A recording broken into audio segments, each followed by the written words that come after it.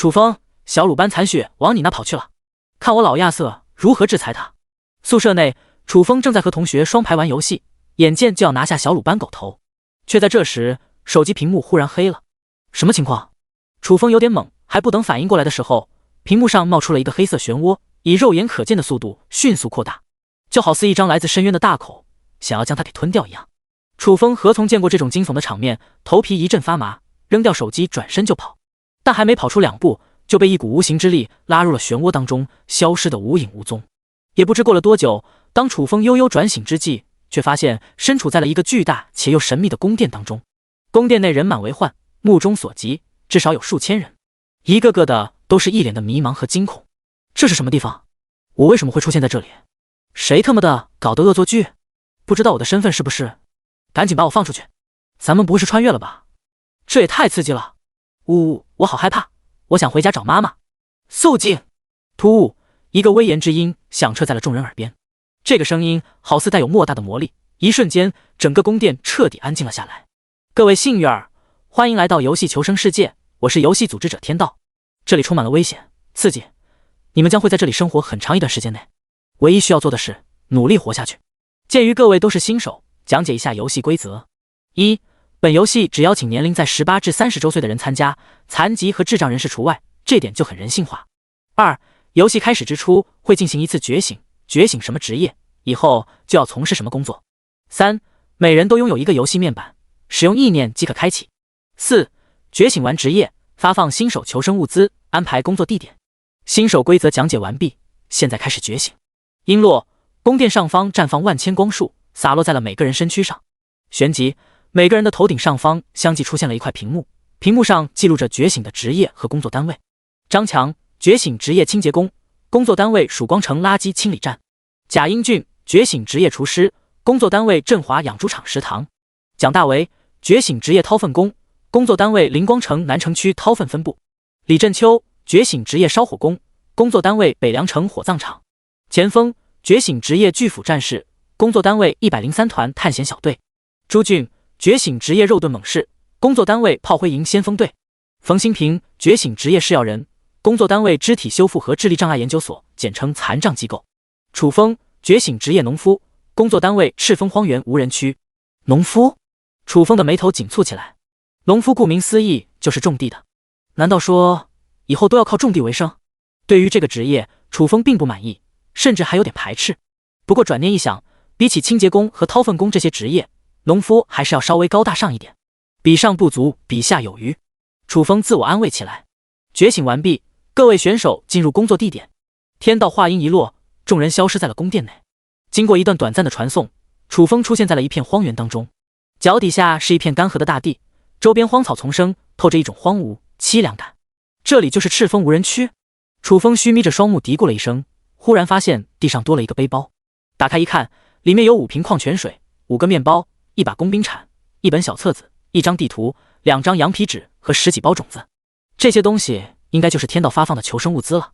苏峰拿起小册子观看起来。新手求生指南，面包和矿泉水是现阶段的食物和水源，工兵铲是用来种植粮食作物的工具，地图标记的是周边区域环境，2张羊皮纸是2个建筑蓝图，种子是未来粮食来源。初始阶段有3天的新手保护期，在此期间绝对安全。保护期一过，会遭受各类怪兽攻击。友情提示：尽快建造庇护所，防备怪兽的同时，也要防备其他人。毕竟，在一个末世求生的环境当中，人性是最靠不住的。尽快熟悉游戏面板，这对你有很大的帮助。看完新手指南，楚风意念一动，一张游戏面板浮现在了脑海中。游戏面板分为了8个板块，分别是世界频道、区域频道、交易大厅、兑换商城、挑战场、个人面板和好友群。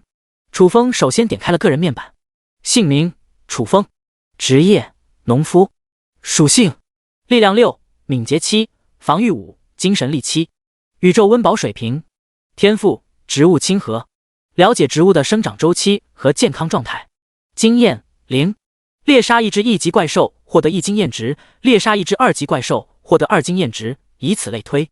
等级1级，晋升2级需要10点经验，每升1级，各项属性在原有基础上增加10点。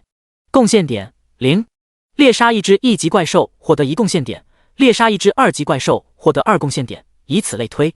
另外，可以通过出售物品获得贡献点。我一个农夫拿什么杀怪兽？楚风苦笑一声，随之关闭了游戏面板。眼下最主要的是建造领地，最起码要有一个住的地方。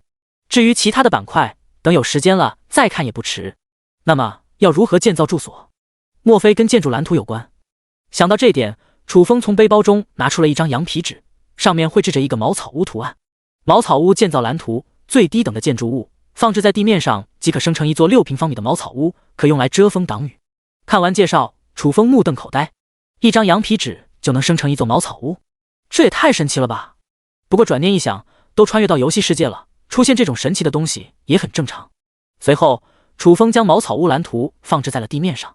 下一刻，金光一闪，一座3米高的茅草屋拔地而起。楚风打量了一眼，正准备进去看看的时候，脑海中忽然响起了一个机械般的声音：异变系统绑定成功，可对任何物品进行异变，异变的过程会产生各种不同的变化，每日使用次数1次，首次使用额外奖励2次体验机会。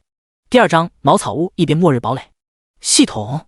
楚风惊喜莫名，看过网络小说的他自然清楚系统的作用，有了系统就有了逆袭的资本，也就能更好的在这个求生游戏当中存活下去。苏风深吸一口气，平复了一下心情，转而向系统询问：系统，异变茅草屋会出现何种变化？5%几率维持原形态，50%几率异变成木屋，30%几率异变成石屋，10%几率异变成钢铁屋，3%几率异变成钛合金屋，1%几率异变成末日堡垒，1%几率异变成战争城堡。好家伙，楚风震惊了，异变系统有点牛逼啊，居然可以将茅草屋异变成末日堡垒和战争城堡。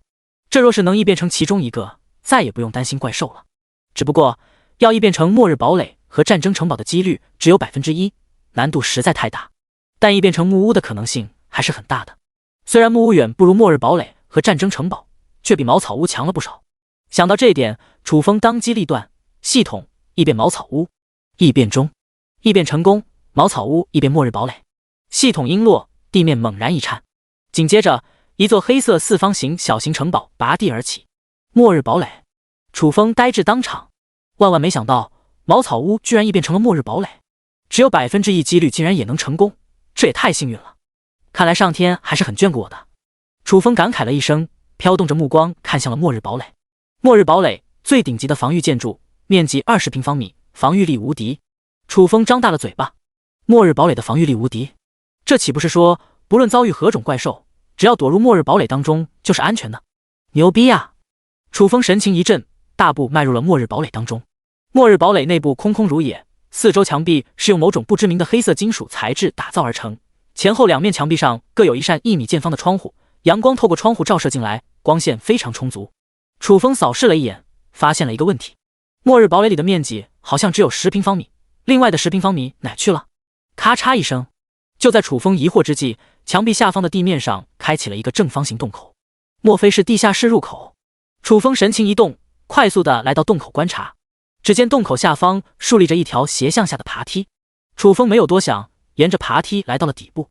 下面果然是一个地下室，面积10平方左右，四周墙壁和地面全部由黑色金属材质打造而成，哪怕有怪兽从地下攻击，也不可能进入堡垒内，完全做到了360度无死角防御。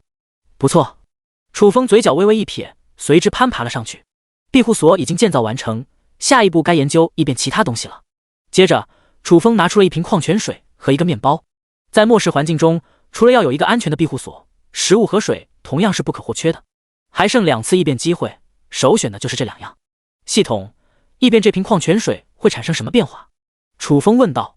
5%几率维持原形态，10%几率异变成一瓶脉动，10%几率异变成一瓶红牛，70%几率异变成100斤纯净水，4%几率异变成一瓶营养液，1%几率异变成一滴生命灵液。闻听，楚风眼神闪烁了起来。目前背包里只有5瓶矿泉水，周边也没有别的水源，最多坚持3-5天。不能补充水源的话，迟早渴死。如果能异变成100斤纯净水的话，后面很长一段时间不用为水资源发愁了。而且异变几率达到了70%，成功率还是非常高的。不过楚风没有立刻选择异变，而是问道：系统，生命灵液是做什么的？生命灵液具备3大功效： 1. 改善体质，身体属性全面提升； 2. 治疗伤势，不论遭受多严重的创伤，瞬间就能治愈； 3. 驱除一切毒素。真是好东西啊！楚风双目一片炙热，服用一滴生命灵液，属性全面提升，自身实力绝对能飙升一大截。只可惜异变几率太低了。之前茅草屋能异变成末日堡垒，纯属运气好，这种好运气不会一直存在。楚风收了收心，接着拿出了一个面包。系统，异变这个面包会出现何种变化？5%概率维持原形态，93%几率异变成一个重达100斤的大面包，1%几率异变成一座重达10吨重的面包山，1%几率异变成一个10斤重超级压缩面包。面包山？楚风狠狠咂了咂舌。这若是能异变成功的话，非但不用为食物发愁，还可以用来出售或者与其他人交易，一定能赚取大量贡献点，直接就起飞了。楚风舔了舔嘴唇，系统，超级压缩面包具备什么功能？蕴含丰富的营养物质，一天一小口就能产生饱腹感，并且还能小幅度提升力量属性，都是好东西啊！楚风由衷的感慨了一声，心里面馋得直痒痒，很想将这些好东西都弄到手，但并不现实，只能一步步来。稍后，他又拿出其他的物品逐一鉴定，通过异变之后，每一样物品都能产生意想不到的神奇效果。当然，就现在而言，最主要的还是异变食物和水源。系统，异变矿泉水。异变中，楚风紧张了起来。虽说异变100斤纯净水的几率很高，但也不代表就能异变成功。万一异变成脉动和红牛，或者维持原形态，这次的异变机会等于浪费了。异变成功，矿泉水异变成100斤纯净水。下一刻，面前出现了一个圆形塑料水桶，里面装满了清水，清澈见底。奈斯，楚风攥紧双拳，然后趁热打铁，开始了第二次异变。这次异变的不是面包，而是一颗苹果树种子。苹果树种子平平无奇，但若是通过异变就不得了。5%几率维持原形态，94%几率异变成白杨果树种子，1%几率异变成通心果树种子。服用通心果不但能果腹，而且还能小幅度提升精神力，说是灵果都不足为过。而白杨果同样具备很高的价值，这是一种食物性质的果实，一次结果10颗，每颗1斤重，成熟周期只有24小时。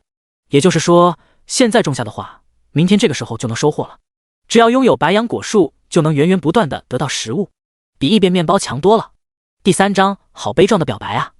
心动不如行动，楚风直接选择异变。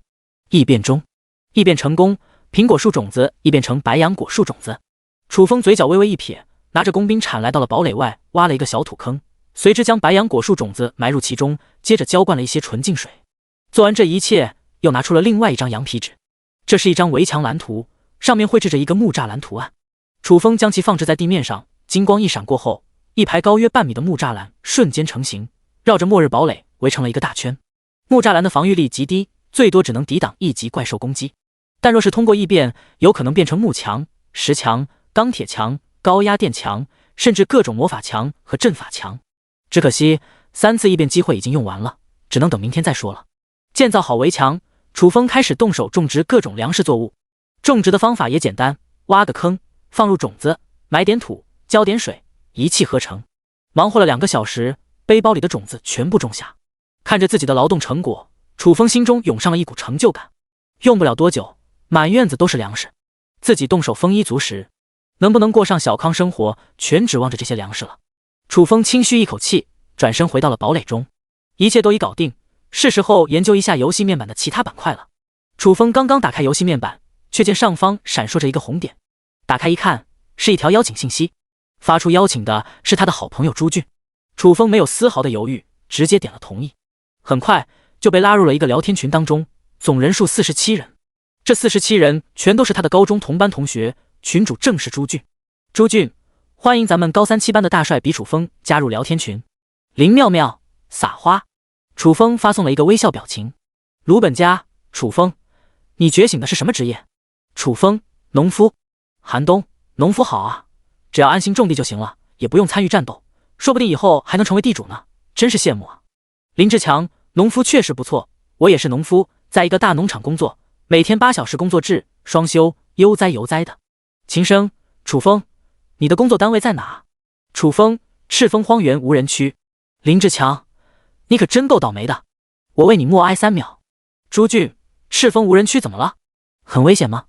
林志强，我听这里的人说过，赤峰荒原无人区是周边最危险的地方，怪兽横行，每年派往赤峰荒原无人区的农夫99%都成为了怪兽的口粮。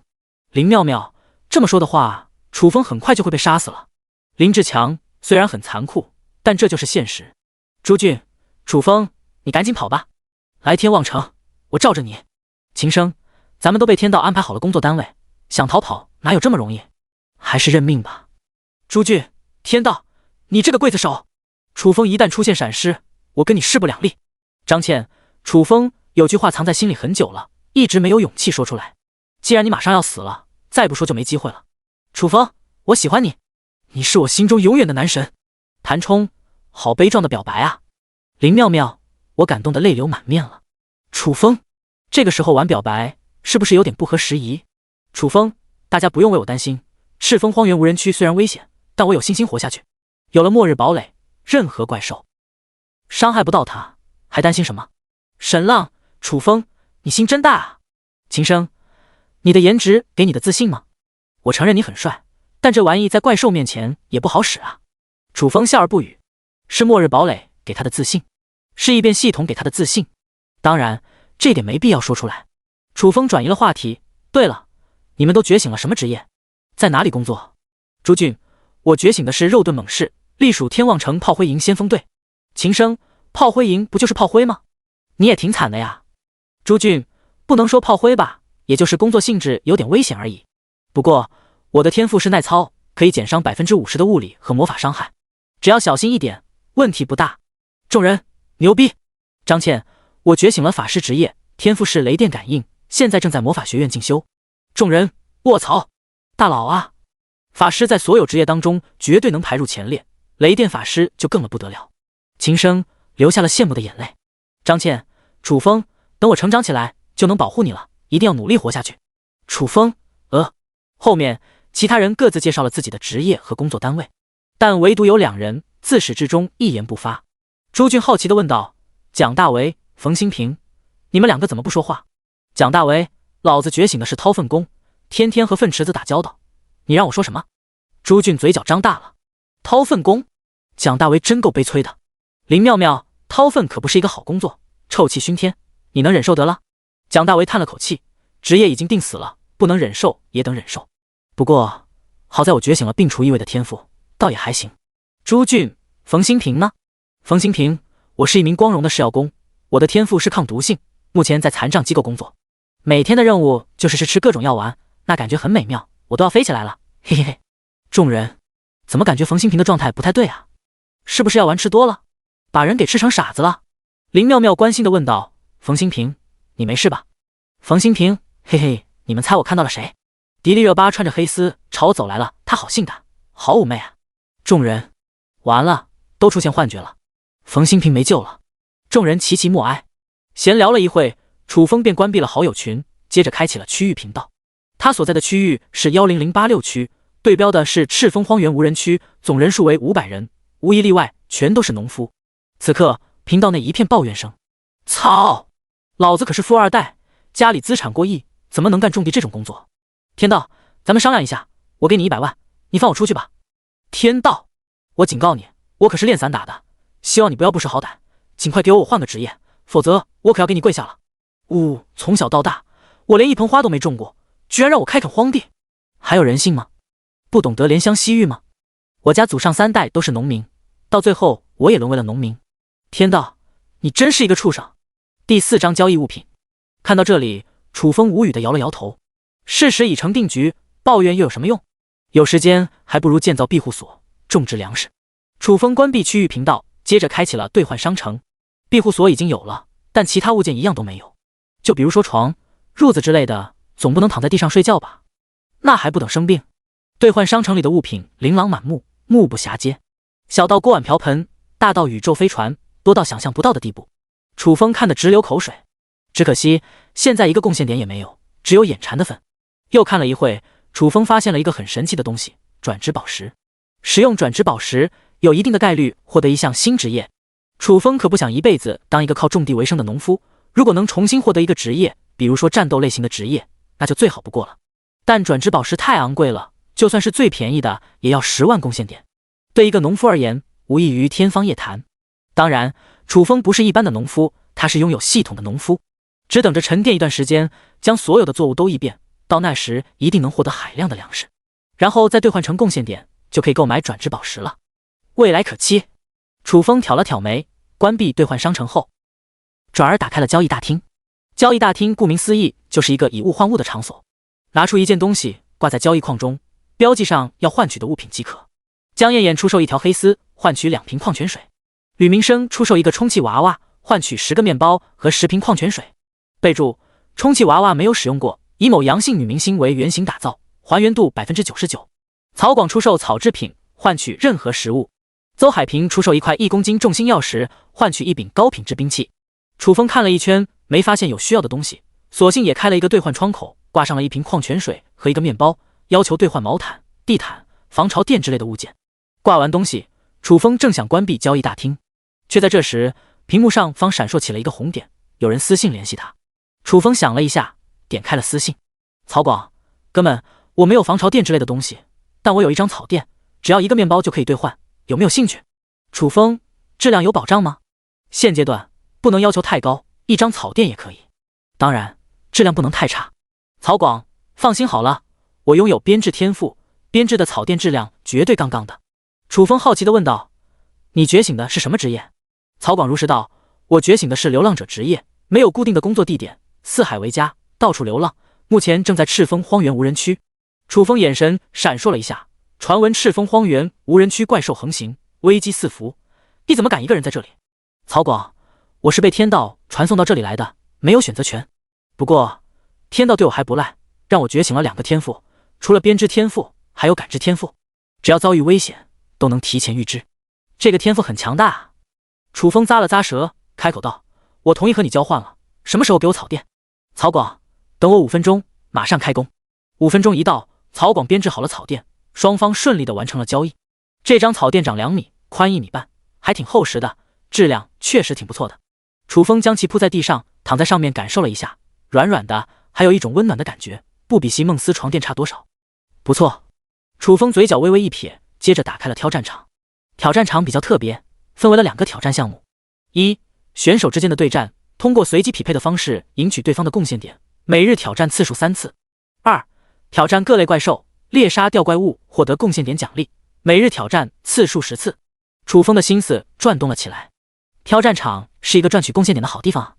当然，现在的他还不具备挑战资格，实力太弱小了，进入挑战场就是送菜的，还等慢慢提升实力才行。后面，楚风吃了1个面包，喝了点纯净水，打开好友群闲聊起来，一直聊到深夜才开始休息。不知睡了多久，外面突然响起了一阵野兽低吼声。楚风一个机灵，迅速起身来到窗口，定睛朝外一扫，堡垒外一片漆黑，阴森可怖，隐约可见木栅栏外晃动着几双绿油油的瞳孔，很明显有怪兽盯上了他。不过现在处于新手保护期，那些怪兽并没有攻击，只待了一会便纷纷离开了。经此一事，楚风睡意全无，索性打开了区域频道。张三，兄弟们，你们看到了吗？外面真的有怪兽啊！我的妈呀，刚刚吓得我大气不敢喘一下。李四，你们那里都出现什么怪兽了？我这里出现了几只野狼，2米多长，眼睛冒绿光，跟幽灵似的。王五，我这里出现了一只大黑熊，跟座小山似的，我感觉它能一巴掌把我拍成肉泥。李坚强，这里太危险了，谁能来救救我们？我不想待在这里，我想回家，我要找妈妈。张柔柔，你能不能坚强一点？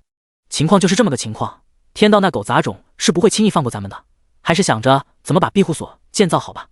有了坚固的庇护所，怪兽再凶残也奈何不了咱们。周涛说的对，改明我就建造庇护所。潘若云，你还没有建造庇护所，那你睡在哪？周涛，我在一棵大树上，我可是一个小机灵鬼。看到这里，楚风基本可以确定，其他人跟他遭遇的情况相差无几。外面真的有怪兽对他们虎视眈眈，保护期一过就会发动攻击了，还等继续加固庇护所才行。虽说有了末日堡垒，自身安全有了保障，但种的粮食作物都在堡垒外，尤其是白杨果树，那可是之后食物的主要来源。怪兽奈何不了它，但却可以破坏粮食作物。所以说，楚风下一步计划就是加固围墙，办法也简单，使用系统对其异变。做完决定，楚风关闭区域频道，重新躺在草垫子上睡觉。第5章开宝箱。一觉醒来，天色完全大亮，一抹阳光透过窗户洒落在楚风的脸颊上。楚风慢慢睁开眼睛，稍微呆愣了一会，起身走出了堡垒。堡垒外一片青绿之色，昨天种的粮食作物都已生根发芽，整个院子一片欣欣向荣之景。看到这一幕，楚风非常的欣慰。这些粮食作物是能不能发家致富的根本，一定要好好培养。随后，楚风来到了白杨果树近前。一夜之间，白杨果树已经长到了1米多高，上面结了10颗拳头大小的白色果实。按照时间推算，这10颗白杨果还没有完全成熟，还需等待几个小时才行。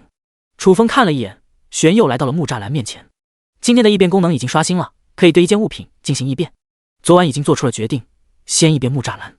木栅栏异变，5%几率维持原形态，20%几率异变木墙，30%几率异变石墙，30%几率异变钢铁墙，13%几率异变高压电墙，1%几率异变各种魔法墙，1%几率异变阵法墙。希望能异变成一个好的围墙。楚风暗暗祈祷一声，随之说道：“系统异变木栅栏。”异变中，异变成功，木栅栏异变石墙。系统话音一落，木栅栏上闪烁起了一片金光。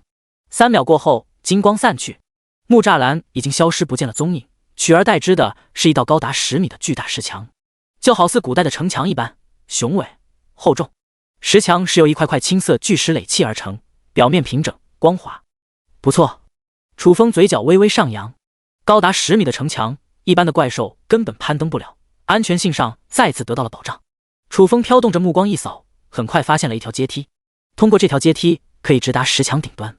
站得高看得远，是时候领略一番领地周边的环境了。楚风登上阶梯，很快来到了石墙上方。这座石墙不但高，而且很宽，差不多接近1.5米，站在上面完全不用担心掉下去。楚风屹立石墙上，眺望远方，目中所及一片荒芜，野草蔓延，连一个庇护所的影子都看不到。楚风有点纳闷了，不是说赤峰荒原无人区有500个农夫吗？为何看不到别的庇护所？莫非赤峰荒原无人区太大的缘故？想到这点，楚风拿出了地图观看起来。这一看不要紧，直接吓了一大跳。赤峰荒原无人区不是一般的大，足足有5万平方公里，500个农夫散落在这里，渺小的和蚂蚁差不多，看不到人也很正常。一股孤独感顿时涌上了心头，楚风唏嘘了一下，沿着石墙巡视起来。就当即将巡视完的时候，冷不丁地发现不远处的一片低矮草丛中闪烁一片光芒，隐约可见好像是一个青铜箱子。这里怎么会有箱子？不会是宝箱吧？楚风心中一动，快速走下了石墙。不管是不是宝箱，弄到手再说。石墙正对堡垒的正前方有一道石门，想要从这里出去，必须通过这道石门。但现在有一个难点摆在了面前，这道石门无比的厚重，少说几吨重，要如何打开？恰在此时，一道提示音出现在了脑海中，请宿主设置一道暗语，设置完成便可自动开启或关闭石门。楚风眉头一挑，这玩意还挺先进的吗？居然可以通过暗语操控，倒是省了不少事。那么要设置一个什么暗语？楚风想了一下，问道：系统设置的暗语只有我能使用吗？如果只有自己能操控石门，设置一个简单点的暗语行了。若是别人也能通过暗语操控石门，那就必须设置的复杂一些，只有宿主拥有操控权。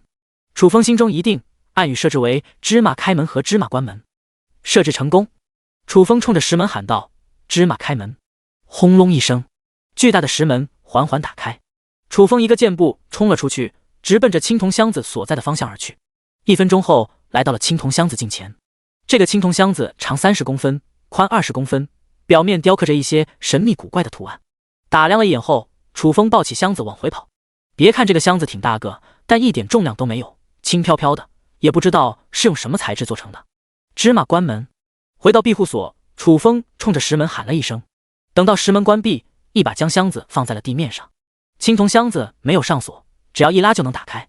但楚风却没有立刻动手，因为不确定箱子里面具体是什么，有可能是宝物，也有可能有危险，就比如说毒蛇、毒气之类的，必须小心谨慎点才行。楚风沉思了一会，随之开启了游戏面板，打开了世界频道。他猜测这种箱子不会只有一个，说不定其他人也捡到了，先听听他们的说法，再做决定也不迟。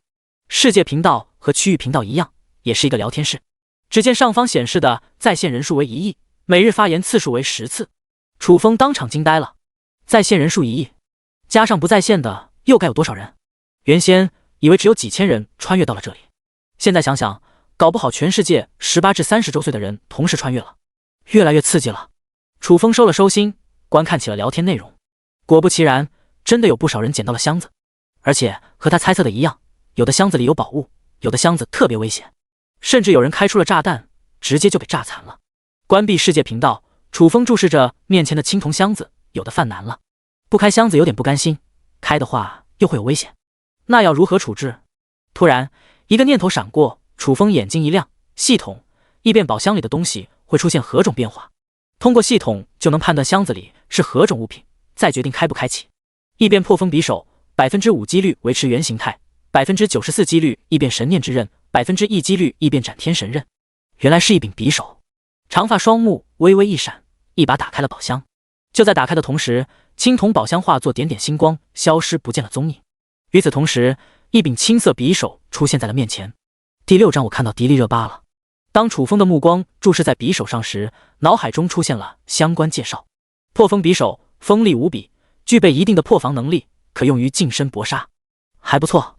楚风微微点头，随又向系统询问，系统破风之刃异变成神念之刃和斩天神刃会出现什么变化？神念之刃可融入脑海中，形成一件本命法宝，通过意念操控，每次使用需要消耗精神力，精神力越强，攻击力越强大。斩天神刃顶级神器，无坚不摧，无往不利，攻击力超乎想象。好家伙！楚风狠狠咂了咂舌，有了神念之刃或者斩天神刃，完全可以在挑战场大杀四方了。只可惜今天的异变次数已经用完了，只能等明天再说了。将破风之刃收起了，楚风心中忽然生出了一个想法。鉴于宝箱的不可预知性，很多人即便得到宝箱也不敢轻易开启，那么可不可以借此机会进行收购？心动不如行动。楚风立刻开启游戏面板，点开交易大厅，发布了一条收购宝箱的讯息，价格面议。但让他没想到的是，有此想法的不止他一人，好几人都发出了求购宝箱的讯息，开出的价格更是高的离谱，全都是100贡献点起步。目前楚风只能拿出一点食物和纯净水做交易，跟这些价格相比没有一点优势，想要在短期内收购宝箱几乎是不可能的事。唉，楚风失望地叹了口气，随之关闭交易大厅，接着来到院子当中，给粮食作物松土、浇水、除草。作为一名农夫，这些本职工作还是要做的。一通忙活下来，来到了中午，而这时白杨果已经彻底成熟了。楚风迫不及待地采摘了一颗品尝起来，清脆爽口，甜而不腻，味道相当的不错。一颗下肚就有了一种饱腹感，楚风对此非常的满意。有了白杨果，食物算是彻底解决了，而且一天只需3颗就能解决温饱，剩余的7颗则可以用来出售或者交易赚取贡献点。随后楚风打开了兑换商城。兑换商城不仅出售各种物品，还有收购功能。楚风拿着一颗白杨果放入兑换商城进行价值评估，很快就有了消息。一颗白杨果的收购价格为 0.5 贡献点，是否出售？黑商啊！楚风忍不住地吐槽了一句，果断选择了拒绝。在兑换商城，一个面包的价格为1贡献点，白杨果的价值远在面包之上，但出售价格只有面包的一半，这也太黑了，他才不会上当呢。关闭了兑换商城，楚风又开启了交易大厅，将7颗白杨果挂了上去，简单的介绍了一下白杨果的特点，将价格定位了1贡献点。第一次出售，价格先定的低一点，等打开了销路，再加价也不迟。做完这一切，楚风喝了一杯纯净水，躺在草垫上开始了午睡。当一个农夫也是可以拥有这种惬意生活的。一觉醒来，楚风精神气爽，该做的工作都做完了，闲来无事，打开了好友群。就在打开的瞬间，意外的发现原本47人的好友群居然少了1个人，变成了46人。这是什么情况？莫非有人退群了？带着疑惑，楚风看着聊天界面，寒冬为张良默哀，林妙妙，张良永远活在我们心中。秦声，张良一路走好。楚风有点懵逼了，于是问道：发生什么了？张良怎么了？鲁本家发送了一个伤心的表情，张良挂了。楚风嘴角一张，不是有新手保护期吗？在保护期绝对安全，张良怎么说没就没了？秦声解释道：张良觉醒的是长枪手职业，加入的是松城守卫军，像他们这种职业是没有保护期的。就在昨晚，松城遭受了怪兽大举攻击，张良战死沙场。楚风深深叹息了一声，仅仅1天时间就有人死在了这里。这个求生游戏远比想象的还要残酷。李振秋，昨晚不光松城遭受了怪物攻击，许多的城市都没有幸免于难，死的人海了去了。韩东好奇道：你怎么知道的？在世界频道看到的。李振秋，你们忘了我的职业了？我在火葬场工作，昨晚烧了一夜尸体，粗略估计有数百多具，而且这只是一部分，等会我还要继续烧。众人，这样说来，死掉的人还真不少。蒋大为，现在看来，我的工作也不是那么垃圾，每天无非就是掏几个粪坑，也不用和怪兽厮杀，既安全还能领工资，挺舒服的。韩东，谁说不是呢？我是越来越羡慕你了。如果能换职业的话，立马换成掏粪工或者清洁工。楚风，你们还能领工资？每月多少？李振秋，也不多，一天就15贡献点。不过单位给分配了房子，还给上缴了医疗保险，15贡献点吃喝完全够了。楚风的心情顿时不太好了，他拼命努力，一天也就靠卖白羊果赚7贡献点，关键还不一定卖得出去。而别人掏个粪坑，一天轻松15贡献点，跟谁讲道理？同样都是生活类职业，差距怎么就这么大呢？李振秋，楚风，你没有工资吗？楚风，没有。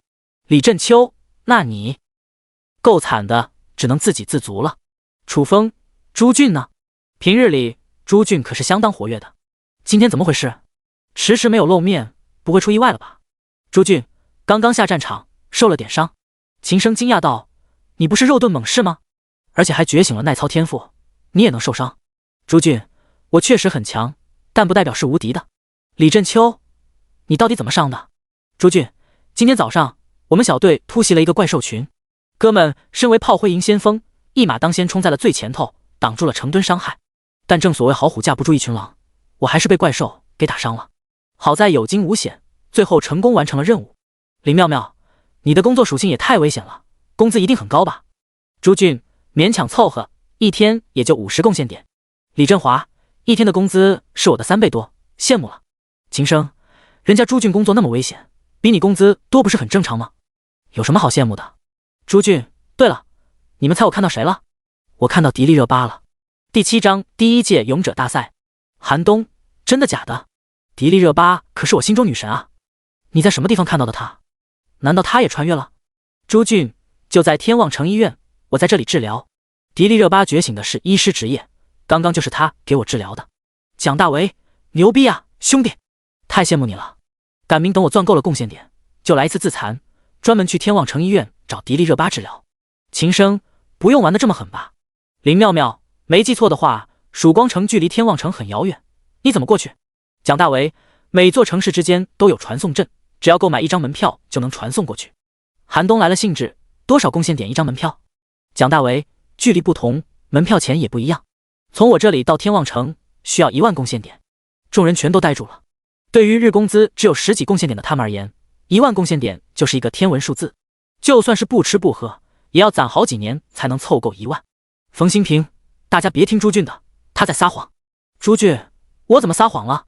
冯新平，你就撒谎了。迪丽热巴分明就在我身边，正跟我谈情说爱呢，怎么可能在天望城？嘿嘿嘿。众人，冯新平今天吃了多少药啊？又开始胡言乱语了，俨然一个精神病患者呀。徐哲，兄弟们，重大消息，天道出公告了。秦升，什么公告？徐哲，发布在了世界频道当中，自己去看看行了。众人退出了群聊，转而进入了世界频道。楚风同样不例外。只见世界频道上方出现了一排醒目文字：第1届勇者大赛正式开启，即日起展开猎杀怪兽比赛，比赛期限为30天，以猎杀怪兽数量为考核标准，设置前10名，第1名奖励1万贡献点，第2名奖励9000贡献点，以此类推。有意参加者缴纳1贡献点报名费。1万贡献点可不是小数目，那些觉醒战斗职业的人全都疯狂了，纷纷报名。而那些生活类职业者则兴趣全无，本身不属于战斗类型的，拿什么猎杀怪兽？这个任务跟他们毛关系没有。楚风虽然是一名农夫，按理说也没有资格参与，不过他并不想错过这次机会，毕竟他是一个有梦想的农夫。但现在有个问题，1个贡献点没有，报不了名啊。楚风想了一下，转而打开了交易大厅。白羊果已经挂上去很长时间了，说不定已经被人给兑换走了，这样就有报名费了。果然和他预想的一样，有一个叫马花藤的人兑换走了7颗白羊果，并且给他留了私信，表示对白羊果很感兴趣，以后可以长期合作。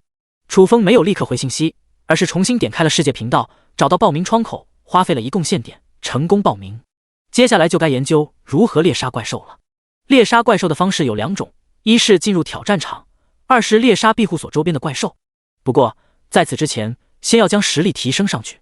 现在的他就是一个十足的弱鸡，别说杀怪兽了，搞不好就成为怪兽的食物了。好在比赛期限是30天，时间还算充裕，足够将实力拔升上去。后面楚风离开了庇护所，反正处于保护期，那些怪兽也不会攻击他。趁着有时间，熟悉一下周围的环境，搜寻一下资源。运气好的话，说不定还能捡到一个宝箱呢。但让楚风失望的是，搜寻了1个小时，一无所获。非但没有捡到宝箱，甚至连一点有价值的东西都没碰见。眼见天色暗淡了下来，楚风只好原路返回。当距离庇护所不到1公里的时候，冷不丁的听到了几声鸡叫。楚风神情一动，飘动着目光搜寻起来。很快，就在不远处的一片草丛当中，发现了2只野鸡，1公1母。楚风的眼睛顿时亮了起来，以后不知道要在这里生活多久，光吃素可不行。这若是能将2只野鸡抓起来，就可以进行饲养，以后就能吃上鸡蛋和鸡肉了。这种机会不可多得，绝不能错过了。楚风甚至没有考虑，直接飞扑了上去。只是2只野鸡的速度实在太快了，楚风使出浑身解数，累得满头大汗，也无法抓到一只。几分钟后，2只野鸡扎入了一片草丛，消失不见了踪影。楚风站在原地，虚眯着双目，看着面前的草丛，目露起了思索之色。想要徒手抓住2只野鸡不太现实，但若是放弃的话又太可惜了，只能另寻他法。有了！楚风突然想到了什么，接着打开游戏面板，点开了兑换商城。之前浏览兑换商城的时候，看到过捕兽夹，其中就有一种专门捕捉野鸡的绳索装置。这种装置属于一次性消耗品，只能用一次，2贡献点一个。其实楚风完全有能力自己制作一个，这样就能省下贡献点了。但制作装置总归要消耗时间，楚风有点等不及，索性花费了4贡献点买了2个。只要抓住1只野鸡，就是稳赚不赔，这笔买卖很划算。将2个装置安置在草丛当中，楚风又在周边撒上一些面包屑，随后就离开了这里，躲在了远处的一片草丛当中等待。能不能抓住野鸡，就看运气了。不知不觉间过去了半个多小时，还是没有任何动静。楚风并未着急，而是继续等待。又过了10几分钟，2只野鸡终于现身了。他们警惕地朝周边打量了一会，没发现危险，快速地来到了绳索装置前，啄起了地上的面包屑，但还没吃上2口，先后触发了机关，被绳索牢牢套住了。成功了！楚风大喜不已，飞一般的冲了上去，拎着2只野鸡原路返回。2只野鸡拼命挣扎，奈何力量相差悬殊，一切的挣扎都是徒劳的。回到庇护所，楚风将2只野鸡绑在了白杨果树下。这2只野鸡性子很烈，短时间内很难驯服，等慢慢磨。如果现在就放了它们，搞不好就飞走了。而且院子里种了不少粮食作物，很容易遭受破坏。第8章紫色宝箱。咕咕，2只野鸡冲着楚风大叫，很不服气的样子。没点逼数，跟着我有吃有喝，还安全，不比你们在野外强？还他妈的冲我发脾气，惹恼了，老子一锅给你们炖了！楚风呵斥了一声。2只野鸡被楚风的霸气给震慑了，蜷缩在一起，不敢吭声了。楚风扫了2只野鸡一眼，向系统询问：系统，异变2只野鸡会出现什么变化？异变母鸡还是公鸡？楚风微微一怔，异变母鸡。都是野鸡，公的和母的异变过程不一样吗？5%几率维持原形态，95%几率异变成超级母鸡。楚风来了兴趣，超级母鸡有什么特别之处？形态没有变化，但生理功能大幅提升，1日可产20颗野鸡蛋。牛逼！楚风忍不住的感慨了一声。有了超级母鸡，以后天天能吃鸡蛋了，而且可以将多余的出售，又是一条生财之道。当然，如果能孵化小鸡的话就更好不过了，甚至能建一个小型养鸡场，那就更奈斯了。楚风恍惚了一下，接着问道：异变公鸡呢？5%几率维持原形态，90%几率异变成战斗公鸡，4%几率异变成金耀星洛鸡，1%几率异变成烈焰凤凰。好家伙，楚风彻底震惊了，公鸡都能变成凤凰，如果有一只凤凰的话，岂不是横着走了？当然，鉴于几率太小，基本上不可能异变成烈焰凤凰，多数可能会异变成战斗公鸡。战斗公鸡有什么特点？楚风问道。战斗公鸡，公鸡中的战斗鸡，升级型异兽，可驯化成灵宠，拥有狂暴天赋，狂暴一开，战斗力翻倍。闻听，楚风目露起了沉吟之色。原先打算明天异变破风匕首，但现在却改变了主意，准备先异变野公鸡。原因也简单，异变破风匕首大概率会变成神念之刃，这玩意杀伤力很强，但需要精神力催动，而他的精神力非常的弱，最多使用1-2次，对自身的帮助不是很大。反观异变野公鸡，有了一个强力帮手，就可以进入挑战场大杀四方，赚取贡献点了。想到这点，楚风不由得笑了起来，接着掰碎了一个面包，又弄了点纯净水，放到了2只野鸡面前。这2只野鸡都是日后赚钱的工具，必须照顾好了。做完这一切，楚风进入堡垒中，坐在了草垫子上。此时天色已经完全黑了下来，堡垒中一片昏暗，这就不舒服了，等弄个照明设备才行。楚风嘀咕了一声，随之开启游戏面板，点开兑换商城。兑换商城中的照明设备多达上百种，比较常见的是太阳能电灯，还有一些魔法灯。不过这些玩意都比较贵，起步几十贡献点以上。楚风只有2贡献点，只能退而求其次的买了一颗光石。这是一种会发光的矿石，售价只要1贡献点，放在堡垒中完全够用。但有个缺陷，最多只能发光100小时。不过毕竟便宜，能发光100小时也算物有所值。随后楚风花费1贡献点兑换了一颗光石，光石散发着白亮的光芒，照亮了整个堡垒。不错，楚风微微点头，接着点开了交易大厅。一条私信首先映入眼帘。之前在交易大厅挂了一条收购宝箱的讯息，莫非有人联系他出售宝箱？楚风心中一动，快速打开了私信。焦开阳，哥们，紫色宝箱要不要？价格便宜，还真有人出售宝箱啊！楚风激动不已，赶紧与对方联系，本人收购所有宝箱，你出个价。焦开阳50贡献点一个。楚风愣住了，他倒不是觉得贵，而是感觉太便宜了。因为有不少人也发布了收购宝箱讯息，且起步价就是100贡献点。那焦开阳为何不出售给别人，偏偏要低价卖给他？这其中肯定有猫腻。想到这点，楚风没有立刻回讯息，而是点开世界频道搜寻起来。很快就找到了有关紫色宝箱的讯息。到目前为止，有4人捡到过紫色宝箱，这4个宝箱无一例外全都是危险品，其中有1人都丢掉了性命。楚风也算是明白了过来，怪不得焦开阳会卖得这么便宜，原来紫色宝箱太过危险了，看样子没人敢要。不过别人不敢要，他却没什么顾忌，因为有系统在，可以提前探知宝箱里的东西。当然他肯定不会出50贡献点收购，首先他没有这么多贡献点，其次紫色宝箱也不值这个价。楚风琢磨了一会，给焦开阳发去了私信，你应该清楚紫色宝箱的危险性，这玩意就算白给都没人要。不过我倒是想尝试一下，1贡献点换你的宝箱如何？焦开阳，呵呵，你打发要饭的？紫色宝箱危险归危险，但毕竟是宝箱，没有30贡献点，我就算扔了也不会给你。楚风，那你就扔了吧，再见。收购紫色宝箱全当是开盲盒了，便宜的话倒可以玩玩，30贡献点就不值当了。焦开阳，哥们，跟你开玩笑的，你怎么当真了？这样吧，我退一步，10贡献点，这是我的底线了，不能再少了。楚风犹豫了一下，说道：2个面包加2瓶矿泉水，这也是我的底线，你同意就同意，不同意拉倒。焦开阳，你可真会杀价呀！我算是服了，我同意交易了。交易顺利达成，楚风得到了一个紫色宝箱，除了颜色不同，大小和外观跟青铜宝箱一般无二。楚风打量了一眼，向系统询问：系统，异变宝箱里的东西会出现何种变化？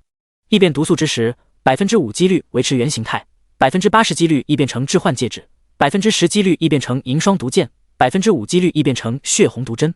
楚风虚眯着双目沉吟起来，这个紫色宝箱果不其然装的是危险品。如果换成别人，最好的做法就是将其扔得远远的。但楚风拥有异变系统，就另当其说，只要异变成功，就有利用价值。第9章，你也不想你媳妇出什么意外吧？系统，介绍一下异变成功后3样物品所具备的功能。楚风说道：置换戒指，在一定的范围内形成一个幻境，对手落入其中，产生幻觉，迷失自我，持续时间1分钟。银霜毒剑，冰系剧毒，一旦沾染，即刻化作一座冰雕，失去行动能力，冰冻时间2小时，需配合长弓使用。血红毒针，暗器，蕴含天地间最霸道的毒素，见血封喉，一击毙命。厉害啊！楚风不由得咂了咂舌。紫色宝箱危险归危险，但到了他手中就能变废为宝，这玩意还等大量收购才行。于是楚风打开了世界频道，大吐口水：兄弟们，千万不要开紫色宝箱，这玩意真的很危险。我刚才就开了一个，里面窜出一条毒蛇，不是我反应快，小命就没了，真是危险到了极点。这条消息一出，紫色宝箱的价值再度下滑，恐怕也不会有人收购了，那么他就可以趁机捡便宜了。随后楚风又点开了交易大厅，发布收购消息，大量收购各种宝箱，尤其是紫色宝箱，价格美丽。消息发送完毕，转而点开了区域频道。10086区赤峰荒原无人区农夫聊天群。此时的聊天群还挺热闹的。李坚强，兄弟们，谁有吃的，能不能援助点？我都快饿死了。王五，每个人不是都有5个面包吗？你的呢？李坚强哭诉，我食量大，第1天就吃光了，今天一点东西都没吃，饿得前胸贴后背，都站不起来了。张三，咱们都是农夫，谁家里都没有余粮啊？你就等死吧。李四，不是有种子吗？实在不行可以吃种子充饥，至少能坚持几天。张柔弱，别听他的，没有了种子怎么种粮食？以后还等饿死。李坚强，可是我现在就快饿死了。张柔弱，你可以吃草根啊，那个可以充饥。李坚强眼睛一亮，真的假的？你别骗我。张柔弱，真的，我早上的时候吃过，就是味道稍微差了点，稍微有点苦涩，另外还有点副作用。李坚强，什么副作用？张柔弱，拉屎困难。李坚强，潘若云，其实吃野菜也可以充饥，不用吃草根。李坚强，对啊，我这就出去挖。不行，天黑了，我害怕，等明天再说吧，反正一顿不吃也饿不死。张柔弱，真服你了，现在是新手保护期，又没危险，你怕什么？李坚强，要听妈妈的话，我妈说了，天黑了就要待在家里，不能一个人在外面。张柔弱，无语。楚风并没有搭话，看了一会便关闭了区域频道，紧接着打开了好友群，闲聊了一会，开始睡觉。没一会，外面又响起了野兽嘶吼声，此起彼伏。对此，楚风充耳不闻，睡得很安逸。一觉醒来，天色大亮，楚风起床走出堡垒。清晨的空气特别清新，2只野鸡趴在树下睡觉，院子里种植的粮食作物又茁壮了一分。阳光洒落下来，一幅温馨的农家小院场景。楚风扫视了卷，最终走到了野公鸡近前，一把抓住它的鸡头，系统异变野公鸡。异变中，异变成功，野公鸡异变战斗公鸡。下一刻，野公鸡光芒一闪，瞬间化作了一只体型半米的大公鸡，双目犀利，双爪如同鹰爪一样锋利，雄赳赳，气昂昂，霸道且又彪悍。当楚风的目光触及战斗公鸡的时候，脑海中出现了相关信息：灵宠战斗公鸡，属性力量15，敏捷17，防御12，精神力10，等级1级，经验0，天赋狂暴。我靠！楚风忍不住的惊叹一声。同样都是1级，战斗公鸡的属性也太高了，几乎是他的2倍，这让他这个主人多少有点汗颜。不过转念一想，战斗公鸡毕竟是他的灵宠，越强大对他的帮助也就越大。就在这时，楚风冷不丁的发现战斗公鸡的眼神似乎有点不对，好似在挑衅他。这家伙想干什么？不会要造反吧？楚风脸色一沉，战斗公鸡还没有完全被驯服，搞不好真有这种想法。一旦动手，现在的他可不是对手。不行，绝不能被一只灵宠给压制了，一定得想办法拿捏。楚风心思飞速转动，趁战斗公鸡没有反应过来的时候，一把抓起了野母鸡。咕咕，战斗公鸡好似被激怒了，目中闪烁着凶厉之色，发出了一声愤怒的鸡鸣，那架势好似要楚风决斗一样。楚风冷冷一笑，你也不想你媳妇出神妖意外吧？收起你的骄横，否则一把掐断你媳妇的脖子。战斗公鸡，眼前的这个人类好卑鄙啊！楚风瞟了一眼，冷哼，作为你的主人，我现在命令你给我跪下。战斗公鸡好似听懂了，挣扎了好一会，最终还是屈服了，跪倒在了楚风脚下。没办法，不屈服媳妇就没了。突兀，系统的声音响了起来，战斗公鸡选择臣服，宿主成功收服一只灵宠。收到提示，楚风彻底放心下来，看你这么识趣，之前对我的冒犯既往不咎，但是记住，绝没有下一次。战斗公鸡狂点头，姿态放得非常低。楚风满意的点了点头，随后放掉了野母鸡。野母鸡还没有经过异变，灵智未开，听不懂楚风说什么。此时的他一副惊魂未定之态，躲在战斗公鸡身后瑟瑟发抖，就跟一个受到惊吓的小媳妇一样。楚风清了清嗓子，一本正经的说道，从今往后你们2个就跟着我，保准你们安全无忧，而且还能吃上各种营养丰富的粮食。打一个巴掌给一颗甜枣，这种收买人心的手段什么时候都管用，对于灵宠同样好使。咕咕，战斗公鸡开心的回应了一声。楚风看着战斗公鸡继续往下说，从今往后你就叫小战，你媳妇叫小柔，另外给你们分配一下任务，小战负责看家护院，跟随我征战沙场，小柔负责下蛋孕育后代。咕咕，战斗公鸡小战欣然接受。第10章勇者大赛排行榜，收服了灵宠，下一步计划就应该征战挑战场了。楚风开启游戏面板，点开了挑战场。挑战场分为了2个挑战项目，选手之间的对战和挑战怪兽。楚风选择的是挑战普通怪兽，因为选手间的挑战有明确的规定，不能使用兵器或者灵宠，只能凭自身实力。楚风现在依旧是一只弱鸡，当然不会傻乎乎的跟别人对战。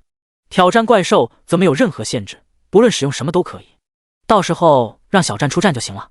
很快，楚风和小战来到了一个数十平方米的密室当中，这里便是挑战场。在他们面前出现了一只体型硕大的老鼠，估摸着有30公分。目标：杀鼠。等级：1级。属性：力量3，敏捷10，防御5，精神力1。天赋5。介绍：这是一只生活在沙漠当中的老鼠，天生胆小，属于怪兽当中最垃圾的货色。看完杀鼠的介绍，楚风心中一定，这么一个小玩意，就算自己动手也能灭杀。不过鉴于杀鼠的敏捷比较高，再加上没有和怪兽厮杀经验，楚风还是决定稳一波，先让小战出手。随后就给小战使了一个眼神，小战凶猛地扑击了上去，一爪子就将杀鼠摁在了地上，那感觉就跟老鹰抓兔子一样简单。咔嚓，伴随着一声清脆的骨骼断裂声，杀鼠头颅被小战一爪抓碎，战斗就此结束。挑战成功，奖励1贡献点。楚风嘴角一撇，带着小战进入了第2挑战场。这次挑战的是一只狐狸，实力要比杀鼠强不少，但在小战面前依旧不够看，甫一交手就被小战给碾压了。眼见小战就要痛下杀手，楚风大喊一声住手。小战停下了动作，疑惑地看着楚风。楚风嘿嘿一笑，让我了结他的性命。在挑战场杀怪兽，不仅能得到贡献点奖励，还能收获经验值。如果怪兽都死在了小战手中，小战等级蹭蹭上涨，但他却原地踏步，这怎么能行？必须和小战平分经验，共同进步。小战立刻领悟了楚风的意思，随之退到了一边。楚风冲上去，攥着破风匕首，狠狠扎在了狐狸脑袋上。噗嗤一声，狐狸脑袋洞穿，一命呜呼。挑战成功，奖励1贡献点。10分钟后，楚风完成了10次挑战，收获了10贡献点和5经验值。能够取得这种成果，全靠着小战的出色发挥，多少应该给点奖励，意思意思。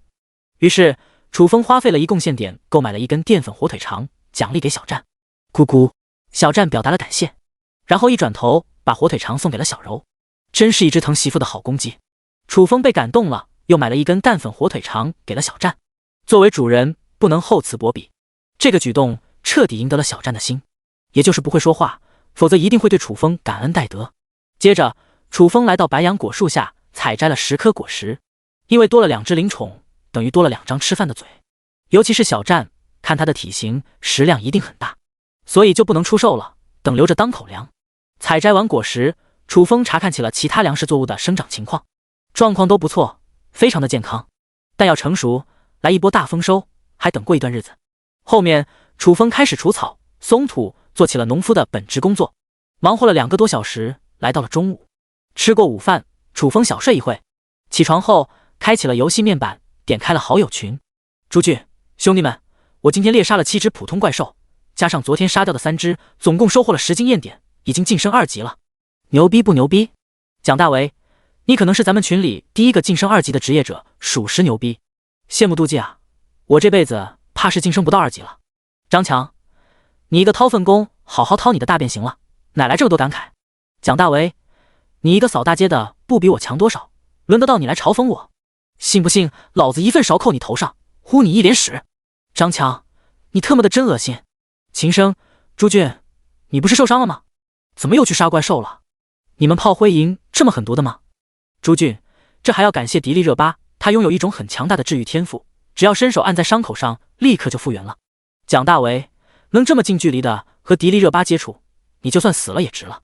冯新平，嘿嘿嘿，朱俊又撒谎。迪丽热巴昨天一直跟我在一起，哪有时间给你治疗？你小子是不是患上妄想症了？这是一种病，等抓紧时间治疗。朱俊，咱俩到底谁有病？林妙妙，你们看世界频道了吗？天道又出公告了。秦升，什么公告？林妙妙，第1届勇者大赛排行榜，张倩就在排行榜第13名。众人全都震惊了。要知道，参加勇者大赛的人可不是180个，几乎所有的战斗职业者都报名了，至少有数万乃至10几万之多。能从这么多人中杀到第13名，足以看出张倩实力之强劲。韩东感慨道：“雷电法爷，名不虚传，太强了，我等只有膜拜的份。”朱俊，我拼死拼活杀了7只怪兽，勉强排在了第529名。张倩轻轻松松就排在了第13名，这就是职业差距啊！我他妈的只配当个炮灰。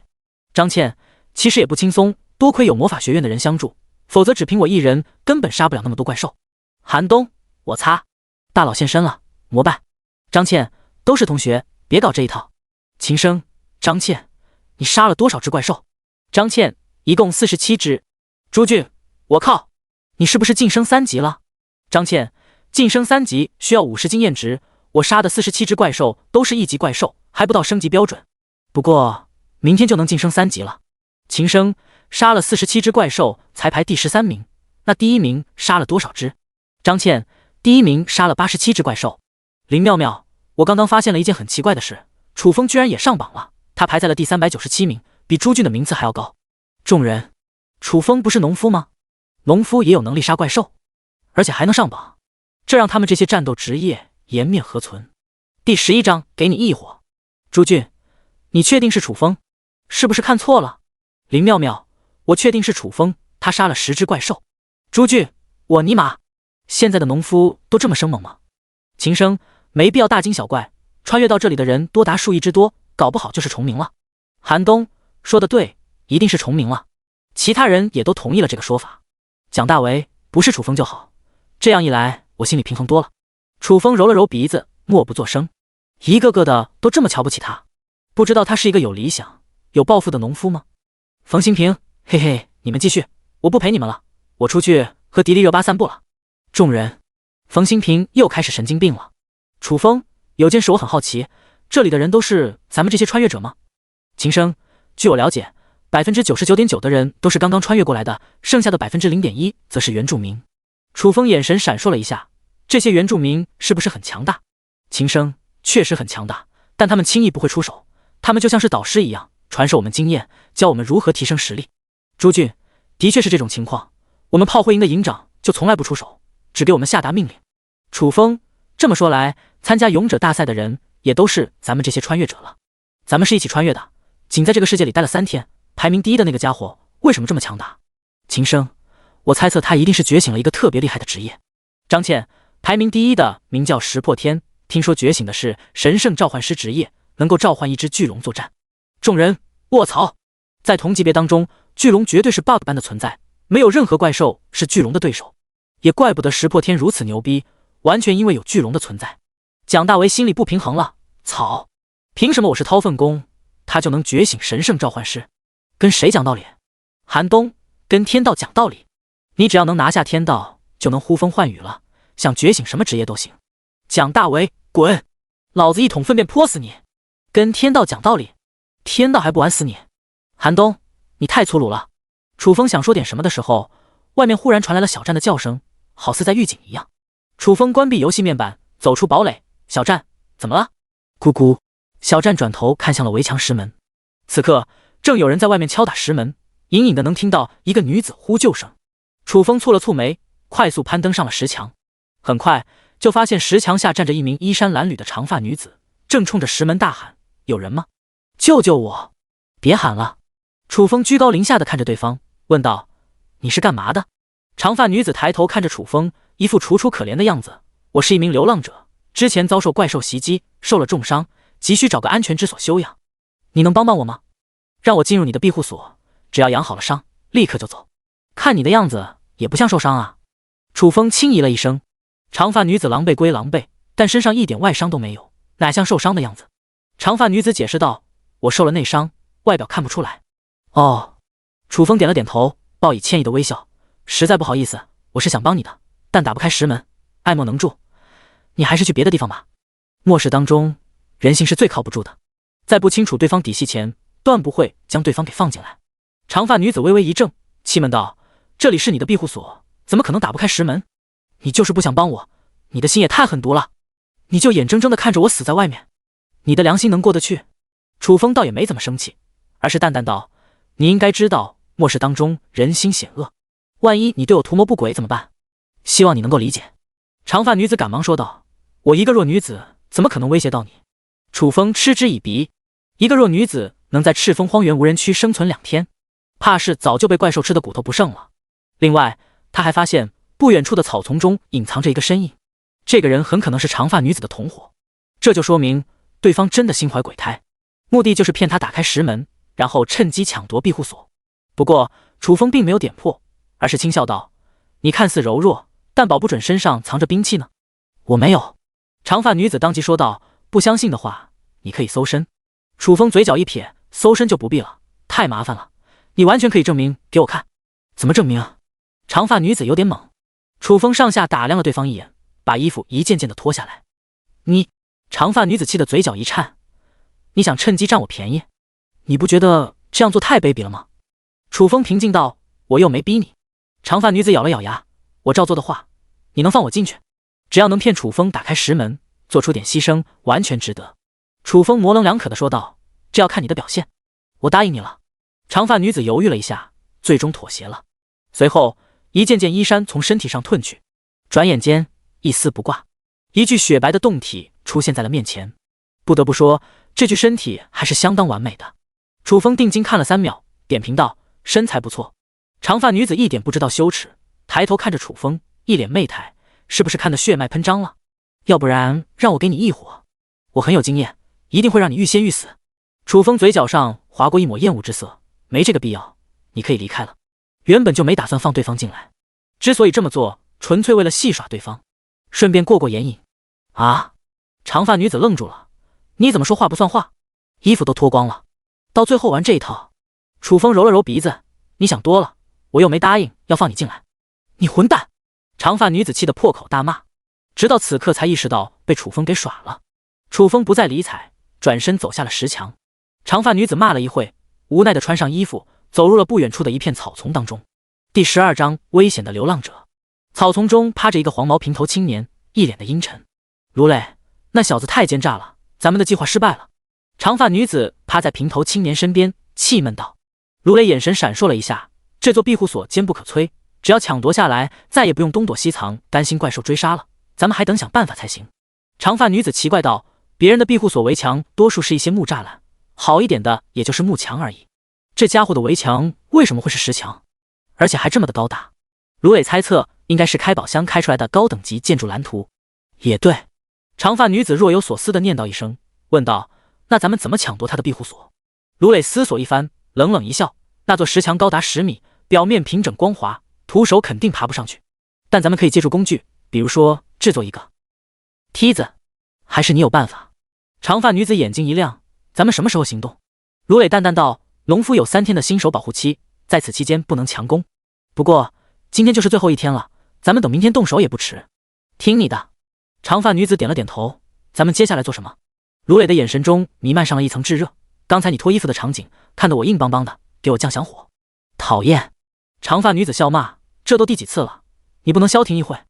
你这个小浪蹄子在身边，哪能消停得了？”卢磊压在长发女子身上，兽性大发。很快，草丛里响起了阵阵销魂之音。楚风回到堡垒内，打开了游戏面板，联系起了曹广。曹广相当的热情：“哥们，要跟我交易什么？”楚风想了一下，说道：“你能制作鸡笼子吗？下一步计划打算大批饲养野鸡，没鸡笼子可不行。”曹广奇怪道：“你要鸡笼子做什么？”楚风：“当然是养鸡了。”曹广：“你觉醒的是饲养职业？”楚风：“无需知道这么多，你就告诉我能不能制作鸡笼。”曹广信誓旦旦地说道：“我拥有编制天赋，制作一个鸡笼子手到擒来。不过我等事先说明，材料有限，最多给你做一个木头鸡笼子。”楚风：“没问题。”曹广：“要多大尺寸的？”楚风：“20米长，1米宽。计划至少养100只野鸡，鸡笼子太小了可不行。”曹广的嘴巴张大了：“哥们，你准备开养鸡场啊？”楚风：“有这个计划，但暂时不具备条件，一步步来。”曹广：“牛逼！”楚风：“什么时候制作完成？价格多少？”曹广：“这么大的鸡笼子需要不少材料，至少1个小时。至于说价格吗？咱俩毕竟交易过一次，你也算是老顾客了，给10个贡献点就可以了。”楚风：“5个贡献点。”曹广：“你可真会杀价啊！”我同意了，这就去准备，1个小时后联系你。楚风：“等一下，有件事找你打听一下。”之所以联系曹广，不只是为了购买鸡笼子，主要想打听一下流浪者的讯息。他猜测长发女子不会善罢甘休，不得不防备。曹广：“什么事？”楚风：“你们流浪者多不多？”曹广：“流浪者的数量还是比较多的，光是在赤峰荒原无人区就有500个左右。而且这些流浪者可不像我这么友好。小道消息，他们已经结成了好几个团队，打算抢劫周边的一些农夫庇护所。日后碰到流浪者，最好躲得远远的。楚风眉头一皱，所有的流浪者是不是和你一样也是双天赋？如果每个流浪者都拥有双天赋，对付起来就有点难度了。曹广哑然失笑，双天赋职业者少之又少，我只是一个特例，其他流浪者不会有我这种好运气。楚风稍微松了一口气，那他们都拥有什么天赋？知己知彼方能百战不殆，只要弄清楚了对方底细，就能做出相对应的防范措施。曹广大部分都是一些辅助类型的天赋，就比如说编制、修理、建造之类的，但也有少数具备战斗天赋。楚风明白了，你去忙吧。关闭游戏面板，楚风目露起了沉吟之色。目前还处于安全期，长发女子即便要动手，也等到明天。而明天又有了一次异变机会，到时候先将破风匕首异变了，不论是异变成神念之刃，亦或者斩天神刃，自身实力都会大幅飙升。再加上庇护所的防御和小站辅助，哪怕来20-30个流浪者也不放在眼里。最好不要来招惹我，否则让你们有来无回。楚风嘴角上划过了一抹冷酷之色。人不犯我，我不犯人。他不是一个喜欢招惹是非的人，但同样不是一个软弱可欺之辈。谁若不长眼，惹到了他，那就别怪他不客气了。稍后，楚风点开了区域频道，在聊天群里发送了一条消息：兄弟们，可靠消息，安全期一过，在赤峰荒原无人区活动的流浪者可能对咱们农夫动手，大家都小心点。毕竟都是农夫，该帮一把就帮一把。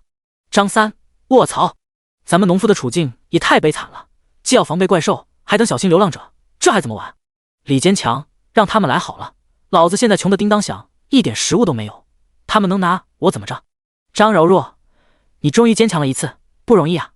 李坚强，柔弱妹子，你能给点吃的吗？那些草根和野菜实在难以下咽啊。张柔弱，滚！喊谁妹子呢？老子是纯爷们。周涛，楚风，你说真的吗？我的庇护所里就来了一个流浪者，而且还是一个妹子，小巧可人，也不像你说的那么危险啊。楚风，也不是说所有的流浪者都是坏人，说不定你遇到的这个就是好人。李四，楚风说的没错，我可以证明，我特么的就是受害者。呜。潘若云，你怎么了？李四，我的庇护所来了一个女流浪者，她拥有巨力天赋，实力太强了，脾气也非常的暴躁，稍微不高兴就拿我当沙袋打。现在的我已经沦为她的奴隶了，我是想死的心都有啊。楚风奇怪道，不是有新手保护期吗？他是怎么进入你的庇护所的？李四，那家伙善于伪装，欺骗了我，我看他可怜，才放他进来的。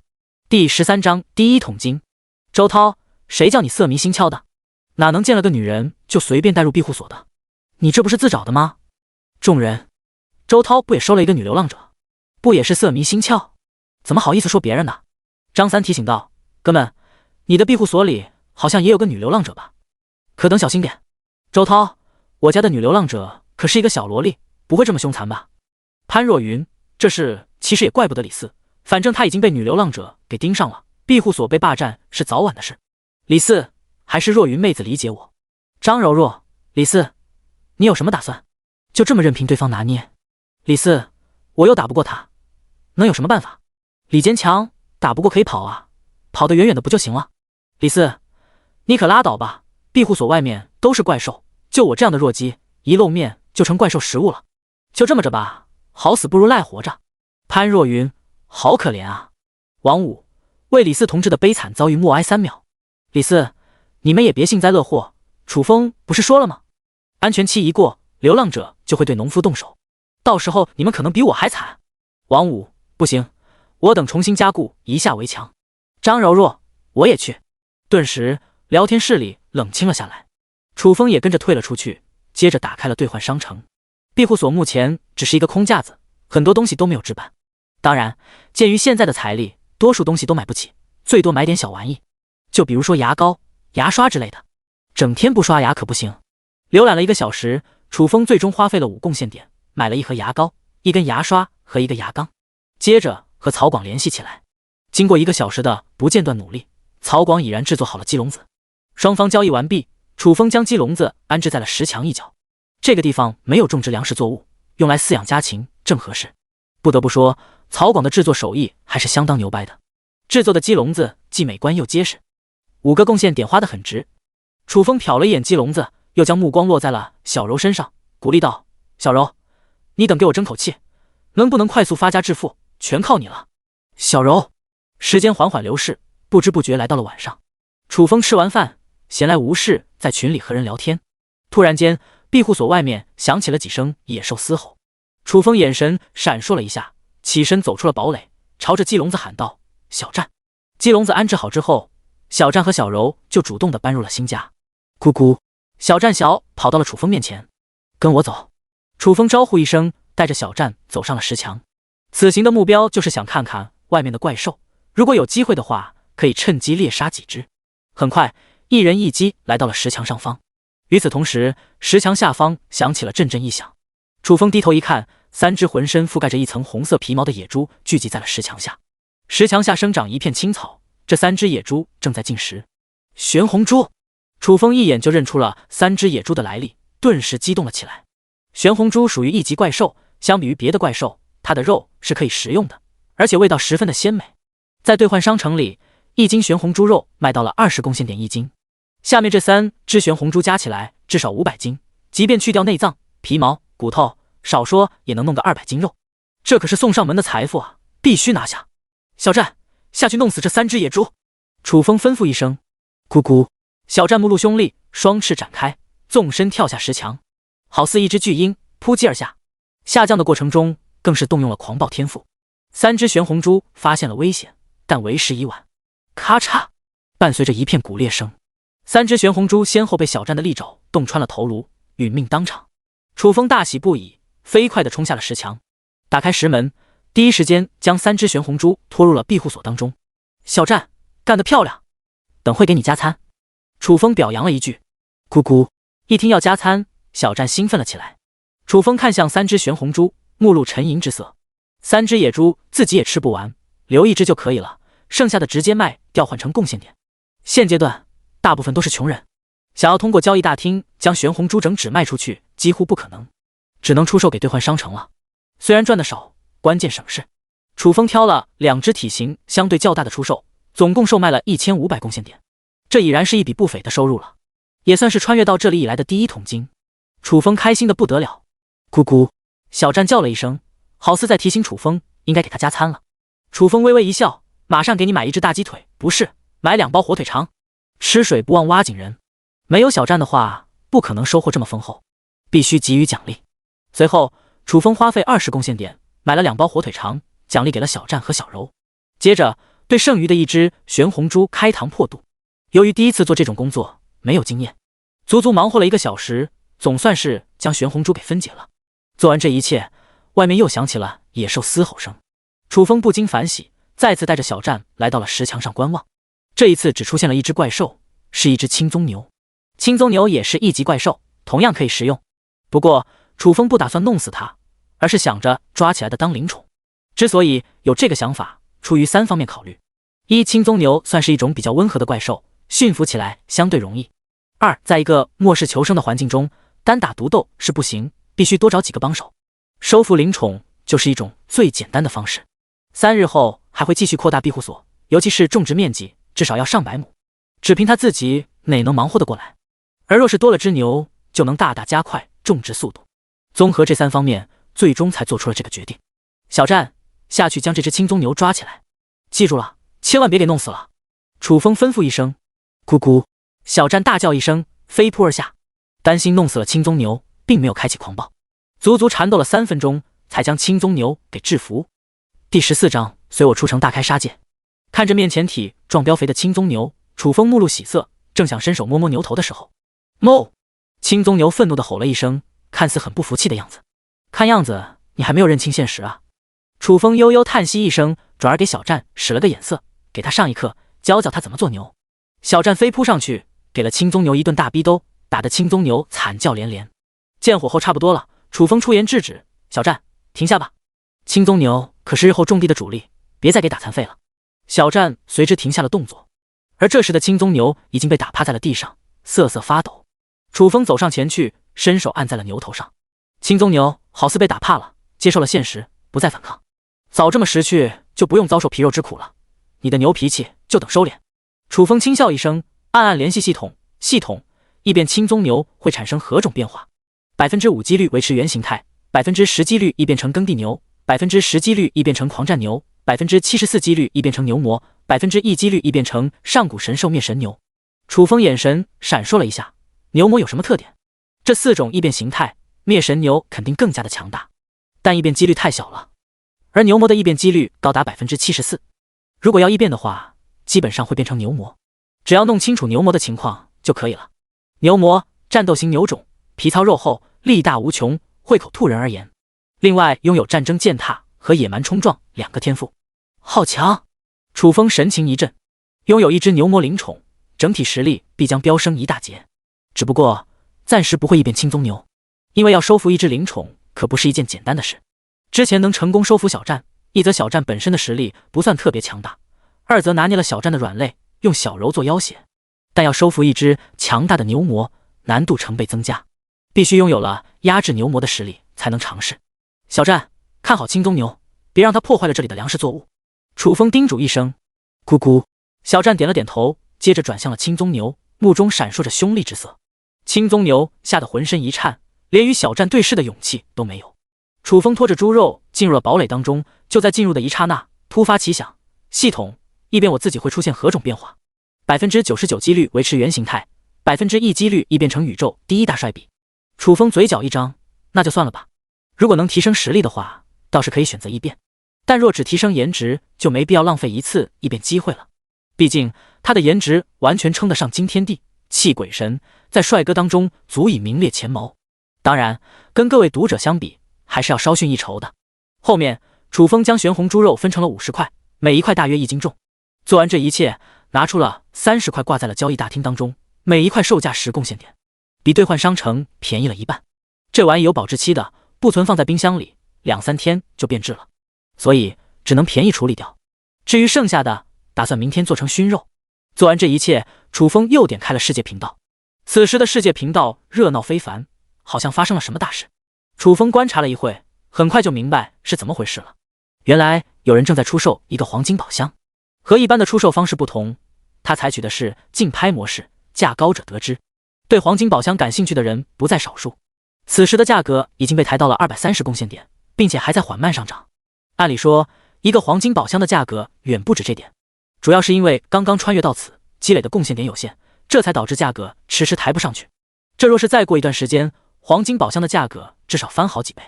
楚风同样对这个黄金宝箱很感兴趣，而且现在也算是有钱人了，有足够的竞争力。不过他没有立刻出手，而是打算等到合适的机会给予致命一击。随着时间的推移，价格还在上涨，但到了350贡献点的时候，基本上涨不动了。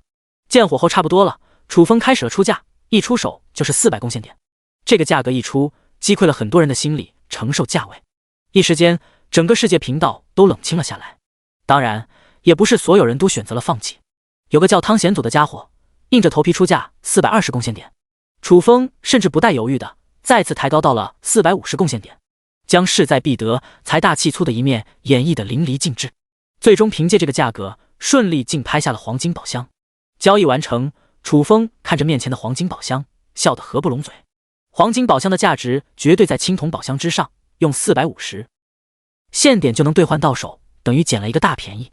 系统，异变宝箱里的物品会出现何种变化？楚风问道。异变金铁铠甲，5%几率维持原形态，20%几率异变成刚毅铠甲，20%几率异变成碎星铠甲，20%几率异变成狂龙铠甲，20%几率异变成附魔铠甲，14%几率异变成紫云铠甲，1%几率异变成邪影铠甲。原来是一套铠甲。楚风嘀咕了一声，铠甲的作用就是提升防御力，防御力提升，自身实力也会跟着水涨船高。只不过需要异变的东西实在太多，这玩意只能先往后烧一烧。当然，即便不异变，金铁铠甲同样能增强自身。旋即，楚风打开了黄金宝箱，一件金黄色的铠甲出现在了面前。金铁铠甲由金星石打造而成，质地坚韧轻柔，穿戴之后提升50点防御力。不错，楚风嘴角一撇，增加50点防御力，即便跟5级怪兽也有着一战之力。就在这时，庇护所外再次响起了野兽嘶吼声。楚风穿上金铁铠甲，带着小战来到了石墙上。很快，5只黑铁狼出现在了视线当中。之前猎杀玄红猪的时候，地面上留下了一些血渍，黑铁狼可能是闻着血腥味来到的这里。小战，随我出城大开杀戒，今夜杀他个不醉不归！楚风带着小战一起冲杀出去。第15章本命法宝神念之刃。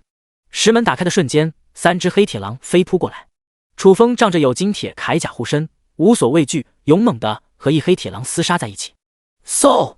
这只黑铁狼一个跳跃，将楚风扑到地上，张开血口咬在了楚风的手臂上。嘎嘣一声，这一口下去，非但没有破开楚风的防御，反倒崩掉了一只牙齿，疼得嗷嗷叫。楚风抓住机会，攥着破风匕首扎进了黑铁狼的脖颈，一刀毙命，干净利落。小战则开启狂暴技能，直接将2只黑铁狼碾压。战斗仅仅持续了10秒就结束了。3只黑铁狼相继殒命，倒在了血泊当中。杀掉2只黑铁狼之后，小战累计猎杀了10只1级怪兽，收获了10经验点，已然晋升到了2级。而楚风积累了6经验点，再杀4只1级怪兽，同样能晋升2级。再接再厉，争取今晚就晋升2级。楚风勉励一声，接着目光一转，落在了3只黑铁狼尸体上。黑铁狼肉不能食用，但也有一定的价值。狼皮可以用来制作衣服、地毯，或者拿到兑换商城出售也成。总之不能浪费。小战，你负责警戒。楚风叮嘱了一声，随后开始剥狼皮。忙活了10几分钟，楚风拿着3张狼皮返回了庇护所。至于3只黑铁狼尸体，则留在了外面。等其他的怪兽闻到血腥味，说不定还能过来一批，到时候又可以猎杀一波了。休息了半个多小时，外面响起了阵阵野兽嘶吼和啃食声。很明显，有野兽被血腥味吸引了过来，正在吞噬黑铁狼尸体。楚风神情一震，带着小战开启了杀戮。这一夜，楚风一直没闲着，每隔一段时间就会猎杀一批怪兽，直到天亮的时候，怪兽才彻底离开。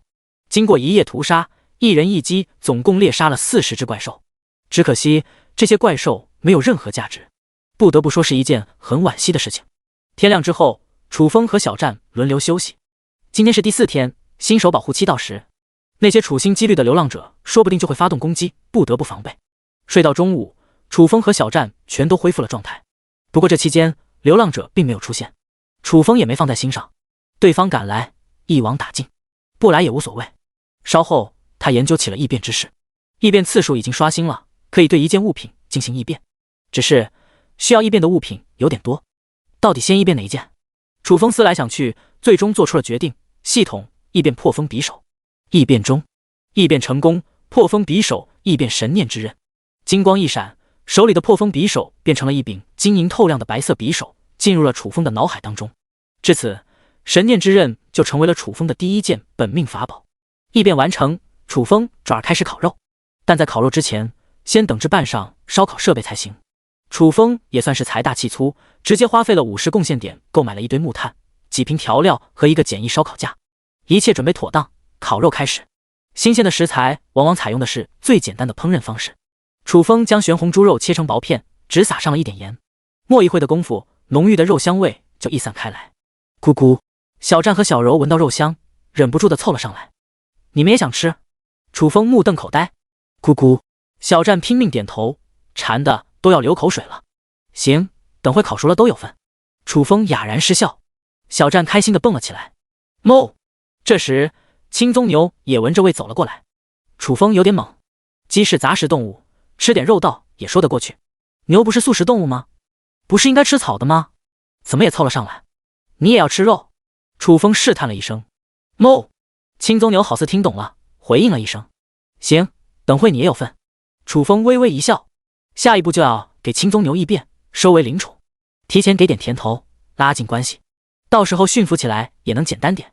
庇护所内，楚风忙着烤肉，庇护所外则来了4个不速之客，他们正是4名流浪者，除了长发女子和卢磊外，还有2名男子。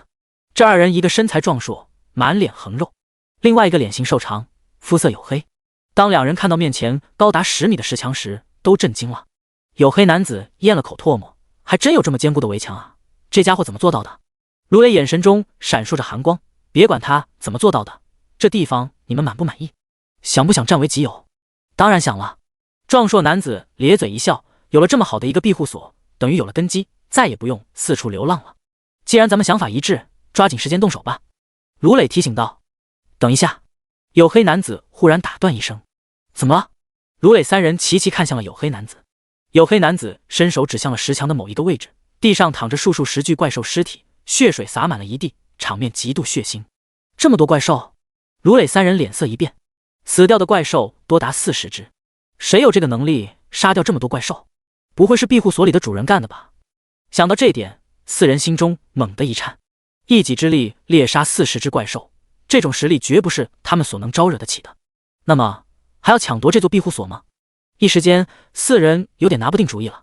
长发女子想了一下，说道：庇护所里的那个家伙不过是一个农夫而已，农夫怎么可能具备这种实力？我猜测这些怪兽绝对不可能是他杀的。陶月说的对，农夫种地还行，哪有能力杀怪兽？壮硕男子跟着附和了一声。卢磊放心下来，冷笑道：事不宜迟，现在行动。四人各拿着一个2米多长的梯子，拼接在一起，靠在了石墙上。上！李磊第一个爬上了梯子，陶月三人紧随其后。很快，四人爬到了石墙顶端。当看到庇护所内部的环境时，四人当场惊呆了。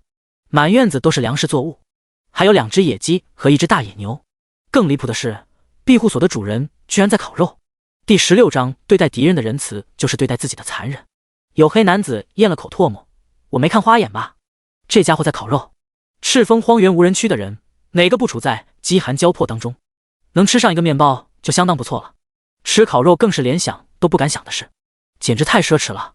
那么问题来了，一个农夫凭什么有这种待遇？壮硕男子直勾勾地盯着长发手里的烤肉，你没看花眼，就是在烤肉，我都闻到味了，太他妈香了。卢磊冷冷一笑，别愣着了，动手吧。这座庇护所远比想象的还要富有，只要抢夺下来，既有了安身之所，短时间内也不用为食物发愁了。走！壮硕男子狂笑一声，沿着阶梯大步而下。卢磊三人紧随其后。咕咕哞！小战和青鬃牛挡在楚风身前，警惕地打量着4名入侵者。楚风视若无睹，依然在悠哉悠哉地烤着肉。等到烤得差不多了，抬头看着4人，轻笑道：4位不经过我的允许就私自闯入我的领地，这样做可不太礼貌。小子，你还等镇定的吗？壮硕男子咧嘴一笑。楚风挑了挑眉，哥几个来我这里几个意思？最好给我一个满意的答复，否则很容易受伤的。这家伙还威胁起咱们了。卢磊微微一怔，忍不住地笑了起来。区区一个农夫，谁给他的勇气这么张狂的？陶月怒视楚风，咬牙切齿地说道：你昨天不是挺嚣张的，居然敢戏耍我！实话告诉你，今天就是专门来收拾你的。说出来你们可能不信，我其实一直在等你们。楚风淡淡一笑。等我们？卢磊眉头一皱，看着楚风神情自若的样子，他有点疑惑了。朝楚风为什么不害怕？是有恃无恐，还是故弄玄虚？楚风平静地说道：确切地说，在等你们自投罗网。没想到你们这么快就送上门来了，正好借此机会铲除你们这些胡作非为的流浪者，还赤峰荒原无人区一片清宁。风大爷不怕闪了你的舌头！壮硕男子勃然大怒：你一个小小农夫，哪来的自信？楚风晃了晃拳头，他给我的自信，那我就掂掂你有几斤几两。壮硕男子哼嗤了一声，凶猛地冲向了楚风。临近之时，攥着一只硕大的拳头，对准楚风的面门砸了过去。这一拳是大力沉，搅动空气，发出凄厉风效，看似要一拳结果了楚风。楚风临危不惧，同样持拳轰击。砰！2拳毫无花哨地碰撞在了一起，爆发出了一声沉闷的撞击之音。啊！突然间，壮硕男子惨叫一声，踉跄倒退。仔细看会发现，他的右手完全肿胀了起来，很可能已经骨裂了。反观楚风站在原地纹丝不动。什么情况？卢磊三人懵逼了。在硬碰硬的情况下，一个农夫击退了一个流浪者。要知道，壮硕男子可不是一般流浪者，虽然没有强大的天赋，但他的各项属性都突破了10点，放在所有的一级职业者当中，也是相当厉害的存在了。为何打不过一个农夫？蓦然，他们想到了什么？楚风一定晋升到了2级，可是他们就不明白了，一个农夫又是通过什么方式晋升的2级？咱们怎么办？陶月有点慌，他们4人都是1级职业者，根本不是2级职业者的对手。卢磊一咬牙，他只有1个人，咱们有4个，一起上，还不信收拾不了一个农夫？你们可能还不知道，我不是一个人在战斗。楚风揉了揉鼻子，对着身边的小战使了个眼色。小战早就等不及了，一个飞扑将黝黑男子扑倒地上，一爪子摁在他的头颅上，猛然发力，咔嚓一声，鲜血四溅，黝黑男子的脑袋如同西瓜一样爆碎而开，当场死亡。卧槽！卢磊三人差点吓尿了，这哪里是一只公鸡啊，分明就是一只强大且凶残的2级灵宠。壮硕男子眼珠子骨碌碌一转，掉头就跑。2级农夫，2级灵宠，完全碾压他们，特么的还怎么玩？再不跑小命就交代在这里了。可是还没跑出几步，耳边就响起了一声破空之音。不等他有所反应，胸口上传来了一阵剧痛。壮硕男子喉咙蠕动了一下，低头一看，却见一柄晶莹透亮的白色匕首洞穿了他的胸膛，鲜红血液从伤口中汩汩流出，瞬间染红了半个身躯。这是什么兵器？壮硕男子吃愣了一下，意识陷入一片黑暗，直挺挺地栽倒地上，化作了一具冰冷的尸体。陶月和卢磊原本也想跑，但在看到这一幕的时候，齐齐停下了脚步。楚风拥有操控匕首进行远程攻击的能力，想跑也跑不掉啊！楚风收回神念之刃，冷冷扫视着两人，下面轮到你们了。扑通扑通，陶月和卢磊同时跪倒在了地上。大哥，饶我们一命，我们再也不敢了。现在的情况，想要活命，唯有祈求楚风的原谅。楚风不为所动，声若冰寒：天作孽犹可恕，自造孽不可活。要怪只能怪你们太贪心了。话落，小战和青宗牛同时冲了上去。啊！伴随着2声惨叫，陶月2人被击杀当场。看着面前的4具尸体，楚风没有丝毫负罪感。人不狠，站不稳。在末世求生的世界，对待敌人的仁慈就是对自己的残忍。你们2个把尸体拖出去，扔得远远的。楚风吩咐道。等到处理完了尸体，1人2鸡1牛聚在烧烤炉前，美滋滋地享用起了烤猪肉。吃饱喝足，楚风带着小战进入了挑战场。这一次选择挑战的是2级怪兽。猎杀一只2级怪兽可获得2贡献点和2经验值，比猎杀1级怪兽划算多了。5分钟后，挑战完毕。楚风打开了交易大厅，之前挂上去的30块玄红猪肉全部售罄，300贡献点到手了。楚风乐得合不拢嘴，接着又点开了好友群。秦生，兄弟们，重大消息，勇者大赛排行榜刷新了，那个叫楚风的家伙杀入前20了，都快追上张倩了。第17章土著。蒋大为，真的假的？那家伙杀了多少怪兽？秦生，他杀了50只怪兽。李振华，卧槽，这家伙真牛逼啊！蒋大为，同样都叫楚风，咱们群里的这个比起人家来可是差远了。李振华，楚风毕竟是农夫，职业定死了，这也是没办法的事。就好比你天天掏大粪，也不会有什么出息了。蒋大为，你他妈的一个烧尸体的，也比我强不了哪去。李振华，呵呵呵，说不定哪天给你也烧了。蒋大为，林妙妙，昨天世界频道当中有人在拍卖黄金宝箱，被一个叫楚风的人花费400贡献点给竞拍走了。卢本家，我的天，这家伙从哪弄的这么多贡献点？顶我3个月工资了。韩东，叫楚风的人都这妖牛逼的吗？张强，你这话不太严谨，是大多数叫楚风的人都牛逼，但不包括咱们群里的这位。楚风，杀入排行榜前20以及竞拍黄金宝箱的都是他，一个个的真是狗眼看人低。朱俊，农夫的新手保护期到了，楚风你还活着吗？楚风，活着。张强，没有怪兽攻击你的庇护所吗？楚风，有那么几只，但都被我给杀了。张强，众人，一个农夫能杀怪兽，都可以这样开玩笑的。卢本家，楚风，相比于别的职业，咱们农夫虽然差了一点，但只要好好种地，依旧能活出个样来，没必要吹牛逼的。张强，都是虚荣心在作怪。楚风，不说了，我去种地了。实话实说，就这么难的吗？他也是无语了。关闭好友群，楚风来到了院子中。小战和小柔在鸡笼子里秀恩爱，青鬃牛趴在白杨果树下悠闲地晒着太阳。楚风检查起了粮食作物的生长情况，在他的悉心照料下，所有的粮食作物都很健康。随后，楚风来到了石墙上巡视起来。白天的时候，怪兽很少，四周静悄悄的，偶尔一阵狂风吹过，吹得楚风头发凌乱，有点睁不开眼。正当楚风准备离开的时候，冷不丁发现远处的草丛中站着一个身穿兽皮、长相粗犷的男子。他身高2米，手里拿着一根长矛，头发蓬乱，呈现一种野蛮的形象，好似一个野人一样。对方盯着楚风看了一会，隐匿进入了草丛当中，不见了踪影。楚风的眉头蹙了起来，这是一个流浪者，怎么看着不像？不管对方什么身份，都要防备着点才行。楚风目露起了沉吟之色。现在的庇护所还算不上固弱。汤，以10强的高度，一般的怪兽难以逾越，但却防不住人。之前卢磊4人就是通过梯子登上的10强，这可以说是一个缺陷，必须想办法弥补。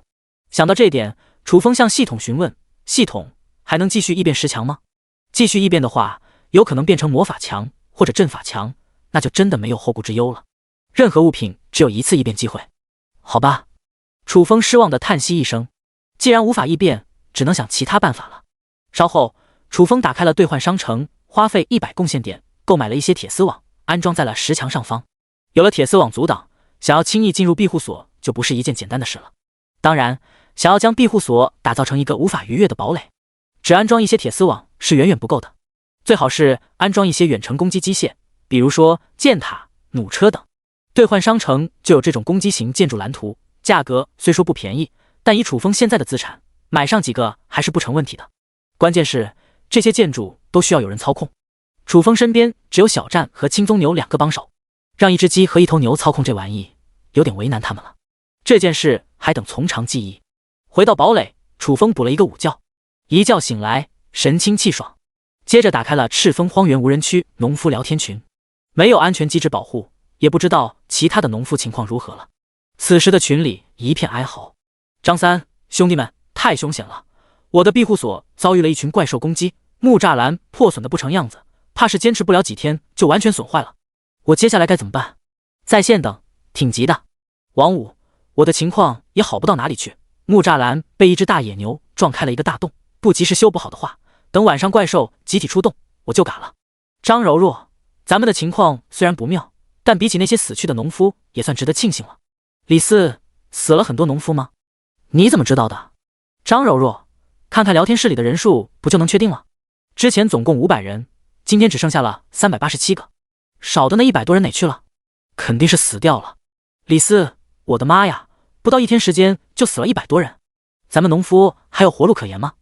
李坚强，对了，那个女流浪者没揍你吗？李四，哪能不挨揍？不过我已经习惯了，而且我也看透了，想要在赤峰荒原无人区活下去，身边没个强者是不行的。反正我以后是不会离开他了，就算打死也不走。众人，李四这是彻底臣服了。身为一个大老爷们，臣服在一个女人手下，丢不丢人？看到这里，楚风心思慢慢转动了起来。眼下庇护所正好缺帮手，借此机会拉拢一批人完全没问题。当然也不能什么人都要，就比如说像李坚强、李四这种废物来了也是一个累赘。反观张柔弱就挺不错的，只是暂时还不了解他们的品性，还等观察一段时间再说。正当楚风准备关闭聊天群的时候，一条消息引起了他的注意。潘若云，告诉大家一个坏消息，咱们的敌人可不只有怪兽和流浪者，还有土著。张柔弱，什么是土著？潘若云，土著长得很粗犷凶悍，好像原始人一样，他们攻击性很强，特别仇视咱们人类。我今天就遭遇了一个。周涛，若云妹子，你没事吧？那个土著没伤害你？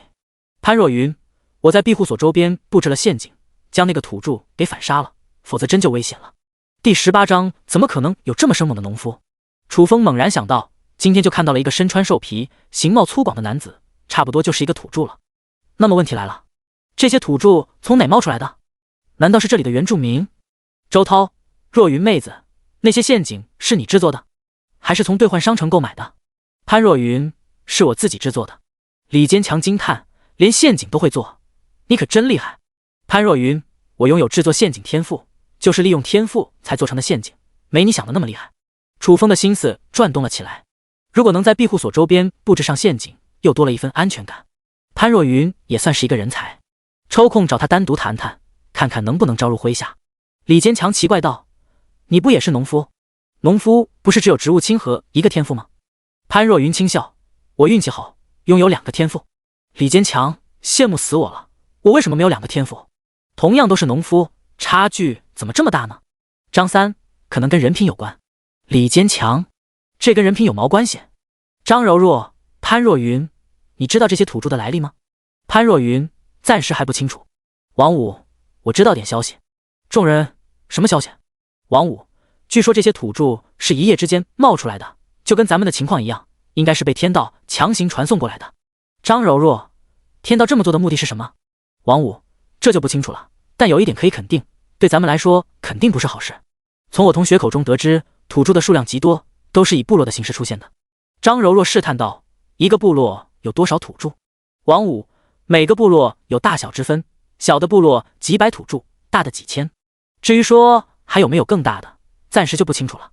张柔若咂了咂舌，这么多，你从哪里得到的消息？消息可靠吗？王五，我同学告诉我的，他觉醒的是探险者职业，工作属性就是探查所在区域的环境。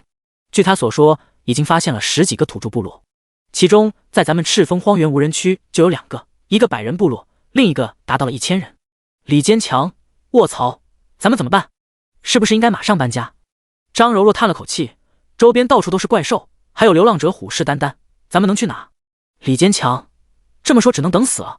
1000人的土著部落可不是闹着玩的，一旦被盯上了，死的连渣子都不剩。一瞬间，整个聊天群死气沉沉。楚风的脸色同样变得难看了起来。今天看到的那个土著应该是一个斥候，既然发现了庇护所的存在，肯定会前来攻打。如果是一个100-10人的小型部落，以他和小战的实力，再加上庇护所的防御，倒也不惧。但若是一个1000人的大部落，那么只能龟缩在末日堡垒当中。可是这样一来，岂不成了瓮中之鳖了？还怎么发展？所以说，还等积极的面对才行。招兵买马就等提上日程了。正当楚风准备联系张柔若和潘若云的时候，庇护所外传来了一个男子的呼救声：“有人在吗？救救我！”楚风稍微犹豫了一下，快速的登上了石墙。只见石墙下正有一名衣衫褴褛的年轻男子冲着石门大喊大叫：“别叫了，我在上面！”楚风喊了一声，年轻男子抬头看着楚风，祈求道：“哥们，救救我！我正被一群土著追杀。”土著？楚风眉头一皱，飘动着目光朝远处一扫，果然看到了10几个身穿兽皮的男子朝这边冲了过来。“你叫什么？是什么职业者？”楚风问道。年轻男子急忙说道：“我叫尹浩，是一名探险者，隶属108作战团斥候队。”楚风挑了挑眉，等一下，既然尹浩是一名探险者，正好可以从他口中打探一下土著部落的情况。小战，跟着我。楚风走下石墙，对着小战招呼了一声。小战屁颠屁颠的跟在了楚风身边。芝麻开门！楚风低语一声，石门缓缓打开。尹浩眼睛一亮，飞速的冲向了石门，却被楚风堵在了外面。哥们，快点进去啊！那些土著杀过来了。尹浩焦急不已。有我在，不用怕。楚风微微一笑，随之关闭了石门。不清楚尹浩的底细前，不会将其放入庇护所的。尹浩懵逼了，楚风几个意思？莫非要跟土著硬刚？可是一个农夫拿什么跟凶残的土著拼杀？一个照面不就被碾死了？恰在这时，11个手持长矛、10斧的土著气势汹汹地杀到了近前。完了！尹浩面如死灰。这11个土著虽然只有1级，但无一例外全都是战斗职业，战斗力相当的彪悍，根本不是他们所能抗衡的。稍等片刻，我先将他们弄死再说。楚风平静地说道。尹浩，一个农夫想要猎杀11个土著，都可以这样开玩笑的？11名土著对视了一眼，慢慢朝楚风2人逼迫过来。尹浩一咬牙，攥着一柄长刀，打算拼命。却在这时，耳边忽然响起了一声凄厉的破空之音。目中所见，一柄闪烁着银光的匕首划破虚空，瞬间出现在一众土著面前。扑哧扑哧，伴随着一声声入肉之音，10名土著的脖颈先后被洞穿，鲜血从伤口中喷溅而出，绽放出一朵朵血花，将空气都染成了妖艳的血红色。晋升2级，楚风的精神力上涨10点，神念之刃的杀伤力也跟着水涨船高，灭杀10个土著不在话下。卧槽！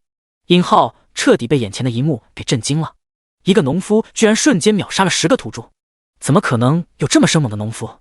哪怕亲眼目睹，仍旧让他感觉无比的不可思议。剩下的那个土著吓得肝胆俱裂，恍惚了一下，掉头鼠窜。小战，抓活的！楚风吩咐道。小战嗖的一下冲了出去，一个飞扑将这名土著按在地上。滚！土著自然不会束手就擒，挥动着一柄10斧拼命反抗，但这个举动也激怒了小战。咔嚓，伴随着4声骨骼断裂之音，他的4肢先后被小战打断，痛苦的惨叫起来。第19章干就完事了。死！尹浩倒吸了一口凉气，很难想象一只大公鸡会拥有这般强悍的实力，且又如此的凶残。小战拖着土著返回了原地，将其扔在了楚风脚下。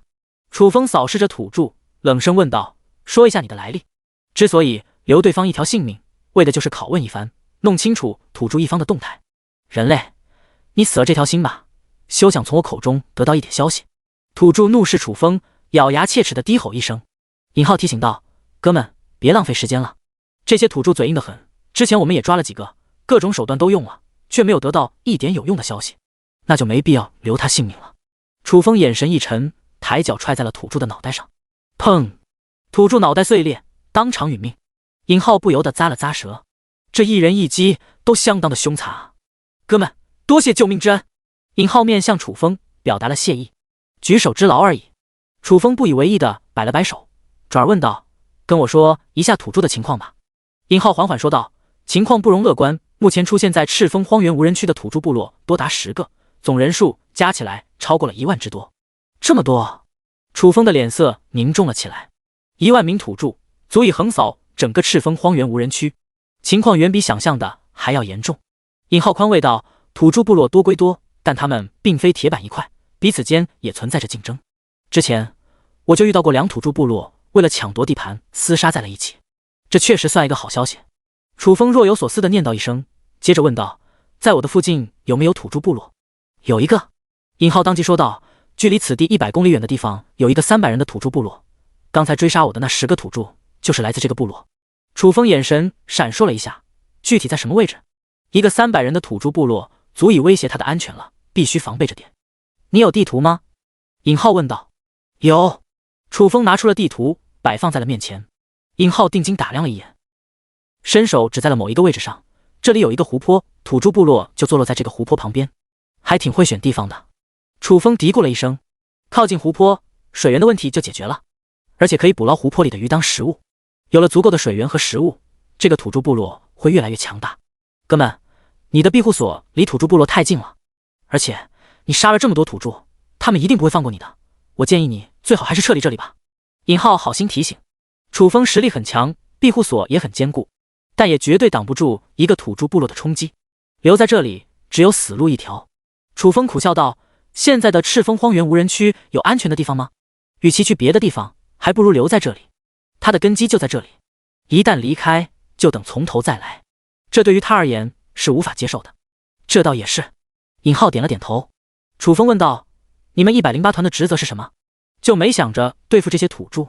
尹浩说道：“我们108团来此的任务就是为了清除这里的土著，但我们只有500人，没有能力对付太多的土著部落。目前正在跟一个1000人的土著部落对峙。”楚风眼神微微一闪：“其他的兵团没有来驰援你们的吗？”“没有。”尹浩摇了摇头，解释道：“这个世界可不只有怪兽和土著，还有一些更加危险的存在。每个兵团都有各自的任务，是不会轻易离开驻防区域的。”“哦。”楚风点头。“那你接下来有什么打算？”“我等快点回团部报道。”尹浩直说。作为一名探险者，他的任务就是刺探情报，任务已经完成，就等即刻返回汇报消息。“那我就不留你了。”楚风淡淡道。尹浩有点不好意思地说道：“哥们，你能不能给我点吃的喝的，让我补充一下体力？此地距离108团驻地有相当长的一段距离，没有体力做支撑可不成。而恢复体力的最好办法就是吃东西，但他的食物都已经吃光了，贡献点也用光了，只能厚着脸皮跟楚风索要。等我一下。”楚风返回庇护所，拿了一块烤肉和一瓶纯净水送给了尹浩。尹浩带来的消息很有价值，值得一块烤肉。哥们，太谢谢你了。尹浩大喜不已。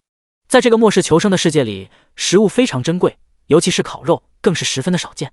此刻他是越来越看不透楚风了，分明是一个农夫，实力为何会这般强大，还能建造这种规模的庇护所，而且还能吃上烤肉，真是一个不可思议的农夫。没事，快点吃吧。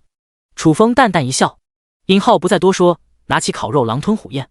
等到吃饱喝足，顿时精神抖擞起来。哥们，如果在这里混不下去，就去108团找我。尹浩信誓旦旦地说道。楚风点了点头。那我先走了。尹浩招呼了一声，转身就跑，速度极快无比，就好似脚底生风了一样。很明显，动用了某种提升速度的天赋。送走了尹浩，楚风回到庇护所，第一时间私信联系起了潘若云和张柔若。目前的情况越来越危急，增加帮手迫在眉睫。但不知为何，这2人一直没有回消息。楚风生出了一种不安的感觉，他们不会遭遇不测了吧？好不容易物色了2个不错的帮手，真若遭遇不测的话，就太惋惜了。唉，楚风叹了口气，目露起了沉吟之色。现在最缺少的就是时间，只要给他的10天半个月，就有了10几次异变机会。到那时，整体实力会提升到一个不可想象的地步，无惧任何对手，一切问题都迎刃而解。但关键，那些土著会给他时间成长吗？楚风估摸着，用不了3、5天，对方就会发动攻击了，留给他时间不多了。当然，楚风也不会认怂，无非就是一个300人的小部落，兵来将挡，水来土掩，干就完事了。第20章置换戒指。稍后，楚风安排青鬃牛放哨，然后和小战开始睡觉。晚上，怪兽大规模出动，还有一场恶战等着呢，必须养精蓄锐。时间缓缓流逝，不知不觉间来到了晚上。庇护所外，慢慢响起了野兽嘶吼声。楚风没有急着动手，而是带着小战和青鬃牛吃饭。外面只有零星几只怪兽，不值得出手。等怪兽多了，杀起来才过瘾。又过了1个多小时，野兽嘶吼渐渐密集了起来。朝楚风登上石墙一扫，却见石墙下聚集着20多只黑铁狼，正在啃食土著尸体。这个数量已经可以出手了。楚风身披金铁铠甲，打开石门，和小战一起冲杀了出去。惨烈的厮杀随即上演。晋升2级之后，楚风和小战足以碾压黑铁狼。战斗从一开始就形成了一面倒的趋势。仅仅不到5分钟，黑铁狼尽数被灭杀。接下来还是老规矩，小战负责警戒，楚风剥狼皮。一通忙活下来，收获了24张狼皮，满载而归。后面依旧如法炮制，每隔一段时间就出去猎杀一次。当天色逐渐放晴的时候，楚风和小战联手猎杀了70多只怪兽，都顺利的晋升到了3级。一名农夫在这么短的时间内晋升3级，这若是说出去的话，不知道要惊掉多少人下巴。正当楚风以为不会再出现怪兽，准备带着小战回去睡觉的时候，一只体型超过3米的黑铁狼出现在了视线当中。之前猎杀的那些黑铁狼也就1米而已，这一只为什么这么大？莫非是3级黑铁狼？楚风也没有多想，就算是3级又如何？以他和小战的实力，随便碾压。既然对方主动送上门来，没有不杀的道理。小战，灭了他！楚风吩咐一声。为了早点结束战斗，小战直接开启了狂暴，勇猛地冲杀上去。临近之时，纵身跳动半空，双翅展开，如同一只雄鹰，双爪探出，目标直指黑铁狼。好！黑铁狼不甘示弱，嘶吼一声，扬起一只狼爪拍击了出去。砰！只闻一声爆响，小战一下子被击飞了出去，飞出了4、5米远，重重跌落地上。而黑铁狼则后退了2、3步。在攻击力的比拼上，黑铁狼明显占据了上风。朝楚风惊呆了。要知道，小战开启了狂暴，真实战斗力不比5级怪兽差不多。可即便如此，依旧不是黑铁狼对手。那么这只黑铁狼是什么等级？小战，你没事吧？楚风担忧地问道。咕咕，小战跑到楚风身边，目中一片惊恐。我来收拾他。楚风死死盯着黑铁狼，意念一动，一柄晶莹透亮的白色匕首浮现在了面前，正是本命法宝神念之刃。在楚风的操控下，神念之刃如同离弦之箭，击射向了黑铁狼。由于速度太快，黑铁狼根本躲闪不及。砰！神念之刃扎在了黑铁狼的头颅上，洞开了一道长长的血口，深可见骨。但是这一击只是重创了黑铁狼，并未如愿将其斩杀。黑铁狼好似被激怒了，四足踏地，携带一股肃杀之气，杀向了楚风。我靠！楚风吓了一跳，一失神的功夫，黑铁狼已经冲到了面前，扬起一只利爪，狠狠拍下。砰一声闷响，楚风只觉被一列疾驰的列车撞击在了胸口上，身不由己的倒飞了出去，重重的砸在了身后的石墙上，震得石墙都颤抖了一下。好在有金铁铠甲保护，抵消了大部分伤害，并未受创。但饶是如此，仍旧撞得头晕眼花，陷入了短暂的呆滞当中。黑铁狼好似下了必杀之心，再度冲向了楚风。小战见势不妙，勇敢地挡在了楚风身前，却被黑铁狼一巴掌扇飞了出去。眼见黑铁狼如此勇猛，楚风知道不可力敌，一把抓起小战，逃入了庇护所内。咔嚓一声，石门关闭，黑铁狼被挡在了外面。呼！楚风如释重负地喘息一声，感觉在鬼门关上徘徊了一次，幸亏反应得够快，及时逃回了庇护所，否则小命就不保了。小战，你怎么样？苏风低头看着小战。咕咕，小战匍匐地上，有气无力地叫了一声，看样子受伤不轻，真是大意了。楚风一脸懊悔，早知道那只黑铁狼这般强悍，老老实实地躲在庇护所好了。现在倒好，黑铁狼没杀了，小战反而受伤了，真是赔了夫人又折兵。没事，我给你弄点疗伤药。楚风安慰了一声，正打算开启兑换商城的时候，石门猛然震颤了一下，不用猜也知道，肯定是那只黑铁狼在攻击石门。石门非常厚重，一般的怪兽绝对攻破不了，但黑铁狼的攻击力太强了，一直攻击下去的话，石门未必挡得住。而一旦石门损坏，院子里的粮食作物肯定遭殃，不能让他得逞，一定要想办法灭掉黑铁狼。可是要如何灭掉它？有了！楚风灵光一闪，马上就到异变刷新时间了。异变了毒素之时，不论是变成何种形态，配合着神念之刃，一定能击杀黑铁狼。砰砰，黑铁狼还在继续攻击，攻击频率很快，攻击力度也很大。石门上隐隐出现了细微的裂纹，怕是坚持不了多久就会完全破碎了。快点到时间啊！楚风在心里呐喊。1秒、2秒、5秒过后，刷新时间终于到了。楚风迫不及待地说道：“系统异变毒素之时。”异变中，异变成功，毒素之时异变置换戒指。下一刻，面前出现了一枚紫色戒指，这枚戒指就是置换戒指。使用置换戒指的方法很简单，使用意念操控，周边会出现一个幻境，令目标陷入短暂迷茫。芝麻开门！楚风一声大吼，石门缓缓打开。呜呜！黑铁狼出现在了面前，龇牙咧嘴，气息极度的凶恶。孽畜，今天就送你归西！楚风冷哼一声，抬起带着置换戒指的左手，对准了黑铁狼。旋即，一道紫色光芒激射而出，一下子扎入了黑铁狼的眼目中。下一刻，黑铁狼双目一片空洞，陷入了呆滞当中。第21章力量果实。楚风当即祭出了神念之刃，嗖的一声，神念之刃化作一道白色利刃，目标直指黑铁狼的眼眶。黑铁狼浑身坚硬如铁，防御力极强，想要一击毙命，必须攻击薄弱的地方，就比如说眼眶。噗嗤一声，神念之刃准确地扎入了黑铁狼的眼眶当中，整个刀身全都没入其中。遭此一击，黑铁狼从幻境当中挣脱了出来，发出了一声凄厉的惨嚎。死！楚风轻哼一声，操控着神念之刃一脚，黑铁狼的大脑被搅成了碎片，当场死亡。终于干掉你了！楚风长吁一口气，正打算给黑铁狼剥皮破肚的时候，却见黑铁狼浑身绽放一片星光，在星光的笼罩下慢慢消散，最终化作了一片虚无。下一刻，一颗拳头大小的蓝色果实却浮现在了半空中。啥玩意？楚风定睛打量起来，蓦然脑海中出现了一段信息：力量果实，低级灵果，服用1颗，永久增加10点力量属性。爆装备了！楚风大喜不已。天道曾说过，猎杀怪兽的过程中，除了能得到经验值和贡献点之外，还有一定的概率爆出各种装备，力量果实必然就是装备中的一种。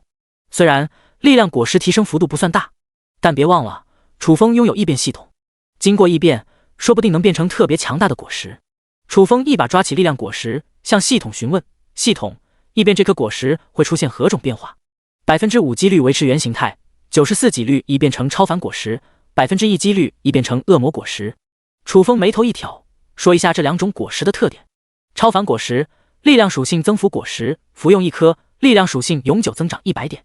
恶魔果实，全属性增幅果实，服用1颗，所有属性永久增长100点。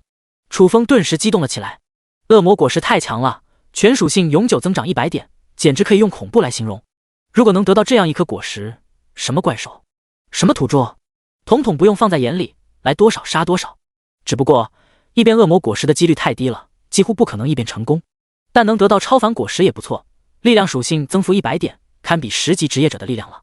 楚风恨不得立刻开始异变，只可惜今天的异变使用完了，只能等明天再说。稍后，楚风小心翼翼地将力量果实收入背包当中，放置在了末日堡垒当中。接着打开了兑换商城。小战伤的不轻，而且是为了保护他才受的伤，必须弄点疗伤药给他治疗。兑换商城里的疗伤药品类很多，最便宜的1贡献点，最贵的1亿贡献点。1亿贡献点的疗伤药也不知具备何种功能，总之挺吓人的。楚风看了一会，最终花费100贡献点购买了1颗疗伤药丸。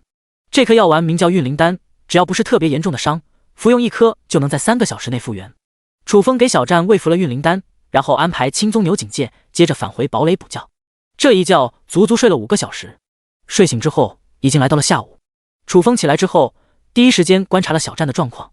只见鸡笼中，小战正趴在小柔身上疯狂输出，那劲头真的可以用生龙活虎来形容。很明显，小战已经满血复活了。楚风也是无语了，刚复原火力就这么旺盛，就不能节制点？再者说了，大白天干这种事多少有点不雅观。青棕牛还在旁边看着呢，这家伙眼都看直了，也不知道心里在想些什么。牛牛，过来！楚风喊了一声。哞！青棕牛屁颠屁颠的来到了楚风身边。我睡觉的这段时间没发现什么情况吧？楚风问道。哞！青棕牛摇头。没有就好。楚风点了点头，开始给青棕牛画饼，好好表现，等赶明给你找一只小母牛作伴。哞！青棕牛兴奋地跳了起来。咕咕！这时小战已经办完了事，小跑到了楚风身边。楚风带着他进入了挑战场。这一次挑战的是3级怪兽，和以往一样，一人一击，以摧枯拉朽的方式连下10局完成挑战。随后楚风打开了好友群，只见群成员再次减少，又少了一个。这个人必然死掉了，那么死去的又会是谁？楚风快速地扫视着聊天界面，鲁本家陈万峰的名字消失了，他死了吗？秦升，鲁本家，不对啊，陈万峰觉醒的不是建造职业吗？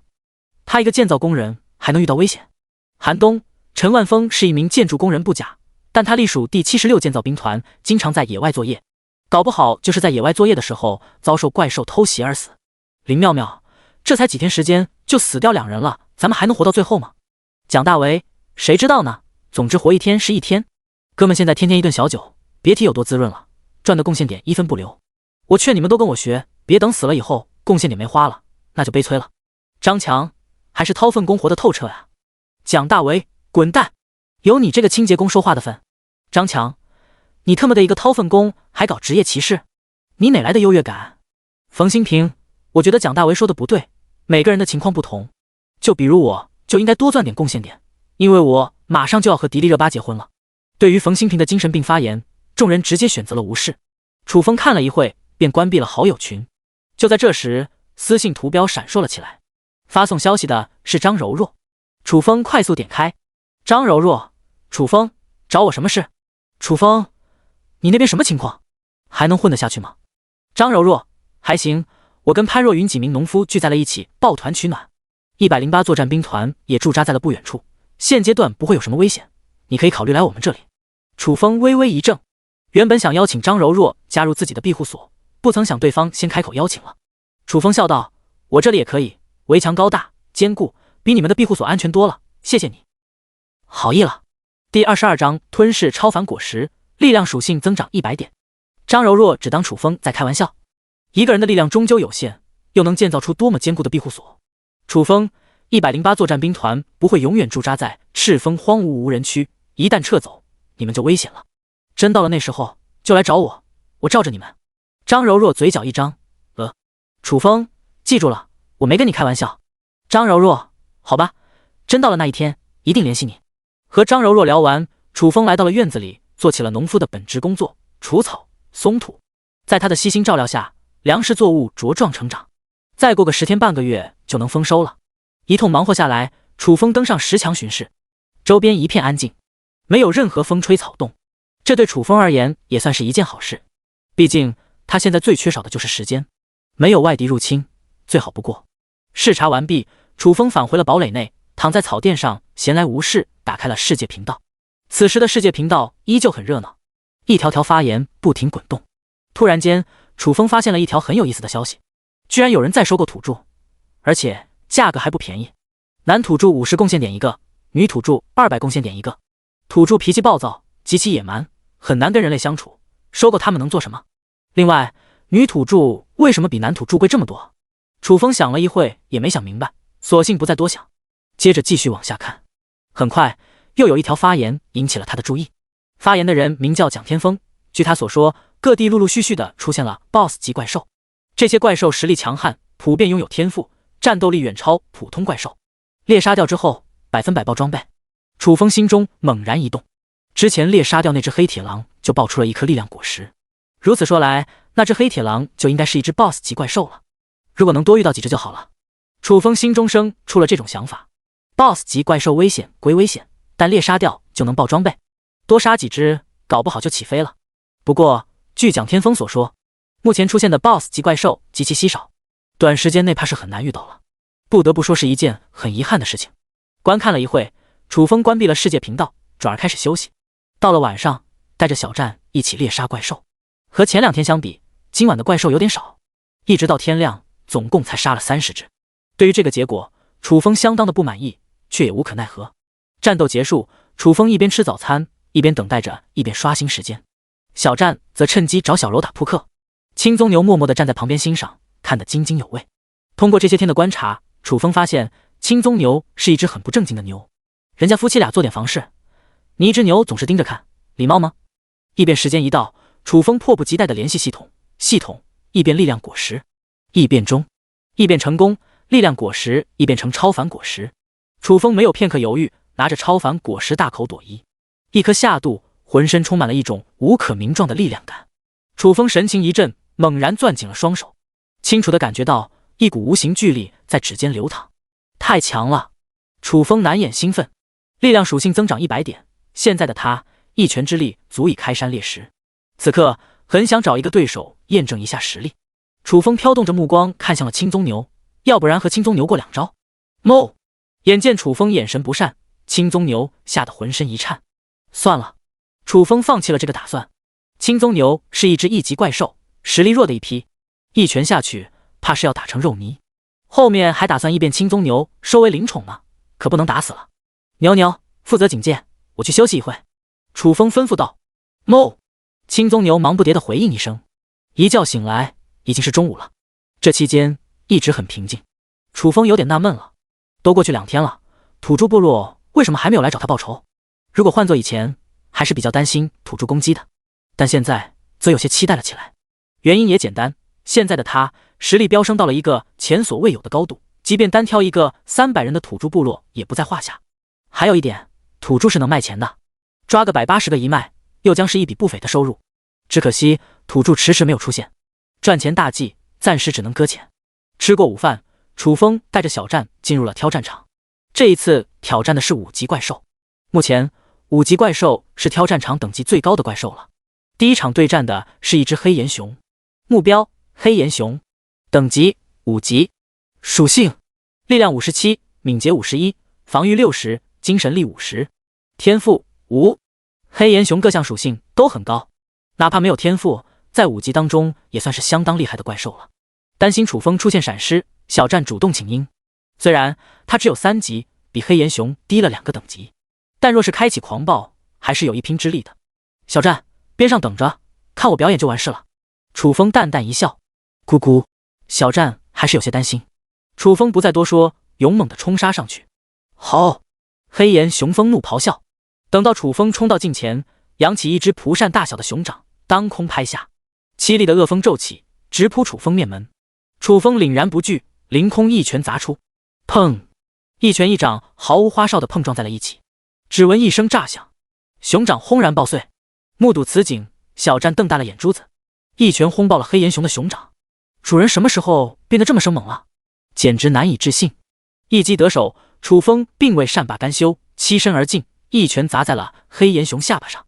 这一拳毫无保留，势大力沉，伴随着一片骨骼断裂声，黑岩熊的整个下巴瘫陷了进去，直挺挺地栽倒地上。虽然还未死去，却也是身受重创。楚风抬脚暴踹，3脚下去，黑岩熊一命呜呼。猎杀一只黑岩熊，奖励5贡献点和5经验值。楚风嘴角一撇，带着小战开启了第2轮挑战。5分钟后，10轮挑战结束。楚风猎杀了8只5级怪兽，收获了40点经验值，加上前2天积累的经验，一举晋升到了4级。第23章记住了，揍你的人叫龙傲天。作为一名农夫，晋升之路远比其他职业更加艰难，甚至于有些生活类职业者一辈子只能止步1级，而楚风却在这么短的时间内晋升4级，绝对算的是农夫当中的第一人了。就算是那些强大的战斗职业者，也未必有他晋升的速度快，真的可以说是一件很不可思议的事情。这若是说出去的话，不知道要惊掉多少人下巴。不到沾沾自喜的时候，还等继续努力才行。楚风勉励了一声，接着进入了对战场。对战的过程不允许使用兵器，也不能借助灵宠，只能通过自身实力战斗。楚风之前没有参加过，主要因为自身实力太弱的缘故，而现在已是今非昔比，连5级怪兽都能轻易碾压，对付一名职业者稳拿把攥。选手之间的对战通过随机匹配的方式挑选对手，获胜者赢得100贡献点，这100贡献点需要失败者承担。很快楚风就匹配到了一名对手，此人身高1米9，5大3粗，脑袋锃光瓦亮，一脸的凶相。由于看不到对方信息的，楚风并不清楚对方是何种职业，但是敢进入挑战场的，基本上都是战斗职业，这一点毋庸置疑。如同楚风这种生活类职业者，除他之外，不会再有第二人了。光头男子饶有兴趣地打量着楚风，咧嘴一笑：“小子，跟我匹配到一起，你真的运气真的是糟糕透顶。不过我这个人不喜欢以强欺弱，你乖乖认输好了，这样就能免受一顿皮肉之苦。”楚风淡淡一笑：“你这么自信？”光头男子趾高气扬地说道：“自信源于实力，你如果像我一样有实力的话，同样可以肆无忌惮。”有道理。楚风若有所思地点了点头，提醒道：“我的字典里没有认输二字，咱们还是手底下见真章吧。”光头男子微微一怔，轻蔑道：“你还挺有勇气的，但在绝对实力面前，你的这点勇气最终将被我踩在脚下践踏。”楚风揉了揉鼻子，有点不耐烦了：“哥们，装逼要有一个限度，差不多得了。你继续吹嘘下去，我会恶心的。”光头男子好似被激怒了，眼珠子一瞪：“这可是你自找的，记住了，揍你的人叫龙傲天，放马过来吧。”楚风勾了勾手指：“找死！”龙傲天再也无法忍受，疯狂地朝楚风冲击过去，就好似一头发狂的野牛，浑身散发着一股肃杀之气。从速度上判断，龙傲天应该是一个3级职业者，而且还是近战类型，能在这么短的时间内晋升3级，确实有着自傲的资本。当然，这点实力在楚风面前就有点不够看了。给我躺下！龙傲天冲到近前，扬起一只大手拍向了楚风的肩膀。楚风侧身一躲，轻巧地躲开了这一击，然后抬脚踹在了龙傲天的屁股上。啊！龙傲天惨叫着飞了出去，飞了3米远，撞在了地上，来了一个狗吃屎。卧槽！龙傲天懵逼了，趴在地上愣了一会，噌地爬了起来，吃惊地看向楚风：“你是4级职业者？能这么轻易地将他打趴地上，必然是4级职业者无疑。可是到目前为止，4级职业者屈指可数，而且无一例外，不是强大的法师就是召唤师。可楚风分明是一个近战职业，近战职业能晋升3级就相当不容易了，怎么可能跟那些强大的法师和召唤师相提并论？”楚风笑了笑，不置可否。龙傲天狠狠地咂了咂舌：“你是怎么做到的？”楚风平静地说道：“凭实力。”龙傲天嘴角一张：“能告诉我你具体是什么职业吗？”楚风揉了揉鼻子：“我劝你最好别问，因为太打击你了。如果让龙傲天得知自己败在了一个农夫手中，又该作何感想？会不会羞愧的想要自杀？”龙傲天哈哈一笑：“你也太小瞧我了，我的心理素质可不是一般的强大。你尽管说，我倒要看看你是什么职业。说出来你可能不信，我是一名农夫。”楚风淡淡道。“农夫？”龙傲天愣了一下，脸色顿时变得难看了起来。“你当我是傻子？农夫说白了就是种地的，一个种地的拿什么杀怪兽？别说晋升4级了，这辈子能不能晋升2级都是一个问题。”在他看来，楚风绝对没有说实话，纯粹就是拿他开涮，实在有些可恶。“你不相信，我也没办法。”楚风挑了挑眉：“咱俩之间的差距一目了然，还要继续打下去吗？”龙傲天嗤之以鼻：“不就比我高了一个等级？真以为吃定我了？那就继续。”楚风毫不在意：“不服，那就打到服为主。小子，让你见识一下我的真正实力。”一声狂笑过后，龙傲天的身躯上覆盖上了一层实质鳞甲，转眼间化作了一个身形巨大的石头人。这是什么天赋？楚风看得目瞪口呆。“这是石化天赋。”龙傲天得意洋洋地说道：“现在的我无懈可击，已经立于了不败之地。你拿什么跟我斗？我想试一下。”楚风神态悠然：“来，不是跟你吹，我就站在这，你能破开我的防御算我输。”龙傲天一脸的嚣张。“行。”楚风走上前去，一拳轰在了龙傲天的胸口上。砰！只闻一声爆响，龙傲天如同出膛炮弹飞了出去，飞射途中，身上的实质鳞甲纷纷碎裂。怎么会这样？龙傲天迷茫了，下一刻就撞击在了对战场的壁垒上，陷入了昏厥当中。战斗就此结束，挑战成功，获得100贡献点。寻找下一个幸运儿。楚风眉头一挑，开始第2轮挑战。几秒后，来到了另一个挑战场地。出现在面前的是一个身材高挑、容貌靓丽、留着一头乌黑长发的冷艳女子。此女20上下的样子，浑身上下透着一股冰冷气息，宛如一个冰山美人。第24章死灵召唤师。楚风打量了对方一眼，问道：“能请教一下，你是什么职业吗？”冷艳女子轻哼：“咱们是来对战的，你问这么多做什么？”楚风呵呵一笑：“我就随便一问，不想说就算了。”冷艳女子一副高冷之态。别以为我不知道你打的什么主意，是不是想借机跟我套近乎？实话告诉你，你就死了这条心吧。别以为长得帅，我就会手下留情。楚风，谁要跟他套近乎了？这么自作多情的吗？楚风也是无语了。冷艳女子提醒道：“我的时间很宝贵，不想浪费在你这种人身上，快点动手吧，我满足你。”楚风足下一踏，勇猛地冲击上去，不自量力。冷艳女子轻蔑一笑，伸出一根纤纤玉指，轻轻一点，只见一个白点离指而出，急速的击射向了楚风。什么玩意？楚风生出了一种危险的感觉，由于距离太近，想要躲闪已然来不及了。下一刻，白色光点撞击在了他的身躯上，啪的一声炸碎而开，旋即一股恐怖的冰寒之气涌遍了全身。还不等楚风做出反应，浑身上下覆盖上了一层厚实的冰层，完全被冰封了起来。太弱了。冷艳女子轻叹一声：“原来你是一个冰系法师。”楚风嘀咕了一声，哪怕被冰封了起来，脸上却没有一丝慌乱。冰系法师确实很强大，但要挣脱束缚却也没什么难度。既然知道了我的职业，赶紧认输吧，不要做无谓的反抗了。冷艳女子语气生冷：“想叫我认输？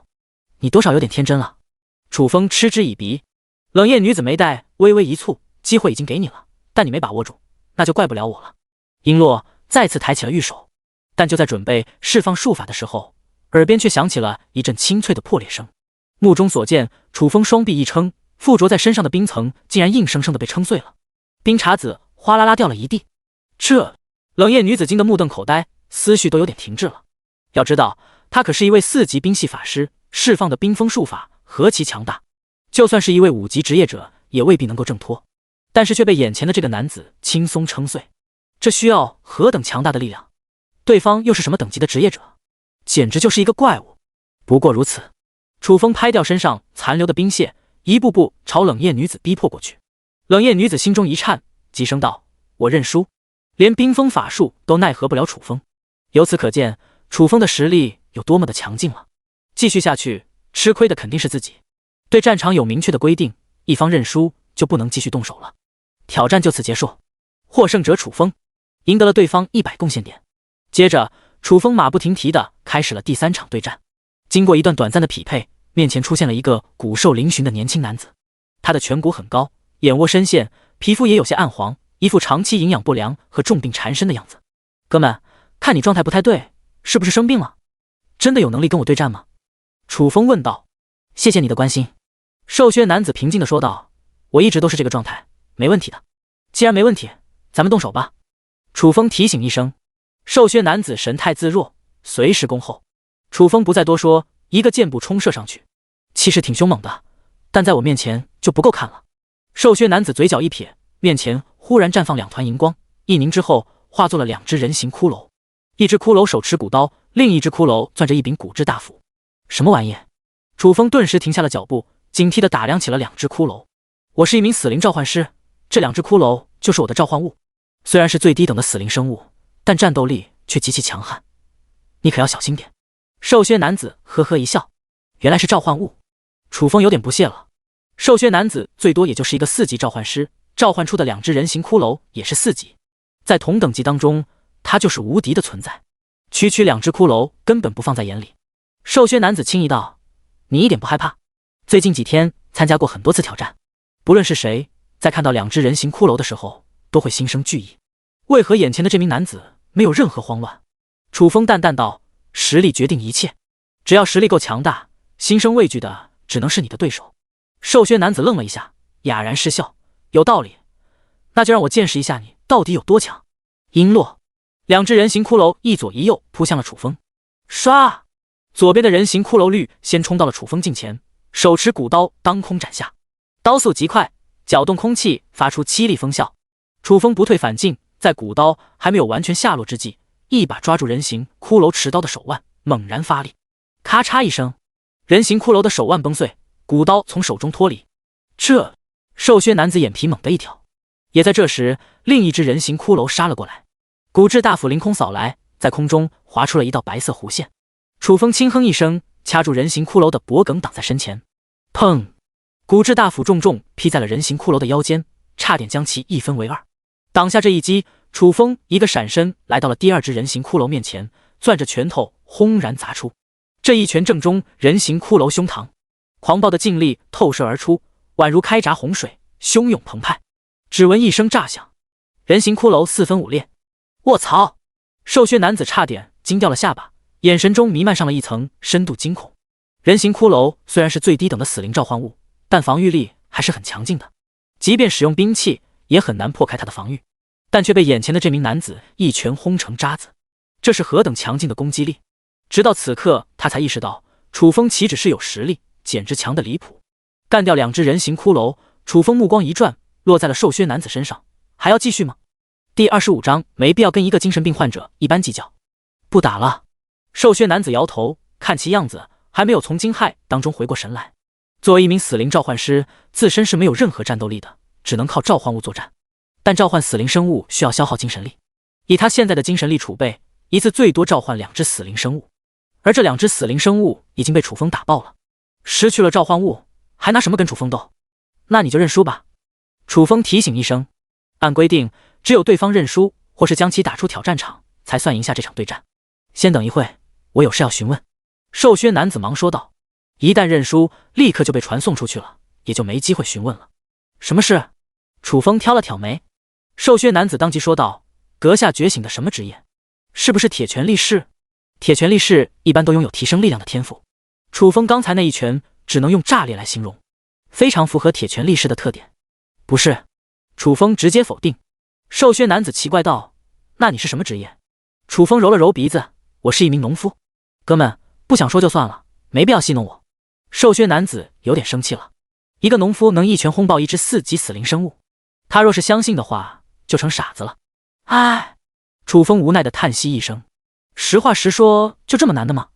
人与人之间就不能多一点信任？我认输。瘦削男子懒得和楚风聊下去了，话音一落，便传送离开了挑战场。这场对战落幕，楚风完成了3次挑战，今天的挑战结束了，总共赢得了300贡献点。随后他便来到石墙上视察，周边风平浪静，土著还是没有出现。一时间，楚风也不知道做什么是好，索性打开了好友群。朱俊，兄弟们，不容易啊！我晋升3级了，同时也杀入了勇者大赛的前100名。寒冬，牛逼啊！朱俊，还行吧，比你们强一点，但比起张倩来就差远了，他已经杀入前10了。张强，不愧是雷电法王啊！我若是能娶到张倩，少活10年都行。蒋大为，你特么的一个扫大街的清洁工，就别异想天开了，人家张倩就算瞎了眼都不会看上你。张强，你这是职业歧视，清洁工怎么了？工作稳定又不会遭遇危险，不比战斗职业差多少。林妙妙，张倩喜欢的是楚风，之前已经跟楚风表白过了，我劝你还是死了这条心吧。张强，楚风不也是一个农夫，还不如我的职业呢，他也就颜值比我高那么一点点而已，我还是有机会的。蒋大为，哥们，那是高一点点，那是一点点啊，咱能不能面对现实，别整日癞蛤蟆想吃天鹅肉。秦升，朱俊，你前天不是只有2级吗？怎么冲得这么快？朱俊，昨晚突袭了一个怪兽巢穴，里面都是1级怪兽，哥们大杀四方，一人独自杀了40只怪兽，这才得以晋升3级。不过为此付出了不小的代价，一条大腿差点被怪兽咬断。鲁本家，你现在什么情况？朱俊心有余悸，幸亏被及时送到了医院，得到了迪丽热巴的治疗，否则这条大腿就保不住了。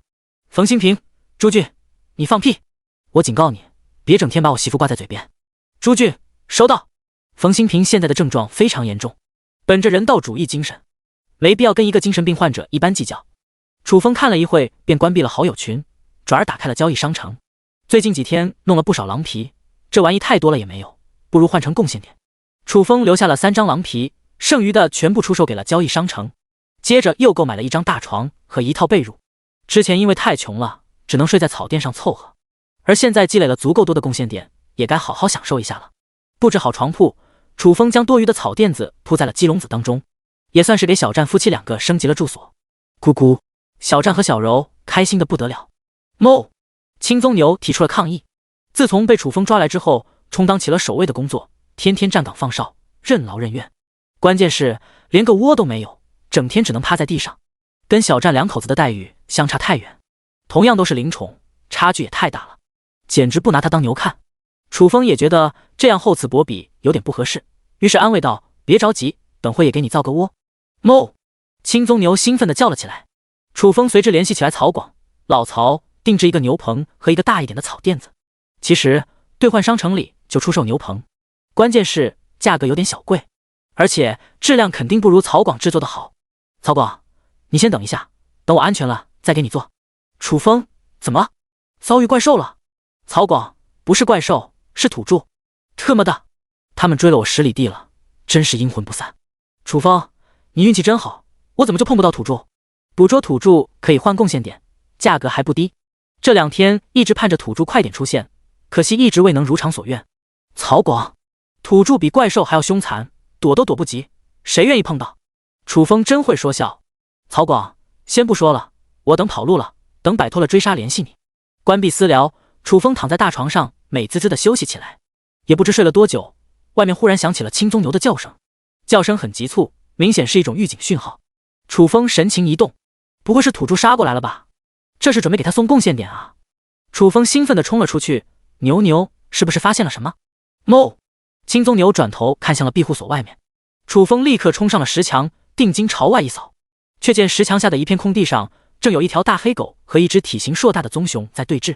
一见是2只怪兽，而不是土著，楚风多少还是有点失望的，但出于好奇，还是驻足观看起来。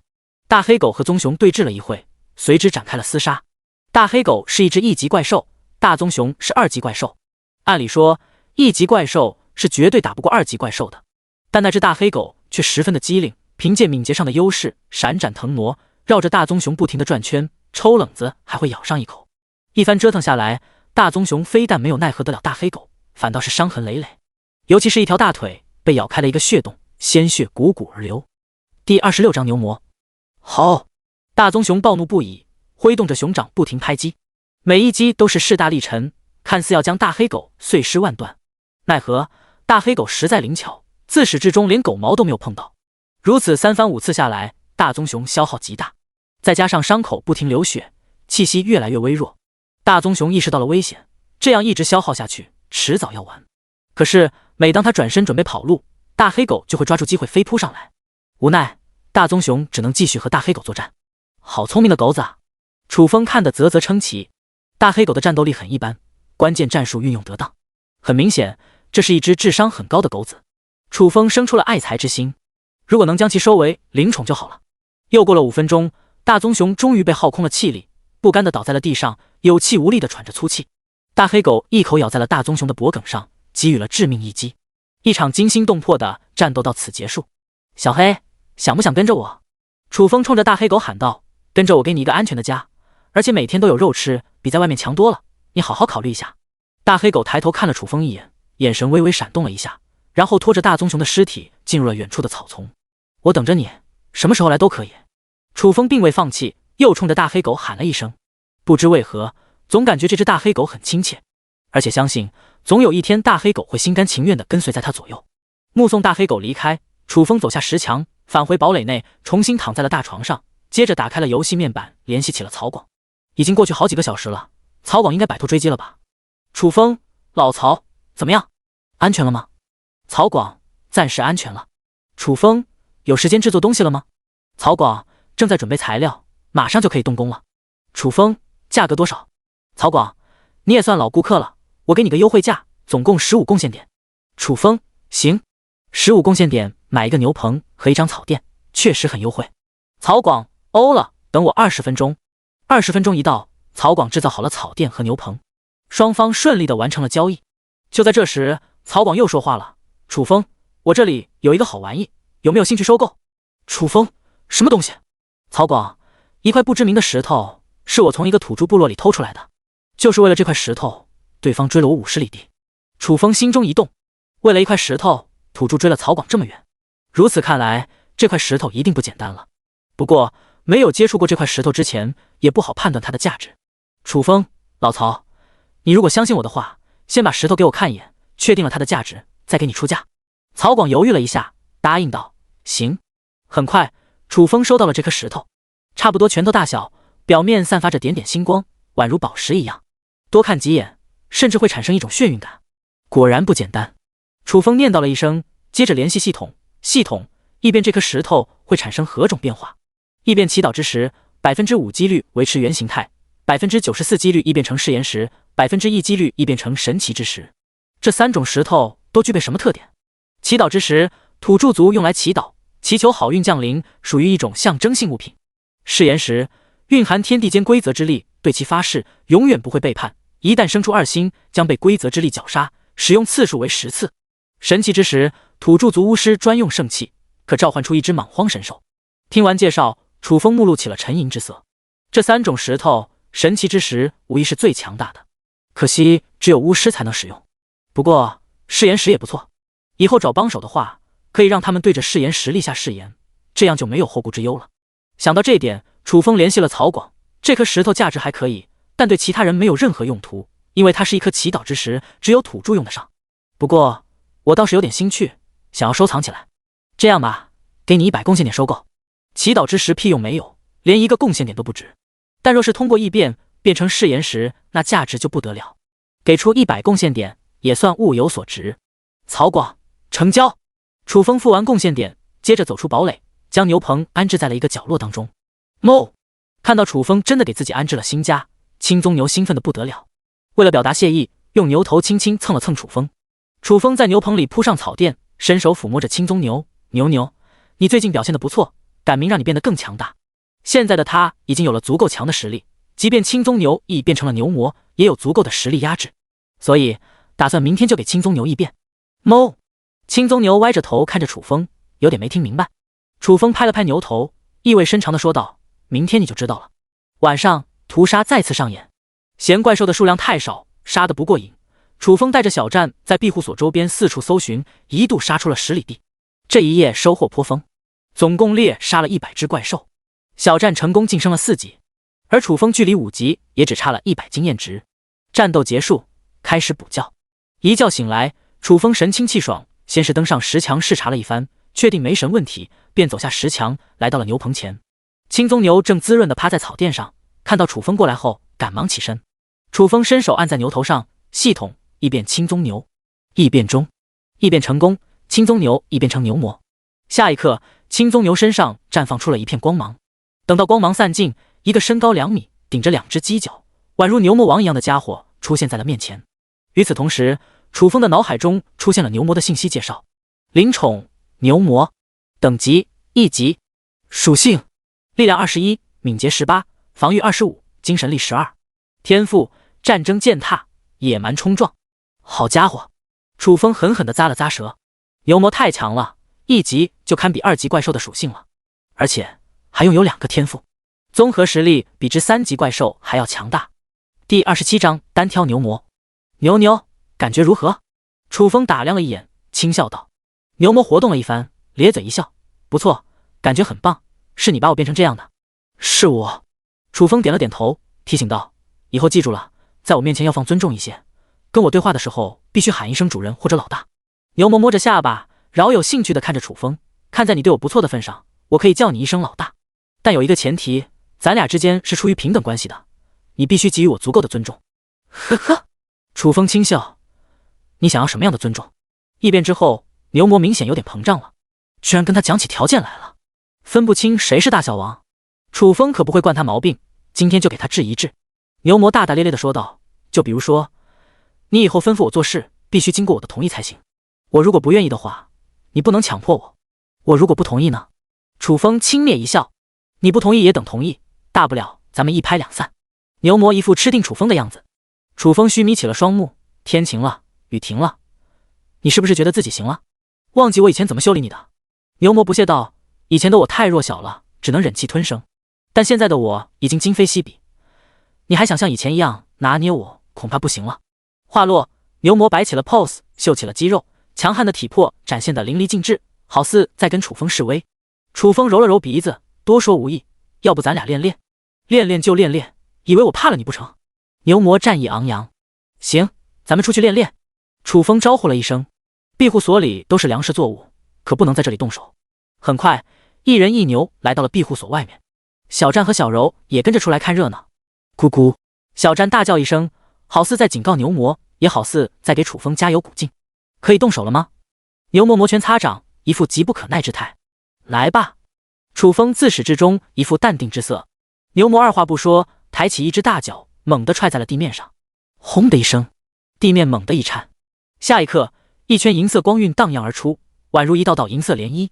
此刻动用的正是天赋战争践踏，想要给楚风来一个下马威。很快，银色涟漪冲击到楚风脚下，骤然一股眩晕感涌上了心头。好在楚风的等级远在牛魔之上，这种眩晕感仅仅持续了1秒钟就消散了。但这时牛魔已经冲了过来，只见他咧着大嘴，伸出一只大手，对准楚风的脖颈抓了过来。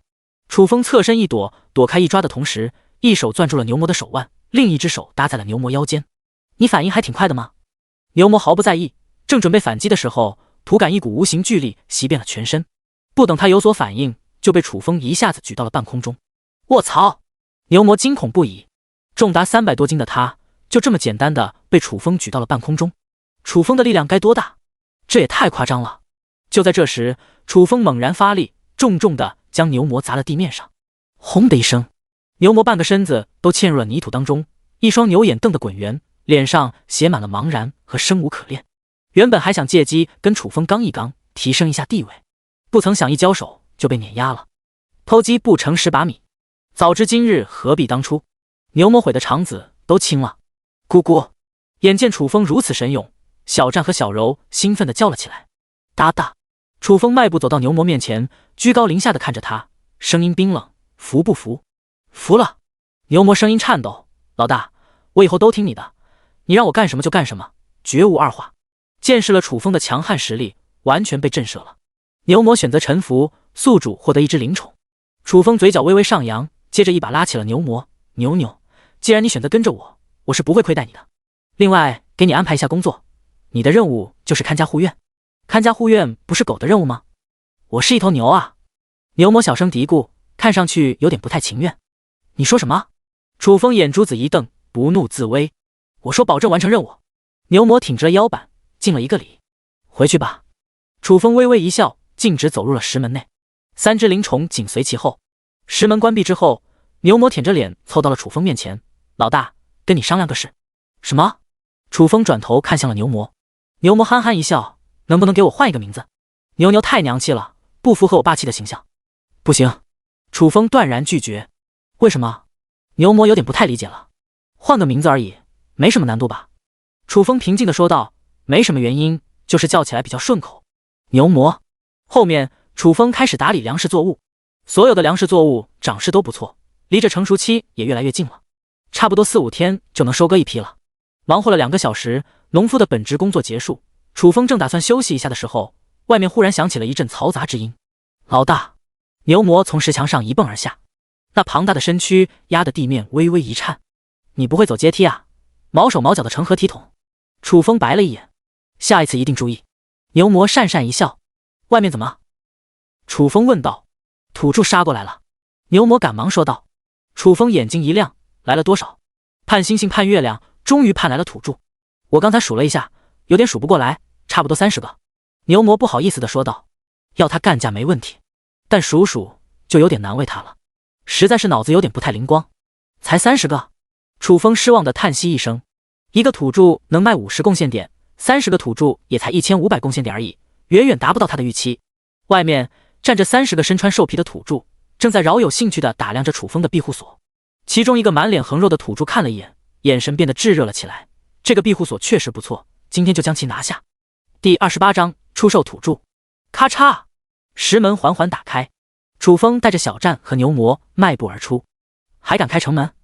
土著们高兴坏了，原先还不知道要采取何种方式攻破这座庇护所，不曾想对方主动开门了。那就简单了，杀进去灭掉庇护所里的人就可以了。给我上！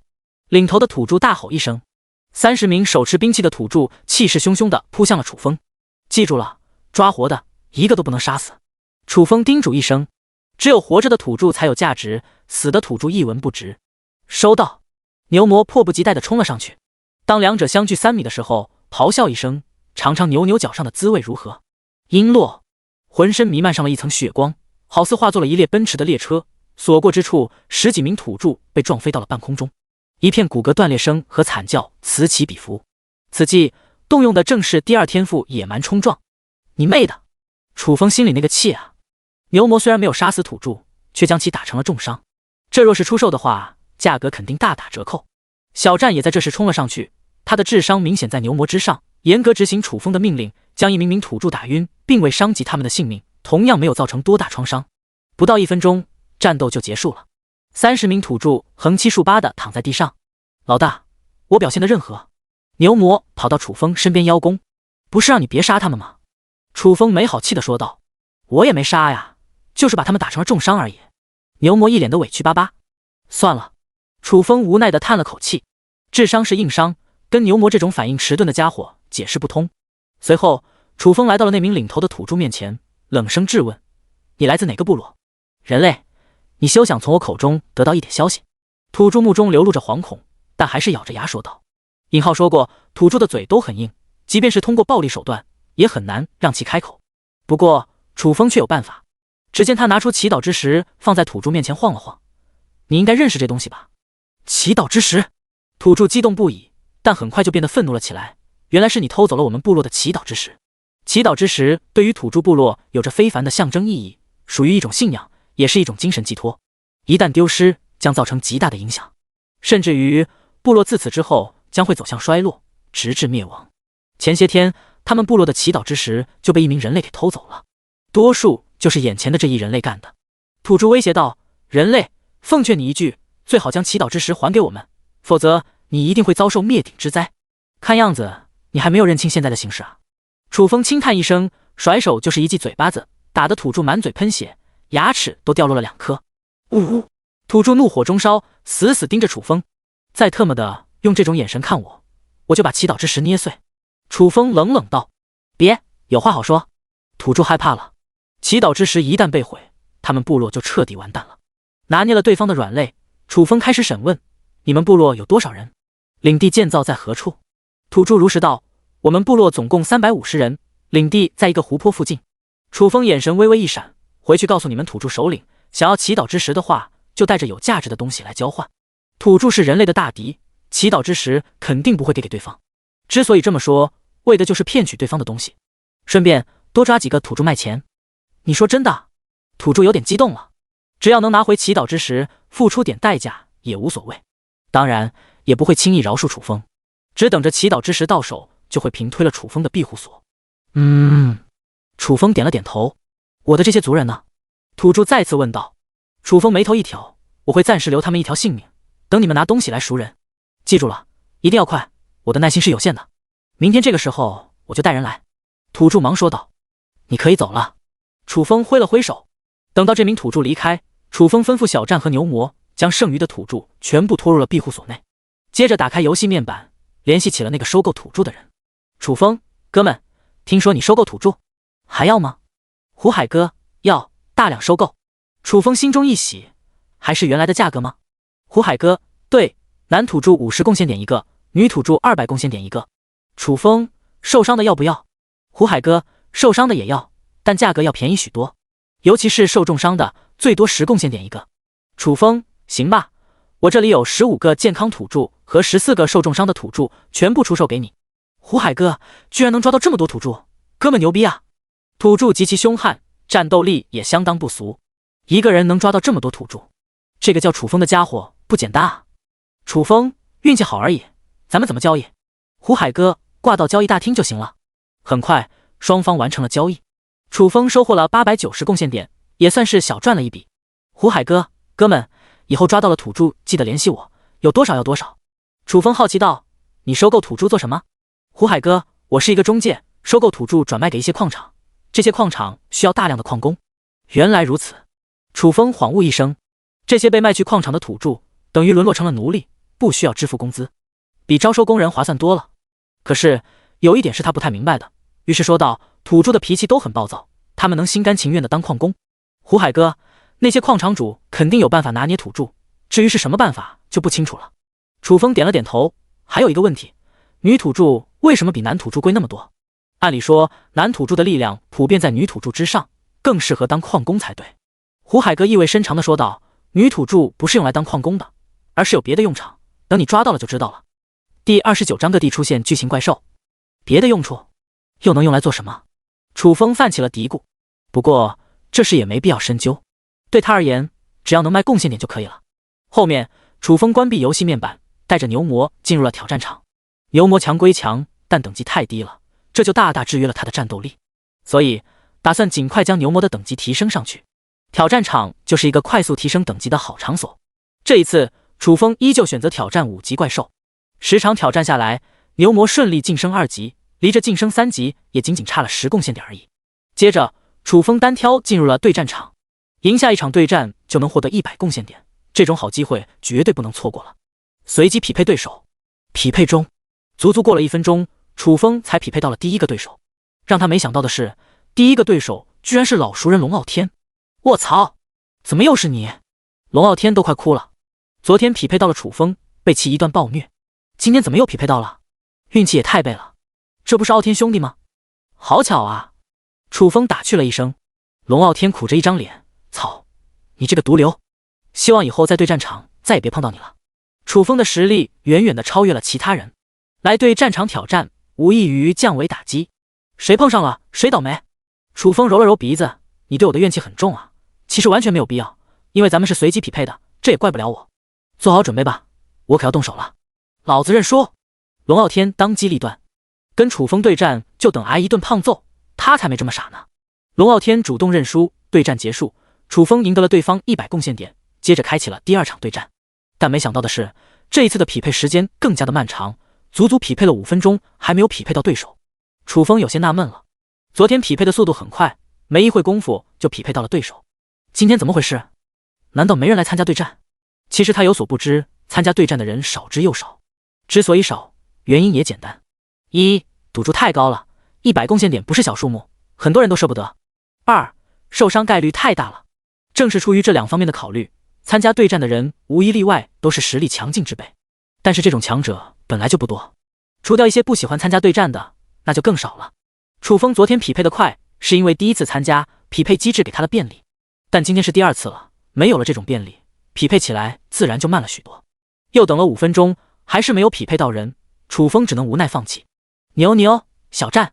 退出对战场，楚风把2只灵宠叫到了身边。老大，什么吩咐？牛魔屁颠屁颠的跑到了楚风身边。我出去一会，你们2个好好看家。楚风吩咐道。暂时也没有别的事可做，不如出去转转，说不定能杀几只怪兽。老大，你一个人出去不安全，让我跟着一起，这样就能保护你了。牛魔一本正经的说道。这几天一直待在庇护所当中，实在闷得慌，就想着跟楚风一块溜达溜达。我还需要你保护。楚风目露鄙夷，你的任务就是看家护院，保护庇护所是你的第一职责。好吧。牛魔有气无力的点了点头。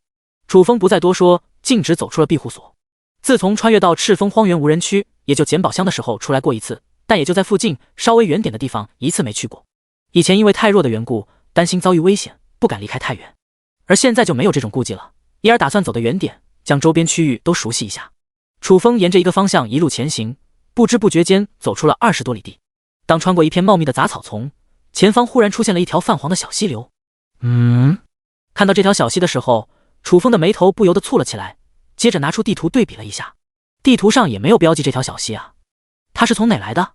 是地图原本就没有标记，还是说这条小溪是最近形成的？楚风也没有想太多，收起地图，慢慢走向了小溪。小溪里说不定还有鱼呢，抓几条回去改善生活也不错。当楚风来到小溪近前的时候，却见这条小溪非常的浑浊，一股骚气扑面而来。楚风被熏得差点就吐了，捂着鼻子倒退，后退了20多米，贪婪的喘息了几口，然后看向远处的小溪，目露起了沉吟之色。这条小溪明显不正常，分明散发着一股尿骚味。那么问题来了，为什么会有尿骚味？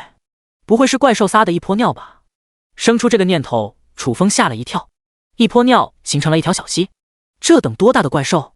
楚风觉得这种可能性不大，但好奇心驱使下，还是想一探究竟，于是就朝着小溪的上游而去。这一走，足足走了20多里地，却迟迟没有发现小溪的源头。正当楚风打算放弃的时候，冷不丁发现前方出现了一座巨大的黑色山峰，不知道是不是离得太远，或者说产生了错觉，总感觉这座山峰在有规律的微微起伏，好像会动一样。楚风再次拿出了地图对比了一下，上面根本没有这座山峰的任何消息，也就是说这座山峰是凭空出现的。出现点别的倒也不算什么，莫名其妙的出现一座山峰就有点诡异了。更何况这座山峰好像活的一样。楚风放弃了继续探查的念头，原路返回。万一真是一只怪兽，还不够对方塞牙缝的。回到庇护所的时候，已经是傍晚了。老大，你脸色不太对，是不是遇到危险了？牛魔关心地问道。没事。楚风敷衍了一声，进入堡垒内。一路上一直想着那座山峰的事，心情多少有些沉重。躺在大床上，楚风打开了世界频道。今天遇到的事太古怪了，他想看看世界频道有没有这方面的消息。很快，楚风就有了发现。果然有人在谈论巨型怪兽的事。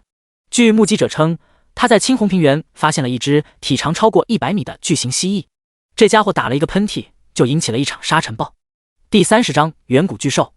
还有人说，在无双海发现了一只巨型章鱼。几家捕鱼公司的大型捕鱼船全都遭了殃，无一例外，尽数被巨型章鱼摧毁。无双海域已经被列入了人类禁地，大批渔民失业。至于其他地方，也陆陆续续的出现了巨型怪兽的踪影。这些巨型怪兽的出现，必将引起一场巨大的灾难，宛如一片阴霾笼罩在所有人心头。楚风对别的地方的怪兽不感兴趣，他只关心赤峰荒原无人区的这一只。一番搜索下来，迟迟没有发现相关消息。楚风索性关闭了世界频道，转而点开了赤峰荒原无人区农夫群。一入群就能感觉气氛很紧张。张柔若，真的假的？你确定那是一只怪兽？赵飞鹏，当然确定了，它距离我的庇护所只有5公里，那么大的一个玩意我能看不到？周涛，你去近前看了？赵飞鹏，跑都来不及呢，还敢靠近？我特么的活腻歪了。张三，你没去近前，怎么就能确定是一只怪兽？说不定就是一座普通的山峰。赵飞鹏，你知道个屁！那家伙昨晚撒了一泼尿，足足尿了20分钟，就跟泄洪一样，直接就形成了一条小河流。那尿骚味隔着5里地都能闻到。一座普通的山峰会撒尿？众人尿了20分钟，形成了一条河流，这也太夸张了。李四，哥们，你是不是有点危言耸听了？赵飞鹏，等你们见识到了就相信了。群里的人只有楚风对赵飞鹏的话深信不疑，因为他就见过这只巨型怪兽。楚风，那只怪兽长什么样？赵飞鹏，离得太远，看不清楚。不过他全身覆盖着一层黑色鳞甲，还长着一双巨大无比的翅膀。楚风心中一沉，长着翅膀又有鳞甲，不会是一只巨龙吧？龙本来就是最厉害的怪兽，这么大个的又该厉害到何种地步？楚风继续问道，这只怪兽现在什么情况？赵飞鹏，自从撒完尿之后一直在睡觉。李坚强，他会睡多久？赵飞鹏，我怎么知道？周涛，你们猜这只怪兽是什么等级？李四，目前出现的等级最高的怪兽是5级，另外还有一些 BOSS 级怪兽。我猜赤峰荒原无人区的这只巨型怪兽一定也是一只 BOSS。程前，一般的 BOSS 能跟巨型怪兽相比，这分明就是 BOSS 级怪兽的祖宗啊！张柔若，你离那只怪兽太近了，还是赶紧跑路吧。赵飞鹏，过几天再说吧，我种的粮食作物马上就要成熟了，这么一走了之的话，这些天的辛苦付出全都白费了。王五，小命都快没了，还想着粮食呢？赵飞鹏，废话，身为一名农夫，不就是靠种地为生？没有粮食，后面怎么活？王五说的也对。赵飞鹏，这只怪兽的出现确实给我带来莫大的压迫，但也不是一点好处没有。之前盘踞在附近的怪兽全都吓走了，现在我可以说非常安全。怪兽之间是有血脉压制的，在感受到那只巨型怪兽的气息后，弱小的怪兽被吓走也很正常。潘若云，天道出公告了，介绍了这些巨型怪的来历。张柔若，天道怎么说的？潘若云，天道说这些怪兽都是远古巨兽，实力强大到无法想象的地步。好在这些远古巨兽都处于沉睡当中，暂时不会对咱们造成威胁，但若是等他们苏醒过来，等待咱们的就是一场灾难。张柔若，这些远古巨兽什么时候苏醒？潘若云，天道没有明确回答，只是说实力越强大，沉睡的时间越长，反之实力相对弱一点的沉睡的时间越短。赵飞鹏，等这批粮食作物成熟了，一定等搬家。附近有一只随时都会苏醒的远古巨兽，谁能受得了？必须搬家，离得远远的，最好是能逃离赤峰荒原无人区。楚风的脸色凝重了起来，原先觉得晋升4级，加上牛魔和小战辅助，在赤峰荒原无人区没人能威胁到他了，但远古巨兽的出现却让他感觉到了迫切的危机感。4级职业者在这种巨型猛兽面前宛如蝼蚁，提升实力迫在眉睫。关闭聊天群，楚风把牛魔交流过来，牛牛，附近有没有怪兽出没？一直都没有发现。牛魔如实回道。楚风的眉头蹙了起来，天色已经完全黑了下来。换成以前的话，外面早就该有动静了。今天怎么回事？那些怪兽都去哪了？楚风猛然想到，离此地50里远的地方出现了一只远古巨兽，是不是因为这只远古巨兽的出现，将周边的怪兽都吓跑了？如果是这种情况，对他而言就太不利了。因为要提升等级，唯一的办法就是猎杀怪兽，获取经验值。怪兽都跑光了，那还杀个屁啊！操！楚风忍不住的骂了一声：“老大，谁惹你了？”牛魔小声试探：“跟你说了，你也不明白。”楚风叹了口气，突然想到了一件事，猛然看向了牛魔，眼神中闪烁着异样之色。“老大，你冷静点，我知道你心情不好，但你也不能拿我出气啊！我可是你最真诚的灵宠啊！”牛魔吓了一跳，本能的以为楚风要揍他了。“我是那种不讲道理的老大吗？”楚风轻笑道：“有件事要询问一下。”牛魔松了一口气：“老大，什么事？”楚风虚眯起了双目：“之前你是一只青鬃牛，也是怪兽的一种，对其他的怪兽应该有所了解吧？多少知道一些。”牛魔低语。楚风眼睛一亮：“赤峰荒原无人区里的怪兽并不少，但白天的时候很少能见到，他们都躲到哪里去了？是不是有巢穴？如果能找到怪兽巢穴，就可以将其一网打尽，这样一来就能快速提升等级了。白天的时候确实会躲到巢穴当中。”牛魔如实道。“周边有没有怪兽巢穴？”楚风有些激动了。牛魔努力回想了一下，说道：“有一个玄红珠巢穴。”楚风的眼目中迸发出了炙热的光芒，拿出地图放在了牛魔面前：“具体位置在哪？”相比于别的怪兽，玄红珠是少有的可以食用的怪兽，价值非常高。楚风的第一桶金就是售卖玄红珠赚的。第31章邪影铠甲。牛魔挠了挠头，有点不好意思：“老大，这玩意我看不懂。”楚风微微一怔：“你带路的话，能找到玄红珠巢穴吗？”以牛魔的智商，看地图确实有点为难他了，只能退而求其次的想其他办法了。“带路肯定没问题。”牛魔保证一声。“行。”楚风点了点头。明天还要应对土著，等收拾完了土著，腾出功夫再行动。后面楚风闲来无事，又进入了对战场。对战场一天可以挑战3次，而他仅仅完成了1次，还有2次机会，不用白不用。随机匹配中，这次的匹配时间依旧很长，不知不觉间过去了5分钟，一直没有匹配成功。楚风也不着急，慢慢等待。又过了3分钟，终于匹配成功。可是让楚风意想不到的是，这次匹配到的对手还是龙傲天。不得不说，这家伙也是够倒霉的。我尼玛，怎么又是你？龙傲天都要哭了。怎么每次匹配到的对手都是楚风？不带这么玩的。此刻他严重怀疑匹配机制有问题，分明就是在针对他。楚风揉了揉鼻子：“咱俩还挺有缘分的。”龙傲天哭丧着脸商量道：“哥们，实不相瞒，我只有100贡献点了。输掉对战的话，这2天就等饿肚子了。你能不能放水，让我赢一次？”楚风轻笑：“我如果放水的话，不也同样会输掉100贡献点？地主家里也没余粮啊，所以抱歉了。”操！龙傲天骂咧了一句，干净利落的选择了投降。第2轮对战随之结束，楚风赢得了100贡献点，接着开启第3轮匹配。这一次足足匹配了10几分钟都没有成功，最终楚风无奈放弃，退出对战场，打开了好友群。林妙妙，你们看过天道公告了吗？各地都出现了远古巨兽，咱们的处境越来越凶险了。张强，听说赤峰荒原无人区就出现了一只，楚风又该如何应对？蒋大为，现在的赤峰荒原无人区可以说是最危险的区域了，不光有怪兽、流浪者和土著，又出现了一只远古巨兽，存活的难度太大了。李振华，说起来也怪，赤峰荒原无人区的农夫死掉1多半了，楚风还能活到现在也是一个奇迹了。张倩，你什么意思？看不起楚风，还是希望楚风早点挂？李振华，大佬别误会，我就是担心楚风而已，害怕他出点意外。张倩，哼。秦升，张倩，恭喜你杀入勇者大赛前10名。张倩也就勉强杀到第10，没什么值得炫耀的。朱俊，你可是雷电法爷，潜力无可比拟，就算是排名第1的石破天都未必能压得住你。张倩，人外有人，天外有天，比我厉害的大有人在。韩东，你也太谦虚了。张倩，不是谦虚，而是事实。我们魔法学院战力排名第1的丘吉尔，论单挑能力，就算是石破天也未必是对手，但在昨天的对战场上却被一名男子轻易碾压了。由此可见，这名男子该有多么的强大了。朱俊，真的假的？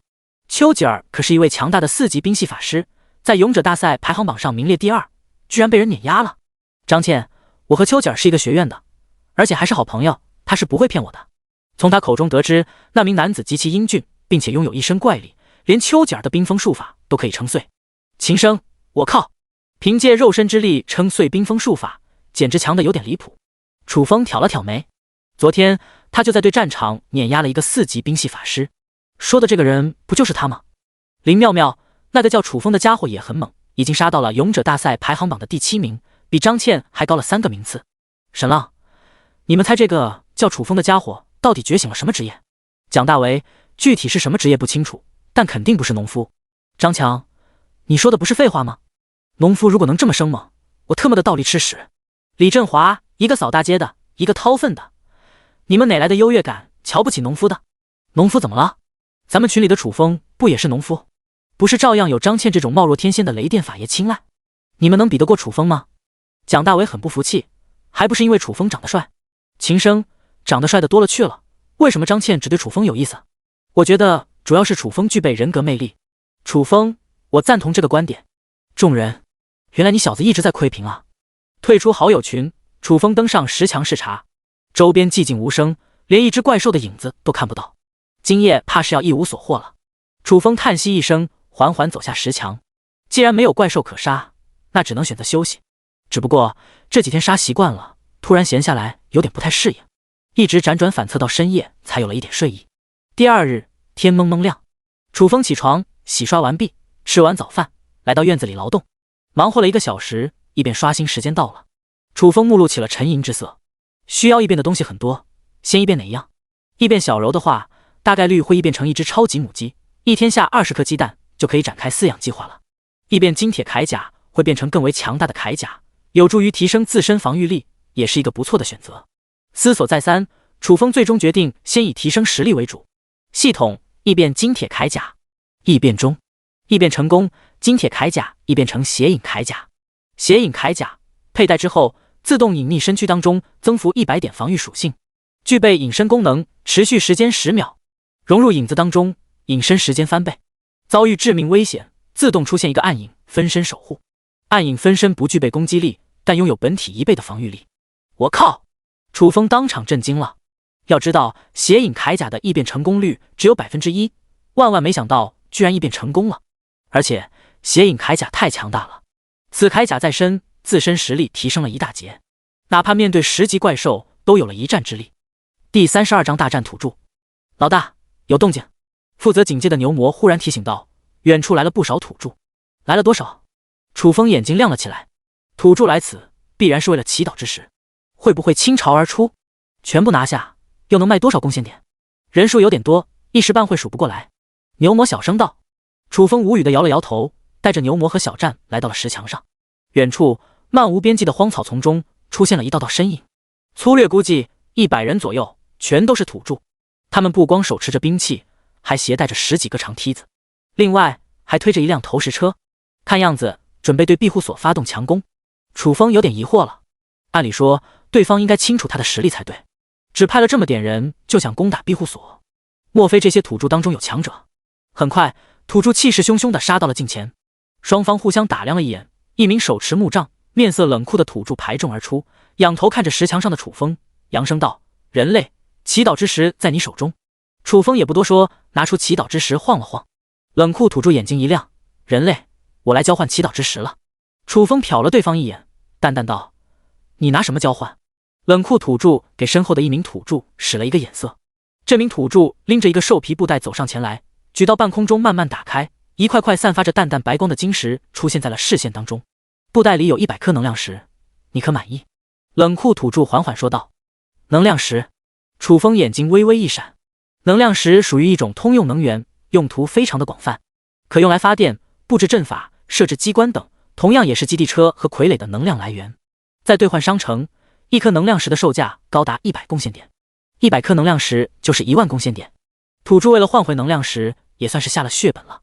对此，楚风还是比较满意的。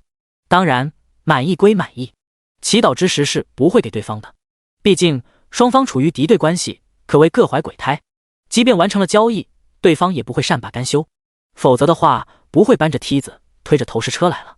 楚风不动声色地说道：“我等先看看能量石的品质才行。”给他！冷酷土著吩咐一声，只要拿到了祈祷之石，后面就会发动攻击，平推了这座庇护所，灭掉这个可恶的人类。到那时，能量石还是他的。旁边的土著甩手一扔，装着能量石的兽皮袋子飞向了楚风。楚风眼疾手快，一把抓住，然后仔细检查起来，确定能量石没有问题，轻轻地放在了脚下，冲着冷酷土著淡淡一笑：“能量石没问题，现在可以给我祈祷之石了吧？”冷酷土著有些迫不及待了。楚风嘴角一撇：“100颗能量石还换不了祈祷之石，你等再给100颗才行。”什么？冷酷土著愣了一下，勃然大怒：“人类，你不要得寸进尺！既然是交易，就要双方都满意此行。你不愿意给就算了，干嘛这么大的火气？”楚风渐渐一笑：“言而无信，你们人类都是这么卑鄙的吗？”冷酷土著的眼神无比阴森，此刻算是明白了过来，苏风根本就不打算交易，分明就是在戏耍他。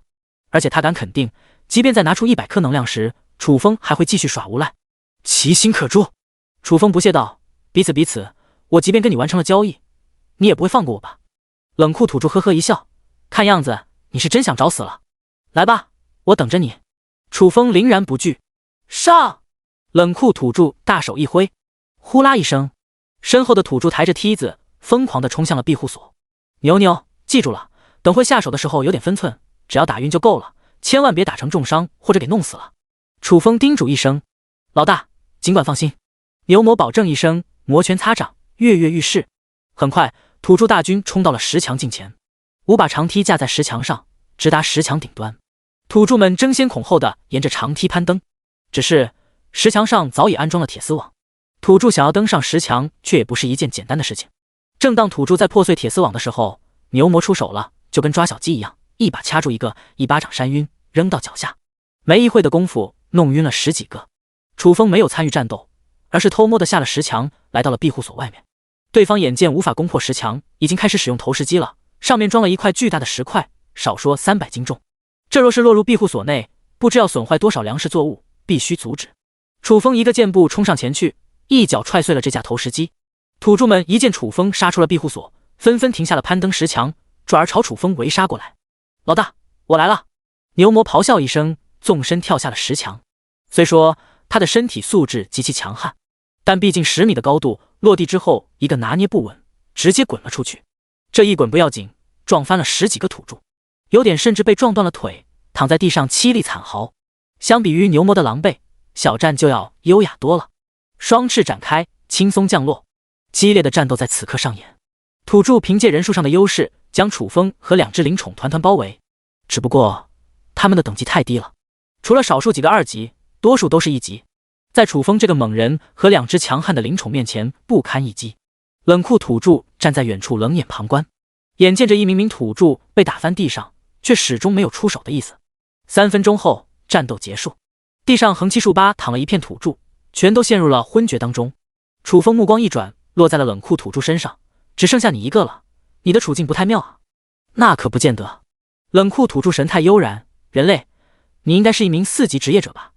不得不承认，你确实很有实力，但是在我面前就不够看了。我要拿捏你的话，轻而易举。”楚风眉头一挑：“我很想见识一下。”第33章巫师图腾之灵。那我就叫你见识一下。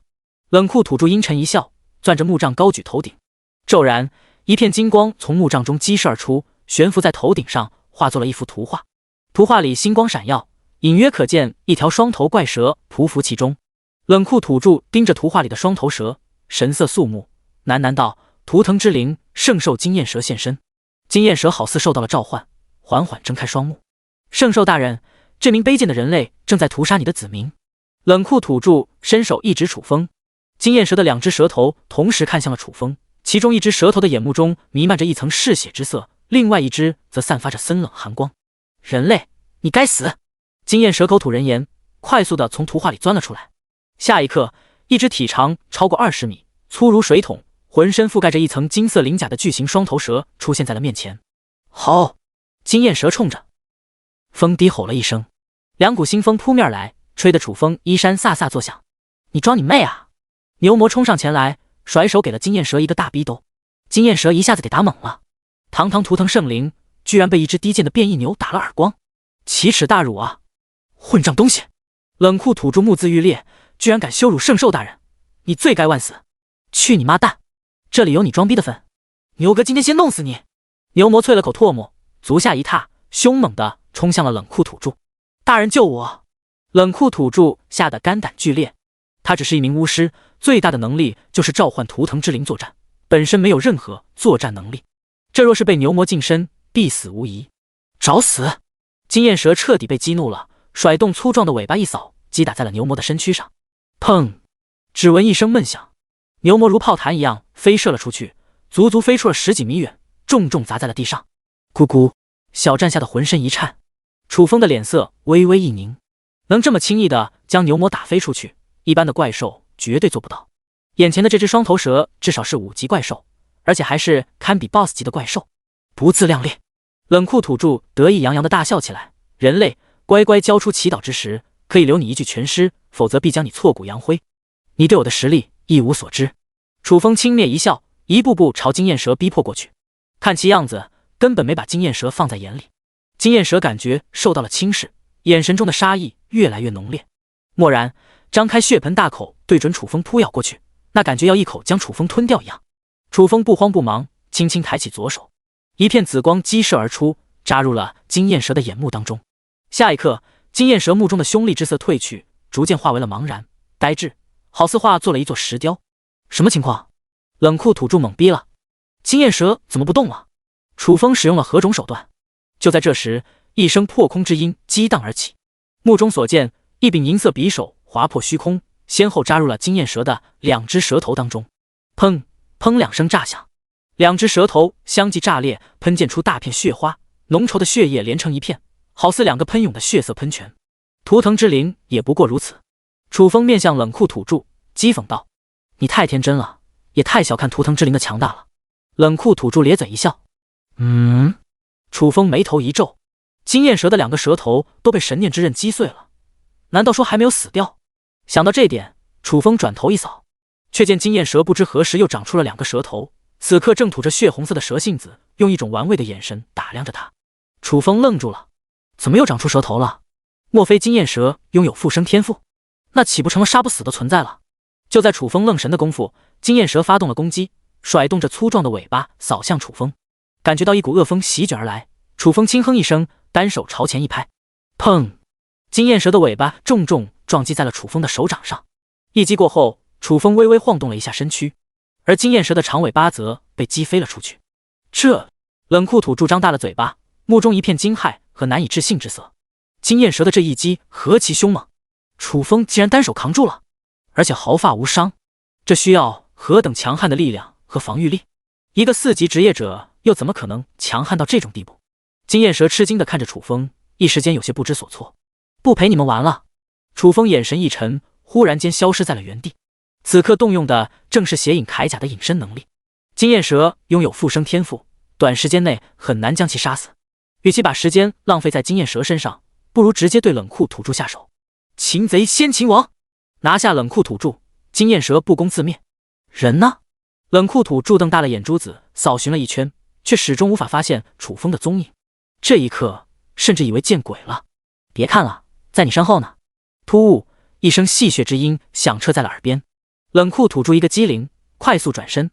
就在转过身子的一刹那，一只大手从虚空中探出，死死地钳制了他的脖颈。出手的不是别人，正是楚风。好！眼见冷酷土著被擒，金焰蛇焦躁不安起来。他本身属于召唤物，一旦冷酷土著死亡，他也会跟着灰飞烟灭。原本不想杀你的。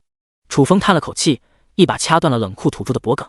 一个土著能卖50贡献点，杀掉的话实在有些可惜，但不将其弄死，还等和金焰蛇厮杀，为避免节外生枝，还是一了百了。冷酷土著一死，金焰蛇也跟着消亡了，战斗就此结束。老大！也在这时，牛魔狼狈的从远处跑了回来。伤得重不重？楚风打量了牛魔一眼，关心的问道。受了点轻伤而已，不碍事。牛魔咧着大嘴憨憨一笑，接着恭维道：老大，你可真牛逼啊！那么厉害的大蛇都被你给拿捏了，我对你的敬仰之情。牛魔话没说完就被楚风打断了。我不需要拍马屁的灵宠。牛魔第34章秒杀 BOSS 级怪兽。后面楚风打开游戏面板，联系了胡海哥。胡海哥有些激动，哥们，是不是又要出售土著了？这次多少个？楚风120个，全都是没有受伤的土著。胡海哥，哥们，你一个人抓的？楚风，胡海哥，我靠，土著的战斗力可不弱，一个人能抓这么多土著，就算是5级职业者也未必做得到吧。更何况到目前为止也没人能晋升到5级。那楚风又是通过何种方式得手的？胡海哥试探道，哥们，你觉醒的是什么职业？楚风，农夫。胡海哥，一个农夫活捉了120个土著，楚风真会开玩笑。胡海哥，哥们，出售土著吗？还是老价格？楚风，出售。这些土著留在手里也没用，自然要出售换成贡献点。随后二人开始交易，交易完成，楚风收获了6000贡献点，加上之前积累的贡献点总数高达9000。返回庇护所，楚风把牛魔叫到了身边。牛，玄红珠巢穴距离这里多远？如果距离不太远的话，现在就可以前去收割一波。牛魔努力的想了一下，不好意思的说道，老大，你也知道我脑子不太灵光，具体有多远还真说不清楚。楚风都无语了，换一个思路，你从这里前往玄红珠巢穴大约需要多长时间？牛魔不假思索的回道，我以前去过一次，大约用了2个小时，现在的速度远超以前，不用1个小时就到了。闻听，楚风稍微沉吟了一下，随又把小战叫到了身边，吩咐道，小战，我和牛出去一趟，你留下看家。按他的估算，一去一回最多2个小时，2个小时应该不会出什么意外。咕咕，小战点头回应。一人一牛离开庇护所，急速朝一个方向飞驰而去。大约奔驰了半个多小时，进入了一片低矮的灌木丛。到了这里，牛魔兴奋地说道，老大，穿过这片灌木丛就是玄红珠的巢穴了。楚风心中一动，加快速度。10分钟后，一人一牛穿过灌木丛，前方出现了一个巨大的盆地。突然间，盆地里响起了阵阵厮杀声。楚风眉头一皱，有厮杀声就说明有人在和玄红珠战斗，那么又会是什么人？农夫肯定不行，除了农夫，只剩下了流浪者和土著。楚风眼神闪烁了一下，快速走向了盆地。此行的目的就是为了玄红珠，这一趟绝不能无功而返，不论是谁都休想阻止他的脚步。来到盆地边缘，楚风定睛朝里面一扫，却见4男1女正在和一群玄红珠厮杀。这5人都是战斗职业，4名近战，1名法师。此外，在盆地的另一边还停靠着一架小型飞行器。看到这架飞行器的时候，楚风的嘴角顿时张大了。兑换商城里就有飞行器出售，这玩意极其昂贵，哪怕最便宜的都高达几10万贡献点。对方从哪弄来这么多贡献点？未免太豪横了。老大，他们好像顶不住了。牛魔忽然提醒了一声。楚风微微一怔，重新将目光移向了战团。玄红珠的战斗力很弱，在所有的怪兽当中几乎垫底的存在。5名战斗职业者奈何不了一群玄红珠，他们该有多废？看了一眼，楚风很快发现了端倪，不是这5名职业者废，而是玄红珠太强大了。确切的说，是其中的一只玄红珠太强了。这家伙体型超过了5米，浑身毛发竖立，宛如钢针一般，而且他的防御力极其强悍。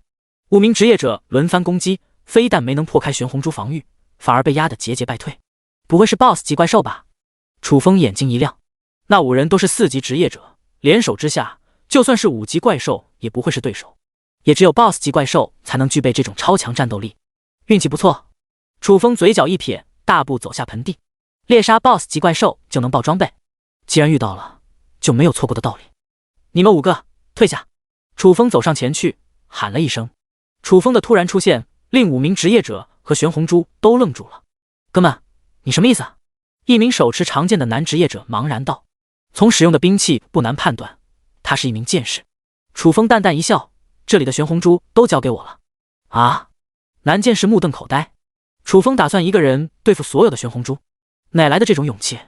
女法师恍惚了一下，提醒道，朋友，这里有一只 BOSS 级玄红珠，他的实力比6级怪兽还要强大，你还是跟我们一起联手，这样或许有一丝获胜的把握。没这个必要，我一人足矣。楚风神色冷峻，自己动手猎杀，不论爆出何种装备，都属于他一人，一起联手就需要平均分配。这女法师一时间不知该说什么了。她想装逼就满足他，等会就知道 BOSS 级玄红珠的厉害了。一名男刀客冷笑道。其余4人对视了一眼，纷纷后撤。楚风瞟了 BOSS 级玄红珠一眼，一步步逼迫过去。呜呜 ！BOSS 级玄红珠低吼一声，身上肃杀之气浓烈至极，疯狂地席卷向了周边。受此影响，5名职业者脸色大变，呼吸起来都异常困难。突然 ，BOSS 级玄红珠迈开大步，凶猛地朝楚风冲撞过去。楚风凛然不惧，等到 BOSS 级玄红珠冲到近前之际，扬手一拳砸出。这一拳正中 BOSS 级玄红珠脑门，咔嚓！只闻一片骨骼断裂之音。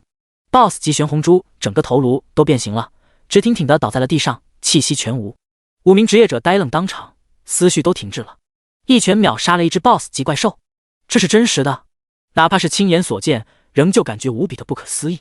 楚风轻吁一口气，飘动着目光落在了 BOSS 级玄红珠尸体上。突然 ，BOSS 级玄红珠化作了点点星光，最终消失不见了踪影。下一刻，一颗黑色种子出现在了面前，看似像一颗西瓜种子，但比一般的西瓜种子大了好几倍。就爆了一颗种子。楚风蹙着眉头，一把抓起了这颗种子，脑海中随之出现了相关信息：地雷西瓜种子，成熟周期24小时，每次结出一颗重达10公斤的西瓜，埋于地下充当地雷使用，爆炸威力十分炸裂。第35章，我跟龙傲天挺熟的。楚风眉头一挑，原来不是一颗普通西瓜种子，而是能长出地雷的西瓜种子。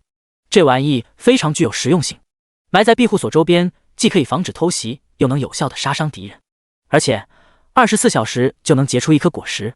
有了这颗种子，以后就能源源不断的制造地雷了。更何况还可以进行异变，说不定还能出现异变成更加强大的形态。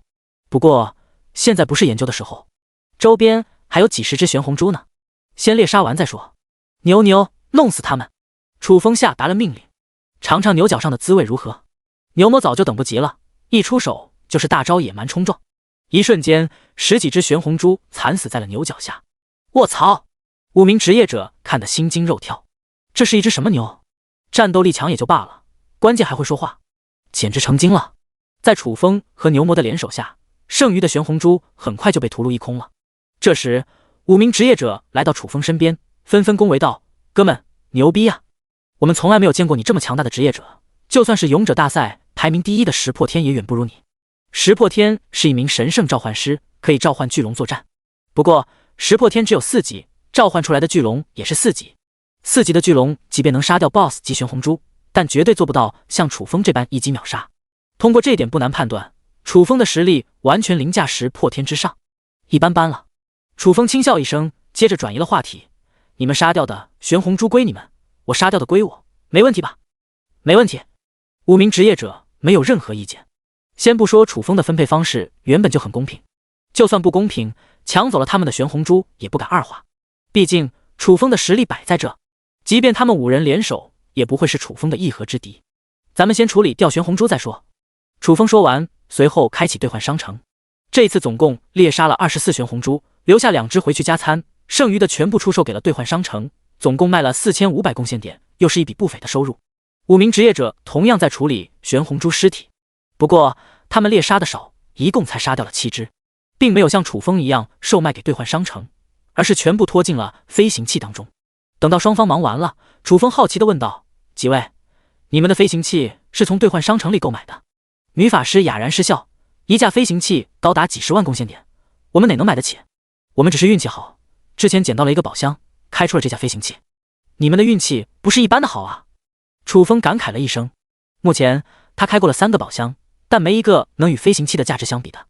南剑士试探道：哥们，你是什么职业？楚风挑了挑眉：你觉得呢？不是不想说，而是说出来对方也不会相信。南剑士笃定道：你一定是铁拳力士，而且拥有一种大幅度提升力量的天赋。就楚风刚才的表现，非常符合铁拳力士的特点。楚风没有承认，也没有否认，而是问道：你们应该是一个团队吧？来自哪里？女法师如实道：我们来自天光城烛龙佣兵团。原来是佣兵团的。楚风恍悟了一声，佣兵团的职业特点就是到处猎杀怪物，也怪不得这5人晋升的速度如此之快。哥们，你呢？南剑士问道。楚风揉了揉鼻子，最近刚刚搬到了赤峰荒原无人区，打算在这里安家落户。啊！南剑士听得一愣愣的。赤峰荒原无人区凶险无比，很多人都想着法子逃离，楚风却反其道横之，实在让人难以理解。不过转念一想，楚风都这么强了，除了那只远古巨兽，没什么能威胁到他的了。来此安家也算是一个不错的选择，最起码这里的怪兽比较多，这样就能保证快速升级。楚风忽然想到了一个问题，天光城离赤峰荒原无人区很遥远，你们是怎么知道这里有玄红珠巢穴的？碰巧而已。女法师解释道，世界频道不是有人发布收购土著的消息吗？我们原本是打算来此抓捕土著的，无意中才发现了这个玄红珠巢穴。哦，楚风点了点头，提醒道，给你们一个建议，最好不要去招惹这里的土著。别看他们等级不高，但每个部落都有巫师坐镇，这些巫师手段诡异莫测，战斗力极其强悍，甚至比一些 BOSS 级怪兽还要厉害。一旦与其遭遇，你们未必会是对手。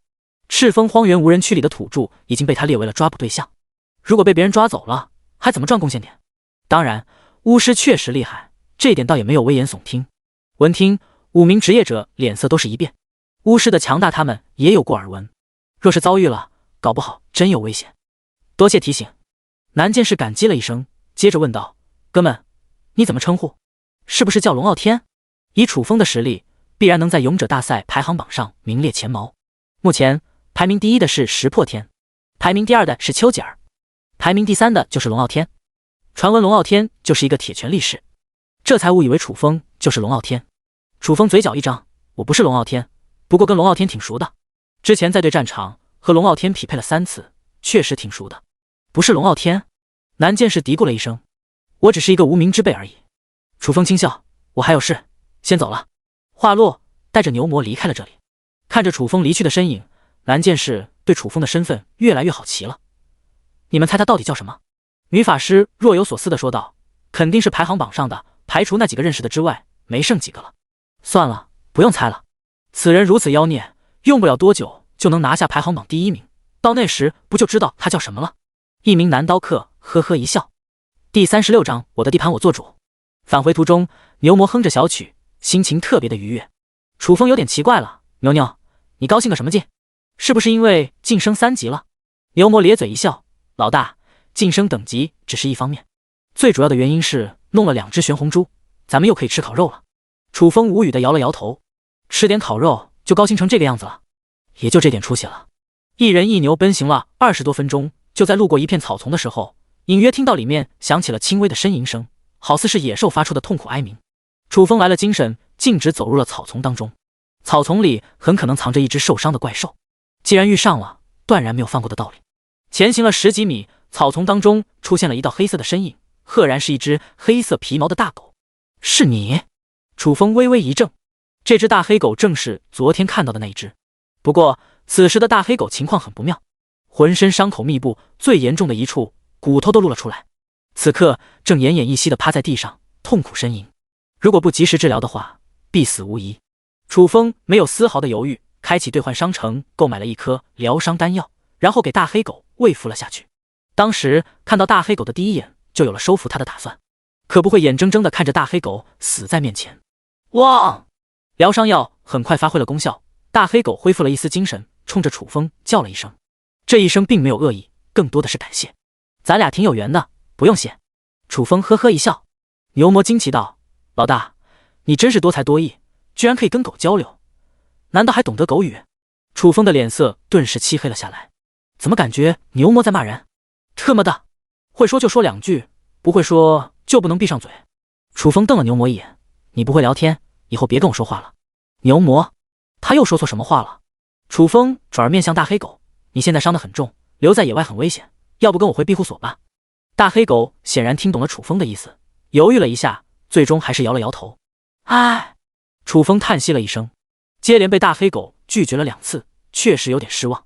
不过正所谓好事多磨，他相信总有一天大黑狗会主动选择跟着他的。随后楚风给大黑狗留了一些食物，便离开了这里。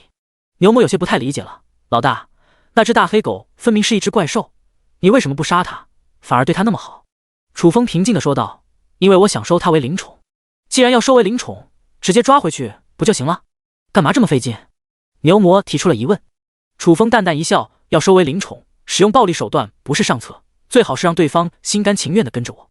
不对啊，牛魔挠着头，你当时收服我的时候直接上手段，揍了我好几次，可没有给我任何选择的权利。同样都是灵宠，对待的方式截然不同，这就有点不公平了。楚风嘴角一张，你跟他不一样。哪里不一样？牛魔追问。楚风清了清嗓子，你是一头牛，他是一只狗，不都是灵宠，有什么区别？牛魔嚷嚷道。楚风虚眯着双目，区别就在于狗是人类最忠实的伙伴，一旦选择跟随，就绝对不会叛变。至于牛就不好说了。老大，我也很忠诚。牛魔拍着胸脯，郑重其事地说道，我对太阳发誓，永远忠诚老大一人，如有违背，这辈子找不到小母牛。楚风不由得我咂了咂舌，看在你这么忠诚的份上，今晚多奖励你一块烤肉。老大，你太伟大了。牛魔激动了起来。十几分钟后，楚风和牛魔返回了庇护所，但意外的是，庇护所外面居然出现了十几个身穿铠甲的兵士。这十几人灰头土脸，衣衫褴褛，有的兵器都没拿，好似打了败仗一样。此刻，这群兵士正在用力敲打石门，大呼小叫。你们干什么？楚风走上前来，喊了一声。一众兵士停下动作，纷纷看向了楚风。其中一名身材特别高大的兵士走到楚风面前，自我介绍道，我是97作战兵团第5先锋队队长陆强。楚风揉了揉鼻子，你们来我这里做什么？陆强说道，我们小队之前遭遇了土著大部队，一场厮杀下来，好几名队员都受伤了，现在急需地方休养。这座庇护所是你的？是我的。楚风点了点头。陆强打量着楚风，意味深长地说道，你一个小小农夫居然能建造出这么高大坚固的庇护所，实在让我有点意想不到。运气好而已。楚风微微一笑。陆强转头看向了牛魔，好奇道，这只奇特的牛是你的灵宠？别的牛都是四脚着地，牛魔却能像人类一样直立行走，显然这是一只很不一般的牛。那么问题来了，一个农夫凭什么手段收服灵宠的？是我的灵宠。楚风淡淡道，你还是说一下你的目的吧。刚才不是说了吗？我们需要地方休息，你的这座庇护所就很适合，你应该不会介意吧？卢强看似一副商量的口气，实则威胁意味很明显。楚风眼神微微一沉，但很快就恢复了。你们可以在我的庇护所外面安营扎寨，这里相对于别的地方还是比较安全的。如果真遭遇怪兽或者土著袭击，我随时可以驰援你们。对方来赤峰荒原无人区清剿土著，也是为了保护这里的农夫，力所能及的前提下，帮一把也无所谓。但是想要进入庇护所当中，绝无可能。卢强没想到楚风会拒绝，脸色顿时不好看了。哥们，我们第97作战兵团不远千里来此，为的就是帮你们这些手无缚鸡之力的农夫清除威胁。你将我们拒之门外，这样做合适吗？楚风有些不耐烦了，也懒得多说，我的地盘我做主，到了这里就等守我的规矩。第37章西瓜炮手和永恒能量10盒。这时，一名满脸麻子的士兵气势汹汹地走了过来，凶神恶煞地盯着楚风，小子，是不是给你脸给多了？赶紧打开石门，否则哥几个就不客气了。楚风眼神阴沉，原本我对各大兵团还是比较尊重的，但你要是用这种口气跟我说话，我还是会生气的。我一旦生气，后果非常的严重。卧槽！麻子脸士兵嘴角一张，你在威胁我？一个农夫威胁一个作战兵团的士兵？现在的农夫都这么狂的吗？没有遭受过社会毒打是不是？楚风神情冷峻，你可以这么认为。小子，有尿性！又有一名面色黝黑的兵士走了过来，但是光有勇气是不行的，关键靠的是实力。你显然还没有认清现实，听哥一句劝，不要意气用事，要不然你真的会死。楚风没有理睬，而是看向了陆强，我给你最后一次机会，带着你的人立刻离开。呵呵，陆强不由得笑了起来。到了这时候了，楚风还在装逼。队长，别跟这小子墨迹了。麻子脸士兵撸了撸袖子，摆出了一副要教训楚风的架势。其他人也是虎视眈眈地盯着楚风，只等着陆强一声令下，就会群起围攻，教楚风做人。陆强冷冷一笑，我也给你最后一次机会，老实打开石门，那就没什么好谈的了。楚风叹了口气，对着牛魔使了个眼色，牛，给他们上点强度。好嘞。牛魔早就等不及了，抬起一只大脚猛然一踏，轰！地面猛然一颤，一圈圈银色涟漪荡漾开来，很快就冲到了陆强等人脚下。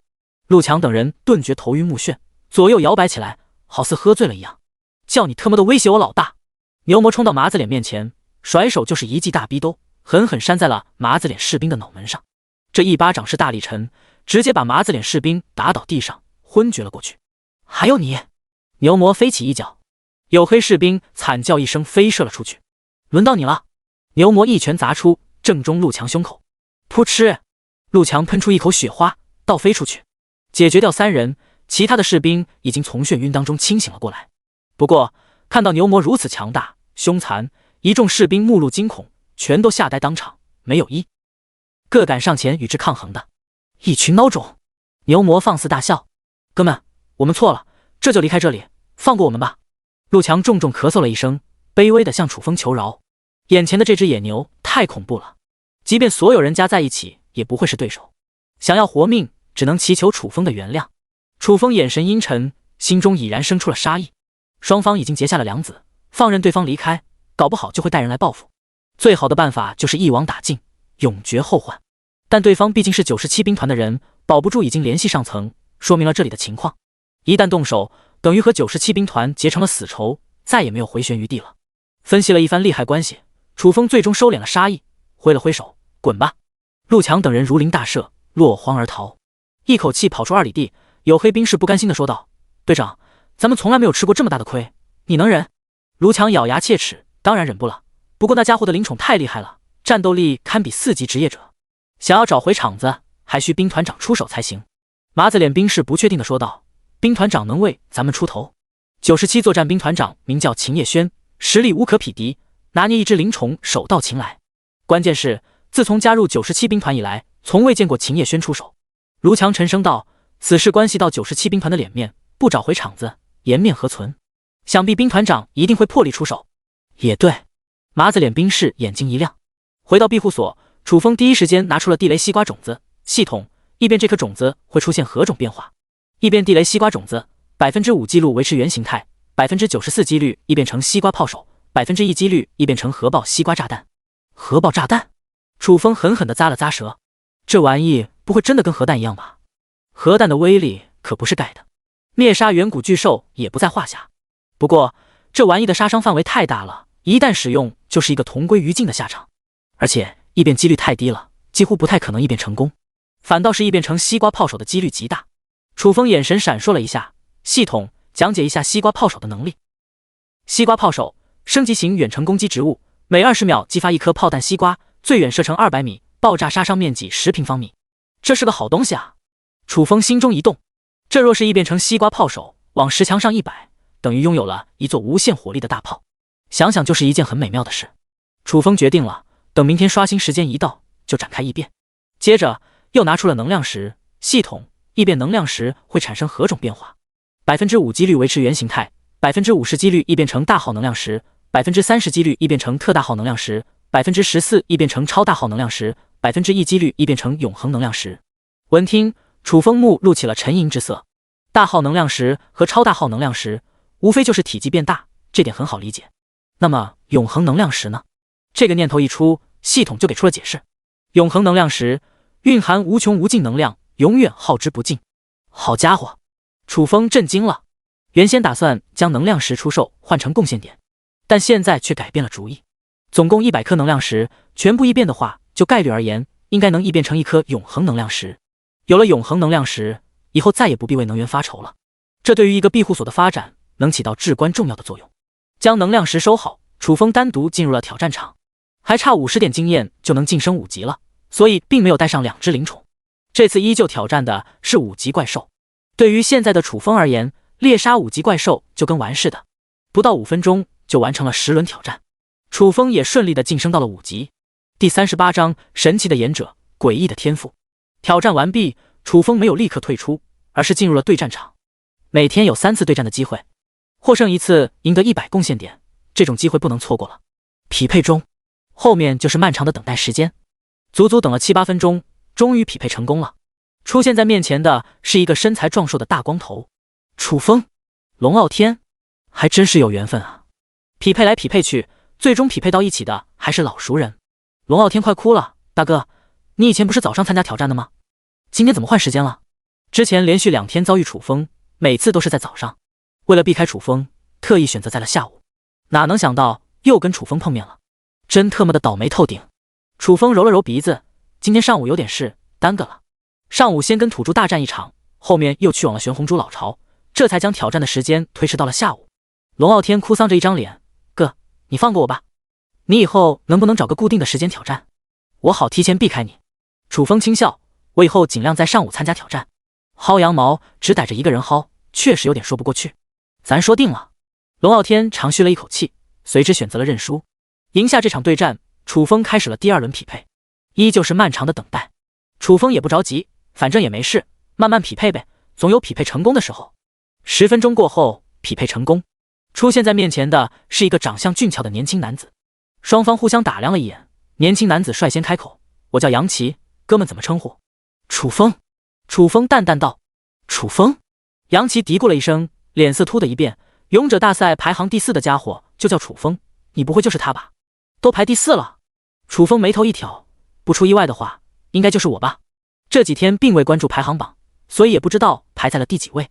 不过这几天猎杀了不少怪兽，排在第4也算正常。杨奇顿时有些心虚了。目前他在排行榜上的名次是第14名，足足比楚风低了10个名次。正常情况下，楚风的实力一定在他之上。那么这场对战还要继续吗？你是认输呢，还是跟我过2招？楚风笑着问道。杨奇犹豫了一下，咬牙道：“来吧，一次对战就是100贡献点，无论如何都不能轻言放弃。”那我就不客气了。楚风一步步逼迫过去，那霸气的气势压得杨奇有点喘不过气来，连退了数步之后，死死盯着楚风，喃喃道：“你是一个木头桩子，你不会动。”什么玩意？楚风有些奇怪了，杨奇嘟囔些什么东西？怎么神神叨叨的？脑子不会有问题吧？楚风也没多想，继续前行。但是下一刻，莫名的感觉身体有点僵硬，就好似被一股无形之力束缚了一样。什么情况？楚风愣了一下，猛然发力，啪啪啪，周身忽然响起了一阵异响，就好像有什么东西被崩碎了一样。下一刻，身上的那种僵硬感消失了。杨奇瞳孔一缩，再次喃喃：“你脚下有泥潭，你走不动路。”蓦然，楚风感觉脚底一软，好似陷入了沼泽当中，行动起来非常困难。我擦！楚风目瞪口呆，他可以肯定，绝对是杨奇搞的鬼。那他又是如何做到的？有点诡异啊！楚风再次发力，轻松地挣脱了束缚。杨奇脸色一变：“你困了，你需要休息，忘掉烦恼，忘掉痛苦，忘掉喜怒哀乐，忘掉一切，快点睡吧。”楚风的眼皮耷拉了一下，骤然感觉浑身乏力，一股睡意笼罩在了心头。换成别人的话，这个时候说不定倒头就睡，但楚风的意志何其坚韧，轻轻咬了下舌尖，顿时就清醒了过来，居然一点影响都没有。杨奇艰难地咽了口唾沫，不得不说，你的手段非常诡异。楚风饶有兴趣地打量着杨奇，还要继续吗？杨奇木讷地摇了摇头。楚风的强大超乎了想象，继续下去保准挨一顿胖揍。你先别着急投降。楚风提醒一声，好奇地问道：“你是什么职业？”我是一名演者。杨奇如实道。楚风张大了嘴巴，什么是演者？他还是第一次听说过这种职业，随便一句话就能令人陷入困境，莫非这就是演者的能力？未免太牛逼了。杨奇解释道，演者的天赋就是通过语言产生一种规则之力，进而影响对手。原来是一种语言天赋。楚风若有所思地念叨了一声，接着问道：“你这种天赋可不一般，如果成长到一定高度，怕是没人会是你的对手。这种天赋产生的攻击手段诡异莫测，防不胜防。也就是他自身实力够强，意志坚韧，换成别人，怕是早就被拿捏了。”杨奇谦虚道：“演者的攻击力很有限，只对一些实力较弱和意志薄弱的人有效果。遇到你这种强者，就是待宰羔羊。不过，演者的最大能力还是辅助，说简单点，就是给队友加状态，这点和辅助法师有点类似。”楚风来了兴趣：“你给我加点状态试试。”杨奇喃喃道：“你的速度很快，如风一般，自由的飞驰吧。”楚风忽然感觉一股莫名的力量进入了身体内，足下一踏，嗖的冲射了出去，速度快得如同一道飓风一样。不夸张地说，敏捷属性至少提升了1倍之多。楚风惊讶地看着杨奇：“你除了能帮我提升速度之外，还能提升别的吗？”杨奇点头：“还能提升力量、防御和精神力，并且还能帮助恢复体力、伤势等。”我靠！楚风震惊了。一般的辅助法师只能加一种状态，但杨奇却能加所有状态，简直太全能了。这种人才可遇不可求，如果能收入麾下，必然能壮大自身实力。楚风不动声色地问道：“杨奇，你从事的是何种工作？目前在什么地方？”杨奇挠了挠头：“演者没有具体的工作单位，跟流浪者差不多，四海为家，走到哪算啊？现在位于赤峰荒原无人区。第39章不用考虑了，我跟你混。”楚风眼睛一亮：“赤峰荒原无人区危险重重，一个人生活在这里相当的危险，你就打算一直这么流浪下去？”杨奇叹了口气，赤峰荒原无人区确实危险，我好几次差点遭遇不测。我早就想离开了，奈何赤峰荒原无人区广袤无垠，环境又太复杂了，一时半会根本出不去，暂时也只能走一步算一步了。楚风试探道：你想不想找一个安全的地方安顿下来？杨奇不假思索，当然想了。作为一名演者，确实具备不俗的实力，但缺陷同样不小。演者跟法师差不多，身板太脆，没有近战能力，一旦被近身，必死无疑。近些天来，整日担惊受怕，东躲西藏。如果能有一个安身之所，那就最好不过了。楚风当即说道：在赤峰荒原无人区有一座非常安全的庇护所，城墙高达10米，全部由坚硬的巨石垒砌而成，而且还有一座防御力堪称无敌的堡垒。只要进入这座庇护所，无惧任何怪兽或者土著。真的假的？杨奇表示怀疑。这些日子在赤峰荒原无人区不停游荡，倒也遇到了几个农夫建造的庇护所，但这些庇护所基本上很简陋，多数是一些木栅栏、茅草屋之类的，好一点的也就是木墙之类的。真有楚风说的这种强大的庇护所？真的，楚风保证一声。杨奇忽然想到了什么：楚风，你为什么会知道的？还怎么清楚？你不会也在赤峰荒原无人区吧？你猜对了。楚风呵呵一笑。杨奇嘴角一张，那座坚固的庇护所不会就是你的吧？楚风点头，就是我的，有没有兴趣加入？杨奇呆愣了一下，痴痴地看着楚风。你是一个农夫？只有农夫才有建筑蓝图，也只有农夫才有能力建造庇护所。这座庇护所是楚风的，那他岂不是一个农夫了？可是楚风是勇者大赛排名第4的猛人啊，战斗力何其彪悍，一个农夫凭什么这么生猛？开什么国际玩笑？我的确是一个农夫。楚风大方地承认了。既然要邀请杨奇，就要以诚相待，反正早晚都会知道。杨奇惊得目瞪口呆，思绪都停滞了。不是不相信，实在太匪夷所思了。谁能想到一个农夫能高居勇者大赛排名第4的位置？这若是让那些战斗职业者得知了楚风的身份，又会作何感想？楚风平静地说道：我是一个农夫不假，但跟一般的农夫又有所不同。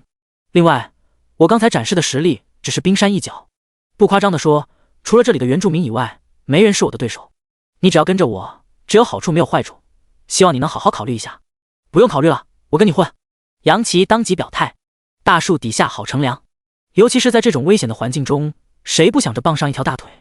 楚风无疑就是又粗又大的大腿。你的选择绝对是明智的。楚风大喜不已，接着拿出地图给杨奇标记了庇护所的位置。杨奇看了一眼，低语：离着我所在的位置有点远，差不多需要4、5天才能到达，晚点不要紧，但一定要注意安全。楚风叮嘱一声。杨奇点头。随后两人加上了聊天好友，楚风直接选择了认输，也算是送了杨奇一个人情。第2轮对战结束，楚风开启了第3轮挑战。10分钟后匹配成功，这次面对的对手是一个近战职业者。楚风不费吹灰之力将其打败，顺利赢下比赛。今天的3次挑战完成。老大，天都黑了，咱们什么时候做烤肉？牛魔将3只玄红猪开膛破肚清理干净后，冲着堡垒喊了一声：来了。楚风慢慢走出，摆上烤炉，开工烤肉。3只灵宠凑到近前，眼巴巴地看着，口水都流了出来。自从上次吃过一次烤肉之后，真的是流连忘返。老大，能快点吗？我都饿得肚子咕咕叫了。牛魔有些等不及了，不停地舔着嘴唇。慢工出细活，你急个屁！实在饿得慌，先去外面啃点草垫吧。楚风没好气地说道。那还是算了吧。牛魔讪讪一笑，自从进化之后，已经对草提不起任何食欲了。楚风一边烤着肉，一边点开了好友群。张强，明天就是周末了，又能好好休息2天了，舒服。秦生，你们还有周末？张强，双休8小时工作制，你以为开玩笑的？这就是我们清洁工的待遇，羡慕是羡慕不来的。秦生，蒋大为，嘚瑟什么？就好像谁没有似的。林妙妙，你们休息都做什么啊？蒋大为，还能做什么？喝点小酒，美滋滋的睡上一觉。楚风，劳逸结合，有的时候就应该适当的学会享受。寒冬，楚风，你现在做什么？是不是还在种地？楚风，早就忙完了，闲来无事，烤点肉吃。众人，现阶段能吃得上烤肉的可不多，一个农夫哪有这种条件？朱俊，楚风，你从哪弄的肉？兑换商城里购买的吗？你们农夫不是没有工资吗？楚风，今天杀了一窝玄红猪，留下2只打牙祭。朱俊，张强，楚风，你哪里都好，但动不动就吹牛逼，这点我是真忍不了。如果说买的话，多少还有那么一点可信度。可是楚风偏偏说是自己杀的，这不就是装逼吗？楚风也是无语了，人与人之间就不能有点信任？张强，呵呵，蒋大为，你刚才的一番言论过于逆天了，哥们实在无法相信。冯新平，楚风，我相信你。楚风，好哥们。冯新平，我这么相信你，你也应该无条件的信任我。下周我就要和迪丽热巴结婚了，作为好兄弟，你是不是应该随份子？楚风嘴角一张，你应该知道的，我只是一个农夫而已，实在是囊中羞涩。如果冯新平真的结婚的话，随份子没问题。关键冯新平是个精神病患者，所有的一切都是幻想出来的。第40章来了一个女土著。冯新平，你刚才不是说抓了几只玄红猪吗？卖了之后不就有钱了？楚风，我瞎说的，我一个农夫哪有这个能力？冯新平，亏我这么相信你，没想到你居然吹牛逼，实在太让我失望了。楚风默不作声，辜负一个精神病患者的信任，总感觉有些负罪感。秦升转移了话题，朱俊，你这几天挺牛的呀，都杀入勇者大赛排行榜第67名了。朱俊，67名而已，不值一提，我的目标是杀入排行榜前10。韩东，有志气，不过前10名可不好进，个个都是大神级别的强者，连张倩这种大佬才勉强杀到第9。林妙妙，对了，那个叫楚风的家伙太猛了，已经杀到了第4名了。照这样发展下去，搞不好能一举拿下第1名。蒋大为，楚风，你作何感想？楚风，还等往上冲一冲。第1名的奖励是1万贡献点，第4名的奖励只有7000，相差了3000贡献点。为了贡献点，一定要把第1抢到手。蒋大为，你不是把第4名的那个家伙当成自己了吧？哥们，你入戏太深了。楚风，等以后你就知道了。林妙妙，还有更厉害的猛人呢，有一个叫郑鹏的家伙，昨天的时候仅仅排在了第978名，今天则一下子杀到了第5名。朱俊，我靠，这家伙什么职业？从978杀到第5，这是1天之内杀了多少怪兽？怎么做到的？林妙妙，郑鹏很神秘，到目前为止还没人知道他的职业。楚风的双目闪烁了起来，1天之内灭杀这么多怪兽，就算是他也未必做得到。郑鹏的横空出世令他倍感压力，后面必须加把劲了，否则第1名很不容易被别人抢走。老大，烤肉熟了。这时牛魔忽然提醒了一声，楚风退出好友群，和3只灵宠一起享受起了烤肉。吃饱喝足，楚风打开了兑换商城，搜索起了交通工具。远古巨兽的出现导致周边的怪兽都跑光了，想要继续猎杀就必须去更远的地方，只靠着一双腿可不行，最好是能有一辆交通工具。宇宙飞船售价2000亿贡献点，核能动力穿梭机售价1289亿贡献点，这特么的谁能买得起？他也算服了。超光束飞行器售价200亿贡献点，这玩意也只能看看。大型飞行器售价1亿贡献点，小型飞行器售价58万。唉，楚风深深叹了一口气，以他现在的身价，想要购买一辆天上飞的交通工具，无异于痴心妄想，只能退而求其次的而选择别的了。大型装甲车售价35万贡献点，荒野基地车售价29万贡献点，紧凑型越野售价8万贡献点，手扶拖拉机售价5000贡献点。手扶拖拉机倒是能买得起，关键这玩意跑得太慢了，买来也是一个摆设。既然4个轮子的没合适的，楚风又将目光盯向了2个轮子的。惊雷摩托售价32万贡献点，赤火摩托售价18万贡献点，普通摩托售价1万贡献点。2个轮子的也不便宜啊。楚风咂了咂舌，只能再次降低要求，于是将目光移向了自行车栏。越野自行车售价2万贡献点，38大杠自行车售价500贡献点。楚风都无语了，看了一圈，居然没有一个便宜的，就连38大杠都卖这么贵，摆明了坑人。赚点贡献点本就不容易，他才不会上当呢。不过交通工具不可或缺，该买还是要买。楚风沉思了一会，随之点开了交易大厅。交易大厅里的东西普遍比兑换商城里的便宜，说不定就有出售交通工具的。一番搜索下来，还真发现有出售自行车的。楚风立刻联系了对方，妹子，你的自行车怎么卖？潘金莲，一口价200贡献点。楚风，你那是一辆38大杠，一般人骑不了，没什么价值，给你100贡献点好了。潘金莲，38大杠在兑换商城售价500贡献点，我只要你200贡献点已经很便宜了。楚风，你出售给兑换商城能卖200贡献点吗？最多也就是50贡献点。我给出100贡献点不低了，你好好考虑一下，行就行，不行拉倒。潘金莲犹豫了一下，最终同意了交易。这辆自行车挂在交易大厅好几天了，一直没人感兴趣，好不容易碰到了一个买主，索性卖掉算了，反正留在手里也派不上用场。交易完成，楚风的面前出现了一辆崭新的38大杠自行车，这玩意骑起来挺费劲的，而且速度也不会太快。楚风之所以购买，是因为有系统在，通过异变就能改变形态，从而变成一辆高性能自行车。楚风打量了一眼自行车，暗暗念道：系统，异变这辆自行车会出现何种变化？5%几率维持原形态，30%几率异变成迎风自行车，50%几率异变成荧光自行车，14%几率异变成金红自行车，1%几率异变成风火轮。能异变成这么多形态？楚风眉头一挑，仔细讲解一下各种自行车的特点。迎风自行车通过风能转化成动能，最高时速200迈；荧光自行车太阳能转化为动能，光照1分钟，充能100小时，最高时速300迈；金红自行车使用能量时转化动能，最高时速1000迈。风火轮飞行神器，脚踩双轮，御空飞行，1日可飞行10万公里。楚风满意的点了点头，不论异变成何种形态，都相当的不错。有了交通工具，就可以外出搜寻怪兽了。晚上，楚风躺在大床上，悠闲的在好友群聊着天。忽然，牛魔大喊：“老大，有情况！”楚风一个机灵，是不是发现怪兽了？已经2晚上没有猎杀怪兽了，真的有点手痒难耐。不是怪兽，是土著。楚风眉头一皱，土著怎么来了？莫非是来报复他的？楚风也没多想，起身走了出去。牛，一共来了多少土著？土著也行，抓起来就能卖贡献点。闲着也是闲着，只有一个，不过是一个女土著。牛魔如实道。第41章还是一个厨。楚风纳闷了，大晚上的，一个土著跑到他的庇护所做什么？而且还是一个女土著。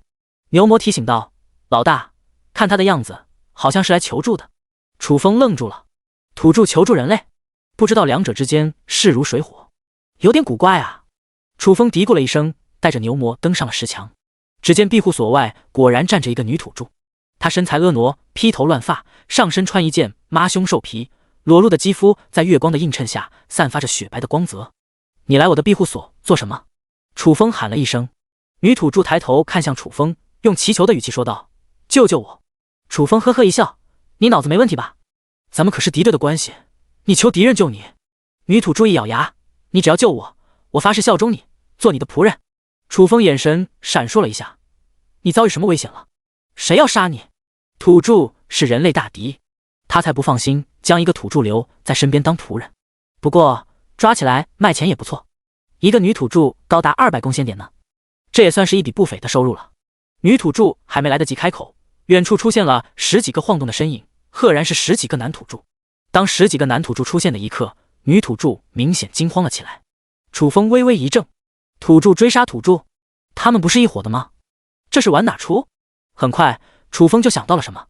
土著并非铁板一块，部落和部落之间同样是敌对的关系。女土著和10几个男土著应该属于2个不同的部落。老大，咱们怎么办？牛魔问道。楚风嘴角一撇，送上门来的猎物当然要抓起来了。一个男土著能卖50贡献点，这种积攒贡献点的机会断然不会错过。庇护所外，10几名男土著已经将女土著抓了起来，正打算离开，却在此时石门缓缓开启，楚风和牛魔一步迈出。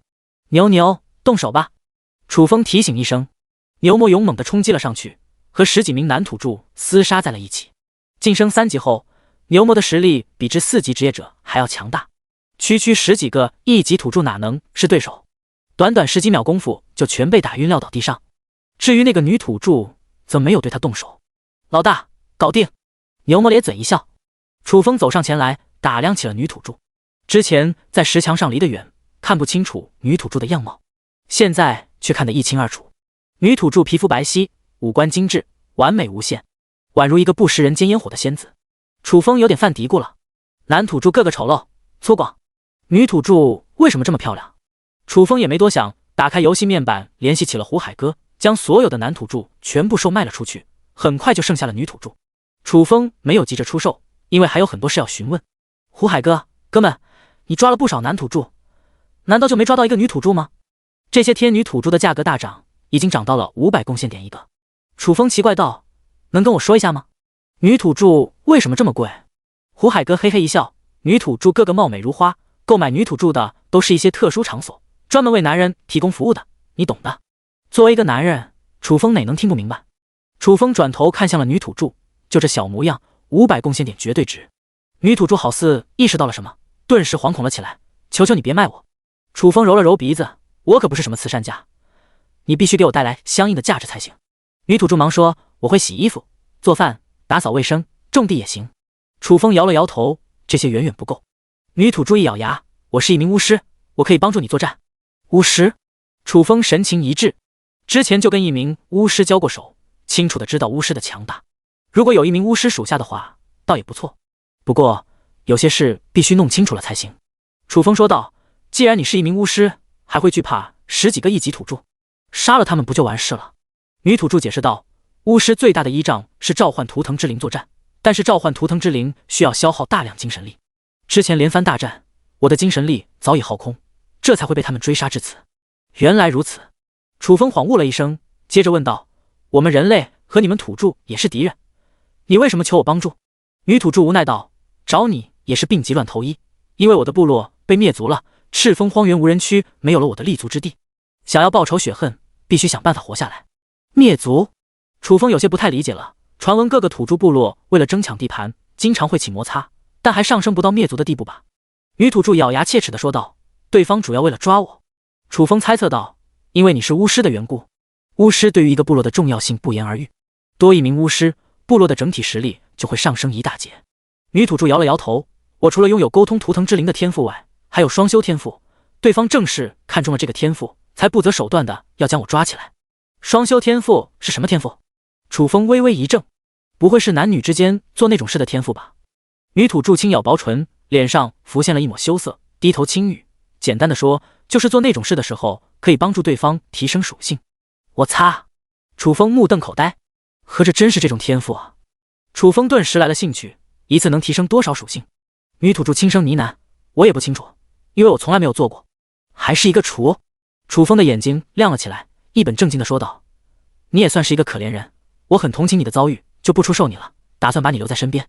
原本看在女土著是一名巫师的身份，就打算收为己用，更何况对方还拥有双修天赋，这个天赋了不得，睡一觉就能提升属性，谁能抗拒得了？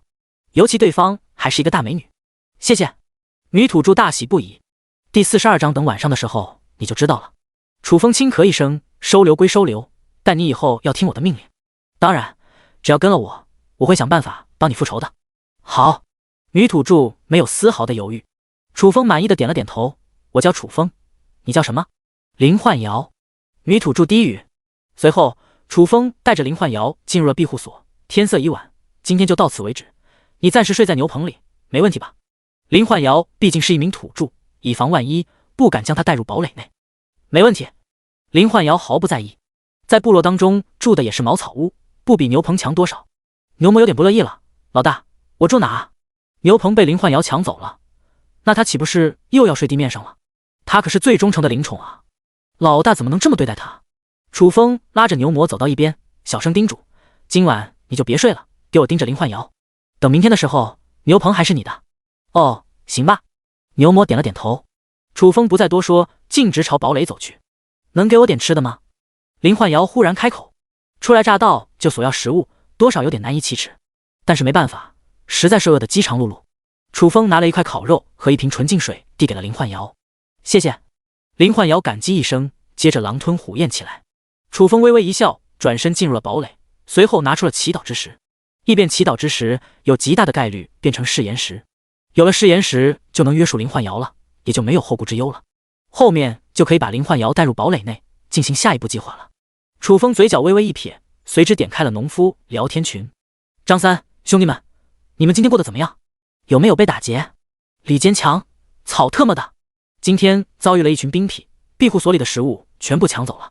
张三，原来你也这么倒霉啊！张柔弱，赤峰荒原无人区还有兵痞，他们是哪个作战兵团的？太霸道了吧！他的庇护所附近就有一个作战兵团，为什么没有出现打家劫舍的情况？同样都是作战兵团，差距这么大。张三，好像是97作战团的，真是一群吃人不吐骨头的垃圾。李四，都是眼泪啊，哥们今天就被修理了一顿，差点没被打死。潘若云，你身边不是有一个强大的女流浪者吗？他没有管你。李四，别说了，那家伙一见对方人多势众，扔下我一个人跑路了。众人不得不说，李四真够悲催的。楚风看了一会，便关闭了农夫群，转而点开了好友群。97兵团听上去跟土匪一样，而他之前跟97兵团的一支小队结下了梁子，不得不防，因而就想弄清楚97兵团的底细。好友群当中，很多人都在各大兵团服役，说不定知道点什么。楚风，兄弟们，你们有听说过97兵团吗？朱俊，97兵团原本是一个很强大的兵团，但前些天在慈染森林遭受了怪兽群袭击，损失惨重，目前下落不明，也不知道逃到哪里去了。秦升，楚风，你怎么突然对97兵团感兴趣了？楚风，97兵团出现在了赤峰荒原无人区，打劫了不少农夫，弄得人心惶惶。朱俊，97兵团名声确实很臭，经常做一些见不得光的事，你可一定要小心。楚风，97兵团的兵团长是神等级，普通的士兵根本不放在眼里，唯一需要担心的就是兵团长，因为每一个兵团长都是原住民，一般情况下原住民的等级都非常高。朱俊，每位兵团长的等级各不相同，但可以肯定的是，至少在10级以上。楚风的脸色顿时凝重了起来。10级以上的职业者，不是现在的他所能抗衡的。一旦对方大举来袭，那就危险了。楚风叹了口气，随之关闭了好友群，休息了一晚。第二日清晨，明媚的阳光散落在庇护所当中。楚风起床洗漱了一番，走出了堡垒。院子里的粮食作物长势良好，一片郁郁青青之色。小战夫妻俩趴在鸡笼子里温存，牛魔躺在牛棚里的草垫上呼呼大睡。昨晚看守了一夜，实在困得慌。至于林焕瑶，主动地干起了农活，正在给粮食作物除草。楚风看了一眼，便开始动手做早餐。鉴于牛魔的食量太大，索性在兑换商城购买了100斤大米，另外还买了一口大锅和几副碗筷，以及一个大铁盆。这个铁盆是用来给牛魔当饭盆的。一切准备妥当，楚风开始生火煮米粥。10几分钟后，米粥煮好，香气四溢。牛魔猛然睁开了眼睛，什么味道？香喷喷的，老大做了什么好吃的？开饭了。楚风招呼了一声，3只灵宠第一时间到达饭点。老大，今天早上吃什么？牛魔舔了舔嘴唇，烤肉配米粥。楚风淡淡一笑，接着开始分发食物。牛魔端着一盆米汤，外加2块烤肉，喜滋滋的返回了牛棚。小战同样将食物端回了鸡笼子，一边吃着饭，一边和小柔秀恩爱。林焕瑶站在远处，羡慕地看着3只灵宠。在土著部落当中，如果没有贡献的话，是分不到食物的。而他刚刚加入楚风的阵营当中，什么贡献都没有，自然没资格吃饭。你傻愣着干嘛？过来吃饭。楚风招呼了一声。我也有早餐。林焕瑶喜出望外。楚风给林焕瑶盛了一碗米粥，又拿了一块烤肉。既然你选择跟着我，以后就是自己人了，当然可以吃饭了。谢谢。林焕瑶心中涌上了一股温暖。吃完早饭，楚风等待着一边刷新时间。林焕瑶收拾完了碗筷，向楚风询问：我接下来做什么？什么都不用做。楚风淡淡道。林焕瑶嘴角一张，什么都不做，合适吗？楚风意味深长地说道：暂时没什么事，不过后面有一项艰巨的任务等着你。什么任务？林焕瑶一脸好奇。楚风上下打量着林焕瑶，等晚上的时候你就知道了。之所以收留林焕瑶，主要看重她的双修天赋。这种天赋是不是真的能增强属性，只有验证了才能确定。讲道理，楚风不是一个贪图色之辈，这么做完全是为了提升实力。第43章，这套衣服只能晚上穿。异变刷新时间一到，楚风迫不及待地异变了祈祷之石，和他预料当中的一样，成功异变成了誓言石。楚风咬破手指，在誓言石滴上一滴精血，获得了誓言石的使用权。接着将林焕瑶叫到了身边，我需要你做一件事，对着这颗石头立下誓言，永远效忠于我。林焕瑶也没多想，对着誓言石发誓。下一刻，两者间产生了一种若有若无的联系，从之前的陌生逐渐转为了亲切。楚风提醒道，这是一颗誓言石，蕴含着规则之力，一旦背叛，就会被规则之力绞杀。林焕瑶微微一怔，旋即莞尔一笑，放心，我不会背叛你的。楚风满意的点了点，走，我带你参观一下我的住所。进入堡垒，看着面前的大床，林焕瑶目中一片羡慕。从小到大还没有睡过这么好的大床呢，真不知道是一种什么体验。喜欢这张大床？楚风轻声问道。林焕瑶下意识地点了点头。那你晚会上就睡这张大床好了。啊？林焕瑶愣了一下，这是你的床，我怎么能睡上面？楚风不以为意地说道，这是一张双人床，咱俩一人一半，完全没问题。睡一起？林焕瑶娇嫩的脸蛋上浮现了一抹绯红，好似一个熟透的苹果。原本她是想拒绝的，毕竟男女授受不亲，但也不知为何就是开不了口。楚风呵呵一笑，那就这么愉快的决定了。林焕瑶偷偷地打量了楚风一眼，一时间竟有些失神了。之前因为比较畏惧楚风，一直不敢仔细观察，刚才看了一眼才发现，原来楚风这般的帅气。对了，楚风忽然道，等会你洗个澡，好好收拾一下。昨日林焕瑶经历了一场大战，浑身脏兮兮的，不好好清理一下，睡在一张床上多别扭。这林焕瑶有点难为情了，当着一个大男人洗澡，她还真没有这个勇气。你一个人去地下室洗，我不会偷看的。楚风淡淡道。哦。林焕瑶松了一口气。你在这等一下。楚风说完，快速地进入了地下，打开兑换商城，开始兑换物品。浴盆、毛巾、沐浴露、洗发水，还有干净的纯净水，一应俱全。最后又兑换了2颗光石。地下室太阴暗了，没有照明设备可不行。做完这一切，楚风返回一层，东西都准备好了，你可以下去了。林焕瑶点了点头，毕竟是女孩子，也是爱干净的，早就想好好洗漱一番。等到林焕瑶进入地下室，楚风再次开启了兑换商城，浏览起了女士服装。林焕瑶细皮嫩肉的，天天穿兽皮可不行，必须买上2件新衣服。楚风挑了很长时间，最终选了2套比较心仪的，一套是女士运动服，另一套是黑丝、超短和吊带。半个小时后，林焕瑶洗漱完毕，此时的她如出水芙蓉，明媚动人，尤其是一双水汪汪的大眼睛更惹人怜爱，即便以楚风的定力都不免看得有点出神。林焕瑶被盯得有点不自然，羞涩地低下了头。楚风缓过神来，淡淡一笑，给你买了2套衣服，以后别穿兽皮了。好。林焕瑶乖巧地点了点头。衣服就在床上，换上试试，看看合不合身。楚风提醒道。林焕瑶转头看向了大床上的衣服，当看到2条黑丝的时候，眉黛不由得蹙了起来。黑色丝袜是什么东西？她以前从来没见过，怎么穿？似乎看出了林焕瑶的疑惑，楚风耐心地讲解了一番。林焕瑶听得面红耳赤，其他女人也都穿这种衣服，99%的女人都是这种装扮。楚风撒起谎来，脸不红心不跳。那我就试试。林焕瑶轻轻点头。换好了叫我。楚风说完，转身走出了堡垒，顺手关上了门。院子里，小战和小柔正在散步，牛魔趴在牛棚里补觉。楚风闲来无事，进入了挑战场。5分钟后，10轮挑战结束。正当楚风准备进入对战场的时候，堡垒门打开了，林焕瑶迈步而出，2条包裹在黑丝中的修长大腿首先映入了眼帘，再往上是一条裹住臀部的超短，长短恰到好处，上身则是一件白色吊带，白皙的皮肤裸露在外，胸前的标志物若隐若现，凹凸有致的身材，精致无瑕的五官，配合这一身装扮，没有任何一个男人能顶得住。楚风只看了一眼，顿时有些血脉喷张，一股原始的冲动涌上了心头，目光都变得炙热了起来。你怎么了？林焕瑶奇怪道。楚风深吸了一口气，平复了一下心情，这套衣服只能晚上穿，白天穿运动服，他一个人欣赏就能够了，不能让别人占了便宜。好。林焕瑶也没多想，关上门开始换衣服。楚风则进入了对战场，匹配中。时间缓缓流逝，不知不觉间过去了10分钟，依旧没有匹配成功。无奈，楚风只能暂时放弃。上午参加对战的人不多，很难匹配到对手，只能换个时间点试试了。随后，楚风打开了世界频道，观看起了勇者大赛排行榜。第1名石破天，第2名丘吉尔，第3名龙傲天，第4名楚风，第5名孙开阳，第6名郑鹏。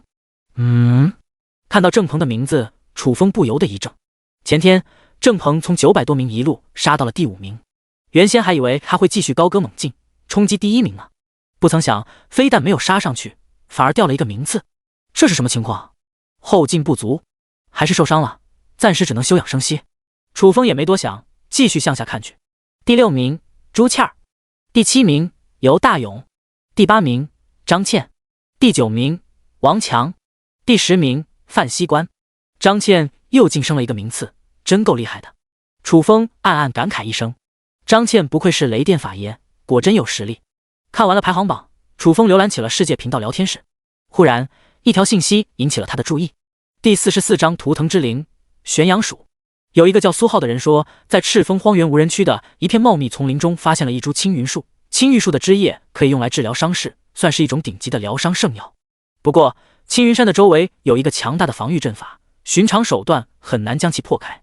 另外，阵法当中还有一只 BOSS 级怪兽守护。想要得到青云树，必须要有一位懂得阵法的人配合。苏浩的意思很明确，找几名实力强大的职业者和阵法师组队。看完这条消息，楚风快速拿出地图打量起来。赤峰荒原无人区广袤无垠，也的确有几片树林，其中就有一片面积比较大的森林，距离庇护所不是很远，差不多100公里。楚风的眼神闪烁了起来，这是一个机会，倒是可以过去看看。万一运气好呢？既能得到青云树，又能猎杀 BOSS 级怪兽。当然，今天是不行了，毕竟相隔了100公里，一去一回不知要花多少时间。等明天异变了自行车，有了交通工具，再去也不迟。又看了一会，楚风关闭了世界频道，将林焕瑶叫到了身边。你是一名巫师，你召唤的图腾之灵是什么？我的图腾之灵是一只玄阳鼠，它的战斗力不算强，属于辅助类型。林焕瑶如实道。辅助类型？楚风嘀咕了一声，问道：具体有什么功能？林焕瑶解释道：玄阳鼠的能力是打洞，不论是泥土亦或者坚硬的岩石，都能在极短的时间内挖穿。楚风心思一动，连石墙也能挖穿？问题不大，只是挖掘速度要稍微慢一点。林焕瑶低语。楚风来了兴趣，召唤出玄阳鼠看看。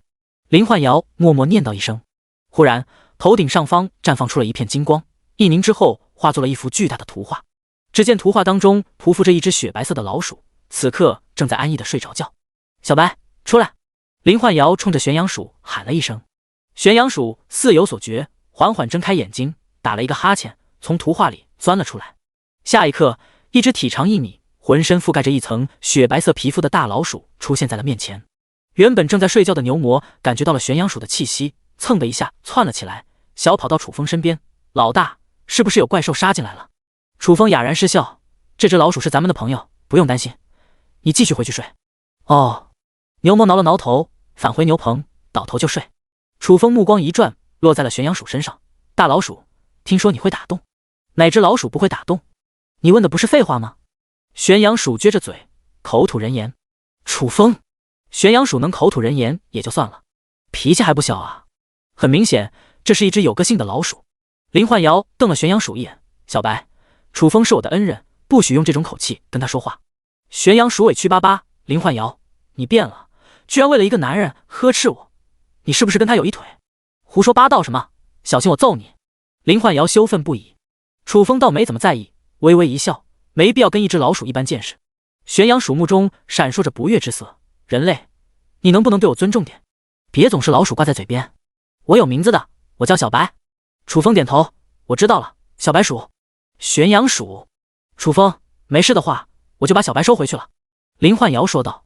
玄阳鼠脾气有点暴躁，别在一会跟楚风起了冲突。不急。楚风打断一声，接着面向玄阳鼠，听闻你在打洞这方面颇有造诣，能不能给我展示一下？玄阳鼠没有回答，而是转头看向了林焕瑶，似乎在征求林焕瑶的意见。林焕瑶微微点头，得到林焕瑶的允许，玄阳鼠探出2只爪子按在地面上，随之开跑起来。那速度快的都出现幻影了，就感觉不是在刨土，而是在挖一块豆腐一样。短短几秒钟，地面上就出现了一个深达5米的坑洞。楚风都惊呆了，玄阳鼠打洞的速度也太快了，就算是大型挖掘机也没有它的挖掘速度快，甚至可以说远远不及。可以了，楚风喊了一声，玄阳鼠停止了挖掘，从坑洞里钻了出来。楚风定睛看着玄阳鼠，目中弥漫上了一层炙热之色，如同看宝贝一样。玄阳鼠的能力确实不一般，以后完全可以利用这种能力打一口深井，这样一来，庇护所就再也不缺水源了。另外，还可以开采矿山。赤峰荒原无人区就有不少矿山，鉴于环境比较复杂，开采难度比较高，一直处于荒废状态。而有了玄阳鼠，就可以轻而易举的开采矿山了。到那时，必将赚得盆满钵满。想到这点，楚风不由得笑了起来。你笑什么？玄阳鼠歪着脑袋看着楚风，纳闷道。想起了一件很愉快的事。楚风嘴角一撇，玄阳鼠打了个哈欠，你慢慢愉快，我困了，要睡觉。话落，钻入了图画当中，呼呼大睡起来。对了，楚风忽然想起了一件事，你知道神奇之石吗？林焕瑶脸上浮现了一抹神往之色。神奇之石属于土著部落的一种特殊的召唤神石，以神奇之石做媒介，可以召唤出一只强大的蛮荒神兽。蛮荒神兽有多强？楚风试探道。林焕瑶想了一下，说道：具体有多强我也不清楚，但据部落里的一些长者所言，蛮荒神兽的实力不会在那些远古巨兽之下。楚风的眼睛顿时亮了起来。你是一名巫师，如果有神奇之石在手，应该可以召唤蛮荒神兽吧？赤峰荒原无人区的那只沉睡的远古巨兽，给他带来的威胁太大了。如果没有应对之法，始终让他寝食难安。而若是林焕瑶可以通过神奇之石召唤蛮荒神兽，就有了制约远古巨兽的手段了。至于说如何得到神奇之石，办法很简单，抢夺土著部落的祈祷之石。赤峰荒原无人区有10几个土著部落，每个部落都有祈祷之石，全部抢到手，通过系统异变，运气好的话，说不定真能得到一颗神奇之石。第45章大黑狗来报恩了。每一个巫师都有能力召唤蛮荒神兽。林焕瑶先是肯定了一声，接着话音一转，不过神奇之石是一次性消耗品，只能召唤一次蛮荒神兽，一次就够了。楚风若有所思地念叨一声。赤峰荒原无人区只有一只沉睡的远古巨兽，只要能干掉它，也就没有后顾之忧了。林焕瑶闪动着美目，好奇地问道：楚风，你知道神奇之石的下落？有点眉目，但至于说能不能弄到手，还不好说。楚风模棱两可地说道：能不能得到神奇之石，关键看系统给不给力。哦，林焕瑶也没有多想。楚风再次问道：昨晚追杀你的是哪个土著部落？他们有多少人？下一步计划就是对土著部落动手，首先的目标自然是林焕瑶的敌人。林焕瑶的目中顿时浮现了一抹凌厉杀意，咬牙切齿地说道：是天罡部落，他们有500人。楚风安抚道：我说过会帮你报仇雪恨，放心好了，过几天腾出时间就给他灭了。林焕瑶心中一喜，但突然想到了什么：楚风，不要意气用事。天罡部落的首领是一位5级职业者，实力极其强悍，另外还有一个5级巫师，这名巫师召唤的图腾之灵是大地炎熊，比我的玄阳鼠不知厉害了多少，咱们没有与之对抗的实力。由于没见过楚风出手，并不清楚风的实力，在他看来，楚风就是一个农夫。众所周知，农夫是没有任何战斗力，他最大的依仗就是那只变异牛，但是变异牛也只有3级而已，哪能是强大的天罡部落的对手？我要覆灭天罡部落，也就动动手指的事。楚风微微一笑，笑容里充满了自信。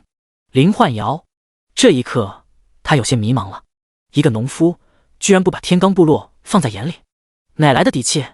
先休息吧。楚风没有过多的解释，说完便走上了石墙视察起来。庇护所外风平浪静，楚风沿着石墙走了一圈，没有任何发现，正准备下去的时候，耳边忽然响起了一声狗叫，听上去还挺熟悉的，好像是那只大黑狗。楚风神情一动，快速地看向了声音来源方向，只见不远处的草丛中窜出来了一只大黑狗，嘴里面还叼着一个青铜宝箱。小黑！楚风开心不已，冲着大黑狗喊了一声。大黑狗摇了摇尾巴，慢慢走到庇护所近前，将青铜宝箱放在了地面上，然后冲着楚风叫了一声，好像在表达什么。楚风马上想到，昨天救了大黑狗一命，他应该是来表示感谢的。这个青铜宝箱就是感谢的礼物，真是一只知恩图报的好狗，果然没有看错他。小黑，这个宝箱是送给我的吗？楚风问道。汪！汪！大黑狗叫了2声，深深地看了楚风一眼，然后掉头跑入了草丛当中，消失不见了踪影。唉，楚风叹息一声，大黑狗没有选择留下，对他而言是一件非常遗憾的事情。不过还是那句话，好事多磨，他始终相信大黑狗早晚有一天会跟在他身边。稍后，楚风走下石墙，打开石门，拿起宝箱，重新返回了庇护所当中。到目前为止，青铜宝箱还没有开出危险品，属于相对安全的宝箱，但不怕1万就怕万一。谨慎起见，楚风还是向系统询问：系统，异变宝箱里的东西会产生何种变化？异变砖头果实种子，5%几率维持原形态，30%几率异变成巨石果实种子，64%几率异变成坚果果实种子，1%几率异变成黄蓟石果实种子。楚风目光微微一闪，说一下这几种果实的特点。砖头果实，成熟周期24小时，每次结出2块砖头，可用来建造房屋。巨石果实，成熟周期24小时，每次结出1块高2米、宽1米的石块，可用来建造围墙。坚果果实，成熟周期24小时，每次结出2颗3米高的大坚果，坚硬如铁。黄金石果石，成熟周期1个月，每次接触一块重达100公斤重的矿石，可用来打造兵器。听完介绍，楚风目露起了沉吟之色。现在的庇护所仅仅是一个雏形，很多设施还没有完备，比如说厕所、食堂、宿舍、洗澡堂等等。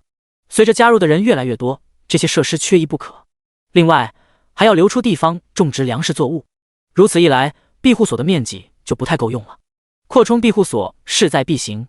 其实，扩充的方法也简单，在外面加1道围墙即可。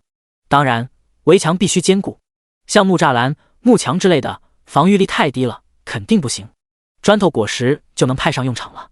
通过异变，大概率会变成巨石果实或者坚果果实，不论是哪一种，都可用来建造围墙。只是需要异变的东西太多了，暂时还等往后烧一烧。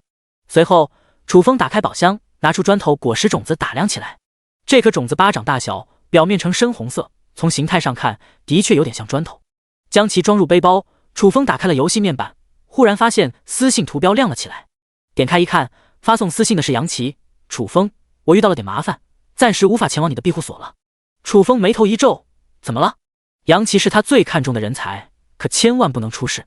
杨琪，我被97兵团的人给抓起来了，他们要求我加入，否则就弄死我。没办法，我暂时只能虚与委蛇。楚风，你现在什么地方？离我这里远不远？距离不远的话，现在就可以动手营救，但若是太远，只能另想他法。杨琪，相隔还是挺远的，至少要2天的路程。楚风，你在那边怎么样？他们有没有为难你？杨琪，他们得知了我的职业特点，倒也没怎么为难我，不过却派人24小时监视我，弄得我一点自由都没有，连上个厕所都有人跟着。楚风，你暂时先待在那，我一定会想办法营救你的。第46章，你还没有资格知道我的名字。杨琪，对了，97兵团的人正在研究对付一座庇护所，传闻庇护所的主人有一只实力强劲的变异牛，这座庇护所不会是你的吧？楚风，就是我的庇护所，之前跟97兵团的一支小队结下了梁子，他们来报复很正常。杨琪脸色一变，那你可等小心一点，97兵团人数众多，还有不少强者。楚风，97兵团的兵团长会不会跟着一起行动？每一位兵团长都是10级以上的职业者，以他现在的实力，很难与之抗衡。除了兵团长之外，其他人倒没怎么放在眼里。杨琪，每一位兵团长都是原住民，他们有特殊的规则限制，不能随意出手。楚风，那就没问题了。杨琪，我会时刻关注他们的动态，一旦有所行动，第一时间通知你。楚风，好。和杨琪聊完，楚风在世界频道逛了一会，便关闭了游戏面板。此时已经临近中午，林焕瑶询问楚风，中午吃什么？我来做。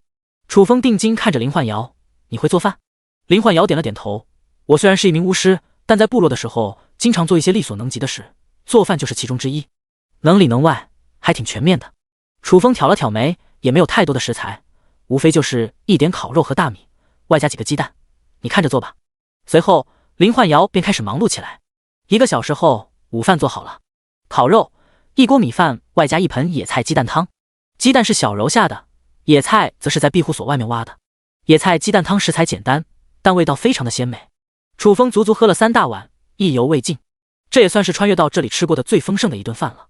看样子身边还等有个女人啊。楚风暗暗感慨一声。吃过午饭，楚风像往常一样睡午觉。一觉醒来，进入了对战场。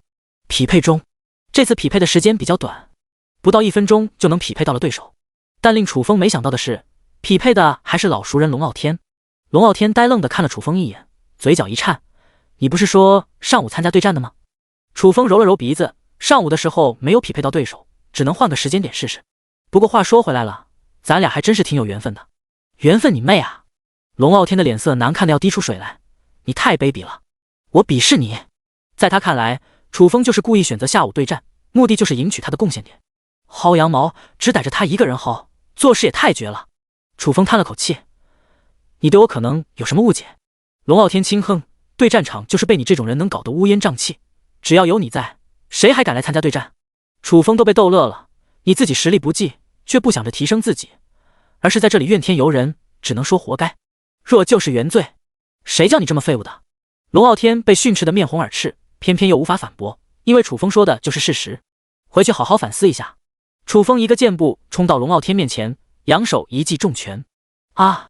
只闻一声惨叫，龙傲天飞射了出去，重重撞在了对战场壁垒上，这一拳直接将其打晕了过去，随后传送出了对战场。第一轮挑战结束，楚风马不停蹄地开始了第二轮。匹配中，继续匹配中。许久，终于匹配到了对手。出现在面前的是一个瘦如竹竿的年轻男子。双方互相打量了一眼，竹竿男率先开口：“哥们，先别着急动手。”楚风微微一怔：“你有事？”竹竿男咧嘴一笑：“实不相瞒，我是第一次来参加对战场，而且等级很低，只有1级。”楚风目瞪口呆：“你是怎么想的？敢来参加对战的，基本上都是3级以上的战斗职业者，全都对自己的实力充满了信心。一个1级职业者跑来做什么？找虐吗？”竹竿男解释道：“我就来感受一下对战场的氛围，等以后好跟身边的人吹个牛逼。”楚风都无语了，一场对战就是100贡献点，为的就是装逼，有钱没地花了，林子大了什么鸟都有。楚风轻咳一声，提醒道：“你感受完了吗？我准备动手了。”竹竿男当即说道：“别急啊，哥们，让我在这里多待一会，我还没待够呢。不好意思，我没那么多时间。”楚风冲上前去，甩手一记大逼兜，战斗就此结束。接着开始第3轮挑战，匹配中。5分钟后，第3个对手出现了，是一个身材矮壮、一脸横肉的年轻男子。我叫尤大勇。矮壮男子高昂着头，一副目空一切的表情。你应该听说过我的名号吧？楚风点头。勇者大赛排名第7的就是你吧？算你小子还有点见识。尤大勇得意洋洋了起来。楚风的双目渐渐虚眯起来。尤大勇给他的感觉就跟第一次见到龙傲天一般无二，都是一副牛逼哄哄的样子。楚风淡淡道：“别说废话了，咱们开始动手吧。求虐心理很强吗？”尤大勇饶有兴趣地打量着楚风，冷冷一笑：“你可能还不知道我的真实实力。我虽然只排在了第7名，但论单挑能力，就算是石破天也等甘拜下风。”楚风有些无奈了，之前有个叫龙傲天的家伙像你一样能装逼，但最后都被我给打哭了。所以说，在我面前收起你的狂傲，否则你一定会很受伤的。连龙傲天都不是你的对手。尤大勇的脸色凝重了起来。阁下怎么称呼？龙傲天在排行榜上高居第3，是一个拥有石化天赋的铁拳力士，单挑能力极其出色。前些天还跟龙傲天对战了一场，最终败在了龙傲天手下。楚风能击败龙傲天，岂不是同样能拿捏他？一个吊粮小丑而已，你还没有资格知道我的名字。楚风神情冷峻。狂妄！尤大勇勃然大怒，吓唬谁呢？真以为我尤大勇是吓大的？在他看来，楚风就是在虚张声势。第47章深夜大战，属性点增长，动过手不就知道了？楚风挑衅一声：“那我就掂掂你有几分能耐。”尤大勇轻哼一声，凶猛地朝楚风冲击过去。临近之时，攥着拳头猛然砸出。这一拳打出的同时，拳头上绽放一片金光，一凝之后，化作了一只硕大的金色拳头，对准楚风的胸膛砸了过去。很明显，这一拳动用了某种天赋，有点意思。楚风侧身一闪，躲过这一拳的时候，一把抓住了尤大勇的手腕，猛然一发力，像拎小鸡一样将其拎到了半空中。什么情况？尤大勇大脑一片空白，还不等反应过来，就被一把摔在了地上。啊！尤大勇凄厉地惨叫起来，感觉浑身的骨头都摔断了，痛苦如潮水般涌来，面孔都扭曲在了一起。楚风觉得不过瘾，又拎着摔了2下。咣咣，2声巨响过后，尤大勇口吐白沫，已然昏厥了过去。随后就被传送离开了对战场。至此，3场挑战结束，楚风退出了对战场。下午闲来无事，索性和林焕瑶一起外出挖野菜。2人一边挖一边闲聊，欢声笑语，其乐融融，宛如一对小情侣。回到庇护所，天色已经暗淡了下来。林焕瑶开始动手做晚饭，楚风在一边帮忙。这时，牛魔凑到了楚风身边，小声问道：“老大，我今晚还站岗放哨吗？”“不用了，回牛棚睡觉行了。”“牛魔微微一怔，那林焕瑶呢？他不睡牛棚了。”楚风平静道：“林焕瑶晚上去堡垒休息。”牛魔的眼珠子瞪大了，目中闪烁着异样之色，就跟小战和小柔一样，睡在一起，发展的也太快了吧！楚风的脸色顿时漆黑了下来。你一头牛整天瞎操心什么？管好你自己就行了。牛魔挠了挠头，讪讪一笑：“我就是好奇而已。”闲得慌。楚风白了一眼。吃过晚饭，进入了紧张刺激的环节了。小战和小柔回到了鸡笼子，牛魔趴在了牛棚里，楚风和林焕瑶则进入了堡垒内。按照楚风的要求，林焕瑶换上了黑丝、超短和白色吊带。楚风只看了一眼，顿感口干舌燥，强忍着心中的邪念，招呼道：“上床休息吧。”林焕瑶还是第一次和男人同睡一张床，显得有些扭捏局促。看出了林焕瑶的窘迫，楚风呵呵一笑：“咱俩一人睡一边，没关系的。”好吧。林焕瑶呢喃一声，脱鞋上床，钻入了毯子里，背对着楚风转到了一侧。楚风倚着枕头，点开了世界频道看了一会，接着找林焕瑶聊天。林焕瑶逐渐放松了下来，慢慢转过了身子。聊着聊着，不知不觉间来到了深夜。见林焕瑶一副睡意朦胧的样子，楚风忽然道：“我睡觉有个习惯，喜欢裸睡，你不会介意吧？”啊！林焕瑶脸上一片绯红，点了点头，不介意。其实他还是有点抵触的，但毕竟是楚风的习惯，他也不好横加干涉。楚风快速退掉了衣衫，上身裸露在外。林焕瑶羞得闭上了眼睛，再次转过身子，脸上火辣辣的，心里面如同小鹿乱撞。楚风精壮的身躯和英俊的面孔不时地浮现在脑海中，弄得他有些芳心乱颤。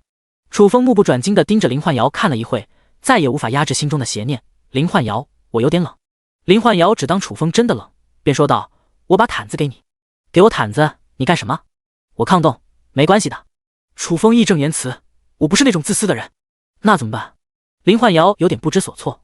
楚风提议：“要不然我去你的被窝，两个人靠在一起，也能互相取暖。”林焕瑶一下子就慌了，可还不等说点什么，楚风已经钻了进来，感觉到一具火热的身体靠了上来。林焕瑶身体顿时僵硬了，呼吸都变得急促了起来。楚风倒也没有做过多的举动，有些事情不能太急，要给林焕瑶一点适应时间。两人就这样一动不动地僵持了一会，楚风慢慢展开了行动。在这方面，他也算是颇有经验。林焕瑶作为一个懵懂少女，终究不是楚风的对手，最终沦陷。楚风提枪上阵，策马奔腾，一展雄风。庇护所内响起了阵阵入醉之音，因为画面太过血腥，此处省略一亿字。原本趴在牛棚睡觉的牛魔猛地惊醒了过来。哪来的声音？莫非有怪兽入侵？听声音好像不是。牛魔看了，瞪大了眼睛搜寻了一圈，最终将目光落在了堡垒内。很快就想到了什么，忍不住的吐槽道：“老大爷真是的，就不能节制一点？大晚上的还让不让牛睡觉了？”这一战持续了2个小时，林焕瑶最终败下阵来，瘫软在了床上。楚风则打扫起了战场，将带血的床单换掉，然后打开了个人面板。当发现各项属性都增加了2点后，兴奋的无以复加。一次就加2点属性，100次就是200点属性，直接起飞了呀！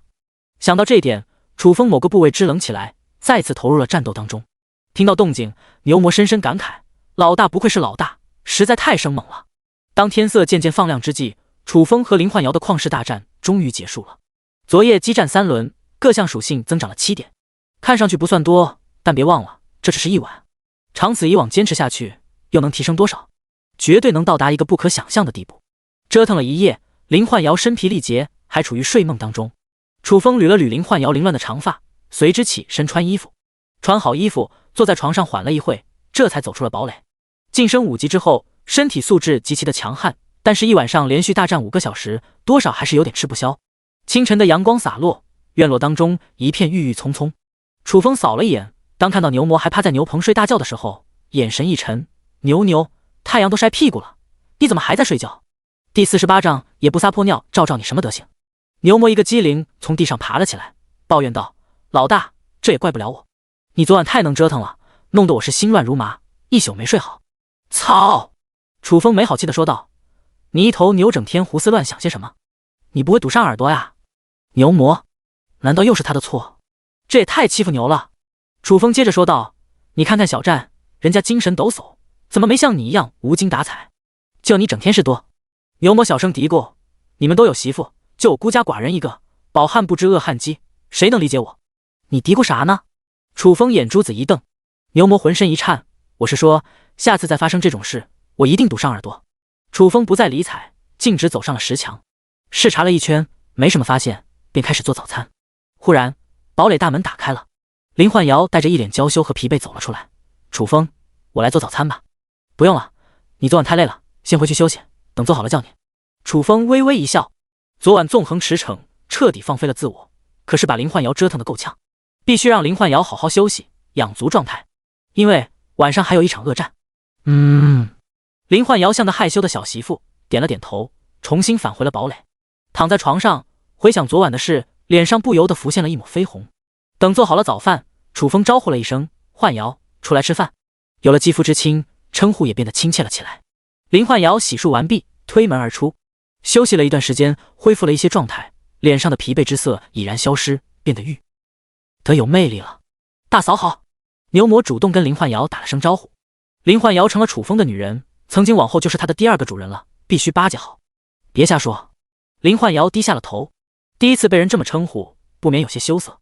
楚风则赞赏地看了一眼牛魔。牛魔虽说智商有点低，但还是很有眼力见的。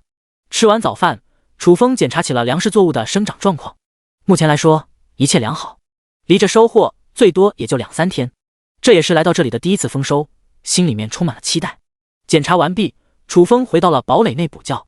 也不知睡了多久，牛魔忽然大喊：“老大，有情况！外面来了不少土著。”一听有土著，楚风顿时来了精神。来了多少？挺多的，差不多100来人。来得好！楚风开心不已。土著在他眼里都是贡献点，来得越多越好。楚风，来的是天罡部落，他们的首领魏寒和巫师许坤宇都来了，咱们怎么办？林焕瑶目中流露着一丝惊慌。仇人就在眼前，虽然很想报仇雪恨，但是对方实在太强大了。没事，不是还有我吗？他们翻不起浪花。楚风安慰了一句，随之打开石门，迈步而出。真的这么自信？林焕瑶眉带紧蹙。牛魔咧嘴一笑：“大嫂，你是没见识过老大的厉害，等见识了以后就清楚了。那群土著在老大眼里都是蝼蚁。”林焕瑶愣住了。楚风不是一个农夫吗？农夫真有这么厉害？庇护所外，上百名手持兵器的土著虎视眈眈。为首的一名身材壮实、气势威猛的男土著打量了楚风一眼，恶狠狠地说道：“人类，就是你抢走了我的女人，你特么的活腻了是不是？”林焕瑶提醒道：“楚风，他就是天罡部落首领魏寒。”楚风眼神一沉，直视魏寒：“你的女人，你特么的也配？也不撒泼尿，照照你什么德行？好小子，看样子你是真想找死了。”魏寒气得咬牙切齿：“首领，稍安勿躁。”旁边一名身材瘦削的男土著安抚一声，继而面向林焕瑶：“林焕瑶，你身为一名土著部落巫师，居然主动投靠一名人类，你想背叛土著一族？”林焕瑶目中闪烁着寒光：“我的部落早就被你们给覆灭了，何来背叛一说？从今往后，我再也不是土著一员，而且我发誓，一定要你们血债血偿，给脸不要脸！”魏寒冷哼一声，转头看向瘦削土著许坤宇：“你怎么说？”许坤宇面色阴沉如水，既然林焕瑶死不悔改，那就无需跟他客气什么了。我也是这么想的。魏寒嘴角上划过了一抹残忍之色，大手一挥：“给我上！”呼啦一下，上百名土著气势汹汹地杀向了楚风。小战，牛，给他们上点强度。楚风吩咐道：“对付一群小卡拉米，就让小战和牛魔练练手好了，尝尝牛角上的滋味如何？”牛魔一个野蛮冲撞，瞬间撞飞了10几个土著，惨叫声不绝于耳。小战不甘示弱，飞扑上去，一爪子一个，几个呼吸间放倒了7、8个土著。砰！牛魔一拳砸飞了3名土著，放肆狂笑：“还有谁？”装逼气息非常浓烈，将周边的一众土著全都震慑了。好厉害的灵宠！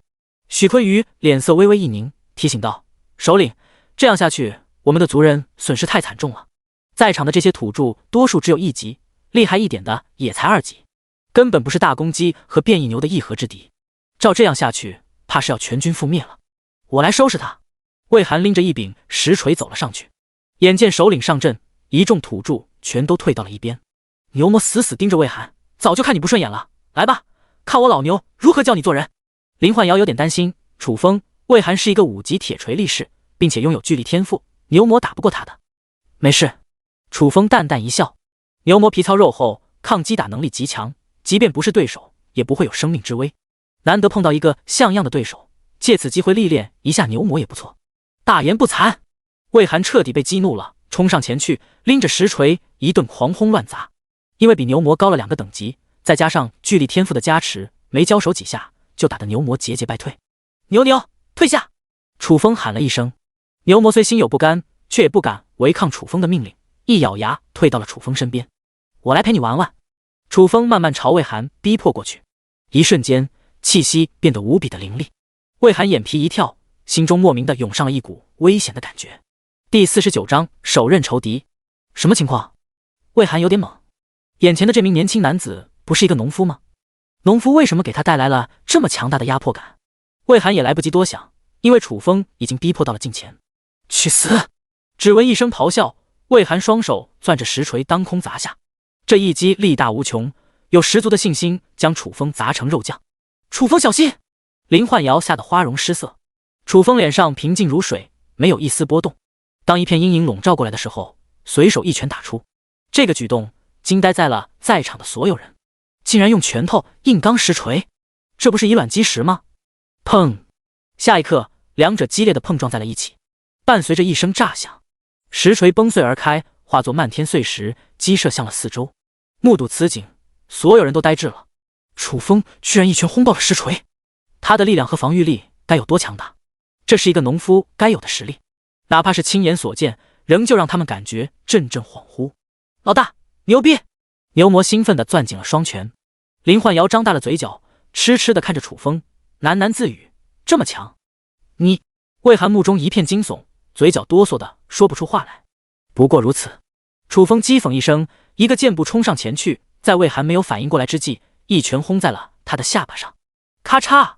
清脆的骨骼断裂声响彻而起，魏寒的整个下巴瘫陷了进去，直挺挺地倒在了地上。楚风并未罢手，抬脚猛踹，咣咣咣，几脚下去，魏寒的脑袋都变形了，陷入了重度昏迷。卧槽！周边的一众土著吓得面无血色，全被楚风的强悍实力和凶残给震慑了。人类，你该死！许坤宇暴吼一声，当即召唤出了图腾之灵大地炎熊。旋即，一只身高5米的黄棕色棕熊出现在了面前。楚风瞟了一眼大地炎熊，嗤之以鼻，一只5级怪兽而已，也好意思召唤出来显摆？大言不惭！今日就叫你见识一下图腾之灵有多么的恐怖！许坤宇冷哼一声，伸手一指楚风，杀了他！好！大地炎熊咆哮一声，疯狂地冲向了楚风。那庞大的身躯宛如一座移动的小山，地面被踩得发出了隆隆震颤之音。感觉到一股浓烈的肃杀之气扑面而来，楚风嘴角一撇，忽然消失了踪影。此刻动用的正是邪影铠甲的隐身能力。人呢？大地炎熊懵了，其他人同样一脸的茫然无措。好端端的一个大活人，怎么说没就没有了？莫非是隐身天赋？许坤宇刚刚生出这个念头，一只大手从虚空中探出，一把掐住了他的脖颈。出手的不是别人，正是楚风，擒贼先擒王。与其浪费时间和大地炎熊缠斗，不如一了百了的弄死许坤宇。咔嚓！不给许坤宇说话的机会，楚风一把掐断了他的脖颈。许坤宇死后，大地炎熊也随之消失了。巫师大人死了，周边的土著全都吓呆了，目中弥漫上了一层深度恐惧，稍微呆愣了一下，四散而逃。部落2大高手先后折戟，只剩他们这些虾兵虾将哪能是楚风的对手？再不跑小命就没了。小战，牛牛，抓活的！楚风吼了一嗓子，这些土著都是贡献点啊，可不能让他们给逃走了。一番追杀过后，最终只逃走了寥寥几名土著，其余的尽数被打晕了过去。经此一战，天罡部落名存实亡，再也没有什么威胁了。楚风先是将土著卖掉，随后拖着像死狗一样的魏寒来到了林焕瑶身边，这个家伙交给你了。只有手刃了仇人，才有一种大仇得报的快感。留下魏寒，就是给林焕瑶亲手报仇的机会。林焕瑶明白楚风的意思，美目中划过一抹狠辣之色，捡起一柄石斧，对准魏寒的头颅劈了过去。咔嚓一声，魏寒脑袋裂开，红的白的流了一地，死的不能再死了。大仇得报，林焕瑶长吁一口气，压抑在心中的阴霾彻底消散。当然，全靠着楚风。如果没有楚风的话，这辈子都不一定能报仇雪恨。林焕瑶转头面向楚风，楚风，谢谢你。楚风一把将林焕瑶揽入怀中，你是我的女人，帮你报仇不是应该的。林焕瑶呢喃一声，感觉特别的幸福。我尼玛！牛魔暗暗吐槽，动不动就秀恩爱，这谁受得了？你们能不能注意点场合？边上还有一只牛呢。楚风，你不是一个农夫吗？为何实力这般强大？林焕瑶好奇道。连魏寒和许坤宇这种顶级强者都不是楚风的一合之敌，一个农夫怎么会厉害到这种程度？太不可思议了。楚风揉了揉鼻子，原本我没有这么厉害的，多亏了你。我？林焕瑶迷茫了。楚风意味深长地说道，不是你昨晚帮我提升属性，我没有这么厉害。林焕瑶顿时明白了过来，羞得低头搓起了衣角。楚风哈哈一笑，走吧，回庇护所。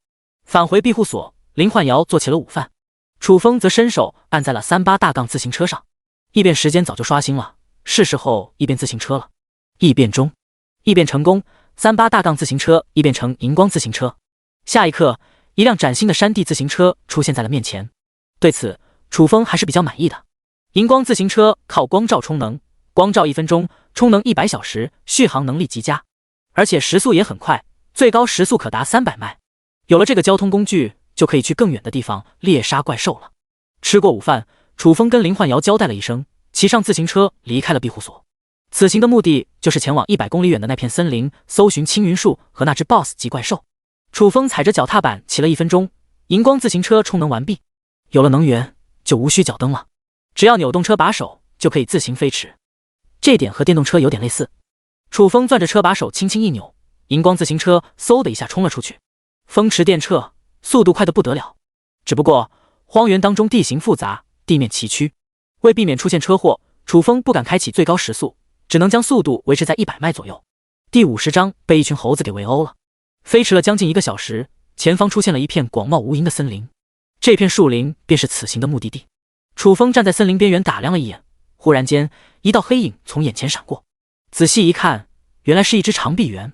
长臂猿行动敏捷，善于在树上穿梭，猎杀的难度很高，而且只有一只也不值得出手。驻足观望了一会，楚风将荧光自行车藏入了一片茅草丛中，步行进入了树林。在树林里面是无法骑自行车的，只能留在外面。一进入其中，光线立刻变得昏暗起来，不时的还会响起一声野兽嘶吼，给人一种很阴森的感觉。换成别人肯定不敢单独来此，但楚风却毫无畏惧，有实力就是可以无所顾忌。前行了10几分钟，面前的树木忽然变得高大了起来，每一株足有30多米高，巨大的树冠连成一片，遮天蔽日。楚风扫了一眼，继续前行。但就在这时，耳边响起了阵阵窸窸窣窣之音，这是树叶摩擦产生的响动，就说明树冠上有东西在动。楚风下意识地抬头一看，却见高耸的大树上不知何时多了一群长臂猿，此刻正眼神不善地盯着他，好似是一种警告。楚风冷不丁地发现，其中一只长臂猿皮毛是金色的，而其余的长臂猿则是灰色的，两者间形成了鲜明的对比。更让楚风感觉惊奇的是，金色长臂猿手里拎着一根棍子，只见他站立在一根粗壮的树杈上，长棍搭在肩膀，呈现一种慵懒又不失霸道的身姿。在跟我示威？楚风眉头一挑，这只金色长臂猿想来就是长臂猿族群的首领了。那么他们出现在这里是几个意思？楚风蓦然想到，每一个怪兽族群都有领地意识，这片高大的树林应该是长臂猿的领地了。自己入侵了他们的领地，长臂猿自然不会善罢甘休。楚风抬头看着金色长臂猿，扬声道：“你是在警告我不要进入这里？”金色长臂猿好似听懂了，微微点头。楚风冷冷一笑：“我就是从这里路过，没有霸占的意思。识相的给我滚一边，胆招惹我，统统将你们灭杀！”叽叽，楚风的这一番话惹得一众长臂猿愤怒不已，冲着楚风龇牙咧嘴。楚风视若无睹，堂而皇之地迈入了森林当中。眼见楚风如此嚣张，一众长臂猿更加愤怒了，齐齐看向了金色长臂猿，等着他发号施令。金色长臂猿目露寒光，咬了咬牙，转身朝楚风所去的方向追击了过去。楚风行走了几分钟，头顶上再次传来了响动，原来是那群长臂猿跟了上来。楚风不胜其烦，很想杀鸡儆猴，奈何长臂猿一直在树上，也拿他们没办法。继续前行了100米，头顶上方忽然响起了一阵破空之音。楚风心中一凛，快速抬头一扫，视线当中数十个半米大小的果实当空砸了下来，密密麻麻的，就跟雨点一样。卧槽！楚风吓了一跳，急速闪躲。饶是动作够快，奈何落下来的果实太多了，一个不留神被砸了好几下。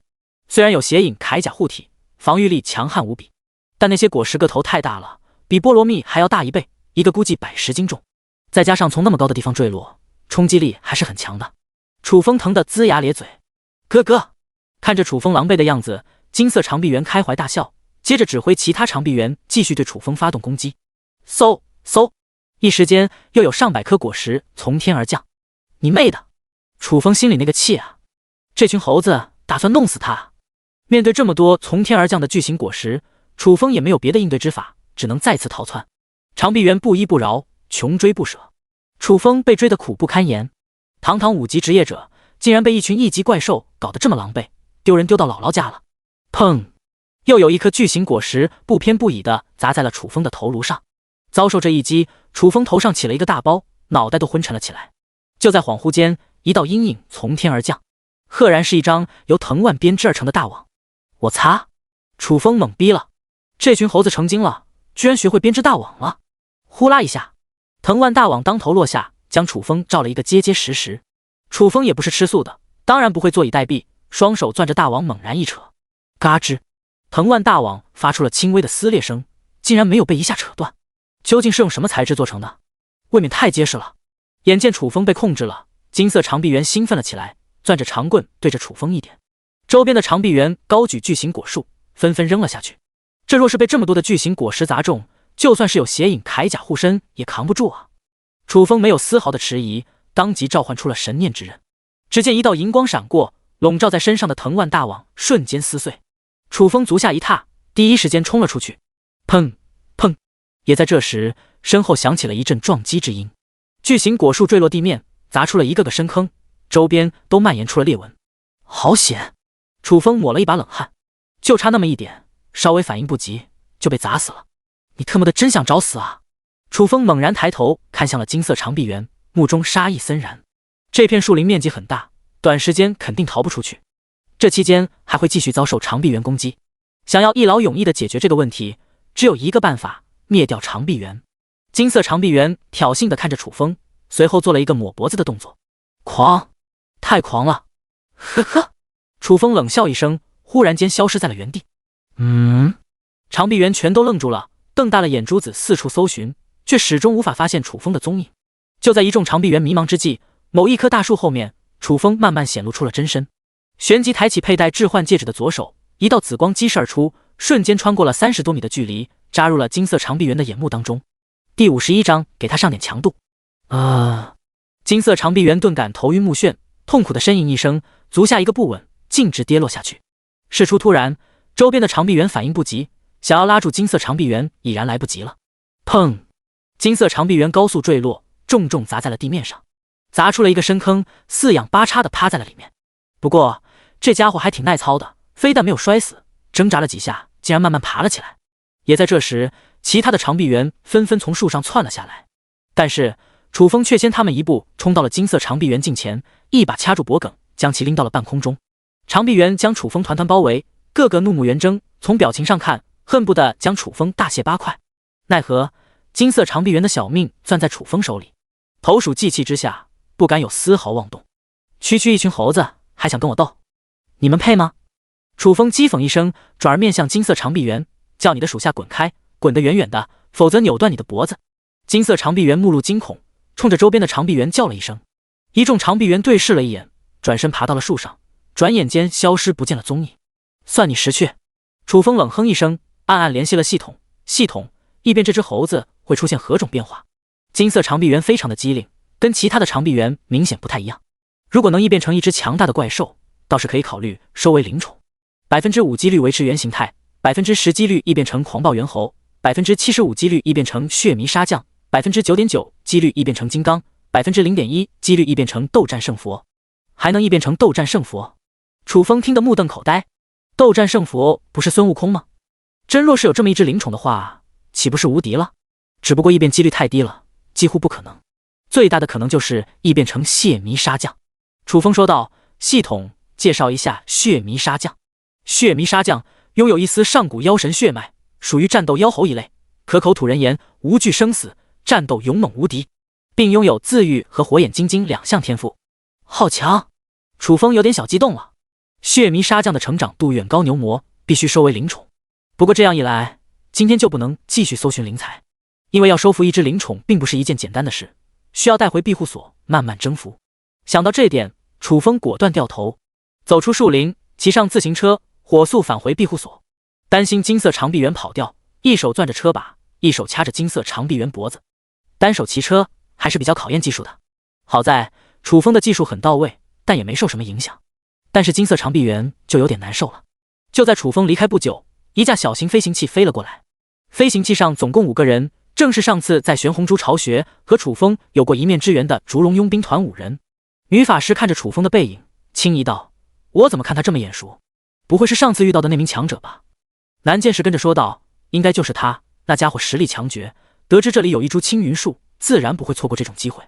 女法师眉黛一蹙，既然他来过了，青云树应该进了他的口袋了，咱们还有必要继续搜寻吗？南剑士不以为意地说道：那家伙强归强，但想要凭一己之力打破太初圣光阵绝无可能。而且我刚才看了一眼，他手里抓的是一只猴子，并不是青云术。女法师目露喜色，这么说来，咱们还有机会。蓝刀客缓缓说道，对青云术感兴趣的可不止咱们几个，很多强者都对其虎视眈眈。而且咱们没有阵法师，同样破不开太初圣光阵。此次前来完全就是碰运气。南剑士咧嘴一笑，咱们烛龙佣兵团的实力并不弱，相信很多人都愿意跟咱们组队，机会还是很大的。1个小时后，楚风返回了庇护所，看到楚风抓了一只猴子回来，牛魔凑了上来，舔了舔嘴唇，老大，今天要加餐，这玩意好吃吗？一听这话，金色长臂猿吓得浑身一哆嗦，整天就想着吃肉，你是一头牛，吃点草不行吗？楚风白了一眼，牛魔憨憨一笑，没办法，就是馋，这玩意留着有用，不许吃。楚风叮嘱了一声，随手一扔，金色长臂猿摔在了地上。楚风，你抓一只猴子回来做什么？林焕瑶同样有点好奇。楚风平静地说道，我打算收它为灵宠。牛魔顿时不乐意了，有我老牛给你保驾护航不就够了？一只猴子也配给你当灵宠？何德何能？你不懂。楚风微微一笑，转头看向金色长臂猿，小猴子，以后跟我混，当我的灵宠怎么样？金色长臂猿甚至没有考虑，痛快地点了点头。牛魔鄙夷道，一点血性都没有，你特么的不能稍微反抗一下？怂逼！楚风的脸色却阴沉了下来。金色长臂猿看似屈服了，实则不然，因为没有收到收服成功的提示音，这也就说明金色长臂猿心口不一，根本就是在糊弄他。跟我玩这种手段？楚风嘴角上划过了一抹冷酷之色，牛，给他上点强度，但记住了，不能给打死了。金色长臂猿，什么情况？莫名其妙的，为什么要给他上强度？是不是带着点私人恩怨？啊！牛魔有点懵，他不是答应做你的灵宠了吗？干嘛还要揍他？叫你做什么就做什么，哪来这么多废话？楚风呵斥了一声。牛魔浑身一颤，老大放心，保证完成任务，一定给他修理的服服帖帖。楚风点了点头，迈步走入了堡垒内。头上的那个大包到现在还没有消，等买点疗伤药处理一下。楚风走后，牛魔攥了攥拳头，死死盯着长臂猿，嘿嘿一笑，哥们，我很同情你的遭遇，但是没办法，老大发话了，我只能照做。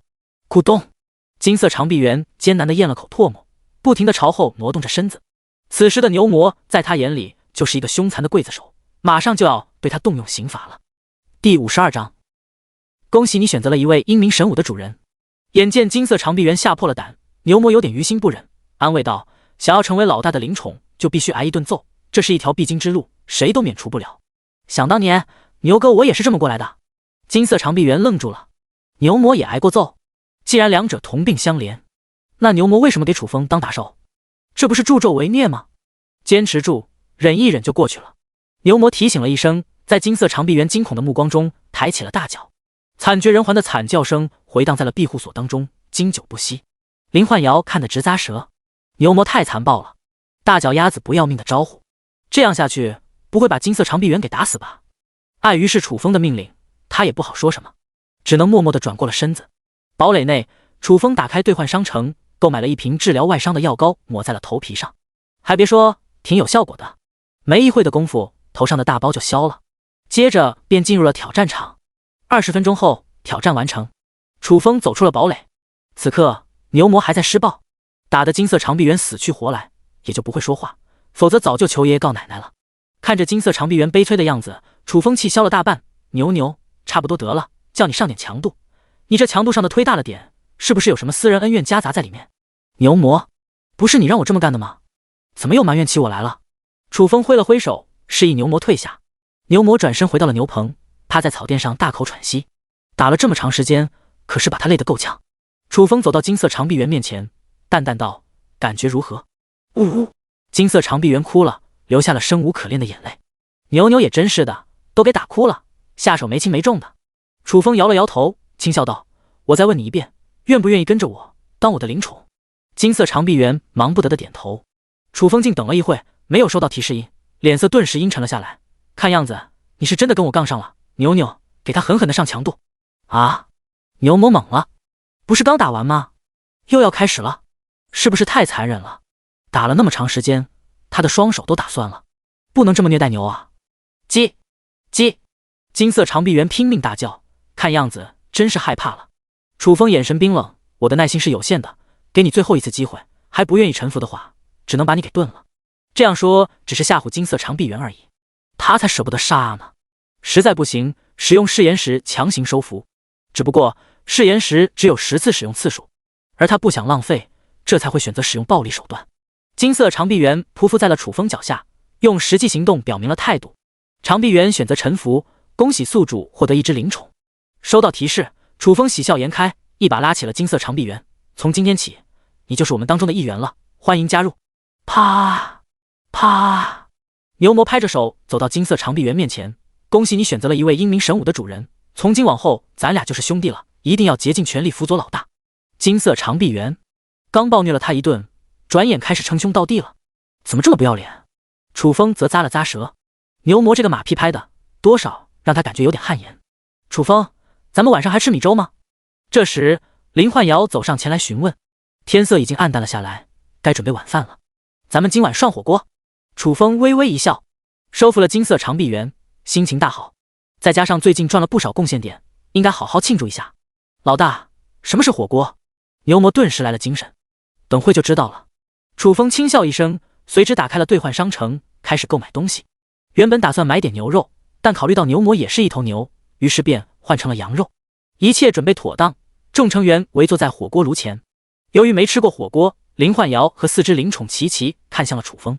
楚风做了一下示范，林焕瑶和4只灵宠很快就明白了过来，随后便开始大口朵颐。牛魔吃得满嘴流油，暗暗感叹，跟在楚风身边是他这辈子最明智的选择，否则现在还在外面啃草呢。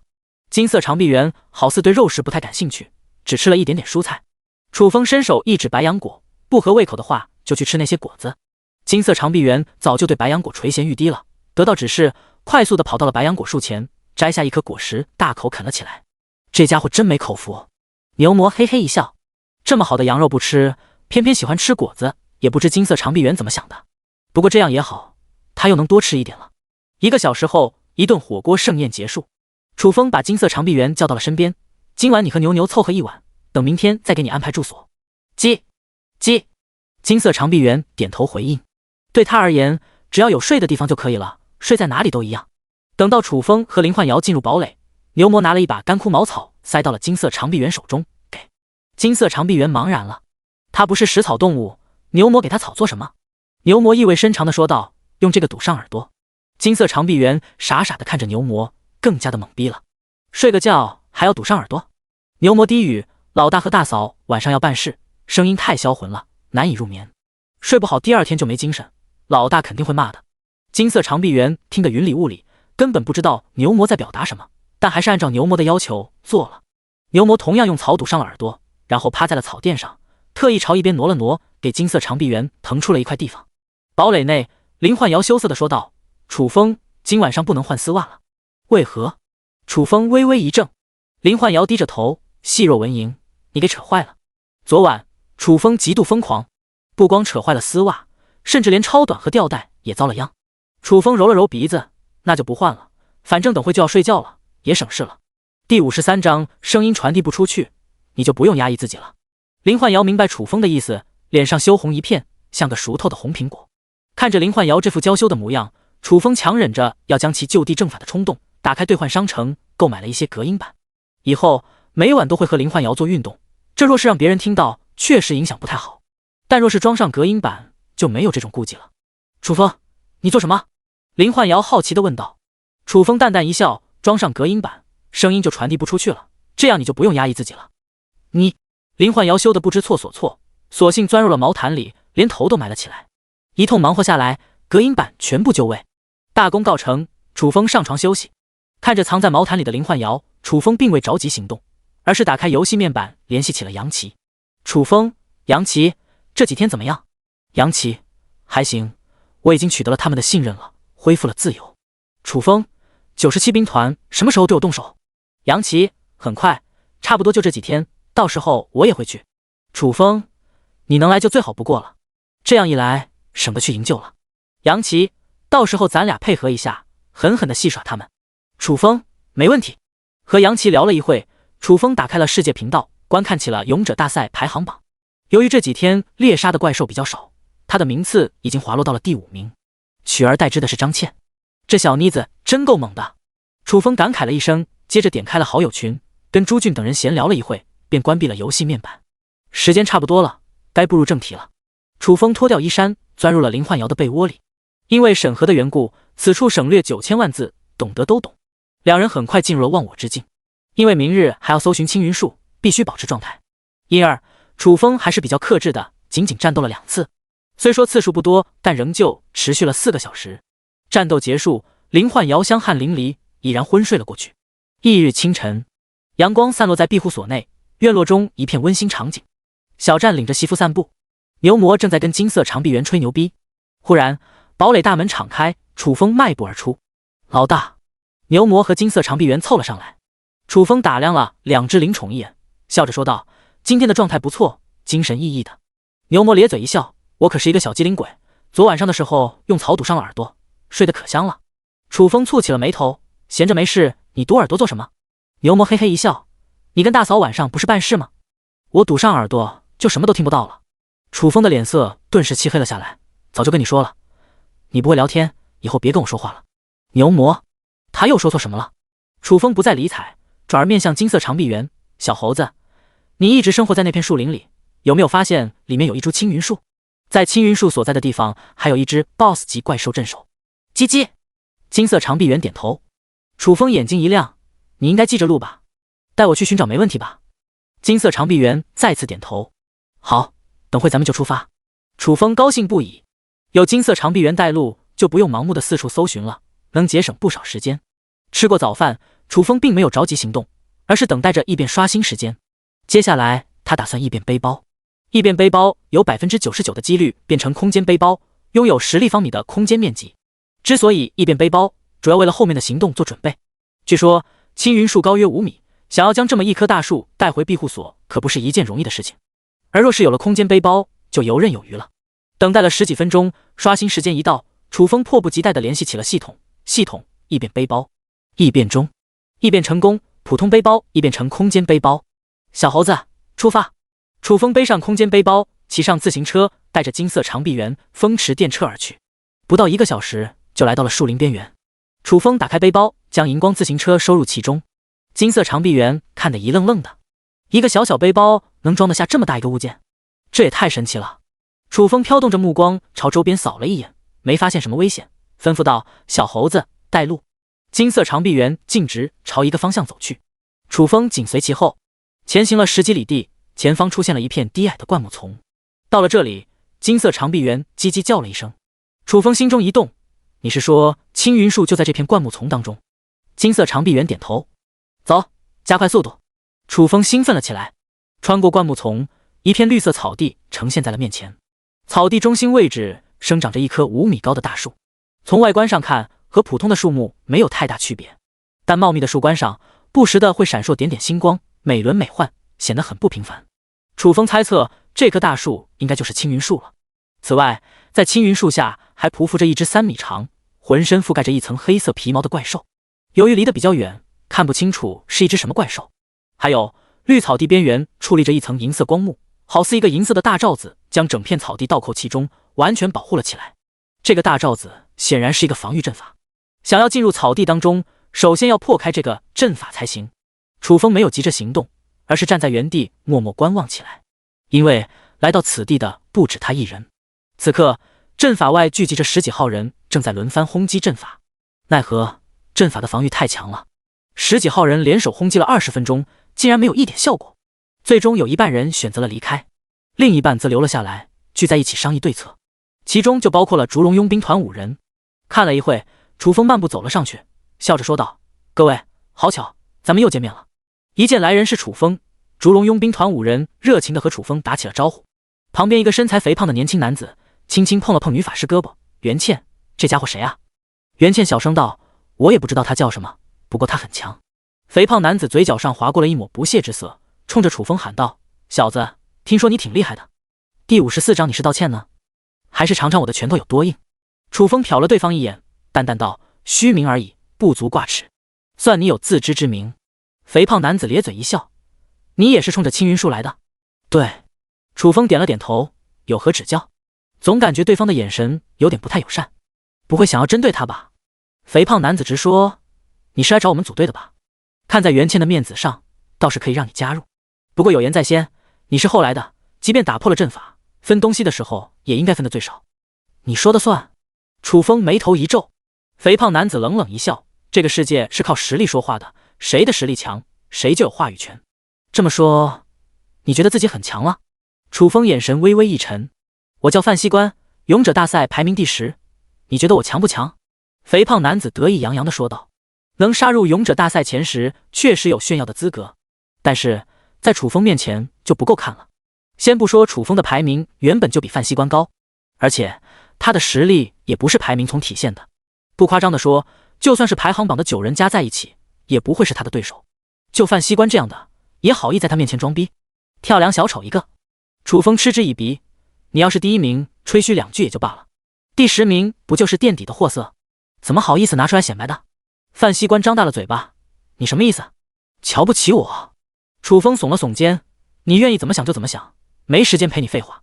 范西关怒目圆睁，小子，你挺狂啊，敢用这种口气跟我说话，是不是没吃过亏？作为勇者大赛排名第10的猛人，谁见了他不恭维2句？眼前的这个小子倒是好，非但没有敬仰，反而奚落了起来。以他的暴脾气，哪能受得了？楚风眼神一沉，以前也有人像你一样不自量力的挑衅我，但无一例外都被我给教育了，希望你不要步了他们的后尘。这番话没有任何吹嘘水分，典型的代表就是龙傲天和尤大勇，这2个家伙在他手里都吃过大亏。卧槽！范西关眼珠子一瞪，撸了撸袖子，你特么的还装起来了？来吧，我看看你怎么教育我。眼见双方真要动手，袁倩赶紧出来打圆场，两位消消火，眼下还是以打碎阵法为主。你们俩原本没什么矛盾，没必要为了点小事大动干戈。楚风想了一下，觉得有道理，便点头道：行。范西关却不依不饶，不动手也行，但这小子必须给我道歉，否则我是不会放过他的。在他看来，楚风明显怂了，正好借机好好拿捏一番。范西关，你冷静点。袁倩拼命给范西关使眼色。楚风可是能秒杀5级 BOSS 级怪兽的主，实力何其强大，又岂是范西关能抗衡的？范西关根本没有意识到问题的严重性，摆出了一副吃定楚风的样子。小子，你是道歉呢，还是尝尝我的拳头有多硬？唉，袁倩深深叹息一声。范西关非要彪呼呼的找虐，这就怪不了别人了。看样子真是给你脸给多了。楚风神色冷酷，对着范西关勾了勾手指，来吧。范西关也不客气，冲到楚风面前，攥着拳头当头砸下。这一拳极其凶猛，搅动空气，发出凄厉风啸。楚风嘴角一撇，划过一抹不屑之色。在这一拳打来之际，飞起一脚，后发先至，狠狠踹在了范西关的小腹上。砰！只闻一声爆响，范西关如同炮一样飞射了出去，一连飞出了7、8米远，重重砸了地上，张口喷出一片血花，气息迅速萎靡。遭此一击，已然身受了重创。死！袁倩等人倒吸了一口凉气，知道楚风很强，却也没想到强到这种地步。范西关好歹也是勇者大赛排名第10的强者，在楚风手底下如同玩物一般，差距太过巨大，根本就不是一个层次的。哒哒哒！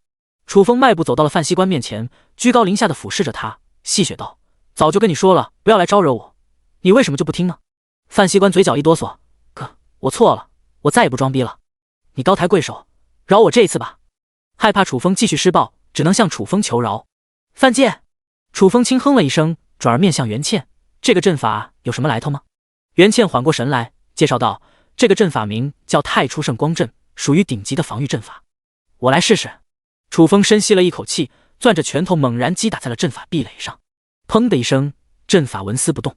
楚风的眉头蹙了起来。现在的他攻击力堪比10级职业者，但即便如此，却没有给太初圣光阵造成任何损伤。由此可见，太初圣光阵的防御力该有多强了。就算是动用神念之刃，也绝对无法将其破开。你们有办法破开这个阵法吗？楚风问道。袁倩苦笑道：唯一的办法就是找一位阵法师，或许才有可能破开太初圣光阵。找到合适的人了？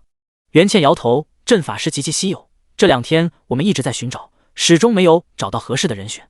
楚风目露起了沉吟之色，没有阵法师就破不开阵法，但青云树就在眼前，就这么放弃的话，实在不甘心，还等想其他办法才行。忽然楚风灵光一闪，挖一条通道进入阵法当中不就行了？太初圣光阵边缘外是一片坚硬的岩石，普通手段肯定无法挖通，但让玄阳鼠出手的话，应该没有太大的问题。想到这点，楚风不动声色地说道：“这个阵法防御太强了，没有阵法师相助，无人能将其打破，没必要浪费时间了，我先走了。”等到楚风离开，范西关从地上爬了起来，来到袁倩几人身边，一脸心有余悸地说道：“那家伙到底是谁？实力也太强了。”袁倩无语道：“他连5级 BOSS 都能秒杀，当然强了。之前给你使眼色，叫你别招惹他，可你偏偏不听。我尼玛！”范西关额头上不由得渗出了一层冷汗。第55章爆出4张建筑物蓝图。楚风回到庇护所的时候，已经临近了中午。楚风回来了。林焕瑶像个小媳妇一样走到了楚风身边，楚楚可人。楚风点了点头，转而把牛魔叫到了身边。牛牛，我和焕瑶出去一趟，你和小战看好家。老大放心，保证完成任务。牛魔掷地有声。楚风，咱们去哪？林焕瑶好奇地问道。马上中午了，什么事这么着急？不能等吃完饭再说。去办一件大事。楚风没有明说，实则生变，先把青云树弄到手再说，其他的事都可以放一放。牛魔的眼神闪烁了一下，拉着楚风走到了一边，神秘兮兮地说道：“老大，你不是要跟大嫂出去办那种事吧？其实没必要，在庇护所就行了，我们可以堵上耳朵，听不到的。你特么的再敢口无遮拦，给你嘴巴扇烂了！”楚风那个气啊，一头牛，整天胡思乱想些什么？牛魔脖子一缩，噤若寒蝉。楚风不再理睬，带着林焕瑶走出了庇护所。关上石门，楚风拿出了自行车，一屁股坐了上去，提醒道：“焕瑶，你坐后座。”林焕瑶坐在了后座上，双手环抱着楚风的腰间，两人之间已经有了肌肤之亲，也就不像之前那么扭捏了。楚风扭了一下车把手，荧光自行车嗖的一下冲了出去，速度奇快，很快达到了100迈。林焕瑶只感眼前一阵模糊，不由得有点担心：“楚风，不用这么快的，太危险了。我可是老司机，技术杠杠的，放心好了。”楚风呵呵一笑。1个小时后，两人来到了青云树所在地。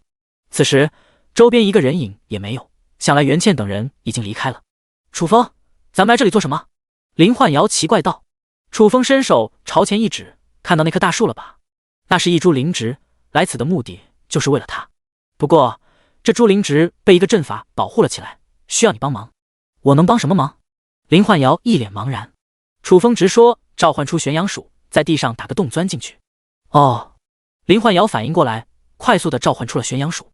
小白鼠，你在地上挖条通道出来，进入那个阵法当中。楚风吩咐一声。你叫我干什么就干什么，那我岂不是很没面子？玄阳鼠撅着嘴，不予理睬。林焕瑶呵斥道：“谁叫你用这种态度跟楚风说话的？以后楚风的命令就是我的命令，听懂了吗？”玄阳鼠嘴角一张：“你居然为了一个男人呵斥我？我可跟了你10年了，你怎么能这么对待我？林焕瑶，你太让我失望了，你哪来那么多话？”林焕瑶狠狠瞪了玄阳鼠一眼，没必要跟他置气。楚风微微一笑：“小白，我很着急，快点动手。”好吧。玄阳鼠点了点头，挥动双爪开挖。不得不说，他的这种打洞天赋确实牛逼。坚硬的岩石在一双锋利的爪子面前，如同纸糊的一样，轻易的就被撕开了。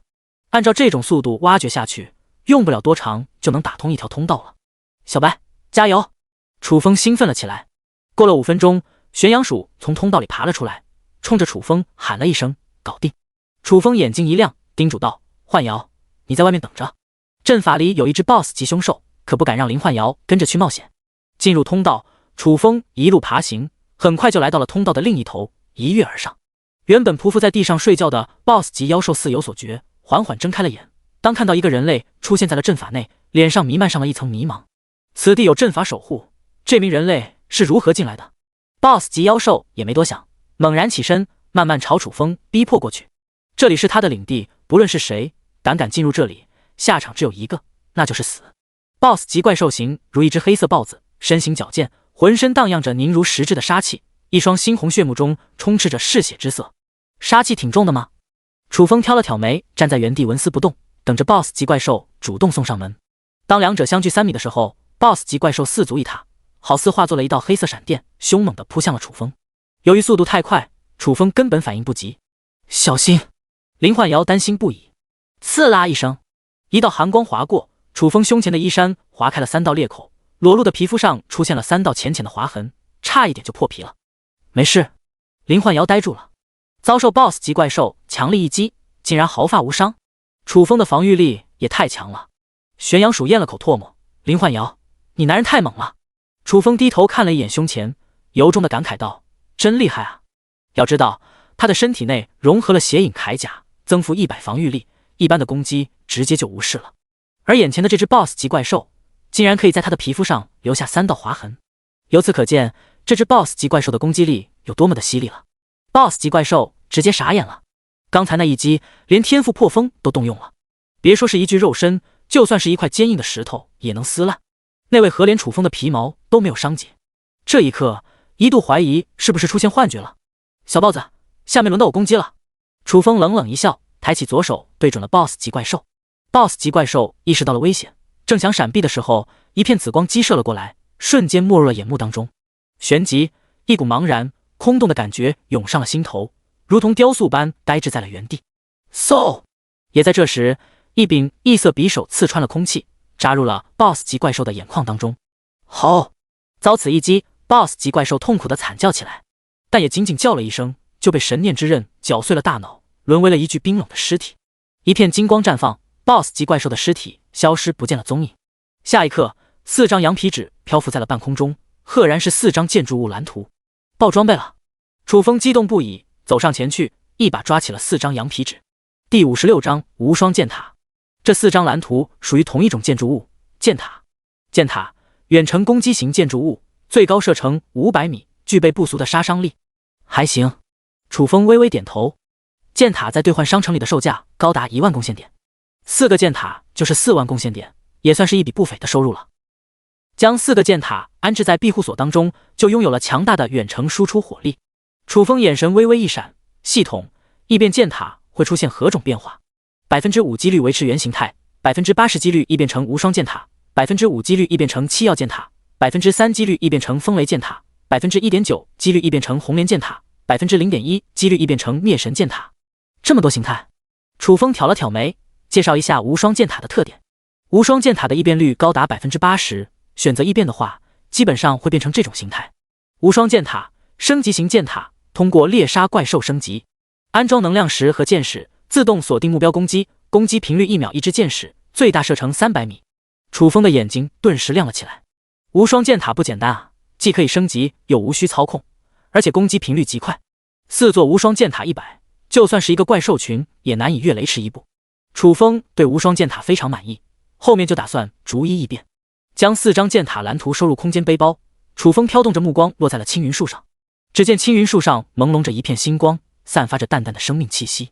楚风贪婪地深吸了一口气，转而朝玄阳鼠招了招手，要将青云树带回庇护所，首先要将其挖出来。需要注意的是，不能破坏树根。这个工作如果由他来做，至少需要半天时间，但换成玄阳鼠的话，也就几分钟而已。楚风，什么指示？玄阳鼠飞快地来到了楚风身边，见识了楚风的强大之后，再也不敢像之前一样对楚风爱答不理了，态度非常的端正。楚风定睛打量着玄阳鼠，轻疑道：“你好像变乖了。”玄阳鼠坦言：“从今往后我就是你的乖乖鼠，你叫我干什么就干什么。”楚风轻笑道：“把这棵大树给我挖出来，记住了，不能破坏了树根，我要将它移植到庇护所。”收到。玄阳鼠嗖的一下窜了上去，挥动双爪开挖，没几分钟就将青云树完完整整的挖了出来。干得漂亮！楚风表扬了一句，随之将青云树收入了空间背包。一般来说，空间背包是不能存储活物的，但存储1-2个小时还是没问题的。青云树到手，楚风带着林幻瑶火速离开了这里。就在他们离开不久，一架小型飞行器从远方飞射而来，坐在飞行器上的正是烛龙佣兵团5人，另外还有一个脸型狭长、目光犀利的年轻男子，以及一名扎着一根长马尾的年轻女子。袁倩，目的地快到了吧？脸型狭长的年轻男子问道。用不了几分钟就到了。袁倩态度很恭敬。年轻男子大有来头，赫然是勇者大赛排名第1的石破天，在这种强者面前，多少有点心生畏惧。石破天点了点头，转而看向了马尾辫女子夏颖：“有把握破开太初圣光阵吗？”夏颖嫣然一笑：“我的天赋就是布置阵法和破解阵法，有十足的把握破开太初圣光阵。”很好。石破天心中一定。几分钟后，来到了目的地。飞行器从天而降，落在了太初圣光阵边缘。石破天等人先后走下飞行器。青云树呢？石破天眯眼一扫，当发现太初圣光阵当中空空如也的时候，一下子愣住了。袁倩等人也都懵逼了。几个小时前，青云树还在这里呢，为何突然间就不见了？石破天怒然转向了袁倩：“青云树呢？你逗我玩呢？”袁倩慌忙解释：“青云树之前就在这里，我也不知道发生了什么。”夏颖忽然提醒：“青云树被人给挖走了。”你怎么知道的？众人齐齐看向了夏颖。夏颖伸手指着一个方向，那里有一个大土坑，很有可能就是青云树原先生长的地方。对，青云树原先就生长在那里。袁倩肯定了一声。石破天的脸色阴沉了下来。这么说来，青云树真的被人给挖走了。袁倩提出了疑问，可是太初圣光阵并没有破损，对方又是如何进去的？其他人也都是百思不得其解。太初圣光阵完好无损，谁能进得去？夏颖眯眼扫视了一圈，很快就有了发现，飞速的跑向了一边。大家过来看，这里有一条通道。众人齐齐来到夏颖身边，当看到地上真有一条通道的时候，全都愣住了。要知道地下可是一片坚硬的岩石啊，到底是谁有这么大的能力挖开的这条通道？石破天虚眯着双目，喃喃道：“想来对方就是从这里进入的阵法，挖走了青云树。”袁倩再次提出疑问，可是这么窄的一条通道，对方又是如何将青云树带出来的？这个问题让众人陷入了沉默。这条通道最多也就半米宽，别说是5米高的青云树了，就算是1米的小树也不好往外拿，除非将其劈成数段。可是，一旦劈碎了，青云树就失去了价值，沦为废柴了。就算是傻子也不会这么干的。夏颖忽然想到了什么，猜测道：对方会不会拥有空间储物器？空间储物器内有空间，收取一棵大树没有任何问题。袁倩眉黛一蹙，空间储物器价值不菲，就算是空间面积再小，售价也高达10几万贡献点。对方怎么可能有这么昂贵的东西？夏颖哑然失笑，说不定是开宝箱开出来的。你们的飞行器不就是开宝箱的来的？也对。袁倩恍悟一声，既然青云树被人给弄走了，咱们待在这里就是没意义了，还是离开吧。夏颖提醒道：不远千里来此，怎么能空手而回？石破天冷冷一笑：我估摸着弄走青云树的家伙没有走远，凭借飞行器的速度优势，一定能找到他，到时候就可抢回青云树了。第57章机会已经给你了，是你自己把握不住，这样做不太好吧？袁倩嘀咕了一声。青云树没有被弄走之前，属于无主之物，谁都可以争夺，但既然被弄走了，就属于别人的东西了。再抢夺的话，跟土匪、强盗有何分别？石破天不屑道：这个世界是讲实力的，有实力就可以为所欲为。你们只要帮我弄到青云树，绝对亏待不了你们。青云树对他而言太重要了，只要吸收了青云树里的汁液，他的召唤物就能觉醒自愈天赋。有了这种天赋，召唤物的实力便能拔升一个台阶。所以无论如何，都等将青云树弄到手。好吧，袁倩无奈地答应了。他倒是不在乎石破天的报酬，主要是害怕触怒了石破天，遭到报复。抓紧时间，石破天有点迫不及待了。众人快速登上飞行器，腾空而起。另一边，楚风正带着林幻瑶在荒原当中飞射驰骋。忽然，头顶上掠过了一道阴影，抬头一看，是一架小型飞行器。拥有小型飞行器的人极其稀少，估摸着还是烛龙佣兵团的那一架。楚风倒也没怎么在意，自顾自地骑着自行车。飞行器上，石破天看到楚风后，当即吩咐道：袁倩，落下去。之前在周边搜寻了一大圈，只发现了楚风和林幻瑶的身影，于是猜测青云树多数被这2人给弄走了。他很强的，咱们还是不要去招惹他了。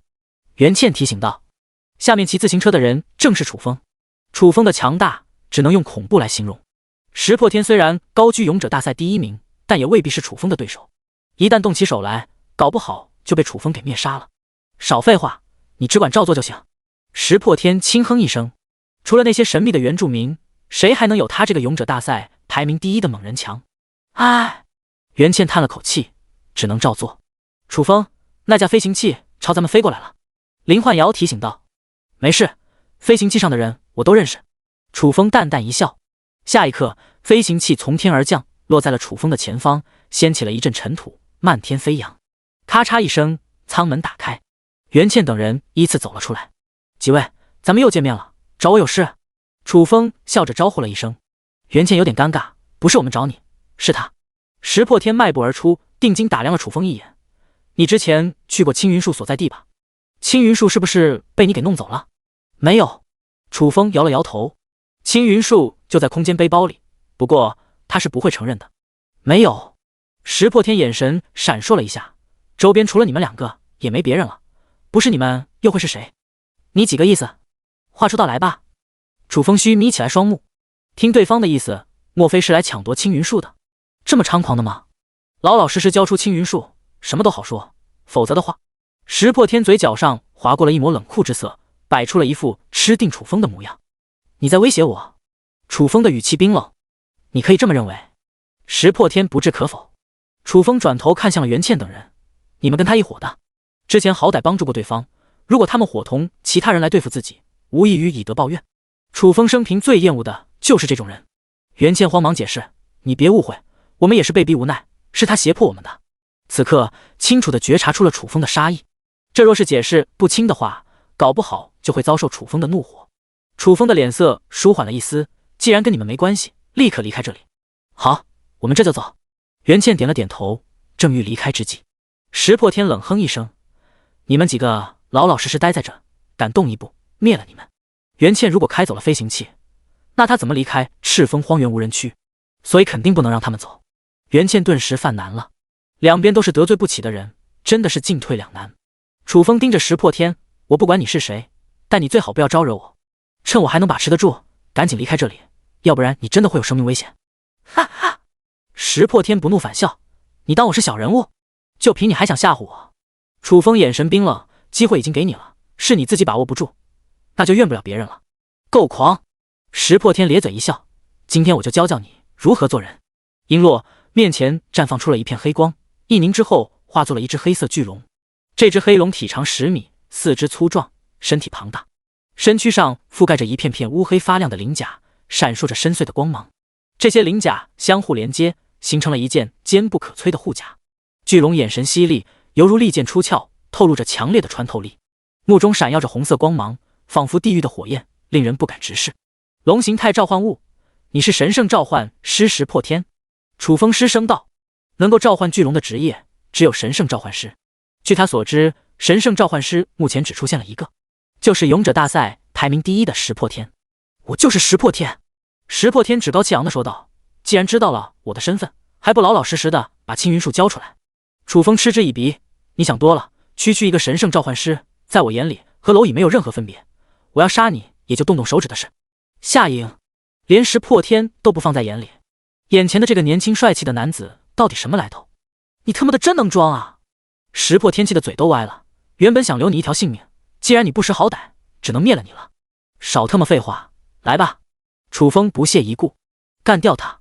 石破天下达了攻击指令。好！黑龙咆哮一笑，张开血盆大口扑向了楚风。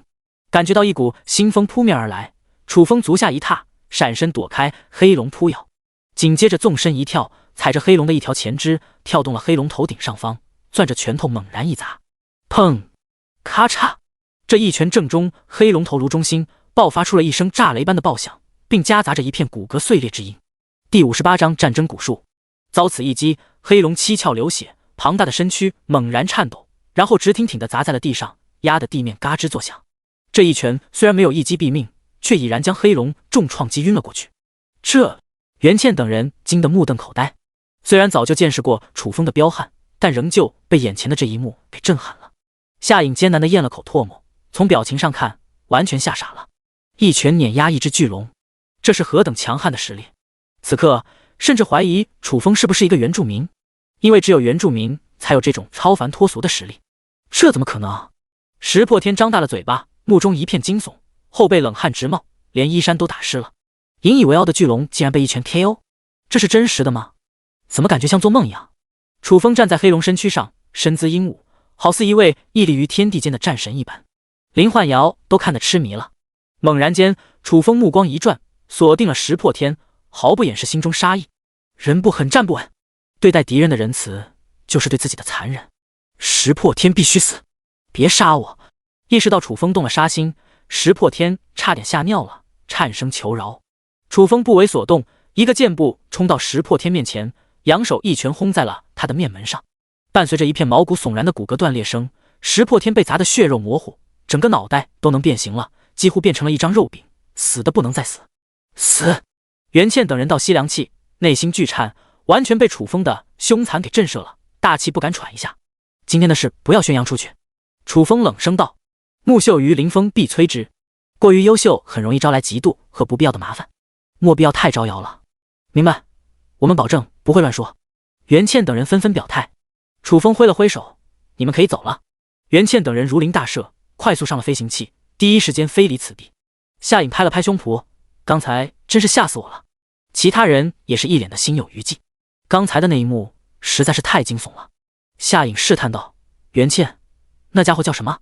简直太恐怖了。”袁倩摇了摇头：“我也不清楚他的来历。”夏颖忽然叹了口气：“可惜了。”袁倩一脸懵：“可惜什么？”夏颖眨了眨眼：“那家伙要颜值有颜值，要实力有实力，能做他的女朋友就好了。只可惜他已经有女人了。”袁倩，合着你是犯花痴了呀？楚风回到庇护所，眯着眼四处打量起来。青云树已经弄回来，必须尽快找地方移栽。但是庇护所内已经没有空余的地方了。楚风琢磨了一下，最终决定收割一块粮食作物，腾出一块地方种植青云树。所有的粮食作物当中，成熟最快的就是玉米了，现在已经可以收割了。这些玉米和地球上的不是一个品种，每一颗玉米杆子上都结了2个棒子，每一个棒子重达5公斤。楚风一共种了200颗，全部收割下来，差不多能收获4000斤玉米。后面就可以用这些玉米饲养家禽了。牛牛，小猴子！楚风冲着牛魔和金色长臂猿喊了一声：“老大，什么吩咐？”牛魔屁颠的小跑过来。楚风吩咐道：“你们2个把这片玉米掰下来，放在鸡笼子旁边，摆放整齐。另外，把玉米杆子拔出来，扔到庇护所外面。”收到。牛魔和金色长臂猿开始忙活起来。等到收割完毕，楚风让玄阳鼠挖了一个大坑，将青云树放了进去，浇上1桶水，埋上土，移栽完成。老大，你好歹弄棵果树回来，弄这么一棵普通大树做什么？乘凉吗？牛魔不解道。楚风微微一笑：“以你的智商，跟你说也说不明白，你还是哪里凉快哪里待着去吧。”牛魔，怎么又被鄙视了？楚风飘动着目光落在了青云树上，暗暗联系起了系统，以便青云树会出现什么变化。5%几率维持原形态，70%几率异变成战争古树，10%几率异变成9星忧患树，10%异变成腰指古藤，4.9%几率异变成灵星树人，0.1%几率异变成生命树。说一下战争古树的特点。战争古，腰指一脉最为强大的战斗品类之一，具备极其强悍的防御力和攻击力，既可近身搏杀，亦可进行远程攻击，拥有自愈和幻化分身2个天赋。幻化分身天赋具备何种能力？楚风问道。幻化分身和召唤天赋类似，每次最多可幻化出100株小型战争古树作战。好强！楚风心中一动，有一株战争古树守护，庇护所的防御力必将大大加强。如果再配合上4个无双剑塔，真的可以说是固若金汤。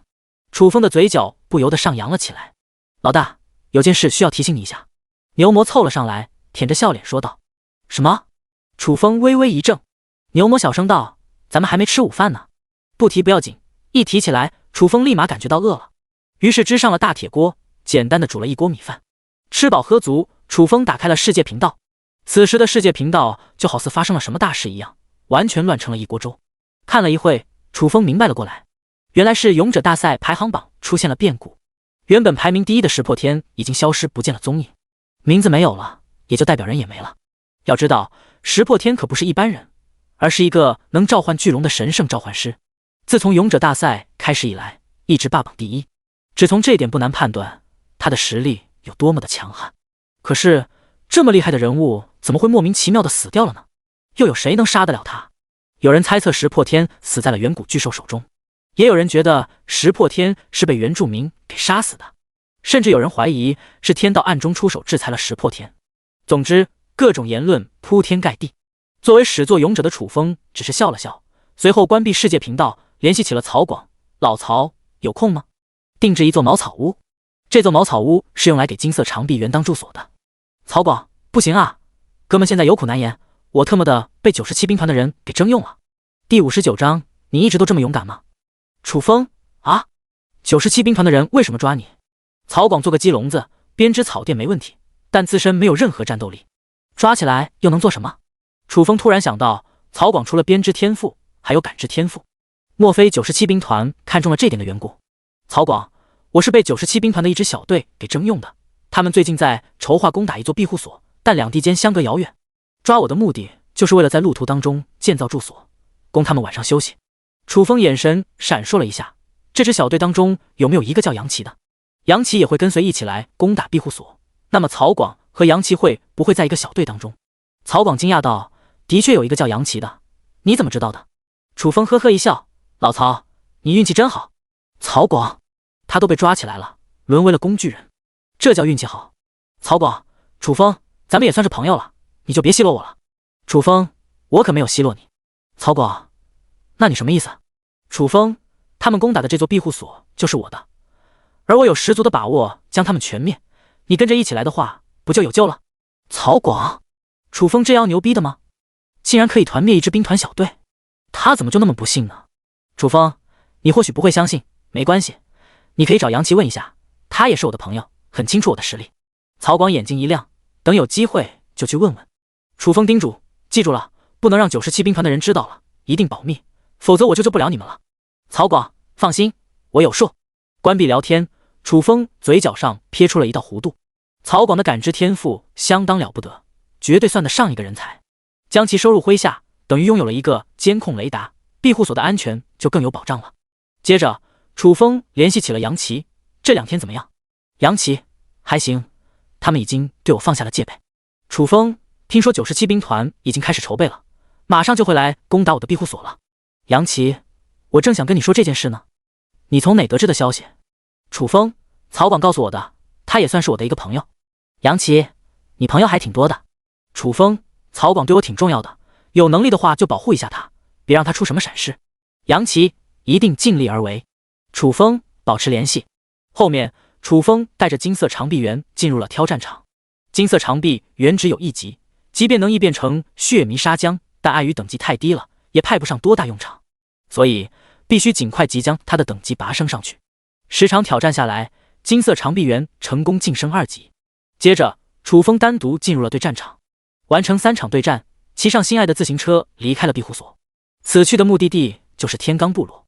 天罡部落的2大强者已经陨落，但祈祷之石还在部落当中。祈祷之石对他太重要了，必须弄到手。楚风拿出地图扫了一眼，径直朝一个方向飞驰而去。骑行了1个多小时，前方出现了一片茅草屋，这里就是天罡部落。但令楚风没想到的是，此时的天罡部落寂静无声，连一个人影都看不到。人都去哪了？莫非已经迁移了？楚风进入部落扫视了一圈，很快就有了发现。周边到处都是打斗过的痕迹，有的地方还残留着一些血迹。很明显，天罡部落遭受了入侵，他们的族人都被抓走了。那么又会是什么人干的？是人类职业者，还是其他土著部落？楚风琢磨了一下，觉得后者的可能性更大。因为在赤峰荒原无人区的人类职业者并不多，而且实力普遍低下，哪有能力抓捕土著？既然是被其他土著部落抓走的，沿途一定会留下蛛丝马迹。楚风搜寻了一番，很快就有了发现。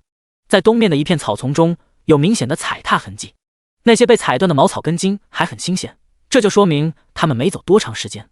楚风骑上自行车火速追击，10几分钟后，视线当中出现了一队人马，赫然全都是土著，其中有100多名土著被捆住了双手，这些土著应该就是天罡部落的俘虏。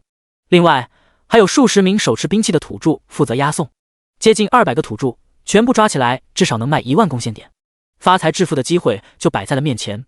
楚风当然不会错过，飞速追击了上去。楚风的出现很快引起了土著的警惕，同时也让他们产生了疑惑，仅仅一个人类就敢单枪匹马的杀过来，他想干什么？不会是来送死的吧？楚风追上之后，将荧光自行车收入空间背包，接着飘动着目光一扫，扬声道：你们已经被我给包围了，放下武器，束手就擒。一众土著面面相觑，眼前的这个人类是个傻子吧？一个人包围他们一群人，还大言不惭的叫他们束手就擒，脑子不好使吧？一名土著队长饶有兴致的打量了楚风一眼，轻蔑道：人类，你一直都这么勇敢的吗？我不光勇敢，而且还很残暴。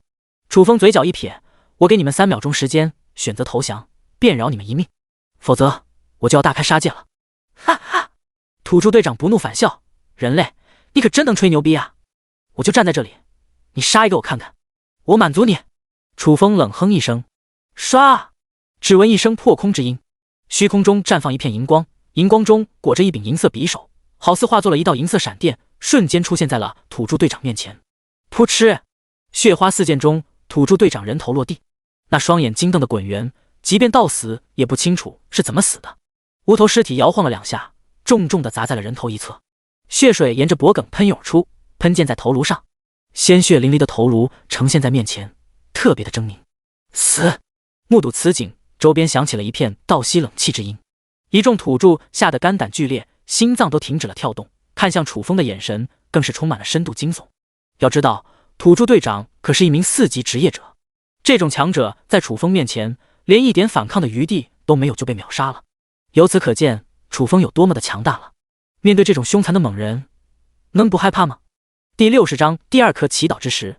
楚风收回神念之刃，凝目一扫，沉声道：“各位，我的手段你们已经见识过了，现在我有一个小小的要求，放下兵器，做我的俘虏。”谁赞同？谁反对？一众土著对视了一眼，纷纷扔掉了兵器，选择了臣服。没办法，楚风太残暴了，不屈服就等死啊！楚风满意的点了点头。天罡部落的祈祷之石在谁身上？第一个说出来的，我会给予奖励。在韩坤身上。一名被捆绑住双手的天罡部落土著当即开口：“谁是韩坤？”楚风眉头一挑：“就是被你杀死的那个人。”楚风快速走到韩坤尸体前，一番搜索下来，果真找到了一颗祈祷之石，将其收入空间背包。楚风也算信守承诺，解开了那名被束缚的男土著，拿出了一块面包递给了他。男土著大喜不已，拿起面包狼吞虎咽，看上去真是饿急眼了，不过几口就吞掉了面包。楚风定睛看着对方，微微一笑：“抓你们的这些土著来自哪个部落？他们有多少人？整体实力如何？”男土著没有立刻回答，而是问道：“全都告诉你的话，还能有吃的吗？”“有。”楚风点了点头。男土著目中闪过一抹激动之色，他们来自天狗部落，有1000人左右，实力特别的强大，5级职业者就有3个，而且还有2名巫师。楚风不动声色地问道：“天狗部落距离这里多远？”1000人的土著部落，还有2名巫师坐镇，就算是一个兵团也不敢轻易招惹。但他却没有任何顾忌，毕竟实力摆在这。如果相距不远的话，倒是可以考虑拿下天狗部落。男土着想了一下，说道：“离这里至少500公里，稍微有点远了。”楚风叹了口气，随之拿了一个面包奖励给了对方。等到男土著吃完，打开游戏面板，直接将其卖掉了。至于剩余的土著，也是一个下场。胡海哥，哥们，你也太猛了！这些土著都是你一个人抓的？楚风整整出售了200名土著，这若是一个人抓的，那该厉害到何种程度？楚风，我是有团队的，闷声发大财好了，没必要太高调了。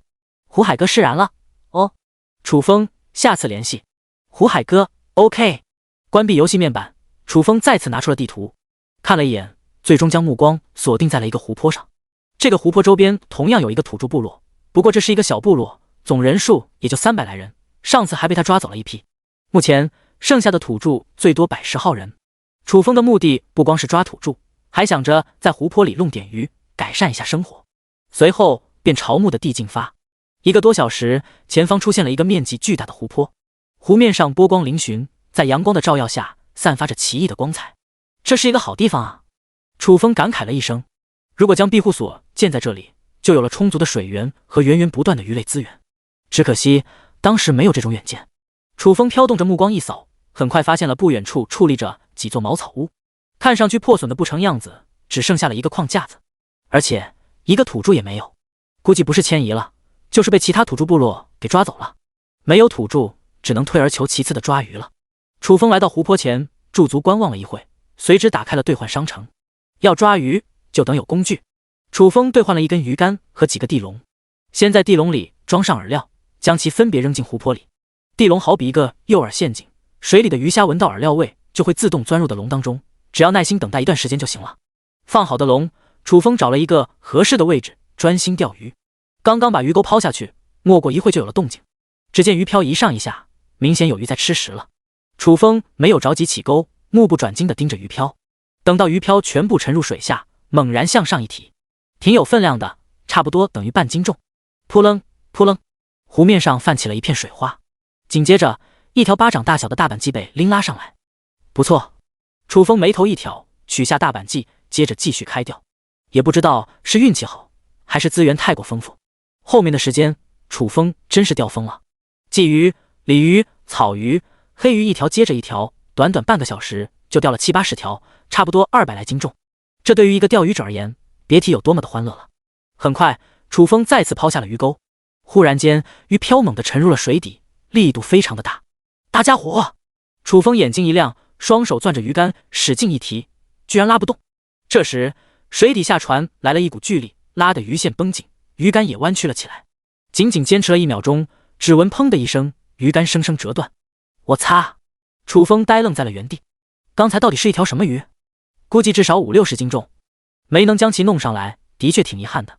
但这也是没有办法的事，想通过一根普通鱼竿钓一条50-60斤的大鱼，并不现实。楚风轻叹了一声，准备收工。天色已经暗淡了下来，今天的收获也足以令他满意。是时候返回庇护所了。楚风将渔获收入空间背包，随后开始起的笼。当走到第一个地笼点的时候，却意外地发现地笼不见了。什么情况？明明记得的笼就放在了这里，怎么就不见了？楚风也没多想，转而去往了第2个地点。第2个地笼同样消失不见了踪影。第3个、第4个也是这种情况。楚风意识到不对了，一个地笼找不到可能是意外，4个地笼同时不见就有问题了。楚风飘动着目光看向了湖面，有些怀疑是不是湖里的东西弄走了地笼。到底是什么干的？哗啦啦！就在楚风沉思之际，湖面上忽然出现了一个巨大的漩涡，漩涡飞速旋转，搅动湖面，泛起了道道涟漪。咕噜咕噜，紧接着漩涡中心冒出一串水泡，就好像有什么东西即将钻出来一样。第61章，攻击力度还可以，我差点就感觉到疼了。楚风心中一凛，死死盯着漩涡中心。下一刻，漩涡当中忽然冲射出一片水花，隐约可见水花中包裹着一道黑色身影。哗啦啦，等到水花坠落，一个人身鲨鱼脑袋的奇异怪物出现在了面前。这家伙居然可以站立在水面上，那感觉就跟站在陆地上一般无二。啥玩意？楚风愣住了。鲨鱼不是生活在海里的吗？怎么跑到湖泊里来了？莫非变异了？好！鲨鱼怪张大了嘴巴，冲着楚风咆哮了一声，看上去奶凶奶凶的。小鲨鱼，你在吓唬我？楚风揉了揉鼻子。鲨鱼怪眯起了双目。你一点不害怕？以往不论是人类职业者亦或者土著，见到他之后都吓得屁滚尿流。眼前的这个人类为何这般淡定？是不是刚才表现的还不够凶残？想到这里，鲨鱼怪再次冲楚风吼了一声，这次的吼叫声比之前大了1倍，震得楚风耳朵嗡嗡作响。行了，可以了。楚风做了一个停手的姿势，饶有兴趣地打量着鲨鱼怪。你是一只什么品种的怪兽？能口吐人言的怪兽都很不简单，就算是 BOSS 级怪兽也未必有这种能力。此刻对鲨鱼怪的身份越来越好奇了。你才是怪兽，你全家都是怪兽！鲨鱼怪破口大骂，唾沫星子横飞，看样子是真的生气了。楚风，鲨鱼怪这般激动，难道真不是怪物？楚风清了清嗓子，我知道你很急，但是你先别急。既然你不是怪兽，那你又是什么？我为什么要告诉你？鲨鱼怪撅着嘴，给了楚风一个挑衅的表情。不想说就算了，咱们聊点别的。楚风挑了挑眉，毫不在意。鲨鱼怪言行举止有点孩子气，年纪应该不大，没必要跟一个小孩子一般见识。少跟我套近乎，你还不配跟我聊天。鲨鱼怪毫不掩饰目中的鄙夷。楚风深吸了一口气，胸膛微微起伏。鲨鱼怪有点过分啊，给他脸给多了。楚风的声音冷酷了起来，人不犯我，我不犯人，是你先招惹我的，那就别怪我不客气了。鲨鱼怪歪着脑袋看着楚风，是不是因为我不愿意跟你聊天，伤害到了你脆弱的心灵？你想多了。楚风有点无语，区区一只小鲨鱼还想伤害他的心灵，那是因为什么？鲨鱼怪好奇道。楚风轻哼，我在湖泊里下了4个地笼，应该都被你给偷走了吧？你偷走了我的东西，不就是招惹到了我？鲨鱼怪嗤之以鼻，我没说你偷东西就不错了，你反倒打一耙，你们人类都像你一样不要脸吗？你几个意思？楚风有点糊涂了，来这里就钓个鱼而已，什么时候偷东西了？鲨鱼怪义愤填膺，这个湖泊是我的领地，里面的所有东西都属于我，你没有经过我的允许来钓鱼，不是小偷是什么？原来是这么一回事。楚风恍悟了一声，眼神突的一沉，从今天起这个湖泊就属于我了，你还想住在这里的话，就等交保护费，交不上保护费就给我滚蛋。鲨鱼怪张大了嘴巴，你说是你的就是你的，凭什么？凭这个。楚风晃了晃拳头，你没听说过一句至理名言吗？有实力就可以为所欲为。鲨鱼怪呵呵一笑，这么说你很能打了？不是一般的能打，至今为止还未曾敌手。楚风难得高调了一次。鲨鱼怪微微一怔，讥讽道：人类，不得不承认，你在装逼这方面确实挺有天分的，至今未曾遇到敌手，那是因为没有碰到真正的强者。楚风嘴角一撇，我只不过实话实说而已。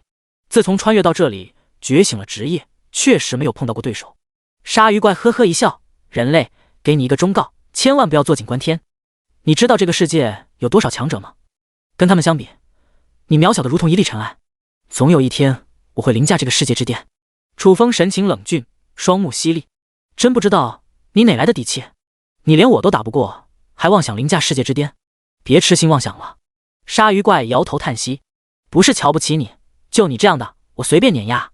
楚风勾了勾手指，挑衅道：我到底有没有装逼？动过手不就知道了？这可是你主动要求的，等会千万别哭。鲨鱼怪的眼神变得凶厉了起来，少他妈的废话，动手吧。楚风有点不耐烦了。鲨鱼怪二话不说，张口吐出了一道水箭。这道水箭长约1米，宛如一根锋利的箭矢，撕裂空气，径直朝楚风击射了过去。雕虫小技！楚风站在原地纹丝不动，微微上翘的嘴角上划过了一抹讥讽之色，既没有闪躲，也没有出手抵挡，任凭水箭撞击在了胸膛上。砰一声，水箭炸碎而开，化作无数水滴四溅，那感觉就像撞击在了一块坚硬的铁板上一样。楚风随手拍了拍身上的水渍，感慨道：攻击力度还可以，我差点就感觉到疼了。鲨鱼怪张大了嘴巴，完全被眼前的这一幕给震撼了。要知道，他可是一名5级水系法师。水系法师虽然不以攻击见长，但也不是说毫无攻击力。就拿刚才的水箭来说，就算是一些皮糙肉厚的5级怪兽遭此一击，即便不死，也等身受重创。可是在楚风面前，仅仅泛起了一点浪花，甚至连楚风的皮毛都没有伤到。楚风的防御力该有多强？这是一名人类该有的防御力。小鲨鱼，你也不行啊！咱俩到底谁在装逼？楚风讥讽了起来。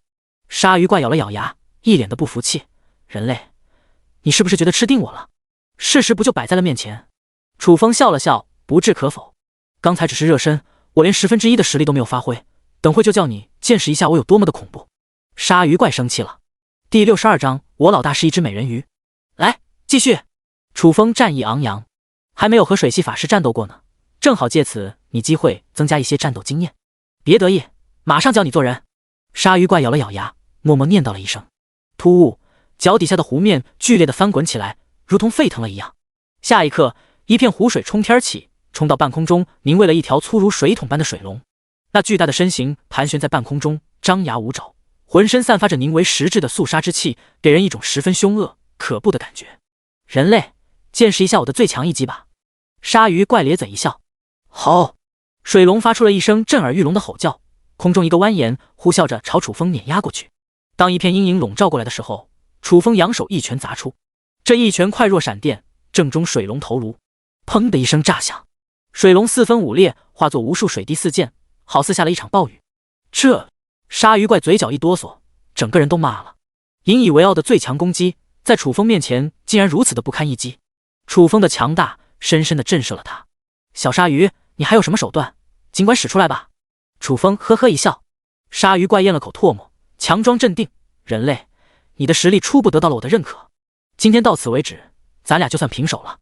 他已经手段尽出了，却奈何不了楚风分毫，两者间的实力差距太过巨大，继续下去就是自取其辱了。楚风被逗笑了：别啊，你不是要教我做人吗？咱们继续，千万别怂。眼见楚风不依不饶，鲨鱼怪眼珠子一转，冷笑：我确实奈何不了你，但你同样拿我没办法，有能耐过来打我啊！楚风微微一怔：你上来。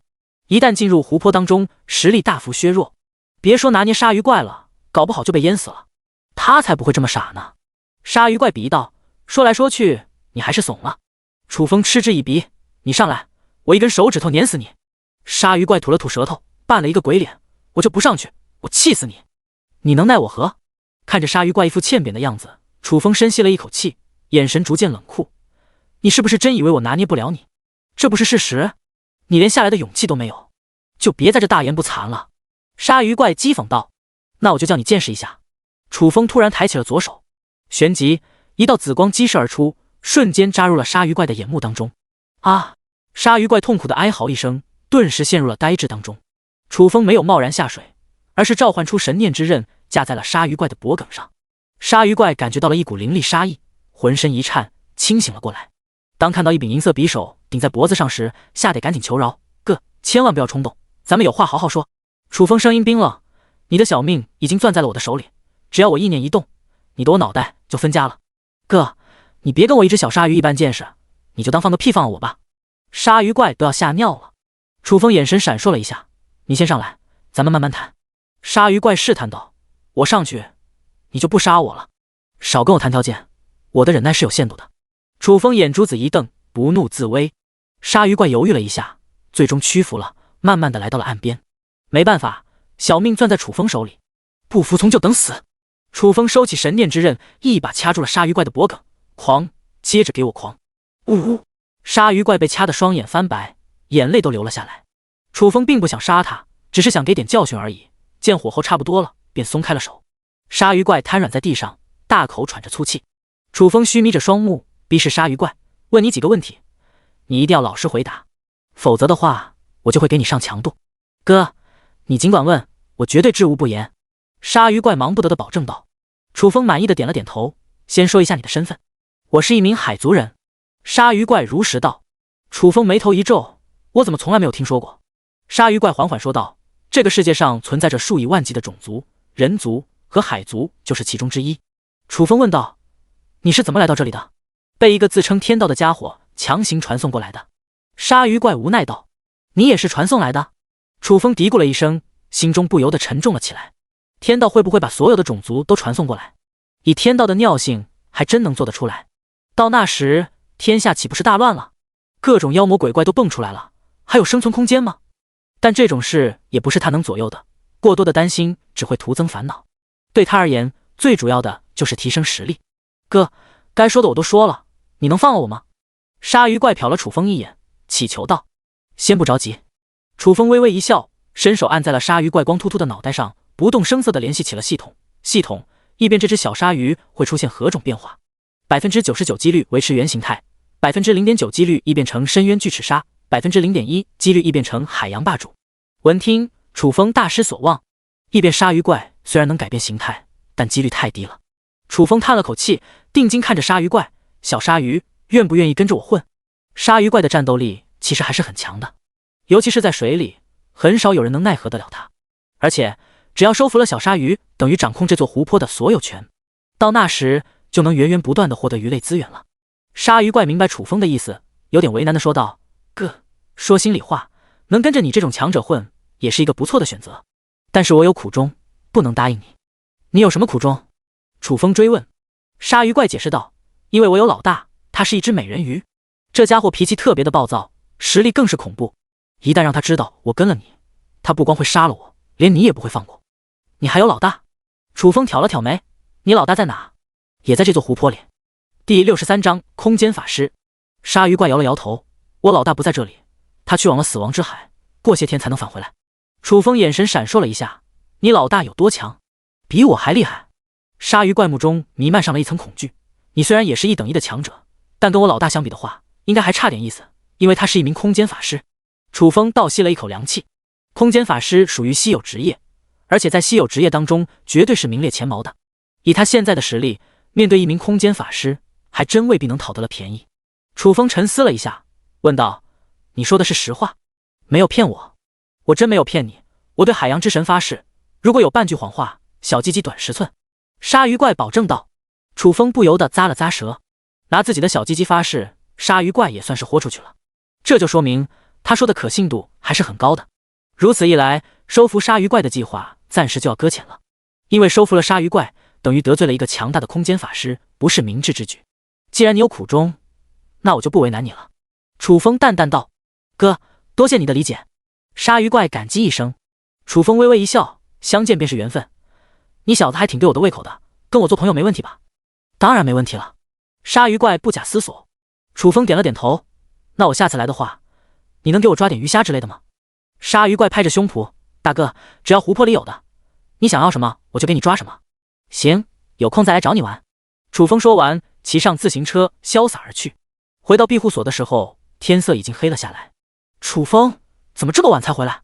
看到楚风安然无恙的回来，林焕瑶终于松了一口气。遇到了的事耽搁了一会。楚风笑了笑，随之开始准备晚饭。牛魔凑了上来，老大，咱们今晚上吃什么？你可能吃不了，自己出去啃点草垫吧得了。楚风呵呵一笑，刚刚钓了不少鱼，打算做烤鱼吃。牛应该不吃鱼吧？牛魔好咧嘴一笑，我不忌口，只要你们能吃的，我也行。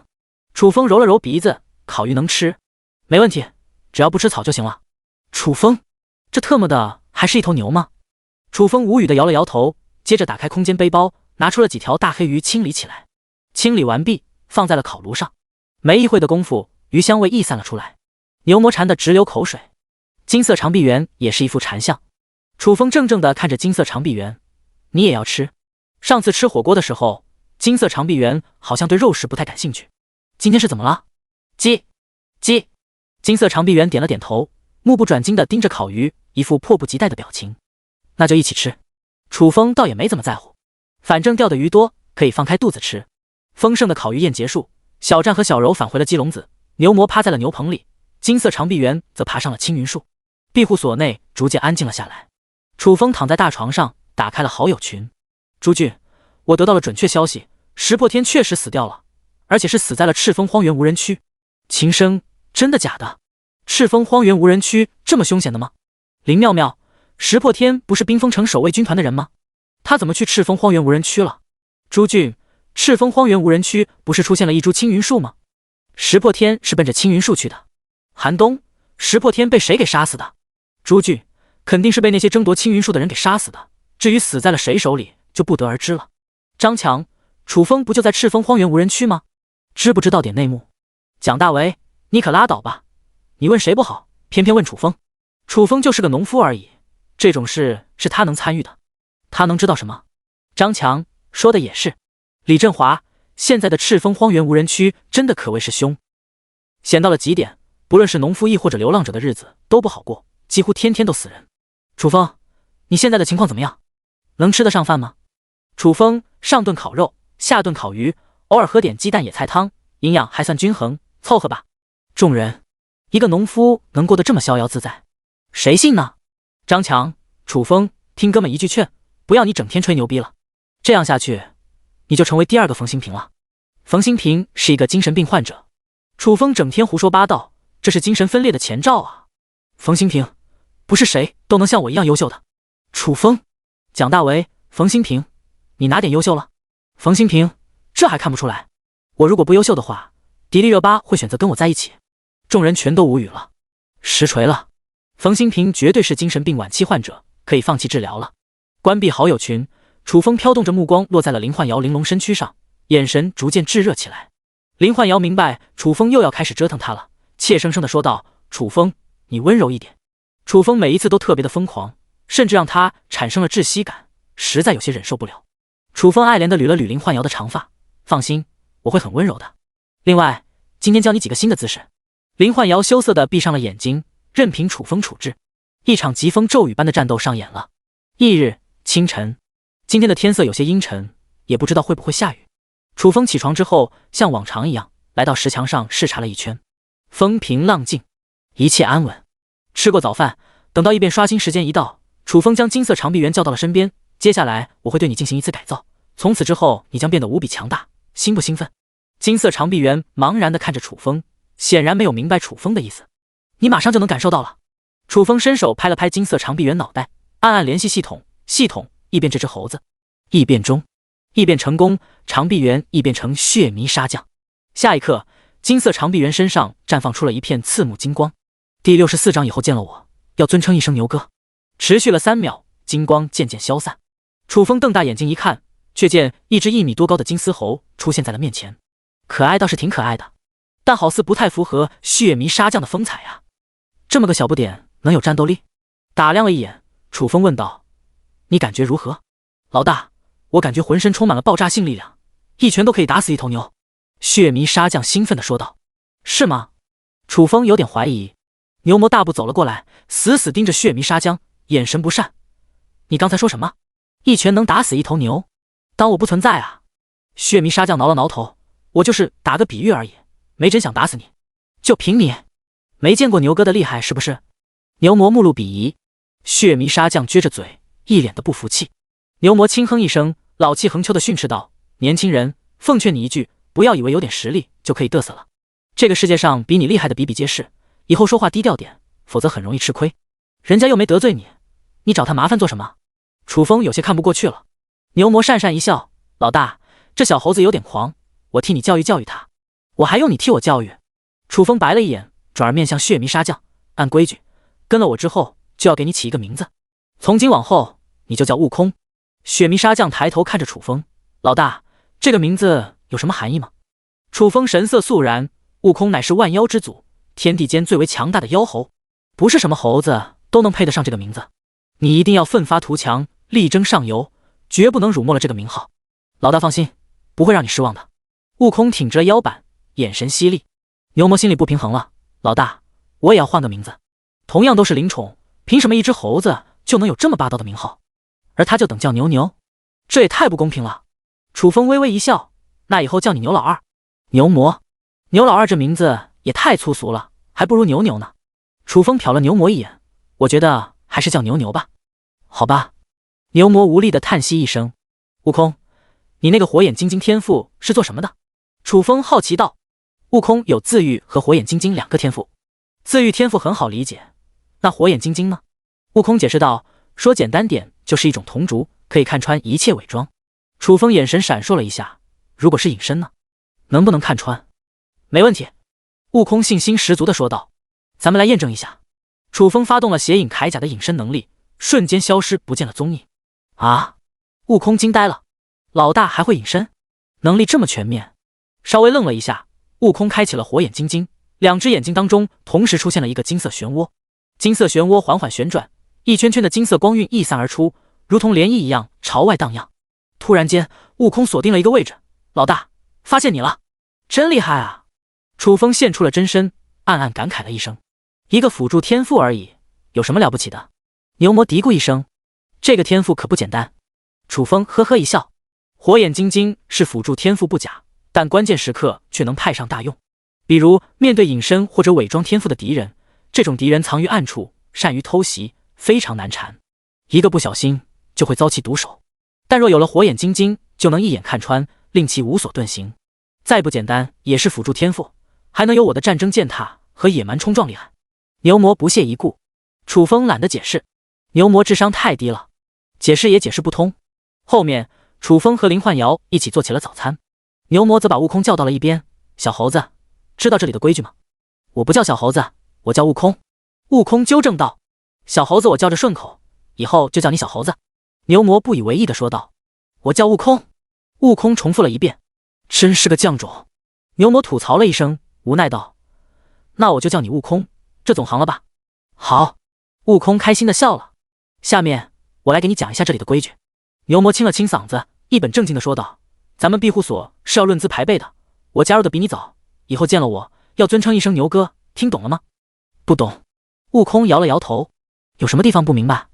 牛魔眼珠子一瞪，开始给悟空施压。悟空一脸淡定：“据我所知，小战比你加入的还早，你见了他也要叫一声哥。”“怎么可能？”牛魔咧着大嘴：“咱们庇护论资排辈不假，关键还要看实力。我的实力远在小战之上，小战也就不会说话，否则见了我也等恭恭敬敬的喊一声牛哥。这么说来，只要比你能打，你也等喊我一声哥了。”悟空捏起了下巴：“你想什么呢？真以为能是我的对手？”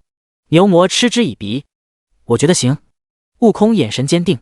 牛魔的脸色冷了下来：“既然你不服，咱们索性出去练练，谁厉害谁就是大哥。”正有此意。悟空丝毫不虚。随后一牛一猴来到了楚风身边：“老大，我们两个想出去切磋一下。”楚风定睛打量了两只灵宠一眼，点头道：“那就去呗。”悟空拥有一丝上古妖神血脉，属于异常强大的怪兽，但具体有多厉害，暂时不得而知，正好借牛魔之手检验一下。“悟空，你可能还不知道我老牛的手段，那可真叫一个凶残，你现在后悔还来得及。”牛魔一副目空一切的神态：“实力才是王道，吹牛逼是没用的。”悟空不予理睬，径直朝庇护所外走去。“好小子！”牛魔咬了咬牙，紧随其后。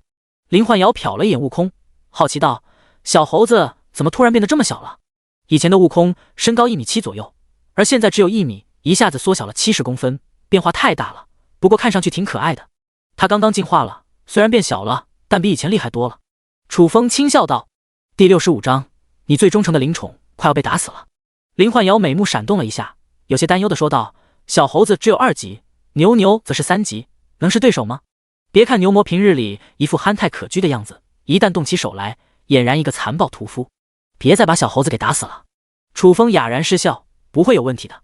悟空拥有自愈天赋，即便不是牛魔对手，也不会有生命之危。要不然咱们出去看看？”林焕瑶提议。“看看也行。”楚风点了点头，和林焕瑶一起走了出去。庇护所外，牛魔和悟空站在两边，遥遥对视，双方互相打量了一眼。牛魔率先开口：“悟空，别说不给你机会，你先出手吧，我就站在这里不动，看你能奈我何。”悟空二话不说，拎着一根木棍冲了上去。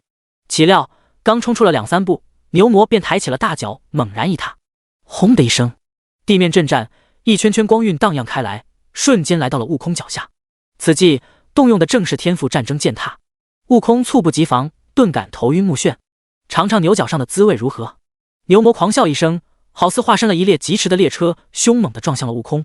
此时的悟空还处于昏昏欲沉的状态，根本无力躲闪。砰！只闻一声炸响，悟空飞射了出去。哈哈，你也不过如此。牛魔得意洋洋地大笑起来。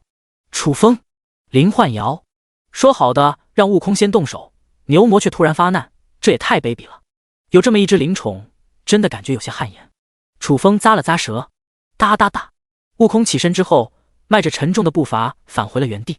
此时的他眼神寒光冷彻，一脸的凶厉，摸了一把嘴角上的血渍，死死盯着牛魔。再来，还不服？牛魔眼珠子一瞪，杀气腾腾。悟空轻蔑道：“别得意的太早，才刚刚开始呢。那我就打到你服为止。”牛魔咧着大嘴，嘴角上的笑容逐渐冷酷。嗖！悟空冲击了上去，无所畏惧，勇往直前，气势凌厉，视死如归。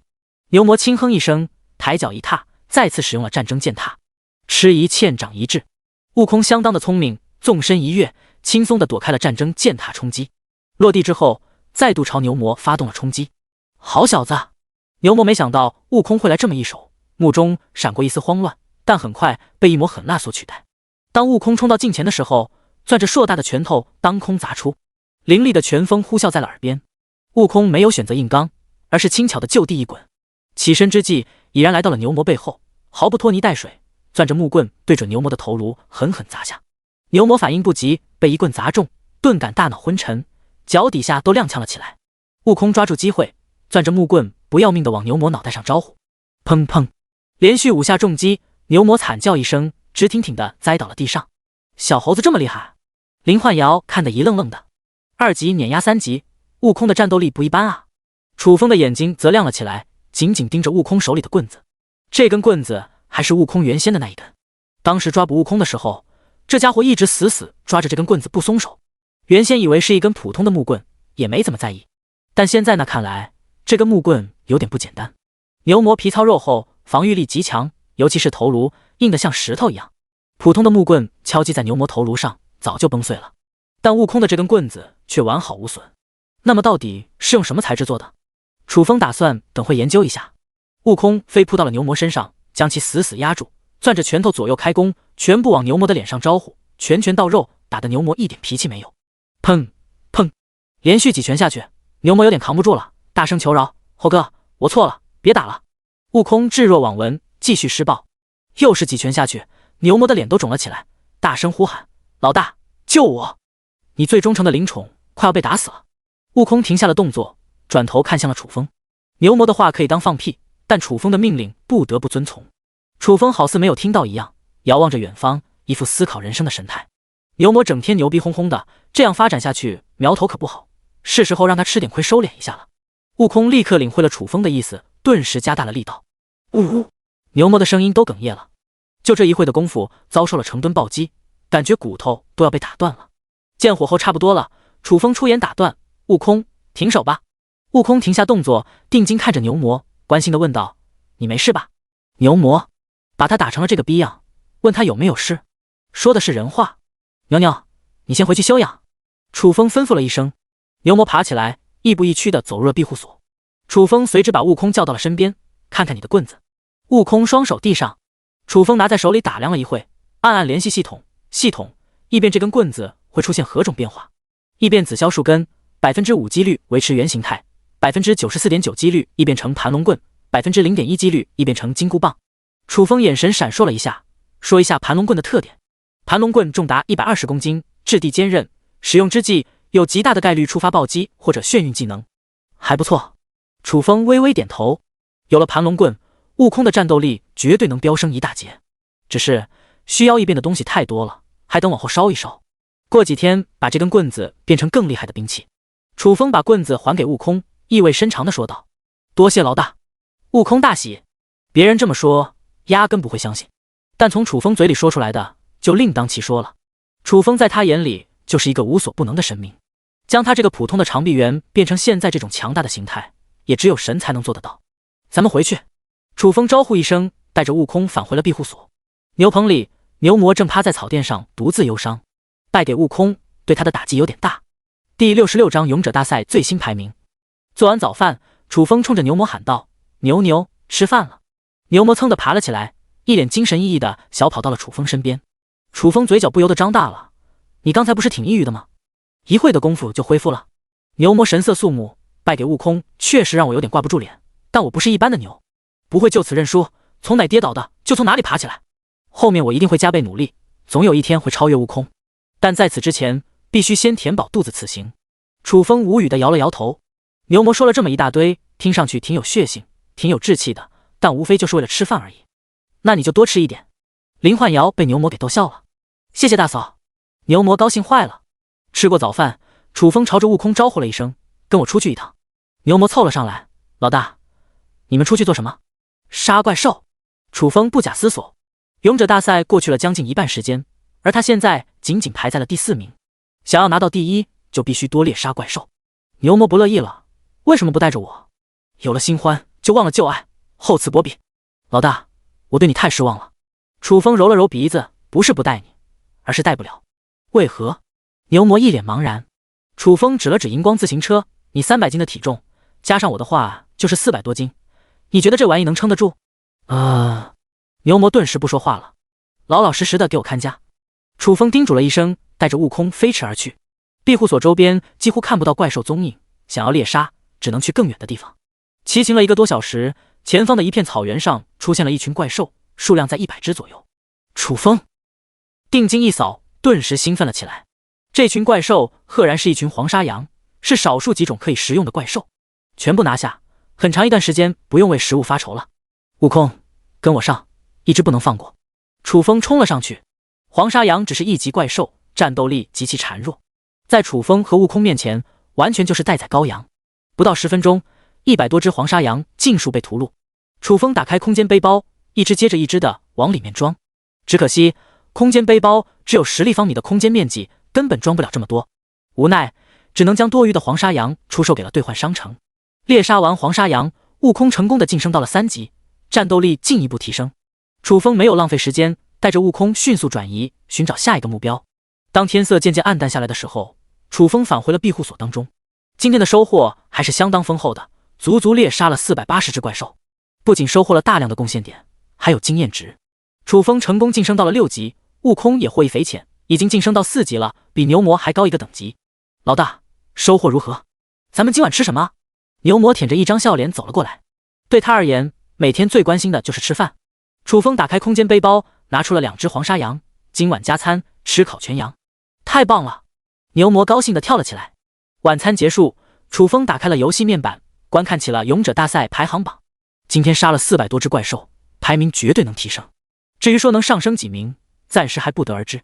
勇者大赛排行榜，第1名唐万松，第2名楚风，第3名邱姐儿，第4名张倩，第5名孙开阳，第6名郑鹏，第7名朱倩儿，第8名尤大勇，第9名王强，第10名冯新平。看完前10排名，楚风当场懵逼了，自己能杀到第2，早就在预料当中。可是第1名的唐万松从哪蹦出来的？以前也没听说过这号人物，为何一下子就蹿升到了第1名？更匪夷所思的是，排名第10的是冯新平，残障机构的那个神经病。这家伙不是一个是药人吗？每天的任务就是尝试各种药丸，他凭什么能进入第10名？莫非是重名了？楚风想了一下，随之打开了好友群。此刻群里面一片热闹。秦生，咱们群里真是能人辈出，卧虎藏龙啊！勇者大赛排行前10当中，居然有3个是咱们群里的。张强，的确有3个，不过只有张倩货真价实，其余2个则是滥竽充数。李振华、楚风是农夫，冯新平是个吃药的，他们如果能杀入勇者大赛前10，那我也行。蒋大为，你一个烧尸体的能行，我掏粪的也不甘示弱。冯新平，嘿嘿嘿，无知是多么的可怕，一群井底之蛙。韩东，冯新平，你几个意思？不会真觉得自己很牛逼吧？冯新平，不是觉得，我是真牛逼。众人又开始犯病了。冯新平，你们是不是以为我在胡言乱语，觉得我是一个神经病？张强，难道不是？冯新平，哥们把话撂这，群里除了张倩以外，其他人我都不放在眼里。你们如果不服，咱们挑战场练练。朱俊，冯新平，我以前挺同情你的，但你这次属实有点过分了。我好歹也是一个肉盾猛士，勇者大赛排名第39的猛人，就这么被你看不起？冯新平，我排名第10，比你高了20多个名次，看不起你不是很正常？你心里没点逼数？朱俊，被一个神经病给鄙视了。林妙妙，冯新平，咱不开玩笑，排名第10的真是你。冯新平，肯定是我啊，难道还有第2个冯新平？我不是说过吗？不相信就去挑战场练练，逞口舌之勇是没有用的。当然，你们如果认怂的话，那就算了。朱俊，大言不惭的，那我就陪你玩玩。冯新平，还真有不怕死的，那我就给你上一课。秦声提醒，挑战场是随机匹配对手的，你们未必能遇到一起。冯新平，我专门研究过，如果双方在同一时间挑战的，匹配到一起的概率非常大。咱们约定好时间，这样问题就解决了。朱俊，晚上8点怎么样？冯新平，没问题。第67章猛人中的猛人。楚风虚眯着双目沉吟起来。冯新平到底是神经病，还是真有实力？只有验证了才能确认。所以晚上8点，他也会参加挑战。楚风，对了，你们知道那个排名第1的唐万松的来历吗？张倩，不太清楚，这家伙就跟前几天的郑鹏一样，是突然冒出来的。所不同的是，他要比郑鹏更加生猛，杀入前10之后，一路高歌猛进，勇夺了第1名。张强，楚风，我发现你对排名挺感兴趣的，跟你有什么关系吗？楚风，当然有关系了，我也想拿第1啊，打听一下唐万松的底细，不是很正常的一件事吗？张强张大了嘴巴，一时间也不知道说什么是好。一个农夫还想拿第1，滑天下之大稽。朱俊，谁说农夫不能有梦想了？楚风，我支持你。张倩，我也支持你。林妙妙，还有我。蒋大为，楚风，你最近不太正常，整天胡言乱语的，别发展到最后成为了第2个冯新平，那张倩该多么的伤心。楚风，你才是冯新平呢，你全家都是冯新平。冯新平就是神经病的代名词。蒋大为分明就是在骂人。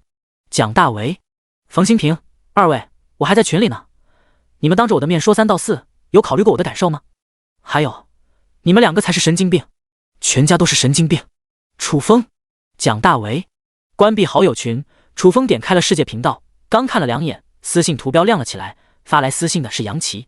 杨琪，楚风，我们开始行动了，差不多明天上午就能到达你的庇护所。楚风，总共多少人？杨琪，2个5级职业者，3个4级进化者，再加上带路的卢强，总共6人。楚风，你有把握对付他们吗？楚风，小菜一碟。杨琪，那我就放心了。楚风，你和曹广明天都会来吗？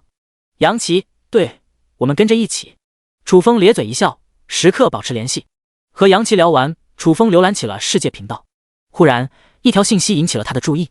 发送消息的是郑鹏，消息的内容也简单，求救。据他所说，被困在了赤峰荒原无人区的一个石洞里，石洞外面聚集着一群2级怪兽，只要能救他，就会给予丰厚报酬。楚风眉头微微一蹙，没记错的话，勇者大赛排名第6的就叫郑鹏，会不会是一个人？出于好奇，楚风给郑鹏发送了私信：哥们，是你发送的求救信息？你是勇者大赛排名第6的郑鹏？郑鹏，就是我，你能救我吗？楚风奇怪道：你能杀入勇者大赛排行榜第6，实力绝对不会低了。区区一群2级凶兽，能将你逼到这种程度？郑鹏，你有所不知，我能进入第6名，完全就是运气。我本身就是一个弱鸡而已，别说对付一群2级怪兽，就算是一只2级怪兽，也未必打得过。楚风的嘴角张大了，你是通过什么手段杀到的第6？郑鹏如实道，我是一名炼器师，拥有炼制器物的天赋。前些天遇到了一窝墨蚁，墨蚁虽然个头不大，也没什么攻击力，却也是怪兽的一种。我炼制了一颗燃烧弹，扔入了蚂蚁窝，一举团灭了他们，差不多杀了几百只，这才侥幸进入了勇者大赛排行榜。楚风，怪不得郑鹏杀到第4之后就偃旗息鼓，一路往下掉，合着全靠运气啊！楚风，你具体在哪个位置？最近几天还要继续外出猎杀怪兽，如果相隔不远的话，顺便救一下也不成问题。郑鹏，我在一片巨大的树林里，但具体是哪片树林就不清楚了，因为我来赤峰荒原无人区没几天。楚风揉了揉鼻子，若有所思地说道，赤峰荒原无人区广袤无垠，有好几片树林，你不说明具体位置，我是没办法救你的。郑鹏，最近在赤峰荒原无人区不是出现了一棵青云树吗？青云树就在这片树林当中。对于这个地方，楚风当然熟悉了，昨天的刚去过，离着这里也不算远。楚风，我知道这个地方，也有能力救你。郑鹏激动了起来，哥们，太谢谢你了。楚风，你先别着急谢，我可不会平白无故的救你，你能给我什么报酬？郑鹏，实不相瞒，我现在穷得叮当响，连一个贡献点都没有，什么也给不了你。楚风张大了嘴巴，你在世界频道可不是这么说的，你这不是空手套白狼吗？郑鹏有点不好意思了，我要是不这么说，怎么会有人来救我？楚风咂了咂舌，你真够坦诚的，不过这样一来，我就没法救你了。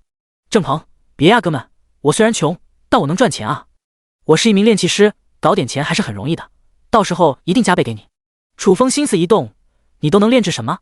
郑鹏，我现在只有3级，炼制的东西不算多，无非就是普通的兵器、燃烧弹、爆裂弹之类的。楚风的眼睛亮了起来，剑塔所用的剑矢能不能炼制？手里有4张剑塔蓝图，后面就会全部异变成无双剑塔。无双剑塔具备自动攻击能力，需要消耗大量剑矢，如果从兑换商城购买，绝对是一笔天文数字，即便以他的身家也承受不起。而若是由郑鹏炼制的话，就能节省至少1半的贡献点。郑鹏信心十足地说道，炼制剑矢就跟玩似的，只要有材料，几秒钟就能炼制成功。楚风，我答应救你了，但有个条件，你以后要跟着我混。郑鹏也是一个难得一见的人才，庇护所要发展壮大，这种人才必不可少。郑鹏愣了一下，试探道，哥们，能问一下你的身份吗？要不要选择跟着楚风，关键还要看楚风够不够强大。楚风，勇者大赛排行榜排名第2的就是我。郑鹏惊为天人，哥们牛逼呀！报名参加勇者大赛的职业者多如牛毛，至少有数十万之多，竞争之激烈，空前绝后。能在这么多人当中杀入前10，哪个不是实力强绝之辈？而能杀到第2位，更是猛人中的猛人。当然，他是一个例外。第68章同级别当中，我就是无敌的。楚风，怎么样？愿不愿意跟着我混？郑鹏沉思了一下，说道，有件事我等先问明白了。楚风，尽管问。郑鹏，你的工作地点就在赤峰荒原无人区，还是路过这里？楚风，我就生活在赤峰荒原无人区。郑鹏，那你是什么职业？生活在赤峰荒原无人区的职业者无非2种，农夫和流浪者。难道楚风就是其中一种？可是也不对啊，这2种职业战斗力都很弱，尤其是农夫，战斗力几乎为0。那么楚风又是凭什么杀到勇者大赛排行榜第2名的？不会是忽悠他的吧？楚风如实道，我是一个农夫。郑鹏目瞪口呆，思绪都停滞了。勇者大赛排名第2的猛人是一个农夫，这个世界什么时候变得这么疯狂了？不是不相信，实在太匪夷所思了。郑鹏恍惚了一下，楚风，你跟我开玩笑的吧？他宁愿相信楚风是一名流浪者，也不愿意相信楚风是一名农夫。楚风平静道，我确实是一名农夫，却是一个与众不同的农夫。就实力而言，哪怕是一些稀有战斗职业者，也不会是我的对手。不夸张地说，同级别当中，我就是无敌的。郑鹏，农夫，无敌，这2者也能联系到一起。楚风，该说的我都说了，而且说的都是事实。你要是相信呢，就跟着我混，不相信就拉倒。郑鹏犹豫了一下，咬牙道，我跟你混，现在的处境也容不得做出别的选择了。如果楚风不来救他的话，就被困死在这里了。死马当做活马医吧。楚风大喜，你的选择绝对明智。郑鹏，我跟了你以后，是不是也要生活在赤峰荒原无人区？楚风，当然，嫁鸡随鸡，嫁狗随狗，当老大的在哪，小弟就要跟到哪。郑鹏咽了口唾沫，赤峰荒原无人区凶险至极，咱们一直生活在这里能行吗？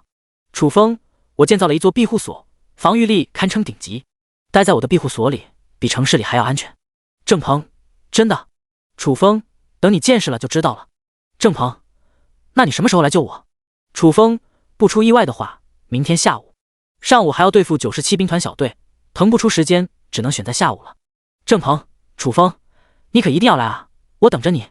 楚风，忘不了。正当楚风准备关闭私信的时候，忽然想起了一件事。郑鹏，你怎么来的赤峰荒原无人区？作为一名炼器师，郑鹏的工作地点不应该在城市里面吗？怎么会出现在这么荒凉的地方？一听这话，郑鹏气不打一处来，都怪我的一个朋友，那家伙是一个阵法师，前几天研究出来了一个传送阵，说可以从问心城传送到天望城。我正好打算去一趟天望城，便当了他的试验品。原本以为能省下一笔传送费，岂料传送阵并不完备，中途出了点问题，我便被传送来到了赤峰荒原无人区。楚风嘴角一张，你也是够倒霉的。郑鹏无奈道，谁能想到我那朋友这么的不靠谱。楚风，你闲着没事跑去天望城做什么？郑鹏嘿嘿一笑，听说迪丽热巴就在天望城，她可是我的梦中情人，也就想着去天望城看看。楚风无语了。和郑鹏聊完，楚风浏览了一会交易大厅，当时间来到晚上8点，准时进入了对战场。匹配中，仅仅过了3秒便匹配成功了。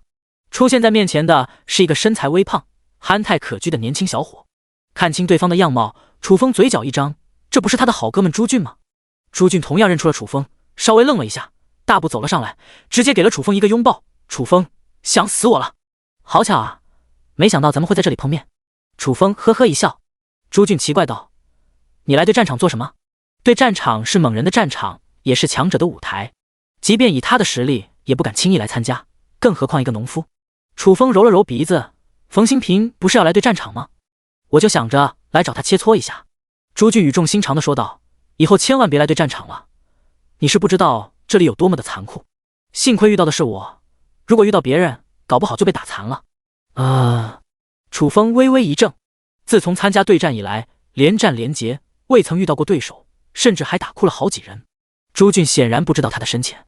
对战场不是聊天场所，禁止无意义的交流，如若双方还不交手，将被驱逐出对战场，10天不允许参加对战。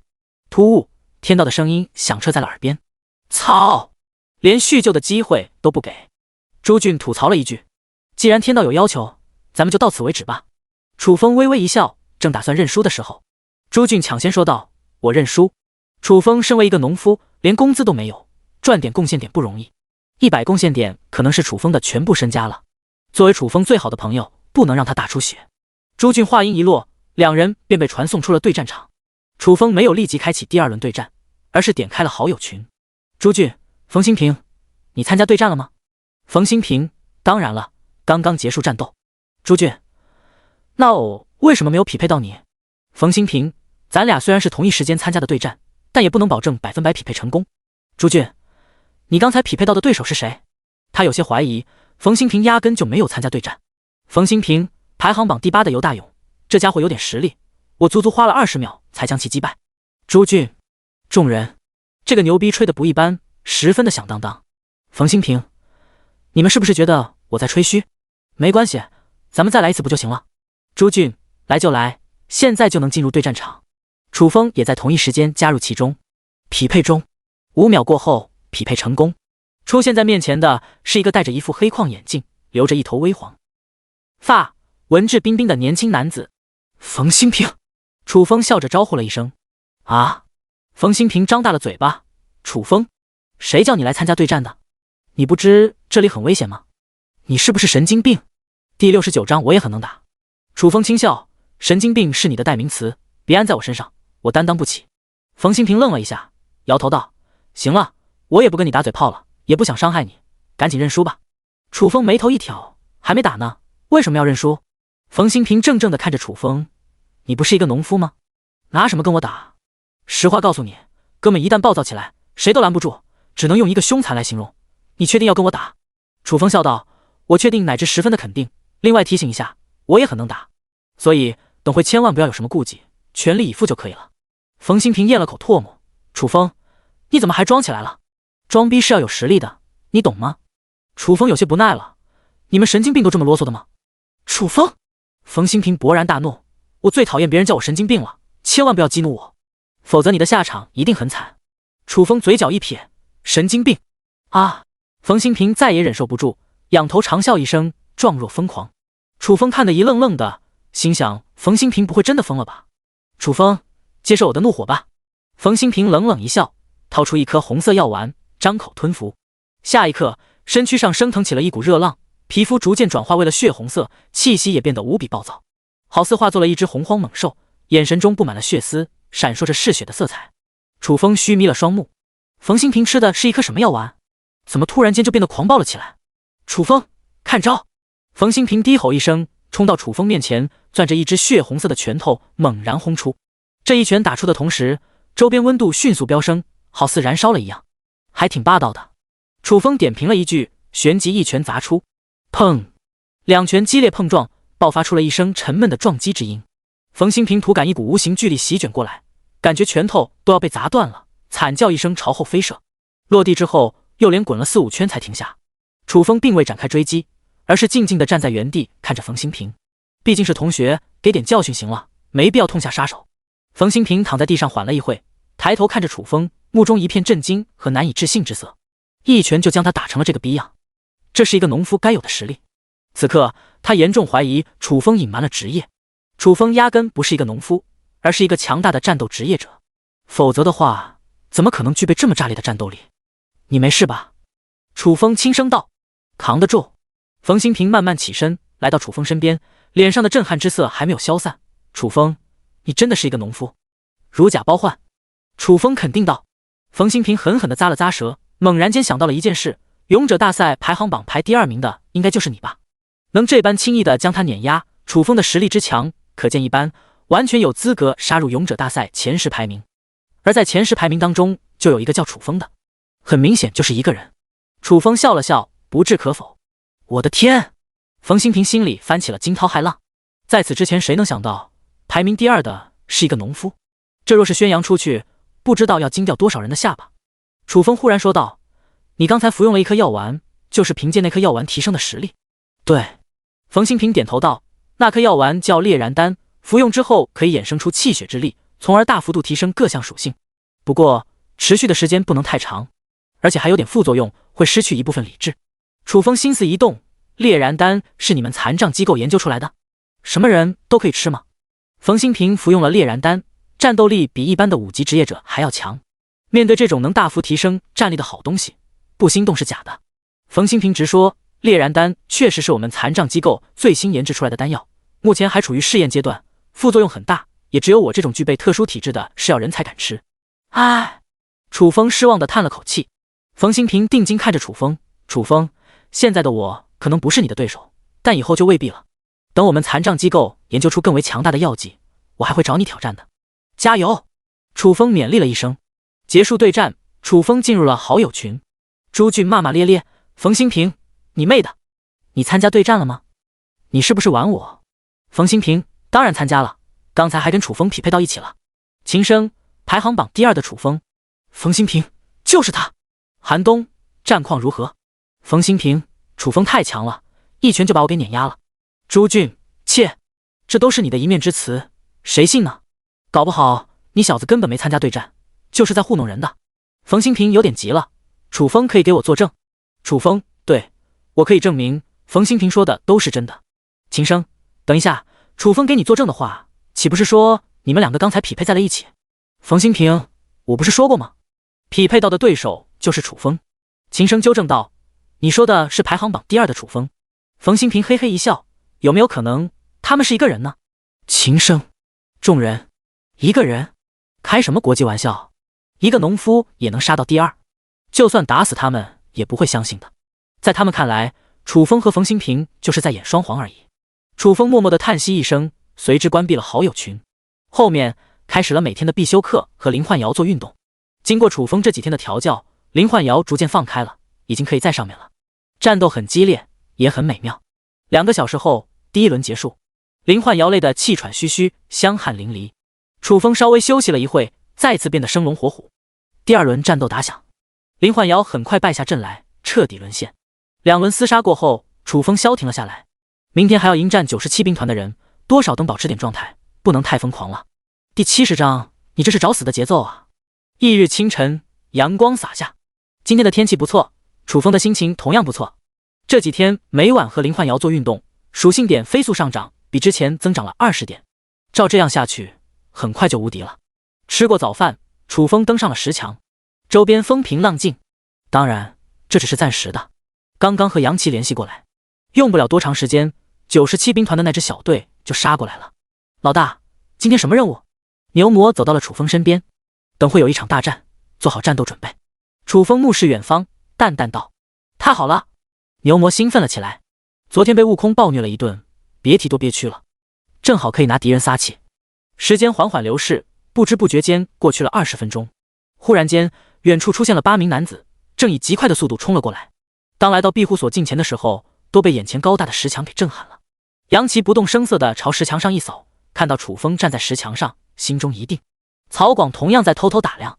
石墙上屹立着一个身形矫健、容貌俊逸的年轻男子，他神态悠然，气质出尘，宛如一名绝世高手，睥睨天下。此刻，曹广十分的肯定，这名男子必然是楚风无疑，因为只有楚风这种级别的强者，才会有这种逼格。双方互相打量了一眼，卢强遥遥看着楚风，冷笑：小子，还记得我吗？楚风挑了挑眉：你不就是97兵团的那个小队长吗？上次被我打得像条狗一样落荒而逃。操！卢强气得咬牙切齿：小子，你别得意，等会有你好看的。楚风呵呵一笑：这么说，你们是来报复我的？是又如何？卢强恶狠狠地说道：得罪我们97兵团，你就应该意识到后果。楚风的眼神阴沉了下来：上次饶了你一命，你不知悔改也就罢了，还带人上门报复，你这是找死的节奏啊！吓唬谁呢？卢强嗤之以鼻：你不就是仗着一只强大的灵宠吗？没有那只灵宠，你算个啥？什么都不是。我给你个机会，敢跟我单挑吗？楚风挑衅道。啊！卢强愣住了，没想到楚风会有此一说。一个农夫哪来的底气？可是看楚风一脸气定神闲的样子，也不像装出来的。小子，别狂，有能耐跟我过2招。这时，一名身材魁梧、面色凶悍的男子站了出来。此人名叫薛飞鸿，是一名5级职业者，也是这支小队的领队。谁都一样，等我一会，我下去会你。楚风说完，大步走下了石墙。咔嚓，石门缓缓打开，楚风迈步而出。牛魔和悟空一左一右跟在了身边。看到牛魔的时候，卢强眼神一颤，提醒道：薛队，那只变异牛就是这小子的灵宠，实力相当的彪悍，绝对是一只3级怪兽。3级而已。薛飞鸿嗤之以鼻，相差了2个等级，即便变异牛再强，也不会是他的对手。老大，什么时候动手？牛魔摩拳擦掌，跃跃欲试。暂时忍耐一下。楚风淡淡一笑：小子，你居然还敢出门迎战，我很佩服你的勇气。薛飞鸿用一种轻蔑的眼神看着楚风，咧嘴一笑：但是想凭借2只灵宠对抗我们强大的97兵团，就有点异想天开了。不靠灵宠，我一样能灭掉你们。楚风平静道，刚毅的眼神中充满了自信。哈哈！薛鸿飞忍不住的笑了起来：就凭你一个农夫？谁说农夫就没有强者了？楚风挑了挑眉，脸色瞬间冰冷起来。听闻你们97兵团在赤峰荒原无人区作恶多端，不知祸害了多少农夫。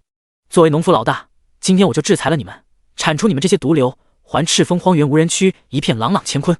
真霸气啊！曹广暗暗感慨一声。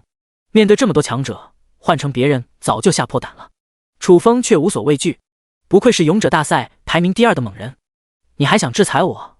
薛飞鸿眯起了双眼，目中寒光四射。薛队，别跟这小子废话了，动手灭了他了事。另一名5级职业者忍不了：让我来吧。杨琪忽然站了出来：你能行？薛飞鸿蹙起了眉头。杨琪轻笑：这小子有点古怪，我先上去消耗他一波，你们见机行事。薛飞鸿想了一下，觉得有道理，便点头同意了。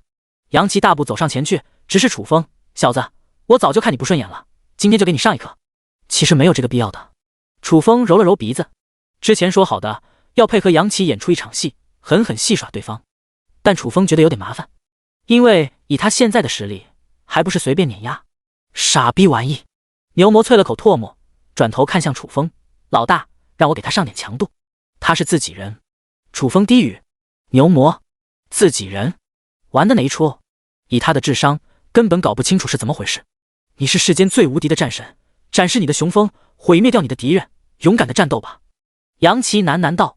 突然，楚风感觉浑身充满了爆炸性的力量，好似所有的属性都增幅了一大截。明白是杨奇给他施加了状态，便佯装出一副虚弱的样子。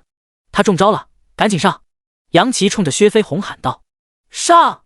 薛飞鸿大手一挥，带人冲了上去。卢强更是一马当先，目标直指楚风。那只变异牛和金毛猴子一看就不好惹，只能拿楚风开刀，正好还可以借此机会一雪前耻。很快，卢强冲到了楚风近前，正欲动手之际，楚风那双迷茫的眼神中迸发了一抹深邃之色。什么情况？卢强呆滞了。被楚风的眼神扫到的一瞬间，清楚地感觉到了一股死亡的气息蔓延到了全身，浑身顿时冰冷一片。你该死！楚风扬手一拳轰出，重重击打在了卢强胸膛上。砰的一声炸响，卢强整个胸膛都被轰爆了，鲜血四溅，场面极度血腥。残破的身躯摇晃了2下，最终倒在了血泊当中。第71章，跟这种人交朋友，多少让他们感觉有些羞耻。卧槽！目睹此景，薛飞鸿等人全都惊呆了。卢强确实算不上强者，但好歹也是一个3级职业者，就这么简单的被一拳打爆了身躯，这是何等强悍的攻击力！就算是6级职业者也未必做得到。这特么的还是一个农夫！我的妈呀，太恐怖了！不远处的一片草丛中，曹广藏身于此，看向楚风的眼神充满了震撼。就在刚才动手之际，他便偷偷躲在了这里，生怕殃及池鱼。趁着薛飞鸿等人恍惚之际，杨奇快速跑到了楚风身边，竖起了大拇指。楚风牛逼，还行吧。楚风微微一笑，对着2只灵宠下达了命令：悟空、牛牛，别愣着了，给他们上点强度吧。牛魔早就迫不及待的疯狂冲向了一名4级职业者，一出手就是杀招，先是使用战争践踏震晕了对手，紧跟着就是一记野蛮冲撞。那名4级职业者甚至没有反应过来，就被撞飞了出去。牛魔的势不饶人，冲上去一顿暴踹，大脚丫子不要命的招呼，那可真是往死里踹。凄厉的惨叫声不绝于耳，惨绝人寰。另一边，悟空拎着木棍和另外2名4级职业者缠斗在了一起，仅仅几招就将2名职业者撂倒地上。不过他没有牛魔这般凶残，只是将2名职业者的4肢给打断了。这2只灵宠也太残暴了，曹广看得直咂舌。薛队，咱们怎么办？5级职业者目中一片惶恐。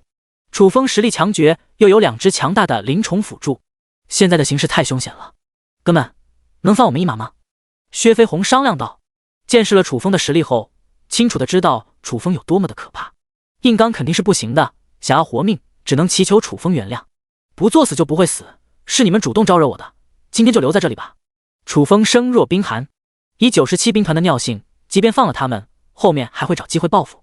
既然如此，索性一不做二不休，统统灭杀。意识到楚风动了杀心，薛飞鸿一咬牙，这家伙不会放过我们的，跟他拼了！杀！那名5级职业者拎着一柄大砍刀冲向了楚风，薛飞鸿则掉头就跑。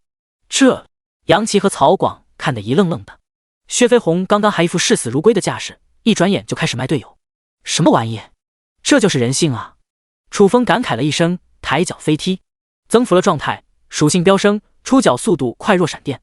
那名5级职业者还没反应过来，就被一脚踹飞了出去，重重摔落地上，张口喷出一片血花，脑袋一歪，昏厥了过去。楚风飘动着目光一扫，落在了薛飞鸿身上，嘴角上划过一抹冷酷之色：你逃不掉的。此时薛飞鸿已经逃出了小20米，眼见楚风没有追击上来，还以为能逃出升天，却在此时背后响起了一声凌厉的破空之音。薛飞鸿心中一凛，扭头一扫，视线当中一柄闪烁着银光的匕首撕裂虚空，瞬间来到了面前。噗嗤一声，薛飞鸿感觉胸口一凉，低头一看，胸前一个血洞触目惊心，鲜红血液汩汩流出，半个身子都染成了血红色。薛飞鸿艰难地蠕动了一下喉咙，意识渐渐模糊，直至彻底泯灭。太可怕了！杨奇顿感头皮发麻，隔着这么远的距离就能取人性命，楚风远比想象的强大的太多了。老大，这几个家伙呢？牛魔走上前来询问。楚风目中划过一抹狠辣，全部弄死，一个不留。杨奇有些担忧，楚风他们是97兵团的人，就这么弄死的话，97兵团肯定不会善罢甘休的。杀一个跟杀一群有什么分别吗？楚风冷冷道：兵来将挡，水来土掩，97兵团如果还敢来的话，我不介意给他们来一个团灭。眼见楚风杀气这么重，杨奇顿时不敢说话了。牛魔和悟空按照楚风的指示，弄死了剩余的人，将尸体扔进了远处的荒草丛中。峰哥，这时曹广从远处小跑了过来。曹广1.65米的个头，身材有点臃肿，跑起路来一颠一颠的，好似一个大肉球。老曹，你这体重少说200斤，看样子伙食不错呀。楚风笑着打趣了一声。曹广苦笑，近些日子担惊受怕，东奔西跑，吃了上顿没下顿，混得可惨了，我都瘦了50斤了。楚风不由得咂了咂舌，再加上50斤的话，曹广岂不是真变成肉球了？楚风拍了拍曹广肩膀，以后跟着我混，天天有鱼有肉，饿不着。真的？曹广有些不可置信。生活在赤峰荒原无人区的职业者，能吃上饭就不错了。到了楚风这里，整天大鱼大肉，都可以这么奢侈的吗？到时候你就知道了。楚风笑了笑，随之把牛魔和悟空叫到了身边。他们2个是我的朋友，从今天开始，咱们就是一个团队的。2位大哥好。牛魔客气地打了声招呼。曹广和杨奇都是楚风的朋友，必须给予尊重，先混个熟脸，留下一个好印象，以后也好相处。这就是他的为牛处世之道。你好。杨奇微微一怔，勉强挤出一丝笑容。第一次和灵宠以这种方式交流，有点不适应。曹广却有点受宠若惊。牛哥好。自己何德何能，配让一只实力这般强大的变异牛叫哥？这一声牛哥叫的，差点让牛魔飘起来。楚风，杨奇，管一头牛叫哥，丢不丢人？跟曹广这种人交朋友，多少让他们感觉有些羞耻。楚风清了清嗓子，招呼道：走吧，去我的庇护所看看。进入庇护所，看到满院子的粮食作物，杨奇和曹广再次震惊了。在赤峰荒原无人区，粮食就是命，有这么多粮食，再也不用担心饿肚子了。吱呀！就在这时，堡垒门打开了，林焕瑶迈步而出，那高挑的身材、清丽脱俗的容貌，顿时吸引了杨奇2人的目光。第72章，不可能把一头猪改造成一个帅哥吧？曹广咽了口唾沫，峰哥，这位仙女是谁？就林焕瑶的颜值，说是一位降落凡间的仙子也毫不为过。她叫林焕瑶，是我媳妇。楚风淡淡道。都有媳妇了？杨奇和曹广羡慕的不要不要的。别的穿越者还在挣扎求生，楚风却拥有了足够的食物和安全的庇护所，而且还有貌美如花的娇妻陪伴。都是穿越者，差距怎么这么大呢？一听楚风这么介绍自己，林焕瑶脸上浮现了一抹娇羞，心里特别的开心。嫂子好。杨奇和曹广异口同声。你们好。林焕瑶嫣然一笑。双方互相认识之后，楚风将曹广2人叫到了一边，开始走起了流程。所谓的流程，就是对着誓言石发誓，不论是谁，只要进入庇护所，都需要这么做。只有立下了誓言，才能彻底放心。曹广和杨奇也没有多想，先后对着誓言石发誓。走完流程，楚风分配起了任务。曹广负责庇护所的基建，杨奇暂时给曹广打下手。峰哥，什么时候开工？曹广问道。初来乍到，决定好好表现一番。楚风想了一下，说道：先吃饭，吃完之后再说。曹广2人不远千里来此，先让他们美滋滋的吃上一顿，也算为2人接风洗尘了。老大，吃什么？牛魔隔着老远就听到了，兴奋地跑了过来。楚风无奈地叹了口气，生火去。好嘞。牛魔屁颠屁颠地忙活起来。楚风则打开了空间背包，拿出了2只黄沙羊和几条黑鱼，条件有限，吃点烤肉和烤鱼对付对付得了。曹广和杨奇当场就震惊了，有肉有鱼，这叫条件有限，简直奢侈到家了。这让那些生活在水深火热当中的职业者知道了，又该作何感想？1个小时后，2只烤全羊和几条烤黑鱼呈现在了面前，浓郁的香气四溢，飘荡在整个庇护所当中。曹广馋得直咽口水，牛魔哈喇子都流了一地。吃饭吧。楚风招呼了一声。风哥，那我就不客气了。曹广早就等不及了，撕下一条烤羊腿，趴上去就啃。就吃相而言，不比牛魔强多少。你能不能慢点？杨奇有些看不下去了。曹广点着头，但嘴里却一点没闲着。他也知道这种吃相不好，但没办法呀，穿越到这里以来，别说吃肉了，连肉香味都没闻过，实在馋得慌。楚风哑然失笑，没事，让他吃好了。1个多小时，众人吃饱喝足，坐在了一起闲聊。曹广一脸崇拜地看着楚风，风哥，你一个农夫居然能混得这么风生水起，实在令人意想不到。你可能是咱们这些穿越者当中混得最好的一个了，运气好而已。楚风笑了笑，接着转移了话题，等会你们一起建造一个宿舍，因为每晚都要和林焕瑶做功课，让曹广2人住进堡垒，属实不方便。除了末日堡垒，只剩下牛棚了，总不能让曹广2人睡牛棚吧？曹广朝周边扫了一眼，风哥，宿舍建在哪里？庇护所里到处都是粮食作物，连一块空余的地方都没有。楚风想了一下，指着东边石墙角落，那个地方种了几颗南瓜，差不多成熟了。你们把南瓜采摘下来，清理一片空地，就可以建造宿舍了。没问题。杨琪和曹广齐齐点头。楚风问道：你们打算建造什么样的宿舍？需要什么材料？不用太复杂了，建造一座茅草屋就行了。至于材料吗？外面那么多茅草，出去割一点就行了。曹广随口道。拥有编织天赋，制作一座茅草屋还是比较简单的。是不是太简陋了？要不然换成木屋？楚风提议。曹广不以为意地说道：如果在野外的话，很容易遭受怪兽袭击，茅草屋的防御太低了，肯定不行。但在你的庇护所里面又不会遭遇危险，只要有个遮风挡雨的地方就可以了。行。楚风点了点头，提醒道：尽量把茅草屋建得大一点，至少能住下3个人。后面就会把郑鹏招入进来，等提前给他安排好住的地方。没问题。曹广当即表态。你们去忙吧。楚风微微一笑。曹广和杨琪随之走到了南瓜地，楚风则来到了青云树下。异变时间早就刷新了，是时候异变青云树了。楚风伸手按在树干上，系统异变青云树。异变中，异变成功，青云树异变成战争古树。下一刻，一片青光绽放来，在这片青光的包裹下，青云树飞速拔升，转眼间长到了10米。发生什么了？曹广和杨琪看得目瞪口呆。这是一棵什么树？为什么长得这么快？当青云树长到10米的时候，停止了生长，缭绕在周身的青光也随之散去，渐渐显露出了真身。从外观上看，还是大树的形态，所不同的是，树干中心位置多出了一张苍老的人脸。此外，2根粗壮的树枝化成了2条巨大的手臂，这就是战争古树的真实形态。主人！战争古树看向楚风，恭敬地喊了一声。曹广、杨琪，一只猴子和一头牛会说话也就罢了，连一棵树也能说话了，太神奇了，太诡异了。楚风沉声道：老战，庇护所以后就交给你来守护了。战争古树保证道：主人放心，树在庇护所就在，除非我死，否则不会让敌人越雷池一步。很好。楚风满意的点了点头。杨琪，你说这棵大树是怎么来的？曹广碰了碰杨琪胳膊，小声问道。杨琪目露深邃之色，应该是楚风通过天赋改造出来的。还有这种天赋？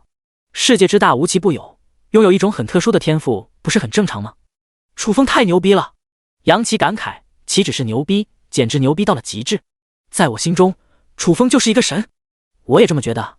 曹广若有所思念叨一声，双目中突然迸发一抹金光，等哪天让楚风给我改造一下，让我变成一个大帅哥。杨琪嘴角一张，这恐怕不行。为什么不行？杨琪意味深长地说道：楚风的天赋再强，也不可能把一头猪改造成一个帅哥吧。第73章没别事，就想把你们抓起来卖钱，是这么个道理。曹广点了点头，突然发觉不是味了，杨琪分明在骂他是一头猪啊。杨琪，你敢骂我？曹广当场就怒了。哈哈。杨琪大笑，我开玩笑的，你怎么还生气了？我生平最讨厌别人骂我猪了，今天一定给你点颜色看看。曹广气不打一处来，凶猛地扑向了杨琪。杨琪丝毫不慌，嘴里念念有词：你是一个木桩子，你不会动。奔跑中的曹广顿感被一股无形之力束缚了起来，浑身动弹不得半点。冲动是魔鬼，你冷静一点。杨琪嘿嘿一笑。操！曹广一脸的不服气，有能耐别使用天赋，咱们像个男人一样真刀真枪的干。你当我傻呀？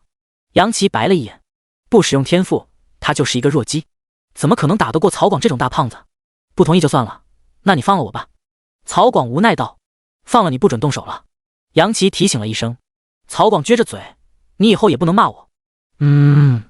杨琪痛快地答应了。异变完成，楚风跟众人交代了一声，便骑上自行车离开了庇护所。此行的目的是去营救郑鹏。1个小时后，楚风来到了树林当中。这片树林广袤无垠，想要在短时间内找到郑鹏并不是一件容易的事，最好还是弄清楚他的准确位置。于是楚风打开了游戏面板，给郑鹏发去了私信：郑鹏，我已经到树林了，能说一下你周边的环境吗？有没有明显的标志物？等了许久也不见郑鹏回信，楚风有点担心了，郑鹏不会死掉了吧？不管是不是这种情况，既然来了就不能轻易放弃。后面楚风四处搜索起来，不知不觉间过去了3个多小时。这期间猎杀了不少怪兽，但迟迟找不到郑鹏的踪迹。正当楚风准备放弃的时候，郑鹏终于回信息了：楚风，快来救救我！楚风有点生气：你怎么才给我回信？我还以为你挂了你。郑鹏解释道：哥们有苦难言，我被土著打晕抓起来了，刚刚才苏醒。楚风，这里有土著？我能没看到？郑鹏，他们已经返回部落了，就在这片树林的最东面。楚风，这个土著部落一共有多少人？郑鹏，这是一个小部落，人数不是很多，也就100-200人。楚风，他们为什么抓走你？郑鹏，我不是一个炼器师吗？他们抓我的目的就是让我炼制兵器。楚风，马上过去救你。关闭游戏面板，楚风急速朝东飞驰而去。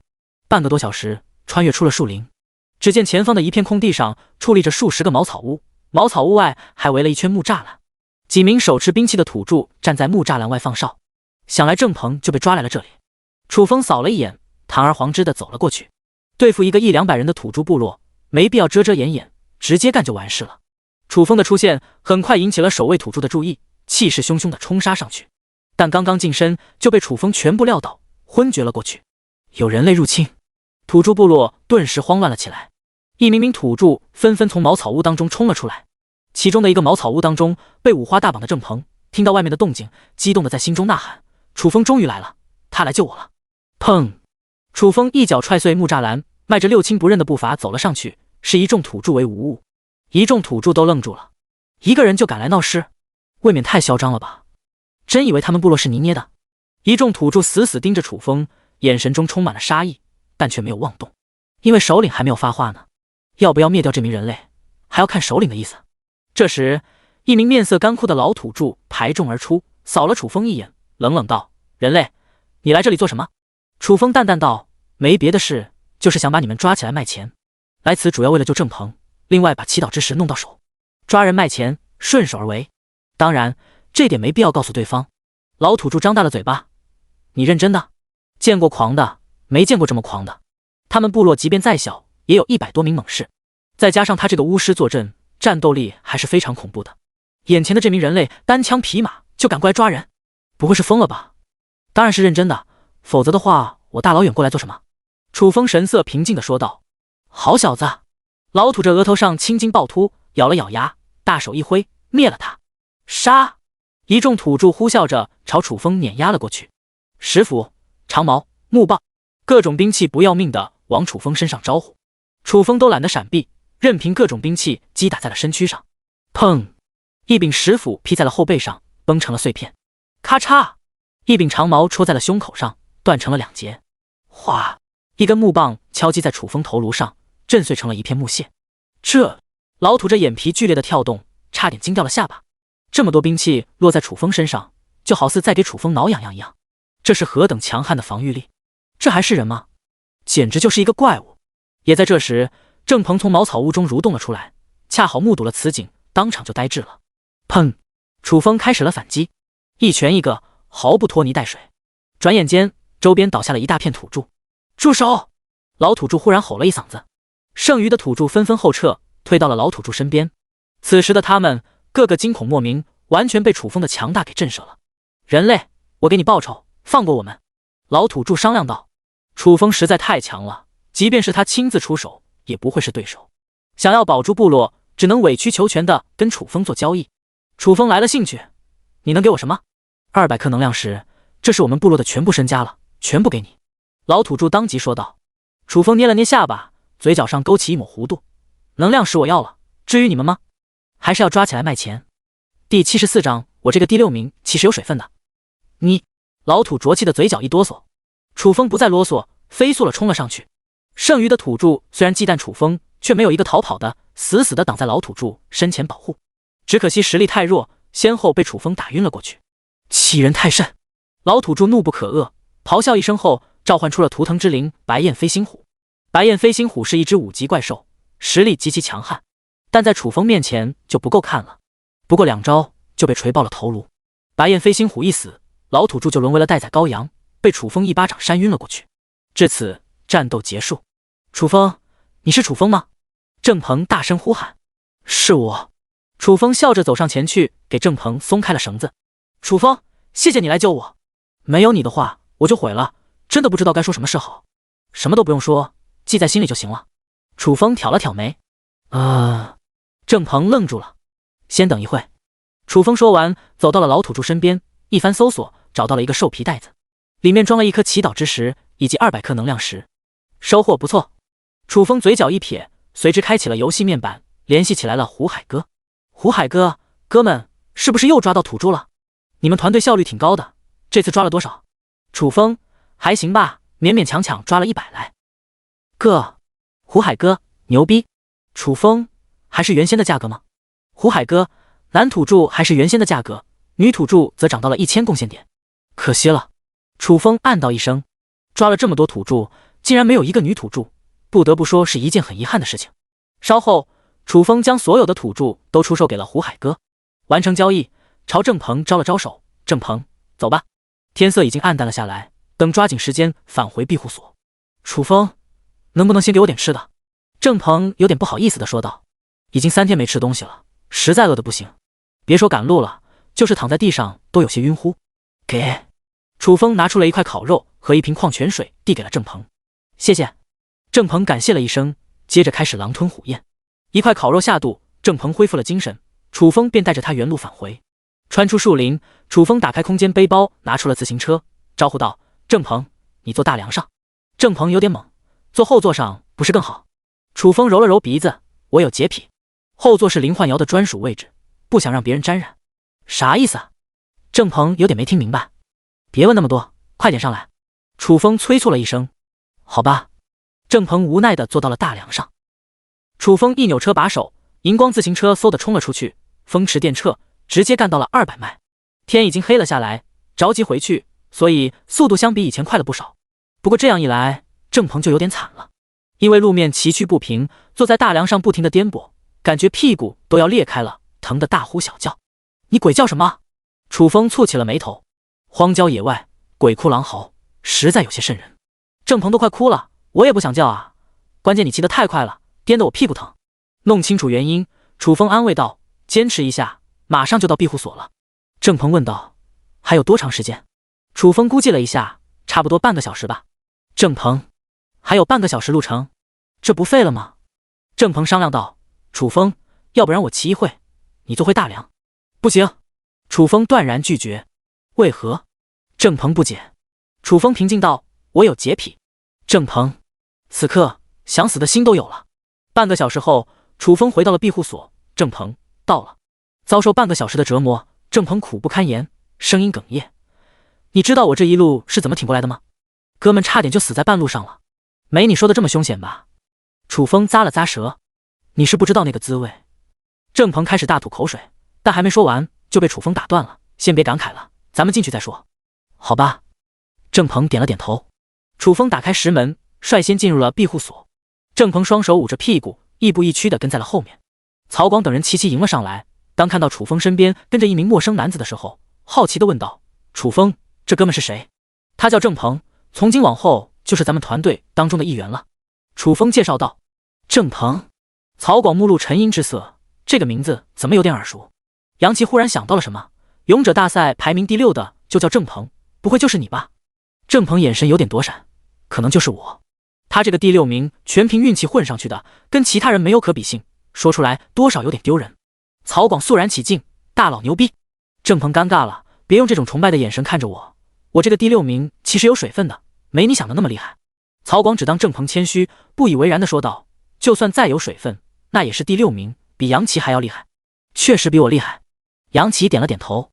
郑鹏羞愧地低下了头，本身就是一个弱鸡，被人抬得这么高，属实有些汗颜。你屁股不舒服？曹广奇怪道。从进来到现在，郑鹏一直捂着屁股，到底怎么回事？郑鹏还没来得及回答，楚风抢先说道：“他痔疮犯了。”郑鹏。曹广好心提醒：“有痔疮，以后少吃辣的东西。”郑鹏嘴角一张，一时间不知该说什么是好。后面，楚风把牛魔和悟空叫到了身边：“郑鹏，咱们的新成员，你们互相认识一下。”戴哥好。牛魔往前一杵，声音洪亮。卧槽！郑鹏吓了一跳，连退了好几步，足下一个趔趄，险些摔倒。牛也会口吐人言，冷不丁来上一句人话，差点没给他心脏病吓出来。第75章大哥，别说了，我害怕。曹广和杨琪当场就懵了。郑鹏不是勇者大赛排名第6的大佬吗？会被一只灵宠吓成这个样子，胆子也太小了，不符合大佬的人设呀。牛魔则学着楚风的样子揉了揉鼻子，心想自己在牛类当中也是帅哥一枚，怎么就把人给吓成这个样子了？郑鹏咽了口唾沫，楚风，你的灵虫怎么会说话？楚风淡淡一笑，他们进化了。牛魔是通过系统异变的产物，和进化确实有相似之处，这么说也没毛病。哦，郑鹏信以为真。你好，我叫悟空。悟空也跟着招呼了一声。你好。郑鹏愣愣地回了一声，转头看向了鸡笼子的小战和小柔，那两只鸡也会口吐人言。它们进化的不彻底，不会说话，但产生了灵智，完全可以交流。楚风解释道：鸡也能交流。郑鹏咂了咂舌，只感觉楚风的灵宠都成精了。众人相互认识了之后，楚风面向曹广：老曹，宿舍建造的怎么样了？搞定。曹广打了个响指，过去看看。楚风走了过去。宿舍是以平房的样式建造的，虽说材料用的是茅草，但看上去板板正正的，还挺美观的。手艺不错。楚风满意的点了点头，以后咱们庇护所的基建就靠你了。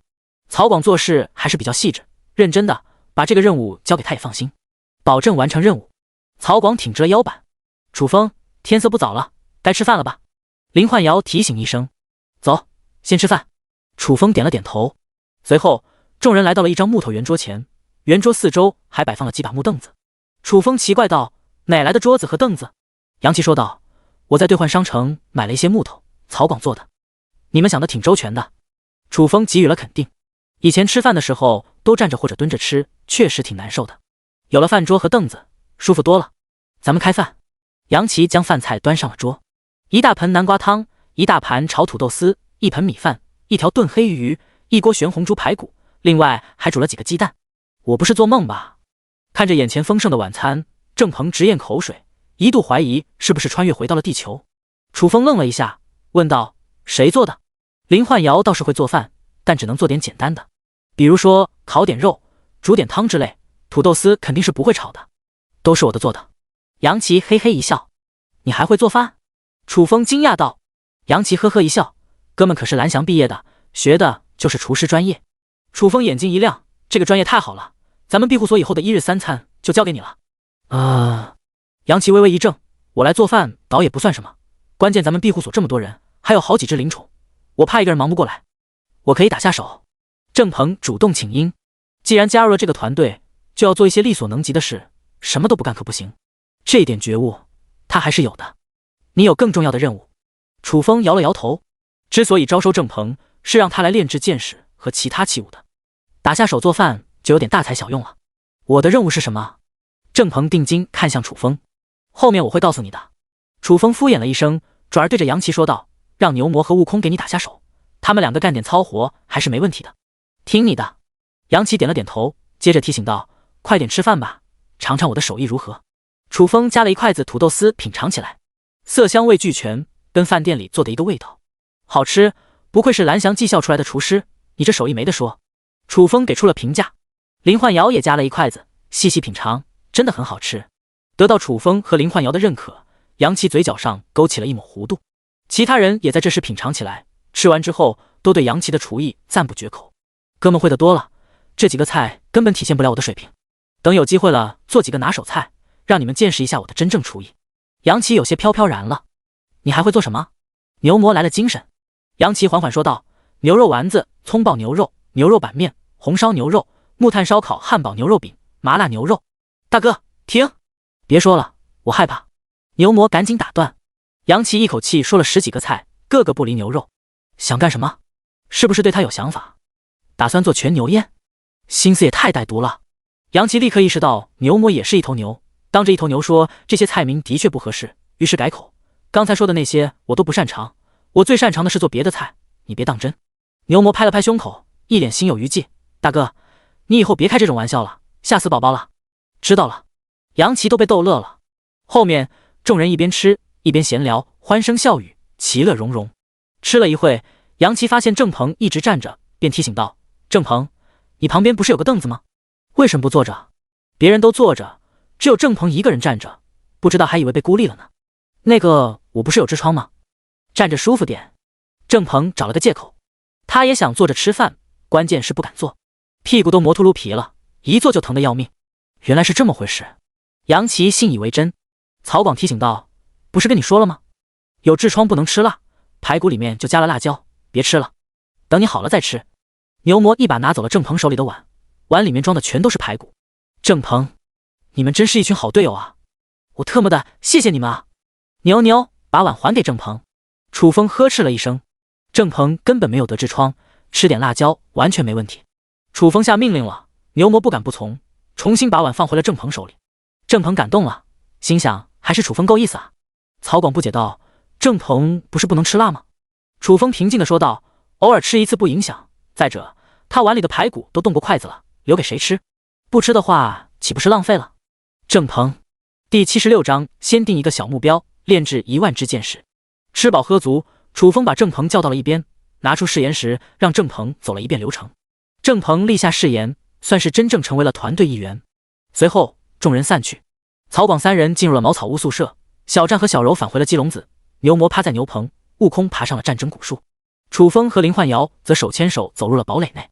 庇护所内陷入了一片静谧。楚风躺在大床上，打开了农夫聊天群，已经好几天没有和其他农夫沟通了，也不知道他们的情况如何。楚风，兄弟们最近过得怎么样？李坚强，赤峰荒原无人区就是地狱啊，每天都有农夫死去，说不定明天就轮到咱们了。张柔弱，李坚强说的不错，就连我都感觉有点心力交瘁了。楚风看了一眼群成员数量，发现只剩下了87人，心中不由得一沉。短短几天又死去了200多人，同为农夫，有一种同病相怜的感触。不过这也是没有办法的事。流浪者、土著和怪兽虎视眈眈，还有97兵团趁火打劫，农夫手无缚鸡之力，确实难以抗衡。出现重大伤亡也是一件很正常的事。楚风，97兵团最近有没有骚扰你们？张三，听说97兵团的几个顶级强者尽数被灭杀了，遭此重创，他们已经撤离了赤峰荒原无人区。李四，真是老天有眼啊！97兵团作恶多端，终于受到制裁了。王五，到底是哪个猛人干的？真是为我们赤峰荒原无人区的农夫出了一口恶气。我代表赤峰荒原无人区所有农夫，谢谢他祖宗18代。楚风的脸色一下子漆黑了下来。王五，你会聊天就说2句，不会聊天可以闭上嘴。王五，他说错什么了？楚风为何这么大的反应？潘若云，楚风，你那边的情况如何？楚风，我这边还不错，周边没有怪兽，也没有土著，挺悠闲的。附近的怪兽和土著基本上被他给消灭了，不悠闲也不行。潘若云，赤峰荒原无人区还有这么安全的地方？周涛，别听楚风瞎说了，咱们都是农夫，什么处境还不清楚吗？楚风真过得这么舒坦，我倒立吃屎。张三，越是显示优越感，越说明他生活的不如意。我估摸着楚风恐怕连食物都没有了，整天靠野菜、树根充饥。楚风，说出来你们可能不信，哥们天天大鱼大肉，都有点吃腻了。张三，呵呵。李坚强，楚风，不吹牛逼，咱们还是好朋友。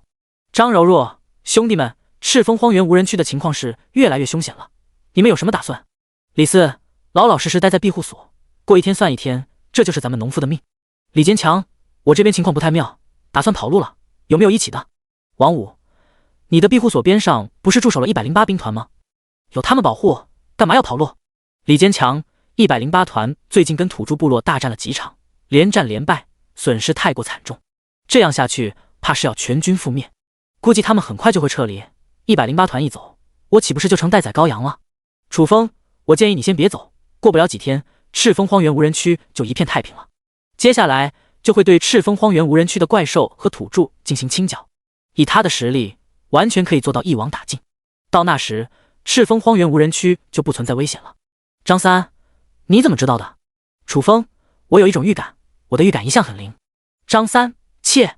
关闭聊天群，楚风打开了兑换商城，给林焕瑶挑选衣服。这次没有挑选黑丝超短，而是换了一个新花样，购买了一件白色镂空长衫。楚风，这衣服也能穿吗？林焕瑶一脸羞涩，这种衣服穿了跟没穿有什么区别？主要是喜欢这种调调。楚风嘴角上勾起了一抹弧度，来，穿上让我欣赏一下。在楚风渴求的目光中，林焕瑶还是换上了新衣，玲珑曼妙的身姿呈现在了面前。楚风靠上前去，慢慢展开攻势。这一夜注定不会平静了。翌日清晨，吃过早饭，楚风开始分配任务。曹广带着牛魔负责基建、食堂、澡堂和厕所这些建筑一一上马，杨奇则和悟空一起准备食材。郑鹏的任务比较重，炼制无双剑塔所需的剑矢。要炼制剑矢，就能需要木材和铁矿。为此，楚风花费了1万贡献点，购置了大量的材料。郑鹏问道：“楚风，炼制剑矢做什么？”楚风微微一笑：“我有4张剑塔蓝图，要发挥出它们的作用，自然少不了剑矢。”哦。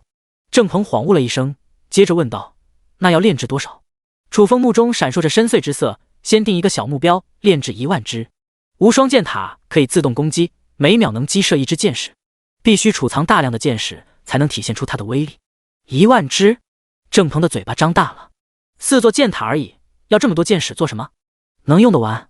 楚风眉头一挑：“有问题吗？”郑鹏咽了口唾沫：“我虽然是一名炼器师，但要炼制这么多剑矢，短时间内绝对做不到。这可是1万只剑矢啊！”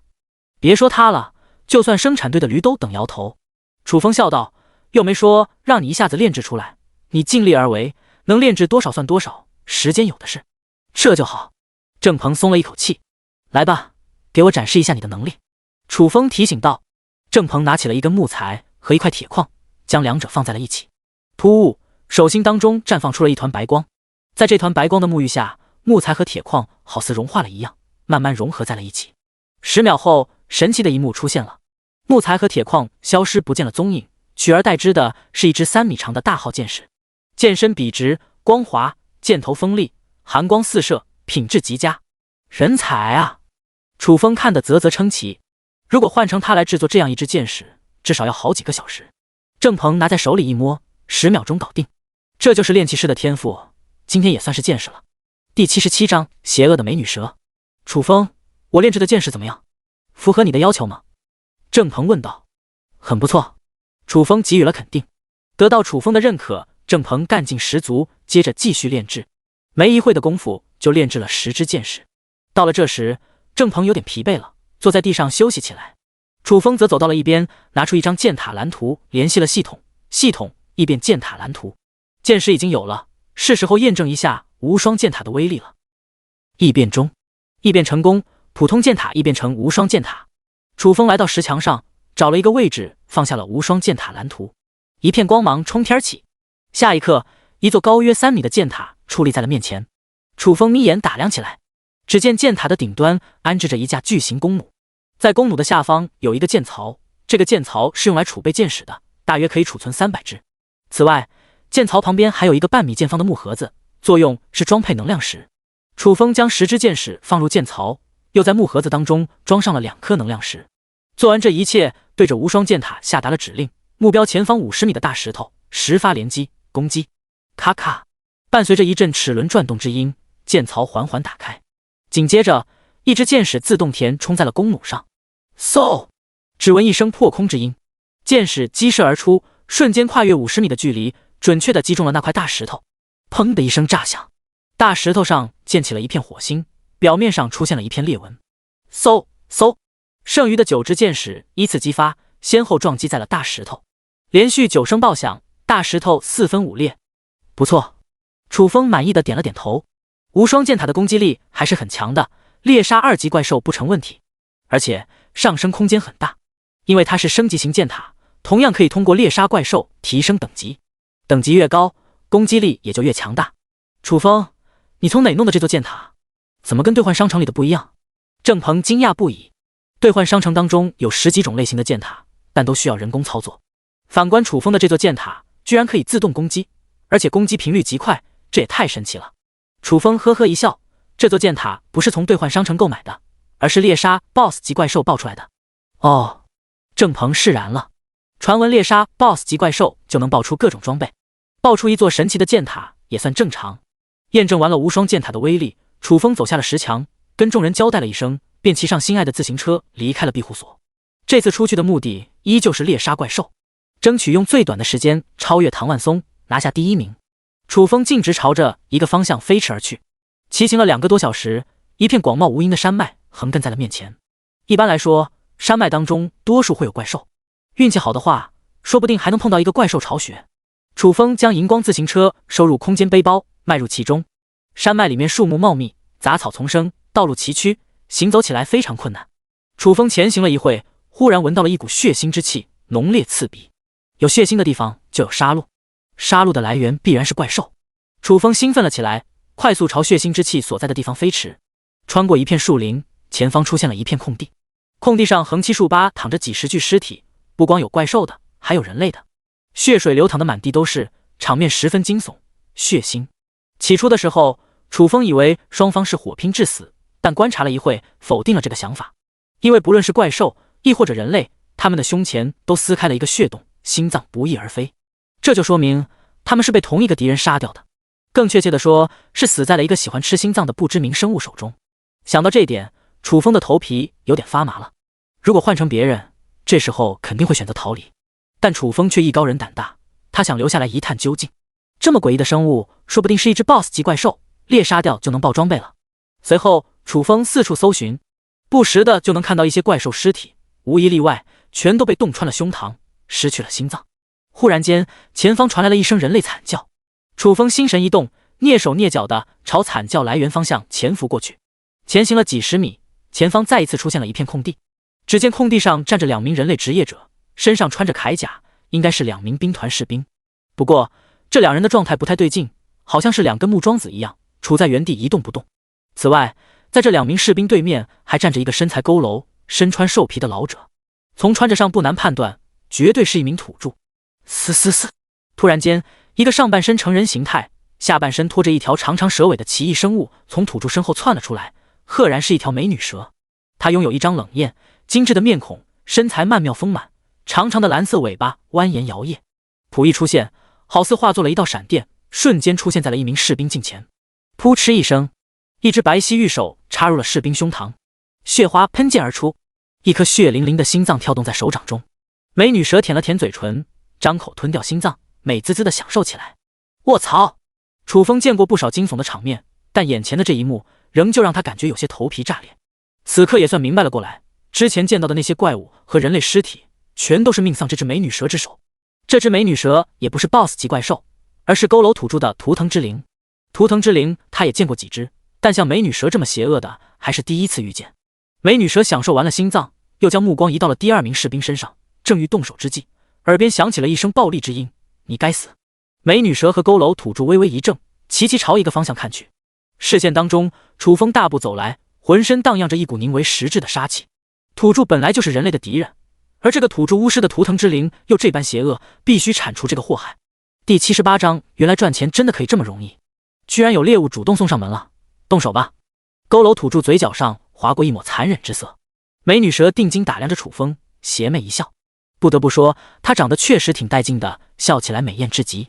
但联想到刚才吃心脏的画面，不由会令人生出毛骨悚然之感。楚风视若无睹，每往前一步，身上的杀气就浓烈一分。杀气挺重，不过最终还是要沦为我的食物。美女蛇咯咯一笑，腰肢一扭，身影变得模糊了起来，好似化作了闪电，以肉眼难辨的速度冲向了楚风。楚风冷冷一笑，正欲反击之时，一股迷醉的气息忽然飘荡在了鼻尖，仅仅轻嗅了一下，顿感头晕目眩，整个人如同迷失了一样，神情都呆滞起来。唰！一道曼妙的身影出现在了楚风面前。此时的楚风还处于迷失当中。我能感觉得到，你的气息特别强大，你的心脏一定非常好吃。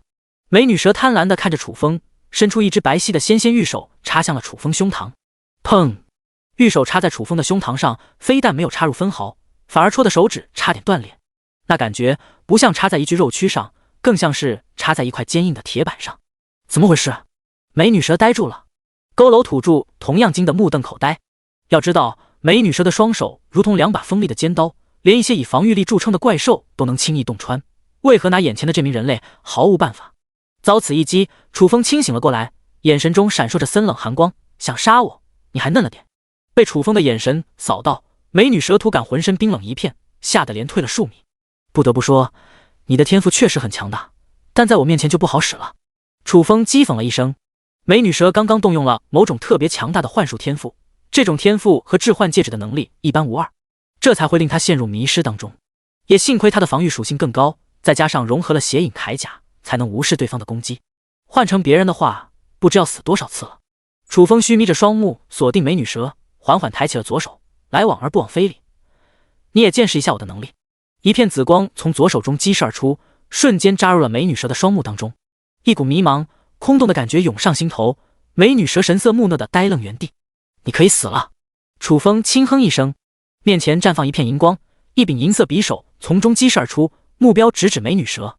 噗嗤，伴随着一声入肉之音，一捧鲜血沿着白皙的脖颈溢出，美女蛇那张冷艳的面孔随之变得僵硬起来，美目中光彩迅速消弭，直至变成一片灰暗。你杀了我的图腾之灵！佝偻土著目眦欲裂，眼神中充斥着难以遏制的杀意，但很快就被一抹惊恐所取代。他最大的倚仗就是图腾之灵，图腾之灵既然被楚风灭杀了，还拿什么跟楚风斗？杂碎，你也去死！楚风冲上前去，一拳轰在了佝偻土著的头颅上，只闻一声爆响，佝偻土著头颅炸成一片血雾。战斗结束，楚风开始搜尸，竟然意外地搜到了一颗祈祷之石，还有意外之喜。楚风开心不已。哥们，是你？忽然，一个男子的声音传了过来，说话的正是那名士兵。楚风转头一扫，当看清楚对方的容貌后，不由得笑了起来。咱俩还挺有缘分的。这名士兵不是别人，正是108作战团的尹浩。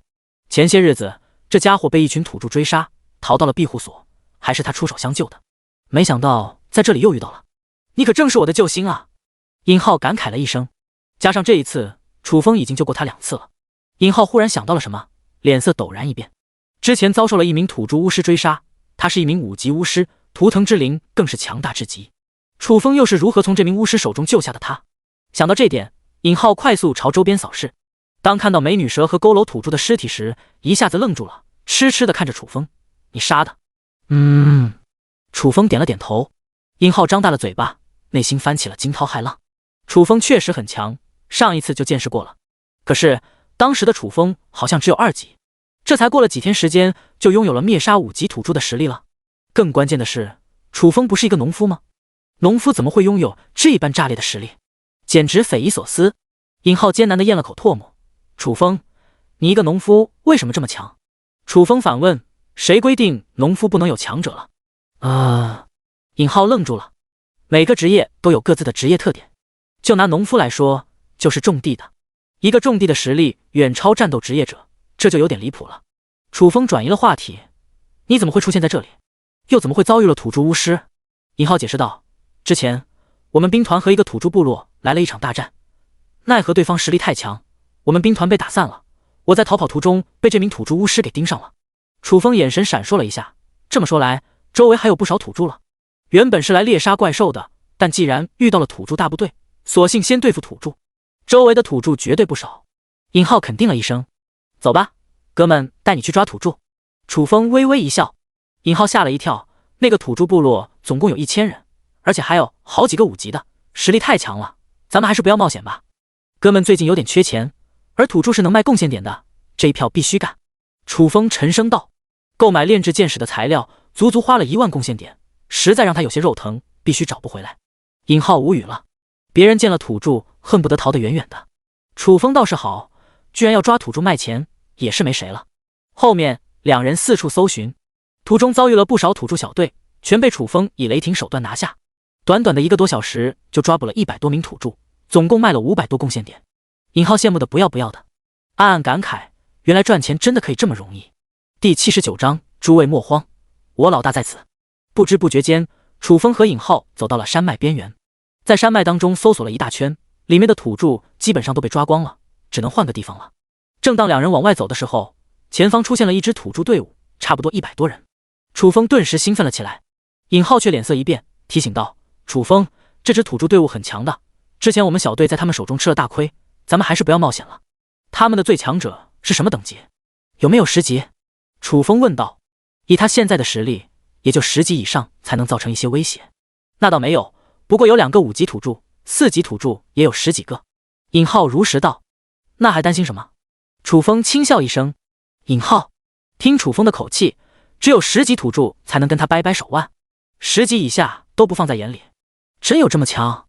你在这等着，我过去拿下他们。楚风径直朝土著走了过去。当看到楚风一个人走过来的时候，一众土著都愣住了。之前的那些人类见到他们的时候，如同老鼠见了猫一样，四处逃窜。眼前的这个人类非但不跑，还主动送上门来了。他是怎么想的？你一个人？一名5级土著饶有兴趣地打量了楚风一眼，奇怪道：就我自己。楚风淡淡一笑：你过来做什么？投降的？我们可不要俘虏。5级土著玩味一笑：你别误会，我不是来投降的，而是来抓你们卖钱的。楚风挑了挑眉：一众土著对视了一眼，哄堂大笑起来。眼前的这个人类是个傻子吧？一个人要来抓他们一群人，这个牛逼吹的真是丧心病狂啊！楚风也不多说，一个箭步冲到一名4级土著面前，甩手一记大逼兜，啪的一声脆响，4级土著直挺挺地栽倒地上，当场昏厥了过去。什么情况？一众土著目瞪口呆，随手一巴掌就打晕了一个4级土著，这是何等的实力？至少是一个6级职业者。一起上！5级土著暴吼一声，意识到楚风是一个绝顶强者，再也没有了轻视之心。呼啦一声，一群土著碾压了上来。楚风，尹浩看得心惊肉跳。楚风已经淹没在了人海当中，还有活命的可能吗？砰砰！楚风无视了所有攻击，双拳不停挥动，每一拳下去，必有一名土著昏倒当场。随着倒下的土著越来越多，楚风的身影逐渐显现了出来。只见他如战神一般，越战越勇。那些土著在他面前宛如蝼蚁，没有一个是一合之敌。管你是4级还是5级，全都一拳撂倒，干净利落。短短3分钟，一众土著尽数倒在了地上，无一例外都陷入了昏厥当中。尹浩彻底震惊了，直到此刻才意识到楚风到底有多么的强大。除了那些神秘的原住民，这个世界上还有谁能奈何得了楚风？结束战斗，楚风打开游戏面板，将一众土著全部售卖，接着朝尹浩挥了挥手。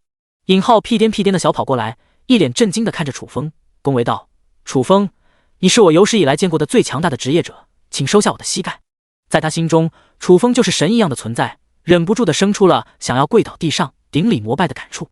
低调点。楚风笑了笑，继续寻找下一个目标。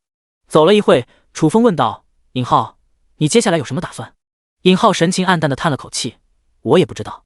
此战过后，108团基本上土崩瓦解了，那么他又该何去何从？”一股迷茫涌上了心头。要不然跟着我吧。楚风提议。尹浩是一名探险者，拥有提升速度的天赋，可以充当一名斥候打探消息。庇护所正好缺这种人才。真的吗？尹浩惊喜不已。楚风的庇护所城墙高大，异常坚固，生活在这种庇护所当中有极大的安全保障。而且楚风还这般强大，能傍这么一条大腿，求之不得。真的。楚风点了点头。楚风，你真是我的再生父母，我这辈子跟定你了。尹浩激动了起来。没这么夸张。楚风咂了咂舌。两人继续搜寻了一会，前方忽然响起了一声巨响，好似是法师释放法术弄出的动静。是火球术爆炸的声音，一定是我们兵团的火系法师韩建姆。尹浩提了一声，过去看看。楚风提前速度冲向了爆炸声传来的方向，急行了200多米，远处出现了4名人类职业者，正在和10几个土著对峙。这些土著的等级都不低，全都是3级以上。而那4名人类职业者，除了一名火系法师之外，还有一名盾牌手。另外2人一男一女，好像不是战斗职业，正畏缩在盾牌手身后，满脸惊恐。火系法师的攻击力确实很强，不时的释放一颗火球，炸得那些土著狼狈不堪。从场面上看，占据了一丝优势，但这种优势不会一直持续下去，因为释放术法对自身的消耗非常巨大。等到火系法师的法力耗空了，等待他们的只有死路一条。楚风看了一眼，径直走了上去。尹浩紧跟在楚风身后，大摇大摆，目空一切。不知道的还以为是一个绝世强者呢。反正有楚风在，那10几个土著根本翻不起浪花，是时候找一波存在感了。尹浩看到来人是尹浩，盾牌手眉头一皱：“尹浩，快跑！”火系法师韩建木嘶吼了一声。之前经过一番大战，法力几乎耗空，已然到了油尽灯枯的地步，已然没有能力保护尹浩了。诸位莫慌，我老大在此，这几个土著不过土鸡瓦狗。尹浩一脸的嚣张。啊！韩建木4人愣住了，齐齐看向了楚风。尹浩所说的老大就应该是这个帅气非凡的年轻男子，可是长得帅没用啊，关键等看实力。楚风真有尹浩说的这样厉害？就在众人愣神间，楚风已经冲向了土著，砍瓜切菜一般，一巴掌一个，吐起葫芦间将10几个土著尽数打晕，撂倒地上。第80章汽车动力核心。这韩建木4人惊呆当场。尹浩老大何许人也？连5级土著都随手拿捏，生猛程度令人发指，强大的有些过分。跟这种猛人一比，他们4个和废物有何区别？解决掉土著，楚风开启游戏面板，联系胡海哥出售土著。怎么样？我老大厉害吧？尹浩得意洋洋起来。不是厉害，是厉害的可怕。韩建木咂了咂舌。尹浩，你什么时候有老大了？盾牌手好奇地问道。1个小时前，尹浩如实道。你这运气也太好了。盾牌手感慨了一声，跟着这么一个牛逼老大，以后还不是横着走啊？尹浩忽然问道，咱们108团的其他人呢？盾牌手叹了口气，都死了，活着的没几个了。尹浩沉默了，虽然早有预料，但得知这个结果，心中还是涌上了一股悲痛。楚风出手挽土柱，漫步走了过来。哥们，多谢出手相助。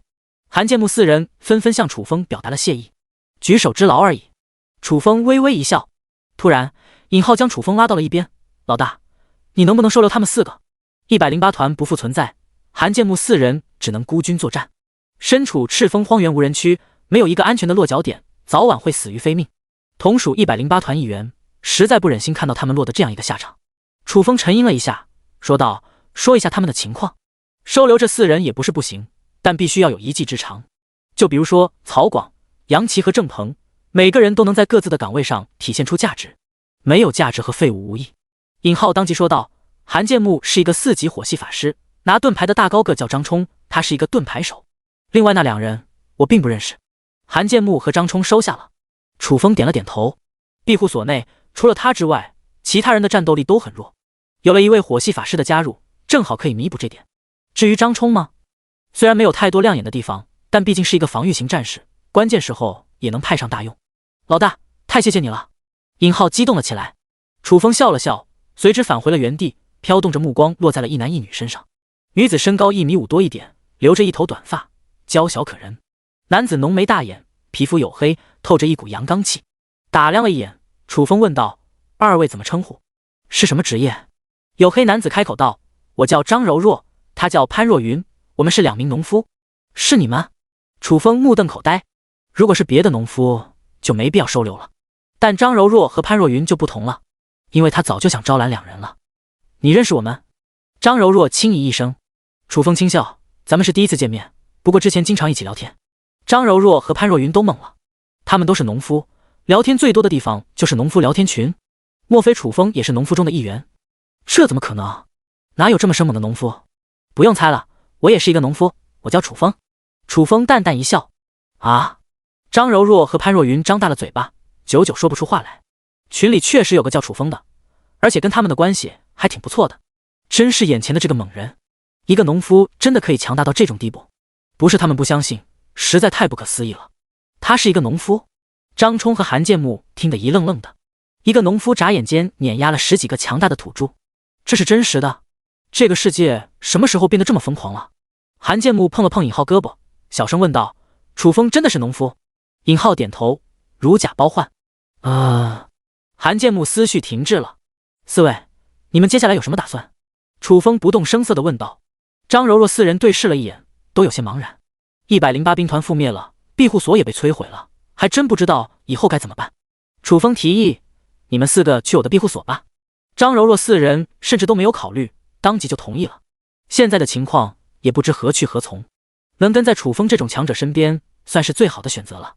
楚风提醒道：有言在先，要跟着我必须遵守我的规矩才行。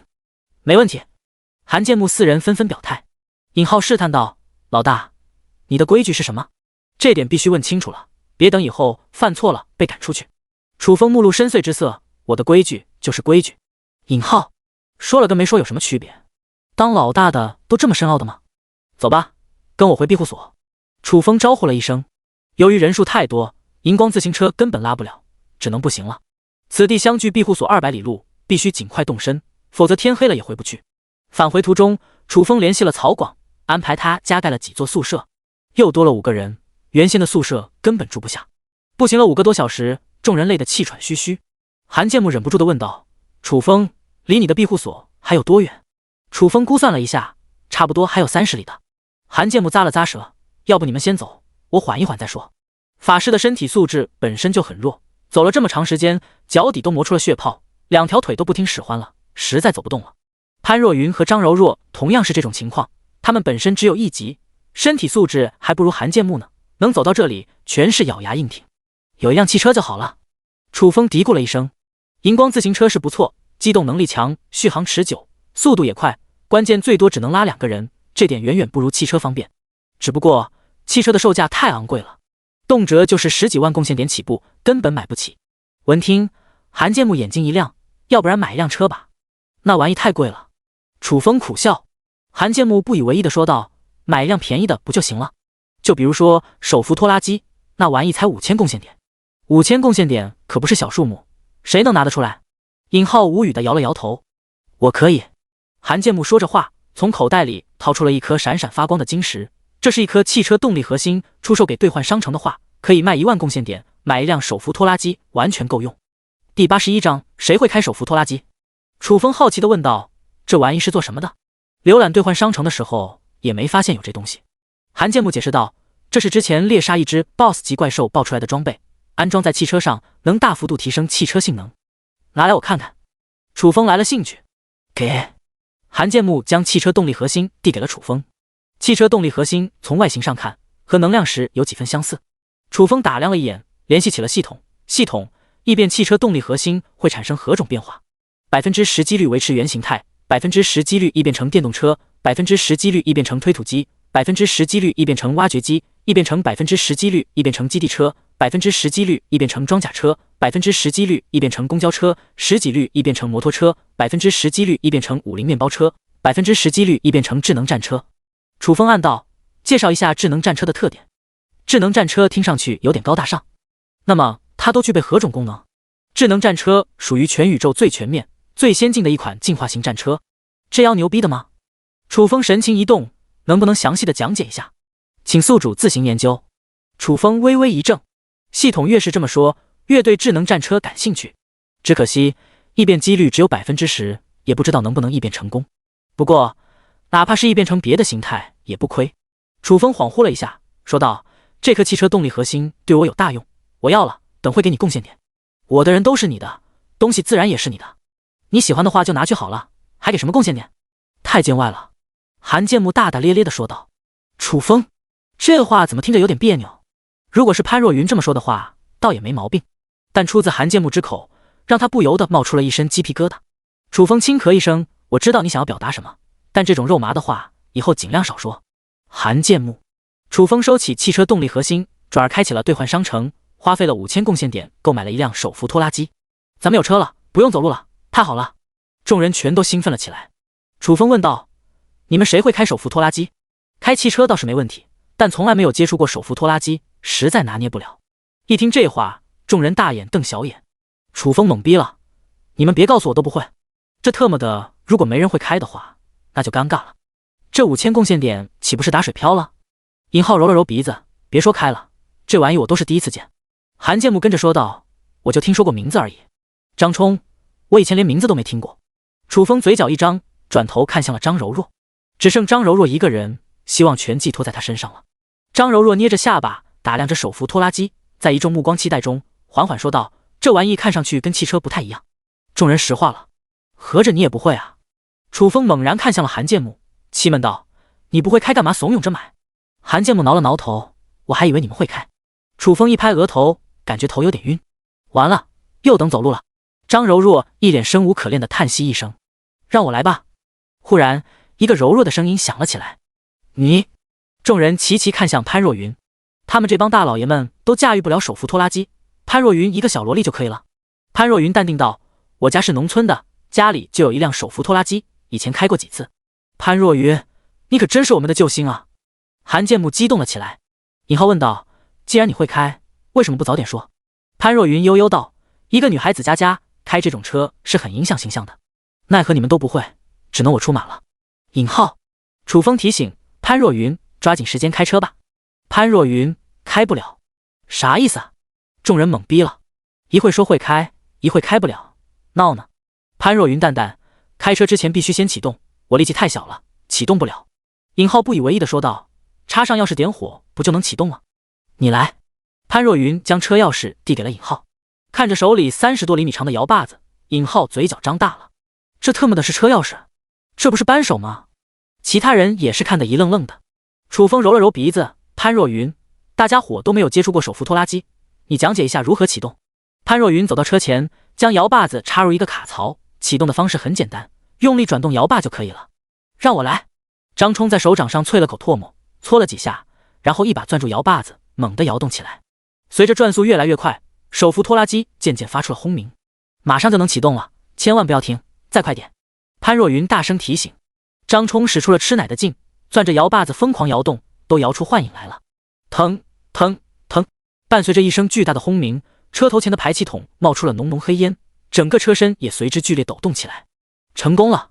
潘若云大喜，一屁股坐在了驾驶位上，招呼道：“上车！”楚风5人坐进了车斗。潘若云一扭油门把手，手扶拖拉机缓缓行驶出去。哦吼，这种感觉真爽啊！尹浩怪叫了一声。开了一会，潘若云好似嫌速度有点慢，便说道：“都坐好了，我要开始提速了。你尽管开，能开多快开多快。”楚风毫不在意。潘若云点了点头，慢慢加大油门。腾腾腾，排气筒浓烟滚滚，手扶拖拉机的速度也随之飙升，转眼间达到了80迈。如果在平坦的马路上开这么快也无所谓，关键是这里地面崎岖，坑洼不平，再加上车斗几乎没有什么减震效果，颠簸得太过厉害，众人被颠得一上一下，难受得要命。张柔若都差点颠飞出去。韩建木实在受不了，潘若云，你能慢点吗？潘若云轻笑，开车就是要有速度和激情，我一个女孩子都不害怕，你们几个大男人怕什么？别让我瞧不起你们。众人，潘若云看似柔弱，不曾想骨子里会这么的疯狂。第82章，我叫牛牛，是老大身边第2金牌打手。韩建木一咬牙，谁害怕了？我就是担心尹浩受不了而已。身为一名4级火系法师，108作战兵团的顶级强者，怎么能让一个女人看不起？尹浩，动不动拿他当挡箭牌，什么玩意？张冲嚷嚷了起来，有能耐你把速度再往上提一提，哥们感觉还不够刺激。张柔若咂了咂舌，紧紧抓着车斗，不甘示弱。你放心大胆的开，哥几个顶得住。潘若云抿嘴一笑，默默地将油门加到了底。手扶拖拉机嗖的冲了出去，速度直逼120迈，当然颠簸的就更剧烈了，宛如狂风惊涛骇浪中的一叶孤舟，随时都有倾覆的可能。啊！车斗里不断地响彻起了鬼哭狼嚎般的惊叫。这个故事告诉我们，装逼是要付出代价的。不知过了多久，天色渐渐暗淡下来，赤峰荒原无人区慢慢朦胧上了一层寂静的色彩。腾腾，突然一个不和谐的声音打破了寂静。烟雾缭绕中，一辆手扶拖拉机纵横驰骋，一路上扬起漫天尘土。站在庇护所石墙上放哨的牛魔看到这一幕的时候，赶紧示警：不好了，有一个怪物冲咱们来了。听到动静，杨奇3人齐齐登上石墙，看着远处滚滚而来的烟尘，3人心头都是一惊。对方来势汹汹，不会是一只强大的怪兽吧？楚风不在，他们又该如何应对？由于离得太远，再加上尘土笼罩，根本看不清来的是一辆手扶拖拉机。不太对。郑鹏忽然轻咦一声：怎么了？杨奇和曹广问道。郑鹏嘀咕道：我怎么听着像汽车疾驰的声音？曹广蹙着眉头，确实有点像发动机轰鸣的声音，但听来不像是汽车的。杨奇眼神闪烁了一下：曹广，你不是有感知天赋吗？赶紧观察一下。曹广当即开启天赋，当看清楚尘土里的情景时，嘴角不由得张大了。是楚风，他们开着一辆手扶拖拉机。杨奇，郑鹏，原来是楚风啊！虚惊一场。潘若云，你慢点，马上就到了。楚风提醒一声。潘若云开得太快了，别在一会刹不住撞到石墙上，搞不好就车毁人亡了。潘若云叹息了一声，看似有点意犹未尽的样子，但还是慢慢降低了车速。韩建木4人长吁了一口气，刚才那段路程感觉在鬼门关上徘徊了一次，想想就有点脊背发凉。腾腾，手扶拖拉机缓缓行驶到了庇护所近前。好了，就停外面行了。楚风喊了一声。庇护所里空间有限，实在停不下一辆手扶拖拉机。老大！牛魔嗖的一下从城墙上跳了下来，踩得地面隆隆作响。卧槽！韩建木等人吓了一跳。啥玩意？看上去像头牛？牛也会说话？楚风有些无语了，一惊一乍的做什么？就不能低调一点？牛魔揉了揉脑袋，一天没见到你了，有点小激动。楚风，这位牛兄是？韩建木走上前来，好奇道。楚风还没来得及介绍，牛魔大大咧咧地说道：大家好，我叫牛牛，是老大身边第2金牌打手。众人，第2金牌打手？那第1又是何方神圣？嗖的一声，一道身影从天而降，悟空潇洒地落在了楚风身边。第1金牌打手悟空来也。众人，好家伙，个个都会口吐人言。楚风从哪弄来的这些妖魔鬼怪？咱们进去再说。楚风招呼了一声。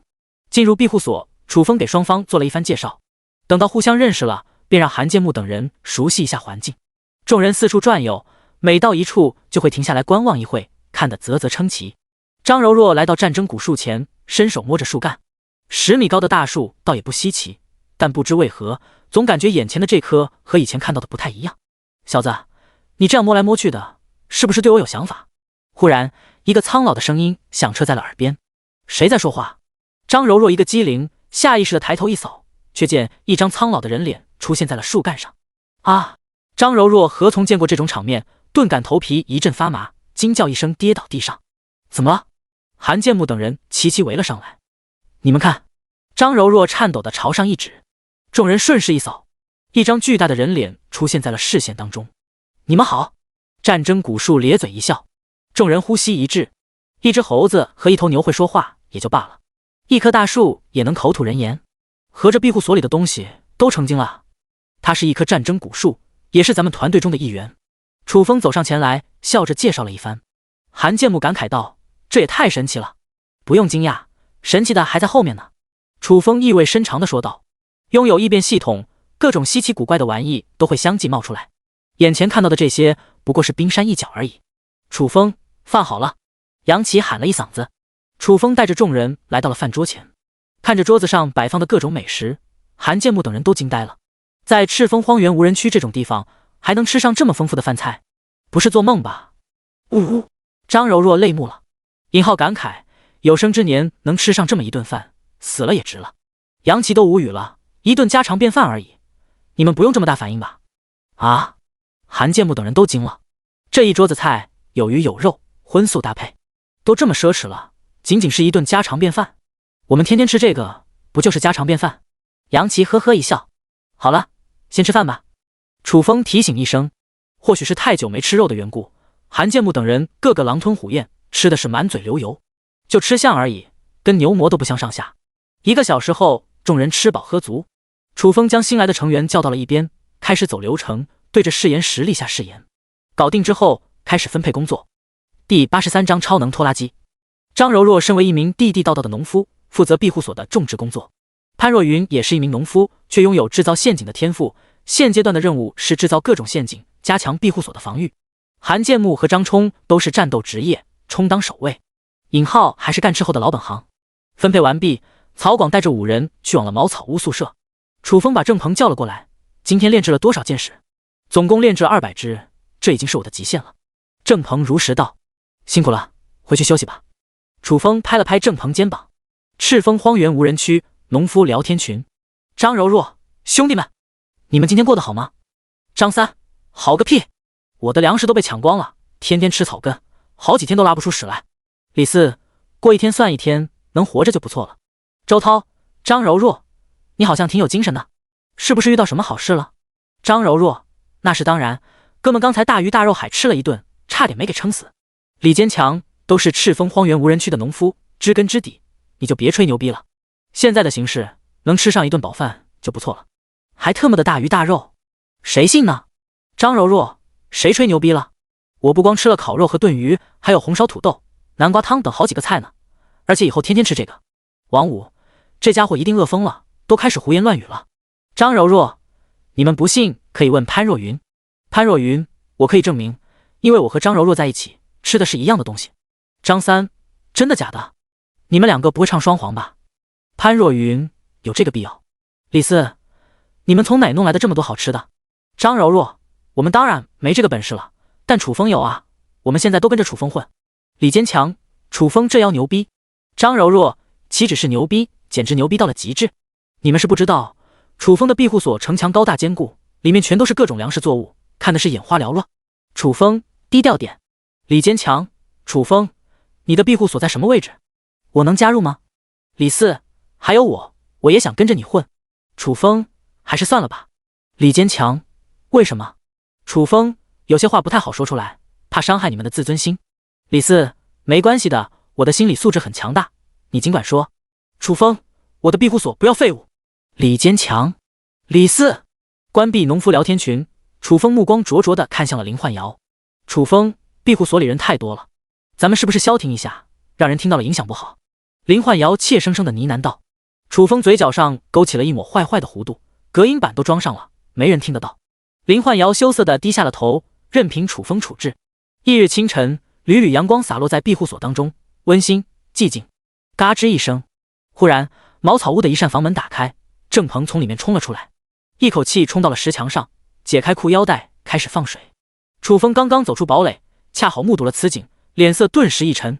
郑鹏大清早的跑到石墙上去撒尿，生怕别人看不见，成何体统？郑鹏一个哆嗦，尿了一裤子。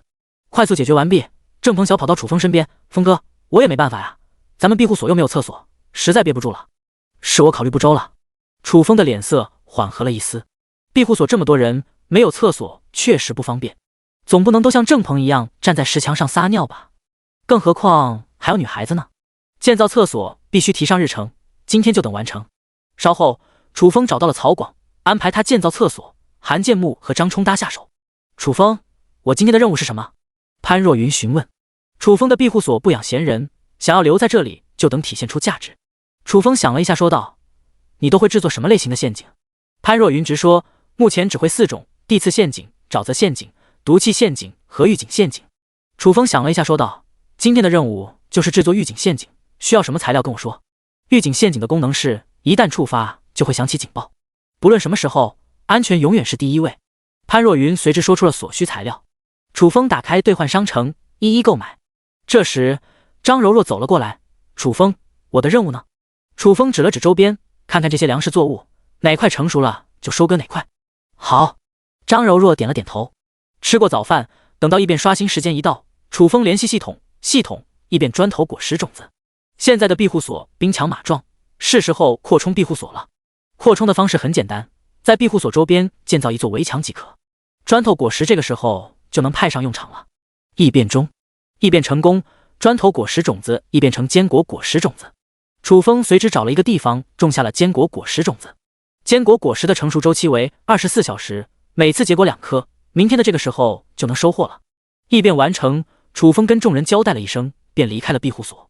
今天的任务还是以猎杀怪兽为主，争取多杀一些，早日将勇者大赛的第1名抢到手。就当走出石门的一刹那，冷不丁发现旁边停靠的手扶拖拉机。楚风走上前去，伸手按在车头上。系统异变手扶拖拉机会产生何种变化？10%几率维持原形态，90%几率异变成超能拖拉机。说一下超能拖拉机的特点：超能拖拉机以能量石为动力能源，性能卓越，可适用任何道路，最高时速200迈，最大载重量为200吨。楚风眼睛一亮，这玩意不错，正好用得上。等清理完了怪兽和土著，下一步计划就是开采矿山。但是想要将矿石运送回来，就不是一件容易的事了。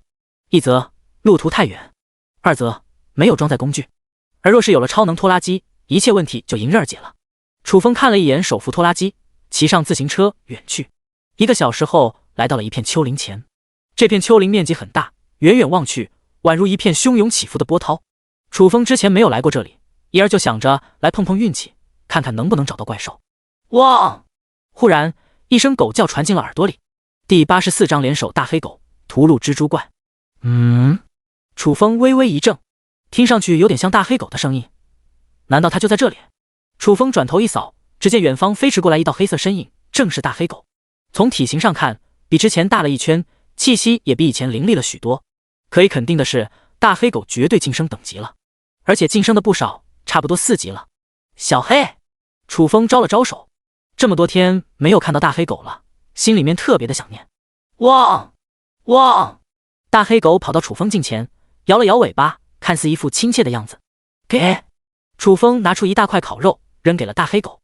大黑狗也不客气，大口吃了起来。吃完之后，冲着楚风叫了一声，然后转头进入了丘陵当中，好似示意楚风跟着一块过去。楚风心思一动，收起荧光自行车，紧跟在了大黑狗身后。丘陵当中崎岖不平，非常的难以行走，但对于楚风和大黑狗而言，却也没什么难度。前行了大约20里地，大黑狗停在了一个洞穴前。这里不会是一个怪兽巢穴吧？楚风试探道。正愁找不到凶兽，这若真是一个怪兽巢穴，简直太耐撕了。汪！大黑狗叫了一声，一头扎进了洞穴内。这个洞穴口有点窄，楚风想进也进不去，只能在外面等着。没一会的功夫，大黑狗从里面冲了出来。很快，洞穴里响起了一只窸窸窣窣的声音。下一刻，一只体长超过半米的黑色大蜘蛛爬了出来。真的有怪兽！楚风兴奋了起来，冲着大黑狗喊道：“小黑，跟我走！”这些大蜘蛛也就1级左右，猎杀起来没有任何难度。但现在动手的话，不是最佳时机。万一表现得太过强势，这些大蜘蛛很有可能受到惊吓，不敢再出来。还不如多引出来一些，到时候一网打尽。大黑狗有点不太理解，以楚风的实力，难道还会惧怕这些蜘蛛？但他也没有多想，跟在楚风身后狂奔。一人一狗奔跑了1里地，身后的响动声越来越猛烈了。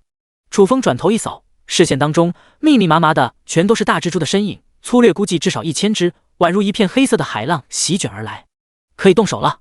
楚风停下了脚步，眼神中闪烁着兴奋和杀戮的色彩。小黑，咱们一起杀个痛快！汪汪！大黑狗正有此意。嗖嗖！楚风和大黑狗冲杀了上去，惨烈的厮杀正式上演。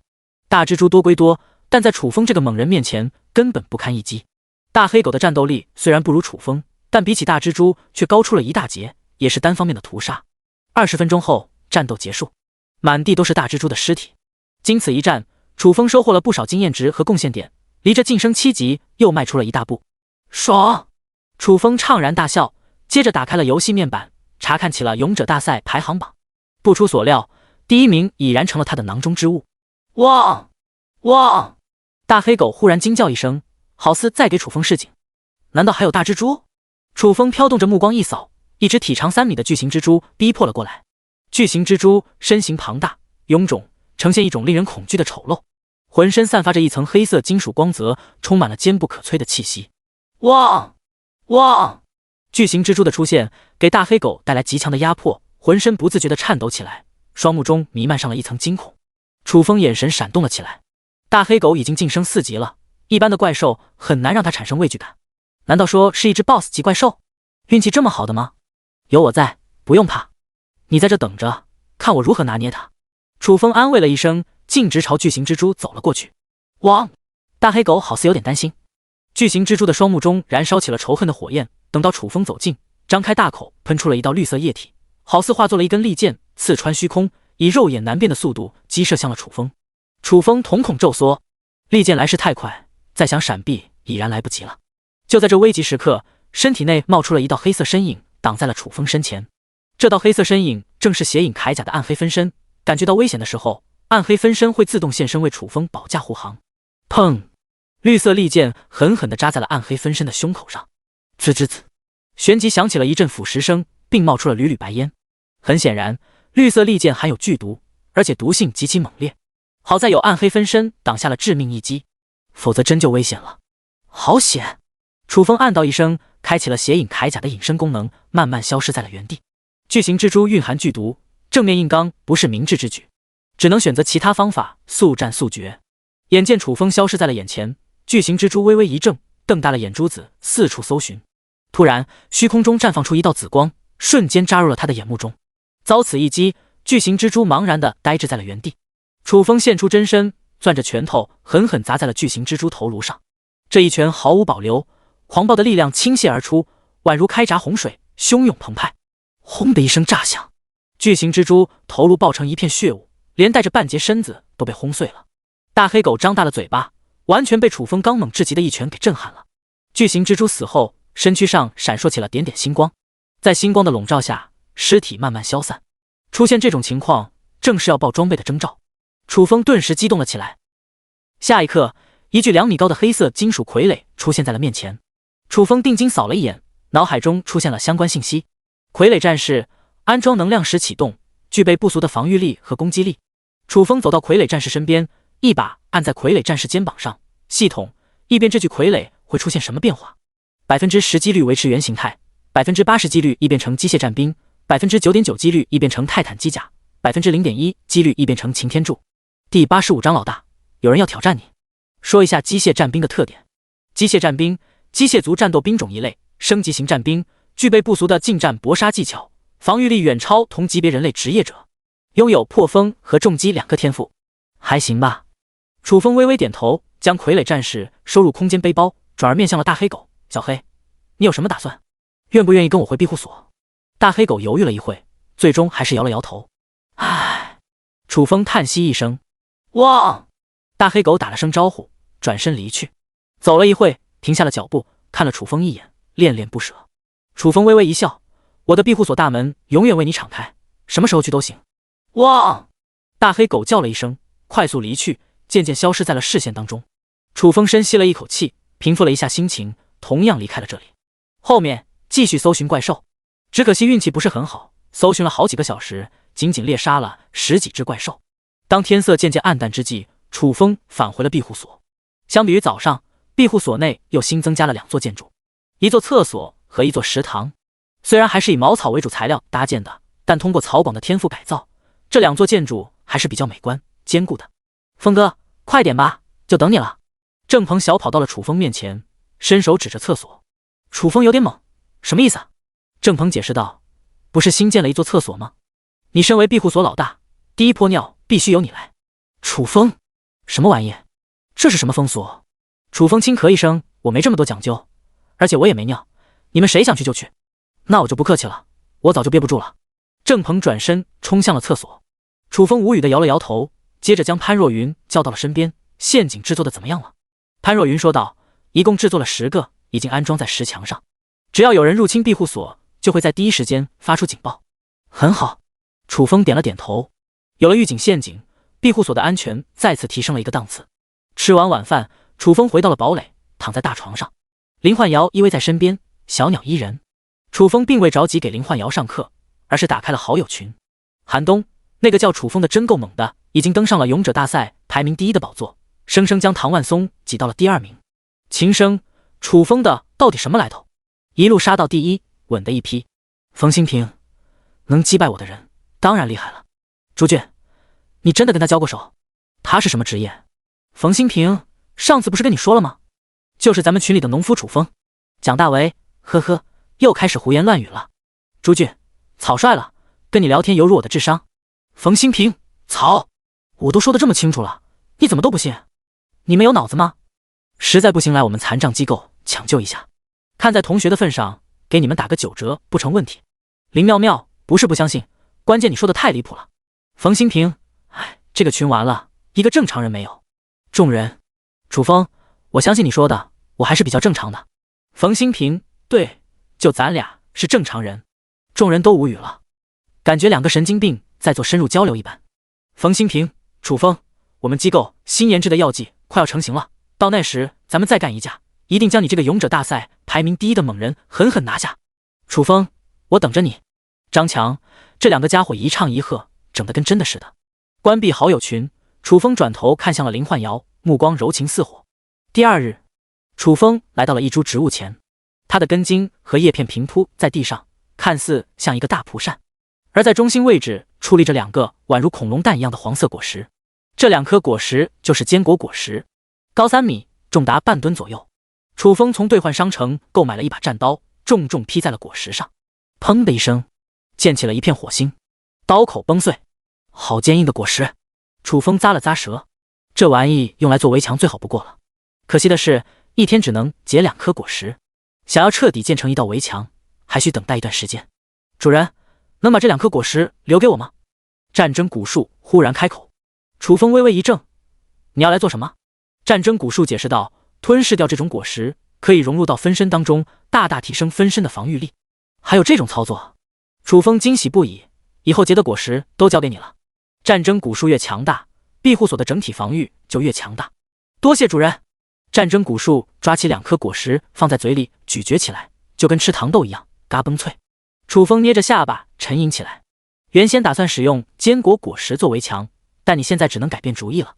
用什么代替好呢？楚风琢磨了一下，打算用巨石代替，反正过些天就要去开采矿山，到时候一并弄回来。吃过早饭，异变时间一到，楚风选择异变了小柔，变成了一只超级母鸡，一天可以下20颗鸡蛋。蛋生鸡，鸡生蛋，过不了多久就有了源源不断的鸡蛋了。稍后，楚风跟众人交代了一声，骑上自行车离开了庇护所。今天的任务还是以猎杀怪兽为主。时间一晃，过去了5天。这几天，楚风又猎杀了不少怪兽，已然晋升了7级，牢牢占据勇者大赛排行榜第1的位置，并且顺带着清剿了几个土著部落，弄了好几颗祈祷之石。经过这些天的搜捕，方圆800里内几乎见不到怪兽和土著的身影了。还想继续猎杀怪兽，抓捕土著的话，只能去更远的地方。不过这样一来，一天内来不及赶回庇护所，只能在野外露宿。楚风没有急着行动，这些日子白天出去杀怪兽，晚上和林焕瑶做功课，实在有些吃不消，需要休息一下，缓一缓。这一日，楚风正悠闲地躺在石墙上晒太阳，郑鹏火急火燎地窜了上来：“老大，有人要挑战你。”楚风缓缓睁开眼睛，一副慵懒的神色：“谁活腻歪了？”第86章两个强者之间的交流。若姬不要插话。挑战你的是勇者大赛排名第2的唐万松，他在世界频道不停地叫嚣，气焰嚣张至极，分明就没把你放在眼里。郑鹏添油加醋地说道。楚风奇怪道：“无缘无故的，他为什么挑战我？”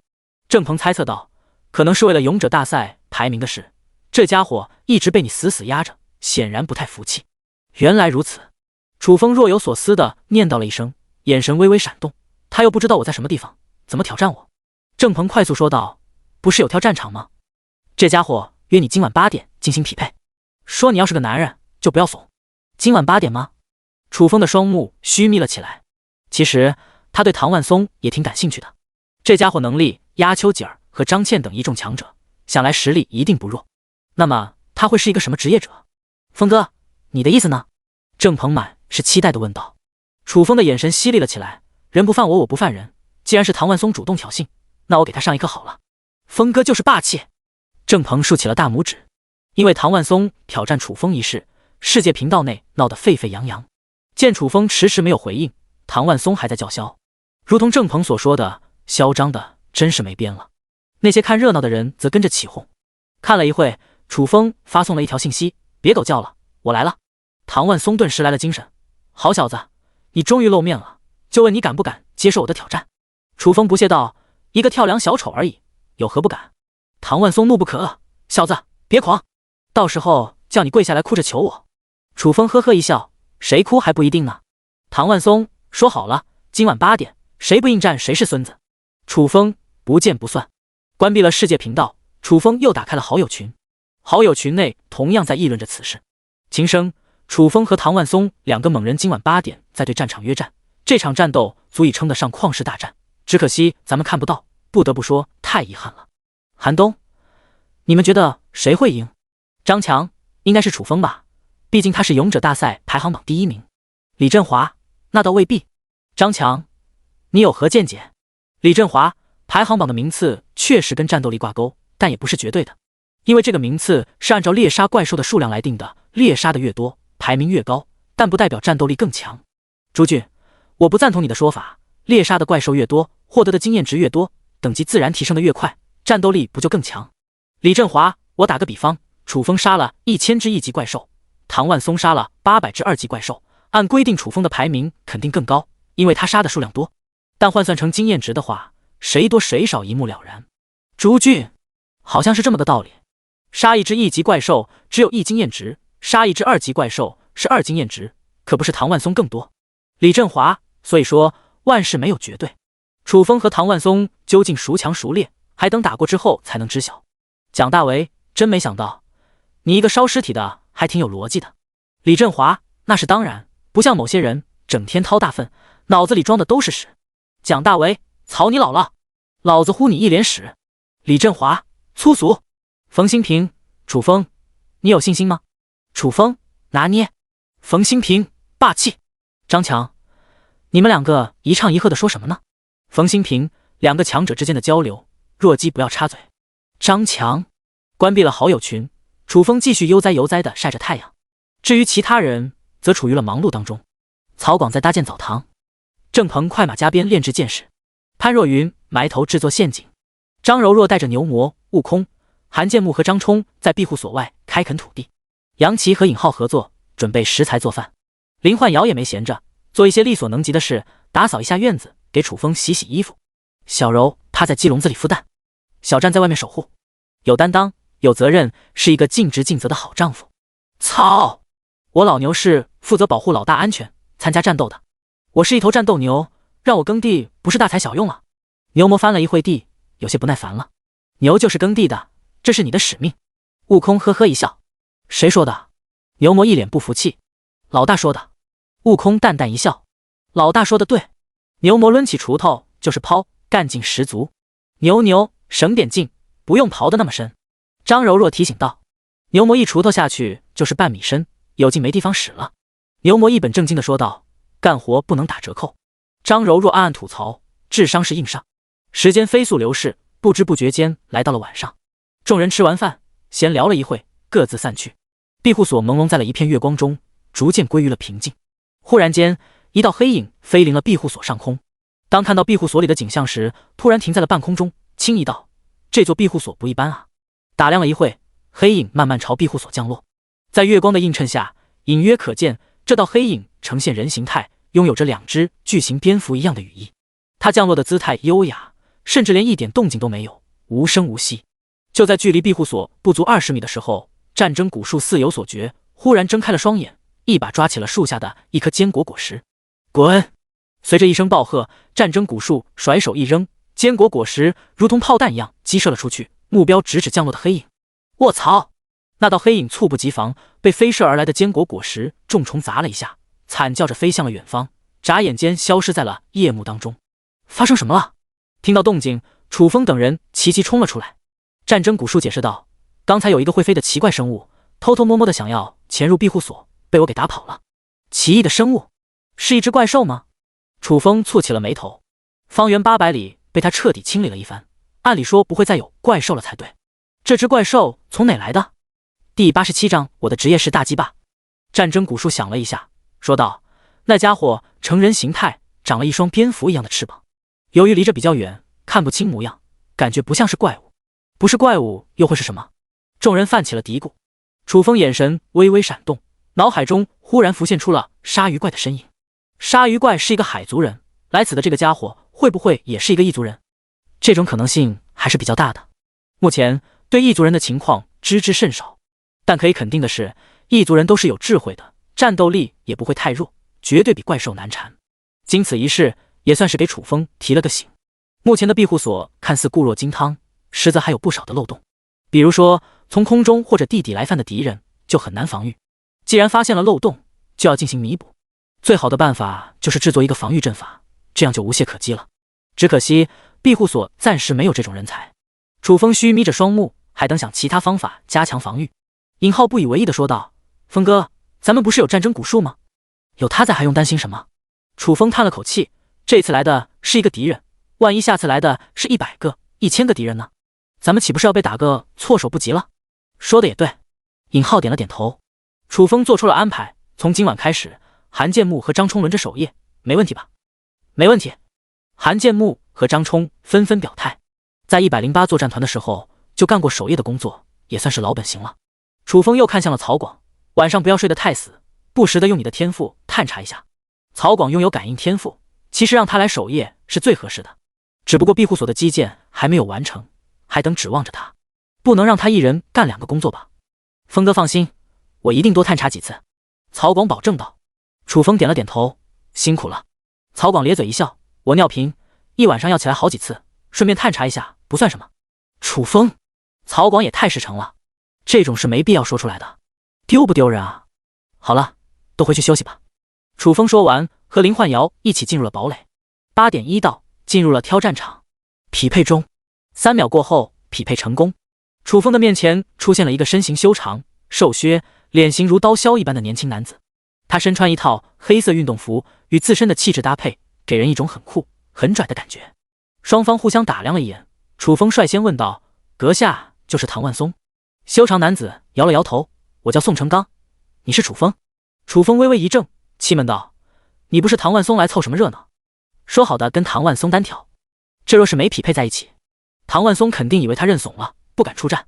挑战场对所有的人开放，你们能来参加，我为什么不能？”宋成刚冷冷一笑，接着话音一转：“不妨告诉你，我是掐着点来参加挑战的。”楚风的双目虚眯了起来。既然掐点来挑战，宋成刚的目的很明确了，为的就是挑战他和唐万松。可是宋成刚只是一个名不见经传的小人物而已，连勇者大赛前20排名都没有进入，拿什么挑战他和唐万松？你还挺自信的吗？楚风轻笑道：“自信源于实力。”宋成刚耸了耸肩，一副牛逼哄哄的神态，是不是以为我没有杀勇者大赛前10名就觉得我是一个小人物了？其实像这种排名我压根看不上眼，如果真要争夺名次的话，你和唐万松都等靠边站。楚风揉了揉鼻子，多说无益，咱们还是手底下见真章。正有此意，宋成刚的眼神闪烁起了凌厉之色。你准备好了吗？尽管来好了。楚风一脸淡漠。变身。宋成刚低吼一声，浑身上下忽然响起了一阵骨骼脆响，整个身躯以肉眼可见的速度膨胀起来，转眼间变成了一个威武的肌肉猛男。刺了！身上的衣衫不堪重负，撑开了一道道裂口。宋成刚一把撕掉残破衣衫，露出了一副健硕的身躯，上面肌肉球渣宛如铁水浇灌的一般，充满了爆炸性的力量感。你是什么职业？楚风看得目瞪口呆。宋成刚摆了一个 pose， 彰显了一番威武，得意洋洋地说道：我的职业是大鸡巴，是不是很震撼人心？感觉到恐惧了吧？大鸡巴。楚风不由得咂了咂舌，讲道理，就你现在这副形象，长得还真挺像一个几把的。你特么的找死！宋成刚也不是傻子，哪能听不懂楚风在骂他，顿时勃然大怒，凶猛地冲向了楚风。此时的他好似化作了一只猛虎，气势汹汹，杀气腾腾。当冲到楚风面前的时候，宋成刚攥着一只硕大的拳头，狠狠地砸向了楚风面门。拳位置，一股恶风当先吹袭而来。楚风冷冷一笑，同样持拳轰击。砰！两拳激烈碰撞，爆出了一声沉闷的撞击之音。宋成刚都感一股无可匹敌的巨力碾压过来，就好似被一座大山撞击了一下。在这股巨力的作用下，整个拳头都被砸得变形了。啊！宋成刚发出了一声杀猪般的惨叫，飞射了出去，一连飞出5米，重重砸在地上。大鸡巴，徒有虚名，我看你最多也就一个小鸡鸡。楚风轻蔑一笑，迈步朝宋成刚逼迫过去。你！宋成刚嘴角哆嗦的说不出话来，眼目中充满了惊恐和迷茫。大鸡巴职业最大的优势就是力量，一般近战职业哪怕以力量著称的铁拳力士也无法与之媲美。身为5级职业者的他，就算直面7级职业者都丝毫不虚，但却被楚风一拳干翻，甚至连手骨都断了。由此可见，楚风该有多么的恐怖了。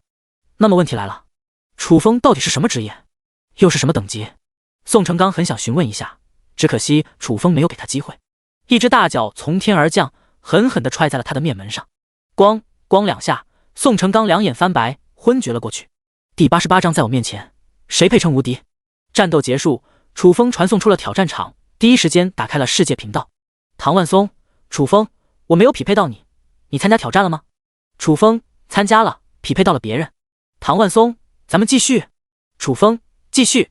唐万松，我警告一句，这是我跟楚风之间的较量，谁他妈的不长眼，敢来凑热闹，不给打断狗腿，我就不叫唐万松。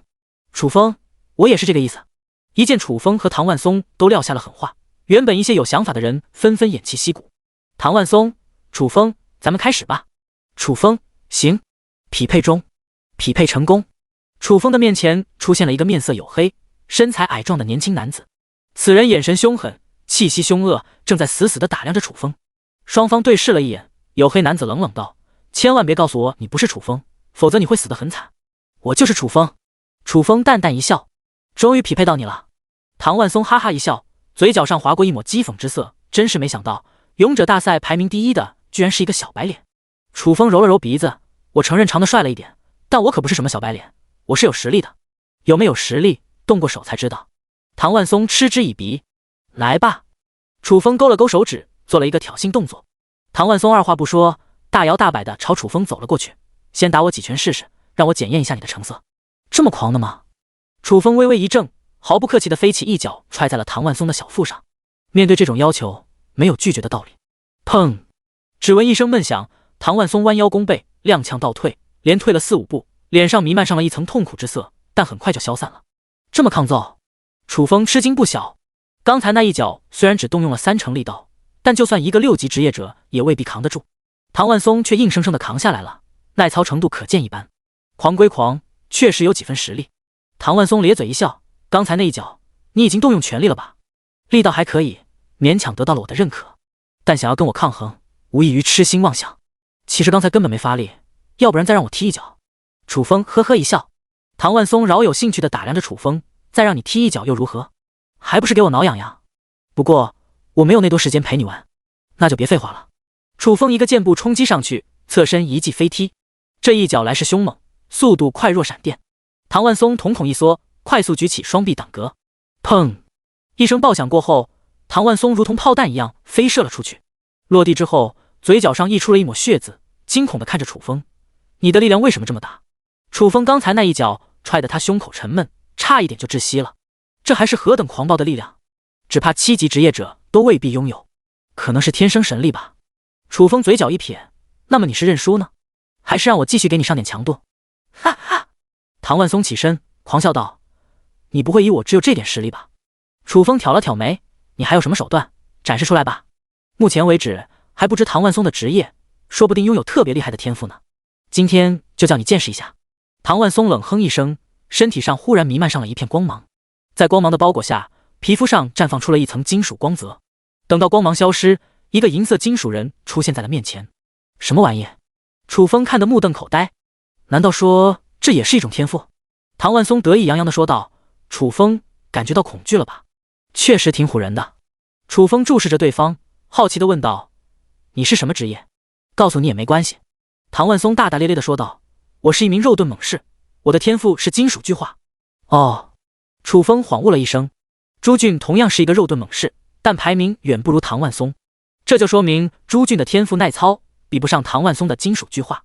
唐万松攥着2只拳头碰了一下，一声清脆的金属碰撞之音响彻在了耳边。现在的我防御力堪称无敌，浑身上下没有任何弱点，可谓无懈可击。你还要跟我打吗？楚风摇了摇手指，在我面前谁配称无敌？你更是没有资格。好小子，就叫你看看我有没有资格。唐万松咬了咬牙，疯狂地冲了上去。刚刚冲到楚风面前，一只大脚迎面来，唐万松面门上遭受一记暴踢，仰面躺倒在了地上。不过金属巨化之后，防御力提升了数倍，楚风这一脚并未给他带来太多的伤害。操！唐万松很不服气，快速起身，但也就刚站起来，面门上又遭受了一记重拳。这一拳打得他眼冒金星，脑海昏沉，左摇右晃。防御力无敌，老子今天就打破你的防御！楚风挥动双拳，发动了疾风骤雨般的攻势，左勾拳，右勾拳，直拳，摆拳，行云流水，打得那叫一个欢快。面对这种力度的攻击，唐万松毫无招架之力。渐渐的，金属皮肤上出现了细微的裂纹，意识开始模糊。100拳过后，唐万松直挺挺地躺在了地上，大口喘着粗气，一脸的生无可恋。原本还想借此机会打压楚风，不曾想居然被楚风从头到尾碾压。不得不说，是一个非常悲伤的故事。服不服？楚风居高临下地俯视着唐万松，厉声道。唐万松咬了咬牙，我回答得太慢了。楚风一把抓起唐万松的一只脚踝，拎到半空中狠狠砸下。砰！唐万松四仰八叉地躺在地上，双目空洞，宛如一条死狗。遭此一击，已然陷入了昏厥当中。战斗到此结束，两人很快被传送了出去。楚风随之打开好友群。冯新平，楚风战况如何？楚风拿下。冯新平，牛逼啊！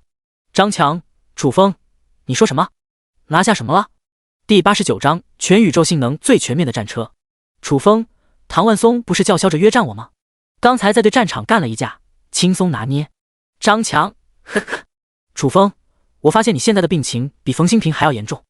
唐万松是勇者大赛排名第2的猛人，一个农夫哪能是对手？还大言不惭的轻松拿捏，这不是纯属胡说八道吗？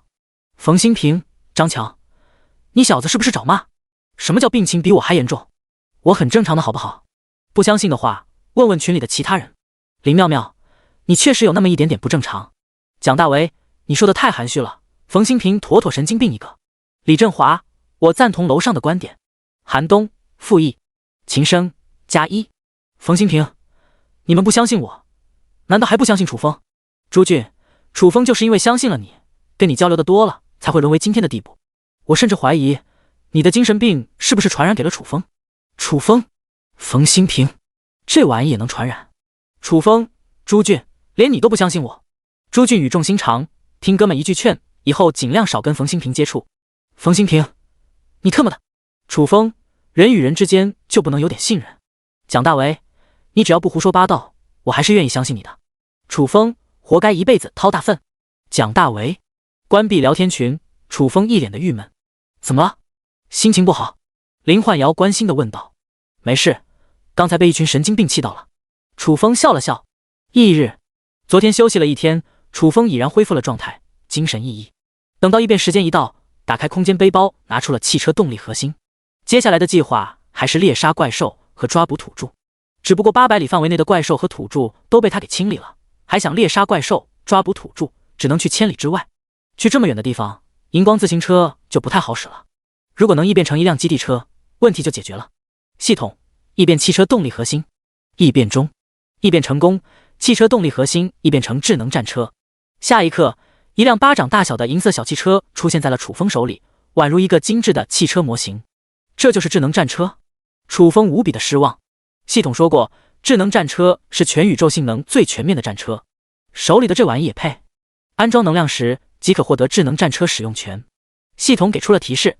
楚风拿着智能战车打量起来，很快在车底找到了一个凹槽，打开之后装上了一颗能量石。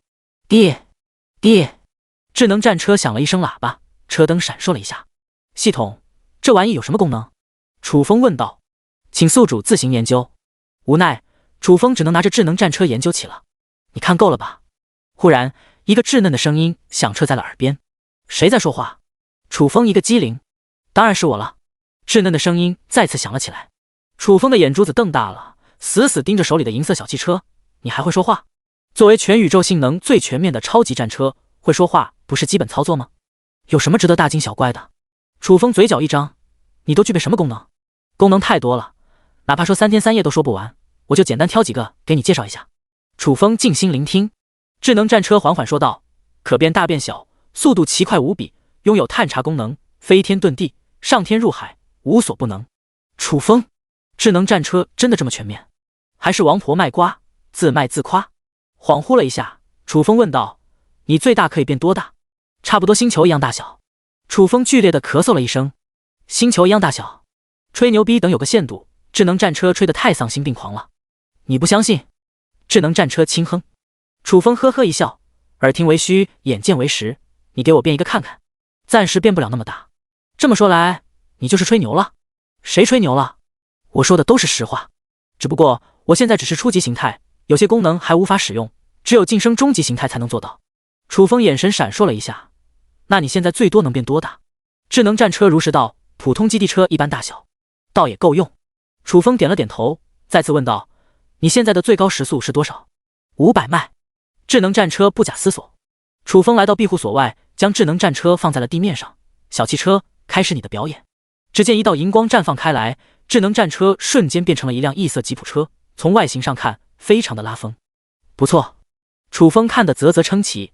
正在庇护所外开垦土地的张柔若等人冷不丁的发现了一辆吉普车，全都聚拢了过来，围着智能战车上下打量。楚风，你从哪弄的这辆吉普车？张冲好奇地问道。兑换商城里出售的汽车品类很多，但好像没有这种类型的。再者说了，即便有出售的，楚风也未必能买得起吧。这玩意动辄就是几十万贡献点。以后告诉你，我先出去兜兜风。楚风轻笑一声，打开车门进入了驾驶室，但却发现没有方向盘。没方向盘还怎么开？忘了告诉你了，我具备自动驾驶功能，所以根本不需要方向盘。你想去什么地方，我拉着你去就行了。智能战车提醒道。楚风眼睛一亮，小汽车出发。轰！便随着一声汽车轰鸣，智能战车嗖的一下冲了出去，转眼间冲出了100米开外，留下了一路尘土漫天飞扬。好快的速度啊！张柔若等人看得一愣愣的。前行了几里地，智能战车问道，楚风，咱们去哪？一直往前开，开启你的最大时速。楚风吩咐道。智能战车提起速度，风驰电掣，车外的景象顿时变得模糊了起来。小汽车可以啊。楚风赞叹了一声。智能确实没有吹嘘，此刻的速度绝对达到了500迈，而且坐在车里感觉不到一点颠簸，这点绝不是荧光自行车能比拟的。第90章少儿不宜，你懂得。现在的我只是初级形态，速度有限，等晋升到更高形态，一定叫你见识一下什么是真正的速度与激情。智能战车有点小得意。楚风来了兴趣，你晋升中级形态，速度能提升到多少迈？1000迈。智能战车平静地说道。楚风狠狠地咂了咂舌，晋升中级形态需要什么条件？这若是有一个1000迈的座驾，那还不是随便在赤峰荒原无人区驰骋？就算是遇到危险也没事，因为没人能追得上。智能战车直说需要吞噬1000颗能量石。这么多？楚风微微蹙眉。目前手里只有300多颗能量石，想要给智能战车升级，还等缓一阵子。等凑齐了能量石，就帮你升级。楚风保证了一声。楚风，你对我太好了。智能战车开心不已。不用说出来，记在心里就行了。楚风微微一笑。智能战车愣住了。楚风还挺幽默的吗？楚风接着问道，你的探查范围是多少？这个能力和曹广的感知天赋类似，非常的具有实用性。方圆500米。智能战车如实道。不错。楚风目露喜色。智能战车的探查范围远远超过了曹广，算是一个更高级的雷达。有了智能战车，庇护所的安全性绝对提升一个档次。小汽车，探查周边，搜寻怪兽。楚风吩咐道。收到。当天色渐渐暗淡之际，楚风驾驶智能战车返回了庇护所。在智能战车的协助下，清剿了2个小型土著部落，猎杀了200多只怪兽，又是收获满满的一天。庇护所内，杨琪已经做好了晚饭，众人坐在饭桌前，一边吃饭一边闲聊。峰哥，恭喜你啊！郑鹏吃了一口红烧肉，含糊不清地说道。恭喜什么？楚风有点懵。郑鹏嘿嘿一笑，勇者大赛明天就结束了，你第1名的位置牢不可破，哥几个都替你感到开心。哦。楚风恍悟了一声，还有1天时间，确实没有人能追赶上他了。等勇者大赛结束，就该开始第2步计划了，扩建庇护所和开采矿山。晚饭结束，楚风来到了鸡笼子前，小柔还在继续孵蛋，小战则在一边默默守护。楚风看着小战，叮嘱道：小柔这几天挺辛苦的，你可不能胡来，不准给她上强度。咕咕，小战回应一声。楚风点了点头，接着来到了石墙上。这几天陆陆续续的将剩余的箭塔全部异变成了无双箭塔，4座无双箭塔矗立在了石墙四周，每一座箭塔都安装了300根箭矢，如有敌人来犯，定能将其射成马蜂窝。此外，还异变出了一株西瓜炮手，从形态上看，有点类似小型投石车，不过相比投石车，西瓜炮手更具杀伤力，因为投掷的每一颗西瓜等同于1颗炸弹。视察了一圈，楚风走下了石墙，从口袋里掏出了智能战车。小汽车，你晚上想住在哪里？我跟你一起住不行吗？智能战车小声说道。不行。楚风断然拒绝。为什么？智能战车很不理解。他就这么一点，又不占空间，随便找个地方一放不就行了？楚风轻咳一声，低语：晚上我和你嫂子要办事，少儿不宜，你懂的。智能战车，既然要做这种事，确实不方便打扰。智能战车当即说道：你给我弄一个车库吧。你想要一个多大的车库？不用太大了，你看着弄。楚风打开兑换商城，精挑细选了一个半米大小的玩具车库，总共花费了100贡献点，属实有点小贵，但以智能战车的表现和能力，就应该住得好一点。怎么样？喜欢这个车库吗？楚风问道。太喜欢了。智能战车开心的不得了。楚风，你对我太好了，我都不知道该说什么了。楚风眉头一挑，不是跟你说了吗？记在心里就行了。智能战车，把车库给你安置在哪个位置？就放在大树底下吧，闲来无事，跟那个老家伙聊聊天也不错。楚风走到战争古树前，将玩具车库放置在了地上。智能战车嗖的一下钻了进去。楚风，晚安。晚安。楚风转身朝堡垒内走去，刚走了2步，忽然想起了一件事：小汽车，晚上机灵点，一旦发现外敌入侵，一定要第一时间示警。交给我了。智能战车满口答应。楚风点了点头，进入了堡垒内，接着打开挑战场，进入其中。在挑战场猎杀怪兽是每天必做的功课，能有今天的成就，靠的就是坚持和努力以及系统。翌日，楚风来到了智能战车的车库前。小汽车，昨晚没出现状况吧？风平浪静。智能战车从迷你车库中开了出来。楚风，我去找那头牛聊聊天，认识一下。行。楚风倒也没怎么在意，智能战车已经是团队中的一员，也应该跟其他人认识一下。等到智能战车离开，战争古树耷拉了一下眼皮，一副无精打采的模样。主人，跟你商量个事，你能不能把那辆小汽车弄一边去？怎么了？楚风微微一怔。战争古树抱怨道：小汽车就是一个话痨，逮着机会就跟你聊天，昨晚从你离开之后就一直跟我聊到了天亮，真的受不了啊。楚风嘴角一张，小汽车这么有精神头，他不休息吗？战争古树无语道：他说了，一天只要休息个10几分钟就精神饱满了。楚风愣了一下，那你非要跟他聊天？战争古树快要哭了，不行啊，不搭理他，他就一直挠我痒痒，我是一点办法都没有。楚风，智能战车属实有点亢奋啊，逮着一个折腾的话，谁都扛不住。楚风抬头一扫，悟空，小汽车没找你聊天吗？悟空嗖的跳了下来，找了，不过我用茅草堵住了耳朵，什么都听不到。第91章，这辆拖拉机的驾驶权归我了，其他人都靠边站。还是你机灵。楚风感慨了一声。悟空挠了挠头，都是牛牛教我的。他说你晚上要和大嫂办事，叫我堵上耳朵。从那以后，我天天堵耳朵，已经成习惯了。嗨呀！战争古树剧烈的咳嗽了起来，楚风的脸色则漆黑了下来。你不会聊天，哪里凉快哪里待着去。悟空嗖的爬上了树，躺在树杈上琢磨起来，刚才说错什么话了？主人，要不然让小汽车和牛牛待在一起吧，看他们聊得挺嗨的。战争古树提议。楚风转头看向了牛棚，此刻智能战车和牛魔正在有一搭没一搭的瞎聊着。不过看牛魔的脸色明显有点不太耐烦了，他们两个好像也尿不到一个壶里。楚风若有所思地念叨了一声。牛魔也是一个暴脾气，一言不合就动手的主，聊急眼了，搞不好就会施暴。就智能战车这样的，一拳就被打成废铁了。所以说还等想其他的办法才行。突然楚风灵光一闪，买一个智能机器人不就解决问题了？这玩意只要有电，能陪你聊到死，正适合跟智能战车作伴。老战，我已经想到办法了，你不用担心了，晚上安稳的睡觉就可以了。楚风安慰道。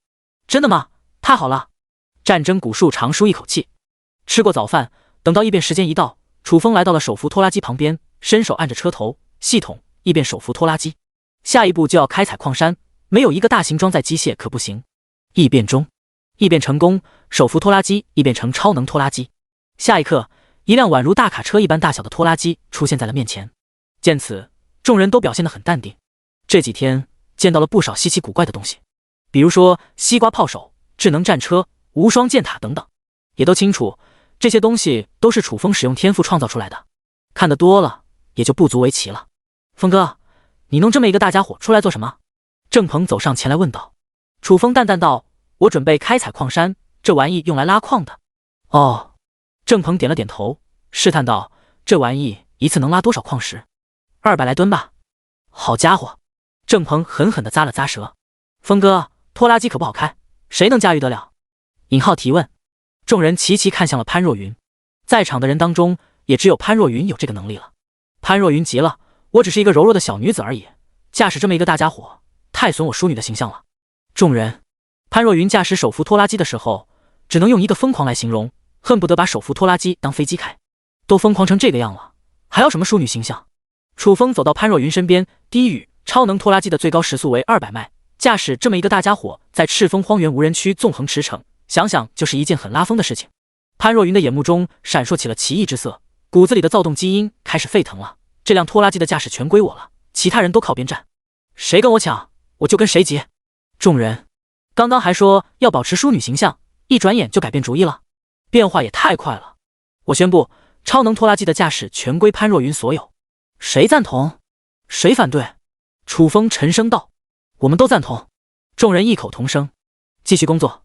楚风说完，和林焕瑶一起坐上智能战车离开了庇护所。原来坐汽车是这种感觉。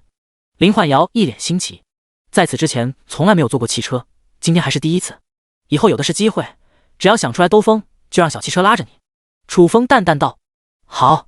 林焕瑶开心地笑了。嫂子，你长得的真漂亮，天生丽质，貌美如花，跟楚风在一起真的是郎才女貌，天作之合。智能战车夸赞道。你挺会说话的吗？林焕瑶被逗笑了。智能战车嘿嘿一笑，我会的可多了，要不咱们聊点别的。楚风轻咳一声，提醒道：开车的时候不能分神，否则很容易出车祸的，你还是集中精神开车吧。智能战车是一个话痨，聊起来没完没了，这谁受得了？放心好了，绝对不会出问题。智能战车保证一声，接着又开始跟林焕瑶搭话。嫂子，你和楚风怎么走在一起的？是一见钟情吗？一听这话，林焕瑶脸上浮现了一抹羞涩。我们就是一见钟情。楚风开口道。哦，我也这么觉得。智能战车若有所思地念叨了一声，轻笑道：你们两个也老大不小了，什么时候造几个孩子？到时候我陪他们玩。楚风、林焕瑶，这个话题让两人感觉很羞耻。楚风重重地咳嗽了一声：小汽车，我有个小小的请求，你能答应我吗？什么请求？智能战车好奇道。你先答应我，我再告诉你。行，我答应你了。智能战车不以为意。楚风直说：麻烦你闭上嘴，我想安静一会。智能战车。1个小时后，前方出现了一片绵延山脉。首先引入眼帘的是一座高达数百米的山峰，直插云霄，蔚为壮观。山巅上云雾缭绕，似是仙境一般，令人叹为观止。楚风扫了一眼，便收回了目光。小汽车距这座最高耸的山峰脚下，一般的汽车肯定无法在山脉当中行驶，但智能战车就不同了。这家伙动力十足，防御力极强，可以应对任何环境，哪怕道路崎岖，也是如履平地。智能战车一个加速冲了出去，挡在前方的树木尽数被撞倒，真的可以说是横行无忌。不到5分钟，智能战车便来到了山峰脚下。小汽车，探查一下这座山峰，看看有没有矿石之类的。楚风吩咐道。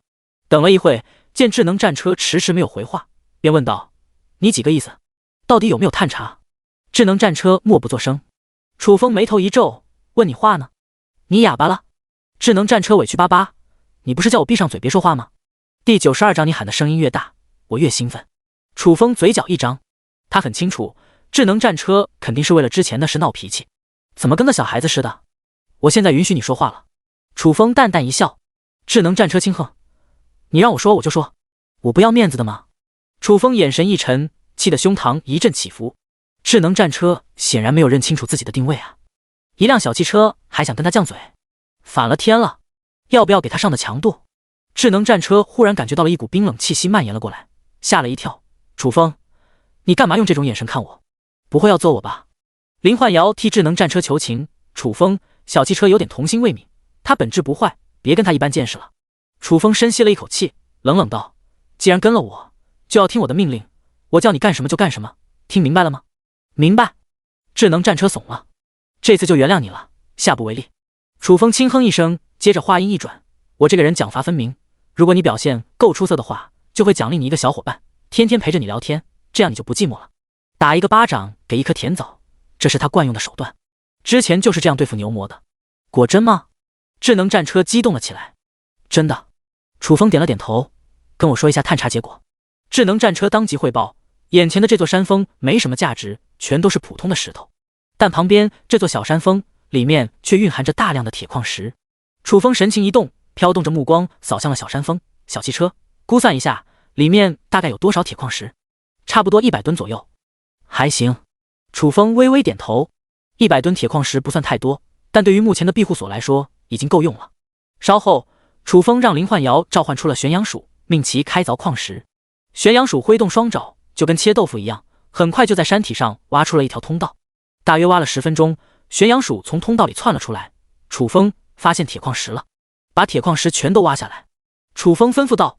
玄阳鼠嗖的一下窜进了通道了。楚风则打开了游戏面板，联系起了潘若云。潘若云，你带着张冲和牛魔开上拖拉机来找我。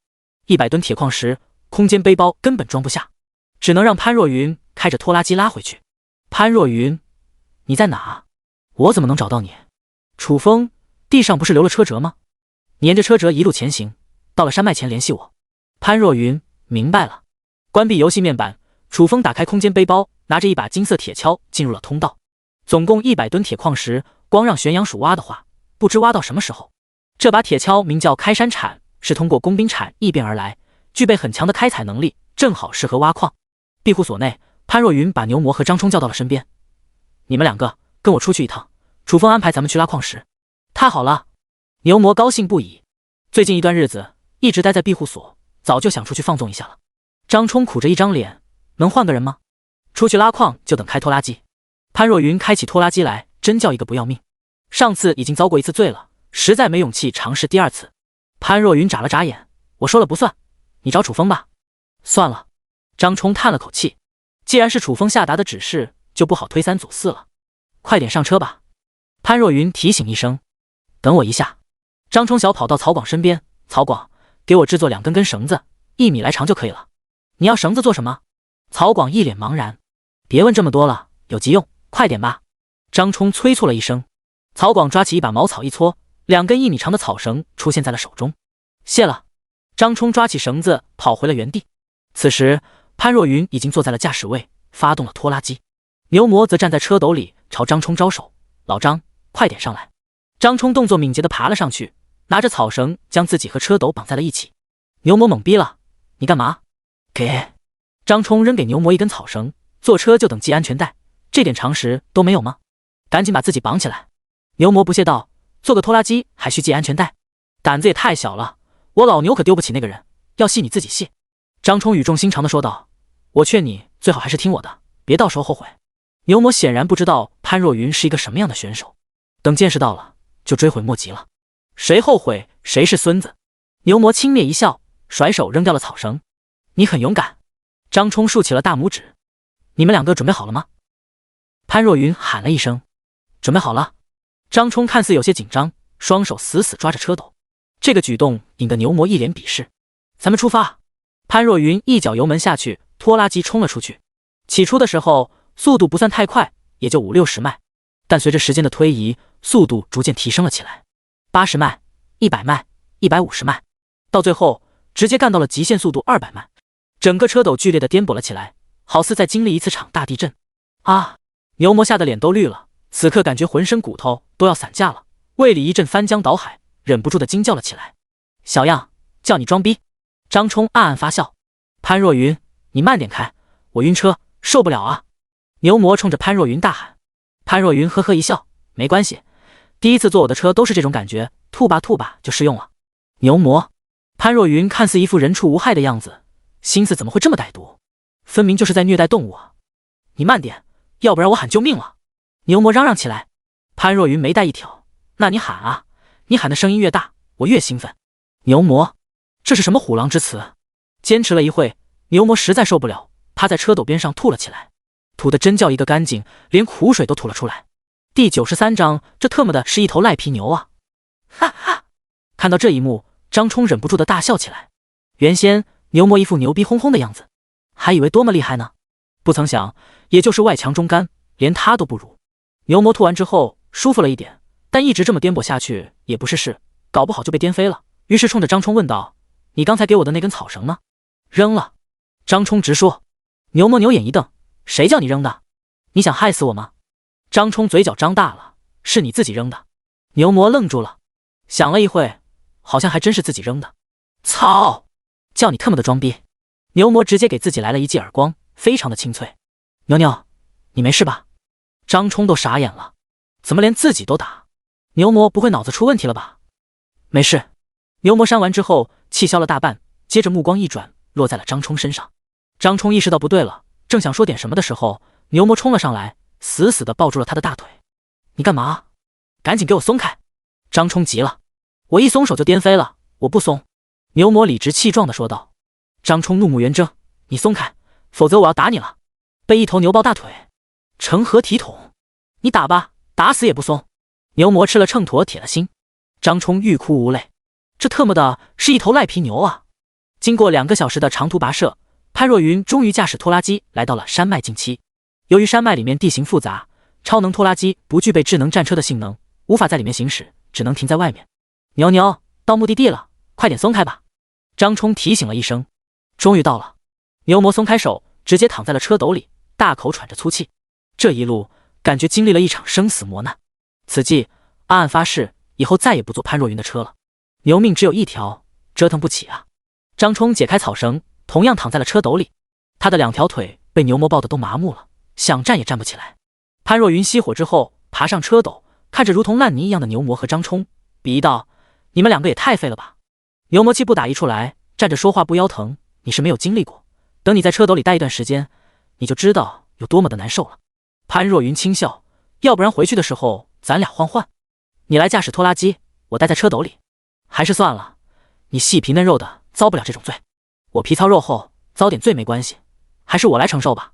牛魔一本正经地说道，以他的智商根本就驾驭不了拖拉机这种高科技，别一上手就给撞报废了，那楚风还不骂死他？算你聪明。潘若云呵呵一笑，随之爬下了车斗，转而打开游戏面板，给楚风发去了私信。楚风，我们已经到达山脉了，需要做什么？楚风，在那等着就行了。回复完信息，楚风拿着空间背包装铁矿石，装满之后安排智能战车运送出去，然后继续和玄阳鼠开采矿石。以空间背包的容量，一次能装载10几吨铁矿石。智能战车往返了6次，接近100吨铁矿石全部装上了拖拉机。楚风并未罢手，随后又开采了一些普通石块，这些石块是用来建造围墙的。开采完毕，楚风和林焕瑶坐上智能战车离开了这里。山脉外，潘若云坐在驾驶椅上悠然自得，牛魔和张冲则是一副忧心忡忡的模样。此时的车斗里装得满满的矿石，堆得跟小山一样。一人一牛坐在矿石上面，内心无比的唏嘘。等会就要启程返回庇护所了，潘若云如果还开得那么快的话，那不要了命了。老张，你等想个办法，咱们可不能坐以待毙。牛魔小声说道。张冲提议，要不然坐智能战车上。智能战车一共5个座位，多坐一个人和一头牛完全没问题。牛魔眼睛一亮，等会跟老大说一声。爹，爹！就在这时，山脉当中响起了一声汽车鸣笛。下一刻，一辆银白色吉普车风驰电掣从里面冲了出来，来到超能拖拉机近前，直接来了一个急刹。楚风摇下车窗，面向潘若云，都准备好了。潘若云点头，准备好了，出发吧。楚风提醒道。老大，等一下。牛魔嗖的一下从车斗上跳了下来。干嘛？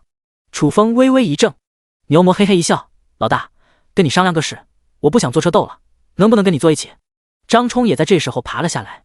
行。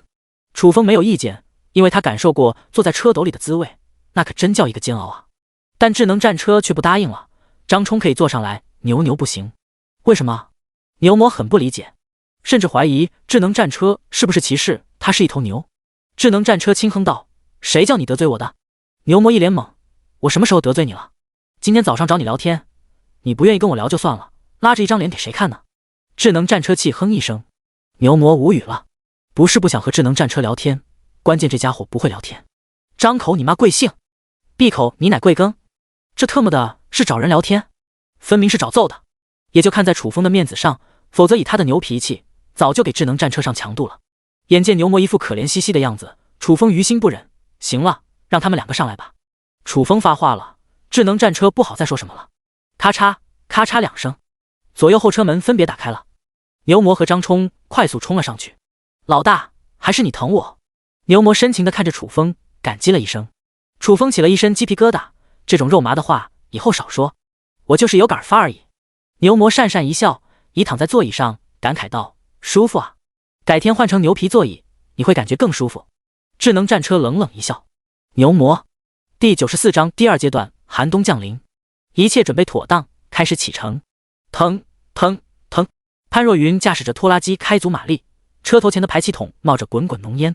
由于拉着200吨矿石，超能拖拉机的速度大幅下滑，最高时速也就80迈。智能战车则在一旁跟随。老大，明天还要拉矿吗？牛魔问道。楚风点了点头。那我明天还要跟车吗？牛魔试探一声。肯定要有人跟车。楚风轻笑。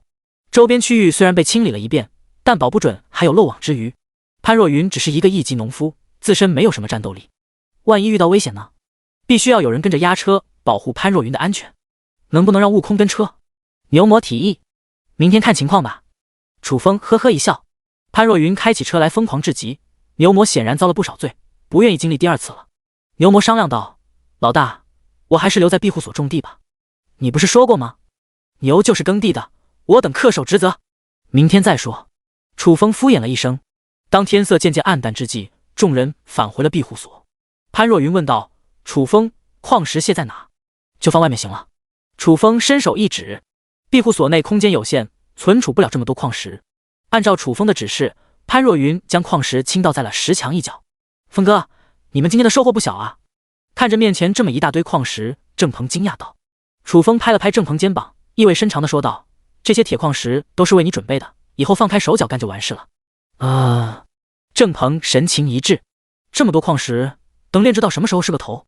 今天的任务到此为止，回去休息。楚风带人进入了庇护所。楚风，晚饭做好了。杨奇招呼了一声。众人围坐在饭桌上，一边吃一边闲聊。尹浩忽然说道，风哥，勇者大赛结束了，排名已经出来了。是吗？楚风眉头一挑，快速打开了游戏面板。勇者大赛最终排名，第1名楚风，奖励1万贡献点；第2名唐万松，奖励9000贡献点；第3名丘吉尔，奖励8000贡献点；第4名张倩，奖励7000贡献点；第5名冯新平，奖励6000贡献点；第6名孙开阳，奖励5000贡献点；第7名朱倩儿，奖励4000贡献点；第8名尤大勇，奖励3000贡献点；第9名郑鹏，奖励2000贡献点；第10名朱俊，奖励1000贡献点。朱俊也上榜了。楚风有点小惊讶。朱俊作为一名防御型的肉盾猛士，之前一直徘徊在10几20名左右，最后能杀到前10，实属不易。作为好朋友，楚风真心为朱俊感到开心。另外，冯新平表现的也很出色，一路从第10杀到了第5名。想来残障机构一定是研究出了新的药剂，否则冯新平不会提升的这么快。哈哈！郑鹏得意洋洋地大笑了起来。我是第9名，牛不牛逼？众人目露鄙夷。楚风勇夺第1，表现的都这么淡定。郑鹏凭运气拿了个第9，也好意思显摆。天道出公告了，潘若云提醒一声，众人齐齐打开世界频道观看。天道公告，明日起会有10天的缓冲期，缓冲期一过，开始第2阶段考验寒冬降临，持续时间为1个月，温度会下降至零下50度。零下50度，众人齐齐色变，这么低的温度会冻死人的，又该如何应对？众人不自觉地看向了楚风。楚风须臾着双目，沉吟起来。持续1个月的冰寒天气，天地冰封，生存难度无比巨大。面对这种极端天气，必须要有充足的食物和御寒取暖之物。庇护所刚收割了一批粮食，还有不少黄沙羊，小柔也能下鸡蛋，食物方面无需担心，剩下的解决御寒问题就行了。楚风想了一下，开始做起了安排。郑鹏，明天先不要炼制剑矢了，多炼制几个火炉，尽量大一点。火炉是用来取暖的，以郑鹏炼气师的能力，制作火炉小菜1碟。收到。郑鹏回应一声。楚风继续安排潘若云、张冲、尹浩、悟空，你们4个去树林砍伐树木，越多越好。有了火炉，就等有燃料，木材就是最好的燃料。曹广，你的任务是加固宿舍，鸡笼子和牛棚尽量弄得厚实一点。零下50度可不是闹着玩的。牛棚和鸡笼子四面透风，不重新加固，牛魔和小战飞等冻死不行。最后，楚风面向张柔若，有没有那种快速成熟的粮食作物？为确保万无一失，还是尽量多储备一些食物。张柔若明白楚风的意思，当即说道：花生的成长周期就很短，只需9天就能成熟了。不过相对其他粮食作物，产量要低很多。楚风不以为意，没关系，能收获多少算多少，让牛牛和老韩跟你一起。安排完毕，众人散去。智能战车提醒道：楚风，你不是说要给我找个伴吗？哦。楚风点了点头。智能战车不提，差点忘了这茬了。随后打开兑换商城，购买了一个迷你智能机器人，安装上1颗能粮石，放入了车库当中。智能战车迫不及待地钻入车库，和智能机器人展开了深入交流。楚风抬头看着战争古树，老战，零下50度的气温，你能扛得住吗？战争古树平静地说道：小问题，我可以冬眠。楚风，还有这种操作，真是一棵神奇的大树。楚风笑了笑，转身进入了堡垒内，躺在大床上，打开了好友群。秦升，朱俊，牛逼呀！没想到你居然杀入了勇者大赛排行榜第10名。朱俊，还行吧，比起张倩来还差得远呢。冯新平，我杀到了第5名，不比朱俊厉害多了。你们怎么一点反应没有？张强，呵呵，又开始犯病了。蒋大为，神经病又蹦出来了，真晦气，大家都散了吧。冯新平，我不是神经病，我是真的有实力，你们为什么不相信？韩东，你是不是神经病？我测试一下就能做出判断了。冯新平，来吧。韩东，迪丽热巴和你什么关系？冯新平，她是我媳妇，前几天才登记结婚。韩东，众人，你不是神经病，谁是神经病？第95章机械战兵。楚风岔开了话题，寒冬马上就要降临了，你们做好应对之策了吗？蒋大为，我们这些在城市工作的根本不用担心，到时候躺在公寓睡大觉就行了。美滋滋。楚风，零下50度啊，能扛得住？蒋大为，不是有暖气吗？别说零下50度，就算零下60度也是小问题。楚风，那你们还上班吗？蒋大为，这么冷的天气，粪坑都冻上了，还怎么掏粪？当然是休息了。楚风，不上班的话，哪来的工资？没工资你们吃什么？蒋大为，我们有息工工资，饿不死。楚风，什么是息工工资？蒋大为，因为不可抗拒因素在家休息，工资发一半。楚风，还有这种好事？跟别的职业相比，农夫的待遇也太差了，啥都没有啊，这也太不公平了。蒋大为，哥们可是一名光荣的掏粪工，不是谁都能驾驭得了这种工作的，待遇好点很正常。张强，有什么可吹嘘的？就好像我们清洁工没有息工工资似的。李振峰，我们烧火工同样不遑多让。冯新平，嘿嘿，比起我来你们差远了，哥们工资照常发放。楚风的心情顿时就不好了，农夫到底比别的职业差在哪？跟谁讲道理？秦生，楚风，你怎么打算的？实在不行来城市吧，野外真不是人待的地方。楚风，其实我也想去城市见识一下，但没办法呀，庇护所里一摊子事，家大业大的，实在走不开。寒冬，你的庇护所有多大？楚风，暂时不算大，不过最近正在扩建。张强，楚风，听哥们一句劝，别想着做大做强了，你目前先想着如何熬过寒冬再说吧。野外不比城里，没有取暖设施，你的茅草屋能顶得住吗？楚风，最近正在安排人手炼制火炉，砍伐树木，度过寒冬不成问题。李振华，听你的意思，混上老大了，手底下还有几个小弟？楚风，还行吧，确实有几人愿意跟着我混，毕竟我的庇护所既安全又有充足的食物，在赤峰荒原无人区也算是独一份了。李振华，呵呵，又开始了。蒋大为语重心长地说道，楚风，我发现你最近的病情有点严重，已经有超越冯新平的趋势了。一个农夫混成老大了，谁信谁是傻子。冯新平，你他妈的会聊天吗？说楚风就说楚风，干嘛总是把我捎上？蒋大，群里就2个神经病，不说你说谁？冯新平，你爸爸才是神经病。蒋大为，你爷爷是神经病。冯新平，你祖宗是神经病。蒋大为，你祖宗18代都是神经病。群里很快就演变成了一场泼妇骂街的场景。唉，楚风叹了口气，默默关闭了好友群。夜色渐渐笼罩在了赤峰荒原无人区当中，风声瑟瑟，夹杂着一丝寒意，吹得野草不断起伏，似乎预示着寒冬将至。庇护所内，杨奇等人聚在一起玩扑克，玩得不亦乐乎，不时的有欢声笑语传出。鸡笼子内，小战恪守职责，一直守护在小柔身边。牛棚内，牛魔趴在草垫上呼呼大睡，呼噜声震天响，不知道还以为潘若云又发动拖拉机了。车库内，智能战车和智能机器人聊得热火朝天，真的是找到了知己。今晚终于能好好休息一下了。战争古树长舒一口气，慢慢闭上了眼睛。悟空看了一眼堡垒，攥着2把茅草塞进了耳朵。算算时间，老大应该和大嫂开始做功课了。一夜无事。第2日清晨，吃过早饭，众人按照楚风昨晚的安排展开了行动。腾腾腾，潘若云驾驶着拖拉机，载着张冲、悟空和尹浩朝远处的树林行驶而去。一路上浓烟滚滚，并伴随着阵阵尖叫。望着远去的拖拉机，牛魔目露感慨之色，哥几个一路走好。牛牛，别发呆了，过来刨地。张柔若喊了一声，今天的任务比较重，必须把2亩花生都种好，时间上绝对不能耽搁了，否则就前功尽弃了。来了。牛魔扛着锄头走了过去，郑鹏也没闲着，来到铁矿石前，双手按在上面，手掌上光芒绽放。没一会的功夫，面前出现了一个高1米、宽半米，还带着一根长长烟囱的大火炉。人才啊！楚风看得啧啧称奇。庇护所内，曹广正在快马加鞭改造宿舍，杨奇则处理食材，为午饭做准备。等到异变时间一到，楚风拿出了傀儡战士系统异变傀儡战士。异变中，异变成功，傀儡战士异变成机械战兵。只见光芒一闪，一具身高2米的机械人出现在了面前。他由一种银白色金属材质打造而成，左手中攥着一把银色弯刀，浑身流光溢彩，特别的拉风。主人！机械战兵面向楚风，恭敬地招呼了一声。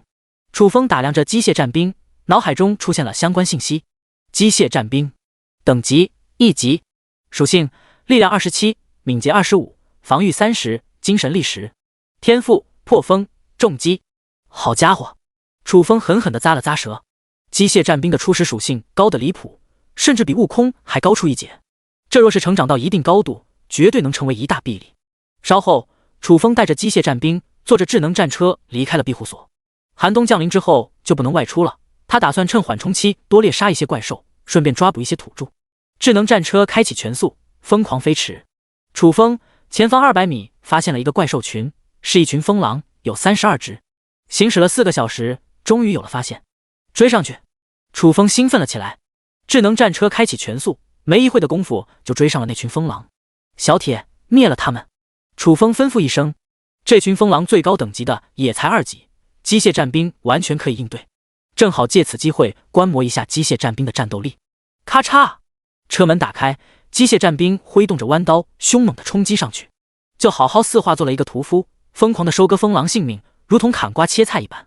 仅仅1分钟时间，32只疯狼惨死刀下，机械战兵顺利地晋升了2级。小铁还挺猛的嘛。智能战车点评了一句，声音忽然一颤：“楚风，有一个异族强者过来了。”第96章，我才是这里真正的主人。异族强者？你说的是异族人？楚风神情一动，从鲨鱼怪口中得知，天地间存在着不计其数的种族，但目前为止，只见过鲨鱼怪一个异族人，对其他的异族人充满了好奇。是一个天罗族人。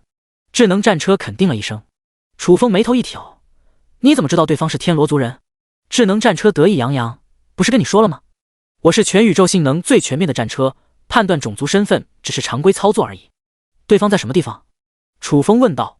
正在急速朝咱们而来，马上就到了。智能战车快速说道。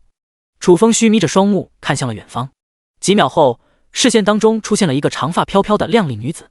此女20多岁的样子，烈焰红唇，1.7米的个头，身材极其火爆，尤其是胸前的2个标志物，宛如2个保龄球，十分的震撼人心。从外形上看，和人类区别不大，唯一不同的是，对方的瞳孔是紫色的。此外，他的手里拎着一柄宽厚大剑，应该是一名剑士。这就是天罗族人，长得还挺带劲的吗？楚风暗暗嘀咕了一声。智能战车提醒道：“楚风，小心点，对方是一名7级职业者，等级这么高。”楚风吃了一惊。不论是什么职业，不论哪个种族，提升等级的方法只有一个，那就是猎杀怪兽获取经验。近些时日，东奔西跑，猎杀了不知道多少怪兽，这才能晋升7级。原本以为自己应该是等级最高的职业者了，哪能想到随便出现一个异族人就跟他等级相同。异族人都这么猛的吗？天罗族女子走上前来，扫了一眼周边，当看到地上的风狼尸体后，眼神骤然一沉，接着目光一转，锁定了智能战车。楚风，对方眼神不善啊，怎么办？智能战车小声道。慌什么？不是有我吗？楚风淡淡一笑，我下去会他。咔嚓，车门打开，楚风迈步而出。双方对视了一眼，天罗族女子率先出口：“这些风狼是你杀的？”“对。”楚风点了点头，“有何指教？”天罗族女子冷冷说道：“方圆500里都是我们天罗族人的地盘，这里的怪兽也都是属于我们的。你在这里猎杀怪兽，等于抢夺我们的财产。不过念你是初犯，就不跟你一般计较了，速速离开吧。这里是你们的地盘。”“谁规定的？”楚风轻疑一声。天罗族女子神情冷漠，气势凌厉：“我规定的，我是一名7级剑士，实力代表了一切。”从表情上不难看出，根本不把楚风放在眼里。楚风揉了揉鼻子：“有件事需要提醒你一下，整个赤峰荒原无人区都是我的，我才是这里真正的主人。”天罗族女子神情一致，笑了起来：“你很有趣，也很有勇气，只是光有勇气是不行的，关键还是靠实力。没有实力这么猖狂，是会死人的。”楚风平静道：“我很赞同你的观点，所以希望你们天罗族人尽快滚出我的地盘，否则的话很容易惹火烧身。”天罗族女子眉黛一蹙：“人类，你真的打算跟我刚一刚？要知道他是一个7级剑士啊。”楚风为什么一点不害怕？有恃无恐，还是故弄玄虚？其实还有一个解决方法。楚风挑了挑眉：“说来听听。”天罗族女子定睛看着楚风。楚风嘴角一撇：“给我点好处，让我满意的话，可以继续留在这里。跟我们天罗族要好处？你可真敢开这个口。”天罗族女子咯咯一笑，脸色骤然冷酷了起来：“今天这一架看样子不打不行了，来吧，让我掂掂你有几分能耐，愿意奉陪。”楚风眼神中透着一丝兴奋，在此之前还从来没有和这么高等级的强者交过手，正好借此机会检验一下自身的战斗力。唰！天罗族女子不再废话，足下一踏，急速冲到了楚风面前，手中长剑凌空一斩，璀璨剑光划破虚空，目标直指楚风。楚风不甘示弱，双手攥着开山铲，狠狠拍击了出去。咣当一声，金色铁锹重重砸在了剑身上。天罗族女子如遭雷击，浑身剧烈一颤，踉跄倒退，一连退了7、8步，才勉强稳住。怎么可能？天罗族女子一脸煞白，吃惊地看着楚风。刚才的那一击震得整条手臂都麻木了，长剑差点脱手。由此可见，楚风的力量到底有多大了，甚至有些怀疑楚风会不会是一名10级职业者。不过如此。楚风轻蔑一笑：“7级剑士，见到高手，那又如何？我一铁锹拍死你！”可恶！天罗族女子咬了咬牙，当面被羞辱，不论是谁都无法忍受。我的实力你已经见识过了，你是接受我的建议呢，还是继续跟我过2招？楚风耸了耸肩：“你不会真以为吃定我了吧？”天罗族女子冷冷一笑：“楚风确实很强，但他也不是吃素的。身为一名拥有剑道天赋的剑士，很多底牌还没有动用呢。楚风晃了晃手里的开山铲，我就是这么认为的。狂妄！天罗族女子眼神一沉，忽然轻咦了一声：“你为什么用一把铁锹当兵器？”众所周知，每个职业者需要使用和职业相匹配的兵器，这样才能发挥出自身的实力。比如说，剑士用的是剑，刀客用的是刀，长枪战士用的是长矛。什么职业会使用一把铁锹？楚风淡定道：“我身为一名农夫，用一把铁锹当兵器，不是一件很正常的事。”你是农夫？天罗族女子目瞪口呆起来。农夫不是种地的吗？种地的也有战斗力，关键还强得这么离谱，谁信呢？少在这妖言惑众！你当我傻子？天罗族女子气哼一声。哎，说实话就这么难的吗？楚风无奈地叹息一声。少废话，咱们继续。天罗族女子战意昂扬，浑身荡漾着凌厉之气。来吧！楚风勾了勾手指，看招！天罗族女子双手持剑，对准楚风凌空一斩，剑身上冲射出一片金光，一凝后化作了一柄5米长的巨型长剑，剑光四射，撕碎空气，呼啸着朝楚风碾压过去。第97章，我专治各种不服。楚风舔了舔嘴唇，双手紧攥着铁锹把。等到巨型长剑飞斩到近前之际，一铁锹砸了出去，砰的一声炸响，巨型长剑4分5裂，化作了点点星光，消失不见了踪影。天罗族女子眼皮一阵剧烈跳动，随手一击就打爆了巨型长剑。楚风远比想象的还要厉害，继续吧。楚风提醒道。来就来。天罗族女子嘴角颤抖了一下，见识了楚风的强大之后，心里面有点发虚了，但又不想在楚风面前认怂，只能硬着头皮继续攻击。唰！天罗族女子高举长剑，凌空一斩，剑身中绽放一片璀璨剑光，化作了无数锋利短剑，密密麻麻，铺天盖地，疾风骤雨般的击射向了楚风。面对这种密集的攻击，只凭一把铁锹是很难抵挡的。楚风索性放弃了防御，站在原地纹丝不动，任凭短剑撞击在了身躯上。砰砰，雨打芭蕉一样的撞击声响彻在了耳边。楚风完全淹没在了剑光当中。主人不会有事吧？机械战兵有点担心了。应该不会有事吧？智能战车唏嘘一声。仅仅跟随了楚风2天时间，还没见识过楚风的真正实力，他也不确定楚风是否能扛得住。他想干什么？天罗族女子瞪大了眼珠子。楚风为什么不闪不避？这种行为跟找死有什么区别？难道想死的有尊严一些？撞击声持续了3秒，最终落幕。剑光散去，楚风出现在了视线当中，身上的衣衫撕开了无数裂口，看上去确实有点狼狈，但裸露的肌肤光滑如初，非但看不到一丝伤痕，甚至连一点痕迹都没有留下。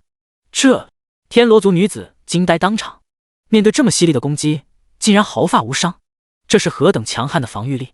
这是真实的，哪怕是亲眼所见，仍旧让他感觉无比的不可思议。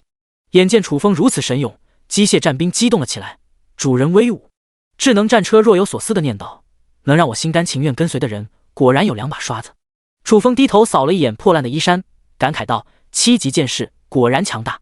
天罗族女子苦笑，连你的防御都破不了，我自己都感觉很丢人，你就别挖苦我了。楚风正色道：谁说没有破开我的防御？你也太小瞧了自己了。你受伤了？天罗族女子眼睛一亮，连续使用了2大底牌，如果连楚风的防御都破不开的话，实在难以接受。楚风轻咳一声，算是受伤吧。你伤到哪了？天罗族女子瞪大了眼睛，仔细观察楚风。楚风抬起了手臂，断了3根汗毛。天罗族女子断了3根汗毛，这就是所谓的受伤了？纯粹戏弄他的吧？楚风意味深长地说道：能打断我3根汗毛的人可不多，你足以自傲了。天罗族女子顿时不说话了，心里面五味杂陈，好似遭受了成吨暴击。还要继续吗？楚风问道。你厉害，我认输。天罗族女子摇头，双方实力差距太过巨大，继续下去就是自取其辱了。楚风虚眯着双目，既然认输了，就该谈谈之前的提议了。你们是交钱呢，还是离开赤峰荒原无人区？我有一个更好的解决方法，我想和你做一笔交易。天罗族女子目光微微闪动，说来听听。楚风不动声色。天罗族女子声音低沉，在我们领地附近有一条地下矿脉，这是一条能量石矿脉，储量虽然不多，但至少有数千颗能量石，里面有一只7级地煞血守护。你只要和我联手灭掉这只地煞血，我做保分你1半的能量石。能量石矿脉？楚风眼睛一亮，没有丝毫的犹豫，我同意了。能量石属于通用能源，各方面都用得上，价值极高。哪怕是分一半，最少也能收获1000克，正好可以给智能战车升级，没有拒绝的道理。太好了！天罗族女子大喜，咱们快点行动吧！上车！楚风招呼了一声。两人上车之后，楚风问道：“你们领地在哪个方向？”天罗族女子伸手朝左侧一指，左前方，距离此地20里地。小汽车出发！楚风吩咐一声。收到！智能战车启动起来，风驰电掣，疾驰而去。好奇特的基地车！天罗族女子惊讶不已。楚风的这辆座驾速度奇快，还能口吐人言，而且还可以自动驾驶。他还是第一次见识到这么神奇的基地车。我叫楚风，是赤峰荒原无人区的一个小地主。楚风做了一番自我介绍，接着问道：“你怎么称呼？”“我叫江贤。”天罗族女子低语一声：“你们也是被天道传送过来的？”楚风试探道：“对。”江贤点了点头。楚风的眉头不由得轻蹙起来。之前是海族人，这次是天罗族人，异族人出现的越来越多了，怕是过不了多久，整个世界就要大乱了。楚风，那只地煞蝎防御力强悍至极，而且极其凶残。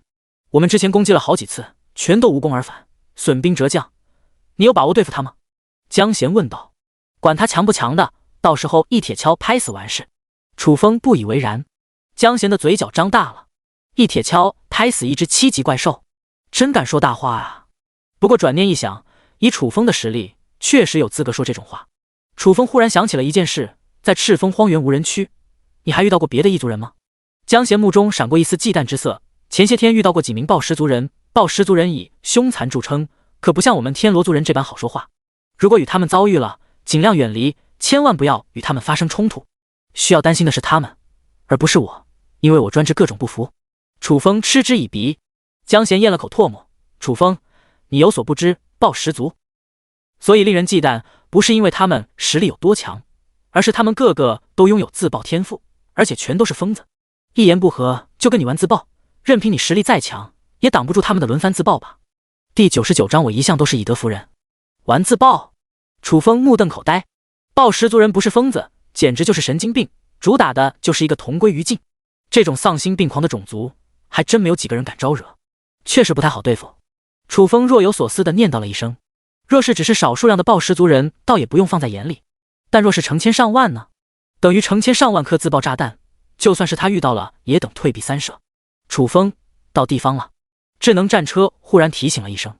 楚风抬头一扫，只见前方的一片小树林边缘矗立着一片木屋，木屋周边竖立着一道低矮的土墙。这里就是天罗族领地了。这个领地怎么说呢？有点寒酸，连一道像样的围墙都没有，也就比土著部落稍微强一点。这么快？江贤嘴角一张，没说几句话就到地方了。智能战车的速度比想象的快太多了。就在这时，天罗族领地内响起了一声号角，旋即大批手持兵器的天罗族人汹涌而出，虎视眈眈地盯着智能战车。为首的一名身材魁梧的天罗族男子攥着一柄巨斧，遥遥指着智能车，呵斥道：“天罗族重地，闯入者格杀勿论，不想死赶紧滚蛋！”楚风，这家伙有点狂，真想撞死他。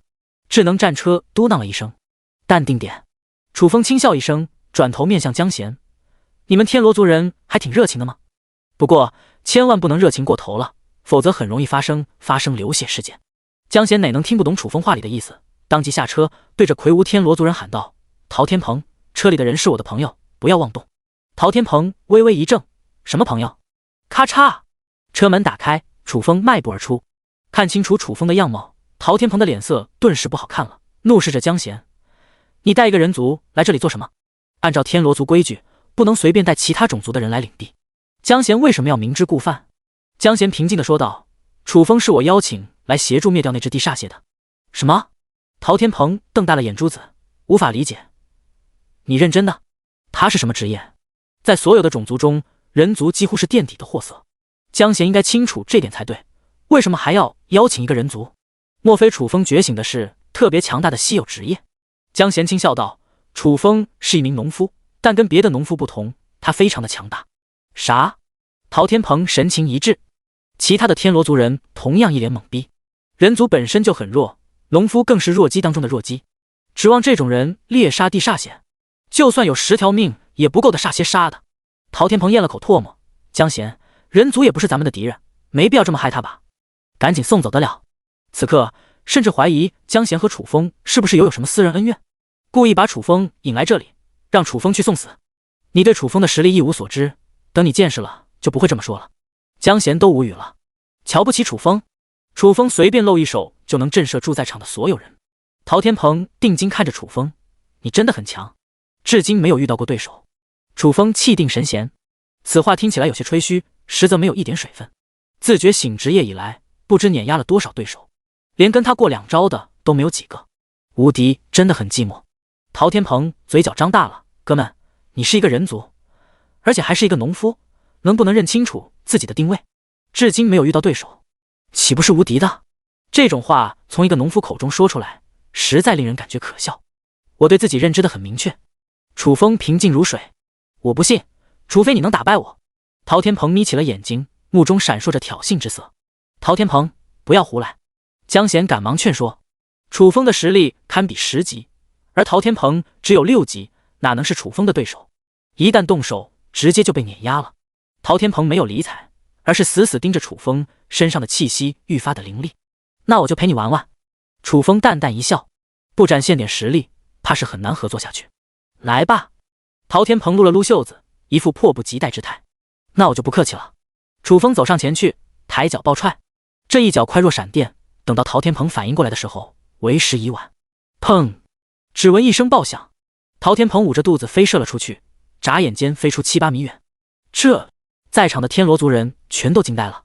要知道陶天鹏可是一个6级职业者，就这么简单的被一脚踹飞了，那感觉就跟爸爸打儿子一样，完全就是降维打击。还有谁要跟我较量一下？楚风凝目一扫，冷声道。一众天罗族人瑟瑟发抖，大气不敢喘一下。跟楚风较量，那不是以卵击石吗？纯粹找虐。他们又不是傻子，主人太牛逼了。机械战兵看得热血沸腾，以一己之力震慑一众天罗族人噤若寒蝉，也只有楚风这种级别的强者才能做得到。楚风，他们已经见识到你的厉害了，别动手了。江贤唏嘘了一声。别怕，我一向都是以德服人，轻易不动手。楚风一脸人畜无害。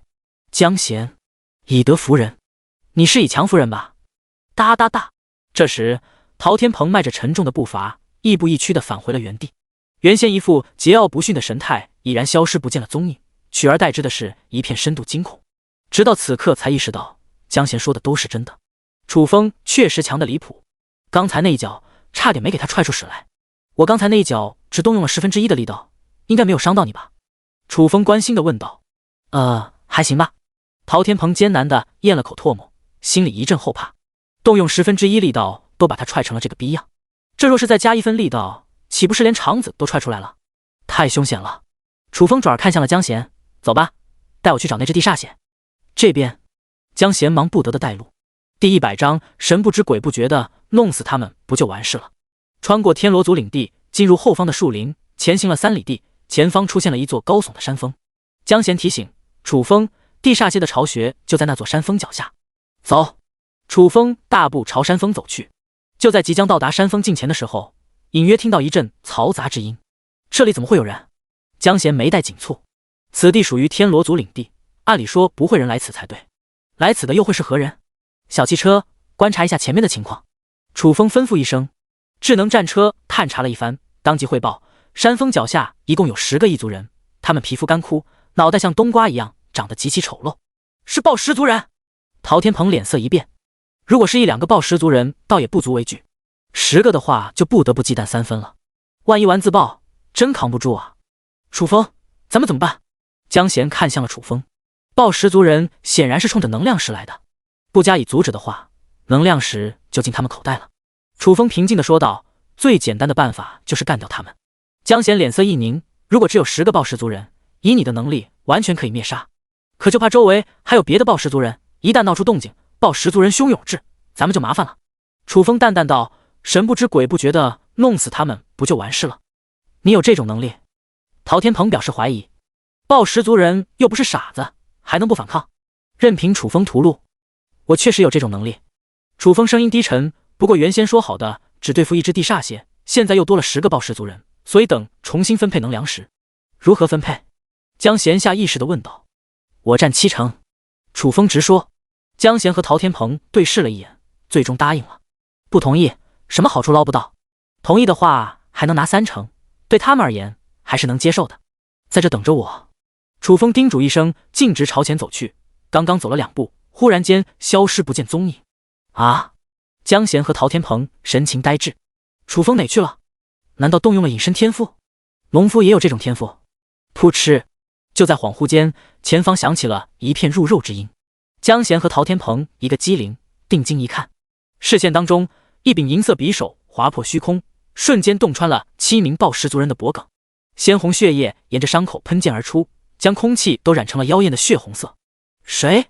剩余的3名暴食族人惊恐莫名，他们的族人是怎么死的？敌人在哪里？这也太诡异了！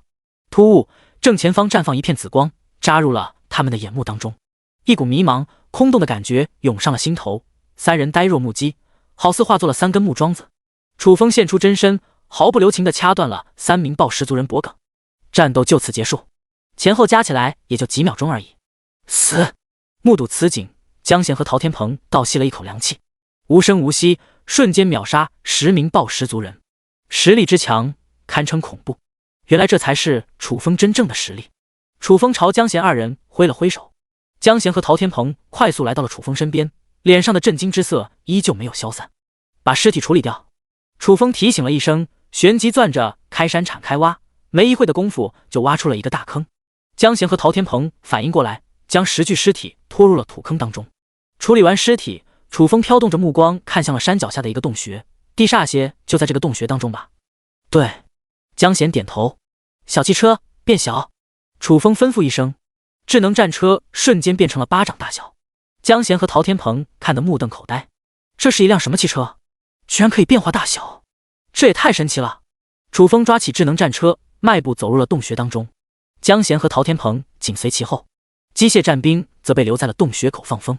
洞穴内是一条斜向下的地道，也不知通往何处，里面乌漆嘛黑。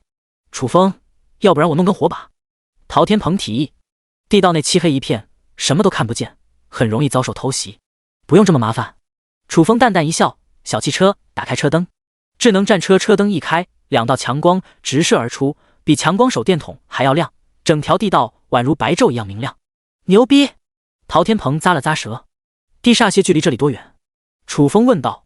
江贤想了一下回道，沿着这条地道一直向前走，大约走1里的就到达地煞蝎的巢穴了。楚风不再多说，快速朝前行进。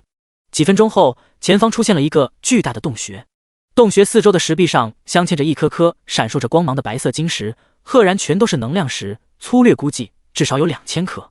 此外，洞穴中心位置匍匐着一只黑色大蝎子。听到动静，大蝎子猛然起身，庞大的身躯呈现在了面前，体长超过5米，色泽幽暗，2把大钳子挥舞在半空中，浑身散发着一股名为实质的煞气。楚风，他就是地煞蝎。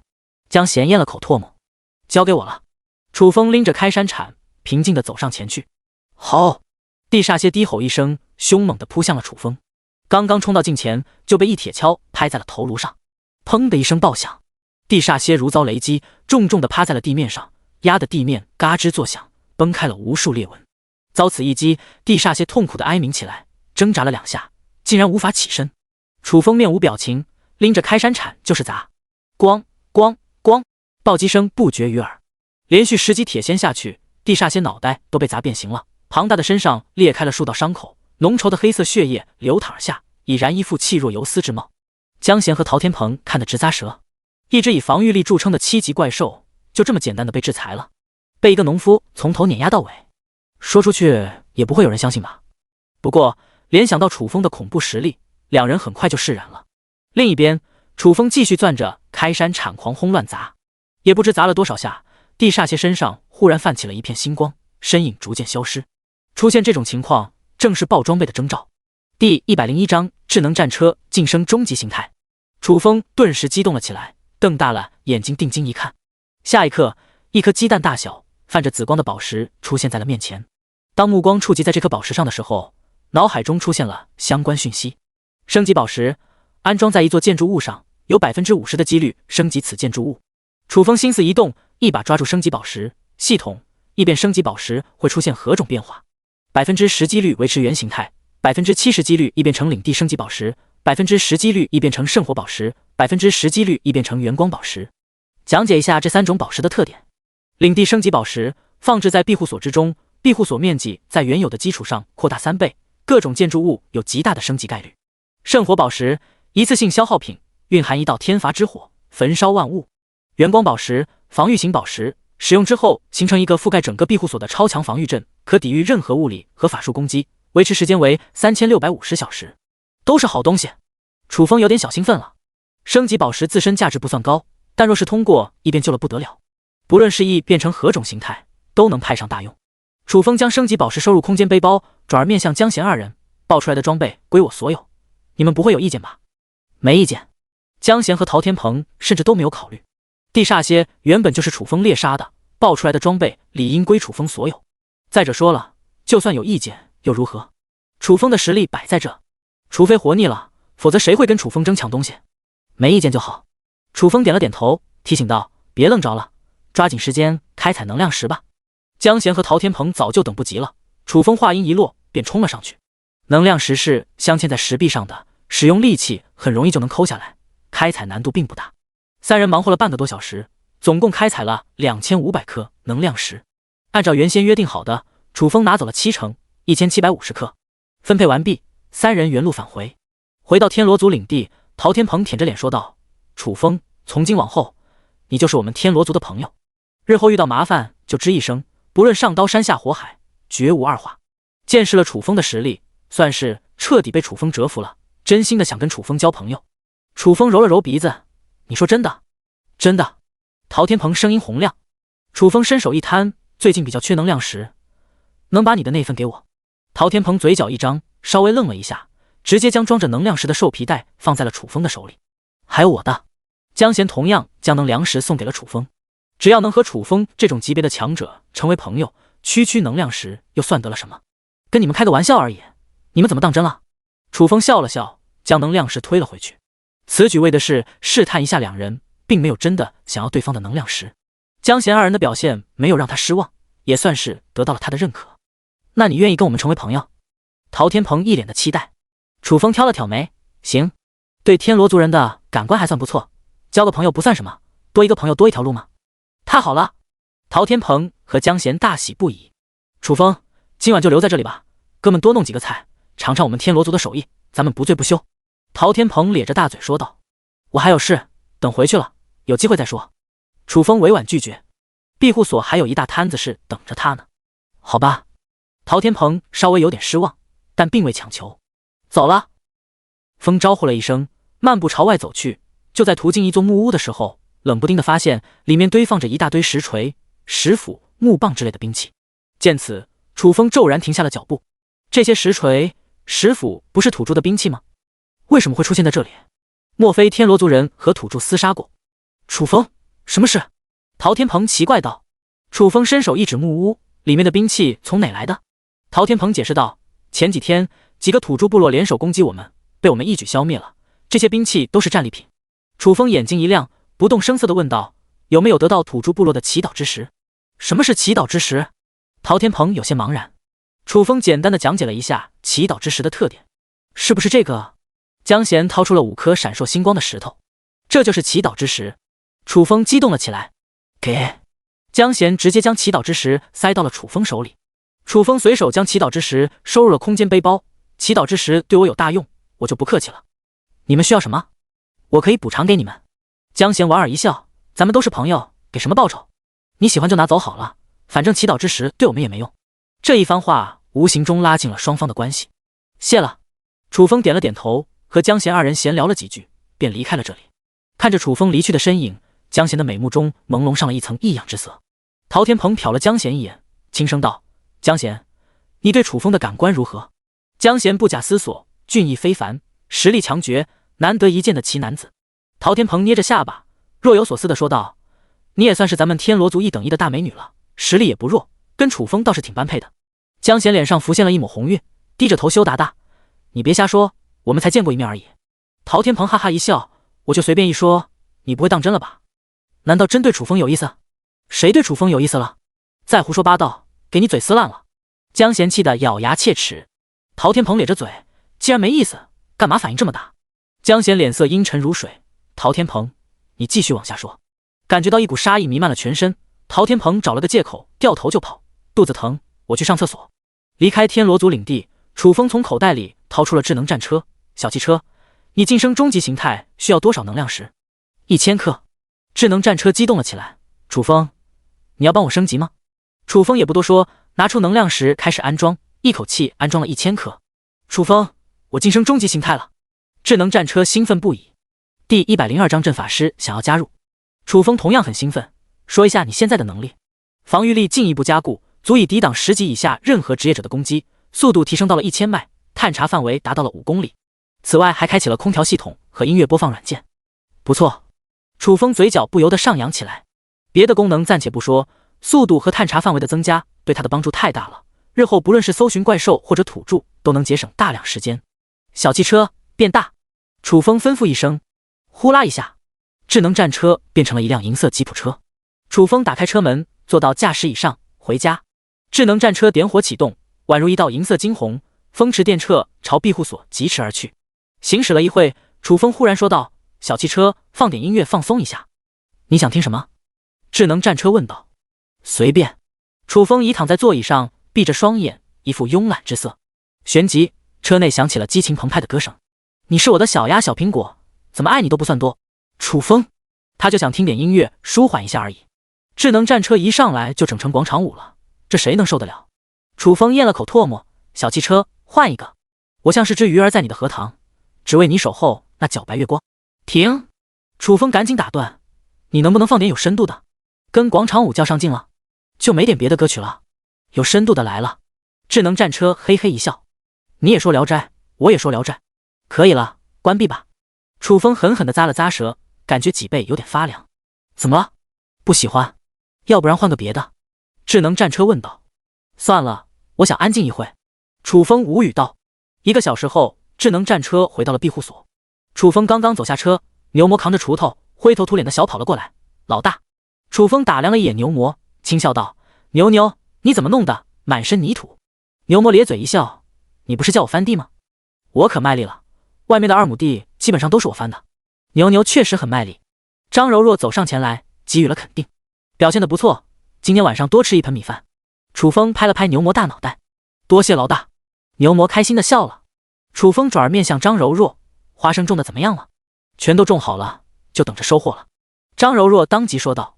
楚风点了点头：“明天让曹广在庇护所里弄几个大棚，你带人种点蔬菜水果。寒冬降临，温度骤降到零下50度，正常情况下，什么植物都无法生长。但若是在大棚里弄几个大火炉，保持好温度，还是没什么问题的。冰天雪地，能吃上新鲜的蔬菜和瓜果，想想就是一件美滋滋的事情。”张柔若微微一怔，庇护所里还有地方。庇护所的面积原本就不大，最近几天曹广建造了不少建筑物，再加上砍伐回来的木材，庇护所里已经没有空余的地方建造大棚了。明天你就知道了。楚风笑了笑，并没有过多的解释。张柔若忽然想起了一件事，对了，咱们收割下来的蔬菜和粮食等找个地方储存起来才行，要不然挖一个地窖，零下50度的气温，露天储存的话都就冻坏了。楚风捏着下巴，地窖怕是不行，还是建造一个仓库吧，听你安排。张柔若点了点头。吃过晚饭，楚风正想回堡垒休息，郑鹏神神秘秘地走了过来：“风哥，跟你商量个事。”“什么？”楚风定睛看着郑鹏。郑鹏挠了挠头：“我有个朋友也想来咱们的庇护所。”楚风意味深长地说道：“你应该知道我的招人标准吧？他的招人标准是必须要有一技之长，没有特长来了也是浪费粮食。”郑鹏嘿嘿一笑：“我的那个朋友也算是一个人才，上次还跟你提起过。”楚风来了兴趣：“他是谁？是什么职业？”郑鹏当即说道：“他叫吴华清，是一个阵法师。”楚风眉头一皱：“你就是通过他制作的传送阵传送到赤峰荒原无人区的吧？”阵法师对于一座庇护所确实能起到至关重要的作用，只不过吴华清好像是并不怎么靠谱。上次研制的传送阵就出了问题，直接把郑鹏弄到了赤峰荒原无人区，差点害死了他。郑鹏尴尬一笑：“就是他。”楚风揉了揉鼻子：“这家伙应该是个半吊子吧？来了，咱们庇护所能有作用？”郑鹏信誓旦旦说道：“峰哥，你可不能小看了吴华清，这家伙绝对算得上牛逼人物。虽然制作的传送阵不怎么靠谱，那只是因为传送阵的难度太高了。如果布置简单的防御阵的话，还是稳拿把攥的。”楚风眼神微微一闪：“吴华清在城市里待得好好的，干嘛非要不远千里来这种荒无人烟的地方？郑鹏解释道，吴华清是个直性子，不懂得趋炎附势，在研究所是讲究人情世故的，这家伙什么都不懂，备受打压，过得真叫一个憋屈。反观咱们庇护所，没有那么多条条框框，只要发挥自己的特长就可以了，正好适合他这种人。行，我同意他加入了。楚风做出了决定，原本就想在庇护所布置一个防御阵，吴华清既然是一个阵法师，正好能派上作用。风哥，太谢谢你了。郑鹏大喜不已。楚风问道，吴华清什么时候能来？郑鹏，他正在快马加鞭制造传送阵，用不了几天就能完成了。不过传送地点没有那么精确，到时候需要接一下。小问题。楚风淡淡道，我这就联系他。郑鹏开心地离开了，楚风则返回了堡垒内，躺在大床上打开了好友群。秦生，兄弟们，最近情况不太妙啊，大家都小心点，尽量不要外出。张强，怎么了？我也没什么感觉啊。秦生，最近陆陆续续的出现了一些异族人，他们极其凶残，一旦与其遭遇，那就危险了。张强，我又不出城，担心什么？韩东，最近出现了一个叫魅魔的种族，他们拥有变化天赋，轻而易举的就能变成人类形态，看不出任何蛛丝马迹。魅魔喜好吞噬人类精血，已经有不少人类惨遭毒手了，就算在城市里也不安全。第103章，大家淡定，我正在升级庇护所。张强，我的妈呀，真的这么凶险吗？林妙妙，秦生没有危言耸听，最近确实出现了不少魅魔，我所在的城市3天内被杀死了10几人，全都被吸成了肉干。张强，我就是一个扫大街的，毫无战斗力，面对这种情况又该如何应对？秦生，一旦被魅魔给盯上了，千万不要怂，一定要勇敢的面对。张强，勇敢的面对，魅魔就不吃我了。秦生，大概率还是会吃掉你。张强，那你说了跟没说有什么两样？秦生，至少可以让自己死得有尊严一点。张强，蒋大为，区区魅魔而已，瞧瞧你们一个个吓成什么样了，真让我瞧不起。李振华，你不害怕？蒋大为，我一个掏大粪的，浑身上下臭烘烘的，魅魔即便要下手，不等挑一个干净的，还能挑我？众人，还别说，蒋大为说的还挺有道理的。韩东，早知道我也去掏大粪了。蒋大为，你以为谁都可以掏大粪？这玩意羡慕是羡慕不来的。林妙妙，忘了告诉你了，魅魔不挑食，之前就吸食过一个掏粪工，那个掏粪工死得可惨了，被吸的只剩下了一副皮囊，好像连骨髓都被吸光了。蒋大为，别说了，我有点瘆得慌，不光吸精血，还吸骨髓，这也太凶残了。沈浪，魅魔没有想象的那么可怕，他们只在晚上行动，只要晚上不出门还是比较安全的。蒋大为，真的吗？那我晚上再也不出去了。张强，我也是。张倩，楚风，你最近怎么样？楚风，还行，最近正在囤积粮食，扩建庇护所，改名布置上一个防御阵，庇护所可以说无懈可击了，不论是遭遇怪兽亦或者异族人都能应对。张倩，张强，楚风，你咋又吹嘘上了？李振华，赤峰荒原无人区的农夫死掉了80%，楚风能活到现在已然就是一个奇迹了，吹嘘2句怎么了？张强，活下来就能吹了吗？我不也活得好好的，我吹了吗？李振华，环境不一样，若是在赤峰荒芜无人区，就你这样的能活1天就算你牛逼。张强，狗眼看人低，我再不济活2天还是有可能的。李振华，真替你骄傲。朱俊，赤峰荒原无人区更不太平，出现了好几波异族人，其中一个狂牛族特别的厉害。楚风，你一定注意一点。楚风，狂牛族有多厉害？朱俊，狂牛族人多数拥有狂暴天赋，战斗起来勇猛无比，个个都是不怕死的主。前些天我们炮灰营与狂牛族的一支小队起了冲突，吃了大亏，就连我都受了点伤。楚风，这样说的话，狂牛族还真挺强的。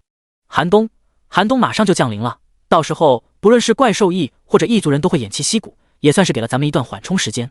张强，楚风，遇到狂牛族的话，你该怎么办？楚风，以德服人。张强，啥意思？楚风，具体看狂牛族的表现，如果老老实实的，什么都好说，敢在我面前嚣张，那就给他们上点手段，打倒服为止。张强，众人，这番话霸气十足，可是从一个农夫嘴里说出来，就有点不伦不类了。冯新平，真男人不服就是干。楚风，好样的，我永远支持你。蒋大为，我也算是服了，2个神经病又开始互动起来了。关闭好友群，楚风进入了挑战场做任务。任务结束，开开始和林焕瑶做功课。这一折腾又是4、5个小时。翌日早上，楚风将众人召集在一起，下达今天的任务。潘若云带人砍伐木柴，郑鹏和曹广合作制作大棚，张柔若等人继续种地。峰哥，大棚做好了，安置在哪？郑鹏左瞧瞧右看看，庇护所好像也没空地了，难道要安置在庇护所外面？先吃饭再说。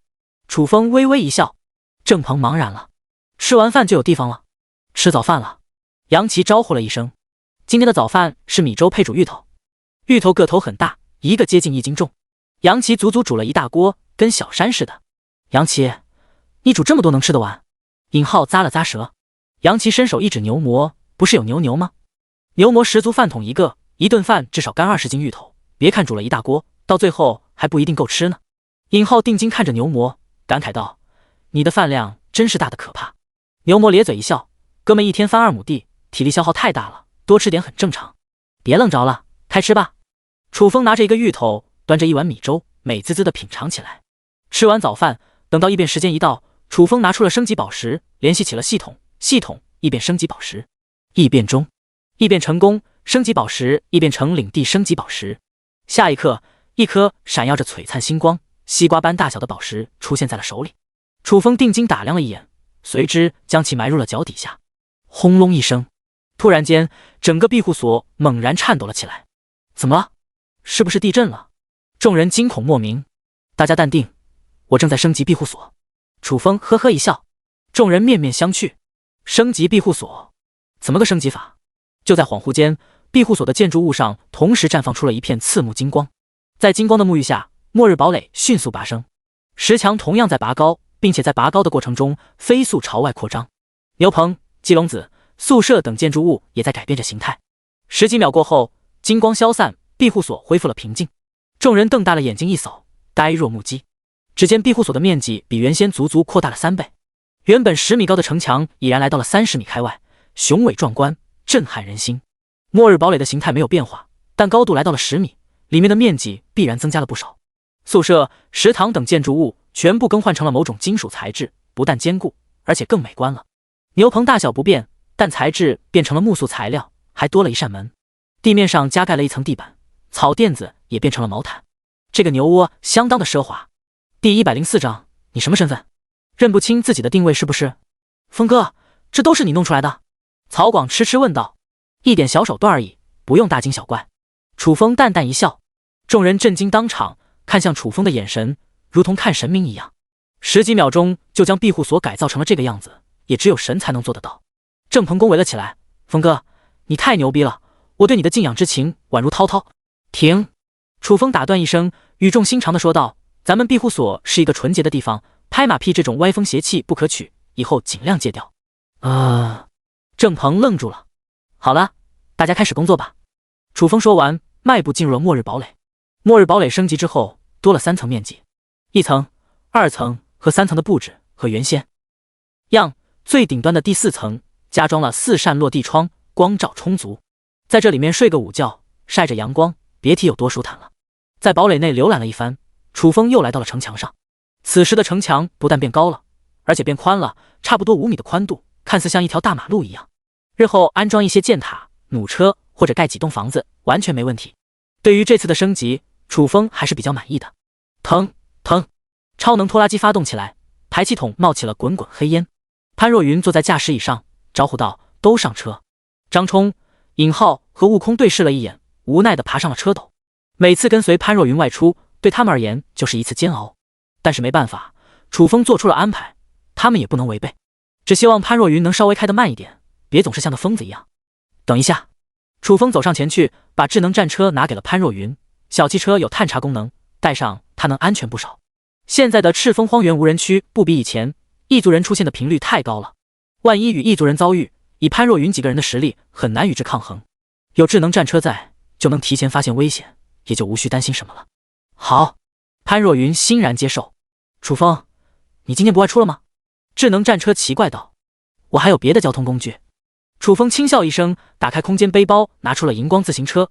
小汽车，听潘若云的命令，别给我闹出幺蛾子来。知道。智能战车回应一声。楚风不再多说，骑上自行车扬长而去。等到楚风离开，张冲等人纷纷爬下了车斗。小汽车，你能拉着我们吗？坐在智能战车里可比坐在车斗里舒服多了。智能战车冷淡道：知道我什么身份？你们想坐就坐，配吗？张冲、尹浩、悟空，一辆汽车都这么拽了，瞧不起谁呢？跟你们开玩笑的，上来吧。智能战车呵呵一笑，旋即变成了吉普车形态。张冲三人二话不说，打开车门坐了上去。悟空和张冲坐在了后座上，尹浩想坐驾驶室，却被智能战车给制止了。驾驶位是楚风的专属位置，他有洁癖，你最好不要坐了。行。尹浩也没多想，快速来到了副驾驶门前，还没来得及开门，又被智能战车给阻止了。副驾驶是大嫂的专属位置，你什么身份？认不清自己的定位是不是？尹浩嘴角一张，无奈地坐到了后排上，跟悟空和张冲挤在了一起。庇护所内，牛魔正攥着锄头刨地，冷不丁地发现杨奇正围着牛棚转悠，便好奇地走上前去问道：杨奇，你不准备食材做饭，盯着我的牛棚看什么？杨奇捏了捏下巴，你的牛棚，你的房子真不错，比我的宽敞多了，还有地板和地毯，这是一头牛该住的地方吗？你什么意思啊？牛魔隐隐觉得杨奇话里有话。杨奇搂着牛魔，勾肩搭背，牛，我平时对你不错吧？牛魔点了点头。有一说一，杨奇平时对他确实不错，每次做饭都会给他多做一份，生怕他吃不饱。我求你个事，你应该能答应吧？杨奇定睛看着牛魔，你先说什么事？牛魔没有上当，虽然智商低，但也不是傻子，总感觉杨奇在给他下套。杨奇嘿嘿一笑，我想跟你换换房间。不行。牛魔断然拒绝，我一直住在这里，已经有感情了，说什么也不换。杨奇脸色一沉，平时对你这么好，这点小事都不帮我，别的事可以，换房间没得商量。牛魔态度坚决。杨奇轻哼，这可是你逼我的。牛魔的脾气上来了，上下打量了杨奇一眼，你还想跟我干一架不成？就你这小身板，扛得住牛哥一拳？杨奇嗤笑，打架是莽夫的行为，我不跟你打架。牛魔微微一怔，那你想干嘛？杨奇眯起了双目，从明天起，我天天做牛肉。牛魔，天天做牛肉，不打算让他吃饭了？这也太卑鄙了。牛魔气得嘴角一哆嗦，你不能这么做，我是庇护所的大厨，我想做什么就做什么。杨奇挑了挑眉，一副吃定牛魔的神态，我不会给你机会的。牛魔哼了一声，一溜烟跑到了林焕瑶身边，大嫂，杨奇欺负我，他要抢我的房子。杨奇嘴角张大了，万万没想到牛魔居然玩这么一手。林焕瑶愣了一下，轻笑道：杨奇开玩笑的吧？印象当中，杨奇不是那种仗势欺人的主，无缘无故的怎么会抢牛魔的牛棚？再者说了，杨奇即便要抢，也应该打不过牛魔吧？牛魔义愤填膺，他威胁我，不跟他换就天天做牛肉，这不是欺负牛吗？林焕瑶，杨奇真的是这种人？嫂子，别听牛瞎说，我跟他闹着玩呢。杨奇赶紧走上前来解释，这若是继续让牛魔说下去，他的人设岂不是坍塌了？我就说是开玩笑的。林焕瑶嫣然一笑，大嫂，你别相信他，这家伙很卑鄙的。牛魔嚷嚷了起来，走，咱们单独谈谈。杨奇拉着牛魔往外走。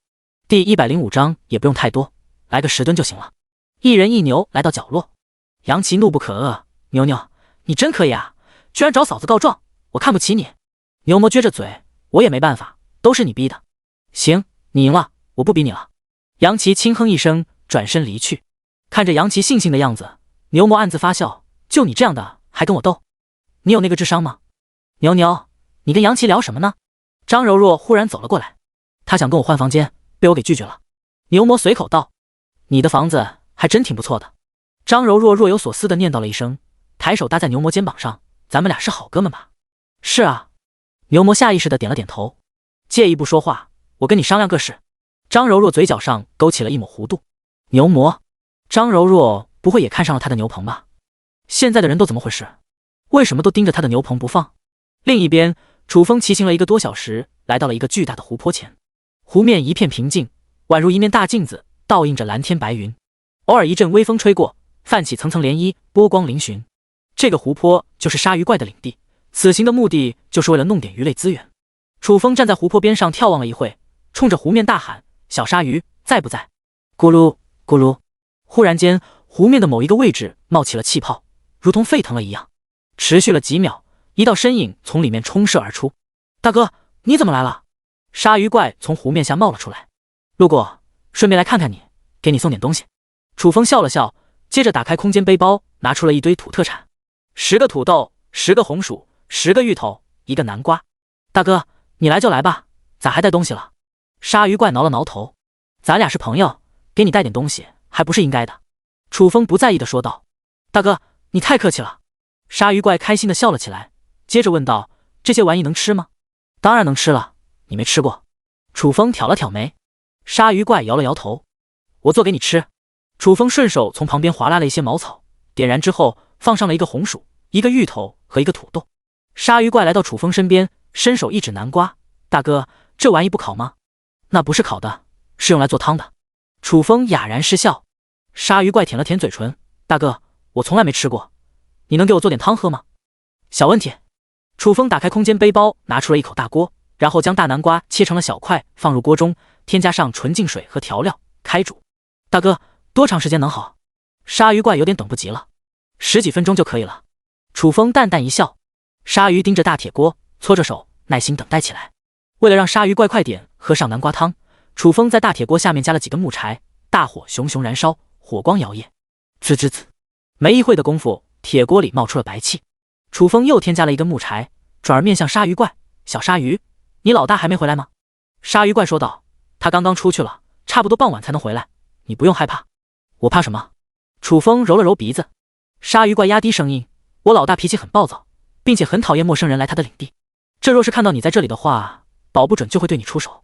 别忘了，他可是一个强大的空间法师。楚风眼神微微一凝：你老大什么等级？8级。鲨鱼怪不假思索。楚风嘴角一张，他怎么晋升的这么快？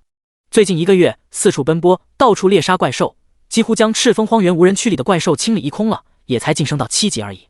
对方居然比他还高了1个等级，哪里有这么多怪兽杀？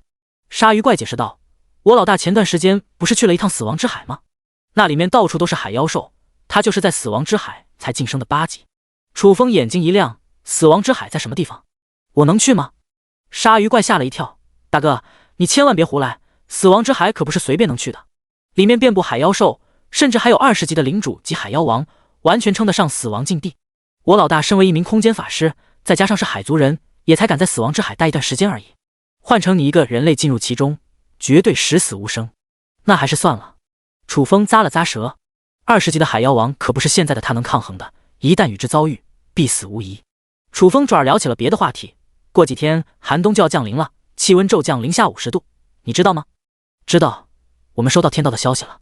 鲨鱼怪点了点头。你们怎么应对？楚风问道。鲨鱼怪直言：我老大在湖底建造了一座地堡，抵御寒冬完全没问题。哦。楚风点了点头，飘动着目光落在了湖面上。那湖里的鱼虾岂不是都要冻死了？到时候整个湖泊都变成大冰坨了，肯定冻死了。鲨鱼怪不以为然。楚风虚眯起来双目，都冻死的话就太浪费了，如果能抓点就好了。大哥，你要多少？我现在给你抓。鲨鱼怪立刻明白了楚风的意思。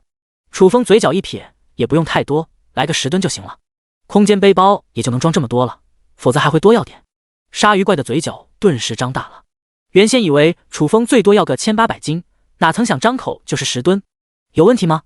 楚风轻笑一声：问题不大，就是一时半会抓不了这么多。没关系，能抓多少算多少。大哥，你想要什么？最好是黑鱼，这玩意好吃。螃蟹和河虾呢？也行。扑通一声，鲨鱼怪一个猛子扎入了湖里，几分钟后又重新钻了出来，扔上来了几条大黑鱼、10几只螃蟹和20多只河虾。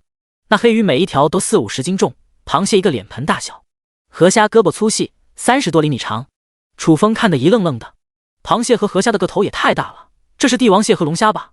第106章赤峰荒原无人区第一农夫讨教1-2。大哥，还满意吗？鲨鱼怪问道。相当的满意。楚风点了点头。那我继续。鲨鱼怪再次潜入了湖泊当中，没一会的功夫又抓上来了一堆鱼虾。楚风笑得合不拢嘴，快速的往空间背包里装。短短的10几分钟，鲨鱼怪足足抓了好几千斤。小鲨鱼，南瓜汤好了。楚风招呼了一声，小鲨鱼嗖的一下窜了上来。楚风拿出了一根汤勺，递给了鲨鱼怪：吃吧。鲨鱼怪舀了一勺子品尝起来，一脸享受：太好喝，那就多喝点。楚风轻笑：大哥，那我不客气了。鲨鱼怪端起铁锅大口喝了起来。楚风看得目瞪口呆。讲道理，这一锅南瓜汤也就随便糊弄的，跟杨琪做的没法比，最多也就能喝而已。怎么到了鲨鱼怪嘴里就成了人间美味了？难道说他最近的厨艺进步了？咕咚咕咚，鲨鱼怪一口气喝完，打了一个饱嗝。真有这么好喝？楚风试探一声，我从来没喝过这么鲜美的南瓜汤，太好喝了。鲨鱼怪舔了舔嘴唇，一副意犹未尽的样子。看样子我的厨艺的确是进步了。楚风暗暗念叨一声，随手递上一个烤地瓜，尝尝这个。鲨鱼怪大口咀嚼起来，没过几口，一个10斤重的烤地瓜就下肚了。慢点吃，多的是。楚风咂了咂舌，实在太好吃了，没忍住。鲨鱼怪咧嘴一笑，那你继续。楚风轻笑。鲨鱼怪开吃起来，仅仅用了3分钟，将剩余的烤地瓜、烤芋头和烤土豆一扫而空。就饭量而言，丝毫不在牛魔之下。吃饱喝足，鲨鱼怪正准备入湖抓鱼的时候，不远处的湖面上忽然泛起了一阵空间波动。下一刻，银光绽放，一个身材高挑的年轻女子出现在了视线当中。她身着一袭简约的白色长裙，仿佛象征着冰雪的高洁和纯净。她的皮肤如雪，细腻而光滑，好似冰山上的玉石，泛着一层淡淡光晕。她的面容冷艳而高贵，眉眼如画，双眸深邃。她静静站在湖面上，脸上没有一丝情感，宛如一个冰山美人，给人一种生人勿近之感。老大，你怎么回来了？鲨鱼怪嘴角一哆嗦，好似非常惧怕眼前的这名年轻女子。楚风眉头一皱，小鲨鱼，你老大不是一条美人鱼吗？为什么没有鱼尾巴？鲨鱼怪小声解释，我老大进化了，可以幻化成人形态。哦，楚风微微点头。美人鱼冷雅轩好似没有听到一样，死死盯着楚风，声音冰冷，你是何人？楚风淡定道，我是小鲨鱼的朋友，路过这里来找他叙叙旧。冷雅轩目光一转，落在了鲨鱼怪身上。老大，他叫楚风，的确是我的朋友，刚才还给我做好吃的呢。鲨鱼怪赶忙说道，我是怎么跟你说的？不准和海族人以外的任何人交往，你当我的话是耳旁风？冷雅轩呵斥一声。鲨鱼怪脖子一缩，老大，我知道错了，掌嘴一摆，以儆效尤。冷雅轩冷冷道。鲨鱼怪咬了咬牙，抬手扇起了耳朵，打的那叫一个清脆。啪啪，不过几下，整张脸便肿了起来。停！楚风喊了一嗓子。鲨鱼怪已经被他视为了朋友，而且这件事也因他而起，断然不会眼睁睁地看着鲨鱼怪遭受折磨。你有意见？冷雅轩眼神寒光四射。当然有意见了。楚风轻哼，小鲨鱼是我的朋友，你这么欺负他就不行。冷雅轩嗤之以鼻，我教训自己的属下，还轮得到你来指手画脚？你以为你谁呢？不想死立刻滚蛋，别逼我出手。你吓唬谁呢？楚风的脸色冷酷了起来。鲨鱼怪赶忙劝说，大哥，你快走吧。楚风能在这个时候为他出头，确实很让他感动。但冷雅轩太强大了，一旦动起手来，楚风就危险了。没事，楚风淡定道，我一向都是以德服人，他若是不知收敛的话，不介意给他上一课。还从来没跟空间法师交过手，从内心上讲，很想与冷雅轩较量一番。看样子你是真想找死了。冷雅轩死死盯着楚风，身上溢散出了一股凝为实质的杀气。来吧。楚风打开空间背包，拿出了开山铲，横在身前，赤峰荒原无人区第一农夫讨教1、2。死！冷雅轩随手一挥，一片闪烁着银光的空间利刃呼，笑着击射向了楚风。大哥小心！鲨鱼怪的心提到了嗓子眼。楚风临危不惧，飞速挥动开山铲，都挥出幻影来了，宛如一面大扇子挡在身前，防守密不透风。砰！密集的撞击声不停响彻，击射而来的空间利刃尽数被挡隔。大哥牛啊！鲨鱼怪暗暗感慨一声，凭借一把铁锹就能挡住冷雅轩的空间利刃攻击，第一农夫的名号真不是吹得。雕虫小技！冷雅轩轻哼一声，再次挥手，刹那间虚空中响起了密密麻麻的破空之音，数以千计的空间利刃从四面八方击射向了楚风。面对这种无差别密集的攻击，仅凭一把铁锹根本抵挡不住，楚风索性放下了铁球。什么情况？鲨鱼怪懵了。楚风放弃抵抗了。砰砰！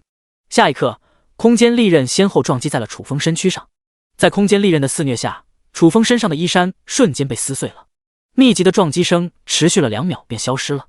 视线当中，楚风衣衫褴褛，头发凌乱，狼狈不堪。大哥！鲨鱼怪悲痛欲绝，以为楚风这一次必死无疑了。呼！楚风轻吁了一口气，轻轻拍打了一下衣衫，破碎的衣衫滑落，露出了一副健壮的体魄，只见上面残留着道道红印。很明显是遭受了空间利刃肆虐造成的。没受伤。鲨鱼怪瞪大了眼珠子，思绪都停滞了。冷雅轩同样惊得一愣愣的，遭受如此密集的空间利刃攻击，居然仅仅伤到了一点皮毛。楚风的防御力又该多么的恐怖。第107章大战空间法师。空间法师不过如此。楚风讥讽一声。冷雅轩缓过神来，眼神中布满了氤氲。井底之蛙，你以为我只有这点手段？继续，看你能奈我何？楚风勾了勾手指，见识一下空间绳索的厉害。冷雅轩念念有词。楚风突感一股无形之力碾压而来，就好似被看不见的绳索束缚了起来，勒得浑身骨骼嘎吱作响。给我破！楚风双臂猛然一撑，周身响起了一片断裂声，束缚在身上的空间绳索一击而溃。好强的力量！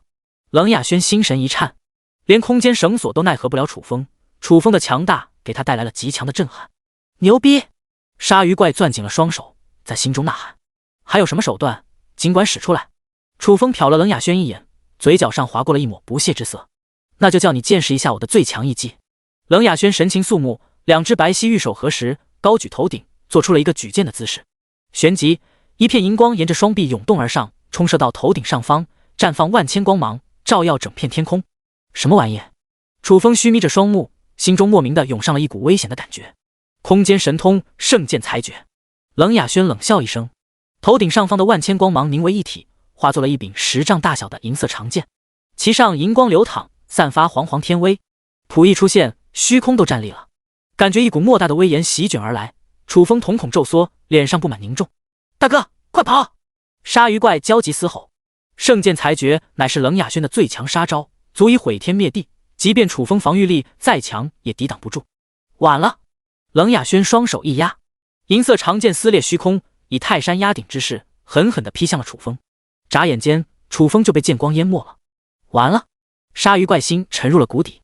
由于银色巨剑的笼罩面积太过巨大，楚风再想闪避已然来不及了，只能硬着头皮硬扛。暗黑分身感觉到了危险，自动现身护主。唰唰，凌厉剑气率先扫荡过来，飞斩在暗黑分身上。咔咔，伴随着一阵金戈交鸣之音，暗黑分身的身躯上撕开了无数细小裂口，成功的挡住了第一波攻势，为楚风保驾护航。紧接着，银色巨剑碾压而来，重重劈砍在了暗黑分身上。狂暴的剑气和恐怖的空间之力肆虐开来，暗黑分身以肉眼可见的速度破碎起来，仅仅坚持了3个呼吸就被撕裂成了一片齑粉。虽然没有扛到最后，却也消耗了银色巨剑大部分威能。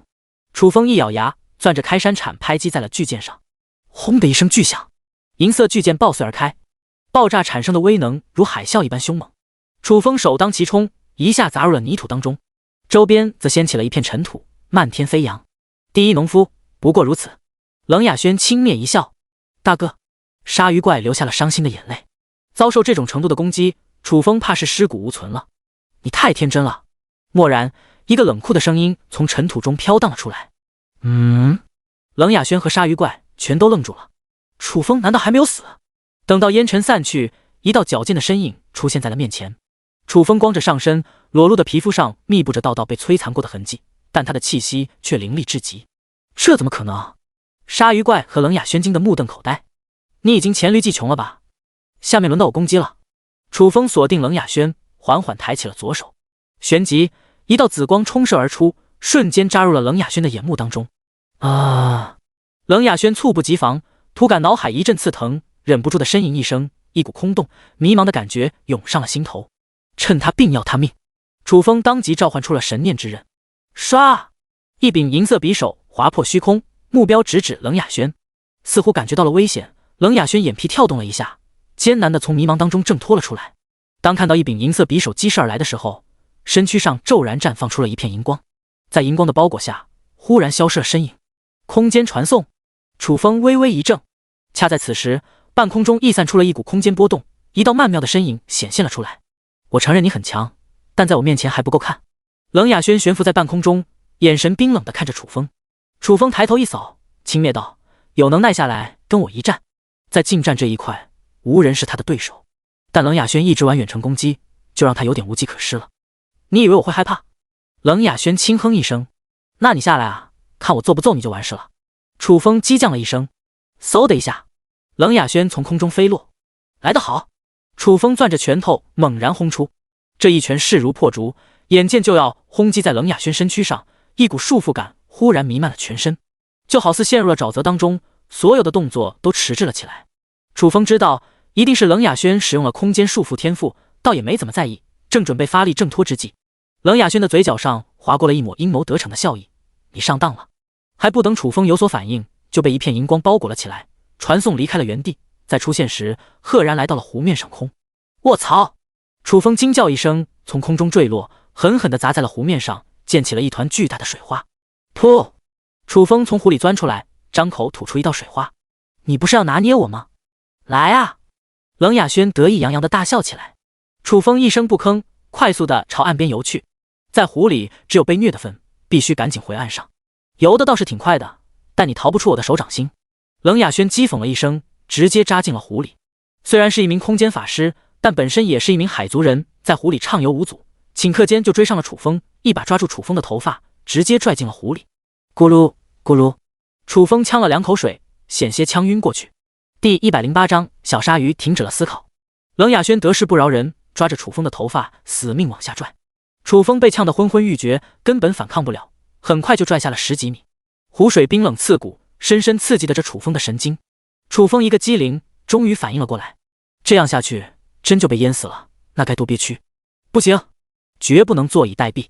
楚风反手一拍，打掉冷雅轩抓住头发上的手，恢复自由，双腿一蹬，飞速朝湖面游去。但仅仅游了2、3米，又被冷雅轩给追上了，扯着脚踝往下拽。楚风有点慌，挣扎了几下，无法摆脱，又被拽了下去。由于在水下待的时间太长了，一股窒息感涌上了心头，怕是坚持不了多久就彻底昏厥了。岸边上，鲨鱼怪纠结了一会，一个猛子扎入了湖里。当看到楚风的状况之后，快速游到了冷雅轩身边。老大，求求你了，放过楚风吧。别的种族在水里是说不出话来的，但海族人却丝毫不受影响。我只是给他点教训，不会杀他的。冷雅轩冷声回应。可是楚风都快淹死了。鲨鱼怪提醒。不是还没有淹死吗？冷雅轩说着话，继续拽着楚风往下沉。鲨鱼怪，他也只能帮到这里了，剩下的就看楚风能不能挺住了。时间1分1秒流逝，就在楚风即将陷入昏厥之际，开始了绝境反击。只见他一把将冷雅轩拽到了身边，双方脸对脸紧贴着对视了1秒，楚风直接亲在了冷雅轩的嘴上，疯狂吮吸。此时的冷雅轩在他眼里就是一个氧气瓶，对于一个快要窒息的人而言，无异于救命稻草。呜呜！冷雅轩瞪大了眼睛，大脑一片空白，稍微愣了一下，拼命拍打楚风，试图挣脱出去。但楚风不给任何机会，一手怀抱冷雅轩腰间，一手勒着冷雅轩脖颈，死死贴在一起。现在的情况绝不能松手，也不能松口，否则就憋死了。目睹此景，小鲨鱼停止了思考。都可以这样玩的吗？接下来又会发生什么？楚风不会兽性大发，把冷雅轩就地正法吧？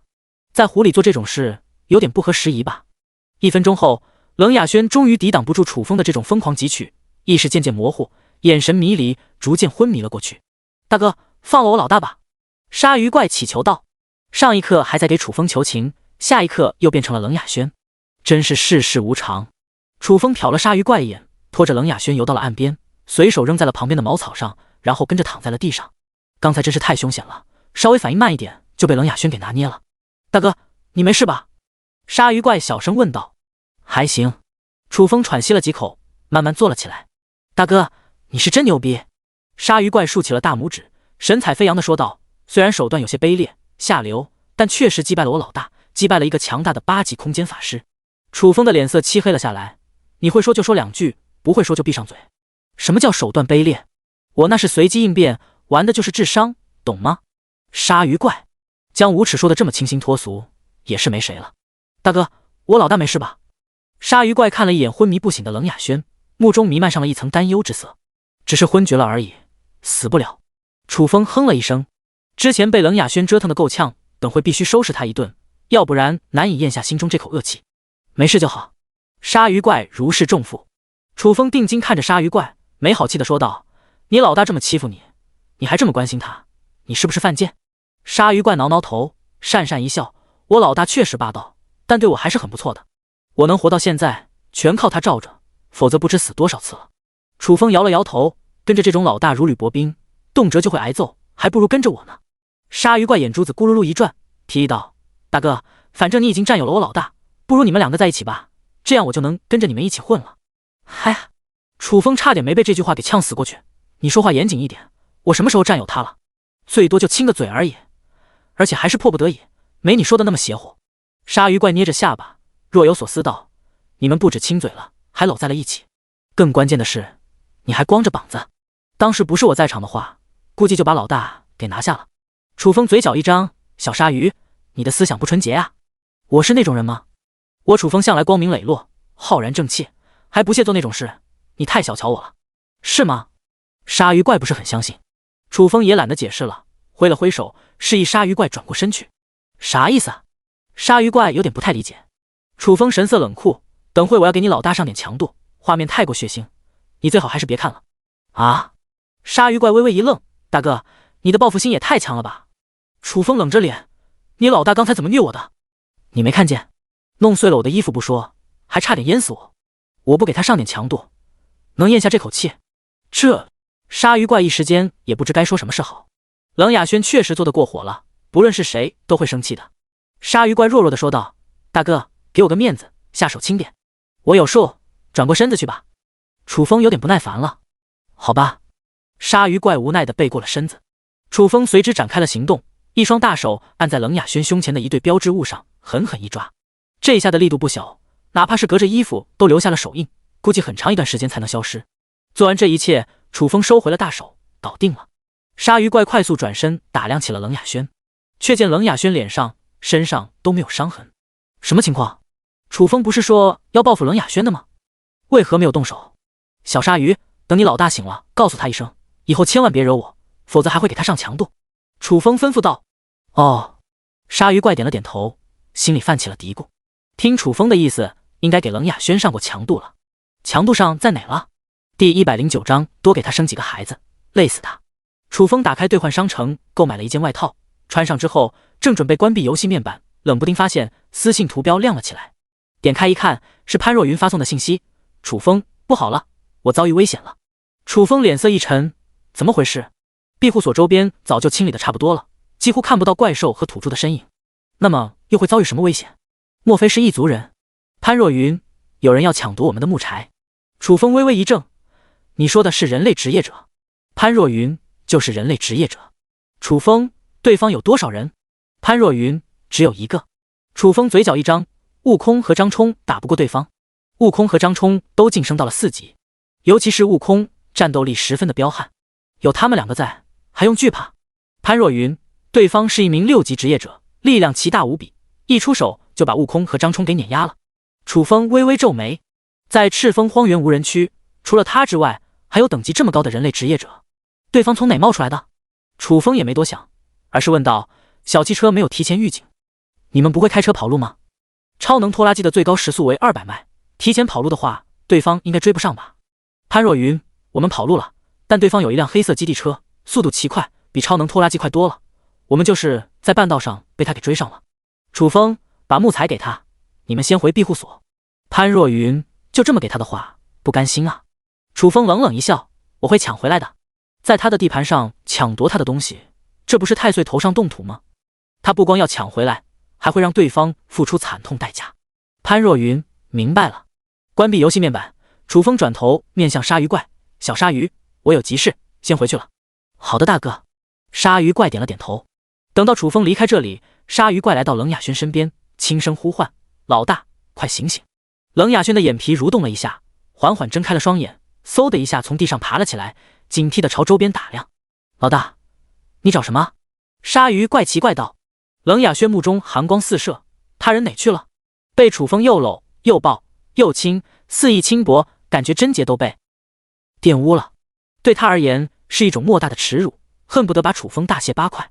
楚风有事，已经离开了。鲨鱼怪如实道：他去哪个方向了？我要杀了他！冷雅轩咬牙切齿。鲨鱼怪赶忙劝说：老大，不要意气用事。楚风有多么的厉害，你又不是没见识过。闻听，冷雅轩冷静了下来。楚风的实力强悍无比，尤其是防御力堪称无敌，在陆地上与楚风对战，绝对奈何不了楚风，而且很容易吃亏。你给我等着！冷雅轩轻咬薄唇，强压怒火，正打算询问点别的事情，突感胸前一阵刺疼。怎么回事？冷雅轩愣了一下，快速背过身子，掀开衣领一看，却见2个标志物上各留下了5道清晰的抓痕，又青又紫，都抓肿了，可想而知用了多大的力道。而能做出这种事的，必然是楚风无疑了。可恶！冷雅轩气得直跺脚。鲨鱼怪，莫名其妙的，冷雅轩怎么又生气了？不行，我一定要杀了他！冷雅轩难以遏制心中杀意。鲨鱼怪一个机灵，老大冷静。楚风临走之前警告过，叫你千万不要招惹他，否则他还会给你上强度。冷雅轩脸上顿时浮现了一抹红晕，羞愤难已。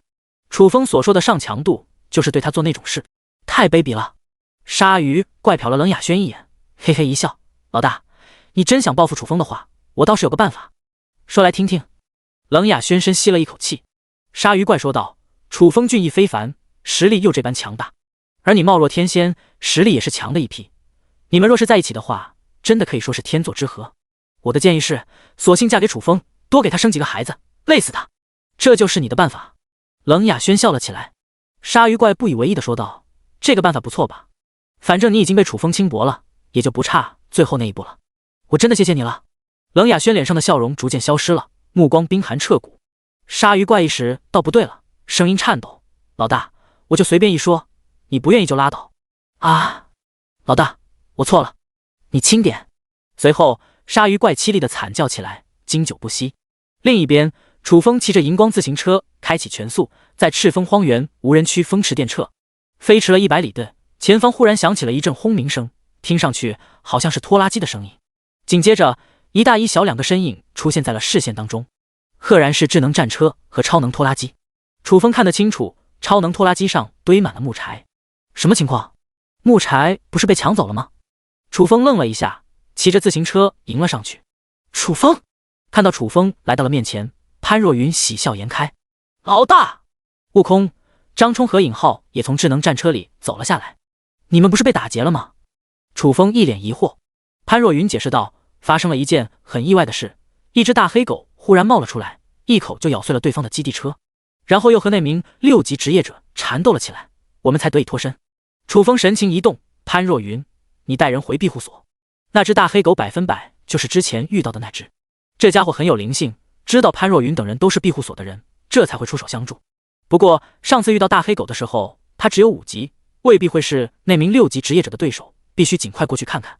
楚风说完，坐上智能战车扬长而去。楚风发现那名6级职业者了，行驶了一会，智能战车探查到了6级职业者的踪迹。大黑狗呢？楚风问道。现在最关心的是大黑狗的安危。智能战车当即说道，没发现大黑狗的踪影。D110章我还有机会吗？楚风松了一口气，大黑狗既然不在，一定是跑路了。不得不说，他真不是一般的机灵，破坏了对方的基地车，这样一来，对方即便想追也追不上，计划的滴水不漏，真是一条聪明的大黑狗。楚风，接下来怎么办？智能战车问道。楚风杀气腾腾，追上那个6级职业者，人不犯我，我不犯人，既然是对方主动招惹，断然没有放过的道理。智能战车马力全开，急速追击。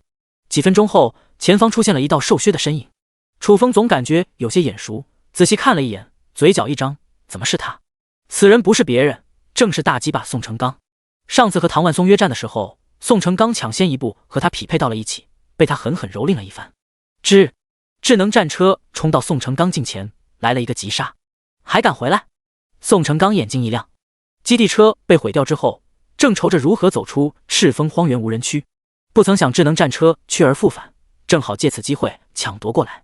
咔嚓，车门打开，楚风迈步而出。怎么是你？看清楚楚风的样貌，宋成刚当场傻眼了。这辆基地车的主人是楚风，他居然打楚风的主意，这不是纯粹找死吗？咱俩还挺有缘的，没想到在这里还能见面。你小子真是狂啊，居然还敢来赤峰荒原无人区抢我的东西，我都有点佩服你了。楚风呵呵一笑。咕咚，宋成刚艰难地咽了口唾沫，内心剧烈跳动。楚风，你听我解释。先等一会，我处理点事情。楚风嘴角一撇。什么事情？宋成刚有点没反应过来。就在这时，楚风一个箭步冲到了面前，扬手就是一拳。这一拳凶悍无比，正中宋成刚小腹。啊！宋成刚惨叫一声，捂着肚子跪倒在了地上，感觉肠子都被砸断了，疼得面孔都扭曲了起来。好了，现在可以解释了，为什么要抢夺我的木柴？楚风声音冰冷。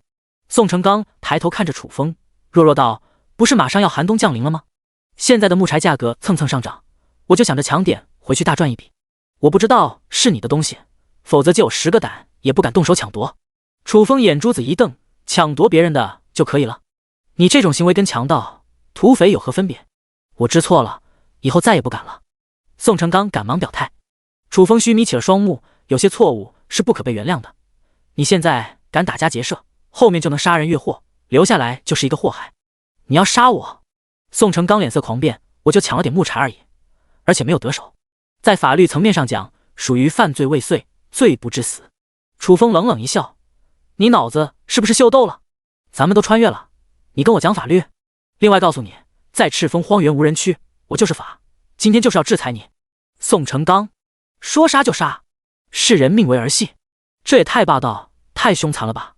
不过转念一想，这个世界强者为尊，谁的拳头硬，谁就有话语权，有实力就可以为所欲为。以楚风的实力，的确有资格说出这番话，可是他不想死啊。宋成刚求饶道：楚风，只要饶我一命，我可以给你一件宝物当做赔偿。楚风来了兴趣，什么宝物？拿出来看看。宋成刚从腰间解下一个黄色布袋，一脸肉疼的递给了楚风。这是一个空间布袋，拥有30立方米的空间，只要不杀我，就送给你了。空间布袋确实珍贵，但跟性命相比，却也算不了什么。楚风的眼睛顿时亮了起来。30立方米的空间布袋，至少价值几10万贡献点。宋成刚这么富有的吗？楚风不动声色地问道：这么贵重的东西，你从哪弄的？是不是抢别人的？宋成刚慌忙解释：不是抢别人的，这是我之前开宝箱的时候开出来的。你小子运气还挺好的。楚风若有所思地念叨一声。楚风，空间布袋给你了，你能放过我吗？宋成刚小声试探。楚风轻哼：糊涂，杀了你，空间布袋不还是我的？宋成刚，好像是这么个道理，合着今天必死无疑了。楚风，给我一次改过自新的机会吧，我真的知道错了。宋成刚快要吓尿了，声泪俱下。瞧你这点出息，给我憋回去。楚风呵斥了一声。宋成刚脖子一缩，抹了一把眼泪，噤若寒蝉。亏你还是大鸡巴职业，怎么胆子这么小？简直有辱这个职业。楚风目露鄙夷。宋成刚羞愧难当，小声嘀咕：这不是遇到你了吗？换成别人我可不怕。你嘀咕啥？大点声。楚风冷喝。宋成刚一个哆嗦：我是说你太厉害了，不论是谁遇到你都会害怕的。你还有什么要说的？抓紧时间，我很忙。楚风平静道。宋成刚懵了，什么意思？这是让他留一言了，还是要弄死他？好不好，他已经把最值钱的东西送给了楚风，楚风怎么能这么做？还有道德吗？还有良知吗？操！宋成刚怒由心生，死死瞪着楚风，我做鬼也不会放过你的，反正活不成了，他也算是豁出去了。楚风嘴角一张，我又说真的要弄死你，你居然对我抱有这么大的怨念啊！宋成刚彻底傻眼了，你不是叫我留言吗？楚风摇了摇头，无语道：你误解我的意思了。楚风，我还有机会吗？宋成刚悔的肠子都青了，早知道楚风不是这个意思，他才不会傻乎乎的骂楚风呢。机会还是有的，就看你能不能把握得住。楚风拍了拍宋成刚肩膀，意味深长的说道：我一定能把握。宋成刚激动了起来：楚风，你要我做什么？楚风拿出了誓言石，对着他发誓，从今往后做我的小弟。以宋成刚的所作所为，罪不至死，而且他实力极强，杀掉的话太可惜了，不如收入麾下，增强庇护所的实力。第111章有仇报仇，有怨报怨，仅限今天。我答应了。宋成刚稍微犹豫了一下，对着誓言石郑重承诺：我宋成刚发誓，从今往后为楚风马首是瞻，如有二心，天打雷劈。身为一名实力超群的大鸡巴，做别人的小弟确实让他有点接受不了，但现在的处境也没有别的选择，不臣服就等被弄死。起来吧。楚风伸手拉起了宋成刚。宋成刚受宠若惊：楚风，我刚刚骂你的事，你不跟我计较了？你想多了，我不是那种人。楚风淡淡一笑，虽然收了宋成刚做小弟，但一码归一码。就宋成刚才那番话，实在太可恶了，怎么能轻饶了他？多少还要给他上点强度的。宋成刚有点没听明白，楚风说的模棱两可，到底是计较呢，还是不计较？弄得他心里七上八下的。上车。楚风招呼了一声，率先坐到了驾驶室。宋成刚拽着副驾驶门，也想跟着上去，却发现怎么也拽不开。这时，智能战车发话了：“小子，今天就给你讲点规矩，记住了，副驾驶是嫂子的专属位置，你也配坐副驾驶。”宋成刚，基地车会说话，这么邪乎的吗？抓紧时间！楚风催促了一声。宋成刚缓过神来，坐上了后座。小汽车返程。楚风吩咐一声，智能战车点火启动，扬长而去。楚风，咱们去哪？宋成刚试探一声。去我的庇护所。楚风打量着手里的空间布袋，随口道。宋成刚眼神闪烁了一下。据我所知，有能力在赤峰荒原无人区建造庇护所的都是农夫，你不会是一个农夫吧？楚风笑了笑，不置可否。卧槽！宋成刚内心掀起了惊涛骇浪。勇夺勇者大赛排名第一的居然是一个农夫，农夫可以这么生吗？这若是说出去的话，恐怕也不会有人相信吧。楚风拿着空间布袋研究了一会，问道：“空间布袋里还有别的东西吗？”宋成刚如实道：“有一些食物和纯净水，另外还有100多克能灵石。”怎么打开？楚风问道。我已经解除了和空间布袋的绑定关系，你滴上1滴精血就能获得使用权就行了。楚风咬破手指，滴上1滴精血，很容易的打开了空间布袋。和宋成刚说的一样，里面果然装了不少食物和100多克能量石。楚风将东西全部移入了空间背包，然后联系起了系统。系统，异变空间布袋会产生何种变化？10%几率维持原形态，89%几率异变成100立方米的空间戒指，1%几率异变成世界碎片。楚风好奇道：“什么是世界碎片？”一个迷你版小星球，面积为1000万平方公里。楚风震惊了，这若是能得到一枚世界碎片，别的不用干，光在里面种植粮食，又该赚多少贡献点？绝对是海量的。只可惜异变几率太低了，多数会异变成空间戒指。其实空间戒指也不错，100立方米的空间比空间布袋和空间背包强多了。智能战车疾行了10分钟，前方出现了一座高约30米的巨大城墙。看到这座城墙的时候，宋成刚整个人都惊了。楚风，这是你的庇护所？楚风点了点头。宋成刚内心直呼：好家伙，30米高的城墙，这还是庇护所？比一些城市的城墙还要高大。楚风到底是通过什么手段弄出来的？芝麻开门！来到石门前，楚风喊了一声，嘎吱，石门缓缓打开，智能战车驶入其中。看到庇护所里各式各样的建筑物，宋成刚再次被震撼到了。老大，风哥，2大灵宠和尹浩等人齐齐围拢了上来。咔嚓，楚风打开车门，迈步而下，宋成刚也跟着下了车。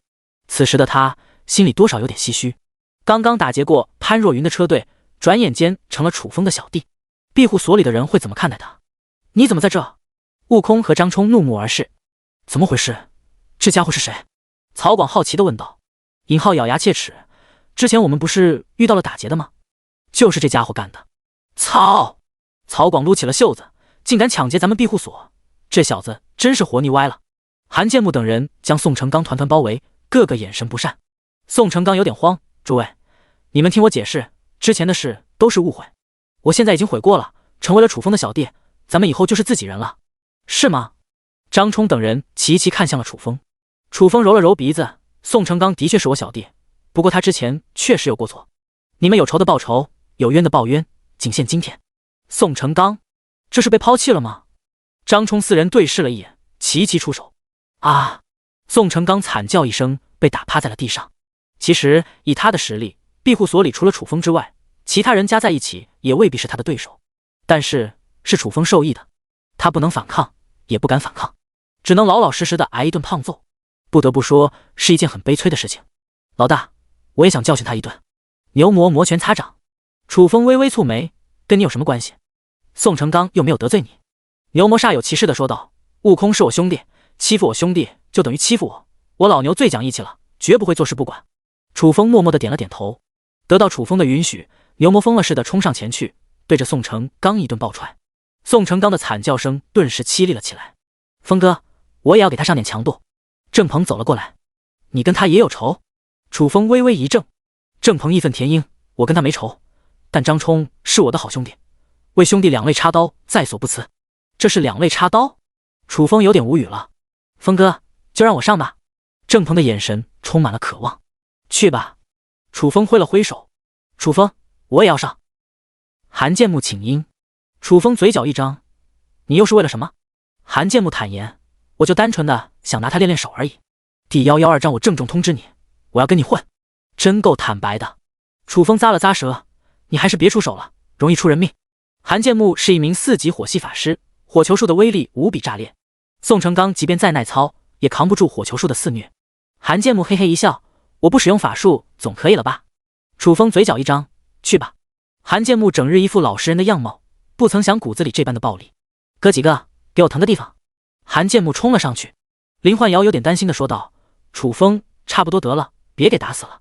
宋成刚被这么多人摁在地上摩擦，太凄惨了。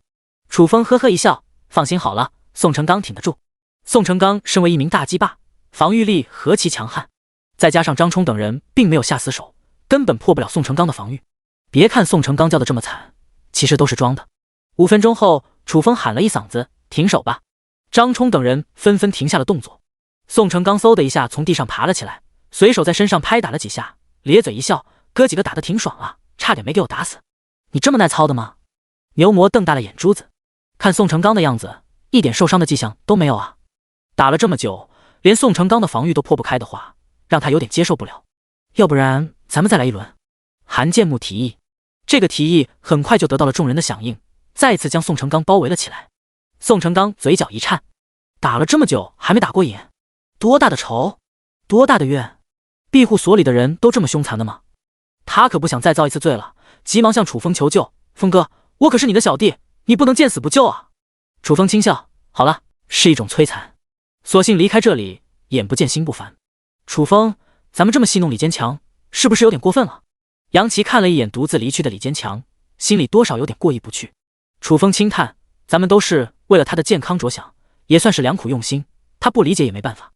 对，咱们都是为了他好。杨琪点了点头，拎起一只大虾啃了起来。李坚强回到宿舍，躺在木床上，越想越气，于是打开了农夫聊天群，打算找其他农夫排解一下忧愁。李坚强，兄弟们，忙啥呢？张三，寒冬马上就要降临了，多准备一些食物和御寒之物，这几天都要忙死了。李四，我也一样，累得跟条狗一样。王五，咱们农夫的命真苦啊，尤其是赤峰荒原无人区的农夫更是悲催。李坚强，我不赞同你的观点，有一些农夫过的就挺悠闲的，要吃的有吃的，还有安全的庇护所，真是天堂般的生活。侯芳，你说的是张柔若和潘若云吧？听说他们加入了楚风的庇护所，天天大鱼大肉的，真让人羡慕。焦江源，谁说不是呢？只可惜楚风不要咱们，否则我就算是爬也要爬过去。张三，李坚强，你最近过得怎么样？还能吃上饭吗？李坚强勉勉强强，晚饭是一桌子海鲜，脸盆大小的螃蟹，手臂粗的河虾，你们见过吗？李四，你是不是饿疯了？都出现幻觉了？不是看不起你，就你这样的也配吃螃蟹？还特么的脸盆大小的螃蟹？王五，别吹牛皮了，像你说的这么大的螃蟹，一只不等1000多贡献点，把你卖了都换不了这么多。李坚强，你们真是狗眼看人低啊！你们知道哥们现在身处何地？张三，你在哪？李坚强得意洋洋，哥们就在楚风的庇护所里，以后就跟着楚风混了。李四，扯淡吧，楚风上次不是说了吗？不要废物，你凭什么加入的他的庇护所？李坚强，哥们有一技之长，跟你们不一样。你们不相信，可以问问张柔若和潘若云，刚跟他们一块吃完饭。张三，张柔若，李坚强说的是真的？张柔若，真的。张三，卧槽！李四，李坚强，你到底走什么狗屎运了？李坚强，你会说话吗？哥们凭的是真本事。王五，你吃大螃蟹了？味道怎么样？李坚强，那玩意天天吃，都吃腻了。我更喜欢清淡一点的，所以晚上只喝了点米粥。张柔若，第115章，牛哥佩服你的勇气，是条汉子。张三，李坚强，你现在太幸福了，真羡慕你啊。李坚强，这种事羡慕是羡慕不来的，关键还等靠自己努力。李四，你觉得我们有机会加入楚风的庇护所吗？李坚强，楚风收人的标准很严苛，不光要考察人品，还要看综合能力，比如说有没有一技之长，能不能胜任各种任务。说实话，你们几个属实废物了一点，很难入得了楚风法眼。众人全都沉默了，在农夫群找了一波存在感，李坚强的心情好了许多。吃完晚饭，众人散去，庇护所内逐渐变得寂静了起来。楚风躺在大床上，打开好友群，和朱俊等人闲聊了一会，然后开始和林焕瑶做功课。一夜无事。翌日清晨，众人围在饭桌前吃饭。早饭比较简单，一锅米粥，外加几碟咸菜。众人各自盛了一碗米粥，就着咸菜喝了起来。李坚强站在一边，静静地看着。杨琪奇怪道：“你怎么不吃饭？不饿吗？”李坚强嘿嘿一笑：“我等会再吃。”在他看来，米粥只是开胃菜，接下来就会上大螃蟹了。留着肚子吃大螃蟹多过瘾。杨琪微微一怔，等会就没有了。你不用管我，吃你自己的就行了。李坚强一脸平静。小样，还想骗他？真把他当成傻子了。杨琪不再多说，闷头干饭。十几分钟后，早餐结束，众人开始洗刷碗筷。李坚强傻眼了：“杨琪，你们吃完了？”“对啊。”杨琪点了点头。李坚强嘴角一张：“没有大螃蟹了？”杨琪无语道：“咱们的早餐一直很简单，就是喝点米粥，偶尔加个鸡蛋，大鱼大肉的都是中午和晚上才能吃。”李坚强咽了口唾沫：“可是我还没吃呢。”杨琪轻笑：“刚才叫你吃，是你自己不吃，怨得了谁？”李坚强沉默了，合着又当了一次傻逼啊。早饭结束，楚风开始分配任务。潘若云带着宋成刚、悟空和张冲砍伐木柴。有了宋成刚这个顶级强者的加入，安全性上得到了极大的保障，就没必要让智能战车跟着一起去了。曹广、郑鹏和韩建木一起建造仓库，牛魔配合着张柔若在大棚里种菜，尹浩和李坚强去庇护所周边挖掘野菜、搜寻野果。至于林焕瑶，身为庇护所女主人，没有特定任务，想做什么就做什么。峰哥，我不是农夫吗？让我和张柔若一起种菜吧。李坚强说道。近些日子一直挖野菜，吃野菜，看到野菜就有点反胃。楚风摇了摇头，还是算了吧。你有几分几两拎不清，真能种地的话，何至于饿得皮包骨头？李坚强愣了一下，接着说道：“那我跟着去砍伐木柴总强吧？”你确定？楚风眼神闪烁了一下，其他人则目露异样之色。砍伐木柴倒也没什么难度，关键要坐拖拉机去树林，这才是最难受的。李坚强显然没有经历过，不知道问题的严重性，等经历之后就追悔莫及了。怎么了？有问题吗？李坚强有点茫然。没问题，你可以跟着砍伐木材。楚风笑了笑。牛魔走上前来，拍了拍李坚强肩膀，意味深长地说道：“你可是咱们庇护所第一个主动申请砍伐木柴的，牛哥佩服你的勇气，是条汉子。”李坚强挺起了腰板：“我也这么觉得。”显然没有听懂牛魔话里的意思。任务分配完毕，众人忙碌起来。腾腾腾，超能拖拉机发动起来，排气筒冒起了滚滚浓烟。潘若云坐在驾驶椅上招呼道：“上车。”宋成刚四人先后爬上了车斗。给。张冲拿着2根草绳，分别递给了宋成刚和李坚强。啥意思啊？宋成刚和李坚强有点懵。张冲解释道：“坐在车斗里太颠簸了，很容易颠飞出去，用这个绑在车斗上安全一些。”宋成刚嗤之以鼻，哥们身为一名6级大鸡巴，实力何等强悍，什么大风大浪没有遇见过，做个拖拉机还用系绳子，传出去还不让人笑话死？谁要系谁系，我反正不需要。行。张冲点了点头，转而面向李坚强：“你呢？”李坚强沉声道：“宋哥不系，我也不系，我等向宋哥看齐，他就是我的榜样。”好样的！宋成刚赞许了一声。张冲微微一笑：“这可是你们自己的选择，千万别后悔。”谁后悔谁是孙子。宋成刚和李坚强异口同声：“等会千万别抱我的大腿。”张冲提醒一声：“抱你的大腿？你以为你是楚风？可别抬举自己了。”宋成刚不屑道：“有尿性！”张冲感慨了一声，随手扔掉了2根多余的草绳。不是能装逼吗？有你们哭的时候。准备好了吗？我要出发了。潘若云喊了一嗓子。好了。张冲和悟空忙不得用草绳绑在了车斗上。宋成刚和李坚强对视了一眼，目露鄙夷之色。腾腾腾，潘若云脚踩油门，超能拖拉机缓缓行驶出去。起初的时候车速比较慢，车斗里还不算太颠簸，但随着车速越来越快，整个车斗剧烈翻腾起来，宛如惊涛骇浪中的一叶孤舟，随时都会倾覆一样。这种情况下，别说坐着了，站都站不稳。宋成刚还能强一点，本身力气大，牢牢抓着车斗，勉强能顶得住。但李坚强就不行了，好几次差点颠飞出去，吓得大喊大叫：“宋哥，救我！”宋成刚一咬牙，一把将李坚强拉到了身边。李坚强好似抓到了救命稻草，死死抱住了宋成刚大腿。宋成刚傻眼了，给我松开，要不然打你了。打死我也不松。李坚强抱得更紧了。宋成刚，哈哈！看到这一幕，悟空和张冲忍不住的大笑了起来。又过了几分钟，宋成刚有点受不了，冲着车头大喊：“潘若云，你开慢点！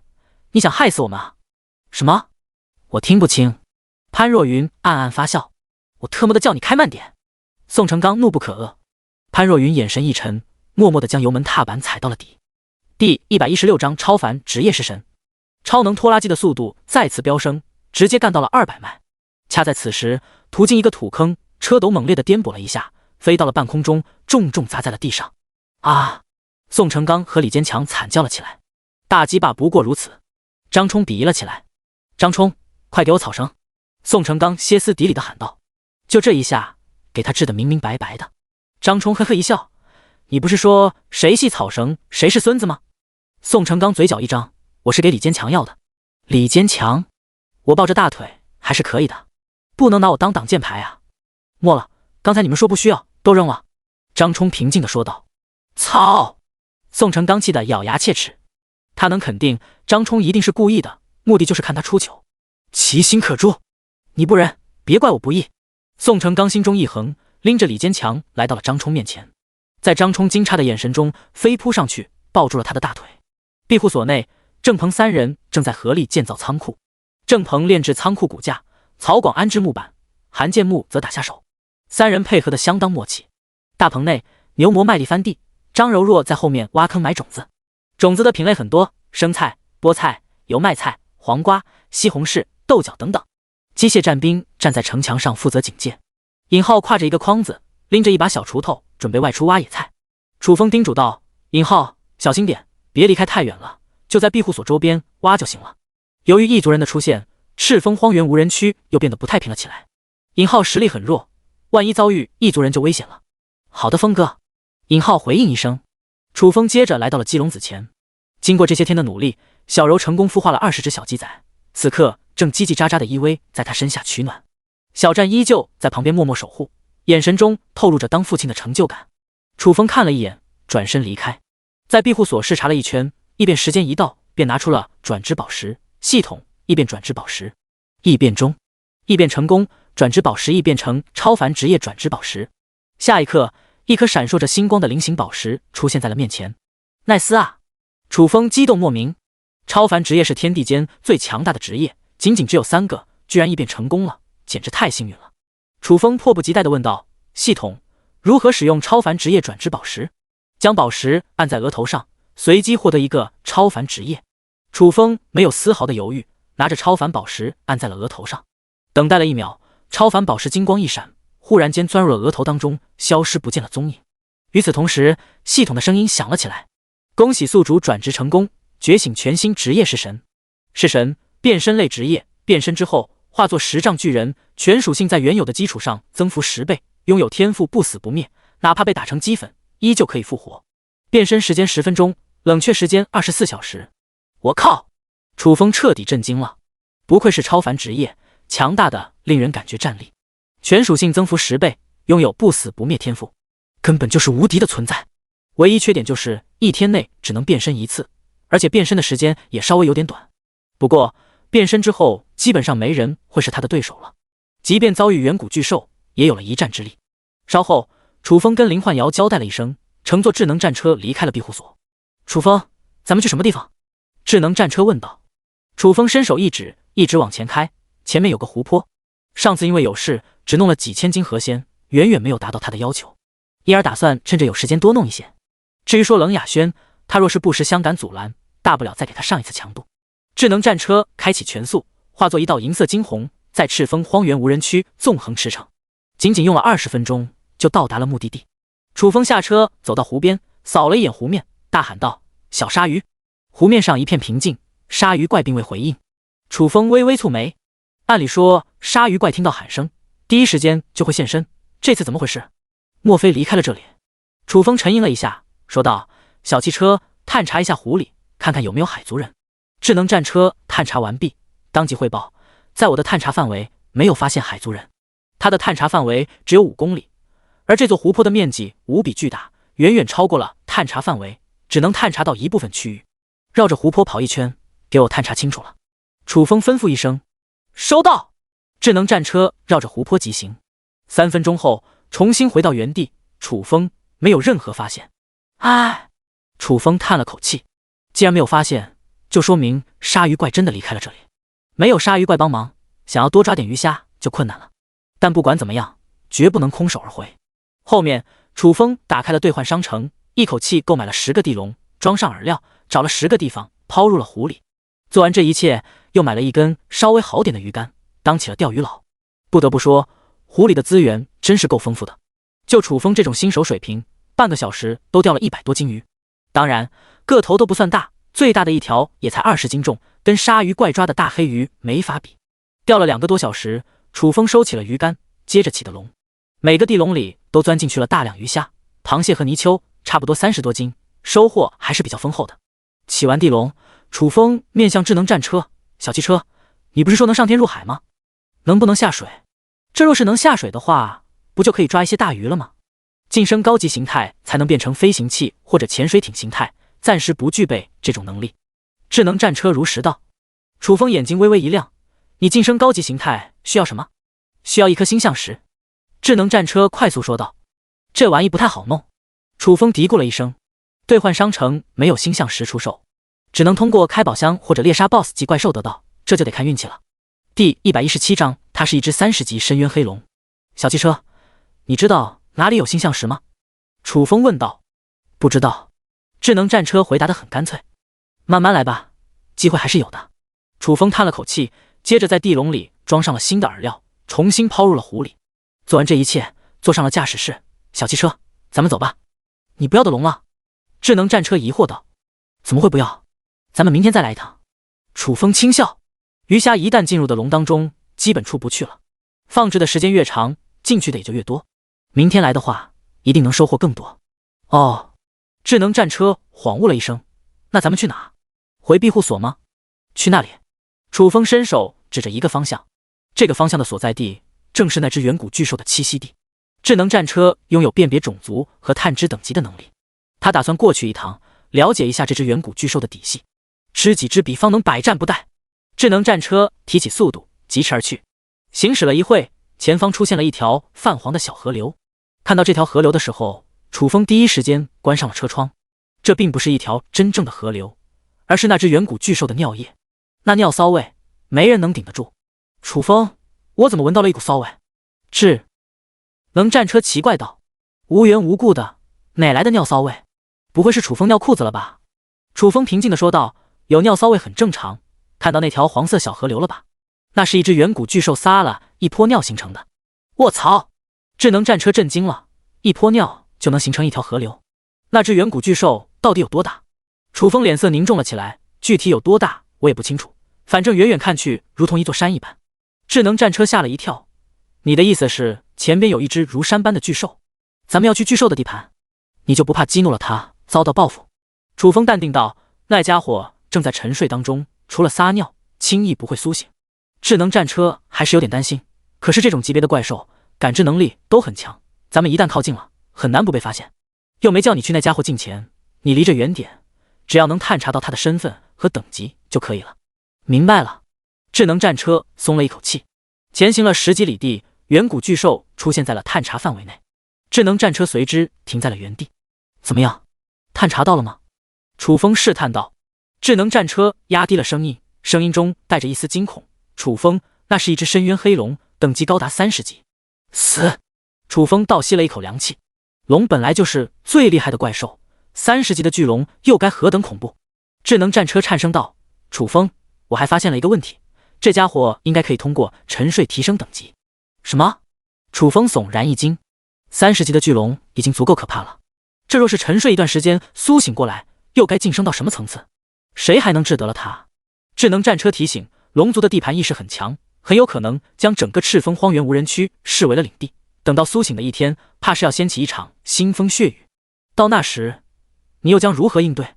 楚风咬了咬牙，以德服人。深渊黑龙确实很强大，这点毋庸置疑，但他也不是吃素的。只要等级差距不是太大，通过弑神变身根本不出深渊黑龙。当然，现在还差点意思，毕竟相差了23个等级。差距还是一目了然的。而若是能将等级拉近到15个以内，拿捏深渊黑龙也不无可能。你哪来的底气？智能战车茫然了。在同等级当中，楚风堪称无敌存在，甚至跨越2、3个等级也能轻松灭敌。但在30级的深渊黑龙面前，他的这点实力就不够看了。以后你就知道了。楚风意味深长地笑了笑，接着吩咐道：“走吧，离开这里。”智能战车调转车头，朝后飞驰，疾行了5分钟，远离了深渊黑龙。智能战车问道：“楚风，接下来去哪？”“随便转转。”楚风缓缓说道。“离天黑还有很长时间，现在回去也没事做，不如四处转转，说不定运气好还能遇到怪兽呢。”智能战车朝一个方向飞驰而去，也不知行驶了多长时间，忽然停了下来。“是不是发现怪兽了？”楚风神情一动。“不是怪兽，是几个狂牛族人。”智能战车快速说道。楚风眼神微眯，狂牛族人长什么样子？在此之前还有见过狂牛族人，对这个种族还是有点好奇的。跟牛长得差不多，那等有多丑啊？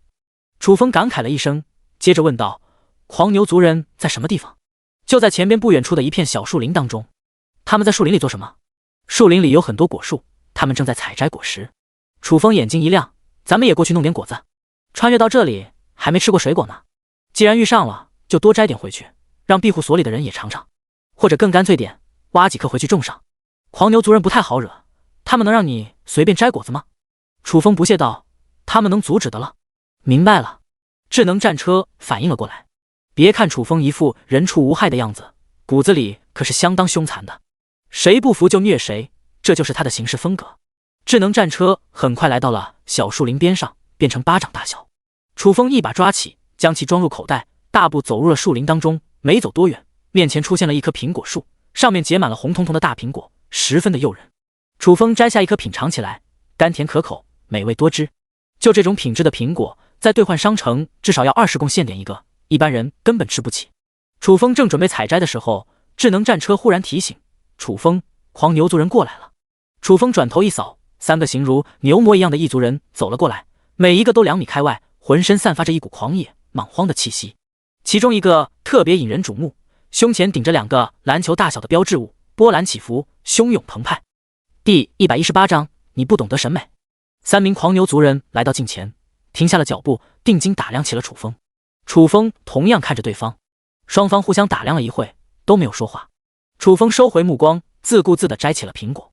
莫一会的功夫，整棵树的苹果全被采摘下来，放入了空间背包当中。这期间，狂牛族人一直没有阻止，也没有吭声，就这么静静地看着楚风。楚风纳闷道：“你们看着我做什么？”女狂牛族人呵一笑：“我们没有见过异族人，都比较好奇。你是哪个种族的？”“我来自人族。”楚风淡淡道。“人族？”女狂牛族人嘀咕了一声，轻笑道：“有个问题想请教一下。”“问吧。”楚风不以为然。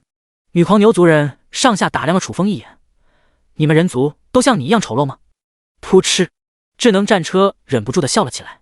楚风，就他的长相，不说貌若潘安，那也是1等1的美男子了，在女狂魔族人眼里，居然沦为了一个丑比，是不是眼瞎？侮辱谁呢？楚风轻咳一声：“你审美有问题，或者眼睛不好使，这是一种病，等抓紧治疗。”女狂魔族人呵呵一笑，承认自己长得丑就这么困难吗？就不能面对现实？你的内心这么脆弱吗？楚风深吸了一口气，脸色渐渐漆黑下来。那你告诉我，长什么样的才是帅哥？女狂牛族人转头看向了身边的一名男狂牛族人。男狂牛族人向前一步，咧嘴一笑：“狂牛族第一猛士兼第一美男姚帅是也。”楚风张大了嘴巴。姚帅2米1的身高，身材健硕，脖子上顶着一个野牛脑袋，还没牛魔看着顺眼呢。就这种货色也配第一美男的称号？狂牛族的男人都死绝了吗？姚帅意味深长地说道：“是不是被我的颜值给震撼到了？你也不用感觉自卑，颜值都是天生的，羡慕是羡慕不来的。”哦，楚风感觉有点反胃。女狂牛族人笑道：“人类，给你一个建议，以后白天的时候尽量不要出来。”“为何？”楚风微微一怔。女狂牛族人低语：“有句话不是这么说的吗？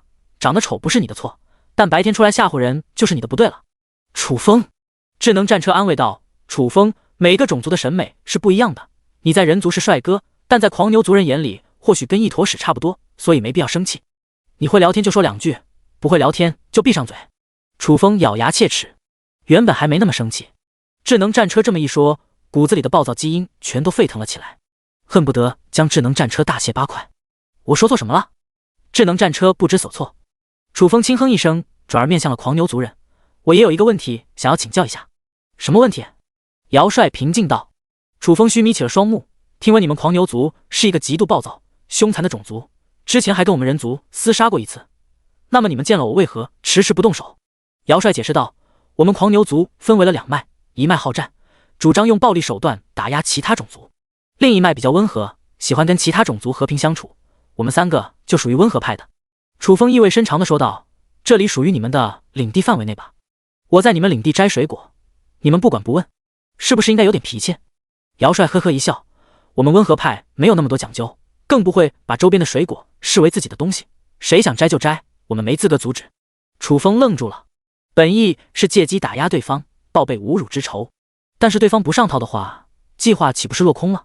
总不能直接动手揍对方一顿吧？毕竟对方也没做什么过激的行为，直接动手显得格局小了点。楚风继续说道：我不仅采光这里的水果，还要把果树都挖走，到时候你们什么都得不到了。但凡有点血性，你们就应该阻止我。姚帅淡定道：这片林子里的果树多达数千棵，你有能耐就全部挖走，一颗不给你们留。楚风轻哼一声，转身就走。临走之时撂下了一句话：你们三个长得真是辣眼睛，乍一看很丑，仔细一看更丑，看了你们之后，我特么的3天吃不下饭。狂牛族人。后面楚风疯狂采摘苹果，足足采摘了数千颗，然后又挖了10棵苹果树，也就是空间被包装不下了，否则还会多挖几棵。回到庇护所，楚风进入大棚，打开空间背包，拿出苹果树交给了张柔若，叮嘱道：都种到大棚里。好。张柔若开心不已，有了苹果树，以后就能吃上新鲜的水果了。牛魔凑到了楚风身边，咧嘴一笑：老大，你没摘点苹果回来？摘了。楚风点了点头。牛魔舔了舔嘴唇：能给我吃一颗吗？先不急。楚风把牛魔拉到了一边，问你一件事，你觉得我长得帅吗？牛魔犹豫了一下：怎么说？楚风眉头一皱：当然是实话实说。实话实说的话，你不会生气吧？有可能会生气。那我不说了。说吧，我不生气。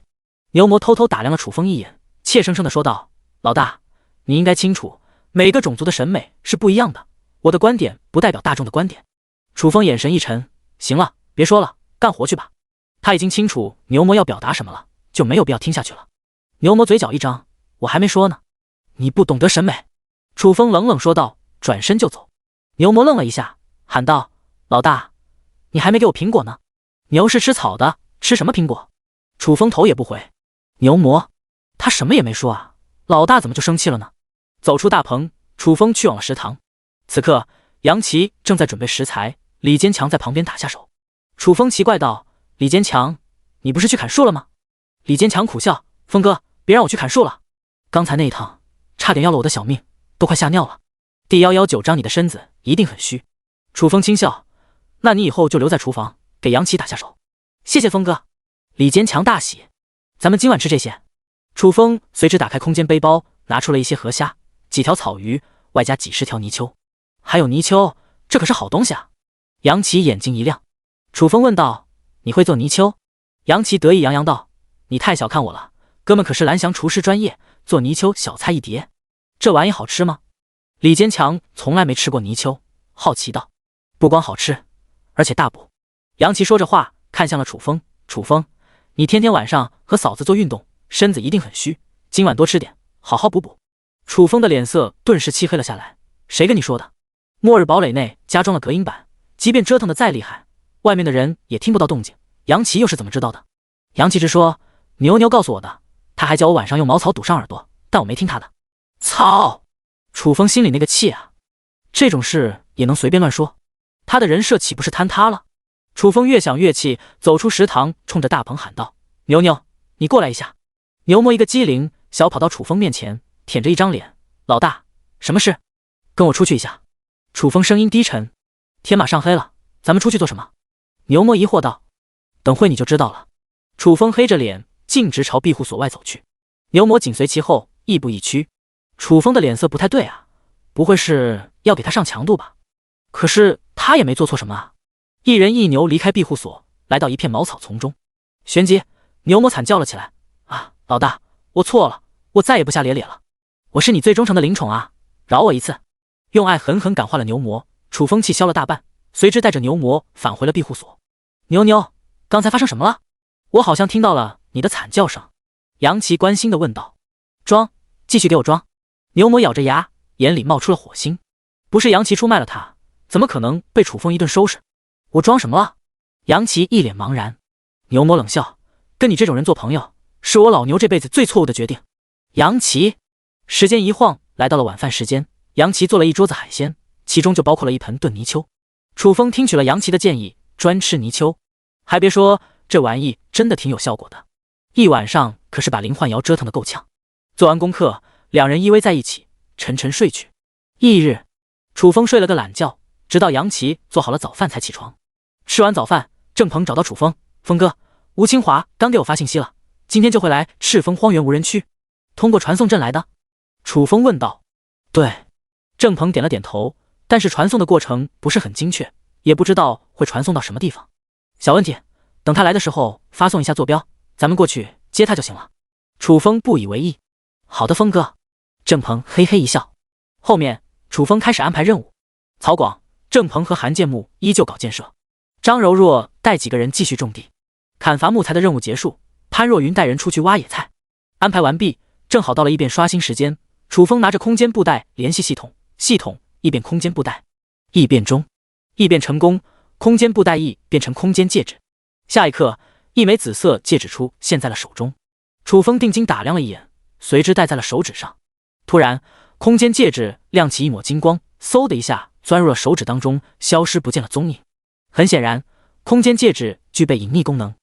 不错，楚风嘴角一撇，打开空间背包，将荧光自行车、开山铲、能量石、祈祷之石和一些其他物品转移到空间戒指当中。接着把杨琪叫到身边，递上空间背包。这是一个空间背包，有10立方米的空间，里面有不少食材，以后就交给你保管了。有了空间戒指，就没必要继续留着空间背包了。杨琪激动道：“人在背包在，我以后睡觉都搂着，绝对丢不了。”楚风将这么珍贵的东西交给他，绝不能辜负了楚风的信任。不用这么夸张。楚风咂了咂舌。楚风，我去工作了。杨琪拎着背包，开心地离开了。楚风则登上城墙，眺望远方。远处荒草蔓延，在微风的吹拂下，一起一伏，好似一片绿色浪潮，层层叠叠。景色还是挺唯美的，但持续不了几天，寒冬降临，天地冰封，就再也见不到这种景象了。风哥！忽然间，郑鹏冲上了石墙，吴华清传送过来，已经给我发送了坐标，咱们出发。走下石墙，楚风和郑鹏坐上了智能战车，在郑鹏的指点下，智能战车飞速驰骋。楚风拿出地图对比了一下，两地相隔3000多公里，即便以智能战车的速度，也等3个多小时才能到达。这家伙真不靠谱，就不能传送的近一点？楚风吐槽了一声，随后闭目休息。也不知过了多久，智能战车忽然提醒：“楚风，我发现怪兽了。”楚风神情一动：“什么怪兽？有多少？”“是玄红猪，差不多100来只。”楚风眼睛亮了起来：“在什么地方？”“玄红猪只有1级，猎杀起来没有任何难度。更关键的是，这玩意是可以吃的。既然遇上了，没有错过的道理。”就在不远处的一座山脉当中，不过这些玄红猪被夜叉族圈养了起来。你过去猎杀的话，必然跟夜叉族起冲突。楚风微微皱眉：“夜叉族很厉害，具体厉不厉害我也不清楚，但他们当中有好几个7级职业者。算了吧。”楚风叹了口气，7级异族人在他眼里什么都算不上，随手可灭。但对方又没有招惹他，过去抢东西的话就有点不合适了。不好了！就在这时，杨琪莫名其妙的惊叫了一声。第120章是男人就往前站一步。一惊一乍的干嘛？楚风白了一眼。杨琪赶忙解释：“吴清华刚给我发送消息，他被异族人给抓起来了。”啊！楚风微微一怔，他被哪个种族抓起来了？郑鹏快速说道：“吴华清说，对方长得和咱们人族差不多，但却有4条手臂，具体是哪个种族的就不得而知了。”4条手臂？楚风嘀咕了一声，问道：“小汽车，你知道对方是哪个种族的吗？”智能战车想了一下，说道：“应该是赤炎族，只有赤炎族人才有4条手臂。”楚风稍微沉吟了一下：“吴华清现在什么情况？”郑鹏低语：“不太妙，赤炎族人正在准备烤架，很有可能把他给烤了。”这么凶残的吗？楚风咂了咂舌。郑鹏苦着一张脸：“峰哥，咱们等想想办法救救吴华清。楚风眼神闪烁了一下，杀气腾腾。你让吴华清给对方传个话，就说他老大是赤峰荒原无人区第一暴君，敢动他一下，就灭了赤炎族祖宗18代。两地相隔甚远，短时间内根本无法到达。而吴华清又危在旦夕，只能先想办法震慑住赤炎族。峰哥，传过去了，不过对方好像不怎么屌你。郑鹏怯生生地说道。楚风眼神一沉，对方怎么说的？郑鹏压低声音，对方说区区一个人族也敢自称暴君，什么狗屁玩意，有能耐就过来，保证给你打断腿。楚风深吸了一口气，赤炎族很嚣张啊，显然没有见识到赤峰荒原无人区第一农夫的残暴，就凭这一番话，高低等给对方上点强度。楚风压抑着愤怒给对方回话，就说我马上到，叫他们先不要动吴华清。对方回复了，说等你2个小时，时间一到，你还不来的话，就给吴华清开膛破肚，大卸八块，抽筋剥皮，敲骨吸髓。小汽车，加快速度。楚风忍不了，恨不得立刻飞过去。智能战车开启了全速，如惊鸿一般纵横驰骋。疾驰了1小时45分钟，前方出现了一座由泥土垒砌而成的城池。这座城池高约5米，上面矗立着一杆大旗，迎风招展。城墙下聚集着100名4条手臂的异族人，在他们的中间竖立着一根巨大的十字架，上面五花大绑着一个赤裸裸的年轻男子，什么都没穿，连小鸡鸡都露了出来。现场只有1名人类，多数就是吴华清了。这也太过分了吧！楚风不忍直视，众目睽睽之下给吴华清扒得一干二净，好歹弄条裤衩遮挡一下。吴华清不要面子吗？以后怎么见人？楚风，被绑的这家伙不是吴华清。郑鹏提醒道。啊！楚风愣住了，不是吴华清又是谁？吴华清又去哪了？不会被大卸八块了吧？想到这点，楚风心中一沉，小汽车探查一下周边还有没有别的人类了。智能战车探查了一圈，立刻汇报周边没有发现人类影子，不过这座土城内布置了一个奇特的阵法，屏蔽了我的探查功能。这样说的话，吴华清有可能被抓到了土城当中。楚风稍微松了一口气。就在这时，赤炎族人围拢了过来，为首的一名身材高大的赤炎族男子死死盯着智能战车，冷声道：车里的人出来吧。郑鹏，你待在车里。楚风叮嘱了一声，单独走了出去。等会很可能有一场恶战，郑鹏实力太弱，还是留在车里安全。你就是那个自称赤峰荒原无人区第一暴君的家伙。高大赤炎族男子打量了楚风一眼，轻蔑道：正是在下。楚风神色冷静，你们把我的朋友怎么了？放心，他还活着，此刻正关押在内城当中。高大赤炎族男子淡淡一笑，活着就好。楚风点了点头，目光忽然变得凌厉了起来。之前谁说要给我打断腿的？是个男人就往前站一步。呼啦一下，所有的赤炎族人步伐一致，齐齐向前迈了一步。楚风，赤炎族人不讲武德啊，打算群殴他？小子，是不是怕了？高大赤炎族男子讥讽一声。楚风嗤之以鼻，区区100个人而已，吓唬谁呢？有能耐再来100个，看我虐不虐你们就完事了。你是真能吹啊！高大赤炎族男子无语地摇了摇头，转头看向了土城，都出来吧，满足他的要求。呼啦，一大群赤炎族人从土城内涌了出来，不多不少，正好100个。玩真的？楚风不由得咂了咂舌，从气息上不难判断，这些赤炎族人多数都是5级以上，一个人单挑这么多5级以上的职业者，够他喝一壶的。还打吗？高大赤炎族男子挑了挑眉，摆出了一副吃定楚风的样子。楚风清了清嗓子，你们这多人打我一个，不觉得无耻吗？高大赤炎族男子嘿嘿一笑，现在这年头，谁跟你玩单挑？而我们赤炎族一直秉承的优良传统，就是以多欺少。楚风嘴角一张，你们真优秀，过奖了。高大赤风族男子哈哈一笑。楚风揉了揉鼻子，不是哥们吹，要收拾你们这200来号人，我还是比较有把握的。不过在此之前，我想弄明白一件事，你们为什么要抓我的朋友？我们赤炎族也不是不讲道理的人，都是你的朋友犯错在先，我们才会抓他。而以他所犯的错误，即便将其抽筋剥皮也不足为过。高大赤炎族男子轻哼一声，他到底犯什么错了？楚风好奇道。高大赤风族男子怒不可遏，我们领地内有一处秘境，里面困着一只10级 BOSS 级白骨熊，原先在秘境入口布置了一个阵法，足以镇压白骨熊。可是就在今天，你那个朋友偷走了运转阵法的能量时，导致阵法出现了松动，已经无法困住那只白骨熊了。一旦等白骨熊冲出来，最先倒霉的就是我们赤炎族，甚至都有可能被白骨熊灭族。第121章，你们做不到，不代表我也做不到。说到这里，高大赤炎族男子定睛看着楚风，造成这一切的罪魁祸首就是你的朋友，我们抓他合情合理吧？合理。楚风点了点头。吴华清偷到赤炎族的能量时，导致赤炎族陷入了危机当中，确实有错在先。你现在还有什么要说的？高大赤炎族男子冷冷道。楚风眉头一挑，毕竟是我的朋友，我还是要救他。高大赤炎族男子的眼神阴沉下来，这么说，你还是打算跟我们刚一刚？楚风摆了摆手，我有更好的解决办法，说来听听。高大赤炎族男子来了兴趣。楚风清了清嗓子，缓缓说道，办法很简单，灭杀掉那只白骨熊，你们的危机不就解除了？这样就可以放了我的朋友吧？高大赤炎族男子张大了嘴巴，那可是一只10级 BOSS 级怪兽，谁能杀得了？楚风淡定道，你们做不到的，不代表我也做不到。高大赤炎族男子目露鄙夷之色，你知道白骨熊有多厉害？你拿什么杀？楚风晃了晃手里的开山铲，用这个。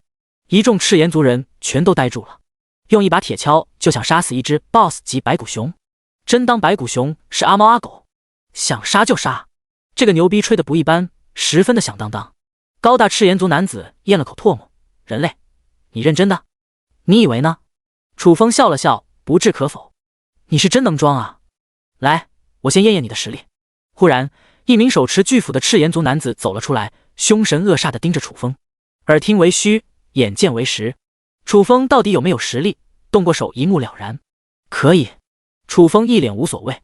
高大赤炎族男子提醒道，熊阔海，给他点颜色看看就行了，没必要杀他。熊阔海是一名7级巨斧战士，在整个赤炎族是仅次于他的第2号强者，区区一个人族哪能是对手？别再不小心把楚风给弄死了。熊阔海咧嘴一笑，放心，最多给他打断一条腿。别废话了，抓紧时间吧。楚风有些不耐烦了，求虐心理很强吗？熊阔海轻蔑一笑，足下一踏，猛地冲了上去。临近之时，攥着巨斧当空劈下，凄厉的破空之音骤然响彻。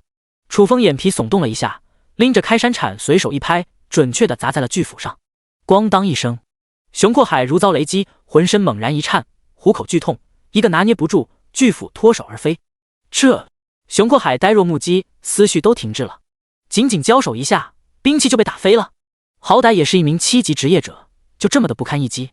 就在恍惚间，楚风的开山铲搭在了他的肩膀上，刹那间，熊阔海产生了一种错觉，好似有一座大山落在了身体上，还不等有所反应，一股无形巨力碾压过来，硬生生地将他摁进了泥土当中，眨眼间没过了腰间。卧槽！目睹此景，一众赤炎族人全都惊呆了，一个7级职业者居然被玩弄股掌之间，楚风的实力到底有多强？又是一个什么等级的职业者？恐怕至少是10级。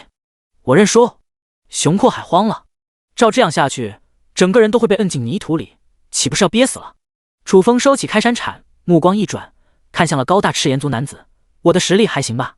厉害！高大赤炎族男子狠狠咂了咂舌，能这般轻而易举地碾压一个7级职业者，楚风的实力真不是吹的。楚风淡淡道，对于我刚才的提议，你还有意见吗？没有。高大赤炎族男子不假思索，在他看来，楚风的实力绝不在白骨熊之下，再加上他们配合的话，有极大的可能灭杀白骨熊。白骨熊一死，就再也没有后顾之忧了。把我的朋友带出来吧。楚风提醒一声，把人带出来。高大赤炎族男子冲着土城吼了一嗓子。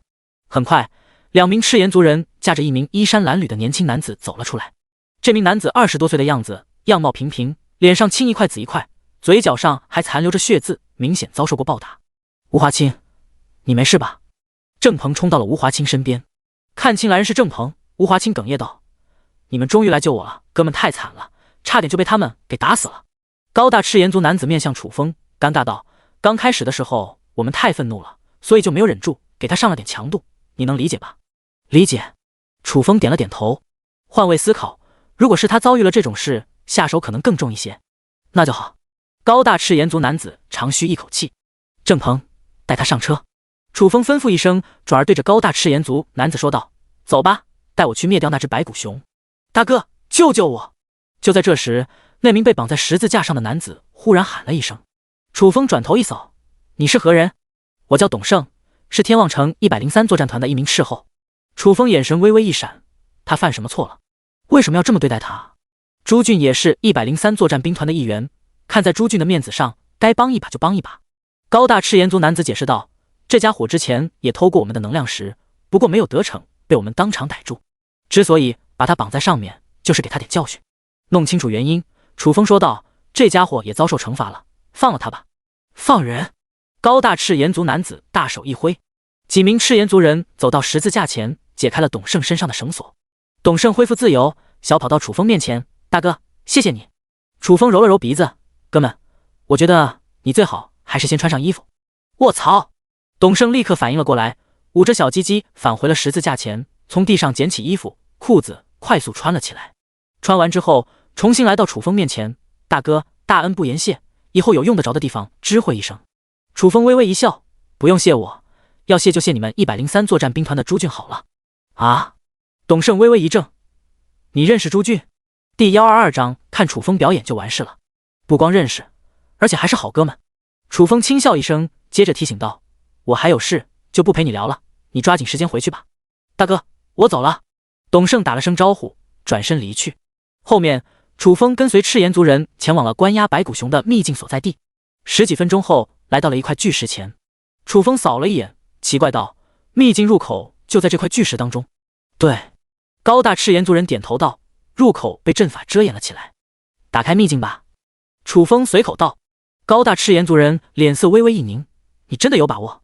小菜一碟。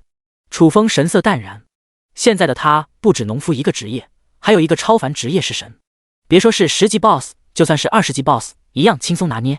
眼见楚风这般自信，高大赤炎族人不再犹豫，走到巨石面前摆弄了2下。下一刻，巨石上绽放一片银光，旋即一道银色光门出现在了巨石上。高大赤炎族人快速退到了楚风身边，神色紧张。阵法已经打开了，白骨熊很快就出来了。楚风虚眯着双目，有言在先，等会灭掉白骨熊，爆出来的装备都归我。没问题。高大赤炎族男子回应道。对他而言，只要能解决掉白骨熊就行了，其他的都不重要。好！突兀，光门中传来了一声恐怖的野兽嘶吼。白骨熊出来了！一众赤炎族人脸色大变，齐齐后撤。楚风则站在原地，死死盯着银色光门。3个呼吸后，一股狂暴的气息激荡而出，紧跟着冲出了一只体型硕大的黑熊。这只黑熊就是白骨熊，它高约5米，肩膀宽厚，肌肉紧实，肢体粗壮，仿佛一座移动的小山。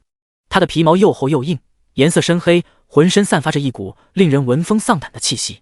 蓦然，白骨熊脑袋一转，看向了面前的楚风，双目凶狠而冷漠，闪烁着残忍的光芒，似是将楚风当成了猎物看待。看上去挺唬人的，就不知道你抗不抗打。楚风轻蔑一笑，白骨熊好似听懂了一样，张开大口咆哮了一声，咆哮声如惊雷一般，震得众人耳朵嗡嗡作响。一股腥风席卷而上，吹得楚风衣衫飒飒作响。坐在车里的吴华清眼见白骨熊如此凶威，嘴角不由得哆嗦了起来。郑鹏，楚风能是白骨熊的对手？郑鹏淡定道：“你对楚风的实力一无所知，楚风不是普通人，他是一个神。区区怪兽哪能是神的对手？看楚风表演就完事了。真这样牛逼？”吴华清有些怀疑。叫你妹啊！楚风轻哼一声，拎着开山铲走上前去，一铁锹拍在了白骨熊的头颅上。砰的一声爆响，白骨熊一下子被拍趴在了地上，庞大的身躯压得地面嘎吱作响，溅起了一片尘土，漫天飞扬。众人惊呆了，连10级 BOSS 都挡不住楚风的一铁锹，这也太生猛了吧！遭此一击，白骨熊痛苦的嘶吼一声，同时也激起了他的凶性，那双冷漠的双目中渐渐弥漫上了一层嗜血之色。还特么的不服！楚风又是一铁锹下去，白骨熊硕大的头颅扎入了泥土当中。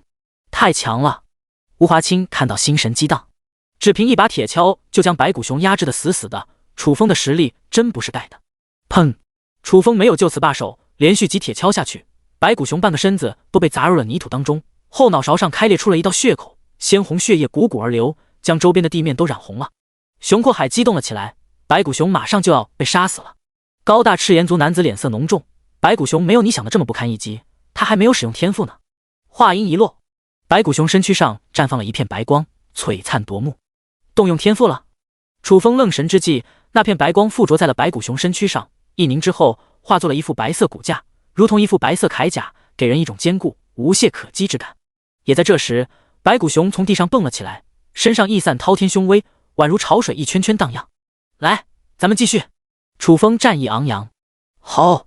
白骨熊龇牙咧嘴低吼一声，四足一踏，猛然冲向了楚风，临近之时，扬起一只蒲扇大小的爪子，当空拍下。楚风不甘示弱，抡着开山铲拍击出去，重重拍击在了白骨熊的巨爪上。砰！一声闷响过后，白骨熊被击退了数步之远。反观楚风，只是微微晃动了一下身躯。在力量的比拼上，楚风占据了明显上风。但是白骨熊使用了天赋之后，防御力提升了一大截，这一击已经无法对他造成伤害了。白骨熊缓了一口气，再次凶猛地扑击上来。今天就陪你好好玩玩。楚风非但不惧，眼神中甚至闪烁起了兴奋之色。难得碰上一个近战型强者，正好借此机会酣畅淋漓地厮杀一场。等到白骨熊冲到近前，楚风随手扔掉了开山铲。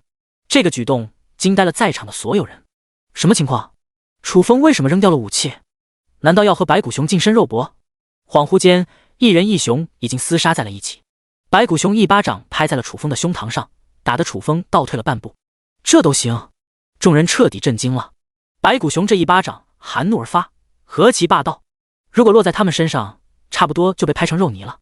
反观楚风，仅仅后退了半步，不痛不痒。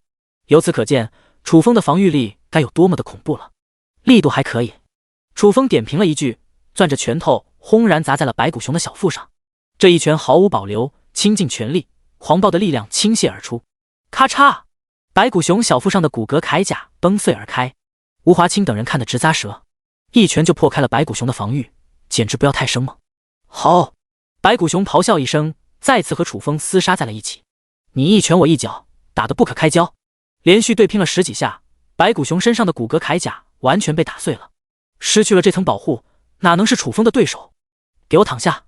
楚风飞起一脚，正中白骨熊胸口。伴随着一片毛骨悚然的骨裂声，白骨熊惨叫着飞射了出去，一连飞出5米远，重重砸在地上，砸得地面轰隆作响。第123章紫炎拳套。厉害啊！熊阔海深深地咽了口唾沫。楚风威武！吴华清振臂高呼。嗖！楚风不会给白骨熊喘息的机会，足下一踏，如同离弦之箭冲击上去。白骨熊刚刚爬起来，就被楚风一拳砸趴地上。这一拳打得他头晕脑胀，眼冒金星，差点昏厥过去，顿时失去了反抗能力。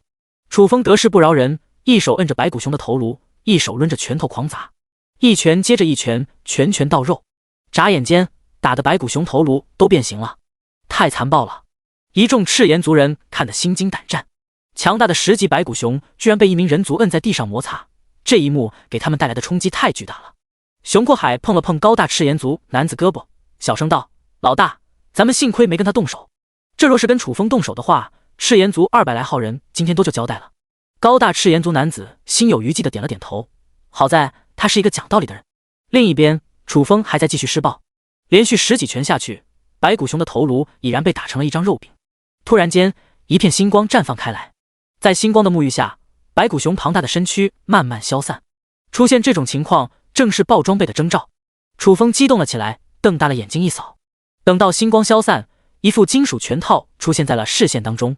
当目光触及在上面的时候，脑海中出现了相关信息：白钢拳套佩戴之后，增加20点防御力和20点攻击力，提升20%攻击速度。拳套，楚风微微一怔，这玩意好像是铁拳力士的兵器吧？不过，身为一名近战型农夫，他应该也能用得上。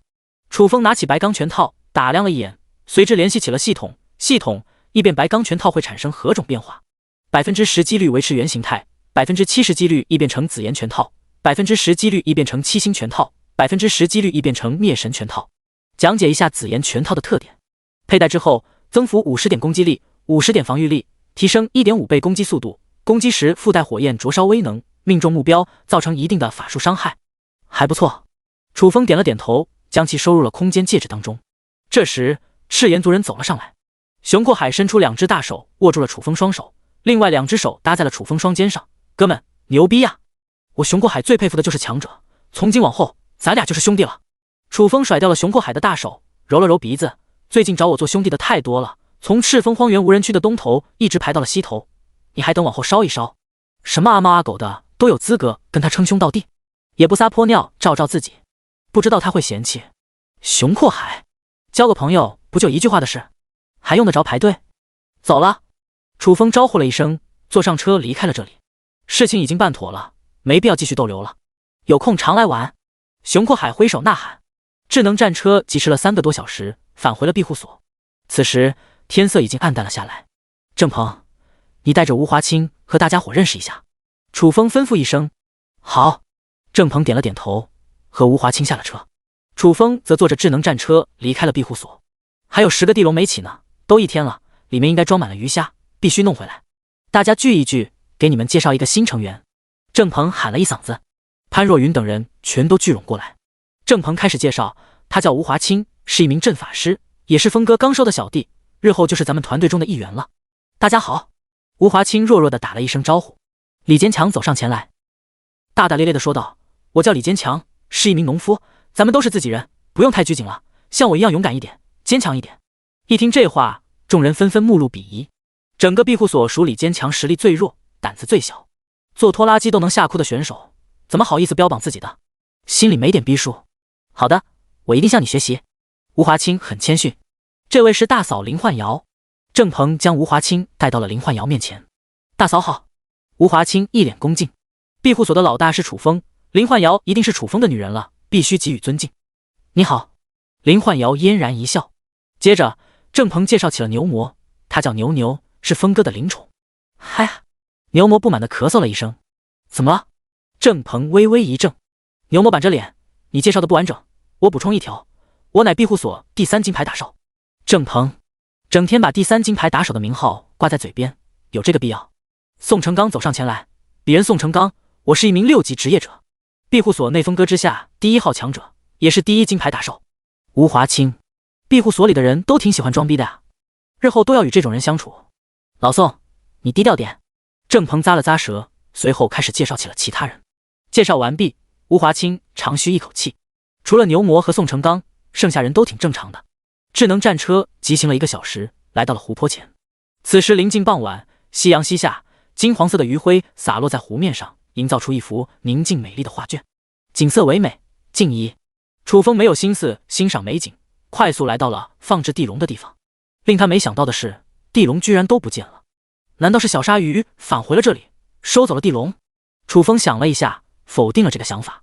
小鲨鱼肯定知道地笼是他放置的，怎么可能收走？除了小鲨鱼，又会是谁干的？就在沉思之际，智能战车忽然提醒楚风，有情况。怎么了？楚风神色一凝。智能战车快速说道，发现了一名海族人，对方正在朝你而来。楚风转头看向湖面，却在这时，原本平静的湖面泛起了层层涟漪，哗啦一声，一片水花冲天而起。下一刻，一个人身章鱼头的怪异生物钻出了湖面。第124章，原来你也不是无所不能啊。楚风打量了章鱼怪一眼，转而向智能战车询问，小汽车，这家伙什么等级？6级。智能战车当即说道。才6级。楚风有些不屑，遥遥看着章鱼怪，扬声道，小章鱼，你为什么会出现在这里？章鱼怪眼神一沉，你才是小章鱼呢，我是一名海族人，你眼睛是不是不好使？楚风微微一怔，那我应该怎么称呼你？我叫孟亮，你可以称呼我一声亮哥。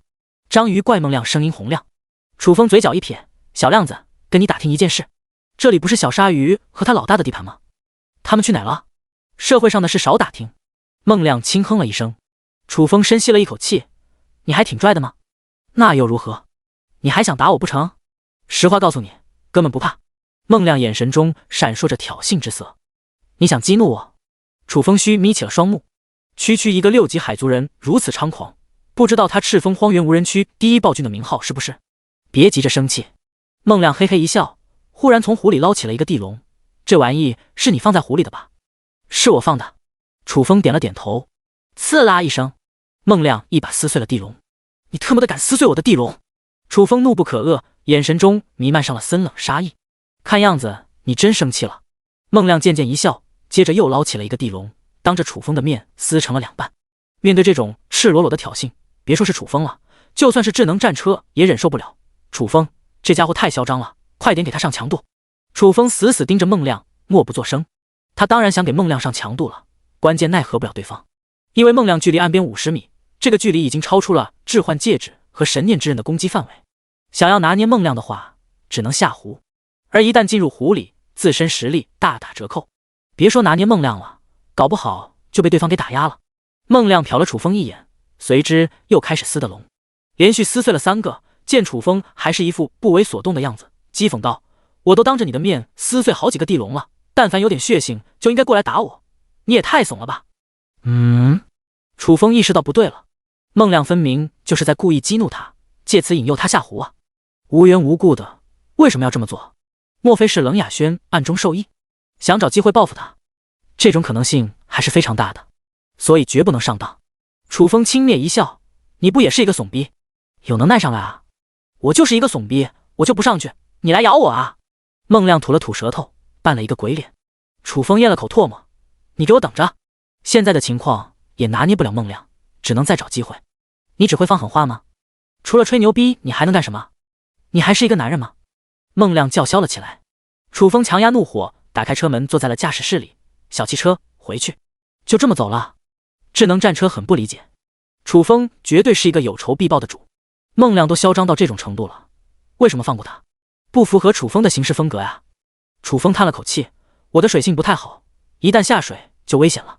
原来你也不是无所不能啊。”智能战车感慨了一声，接着问道：“你能咽下这口气？”楚风眼神中闪烁着寒光：“等我回去研究一个方案，明天再来收拾他。我也看那家伙不顺眼，明天我也等给他上点强度。”智能战车恨恨道：“没问题。”楚风呵呵一笑。回到庇护所，杨琪已经准备好了晚饭。今天的晚饭还是以河鲜为主，另外配了一锅煮土豆和一锅野菜鸡蛋汤。众人围在饭桌前，吃得不亦乐乎。吴华清，来到这里感觉如何？楚风问道。吴华清正吃着螃蟹，含糊不清地说道：“跟城市相比，少了一分喧嚣，多了一分宁静，正是我向往的地方。而且大家都很热情，让我有了一种家的温馨。没问题就好。”楚风微微点头。吃完饭，众人散去。楚风视察了一圈，没发现问题，便回到了堡垒内，躺在大床上思索起了对付孟亮的办法。要对付孟亮其实并不难，只要将其引到岸边就行了。蓦然，楚风嘴角上勾起了一抹弧度，一个还算不错的办法浮现在了脑海中。小样，明天看我怎么收拾你！楚风暗暗念叨了一声，接着打开了好友群。秦生，兄弟们，最近怎么样？张强，老样子，天天扫大街，生活索然无趣。我现在就盼着寒冬快点降临，到时候就能天天躺被窝了。薛刚，最近各大势力都在争取资源，战事不断，哥们前2天差点就没命了。蒋大为，没记错的话，你是矿工职业吧？矿工也需要作战。薛刚，矿工不需要作战，但挡不住别的种族来抢夺矿场。前几天半兽族攻击了我们的矿场，他们凶残至极，见人就杀，不少矿工都遭了他们的毒手。蒋大为，这么说来你还挺幸运的。薛刚，幸运个屁！不是我机灵，躲进了茅坑里，早就被灭了。虽然保住了小命，但弄得一身屎尿，臭得要命。哥们洗了10次，还是能闻到屎臭味，真是恶心。蒋大为，众人，薛刚也太实诚了，这种事没必要说出来吧。李振华，最近魅魔袭击人类事件越来越多了，你们有没有遭受魅魔袭击？张强，秦胜不是说了吗？魅魔晚上才会行动，晚上别出门就行了。林妙妙，楚风，你在吗？有件事需要提醒你一下。楚风，在。林妙妙，前2天我们发现了2个魅魔，杀掉了一个，另外一个逃入了赤峰荒原无人区，你千万小心点。楚风，放心，魅魔赶来我就弄死他。林妙妙，秦生，楚风，你有所不知，魅魔除了会幻化人形之外，战斗力还是很强的。你一个农夫在魅魔面前最多坚持1分钟。张强，还能坚持这么长时间？秦生，魅魔不是喜欢吞噬精血吗？1分钟差不多。名第21的张栋，你匹配的对手是谁？柳天笑，勇者大赛排名第1的楚风。楚风，实锤了。柳天笑一定没参加挑战，之前所说的一切全都是谎言。朱俊，什么？你匹配到楚风了？张强，真的假的？你赢了还是输了？柳天笑，不得不说，楚风真的很强，我足足用了40秒才将其击败。众人惊呆了，仅仅40秒就击败了勇者大赛排名第1的楚风。柳天笑已经强大到这种地步了。朱俊，楚风是什么职业？柳天笑，他是一个强大的空间法师。众人暗暗心惊，空间法师可是稀有职业，怪不得楚风能勇夺勇者大赛第1名，原来觉醒了这么厉害的职业。冯新平，你胡说，楚风分明是一个农夫，并不是空间法师。韩东，大哥，你搞清楚，我们说的是2个楚风。冯新平，哪有2个楚风？明明只有1个农夫楚风，他就在咱们群里。张强，这家伙又开始犯病了，大家不用理他。冯新平，楚风，你倒是说句话啊！楚风一言不发。现在不论说什么，也不会有人相信他，甚至还会把他当成冯新平一样的神经病，没必要自讨没趣。蒋大为，冯新平，这里是正常人交流的地方，你还是哪里凉快哪里待着吧。冯新平，操！一群神经病。林妙妙，柳天笑，楚风长什么样子？柳天笑，怎么说呢？长得不丑也不帅，大眼睛，高鼻梁，皮肤有点黑，很普通的一个人。林妙妙，还以为是一个帅哥呢。韩东，长得帅有用吗？咱们群里的楚风倒是一表人才，可是除了帅之外，真的是一无是处。楚风，他在别人眼里就这么不堪的？蒋大为，长得帅还是有用的，要不然张倩能看上楚风？张倩，别瞎说，我看中的不是楚风的外表，而是内涵。张强，楚风有什么内涵？张倩，低调沉稳有格局。楚风暗暗点头，还是张倩了解他。张强呵呵一笑，楚风一个农夫，想张扬也没这个实力啊。李振峰，谁说楚风低调了？前些日子还鼓吹自己战胜了唐万松呢，你们都忘记了？张倩，他是被冯新平给传染了。朱俊，你的观点和我一样，楚风多好的小伙子，怎么会无缘无故的装逼呢？罪魁祸首就是冯新平。秦声感慨，珍爱生命，远离冯新平。冯新平，这一刻感觉被整个世界给抛弃了，人世间再也没有了温情，剩下的只有冰冷和深深的恶意。看到这里，楚风默默地关闭了好友群。翌日清晨，吃完早饭，楚风开始分配任务。潘若云带人出去挖掘野菜，曹广和郑鹏安装火炉，张柔若等人种植蔬菜瓜果，吴华清负责布置防御阵法。老大，我呢？牛魔奇怪道，别人都有任务，唯独没点他的名字，楚风是不是把他给忘了？等会你跟着我出去一趟。楚风淡淡道。好。一听要出去，牛魔的眼睛亮了起来。楚风随之把吴华清叫到了身边。老吴，你的阵法水平我还不太了解，你跟我交个底，有没有把握布置防御阵？布置防御阵需要消耗大量的材料，万一搞砸了，真有点承受不起。吴华清淡定地说道，布置一个覆盖整个庇护所的防御阵确实有点难度，不过以我的能力100%能布置成功，你放心好了。楚风微微点头，你布置的是什么防御阵？吴华清直说，白日混元阵具备防御和预警2项功能，平时处于关闭状态，无需消耗能量，一旦感知到危险就会自动开启，对整座庇护所进行保护。楚风眼神闪烁了一下，白日混元阵的防御力如何？可以抵挡20级以下的任何攻击。不错。楚风嘴角一撇，都需要什么材料？吴华清缓缓道，1000颗能量石，2颗天极石，100颗云水石和100公斤赤月木。好家伙！楚风狠狠咂了咂舌。1000颗能量石先不说，天极石、云水石和赤月木在兑换商城里的价格都不低，全部购买下来差不多需要2万贡献点。吴华清瞟了楚风一眼，提议道，楚风，庇护所城墙高大，又有4座攻击箭塔，即便面对一个大型怪兽群也能抵挡，暂时没必要布置阵法吧。楚风稍微犹豫了一下，最终还是决定布置阵法。庇护所看似固若金汤，实则还有不小的隐患，比如说面对飞行的怪兽就难以防御了。庇护所的安全永远是第一位，必须把所有的隐患都驱除。第127章小亮子，你上当了。兑换完材料，一边刷新时间到了，楚风一变了一颗祈祷之石，得到了1颗誓言石。1颗誓言石只能使用10次，之前的那颗已经到达了使用上限。随后楚风拿着誓言石给李坚强和吴华清走了一遍流程，2人立下誓言，正式成为了团队一员。做完这一切，下一步的计划就是对付章鱼怪了。楚风走上城墙，将西瓜炮手收入了空间戒指，然后带着林幻瑶和牛魔乘坐智能战车离开了庇护所。楚风，咱们去哪？智能战车问道。去昨天的那座湖泊。楚风眼神中流露着杀气。你有办法对付他了？智能战车试探道。楚风微微点头。太好了！智能战车兴奋了起来。半个小时后，智能战车停在了距离湖泊不足20米远的地方。楚风吩咐道，小汽车探查一湖里的情况，看看章鱼怪在不在。智能战车探查完毕，汇报，那家伙正在湖底的地堡中睡大觉，倒是挺悠闲的。楚风咬了咬牙，随之带着林幻瑶和牛魔下了车。幻瑶，召唤出小白鼠。楚风低语。林幻瑶念念有词几声，面前浮现了一幅图画，玄阳鼠正躺在里面无所事事。小白鼠，出来！楚风喊了一声。玄阳鼠一个机灵，嗖地钻了出来。楚风，什么指示？楚风伸手指着旁边的一片茅草丛，在这里挖一个地洞出来，入口不要太大了。明白。玄阳鼠挥动利爪，开刨。很快，一个巨大的地洞出现在了面前，入口很小，只能容一个人通过。楚风，挖地洞做什么？智能战车奇怪道。等会你就知道了。楚风没有过多的解释，带着林幻瑶钻入了地洞。智能战车缩小之后，也跟着钻了进去。牛魔也想进去的时候，却被楚风给拦了下来。老大，啥意思？牛魔有点懵。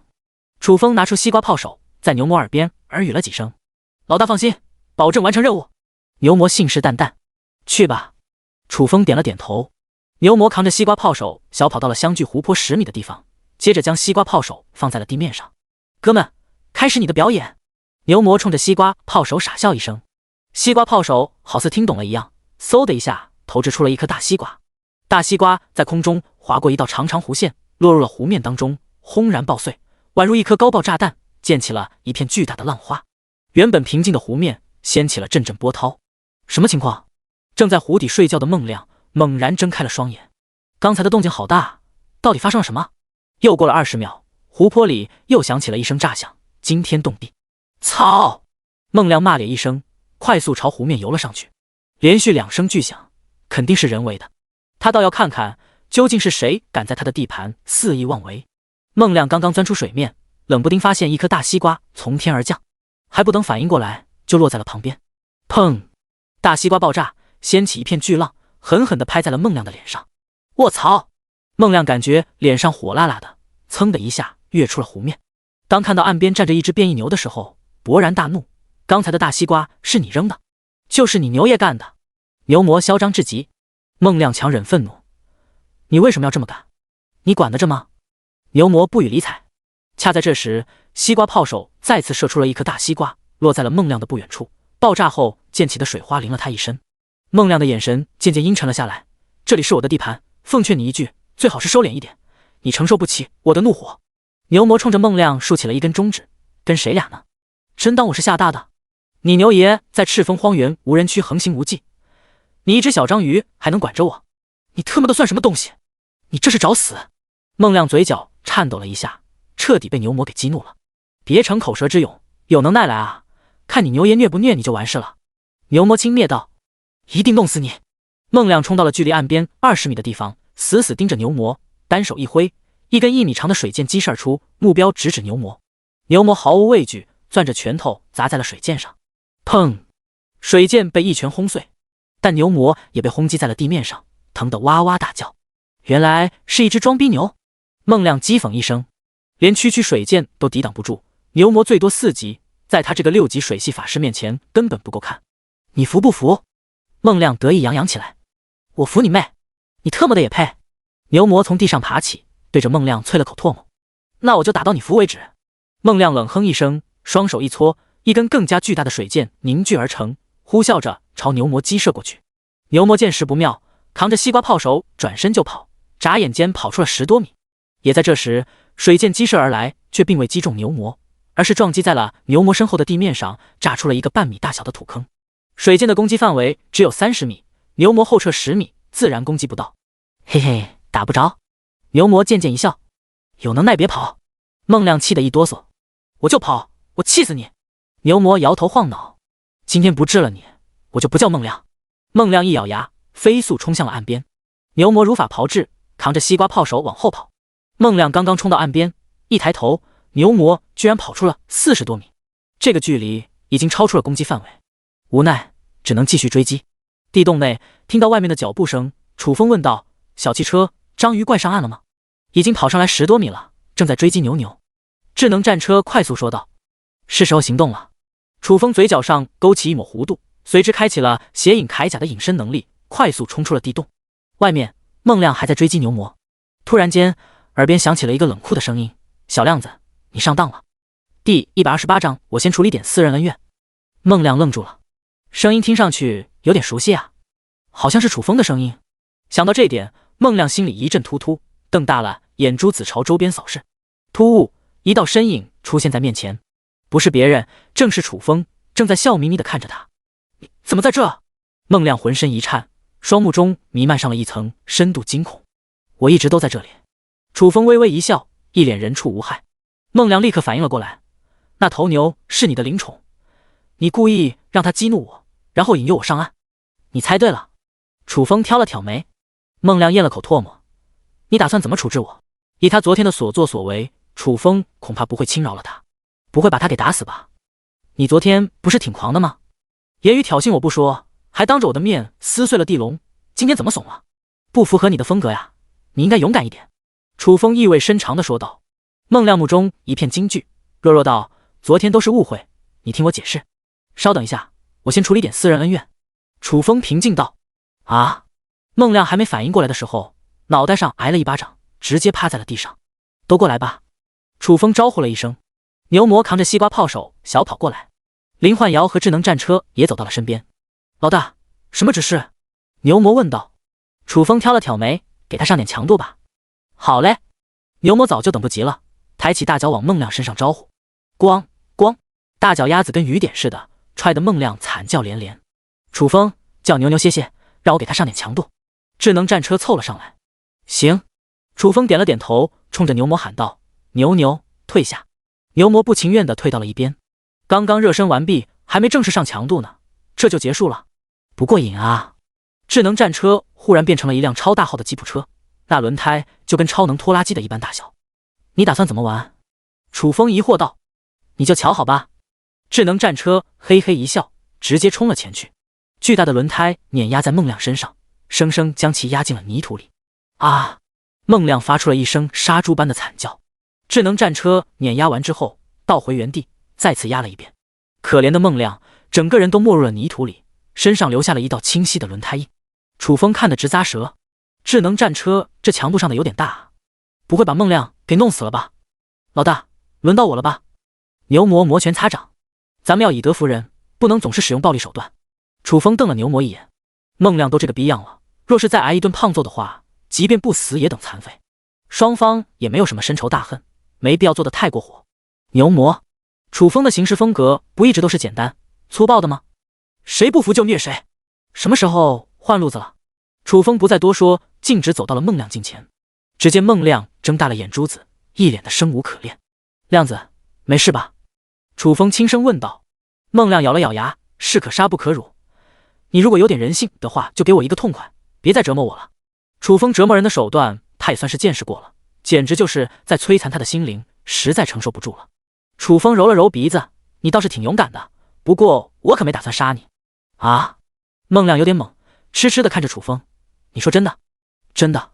楚风点了点头，话音一转，不过我等询问几件事，你必须老老实实回答。尽管问。孟亮不假思索。楚风眼神微微一沉，咱俩无冤无仇的，你为什么要撕碎我的地笼？为什么要故意激怒我？孟亮弱弱道：是冷雅轩安排的。楚风挑了挑眉，冷雅轩是那只美人鱼？就是他。孟亮肯定了一声。楚风接着问道：你也是冷雅轩的小弟？暂时还不是。孟亮摇了摇头，冷雅轩安排我报复你，只要表现出色，就会收我做小弟。报复心还挺强的吗？楚风暗暗念叨了一声，转而问道：冷雅轩和小鲨鱼去什么地方了？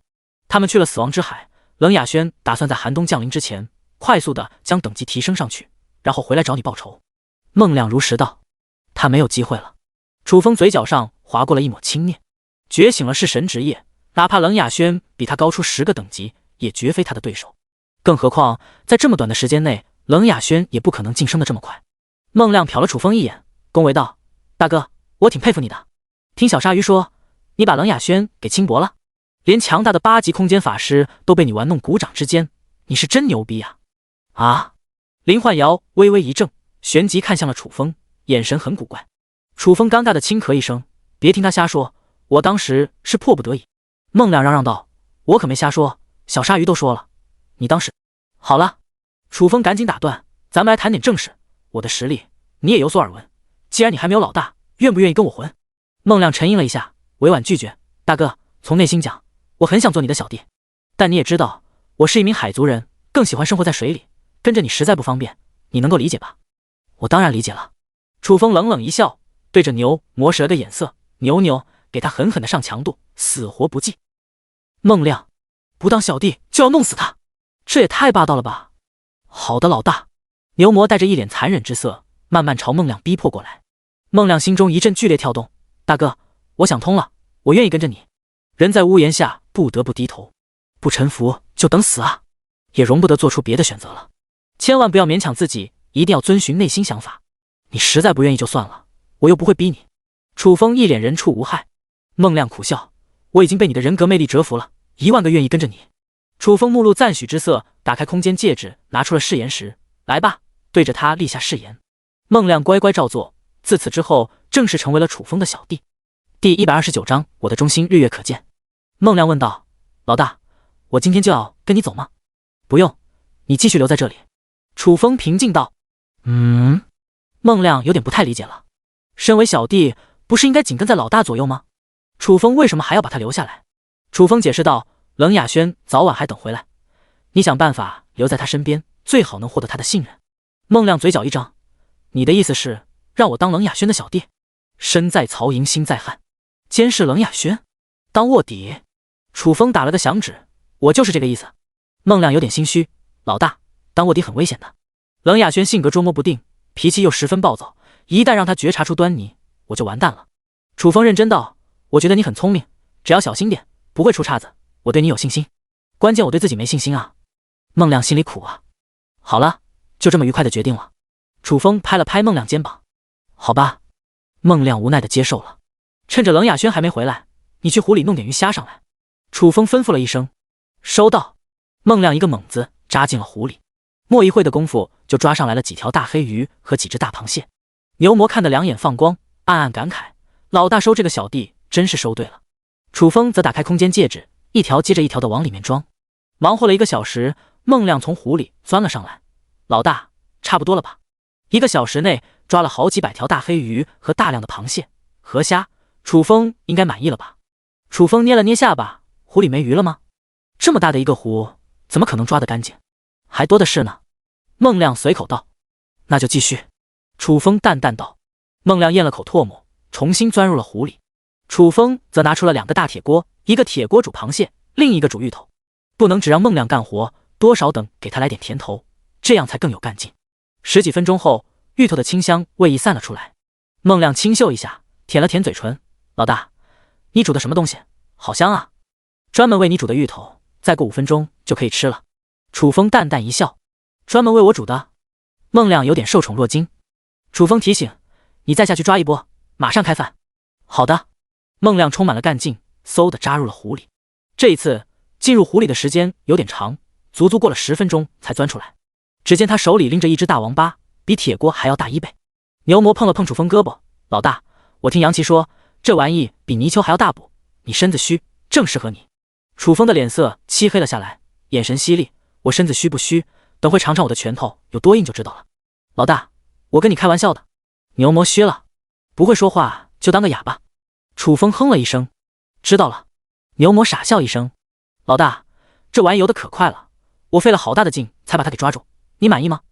孟亮拎着大王八来到了楚风面前，开始邀功，表现得很好。楚风给予了充分肯定。孟亮瞟了一眼铁锅，那我能吃芋头吗？吃吧。楚风轻笑。孟亮冲到铁锅前，拿起一个大芋头，剥开皮，狼吞虎咽起来。老大，螃蟹煮熟了，咱们是不是也应该开饭了？眼见孟亮吃得这么欢，牛魔馋得直流口水。开饭。楚风大手一挥。吃饱喝足，孟亮继续下湖抓鱼。这一抓一直抓到了傍晚。小亮子辛苦了，今天就到此为止。楚风淡淡道。为老大工作是我的荣幸，不辛苦。孟亮舔着脸说道。我们先回去了，改天再来。楚风3人坐上智能战车离开了这里。孟亮则返回了湖底的地堡当中，正打算睡觉的时候，2道身影出现在了面前，正是冷雅轩和鲨鱼怪。冷老大，你怎么回来了？孟亮吓了一跳。幸亏楚风走得早，这若是被冷雅轩撞见，后果不堪设想。冷雅轩定睛打量着孟亮，你在害怕？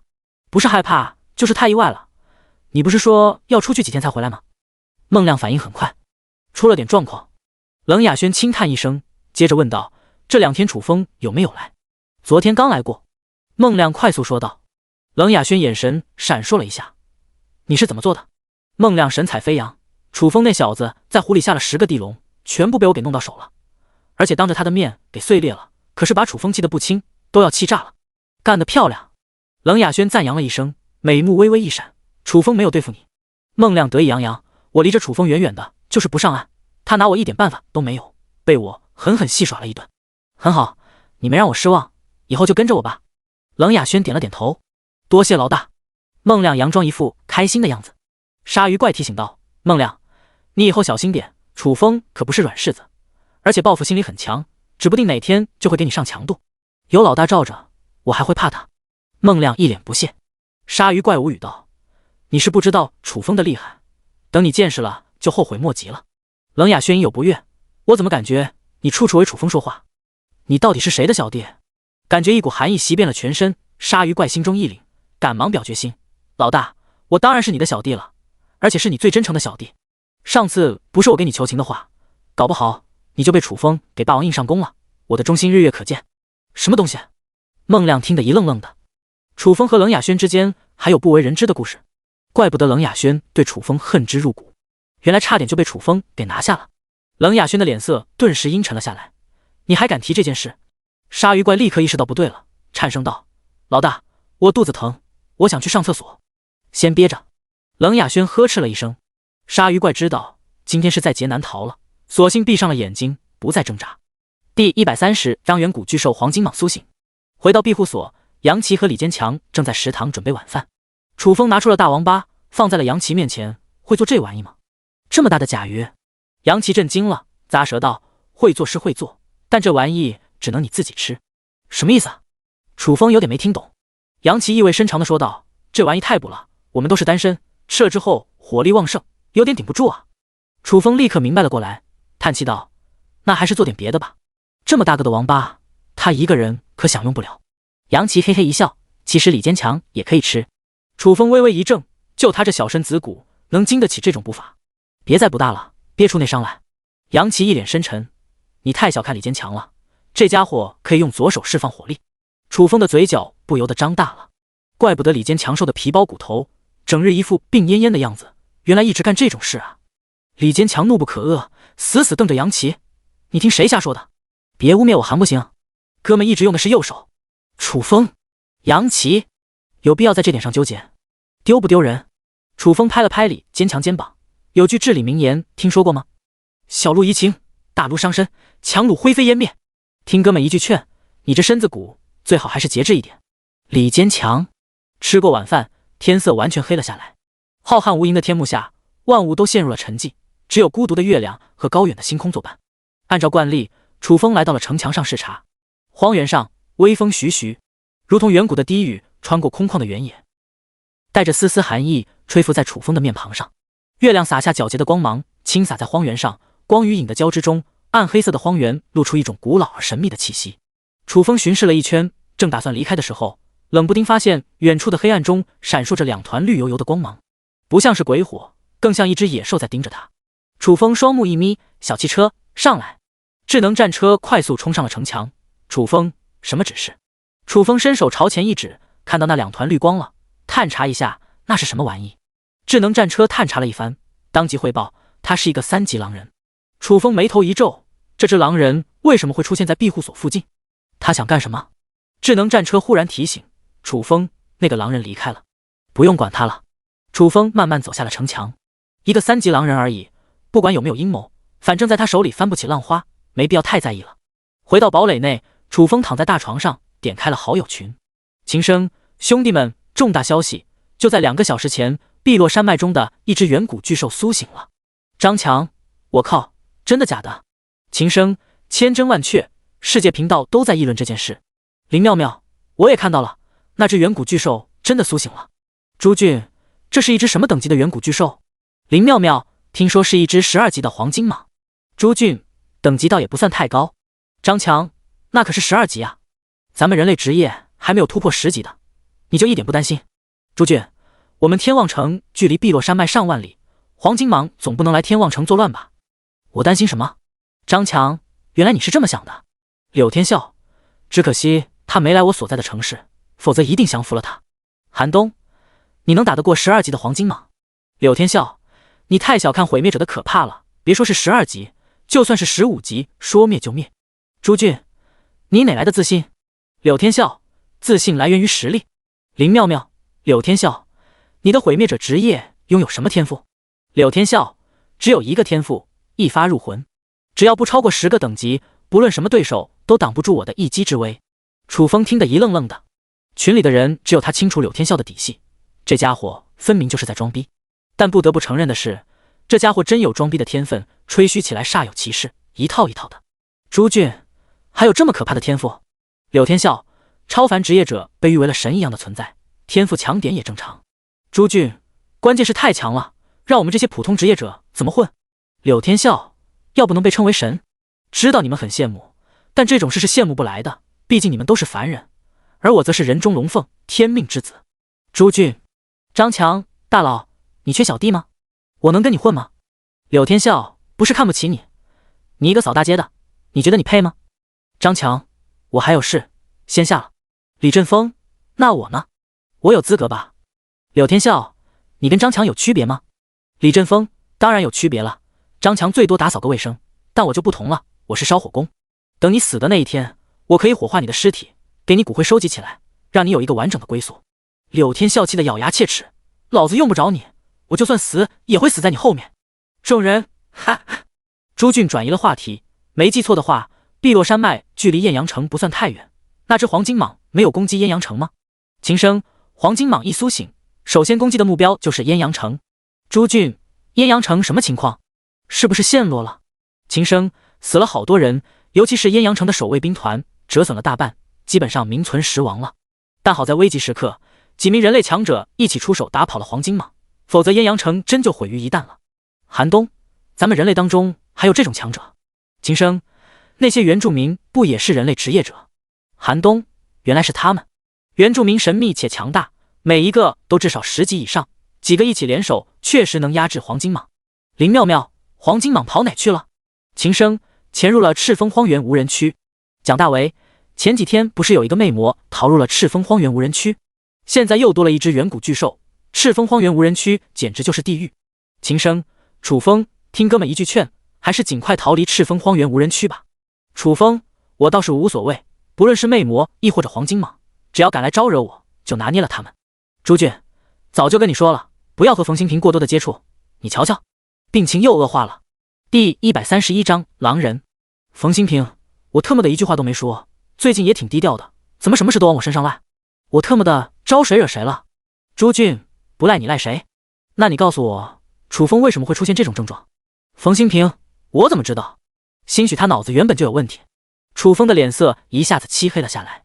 冯新平原先还跟他站在统一战线上，这么快就把他给抛弃了？果然，神经病是靠不住的。朱俊，扯淡！我跟楚风是发小，他脑子有没有问题我还能不清楚？也就是跟你接触久了才出现的症状，你就别推卸责任了。冯新平，我是无辜的。楚风，你快点跟大家伙解释一下。楚风，咱俩以后尽量少交流，我怕被你给传染了。冯新平，朱俊，冯新平，你现在怎么说？还不承认？冯新平，承认你妹！再说一遍，老子不是神经病。秦升，哪个神经病会承认自己是神经病？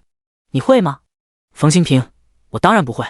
秦升，这不就对上了，你自己承认的。冯新平，群里的人变着法子来套路他，他就这么讨人厌？无碍了。楚风有点于心不忍了，大家别总是拿冯新平开玩笑了，这对一个精神病患者是不公平的。咱们应该敞开胸怀接纳他，包容他，让他感觉到这个世界还是温暖的。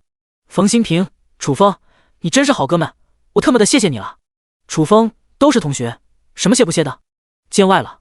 冯新平，从今往后都别跟我说话了，也别提我的名字，就当我死了。众人关闭好友群，楚风正打算和林焕瑶做功课的时候，外面传来了智能战车的呼喊声。楚风，有情况。楚风一个机灵，快速走出了庇护所。怎么了？智能战车当即说道，刚才发现了一个异族人在庇护所外面鬼鬼祟祟徘徊，怕是图谋不轨。是狼人。楚风眼神犀利，不管是谁，只要敢打庇护所的主意，就是他们的死期。不是狼人，是一个绿龟族人。啥玩意？楚风愣了一下，绿龟族人长什么模样？智能战车想了一下说道，你看过忍者神龟吗？跟忍者神龟差不多一个样子。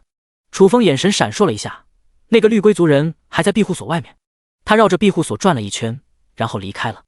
你继续监控，有情况立刻通知我。楚风叮嘱了一声，返回了堡垒内，躺在大床上，目露起了沉吟之色。现在的赤峰荒原无人区出现的异族人士越来越多了，真的可以说是鱼龙混杂。他有一种预感，寒冬结束之后，很可能爆发一场史无前例的混战。在这种局面下，任何种族都不能幸免，不知要死多少人，人类职业者能挺到最后吗？唉，楚风轻叹一声。楚风，怎么了？眼见楚风脸色不太好看，林焕瑶关心地问道。没事。楚风笑了笑，打起了精神。不管日后发生什么，只要足够强大，就无所畏惧。眼下还是要以提升实力为主，提升的方式就是和林焕瑶做功课。楚风目光灼灼地看向了林焕瑶，堡垒内随之响起了阵阵销魂之音。翌日，吃过早饭，众人聚集在一起，等待楚风分配任务。楚风面向郑鹏，火炉安装的怎么样了？离着寒冬降临还有4天时间，取暖设备必须配备齐全。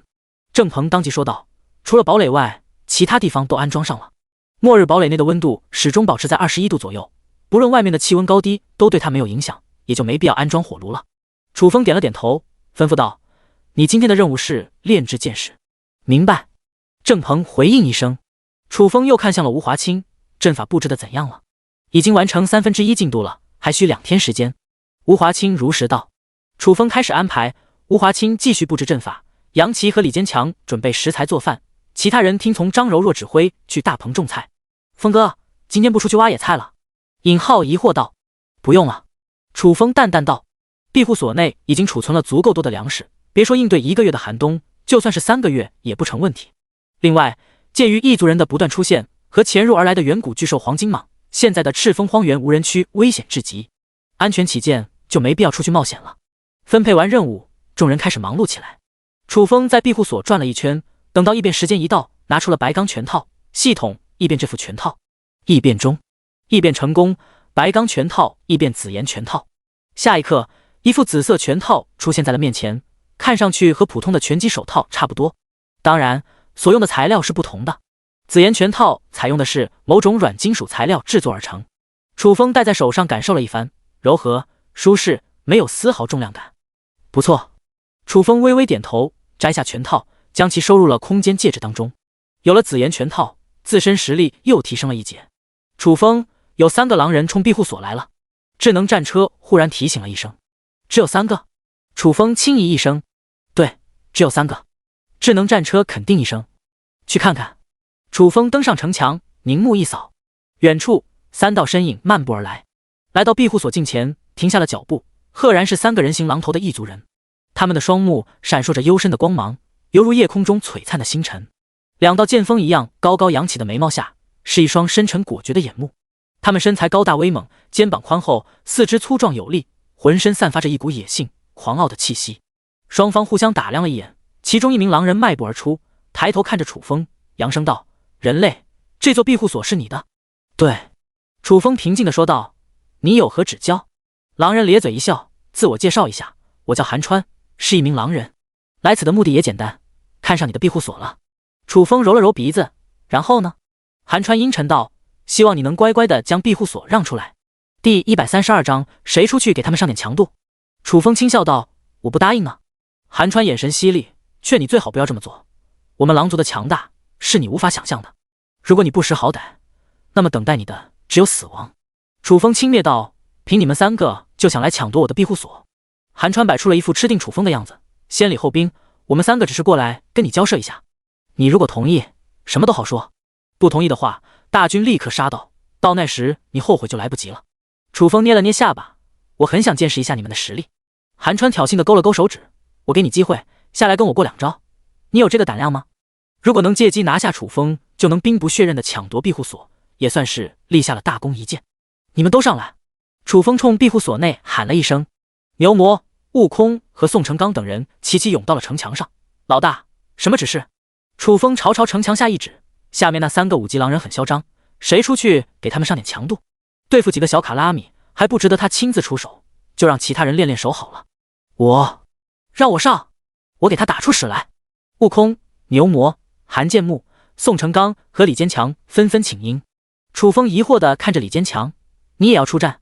李坚强尴尬一笑，风哥，我就是个滥竽充数的，你别当真。楚风无语地白了李坚强一眼，转而吩咐道：“宋成刚，牛牛和悟空出战，记住了，我要活口。”明白。宋成刚和两只灵宠兴奋地冲出了庇护所。宋成刚对上了韩川，牛魔和悟空跟剩余两个狼人厮杀在了一起。宋成刚直接变身，伴随着一片骨骼异响，身躯迅速膨胀，上身的衣衫完全撑碎，露出了一副健壮的体魄，上面肌肉球渣，宛如铁水浇筑的一般，十分的震撼人心。见识一下大鸡巴的威猛吧！宋成刚狂笑一声，攥着硕大的拳头猛然砸向了韩川。韩川没有退缩，持拳对轰，砰！只闻一声炸响，韩川惨叫着飞射了出去。就这点实力，还敢跟我大鸡巴较劲？不自量力！宋成刚放肆大笑。宋哥牛逼！李坚强振臂高呼。这家伙装逼归装逼，确实有几分实力。韩建木感慨了一声。另一边，悟空凭借敏捷的身手，死死压制了对手，战胜对手只是时间问题。牛魔则跟对手打得有来有往。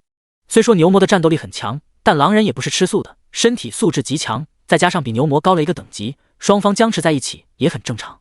楚风看了一眼，对着身边的杨奇吩咐道：“杨奇，给牛牛加状态。”杨奇念念有词起来：“勇敢牛牛，威武霸气，你就是天下第一牛，疯狂的战斗吧！”牛魔突感一股能量涌遍了全身，在这股能量的作用下，感觉血液燃烧了起来，浑身充满了爆炸性力量。哞！牛魔仰天长啸一声，对着面前的狼人来了一记野蛮冲撞。咣当一声，就好似打保龄球一样，直接将狼人撞飞到了半空中，旋转了好几圈，重重砸落在了地上。遭受猛烈一击，这名狼人感觉浑身骨头都散架了，趴在地上痛苦呻吟。牛魔没有就此罢手，冲上前去一顿暴踹。也在这时，悟空一棍子敲倒了最后一个狼人，战斗就此结束。风哥，搞定！宋成刚拖着如同死狗一样的韩川，一把将其扔到了城墙下。牛魔和悟空也将剩余的两个狼人拖了过来，把他们带上来。楚风吩咐一声，很快三个狼人被拎到了城墙上。韩川目露惊恐：“人类，你想干什么？”“放心，暂时不杀你。”楚风挑了挑眉，转而面向曹广：“老曹，你去弄3根长绳子。”“哦。”曹广飞速地跑下城墙，抓着一大捆茅草一搓，3根10米长的草绳出现在了手中。草绳制作完毕，曹广重新返回了石墙上，把这3个家伙绑起来，吊在城墙上。楚风冷冷道：“宋成刚几人一起动手，3下5除2，将韩川3人绑成3个大粽子，吊在了城墙外。”“风哥，接下来做什么？”宋成刚询问。楚风看向远方，目露深邃之色，休息一会，准备战斗。韩川3人被抓，狼族绝不会善罢甘休，想来用不了多久就会杀到，一场大战在所难免，来得越多越好。宋成刚舔了舔嘴唇，目中弥漫昂扬战意。后面众人坐在城墙上休息起来。牛魔碰了碰李坚强：“刚才看到牛哥的雄风了吗？够不够霸气？牛不牛逼？”李坚强微微一怔，违心道：“属实牛逼。不是杨奇给牛魔加了状态，牛魔能不能打得过对手还两说呢。心里没点逼数，怎么好意思炫耀的？当然，他也只敢在心里腹诽一下，并不敢当着牛魔的面说出来。”牛魔眼神飘忽了一下：“我怎么感觉你有点言不由衷？”李坚强清了清嗓子，正色道：“我是被牛哥的威猛给震撼到了，到现在还没缓过神来。”哈哈！牛魔大笑一声，神采飞扬。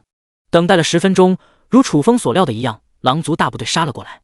远处漫无边际的荒草丛中出现了一个个晃动的身影，粗略估计接近200来号。狼族汹涌而来，好似一片黑色浪潮，携带着一股狂暴的肃杀之气。这么多，韩建木等人的脸色浓重了起来。楚风心如止水，扫了一眼狼族，转而向智能战车询问：“小汽车，对方实力如何？”智能战车立刻回道：“有一个8级狼人，剩下的全都是6级以下。狼族也不行啊。”楚风嗤之以鼻，原本以为狼族牛逼哄哄的，至少能有10级以上的，不曾想最强者才8级而已。就这种级别的狼人，还不够他热身的，一出手就碾压了。很快，狼族杀到了近前，当看到吊在城墙上的3名族人时，全都愤怒了。8级狼族首领杀气腾腾，怒目而视：“人类，为什么这么对待我的族人？”楚风轻蔑道：“你们不是要来抢夺我的庇护所吗？我还要怎么对待他们？难道还要当客人供起来？你他妈的脑子是不是有问题？”第133章，我早已看穿了一切。狼族首领轻哼：“他们3个只是来跟你交涉的，正所谓两国交战，不斩来使，有必要这么折磨他们？你就这点格局，跟我谈格局？”楚风嘴角一撇，把他们拉上来。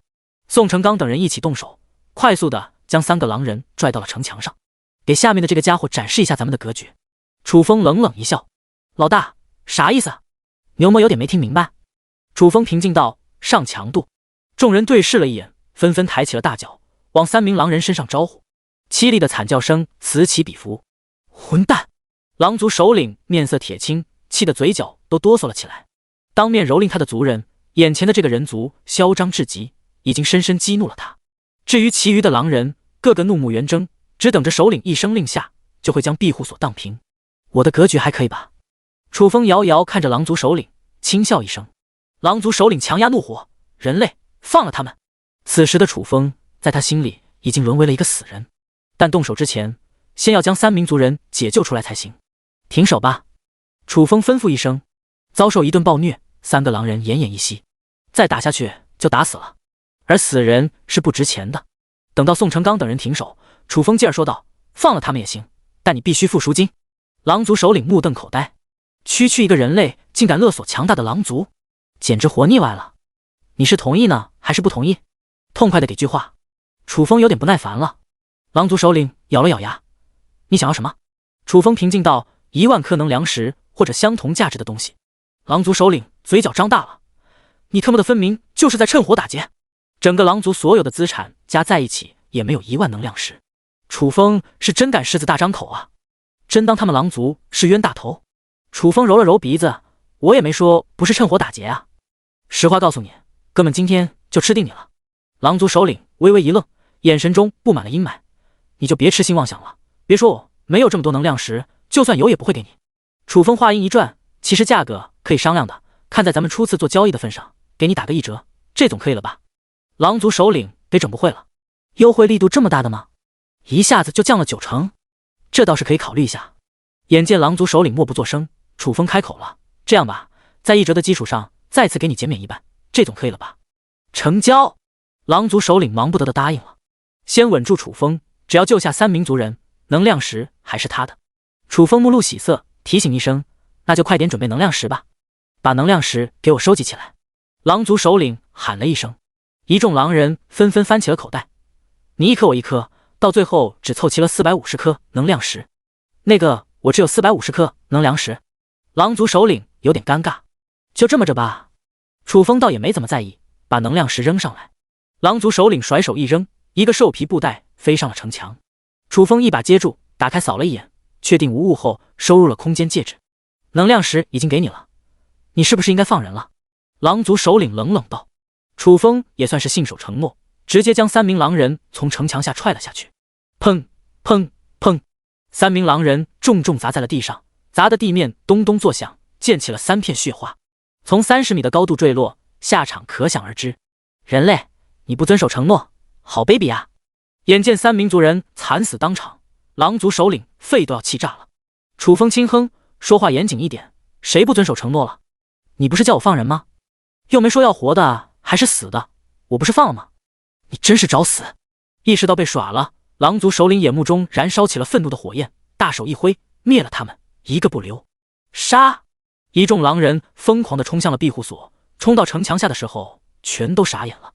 城墙是用一块块巨大的方形石块垒砌而成，表面严丝合缝，光滑圆润，没有一点着力点，再加上30米的高度，根本爬不上去啊！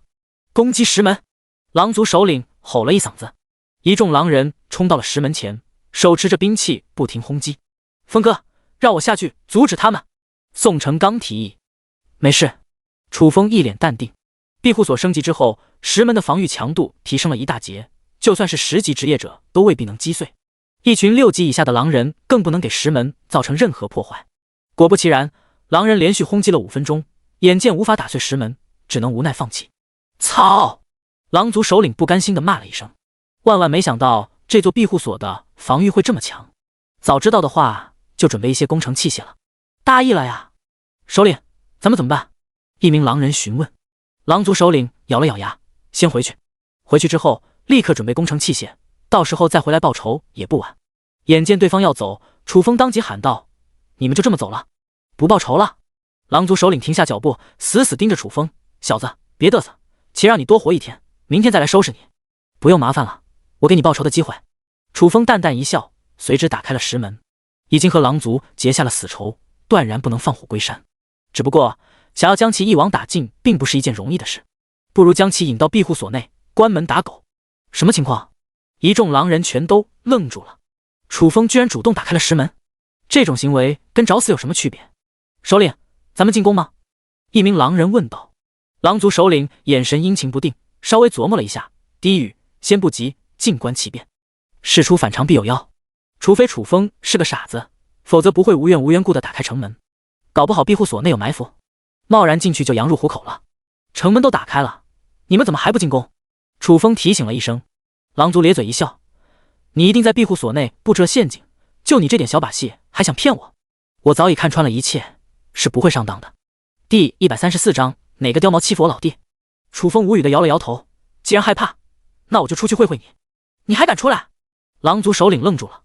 我有什么不敢的？你别吓得跑路就行了。楚风嗤笑一声，这可是你说的，你出来一个试试，看我虐不虐就完事了。狼族首领嚣张至极，在庇护所外没有后顾之忧，拿捏一名人类还不是手到擒来的事？你们在这等着。楚风对着众人叮嘱了一声，径直走下了城墙，来到了石门外。好小子，有种！狼族首领阴沉一笑，少废话，你们是一个个来还是一起上？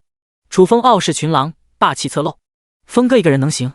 曹广等人全都惊呆了，这可是200多个狼人啊！一拥而上，楚风能扛得住？少他妈的装逼，我亲自来会会你！狼族首领眼神中闪烁着寒光，浑身煞气弥漫。楚风打开空间戒指，拿出开山铲，轻敲了一下地面。我的铁锹已经饥渴难耐了，快点来送死吧！等会有你哭的时候。狼族首领拎着一柄大砍刀朝楚风逼迫了过去。等一下！就在这剑拔弩张之际，远处飘荡过来了一个冷傲之音。众人微微一怔，齐齐朝声源的方向看去。视线当中，一道高大的绿色身影迈着六亲不认的步伐走了过来。这道身影拥有人类的身躯，却长着一个乌龟脑袋。另外，后背上还有一个椭圆形的乌龟壳，呈现一种深棕色，表面质地光滑，泛着淡淡光泽。这是个什么玩意？众人看得一愣愣的。智能战车提醒楚风，他是一个8级绿龟族人。原来是一个绿龟族人。楚风恍悟一声，还别说，绿龟族人长得跟忍者神龟真的很神似。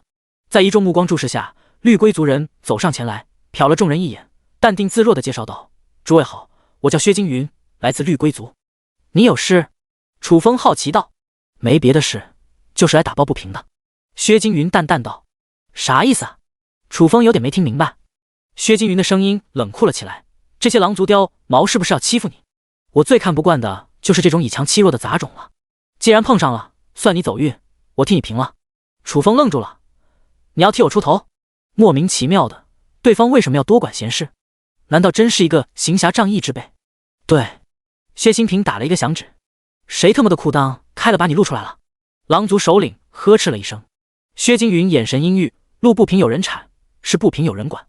今天把话撂这了，这事我管定了，不想死就滚蛋，否则将你们狼族连根拔起。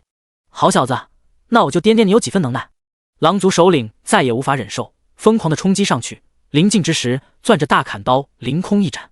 这一刀劈出的同时，刀身上绽放一片刺目寒光，明显动用了某种天赋，看似要将薛金云一击毙命。薛金云站在原地纹丝不动，脸上没有任何惧色。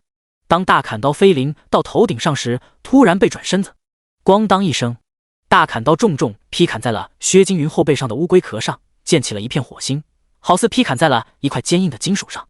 挡住这一击，薛金云转身反手一拳，这一拳快若惊雷，正中狼族首领下巴。咔嚓，只闻一声骨骼断裂之音，狼族首领的整个下巴瘫陷了进去，喷出一片血花，仰面栽倒在了地上。这一众狼人全都傻眼了，同样都是8级，他们的首领如此的不堪一击，居然被一拳干趴地上了。双方之间的差距也太巨大了吧。宋成刚等人也是心头一惊，全都被薛金云强悍的实力给震慑。李坚强小声试探：宋哥，你能打得过这家伙吗？宋成刚咬了咬牙，撕溜开吧。其实面对薛金云这种级别的强者，他一分把握都没有。之所以这样说，只是不想在李坚强面前丢了面子而已。现场唯一能保持镇定的就是楚风了。薛金云确实很强，但也要看跟谁比，在他面前依旧是不够看。你服不服？薛金云走到狼族首领近前，轻蔑道：“呵呵。”狼族首领慢慢起身，冷冷一笑：“你不会以为我只有这点实力吧？”薛金云挑了挑眉，看来你还是不服了，咱们就继续。那我就叫你见识一下我究竟有多么的强大。狼族首领眼神一沉，狼头上忽然弥漫上了一层白光，在这片白光的沐浴下，原本坍塌的下巴瞬间复原。好厉害的自愈天赋！薛金云的眼珠子瞪大了，自愈天赋在手，耗也能把你耗死。狼族首领咧嘴一笑，攥着大砍刀冲了上去，双方再次厮杀在了一起。薛金云如法炮制，利用背后的乌龟壳挡住狼族首领的攻击，随之展开反击。双方激战了5分钟，狼族首领被打倒了10几次，但每次都能通过自愈重新恢复。如此一来，双方一直处于僵持状态，谁也奈何不了谁。砰！薛金云一拳击飞狼族首领，眼神中杀意凌厉：“不陪你玩了，我要放大招了！还有什么手段，尽管使出来好了，看你能奈我何！”狼族首领讥讽道。薛金云虚眯着双目，深吸了一口气，骤然大吼：“大哥！”嗖！突然间，远处飞驰过来了一道高大身影，赫然又是一名绿龟族人。楚风！众人，薛金云所谓的放大招，就是找他大哥帮忙。还有这种操作，他们也算是见识了。绿龟族人来到近前，平静地说道：“在下薛金飞，哪个刁毛欺负我老弟？”薛金云指着狼族首领：“大哥，就是这家伙。”薛金飞扫了狼族首领一眼，轻哼：“连一个小狼崽子都收拾不了，真替你感到遭得慌。”薛金云脸上青红皂白，小声嘀咕：“这家伙拥有自愈天赋，简直就是一个打不死的小强，太耐操了，我也是没办法。”第135，每个人都有装逼的权利。薛金飞不屑道：“什么耐操不耐操的，还不是你实力不济？如果像我一样，不是随随便便就能将其碾压。”薛金云姿态放得很低：“大哥教训的是，够了！你们两个当着我的面说3道4的，是不是真以为吃定我了？”狼族首领暴吼一声：“我还真就吃定你了！”薛金飞嘿嘿一笑：“老弟，看好了，大哥是如何屠狼的。大哥，请开始你的表演。”薛金云默默退到了一边。薛金飞慢悠悠地戴上了2只红色拳套，双拳一碰：“来吧，你薛爷今天就给你上一课！”操！狼族首领拎着大砍刀冲杀上去，血红幽幻地狱拳。薛金飞低吼一声，扬手一拳轰出，蓦然拳头上绽放一片血光，一凝之后化作了一个磨盘大小的血红色骷髅头，宛如地狱恶魔，阴森可怖。什么玩意？狼族首领悚然一惊，脊背上不由得冒出了一层冷汗。咻！血色骷髅头呼啸而上，张开血盆大口对准了狼族首领。休想！狼族首领鼓起勇气，攥着大砍刀猛然劈出，轰的一声炸响，血色骷髅轰然爆碎，化作了无数血红色丝线，好似锋利的尖刀，疯狂地切割狼族首领身躯。扑哧扑哧，伴随着一片入肉之音，狼族首领身上洞开了无数血口，鲜血四溅，血肉横飞，场面极度血腥。短短3秒，狼族首领变成了一具血淋淋的骨架，虽然还有气息，却也是极度微弱，恐怕只剩下了半口气。面对这种程度的重创，哪怕有自愈天赋也起不了丁点作用。这家伙太可怕了！城墙上，众人齐齐咂舌，看向薛金飞的眼神充满了深度惊悚。李坚强咽了口唾沫，轻轻碰了碰宋成刚：“宋哥，你对上这家伙的话，胜算如何？”宋成刚这次不装逼了，没有胜算，必死无疑。城墙下，一众狼族人更是吓得肝胆俱裂，呼吸都停滞了。强大的狼族首领就这么简单的被一拳干废了，虽然难以接受，但这就是事实。这都不死，你果然挺耐操的。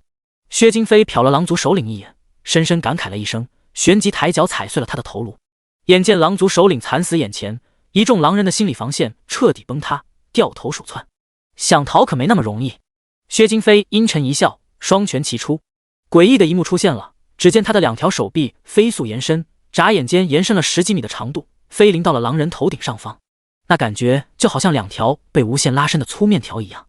这是什么天赋？楚风看得啧啧称奇。就在愣神间，薛金飞挥舞着2条长臂开始了屠杀，每一拳下去，必有一名狼人被打爆身躯。砰砰，一团团血雾升腾而起，爆炸声不绝于耳。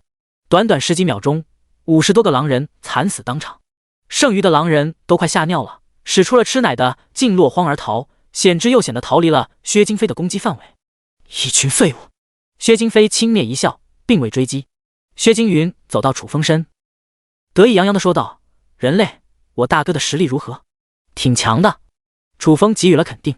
目前为止，他所遇到的最强者就是冷雅轩了。薛京飞可能比不上冷雅轩，但也算是他所见到过的第2号强者了，确实挺有实力。薛京云的眼神变得古怪了起来。你为什么这么镇定？别人见识了薛京飞的手段，全都是一副震撼莫名之状。楚风却一脸古井无波，风轻云淡，给人一种高深莫测的感觉。这种感觉只有超级强者才具备。区区一个人类还能有这种实力？那我应该如何？楚风反问。薛京云轻移，我大哥的表现你也看到了，不是应该感觉到惊恐、惊讶、震惊吗？这才是正常反应。楚风揉了揉鼻子，在我眼里就是小场面而已，见多了自然而然就没什么感觉了。薛京云的嘴角张大了，我发现你挺能装的啊。楚风呵呵一笑，你愿意怎么想就怎么想。这时薛京飞大步走了过来，定睛看着楚风，人类，你不该说点什么吗？楚风微微一怔，说什么？薛京飞轻咳一声，提醒道，我灭掉了狼族首领，等于帮你解除了危机，至少应该说一声谢谢吧。哦。楚风恍悟一声，嘴角一撇，其实你们不出手我也能应对，但不管怎么说，你确实帮了我，谢谢了。薛京云目瞪口呆地看着楚风，你能低调点吗？狼族首领有多厉害，你又不是不清楚，不是我大哥出手，你不知道死多少次了，你对我的实力一无所知。楚风眉头一挑，薛京云又开始装起来了。薛京飞轻笑一声，每个人都有装逼的权利，他想装就让他装好了。楚风，薛京飞接着说道，下面咱们谈点正事，你打算给我什么报酬？楚风愣了一下，你们不是打着路见不平拔刀相助的旗号吗？怎么还跟我索要起报酬来了？薛京飞正色道，你别搞错了，我可没有说过，是薛京云说的。楚风嘴角一张，那你想要什么报酬？薛京飞打量了一眼庇护所，若有所思地说道，你这座庇护所挺不错的，勉强能入得了我的法眼。楚风眼神一沉，你想要我的庇护所，不可以吗？薛京飞不置可否。楚风讥讽道，这么说来，你们跟狼族也没什么区别吗？薛京飞纠正道，区别大了，狼族抢占了你的庇护所，会把你和你的人全部杀死，而我只要庇护所，不杀人。只从这点不难看出，我还是很有原则的。楚风笑了起来，那我还等谢谢你了。薛京飞眼神闪烁了一下，人类，我感觉你话里有话，你不会打算跟我刚一刚吧？我就是这个想法。楚风神色冷峻，在此之前也有不少人打过庇护所的主意，但无一例外都被他给制裁了。薛京飞不知悔改的话，下一个倒霉的就是他了。第136章，用你最擅长的方式击败你。薛京云劝说道，哥们不要意气用事，为了一座庇护所，枉送性命不划算，想开点。楚风轻蔑道，如果有人抢你的东西，你也会拱手相送。薛京云眼珠子一瞪，谁他妈的敢抢我的东西，老子豁出这条性命也要跟他拼个你死我活。楚风淡淡一笑，我也这么觉得。薛京云愣住了，人类，我很佩服你的勇气，但这个世界是讲实力的，光有勇气是不够的。薛京飞语重心长地说道，还没动手呢，你怎么知道我没有实力？楚风淡定自若。薛京飞微微皱眉，既然你真想跟我碰一碰，我就给你个机会。你放心，咱俩无冤无仇，我不会杀你，最多给你点教训，你不要有心理负担。楚风揉了揉鼻子，你还是担心你自己吧？那就来吧。薛京飞有点生气了，先等一下。楚风忽然道，怂了？薛京飞嘿嘿一笑，你想多了，我就是想换一件兵器而已。楚风无语地摇了摇头，随之打开空间戒指，将开山铲收入其中，转而拿出了紫炎拳套戴在了双手上。薛京飞目露狐疑，你也是一名铁拳力士？楚风平静道，我不是铁拳力士。薛京飞有点不理解了，那你为什么戴拳套？众所周知，每个职业只有使用相匹配的兵器才能发挥出威力。楚风既然不是铁拳力士，戴上拳套不就大大制约了自身实力？楚风给出了解释，用你最擅长的方式击败你，这样才能让你输得心服口服。薛京飞，楚风这番话霸气侧漏，分明没把他放在眼里啊，这也太能装逼了吧。薛京云咂了咂舌，真够狂的。城墙上众人有些担心了，李坚强小声道，风哥能是大乌龟的对手吗？应该没问题吧。宋成刚不是很确定，楚风的实力强悍无比，这点毋庸置疑，但目前为止还不清楚楚风的上限到达了哪个层次，到底能不能击败薛京飞，暂且不得而知。杨奇大大咧咧地说道，你们不用杞人忧天了，风哥是神一样的存在，又岂是一只乌龟能匹敌的？再者说了，不是还有我吗？关键时候我会出手，你能干吗？宋成刚目露鄙夷。杨奇一脸深沉，别忘了我的职业，我可是一名强大的演者，我的能力不容小觑。宋成刚立刻反应了过来，杨奇可以通过语言加持状态，增幅的力度非常大，有杨奇暗中帮忙，楚风也就立于了不败之地。薛京飞被楚风的这番话给激怒了，呼嗤了一声，恶狠狠地说道：“人类，你准备好了吗？我要动手了。”楚风勾了勾手指，一副目空一切的神态，放马过来好了。薛京云不再废话，冲到楚风面前，挥动双拳。虽然没有动用天赋，但挥拳速度奇快无比，达到了恐怖的1秒15拳的地步。只见一片红色拳影铺天盖地的朝楚风碾压过来。面对狂风骤雨的攻击，楚风直接选择了无视，任凭拳影轰击在了身躯上。砰砰，雨打芭蕉般的撞击声骤然响彻。薛京云张大了嘴巴，遭受这种密集的强力攻击，楚风只是微微晃动了一下身躯。这是什么防御力？骇人听闻！薛京飞攻击了3秒，最终停下了动作。薛京云咽了口唾沫：“大哥，他好像没事。”薛京飞不以为然：“怎么可能没事？这家伙一定受了内伤，只是在强撑而已，很快就会躺地上不省人事了。刚才那3秒，连续击打了45拳，拳拳到肉，就算是铁打的身躯也扛不住，是吗？”薛京云瞪大了眼睛看向了楚风。薛京飞轻笑：“我知道你坚持不住了，该吐血就吐血，该晕倒就晕倒，别撑了。不好意思，让你失望了。”楚风笑了笑，抬手轻轻拍打了几下衣衫。薛京云，薛京飞，我尼玛，真的一点没事？这特么的还是人吗？风哥牛逼啊！李坚强等人全都兴奋了起来。楚风的眼神忽然变得犀利了起来。你已经攻击完了，下面轮到我了。薛京飞瞳孔一缩，心中莫名的涌上了一股极度危险的感觉。下一刻，楚风一个箭步冲到薛京飞面前，采取了和薛京飞同样的攻击方式，疯狂的挥动双拳。紫炎拳套拥有提升攻击速度的功能，因而楚风的挥拳速度要比薛京飞快了一截，达到了每秒21拳。只见一片紫色拳影汹涌席卷，瞬间就将薛京飞笼罩。砰！后面就是一片密集的暴击声。薛京飞被打得左摇右晃，整个人都被打傻了。楚风也是一个讲究人，仅仅打了3秒。等到漫天拳影消散，众人齐齐看向了薛京飞。死！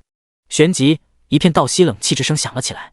此时的薛京飞双目空洞，五官扭曲，整张脸肿成了猪头，浑身上下一片拳印，拳印当中夹杂着灼烧过的痕迹，好似遭受了一顿烙铁酷刑，真的是惨不忍睹。楚风瞟了薛京飞一眼，呵呵一笑：“我知道你很难受，该吐血就吐血，该晕倒就晕倒，千万不要硬挺。”薛京飞喉咙蠕动了一下，直挺挺的栽倒地上。赢了，风哥赢了！城墙上众人兴奋不已，振臂高呼：“老大就是老大，太强了！”宋成刚深深感慨：一招碾压一位强大的8级铁拳力士，这就是楚风的真正实力吗？宋成刚很快否定了这个想法，看楚风游刃有余的样子，分明没有动用全力，刚才所展现的实力也只不过冰山一角。妈的妈呀，楚风真是深不可测，他的极限实力又该强到何种地步？宋成刚不敢想象下去。薛京云愣了一下，飞扑上去，不停地晃动着薛京飞：“大哥，你是咱们绿龟族的第一强者，也是绿龟族的未来希望，你可千万不能死，给我挺住！”楚风好心提醒，让他缓一会，你这么摇，很容易将他给咬死。薛京云赶忙停下了动作。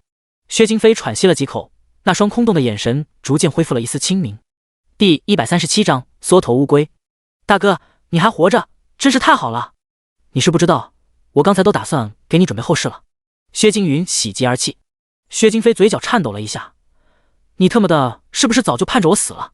薛京云嘴角一张：“大哥，你说什么呢？咱俩是亲兄弟，我怎么会盼着你死？谁知道呢？”薛京飞轻哼一声。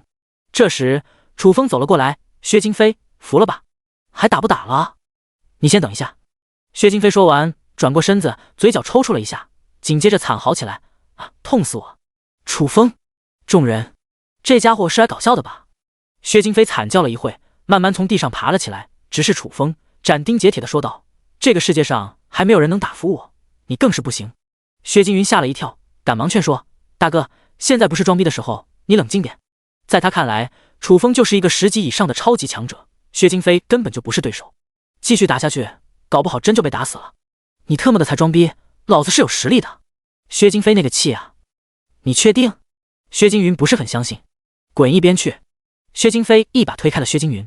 楚风呵呵一笑：“那我可要继续动手了，尽管来，哥们不惧你。”薛京飞叫嚣起来。楚风眼神一沉，活动了一下手脚，就欲动手之际，却见薛京飞忽然趴在了地上，整个身子全都蜷缩在了乌龟壳当中。众人看得目瞪口呆，不是要干架吗？莫名其妙的趴地上干什么？玩哪一出？来吧，今天跟你耗上了，你能打破我的防御，就算你赢。薛京飞得意洋洋起来。众人这才反应过来，原来薛京飞打的这个主意啊，在明知不是楚风对手的情况下，转而玩防守。不得不说，薛京飞的策略还是比较明智的，就是有些令人羞耻，丢人现眼啊！薛京云深深叹息一声，堂堂绿龟族第一强者，居然当起了缩头乌龟，丢人丢到姥姥家了。跟这种人做兄弟，真的是一种耻辱。这可是你自找的，我倒要看看是你的乌龟鞘硬，还是我的拳头硬。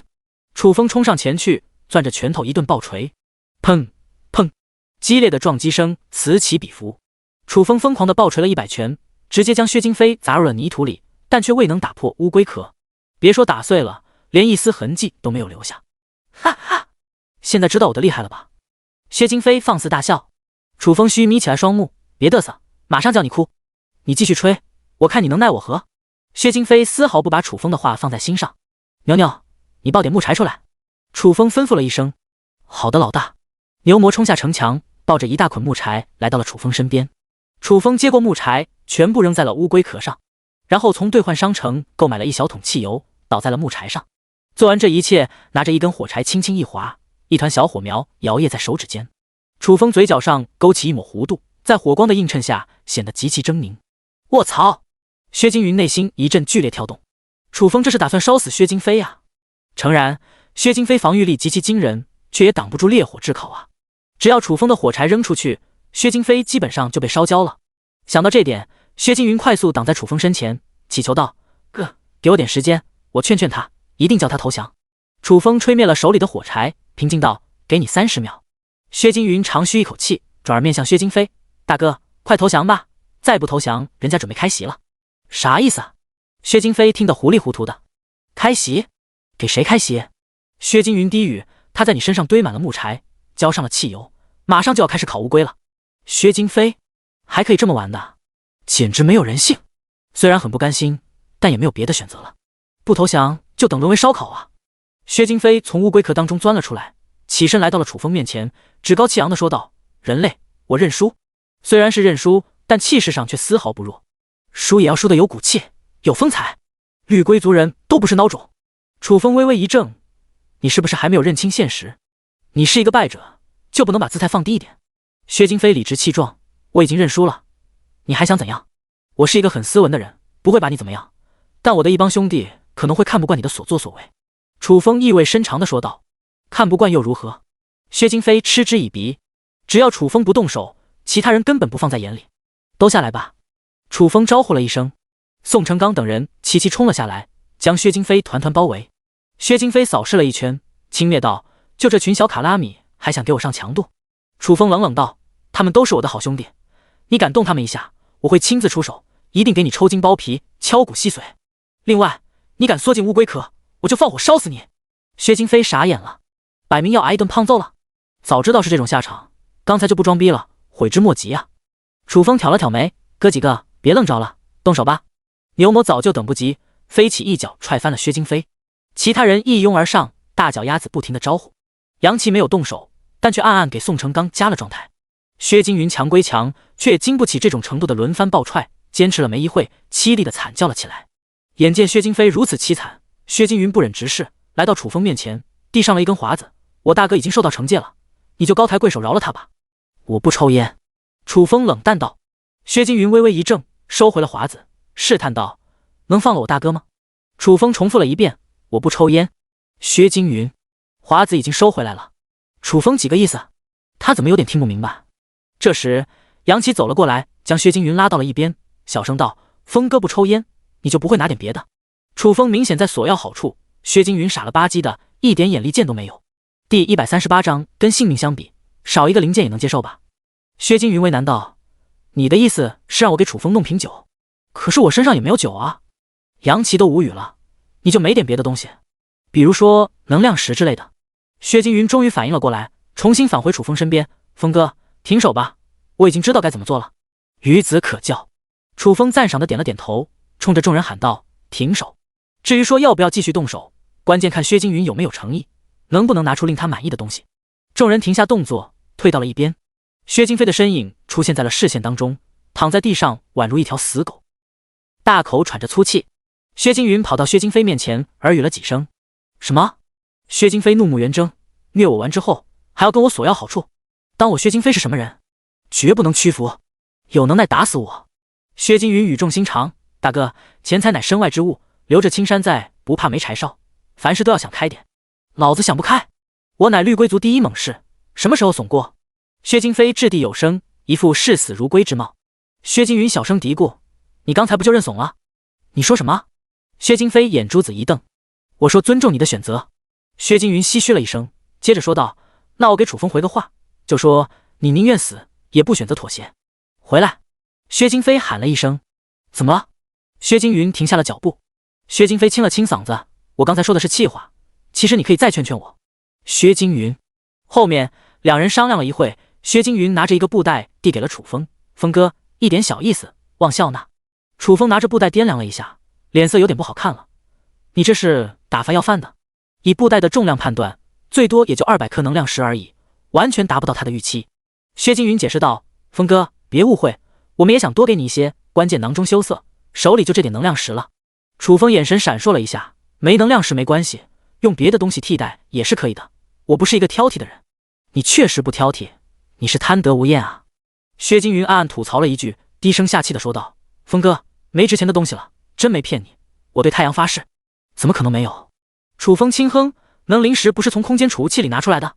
空间储物器不就很值钱吗？”薛惊云嘴角微微一张：“那不是空间储物器，是我大哥的天赋空间。”此刻暗暗捏了一把汗，幸亏没有把空间储物器带在身上，否则的话一定被楚风给抢走了。楚风眉头一挑，打开天赋空间看看。所谓的天赋空间，就是天赋演化出来的一种特殊能力，和储物空间没太多区别。薛惊云不是说没值钱东西了吗？打开一看便知真假。薛京飞没有丝毫犹豫，当即开启了天赋空间。下一刻，面前出现了一个1立方米大小的透明空间，只见里面储存着一些食物和纯净水，另外还有2颗祈祷之石，除此之外再也没有别的东西。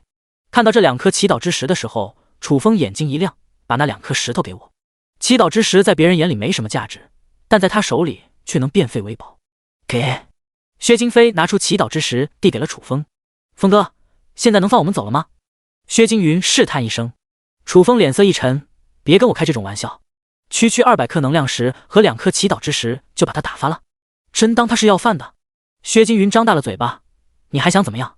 值钱的东西都给了楚风，楚风还不善罢甘休，是不是有点欺人太甚了？”楚风意味深长地说道：“之前也有人来打我庇护所的主意，你知道他们的下场吗？无一例外都被我给灭杀了，死得可惨了。”薛京飞有点慌：“我没想抢夺你的庇护所，就是吓唬你，想要借机索要点好处而已。”薛惊云跟着说道：“我们绿龟族喜欢居住在地下，早就建好了地下城，就算抢夺了你的庇护所也没用。”楚风揉了揉鼻子：“即便你们不打算抢夺我的庇护所，但是吓唬我也是不对的。我们知道错了。”薛京飞和薛惊云连忙道歉：“有些事情是道歉解决不了的，关键还等看诚意。”楚风淡淡道。薛惊云哭丧着一张脸：“风哥，我们真没东西给你了，你就饶过我们吧。”“谁说没好东西了？”楚风飘动着目光落在了薛京飞身上：“你大哥的乌龟壳就挺不错的。”薛京飞的乌龟壳防御力极强，让郑鹏改造一下，说不定能炼制成一件防御法宝。薛京飞都快吓哭了：“乌龟壳是我身体的一部分，就跟手臂和腿脚一样，一旦拿走我就成残废了，你不能这么残忍啊！跟性命相比，少一个零件也能接受吧？”楚风虚眯起了双目。薛京飞嘴角颤抖了一下：“乌龟壳我是不会给你的，但我可以用一个极具价值的消息交换，说来听听。”楚风来了一丝兴趣。薛京飞直说：“黑龟族饲养了一只墨羽龟，这玩意拥有一丝上古神兽血脉，一旦成长起来，战斗力极其彪悍。而且现在的墨羽龟正处于幼年，正适合抓起来当灵宠。有了这样一只灵宠，绝对能增强你的实力。”楚风好奇道：“黑龟族跟你们绿龟族有什么关系？”薛京飞给出解释：“同属龟族一脉，长得和我们绿龟族差不多，唯一的区别是他们的皮肤都是黑色的。”楚风的眼神闪烁了一下：“既然都是龟族，你这么出卖自己的同类，有点不地道吧？”薛京飞不屑一顾：“是同类不假，但黑龟族和我们绿龟族一直是敌对的关系，双方也算是世仇，都巴不得对方早点死。”楚风讥讽：“原来你是想借我之手铲除异己啊！真是打得好主意。”被楚风看穿了心思，薛京飞顿时尴尬了。楚风接着说道：“黑龟族是你们的敌人，但并不是我的敌人。无缘无故的抢夺别人的东西，跟土匪有何区别？你觉得合适吗？”第139章，不是我多厉害，主要你衬托的好。薛京飞当即说道：“黑龟族昨天屠杀过天望城作战兵团的一支人类小队，你身为人族一员，不能坐视不管吧？去找黑龟族报仇也说得过去。”楚风脸色一变：“你怎么知道是天望城的作战小队？”薛京飞说道：“我救了他们当中的一名队员，是对方告诉我的。”楚风顿时担心了起来。天望城只有一支作战兵团，103作战兵团，朱俊就是103作战兵团的一员，那他会不会出事？想到这里，楚风快速地打开了好友群，发送了一条消息：“朱俊，你还活着吗？”朱俊，楚风，活着就好。朱俊，你什么意思啊？楚风，刚刚得到消息，你们103作战兵团的一支小队在赤峰荒原无人区遭受了袭击，几乎全军覆灭，有点担心你。朱俊，我们小队昨天确实遭受过一次伏击，损失极其惨重，幸亏哥们实力强，这才能幸免于难。不过我也遭受了重创，现在正躺在医院里。楚风，伏击你们的是不是黑龟族？朱俊，你消息挺灵通的吗？的确是黑龟族干的。楚风，你放心养伤，这个仇我替你报了。朱俊，什么意思？你打算猎杀黑龟族？千万别胡来。楚风，我还有事，再聊。关闭好友群，楚风一脸杀气腾腾：“你们两个带路去灭了黑龟族。”随后三人乘坐智能战车直朝一个方向疾驰而去。途中，薛京飞套起了近乎，恭维道：“楚风，你可真够厉害的，比我低了一个等级，还能将我给碾压，我薛京飞佩服的五体投地。”楚风嘴角一撇：“不是我多厉害，主要你衬托的好。”啥意思啊？薛京飞有点没听明白。薛京云轻咳一声：“风哥的意思是，你太废了，这才彰显出他的强大。”薛京飞，他不要面子吗？有必要当面羞辱？智能战车行驶了1个多小时，前方出现了3座相连在一起的山峰。从远望去，这3座山峰呈阶梯状排列，依次递减。阳光穿过云层，洒落在山峰上，好似一幅美丽的山水画，展示着自然的壮丽和雄伟。薛京云提醒：“风哥，黑龟族的领地就在这3座山峰当中。”楚风眼神寒光四射：“小汽车，探查一下黑龟族人的数量和等级。”智能战车探查完毕，当即汇报，总共302个，等级最高的是2个8级黑龟族人。薛京飞兄弟二人对视了一眼，都能从彼此的眼神中看到惊讶之色。一辆基地车能口吐人言也就算了，居然还具备探查能力，这也太神奇了。过去吧。楚风吩咐了一声。薛京云提议：“风哥，黑龟族也不是弱鸡，咱们这么大摇大摆的过去能行？我觉得不如暗中搞偷袭，慢慢猎杀，这样更为稳妥。”楚风不以为然，没必要这么麻烦。过去之后，先灭了那2个8级黑龟族人，剩下的不就是待宰羔羊？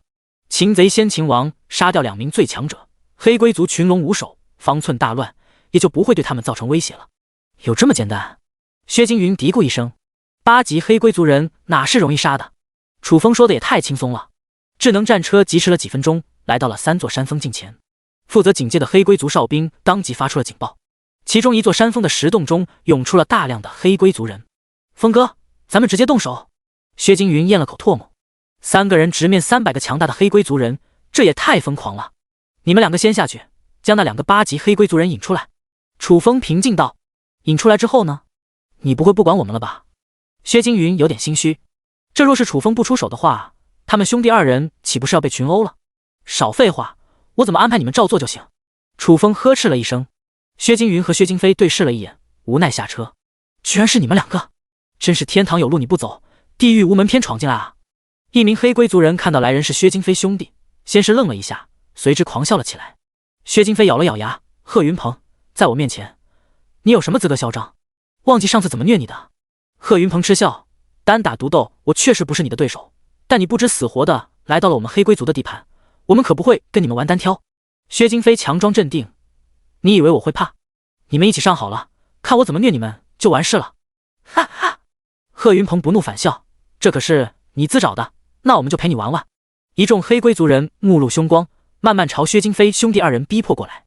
大哥，都什么时候了，你怎么还装逼？薛京云咂了咂舌：“你以为我想装逼？”薛京飞白了一眼，转而面向贺云鹏：“先别急着动手，你不问问我来此的目的，贺云鹏盯着薛京飞，说说你的来意吧。黑龟族和绿龟族是世仇，双方一见面必然会拼个你死我活。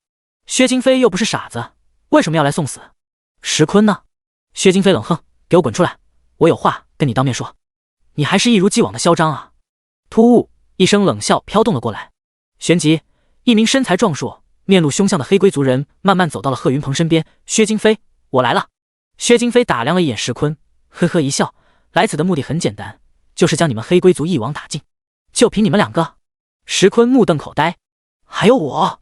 突然间，一声冷酷之音响彻在了石坤耳边。谁？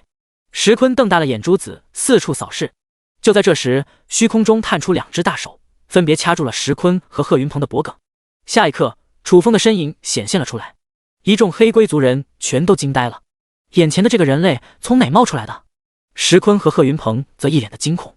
在楚风的大手钳制下，他们毫无抵抗之力，一股强烈的窒息感涌上了心头，怕是过不了多久就要窒息而亡了。第140章玄天神龟。楚风扫视着石坤和贺云鹏，深邃的瞳孔中散发着森冷杀意。赤峰荒原无人区是我的地盘，在我的地盘上杀我的同胞，你们黑龟族人真是该死！呜呜！意识到楚风动了杀意，贺云鹏和石坤惊恐万分。咔嚓咔嚓，楚风猛然发力，直接掐断了石坤二人的脖颈，随手扔在了地上。目睹此景，周边陷入了一片寂静。两名强大的8级黑龟族人就这么简单被灭杀了，自始至终连一点反抗余地都没有。这是真实的吗？楚风太可怕了。薛京飞看得心惊肉跳，直到此刻才意识到，原来楚风跟他动手的时候只是陪他玩玩而已，真要动手杀他，跟捏死一只蚂蚁没什么区别。想到这点，薛京飞感觉在鬼门关上徘徊了一次，额头上不由得渗出了一层冷汗。一众黑龟族人愣了一会，彻底被愤怒给点燃了。杀了他，给老大报仇！伴随着一片山呼海啸般的呐喊，黑龟族人齐齐杀向了楚风。找死！楚风扬手一拳轰出，当先冲过来的一名黑龟族人直接被打爆了身躯，紧接着又是一记横扫，第二个黑龟族人拦腰截断，连杀2人，剩余的黑龟族人清醒了过来，纷纷停下了脚步。眼前的这名男子可不是普通人，他是能瞬间秒杀贺云鹏和石坤的主。面对这种凶残且强大的猛人，又岂是他们能对抗的？报仇？报个屁的仇！跟送死有什么区别？想到这点，一众黑龟族人惊慌失措，掉头逃入了石洞当中，眨眼间逃得一干二净。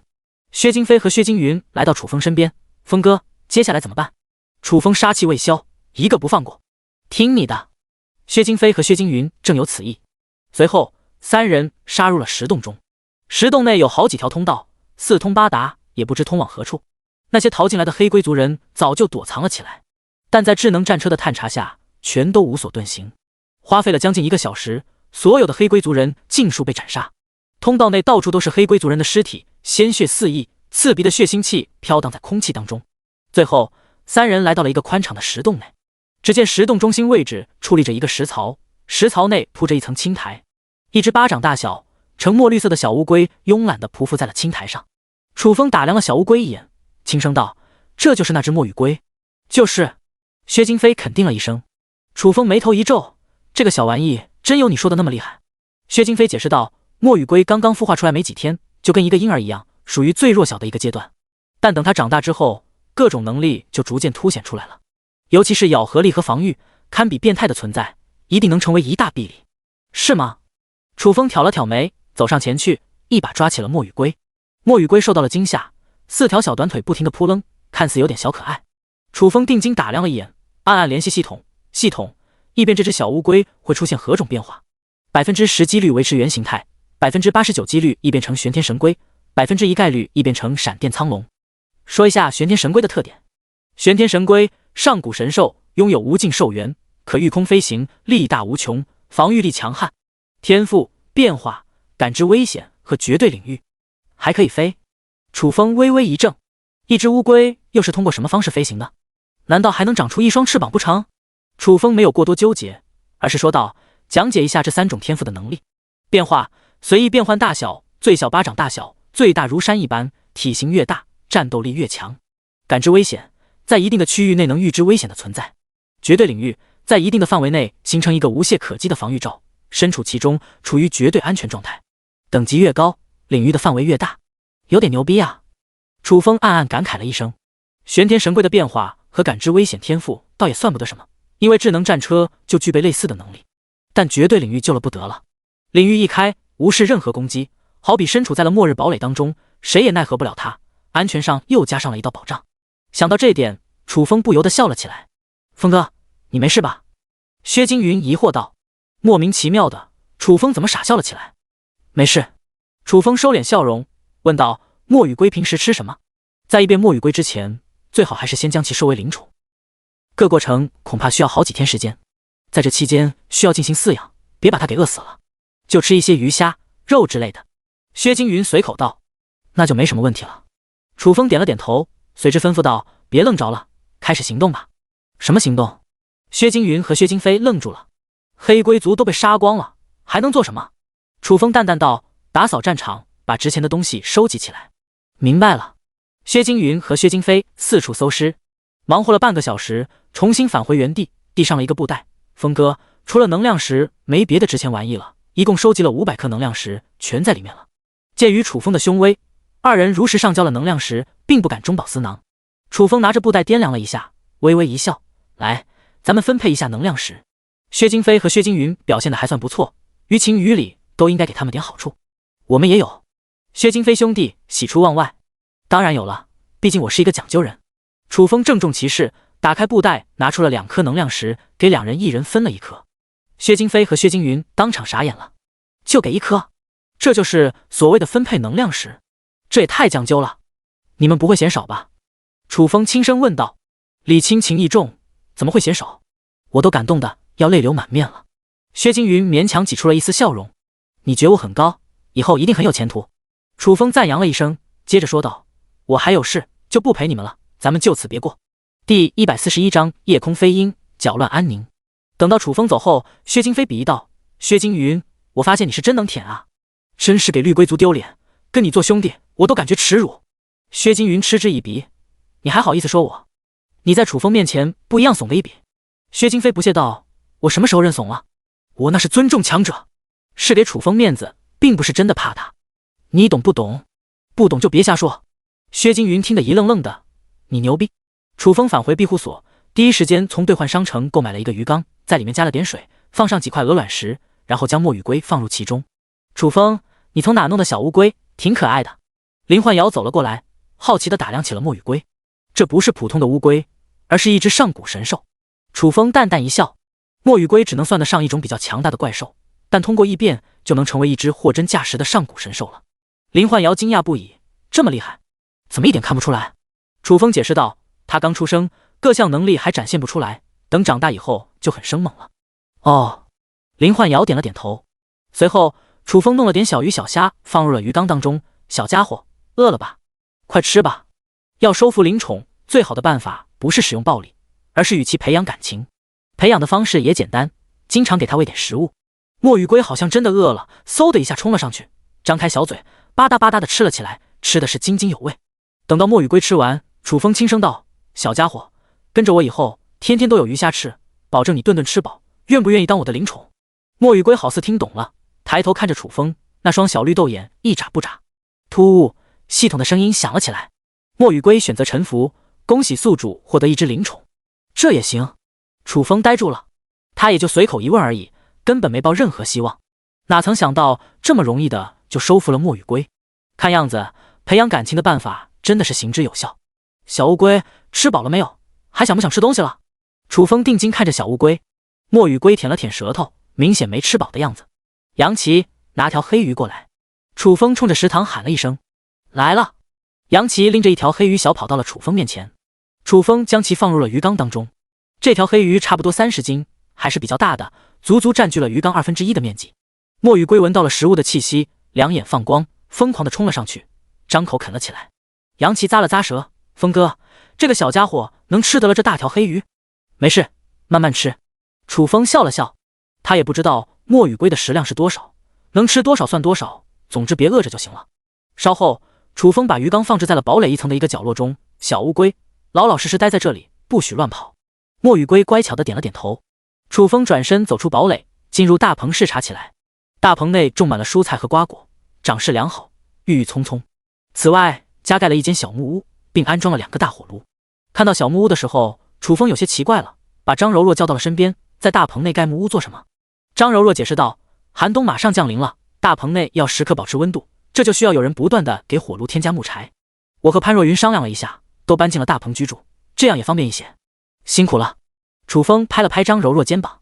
张柔若考虑事情还是很周到的，有他在身边，省了不少事。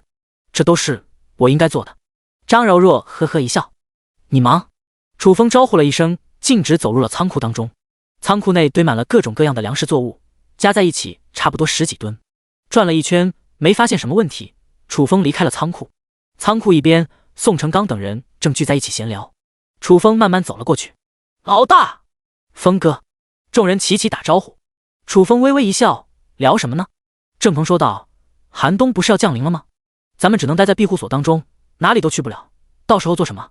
自从加入庇护所以来，天天处于忙碌当中，突然要闲下来了，还真有点不适应。这是个好问题。楚风目露沉吟之色。天天睡懒觉或者天天玩的话，很容易产生惰性。惰性一旦养成，再想戒掉就不是一件容易的事情了。所以说这件事还等好好琢磨一下。我回去想一下。楚风嘀咕了一声，转身离开了。吃过晚饭，天色完全黑了下来。楚风像往常一样来到了城墙上。夜空中，月亮如同一轮明镜高悬，洒下皎洁的月光，轻柔地拂过大地，为这个世界披上了一层神秘面纱。星空浩瀚，点缀无数星辰，星光熠熠，宛如一幅梦幻般的画卷。在这个寂静的夜晚，时间也好似被宁静所感染，放缓了脚步。此刻，整个赤峰荒原无人区已然进入了梦乡。楚风不由得沉寂其中，感受着静谧和祥和。突然间，一声毛骨悚然的嘶吼响彻在了天边，打碎了这份宁静。楚风一个机灵，转头朝声响的方向看去，只见遥远的夜空中闪亮着一道白色惊鸿，在其身后，一个庞大的黑色身影紧追不放，即便隔着老远，都能感受到一股滔天凶威。小汽车，上来！楚风喊了一声。智能战车以极快的速度冲上了城墙。楚风，什么吩咐？探查一下那道黑色身影是什么。楚风伸手指向远方，那道黑色身影必然是一只怪兽无疑。在赤峰荒原无人区，从来没见过这么大且会飞的怪兽。这只怪兽又是从何而来？智能战车探查完毕，立刻汇报：楚风，那是一只12级的猎天鹰。楚风眼神闪烁了一下，问道：那道白色惊鸿呢？是一架飞行器。智能战车快速说道。楚风泛起了嘀咕：猎天鹰为什么要追飞行器？难道将飞行器里的人当成了猎物？第142章长翅膀的小乌龟。飞行器里有一颗猎天鹰蛋。智能战车提醒道。原来如此。楚风明白了过来。飞行器里的人偷了猎天鹰的蛋，猎天鹰不追才怪。人为财死，鸟为食亡。不得不说，这些人可真够胆大包天的，连12级怪兽都敢招惹，也不知道他们能不能逃过这一劫。宋成刚等人听到嘶吼声，纷纷从宿舍里冲了出来。风哥，什么情况？一只会飞的小怪兽途经过这里，没什么事，都回去休息吧。楚风淡淡道。一只小怪兽？众人茫然了。刚刚那一声嘶吼十分惊悚，甚至让他们产生了心悸的感觉。一只小怪兽有这个能力，在他们看来，至少是一只8级以上的强大怪兽。当然，这种级别的怪兽在楚风眼里什么都算不上，说是一只小怪兽也没什么问题。楚风站在城墙上眺望了一会，当飞行器和猎天鹰消失在视线中的时候，便返回了堡垒内，躺在大床上点开了好友群。朱俊，兄弟们，刚刚得到消息，袭击我们103作战兵团的黑龟族人被人给屠戮了，一个不剩，一网打尽。林妙妙，听闻黑龟族人有300多号人，其中还有2名8级强者，谁有这个能力做到？秦升，不会是咱们群里的楚风吧？他之前不是说要给朱俊报仇吗？楚风，是我。蒋大为，呵呵。李振峰，大哥，吹牛逼之前能不能先打个草稿？张强，那可是8级黑龟族人，就你这样的，不够对方一个手指头撵的。冯新平，我也觉得楚风在吹嘘。韩东，把觉得2个字去掉。楚风，冯新平，你见识过我的实力，你也不相信我。冯新平，你别跟我说话，我不想和神经病交流。众人，哈哈。楚风，很显然，冯新平还在为之前的事生气，这也太小心眼了。柳天笑，摊牌了，这件事还是我干的。楚风愣住了，柳天笑又开始冒充他了，这么做的目的到底是为了什么？秦升，你一个人杀得了这么多黑龟族人？柳天笑，你对毁灭者的实力一无所知。林妙妙，你不是在青龙城吗？青龙城距离赤峰荒原无人区好像很远吧？你怎么能随意前往赤峰荒原无人区？柳天笑，乘坐飞行器不就行了？张强，那玩意动辄几十万百万贡献点，你从哪弄的？柳天笑，开宝箱开的。蒋大为，你的运气也是没谁了。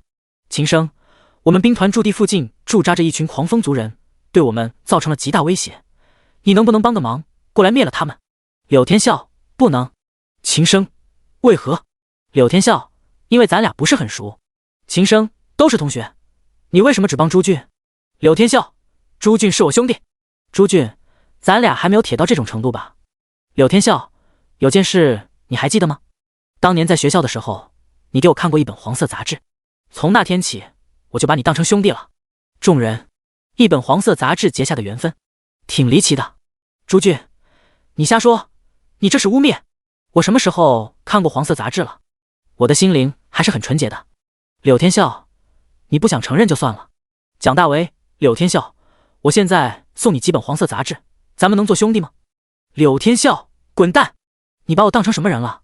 我是那种三观不正的人。蒋大为沉默了。关闭好友群，楚风转而开始休息。今晚没有和林焕瑶做运动，天天运动对身体消耗太大了，是时候休息一天了。翌日清晨，吃过早饭，楚风开始分配任务。吴华清继续布置阵法，其他人则一起建造篮球馆。建造篮球馆的目的也简单，应对接下来的寒冬。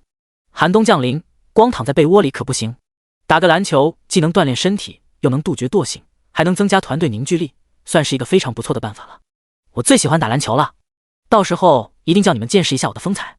李坚强兴奋了起来，宋成刚嗤之以鼻，就好像谁不会打似的。李坚强意味深长地说道：宋哥，术业有专攻，我能承认你干架比较猛，但若是比打篮球的话，你在我眼里就是一个弟弟。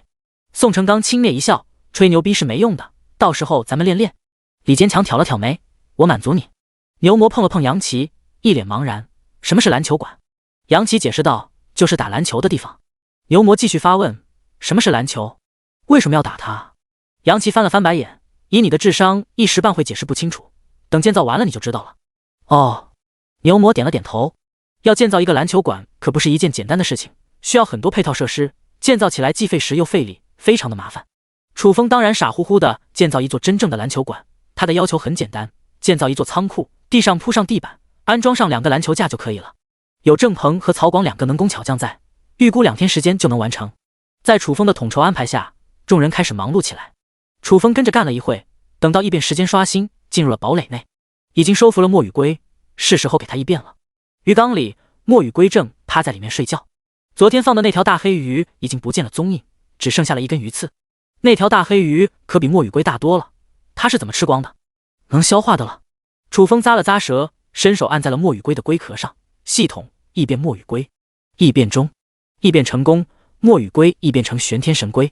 下一刻，墨羽龟身上绽放一片刺目金光，持续了3秒，金光消失。出现在面前的是一只长着一双晶莹羽翼的金色小乌龟，好似一只大号的金色甲壳虫。楚风看得目瞪口呆，长翅膀的乌龟，这就是玄天神龟。主人，玄天神龟抬头看着楚风，奶声奶气。楚风眉头一挑，小乌龟，你能释放绝对领域吗？笼罩范围是多少？玄天神龟直说，能释放领域，但我等级太低了，领域的笼罩范围只有1米，1米的范围确实有点小。楚风若有所思地念叨一声，接着问道，等级提升上去，领域的笼罩范围会跟着增加吗？玄天神龟肯定道，每提升1个等级，笼罩范围增加1米。第143章哥几个，打算去哪要饭啊？楚风神情一动，你通过什么方式提升等级？也是猎杀怪兽获得经验值吗？玄天神龟说道，我是通过吞噬能量石提升等级的。楚风二话不说，打开空间戒指，拿出了200多颗能量石，放入了鱼缸当中，给我往死里吃。多谢主人。玄天神龟兴奋了起来。随后，楚风离开了堡垒，继续展开工作。中午时分，仓库骨架已经建造好了，下午安装上门窗和木板墙就搞定了。吃完午饭，众人没有休息，继续工作。就在这时，智能战车忽然来到了楚风身边。楚风，几个老熟人正朝庇护所这边过来了。谁？楚风好奇道。天罗族的江贤和陶天鹏。智能战车快速说道。他们怎么来这里了？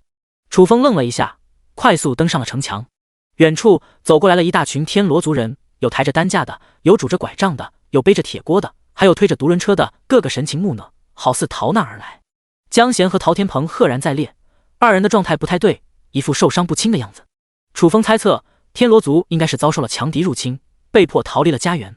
可是天罗族的实力也不弱，还有江贤这个7级剑士坐镇，又是什么强敌能将他们逼到这种地步？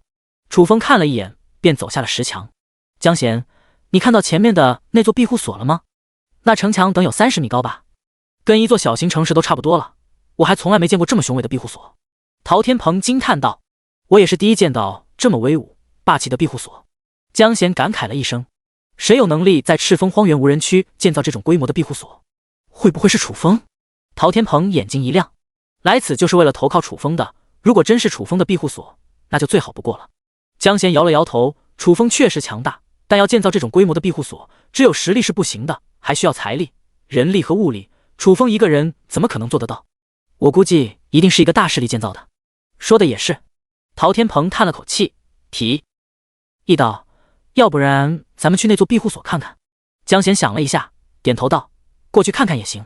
一路逃难而来，身上一点食物都没有，这样下去早晚就饿死了。”他打算跟庇护所的主人交涉一下，看看能不能兑换点食物。很快，一众天罗族人来到了城墙下，嘎吱一声，就在这时，石门缓缓打开，一名身材矫健、容貌俊逸的年轻男子迈步而出。哥几个打算去哪里要饭啊？楚风。看清楚楚风的样子，江贤和陶天明一下子愣住了。这座庇护所居然是楚风的，太不可思议了。恍惚了一下，陶天鹏小跑到楚风面前，直接给楚风来了一个拥抱。楚风，终于找到你了，想死我了。楚风咂了咂舌，一把推开了陶天鹏，两个大男人搂搂抱抱，成何体统？矜持一点。陶天鹏不好意思地挠了挠头，我太激动了。这时江贤走了过来，惊讶道：“楚风，这座庇护所真是你的？”“对。”楚风点了点头，转而问道：“你们出什么事了？怎么会来这里？”陶天鹏神情愤恨：“就在昨天，我们领地出现了一只金色大蟒蛇，这只大蟒蛇极其凶残，且实力强大。它在我们领地肆意屠杀，残杀了我们很多族人，我们无力抵挡，只能选择逃亡。”楚风眼神飘忽了一下，这只大蟒蛇什么等级？前天有一只远古巨兽黄金蟒逃入了赤峰荒原无人区，会不会就是入侵天罗族领地的这一条？江贤目中弥漫着惊悚，差不多12级，看样子就是黄金蟒了。楚风虚眯起了双目，那条大蟒蛇为什么要攻击你们？江贤解释道：“寒冬不是要降临了吗？我们就把住所搬入了地煞蟹的巢穴，没想到大蟒蛇也看中了这个地方，这才对我们展开了屠杀。原来是这么回事。”楚风恍悟一声，目中突的一亮，这么说的话，那条大蟒蛇还在地煞蟹的巢穴当中了。黄金蟒属于远古巨兽，比 BOSS 级怪兽还要高出一个层次，猎杀掉应该也能爆出装备吧？这种机会不可多得，错过就太可惜了。绝对在。江贤肯定一声：“走吧，你们两个跟我回去。”楚风不动声色地说道：“啥意思啊？”陶天鹏和江贤有点懵。楚风平静道：“灭掉那只黄金蟒，帮你们夺回家园。”陶天鹏和江贤的嘴角顿时张大了。疯了吧？那可是一只12级的黄金蟒啊！楚风怎么可能会是对手？陶天鹏咽了口唾沫：“楚风，我知道你很强，但你好像只有7级吧？比黄金蟒足足低了5个等级，差距实在太大了，千万别过去送死。”“我有那么傻吗？”楚风白了一眼，转而冲着庇护所内喊道：“小汽车，嗖！”智能战车飞驰而来，“两位上车吧。”楚风提醒一声。真要去啊？江贤和陶天鹏对视了一眼，目中的担忧之色一览无遗。“快点吧，我时间有限。”楚风催促了一声。江贤和陶天鹏无奈地坐上了智能战车，小汽车出发前往地煞蟹巢穴。楚风下达命令，智能战车开启全速，化作一道银色金红风驰电掣。1个小时后，智能战车来到了地煞蟹洞穴前，探查了一番，汇报：“楚风发现黄金蟒了，它正在地洞当中睡觉。你们两个在这等着，我进去灭了它。”楚风说完，拿着智能战车走入了洞穴内。地穴内乌漆嘛黑，伸手不见五指，智能战车充当的就是一个强力手电的作用。江贤，楚风真的能行吗？陶天鹏试探道。江贤目不转睛地看着幽深的洞口，轻声呢喃：“楚风这般自信，绝对不是装出来的，说不定有强大的底牌在手，足以猎杀黄金蟒。”陶天鹏神情一动，楚风真能成功的话，我一定要跟他做兄弟。将贤目录鄙夷，你配吗？第144章化身是神，秒杀黄金蟒。楚风沿着地道前行了1000多米，前方出现了一个巨大的地窟。这个地窟就是地煞蝎原先的栖息地，而此时已经被一条巨蟒给霸占了。这条巨蟒身躯无比庞大，粗如水桶，长达30多米，浑身覆盖着一层金色鳞甲，熠熠生辉，仿佛黄金铸造而成，呈现一种坚不可摧的质感。蓦然，黄金蟒似有所感，慢慢睁开了双目，一道凌厉寒光激射而出，死死锁定楚风。一瞬间，楚风感觉浑身一片冰凉，不愧是远古巨兽，只凭一道目光就能令人心生畏惧。楚风，你能行吗？智能战车声音颤抖了起来。黄金蟒的气息太恐怖了，压得他有点喘不过气来。楚风深吸了一口气，与黄金蟒对视了一眼，冷冷道：拿捏。相差了5个等级，只凭农夫这个职业，怕是难以招架，只能放大招了。自从觉醒是神职业，还没有机会动用，正好借黄金蟒之手验证一下是神的威力。真的这么自信？智能战车表示怀疑。小汽车，你在这等着，我进去弄死他。楚风一步迈入了地窟当中。黄金蟒没有急于动手，而是歪着脑袋，饶有兴趣地打量起了楚风。从气息上判断，楚风就是一个7级职业者而已。一个7级职业者敢单独来此，脑子有问题，还是活腻歪了吗？小长虫，别着急，马上制裁你。楚风冷冷一笑，旋即开始了变身。嘎吱嘎吱，伴随着一片骨骼脆响声，身躯迅速膨胀，转眼间变成了一个巨人，身高10丈，四肢粗壮有力，仿佛能撼动大地。上身裸露坚实肌肉，如同钢铁铸就，无坚不摧。皮肤上刻满黑色符文，闪烁着幽灵般的光色。一双虚眯的双目中散发森冷寒光，摄人心魄。感觉到一股无穷无尽的力量涌动在体内，楚风仰天长啸一声，声若惊雷，震动整个地窟，嗡嗡作响。我擦！智能战车惊呆了。此时的楚风在他眼里宛如一个降临人间的魔神，浑身荡漾着恐怖至极的肃杀之气，压得他都要窒息了。感受到了楚风的强大，黄金蟒的双目中弥漫上了一层深度惊恐，浑身颤抖，不由自主地朝后蠕动。嘿嘿，楚风目光一转，落在了黄金蟒身上，嘴角上勾起一抹狰狞。只见他猛然一踏，形如鬼魅，瞬间出现在了黄金蟒近前。2只擎天大手从天而降，狠狠抓住了黄金蟒的身躯。黄金蟒惊恐万分，拼命挣扎，但在楚风的钳制下，一切的挣扎都是徒劳的。死！一声冷酷之音响彻在地窟当中，宛如死神的审判。楚风双手扯着黄金蟒，猛然发力，咔嚓一声脆响，黄金蟒生生被撕成了2截，甚至来不及发出一声哀嚎，便一命呜呼。残碎的身躯喷溅出大片血花，将空气都染成了血红色，场面极度的血腥。死！智能战车倒吸凉气，12级的远古巨兽就这么简单的被弄死了。楚风化身魔神，实力之强悍，堪称恐怖，手段之残忍，丝毫不在刽子手之下。赤峰荒原无人区第1暴君，名不虚传。楚风死死盯着黄金蟒尸体。就在这时，一片星光缭绕而起，在星光的沐浴下，黄金蟒渐渐消失。出现这种情况，正是爆装备的征兆。那么这次又会爆出什么？等到星光消散，一株10厘米高的小树苗和一枚蓝色宝石出现在了面前。楚风恢复原身，定睛打量起来。下一刻，脑海中出现了相关信息：能量树成熟周期24小时，每次结5颗能量石。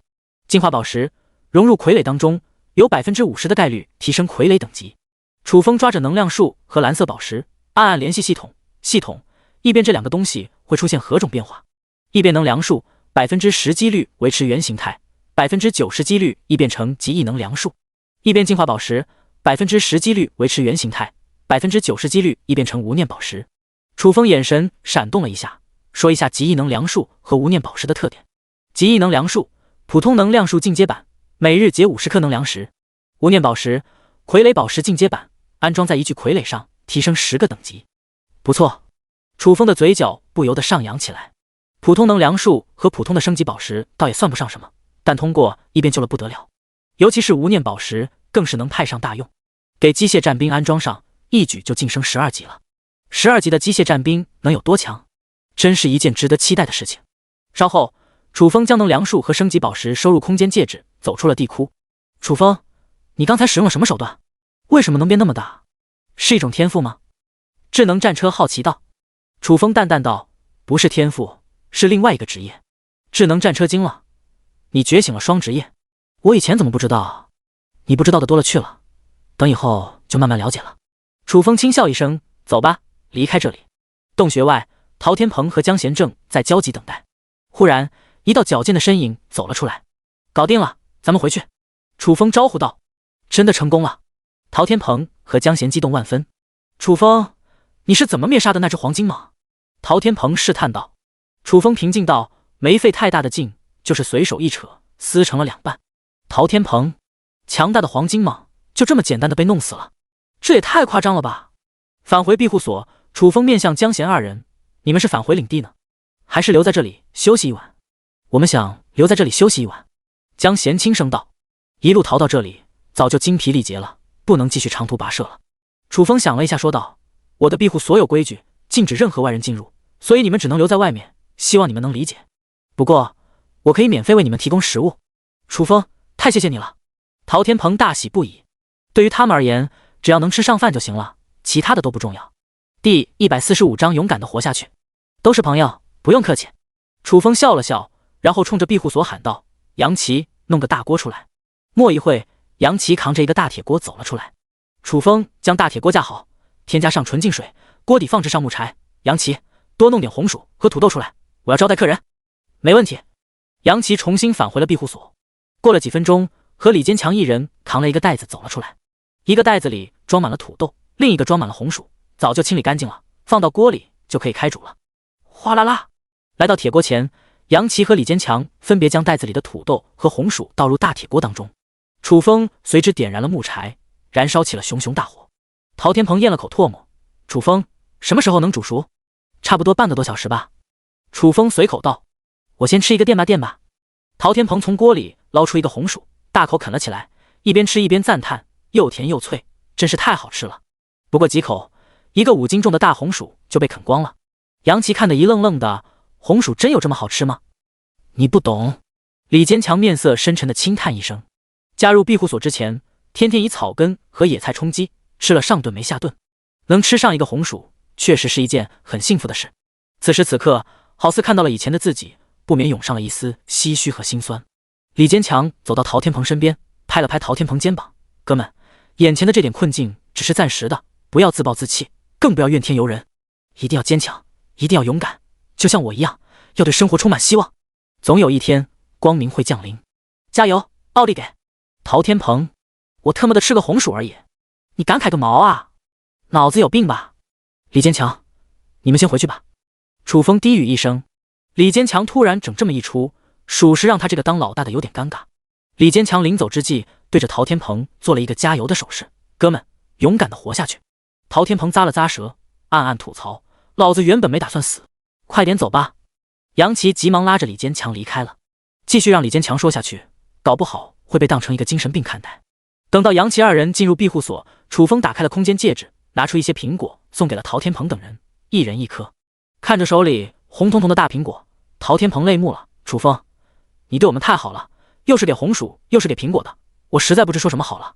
不如这样吧，我们索性结为异姓兄弟，从今往后有难同当，有福同享。”楚风好心帮助陶天鹏，这家伙居然想借机跟他当兄弟，真是打得一手好算盘。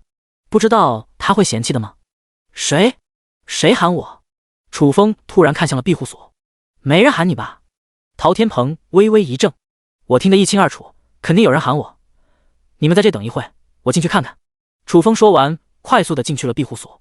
陶天鹏茫然的看向了江贤，真有人喊楚风？可能吧。江贤无奈的叹息一声，他心里跟明镜似的。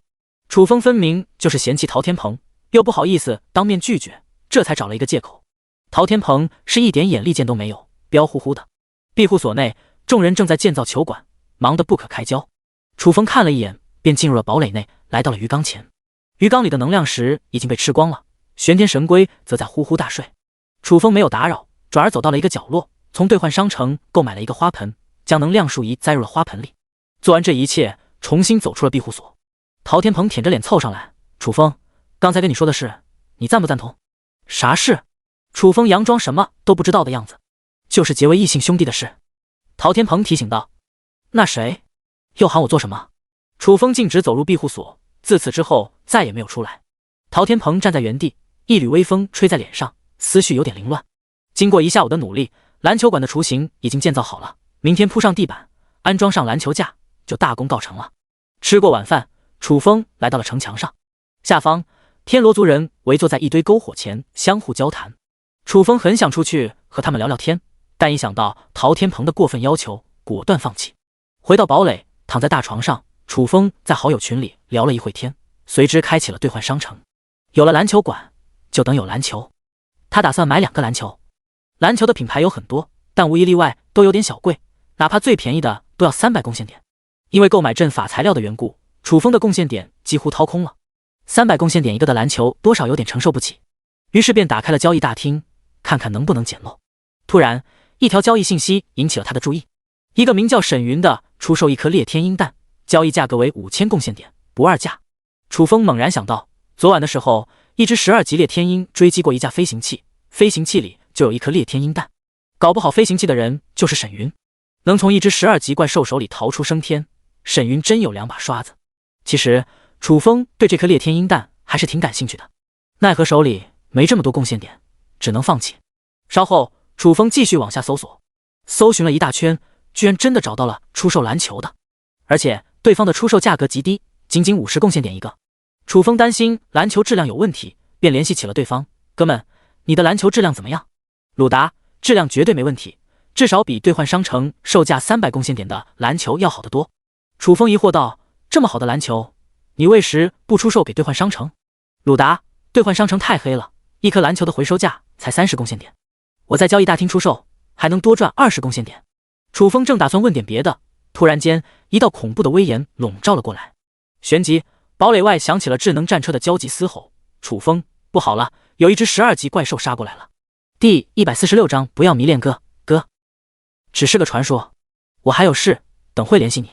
楚风给鲁达留了一条信息，关闭交易大厅，快速地走出了堡垒。宋成刚等人齐聚在一起，目露惊恐地遥望着半空。楚风下意识地抬头一扫，只见一道巨大的黑影盘旋在庇护所上空，足足有10几米长，在月光的映照下，隐约可见，好似是一只黑色巨鹰。莫非是那只裂天鹰？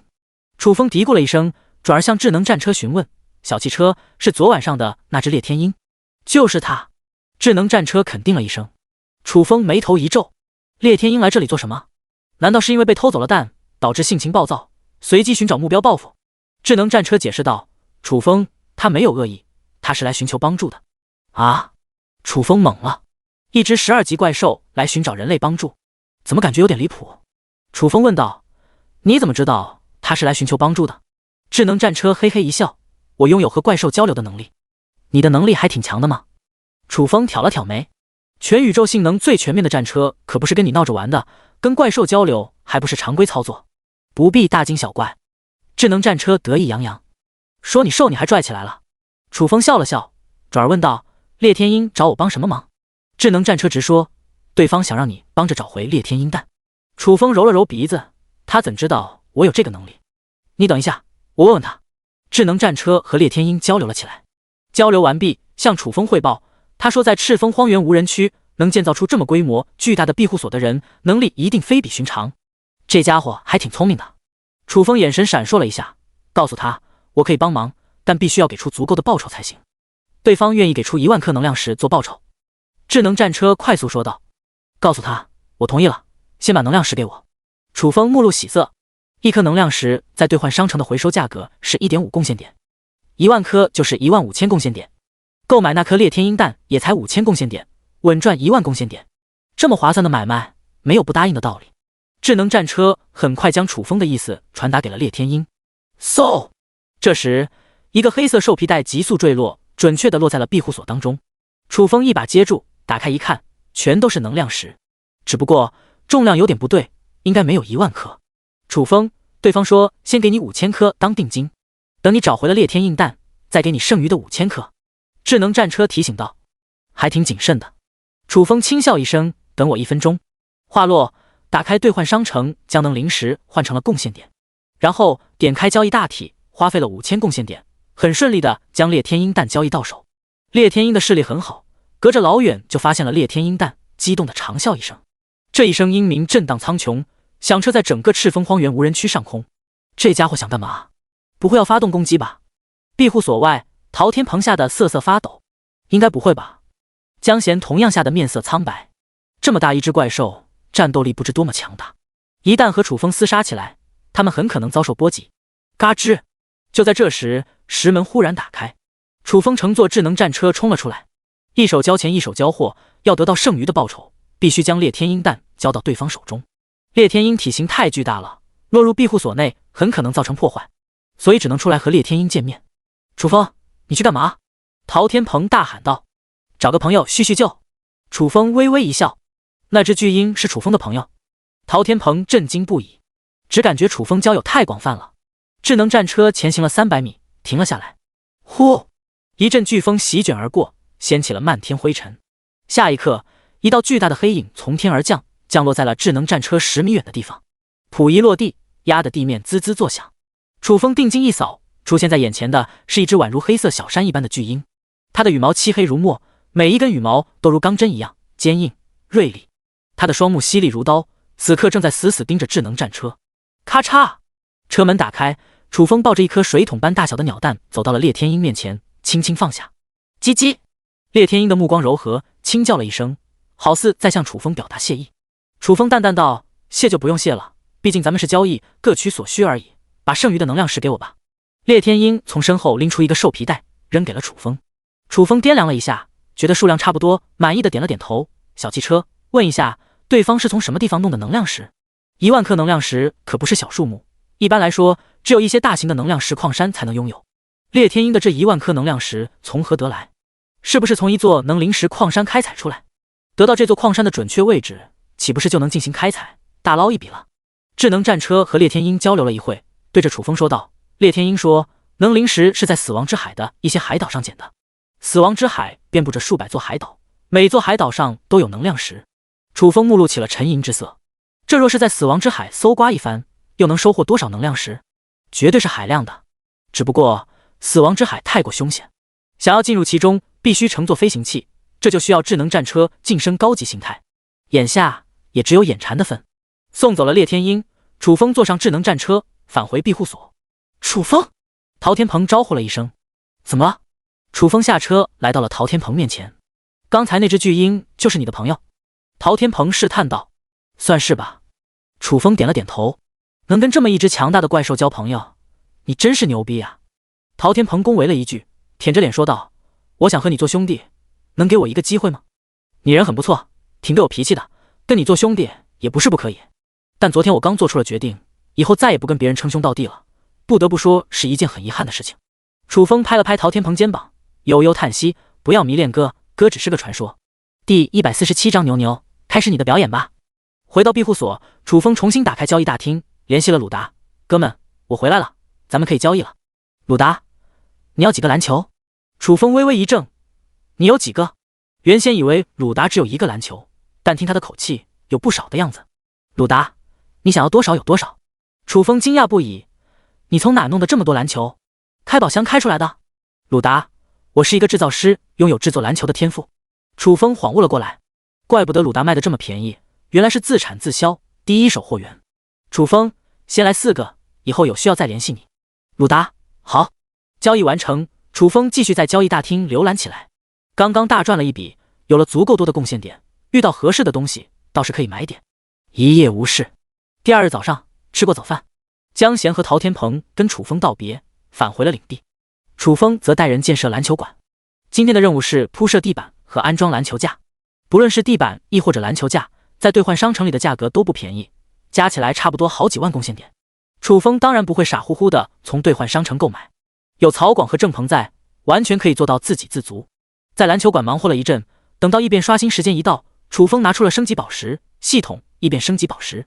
异变中，异变成功，升级宝石异变成无念宝石。楚风第一时间将无念宝石安装在了机械战兵身上。机械战兵的等级蹭蹭上涨，转眼间来到了12级。晋级之后，机械战兵的外形没有任何变化，但气质却改变了不小，浑身散发着一股冰冷凌厉之气，给人一种高深莫测之感。自此之后，庇护所内就多了一个强力打手，整体实力飙升了一大截。后面楚风返回了球馆，继续工作。经过一天的不懈努力，篮球馆终于建造成功了。众人站在球馆中央，看着自己的辛苦成果，心中都涌上了一股成就感。峰哥，球馆已经建造好了，要不然咱们打会篮球？宋成刚提议。行。楚风点了点头，打开空间戒指，拿出了4个篮球。李坚强抢先拿走一个，来到3分线外，一顿眼花缭乱的胯下运球，抬手就射。咻！篮球划过一道美妙的弧线，空心入网。宋哥，我的篮球水平还可以吧？李坚强面向宋成刚，眉头轻挑。雕虫小技，看我的！宋成刚拿着一个篮球冲到篮下来了一记势大力沉的劈扣，震得篮球架剧烈颤抖。这记劈扣很有观赏性，我给你打9分。尹浩点评了一句，让我试一下。悟空抢过一个篮球，飞奔到罚球线，纵身起跳，双手抓着篮球，宛如力劈华山，稳稳灌进。悟空，牛逼啊！球馆里响起了一片震撼声。悟空这记扣篮比宋成刚的难度大多了，而且更具观赏性。牛魔站在一边看了一会，捏着下巴嘀咕道：“原来打篮球这么的简单，看上去简单，其实还是有难度的，必须把篮球放入篮筐才行。”杨奇轻笑道：“我想试一下。”牛魔目露深邃之色：“大家停一下，牛牛想打一下篮球，咱们给他腾出场地来。”杨奇招呼道。众人纷纷退到了球场边上观望，他们都想看看一头牛是如何打篮球的。牛牛，开始你的表演吧。杨奇提醒一声：“你就瞧好吧。”牛魔咧嘴一笑，双手抱着篮球冲了出去。当来到3分线位置，足下猛然一踏，咔嚓，地板被一脚踩碎，崩裂出一片裂纹。牛魔借势腾空而起，飞到半空中，学着悟空的样子，双手抓着篮球，轰轰烈烈地冲向了篮筐。我靠！众人全被眼前的一幕给震撼了。3分线外起跳灌篮，简直不要太牛逼。那么能成功吗？拭目以待。嗖！牛魔在空中划过一道弧线，径直飞向了篮筐，但是他的力度没有掌控好，跳得稍微有点高，也稍微有点远。下一刻，一头撞在了篮板上，咔嚓砰！伴随着一片碎响声，整个篮板4分5裂。众人，宋成刚愣了一下，捧腹大笑，哈哈，活该，这就是装逼的下场。楚风则一拍脑门，感觉头有点晕。篮球馆刚刚建成，牛魔就给玩了这么一手，这是打算气死他啊！牛魔从地上爬了起来，一脸羞愧地来到楚风面前：“对不起老大，我不是有意的，刚刚没有把持住，下次一定注意。”楚风深吸了一口气：“牛牛，你不适合打篮球，以后就在场下当啦啦队好了。”牛魔沉默了，刚刚接触篮球还没有弄明白呢，就要与之告别，真的是一件很悲伤的事情。经牛魔这么一折腾，今天是打不成篮球了，只能等修好了再说。离开球馆，杨奇进入食堂准备晚饭，其他人一起帮忙。楚风则来到了城墙上。赤峰荒原无人区的景色还是很美的，尤其是黄昏的时候，夕阳余晖洒落，更是能让人产生一种心旷神怡之感。只可惜这种美景不会一直持续下去，后天寒冬就会降临，天地冰封，只剩下了茫茫一片单调的色彩。峰哥，开饭了。楚风正看得出神之际，杨奇喊了一声：“来了。”楚风走下城墙。今天由于工作时间比较长，晚饭比较简单，煮了一大锅芋头，配了点凉菜。晚饭结束，众人返回了宿舍当中。楚风和林焕瑶手拉着手在庇护所里散步。1个小时后，二人回到了堡垒内。楚风原本打算进入挑战场活动，不曾想挑战场关闭了，上面显示的是正在升级中，敬请期待。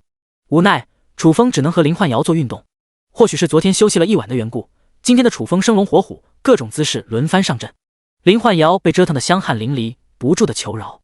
5个小时后，战斗结束，楚风和林焕瑶依偎在一起，沉沉睡去。第148章山岳巨人。翌日，吃过早饭，众人聚集在一起，等待楚风分配任务。楚风微微一笑：“今天的任务修复篮球馆。”郑鹏问道：“然后呢？”“修复破碎的地板和篮板，1个小时足够了，剩余的时间做什么？”“休息。”楚风平静道：“自从加入庇护所以来，所有人都处于忙碌当中，也该给他们放1天假了。”“太好了！”众人欢呼了起来。楚风单独将吴华清叫到了一边：“老吴，阵法布置的怎么样了？”“今天上午就搞定了。”吴华清保证道。“好。”楚风点了点头，拿出了1000颗能量石交给了吴华清。阵法布置完成后，还需安装上能量石，没有能量石催动，阵法就成摆设了。后面楚风闲来无事在庇护所转悠起来，等到异变时间刷新，直接异变了能量树。做完这一切，正打算离开庇护所的时候，却见张柔若等人扛着锄头走了过来。楚风好奇道：“张柔若，你们干嘛？”张柔若解释道：“前几天不是种了2亩花生吗？已经成熟，等赶紧收割了，否则就冻坏了。”那好，你们忙。楚风招呼了一声，乘坐智能战车离开了庇护所。寒冬会持续1个月的时间，到时候只能待在庇护所，哪里都去不了。今天是最后一天，不出去转转就没机会了。楚风，咱们去哪？智能战车问道。我随便，你去哪我跟着去啊。楚风淡淡道。智能战车不再多说，径直朝着一个方向疾驰而去。途中遇到了不少异族人，只不过对方都没有招惹他。本着人不犯我，我不犯人的原则，楚风也懒得理睬。智能战车一路前行，不知不觉间来到了一片大草原上。楚风之前没来过这里，好奇地打量起来。这片草原广袤无垠，蔓延至天际，与蓝天白云相接，草儿翠绿如玉，柔软如丝，随着微风摇曳生姿，勾织一幅大自然的诗篇，诉说着生命的顽强与活力。楚风正看得出神，智能战车忽然提醒楚风，发现了2个熟人，薛金云兄弟就在不远处。楚风微微一愣，他们2个在这里做什么？此地距离绿龟族领地极远，差不多1000多里地。这2个家伙闲来无事，跑到这里做什么？智能战车回道：他们正在跟一个山岳巨人干架。跑这么远来，为了找人干架？楚风嘴角一张。智能战车猜测道：前面有一片风沙果，这种果实可以食用，他们可能是为了争夺风沙果才打起来的。原来是这么回事。楚风恍悟了一声。寒冬降临，食物弥足珍贵，为了争夺食物干架是一件很正常的事情。楚风问道：战况如何？薛金云和薛金飞的情况不太妙，被山岳巨人死死压制，怕是坚持不了多久就要被打死了。什么？楚风目瞪口呆。那个山岳巨人什么等级？薛金飞可是一个8级铁拳力士，拥有2个极其强大的天赋。就战斗力而言，普通的9级职业者也未必会是他的对手。都这么猛了，还会被山岳巨人给压制？山岳巨人不会是10级吧？是一个8级山岳巨人。智能战车快速说道。才8级？楚风愣了一下，吩咐道：小汽车过去看看。对薛金云兄弟2人的感官还不错，既然碰上了也算是缘分，能帮一把算一把。智能战车朝前疾驰了3分钟，前方出现了一道巨大的身影。他身高5米，皮肤粗糙泛黄，好似覆盖上了一层坚硬的岩石。这道身影便是山岳巨人。他双臂环抱，肌肉线条分明，展示着强大的力量。一双灰色眼睛冰冷无情，似乎在审视世间一切。对面，薛金云和薛金飞趴在地上，脸上青一块紫一块，明显遭受过毒打。智能战车来到近前，急停刹住。楚风打开车门，潇洒地走了出来。楚风看到楚风的时候，薛金飞和薛金云如同看到了救命稻草。楚风走上前来，呵呵一笑：二位绿龟族仁兄，2天不见，怎么混得这么拉了？薛金云和薛金飞羞愧地低下了头。说说吧，怎回事？楚风嘴角一撇。楚风在身边，薛金云顿时有了底气，伸手一指山岳巨人，愤然道：这片风沙果是我们先发现的，这个家伙不讲规矩，抢夺我们的风沙果不说，还殴打了我们，简直欺人太甚。楚风目光一转，落在了山岳巨人身上，开始了以德服人。哥们，你抢夺别人的东西，又殴打他们，做的有点过分了吧？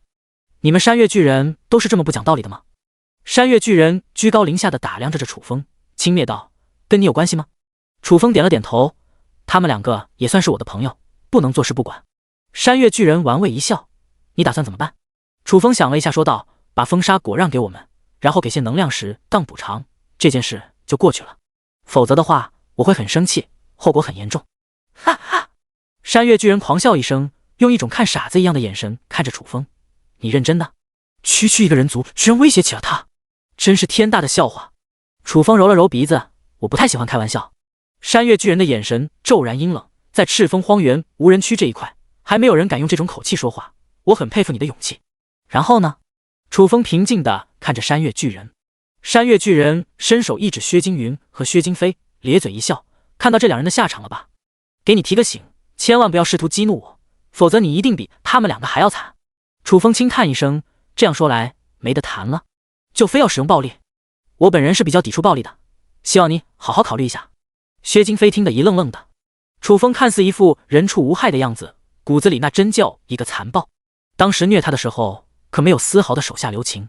就这种暴力分子，声称自己不喜欢暴力，谁若是相信，绝对后悔莫及。第149章，叫你见识一下我的终极大招。山岳巨人讥讽道：“你不会是怂了吧？你想多了，我的实力不允许我认怂。”楚风呵呵一笑。山岳巨人大眼珠子骨碌碌一转，咧着大嘴说道：“这一架是不可避免了，你放心大胆的来，看在你这么有趣的份上，我不杀你，最多给你点颜色看看，不要有什么心理负担。”薛金云和薛金飞对视一眼，偷了起来。山岳巨人显然没有见识到楚风有多么的强大和凶残，等会有他哭的时候，那我就陪你玩玩。楚风嘴角上勾起了一抹弧度，大摇大摆地朝山岳巨人逼迫过去，看其样子丝毫没有将山岳巨人放在眼里。给我躺下！山岳巨人感觉威严受到了挑战，咆哮一声，攥着一只硕大的拳头轰然砸出。这一拳是大力沉，搅动空气，发出凄厉风效，只能用一个霸道来形容。楚风轻蔑一笑，在对方的拳头打来之际，侧身一躲，躲开这一击的同时，快若闪电般的一把抓住了山岳巨人的手腕，猛然发力。山岳巨人只感一股无可匹敌的力量席卷了全身，还不等有所反应，就被一把拎到了半空中。薛金云和薛金飞张大了嘴巴，眼前的这一幕实在是太震撼了。山岳巨人的思绪有些凌乱了，什么情况？区区一个7级人类职业者，为什么会具备这种恐怖的力量？这特么的还是一个人类，简直颠覆了他的认知。给我躺下！楚风冷笑一声，砰！一声巨响过后，山岳巨人和地面来了一个亲密接触，庞大的身躯深陷泥土当中，大地猛然震颤，周边龟裂出了一片裂纹，如同蛛网一般朝周边蔓延。死！薛金飞和薛金云倒吸一口凉气，呼哧呼哧，山岳巨人四仰八叉的躺在地上，剧烈喘息，大脑有点空白。楚风瞟了对方一眼，讥讽道：“山岳巨人不过如此，你服不服？”山岳巨人缓过神来，眼神中燃烧起了愤怒的火焰，冲着楚风怒吼：“我操你！”话还没说完，又被楚风拎到了半空中，重重砸在地上。出言不逊，满口喷粪，我最厌恶的就是你这种没有素质的家伙！楚风呵斥了一声，再次拎起了山岳巨人，狂砸起来，那感觉就跟砸一条死狗一样。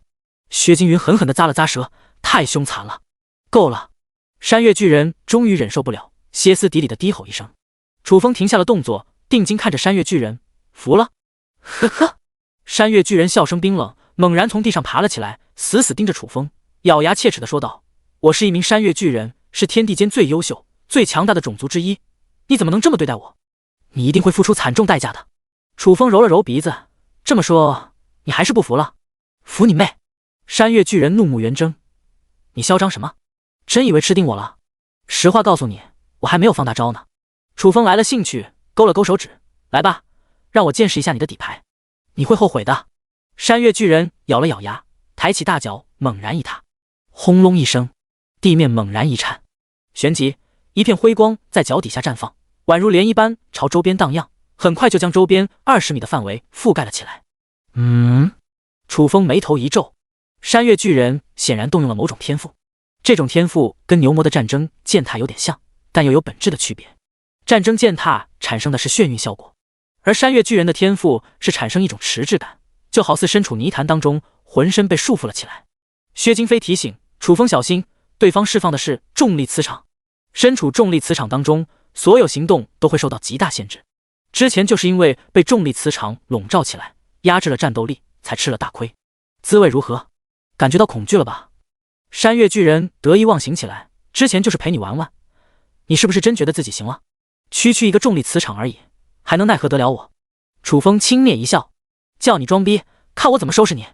山岳巨人凶神恶煞地冲向了楚风，楚风丝毫不慌，缓缓抬起了左手。山岳巨人刚刚冲到近前，突感一片紫光激射而来，瞬间扎入了眼目当中。山岳巨人突感大脑一阵刺疼，忍不住的痛哼一声。下一刻，一股迷茫空洞的感觉涌上了心头，呆滞在了原地，笼罩在周边的重力磁场随之消失了。什么情况？薛金飞和薛金云看懵了，莫名其妙的，山岳巨人怎么像个木桩子一样愣在了原地？恰在这时，楚风飞起一脚踹在了山岳巨人的小腹上。啊！山岳巨人惨叫着飞射了出去，足足飞出了5米多远，重重砸在了地上，口吐白沫，一时间无法起身。牛逼！薛金云和薛金飞兴奋了起来。楚风一个箭步冲上前去，又是一记暴踢，山岳巨人滚出了7、8米，如烂泥一样躺在了地上，基本上丧失了战斗能力。二位还愣着干什么？楚风转头看向了薛金云二人。薛金云和薛金飞立刻反应了过来，楚风这是给他们机会报仇啊！操！一定给你打出屎来！薛金云和薛金飞好似化作了两个刽子手，杀气腾腾地冲向了山岳巨人。停！山岳巨人低吼一声，咬着牙从地上爬了起来，怒视着楚风：人类，做人留一线，日后好相见。我希望你不要把事做绝了。刚才不是给过你机会了？是你自己没把握住，这就怪不得我了。楚风呵呵一笑：这可是你逼我的。山岳巨人好似做出了某种决定，眼神坚毅犀利。我就逼你了又如何？楚风嗤之以鼻：叫你见识一下我的终极大招。山岳巨人脸色冷酷至极，迈着沉重的步伐走向了楚风，每向前走一步，脚底下就会留下一个深坑。薛金飞和薛金云被山岳巨人的气势给唬住了，不由得倒退一边。山岳巨人视死如归般的走到楚风面前，突然双膝跪地：大哥，我错了，别打我了。第149章天道应该有点人性吧。楚风、薛金云、薛金飞，这一刻三人全都呆滞了。山岳巨人所谓的终极大招就是跪地求饶，骨气呢？尊严呢？统统都不要了，特么的丢不丢人啊？楚风咽了口唾沫，呵斥道：像一个男人一样给我站起来。山岳巨人慢慢起身，试探道：大哥，你原谅我了。楚风平静道：你误会了，我不是这个意思。那你的意思是？山岳巨人心里有点忐忑。楚风嘴角一撇：你一直这么跪着，继续给你上强度的话，我有点于心不忍，总感觉有点负罪感。而若是你站起来打你的话，就没有什么心理负担了。山岳巨人的嘴角张大了，用平静温和的语气说出这种残忍的话。眼前的这个人类是魔鬼吧？山岳巨人可不想再遭受毒打了，不等楚风动手，再次跪倒地上，用强硬的口气说道：我今天把话撂这，不原谅我，我就跪着不起来了。楚风彻底无语了，见过怂的，没见过这么怂的，该如何下手？你特么的能不能有点血性？真让我看不起。薛金飞鄙夷道。山岳巨人抬头瞟了薛金飞一眼，不屑道：看不起我的人多了去了，你特么的算老几？薛金飞一时间也不知道该说什么是好。楚风挥了挥手：行了，起来吧，不打你了。山岳巨人的认错态度还是比较诚恳的，就给他一次改过自新的机会。谢谢大哥。山岳巨人长吁一口气，快速的站了起来。风哥，就这么饶了他？薛金云有些不甘心。楚风淡淡一笑：得饶人处且饶人，他已经认识到错误了，而且还愿意给咱们补偿，就别跟他一般见识了。我什么时候说过给补偿了？山岳巨人嘀咕了一声：你没说过吗？楚风眼珠子一瞪，不怒自威。山岳巨人猛地一颤，掏出一个布袋递给了楚风：大哥，袋子里装的是能量石，是我的全部身家了，都给送你了。楚风拿在手里掂量了一下，嘴角微微上扬：你很有觉悟。布袋里差不多300多颗能量石，足以让他满意。能给大哥这种级别的强者送东西，是我的荣幸。山岳巨人舔着一张笑脸：真特么的能舔。薛金飞鄙夷道。山岳巨人不屑一顾：有能耐你也舔。操！薛金飞咬了咬牙，顿时不说话了。你们两个采摘果实吧。楚风提醒了一声，接着面向山岳巨人：你有没有想说的？说啥？山岳巨人心中一凛：大哥，你不会还要给我上强度吧？楚风微微一笑：我最讨厌使用暴力了，你把我当成什么人了？我就想问问你，周边有没有好东西了？山岳巨人忙说道：这里地处偏僻，别说好东西了，连食物都很少，否则的话我也不会跟他们动手枪锋杀果了。楚风点了点头：这里没你什么事了，你可以离开了。大哥，咱们有缘再见。山岳巨人撒丫子就跑，转眼间跑出了100米开外。我有这么可怕？楚风摇了摇头，转而采摘了一颗风沙果品尝起来。从外形上看，风沙果和猕猴桃长得差不多，吃起来有点涩涩的，味道虽然不怎么样，但确实可以吃。等采摘完了风沙果，楚风问道：你们两个怎么跑这里来了？薛金云挠了挠头：前天跟你分开之后，我们四处转悠起来，走着走着迷路了，不知不觉的就来到了这里。原来是这么回事。楚风恍悟，赤峰荒原无人区，广袤无垠，不熟悉这里的环境，确实很容易迷路。风哥，能麻烦你一件事吗？薛金云不好意思的说道。什么？楚风看着薛金云。薛金云低语：我们能跟着你一块回去吗？今天就是寒冬降临前的最后一天了，不及时返回庇护所，身处荒原当中，绝对就冻死了。但是他们两个已经完全迷失了，找不到回去的路，只能依靠楚风了。行，咱们现在就回去。楚风淡淡一笑：多谢风哥。薛金云和薛金飞大喜不已。随后三人坐上智能战车，飞速离开了这里。将薛金云兄弟二人送回去，楚风返回了庇护所。此时临近傍晚，天色已经暗淡下来。庇护所内，杨琪正在准备晚饭。今天的晚饭是煮花生，刚刚出土的新鲜花生，清洗干净，放在铁锅里，加上清水，放上点盐，煮熟之后，味道还是相当耐丝的。众人围坐在一起，吃得不亦乐乎，足足吃了2大锅。吃饱喝足，楚风回到堡垒，躺在大床上，点开了游戏面板，冷不丁的发现世界频道和兑换商城都打不开了，出现了和对战场一样的情况，正在升级中，敬请期待。3个板块一起升级，事情有点不太简单，而且带来了不小的影响。就比如说，很多人习惯每天在兑换商城购买食物，突然关闭，不是要饿肚子了？1天2天倒也好说，如果持续10天半个月，岂不是饿死了？当然，楚风根本不在乎这点，因为早就储存了大量的食物，保暖设施和御寒衣物也已经到位，也算是未雨绸缪了。稍后，楚风打开了好友群，蒋大为，真草了，兑换商城怎么关闭了？我还没买晚饭呢。张强，我也是，肚子饿得咕噜噜的。秦生，你们平时没准备点吃的喝的？蒋大为，没有啊，谁知道兑换商城会突然关闭？天道是不是犯病了？朱俊，哎，我也没准备食物。韩东安慰道，不就一顿饭吗？忍一忍就过去了。李振峰，万一明天兑换商城还不开启呢？韩东，那就再忍1天。李振峰，那后天呢？大后天呢？持续1个星期呢？这么冷的天气，不吃东西可扛不住啊。韩东，持续1个星期，等饿死多少人？张强，天道不会这么残忍吧？他应该有点人性吧？第150章需要1根新鲜黄瓜，足够长，足够粗。李振峰，跟天道讲人性，天道但凡有点人性，就不会把咱们传送过来。你知道最近死了多少人吗？不计其数。天道就是一个十足的刽子手。韩东说的没错，天道确实没人性。蒋大为，这可怎么办？难道要被饿死？沈浪，我倒是有个主意。蒋大为眼睛一亮，什么主意？沈浪，你端个破碗，拄根棍，大街小巷，挨家挨户乞讨，总有好心人会施舍你点吃的。蒋大为，什么馊主意？滚蛋！沈浪分明叫他当乞丐，特么的零下50度的天气，不等要点吃的，早就冻死了。亏沈浪想得出来。沈浪，我就出个主意而已，你不接受就算了，干嘛这么大的火气？蒋大为，老子真想一使勺子扣你脸上。沈浪，朱俊，兄弟们，实在饿得不行，你们谁有吃的？我可以高价购买。秦生，我也没有多余的食物，帮不了你。林妙妙，我还有半个面包，要不然你拿去吃。朱俊叹息一声，算了吧。楚风点开了私信，联系起了朱俊，去交易大厅，给我1个贡献点，我给你吃的。交易大厅是一个以物换物的地方，不能无偿赠与。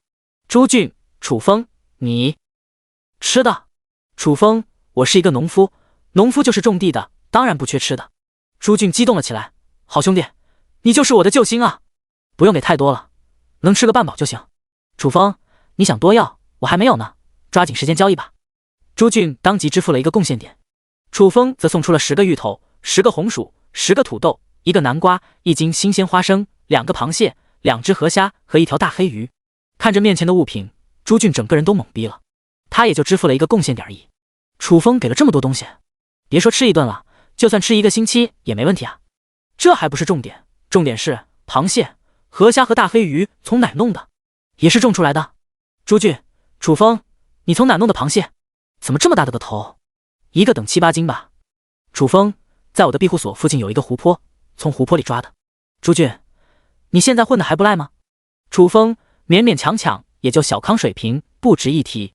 朱俊微微一怔，看样子混得真的可以，那我就放心了。楚风，行，就这样吧，我还有事，下次聊。朱俊，等一下。楚风，咋了？朱俊，1个贡献点哪能换这么多东西？你也太吃亏了，等会再给你转300贡献点。楚风，咱俩谁跟谁？你还跟我客气上了？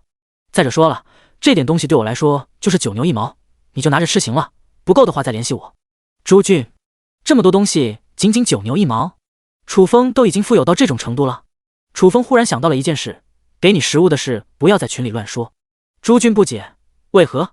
楚风，都是同学，如果每个人都跟我索要食物，我是给呢还是不给？朱俊，明白了。关闭聊天，楚风点开交易大厅浏览了起来。可能因为兑换商城关闭的缘故，不少人发送消息求购食物。楚风一条条往下看，忽然一条信息吸引了他的注意力。一个叫谭雅丽的求购一根黄瓜，出价100贡献点。楚风当场就惊了，什么黄瓜值这么多钱？谭雅丽有钱没处花了。出于好奇，楚风联系了对方，你真的出价100贡献点求购一根黄瓜？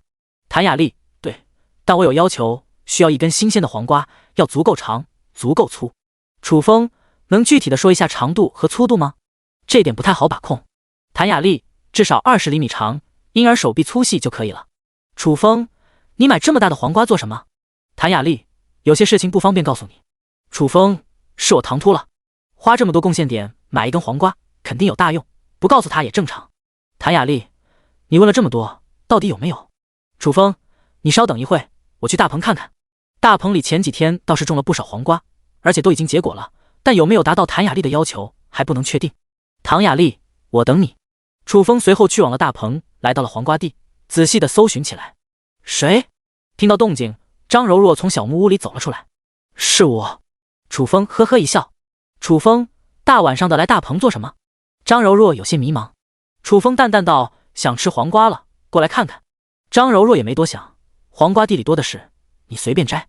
楚风扫了一眼，问道，有没有大一点的？黄瓜架子上倒是挂了不少黄瓜，但最大的也就7、8厘米，小拇指粗细，远远达不到谭雅丽的要求。张柔若微微一怔，你想要多大的？楚风不假思索，有没有20厘米长的？张柔若摇了摇头，没有这么大的，还等几天才行。那算了。楚风失望的叹息一声，转而联系起了谭雅丽，不好意思，大棚里没有你要求的这种品质的黄瓜。谭雅丽想了一下说道，你的大棚里种了不少蔬菜吧？有没有茄子？如果够长够粗的话，也是可以替代的。楚风，等我一会。随之来到了茄子地，一番搜索下来，还真找到了一根大茄子，长度可以，但就是有点粗，也不知道符不符合谭雅丽的要求。楚风随之和谭雅丽交流，找到了一根差不多的茄子，就是稍微粗了点。谭雅丽，越粗越好，再给你加50贡献点。楚风，还有这种好事？愣了一下，楚风随手摘掉了这根大茄子。张柔若疑惑道，楚风，你不会要生吃茄子吧？这玩意能好吃吗？我不是吃的，是拿来卖钱的。楚风轻笑了一声，接着打开交易大厅，将茄子交给了谭雅丽。谭雅丽信守承诺，支付了150贡献点。楚风开心的不得了，一根茄子就能卖150贡献点，这种生意不多见，希望每天都能碰上。张柔若好奇道，楚风，你卖了多少贡献点？150。楚风平静道。张柔若嘴角张大了，一根茄子卖150贡献点，天底下还有这么傻缺的人。第151章，此情此景，我想吟诗一首。回去了。楚风招呼了一声，就欲离开。张柔若忽然提醒，对了，世界频道更新完成了，已经可以开启了。是吗？楚风眼睛一亮，更新后有什么变化？张柔若随口道，没太大的变化，就是人数增多了。难道又有人传送过来了？楚风嘀咕了一声，径直返回了堡垒内。刚刚躺在大床上，林焕瑶凑了上来，我有点事，咱们晚点做功课。楚风温柔地看着林焕瑶，林焕瑶娇嫩的脸蛋上顿时浮现了一抹羞涩。我不是这个意思，我是想告诉你，我也拥有了一个和你一样的游戏面板。楚风一下子愣住了，难道说世界频道升级以后，其他种族也能加入进来了？这就有点热闹了。想到这点，楚风快速打开了世界频道，只见右上方清晰地显示着在线人数为1000亿。卧槽！楚风震惊了，1000亿人，这还是在线人数，加上不在线的又该有多少？天道不会把所有种族的人都弄进来了吧？他到底想干什么？楚风深吸了一口气，观看起了聊天界面。李霸天，泰坦巨人族，泰坦巨人族第一猛人李霸天驾到，各位颤抖吧！潘亮，丧尸族，你们都是我的猎物，千万不要遇到我。邱曼霜，精灵族，我们精灵族是一个爱好和平的种族，希望和大家交个朋友。江艳艳，狐族，有没有帅哥想跟我认识一下的？妹妹会暖床呀。杨洪明，战虎族，哥们把话撂这，以后见了我们战虎族的人姿态都放低点，谁他妈的不服我就干谁。李浩然，神族，一群凡人也只会在世界频道找存在感了。柳天笑，人族，人族第一强者柳天笑在此，何人敢放肆？魏道明，矮人族，我们矮人族都是炼器大师，谁要打造兵器联系我，给他打9折。薛金云，绿龟族，我大哥是赤峰荒无人区第一暴君楚风，都给我低调点。世界频道的讯息滚动速度很快，楚风只看了一眼，发现了一个问题，除了少数几人，大部分都挺能装逼的。这其中就包括了柳天笑。这家伙已经不满足在好友群装逼了，已然走向了全宇宙。楚风现在严重怀疑柳天笑才是隐藏在好友群当中的真正神经病，否则的话，谁闲得蛋疼到处装逼？就在这时，楚风发现私信图标亮了起来，打开一看，居然是林焕瑶发送的信息。楚风干嘛呢？楚风，他们两个躺在一张床上，有必要发送私信？不过转念一想，林焕瑶刚刚拥有了游戏面板，一定很好奇，这才会给他发送信息。于是便语气聊了起来，没干什么，在想你。林焕瑶，我也在想你。两人聊着聊着，不自觉地抱在了一起。随后发生不可描述的事。翌日天蒙蒙亮，牛魔就大喊道：大家快点出来看啊，下雪了！听到动静，众人齐齐走了出来。雪花纷纷扬扬从空中飘落，落在屋顶上，落在树枝上，落在城墙上，整个庇护所都被点缀成了圣洁的白色，宛如一座梦幻般的城堡。沉浸在美景当中，众人如痴如醉。潘若云伸出双手，一片雪花飘落，瞬间融化，丝丝凉意涌上心头，却无法遮掩脸上的喜色。悟空则不停地抓着雪花，玩得不亦乐乎。牛魔咧着大嘴吹气，每当有雪花落在身边，就会被一口气吹散。宋哥，你不冷吗？李坚强忽然提醒了一声。还真感觉有点凉飕飕的。宋成刚轻易道。寒冬已然降临，但在初始阶段，温度降得不是特别厉害，现在也就零下5、6度而已。按理说以他的身体素质，不应该感觉冷才对。问题出在哪？李坚强意味深长地说道：我觉得你应该穿上衣服。此时的宋成刚只穿了一条大裤衩子，能不冷吗？卧槽！宋成刚立刻反应了过来，飞速冲入了宿舍。郑鹏站在了某一处，抬头仰望，一动不动，似乎进入了另一个境界。雪花飘落在身上，渐渐淹没了他的身影。杨琪好奇道：郑鹏，你干嘛？郑鹏转过身来，嘿嘿一笑：此情此景，我想吟诗一首。你还会作诗？众人齐齐围拢上来。哥们在作诗这方面还是小有天赋的，人送外号小杜甫，曾经在幼儿园大班的时候还拿过奖呢。郑鹏一脸骄傲：来一首，给我们展示一下你的功力。曹广特别的好奇：行，就让你们欣赏一下。郑鹏遥遥看向远方，神色肃然，稍微酝酿了一下，低沉道：啊，大雪，你下的好大啊！大雪，你好白，跟小姑娘的皮肤一样白。仅仅2句，众人的脸色就变得难看了起来，只感觉胃里一阵翻腾。牛魔眼神闪动了一下，轻轻碰了碰杨琪：你们什么感觉？郑鹏的诗好听吗？杨琪咂了咂舌：跟你打个比方，那感觉就跟吃了屎一样。牛魔，郑鹏的诗这么恶心的吗？不行，等感觉堵上耳朵。啊，雪花飘啊飘，飘啊飘。啊！郑鹏还在沉醉其中，却被韩剑木给打断了。你呀你妹啊！你再啊一句试试，信不信老子一记火球术给你爆头？郑鹏嘴角一张，怎么了？不好听？好不好听？你心里没点逼数？韩剑木摇了摇头，转身离开。这么好的景色却被郑鹏给搅乱了，真特么的晦气！听我一句劝，以后千万别作诗了，很容易挨揍的。潘若云意味深长地说道。郑鹏定睛看着杨琪：杨琪，咱俩是好哥们，你跟我说实话，我的诗真的很难听。杨琪点头，确实恶心。郑鹏，雪下大了，咱们都回去吧。曹广等人跟在韩剑木身后离开了。转眼间只剩下了郑鹏一人在风雪中凌乱。蓦然，郑鹏咬了咬牙，冲众人喊道：你们不懂艺术，不懂得欣赏，你们是妒忌我的才华。恰在这时，宋成刚穿好衣服从宿舍里走了出来。郑鹏，大家怎么都回去了？宋哥，我想给你吟诗一首。郑鹏嘿嘿一笑，不等宋成刚说话，便开始了表演。啊！大雪纷飞，扰乱我心扉。啊！第152章，我会让所有人感到恐惧。停！宋成刚赶紧打断一声。怎么了？不好听？郑鹏微微一怔。我肚子疼，我去拉屎。宋成刚说完，掉头就跑，速度快得跟兔子一样，眨眼间跑回了宿舍。郑鹏有点懵，不是拉屎吗？怎么跑宿舍去了？吱呀一声，突然堡垒门打开，楚风迈步而出。郑鹏眼睛一亮，小跑到楚风面前：风哥，耽误你点时间。干嘛？楚风微微一怔。郑鹏郑重其事：刚才做了一首诗，大家都觉得不好听，但我不这么认为，我觉得他们是妒忌我的才华，因而我想让你帮着品鉴一下。楚风稍微沉吟了一下，委婉拒绝：等一会吧，我有事要处理。一个人觉得不好听，可能是对方欣赏不了，但大家都觉得不好听，那肯定是郑鹏的问题了。而且一首诗就能将众人全部吓走，可见这手势的杀伤力有多么巨大了。他可不想大清早就被恶心到。好吧，郑鹏失望地点了点头。楚风不再多说，径直登上了城墙。庇护所外，一望无垠的荒原上，一片雪白的世界展现在眼前。大雪纷飞，飘飘洒洒地落在大地上，轻柔地触碰着这片孤寂的土地。雪花密密麻麻地交织在一起，形成了一幅洁白的画卷，让人不禁沉醉其中。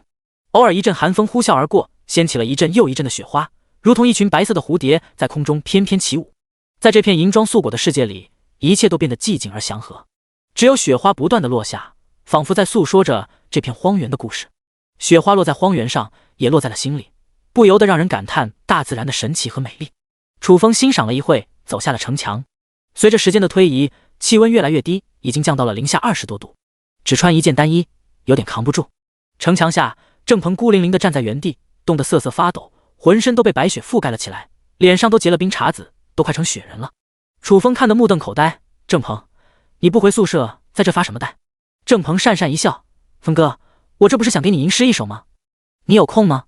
楚风也是服了，就为了给他吟诗一首，把自己冻得像狗一样，闲得蛋疼。你嫂子好像喊我呢。楚风轻咦了一声，转身进入了堡垒内，重重关闭了房门。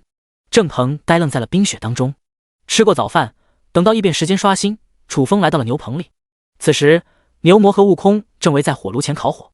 悟空没有住所，暂时被安排在了牛棚当中。看到楚风走了进来，两只灵宠纷纷起身。老大。楚风微微点头，悟空，把你的棍子给我。来此就是为了给悟空一变棍子的。悟空快速地将棍子递给了楚风。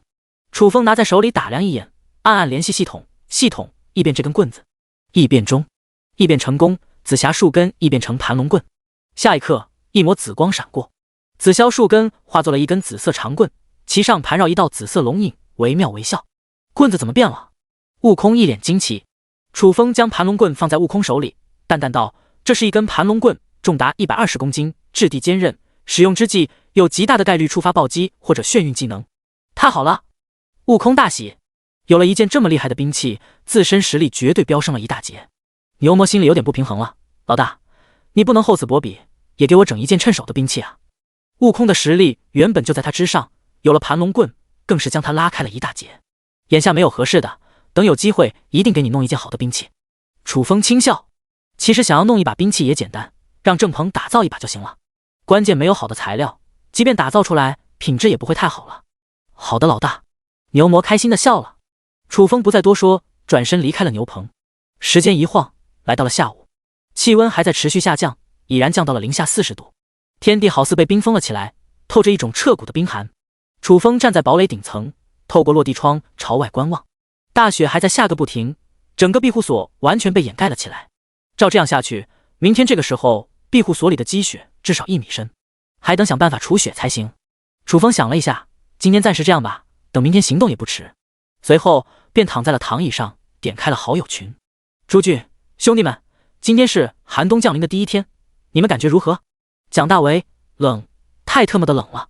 秦生，你宿舍里不是有暖气吗？盖上被子怎么会冷？蒋大为，关键我没吃饭啊，不吃饭当然冷了。林妙妙，兑换商城不是更新完毕开启了吗？你不会买点吃的？蒋大为，别说了，一提这茬我就想哭。林妙妙，怎么了？蒋大为，兑换商城里的物品全都涨价了，原先1贡献点就能买一个面包，现在需要3贡献点。你应该知道，哥们现在开的是西工工资，一天也就7.5贡献点，最多买2个面包。我特么想死的心都有啊！林妙妙，的确挺惨的。对于一个成年人而言，一天2个面包确实扛不住。秦生，坚持坚持吧，现在谁的日子都不好过。寒冬，你们看世界频道了吗？我的妈呀，来了这么多异族人，咱们以后还能安稳的生活吗？张倩，异族人当中有不少10级存在，而且战斗力极其强悍，跟这些种族相比，咱们人族没有一点优势，生存的难度无比巨大。李振峰，连雷电法爷都这么悲观，我们这些生活职业者还有活路吗？柳天笑，不慌，人族有我。朱俊，你一点不担心。柳天笑，身为一名毁灭者，天地间最为强大的存在，我会让所有人感觉恐惧的。朱俊，寒冬，天道刚刚发布公告了。林妙妙，什么公告？寒冬，兄弟们，你们要有一个思想准备，天道没人性，又在想着法子虐咱们。第153章信送的，你欺人太甚。张强，到底怎么了？你快点说啊！寒冬，天道说，在接下来的1个月时间里，会不时的出现各种天灾，另外还有一些强大的血兽出没，叫咱们做好应对措施。蒋大为，畜生啊！天道这是要玩死咱们的节奏。秦升，搞出这么多可怕的东西，还装出一副好心的样子，叫咱们做好应对措施，简直人面兽心。李振峰，我早就看透天道的真面目了，他原本就没有人性。楚风，抱怨是一种懦弱的表现，既然改变不了，就应该勇敢的面对。柳天笑，我很赞同楚风的观点，强者就是要无所畏惧。李振峰，楚风，你真的一点不害怕？楚风，害怕有用吗？张强，连一个农夫都不怕，咱们也应该勇敢一点，不能被人看扁了。冯新平，傻逼！张强，你骂谁呢？冯新平，当然是你了。张强，无缘无故的你为什么骂我？我哪里得罪你了？冯新平，就你这样的也配跟楚风比较？就不能撒泼尿照照自己？人家楚风不害怕是因为有实力，你一个扫大街的哪来的自信？你不是傻逼谁是傻逼？张强气得咬牙切齿，老子再不济也轮不到你个精神病说3道4。冯新平，你特么的不光是神经病，你还是智障、脑残、白痴，你的小脑也有残缺，你的心灵也是扭曲的。张强关闭了好友群，楚风离开了堡垒，随后将众人召集到了篮球馆。按照原先的规划，每天都要打一回篮球，活动一番，免得产生惰性。峰哥，要不然来一场篮球对抗赛吧，这样才刺激。李坚强提议。行。楚风点了点头，随后开始分组。李坚强、悟空、曹广、韩建木和杨奇一队，宋成刚、郑鹏、吴华清、尹浩和张冲一队。楚风充当裁判，牛魔眼巴巴地站在一边，和潘若云当起了啦啦队。随着一声哨响，比赛开始了。起初的时候，双方都比较有分寸，守规矩，算是一场正常的篮球赛。但打着打着，渐渐打出火气来了，各种小动作不断。你推我一下，我撞回来；你掐我一下，我扣你眼珠子。演变到最后，甚至出现了抱摔、裸脚的震撼场景。楚风的哨子都能快吹爆了，累的是满头大汗，比自己打一场篮球还要辛苦。无奈，只能终止了比赛。继续下去，怕是要出人命。今天就到此为止。楚风挥了挥手，众人散去。楚风回到堡垒，来到了鱼缸前。自从吞噬了能量石，玄天神龟便陷入了昏睡当中，足足睡了2天了。楚风猜测可能跟晋升等级有关系，也就没有打扰。稍后又来到了极意能量树前。极意能量树高约半米，叶片青翠欲滴，上面结满了闪闪发光的能量石，不多不少，正好50颗。楚风瞟了一眼，随之将能量石采摘下来，收入了空间戒指当中。极意能量树的结果周期是24小时，不及时采摘就浪费了。做完这一切，楚风登上顶层，躺在躺椅上惬意地休息起来。一夜无事。第2日清晨，雪停，天晴，天空无比湛蓝，景色宜美，但气温却降到了零下50度，天寒地冻。整个庇护所完全被大雪覆盖，足足1米多厚。吃过早饭，楚风动员众人除雪。由于积雪太多，庇护所内肯定堆放不了，必须弄到庇护所外面。楚风先带着众人开出了一条通往外面的道路，然后将积雪装在了超能拖拉机车斗上，装满一车倒一车。众人齐心合力，仅用了2个小时就将积雪清理的差不多了。潘若云提议，剩下的这点积雪别扔了，堆几个雪人吧。这个提议得到了一众响应，楚风并未反对，反正也没什么事可做，堆几个雪人娱乐一下也挺好的。随后众人动手忙活起来。林焕瑶对此很感兴趣，楚风，咱俩一起堆一个。好。楚风拿着开山铲收集积雪，林焕瑶负责堆砌。短短半个小时，众人都完成了作品，堆的雪人有大有小，但都挺可爱的。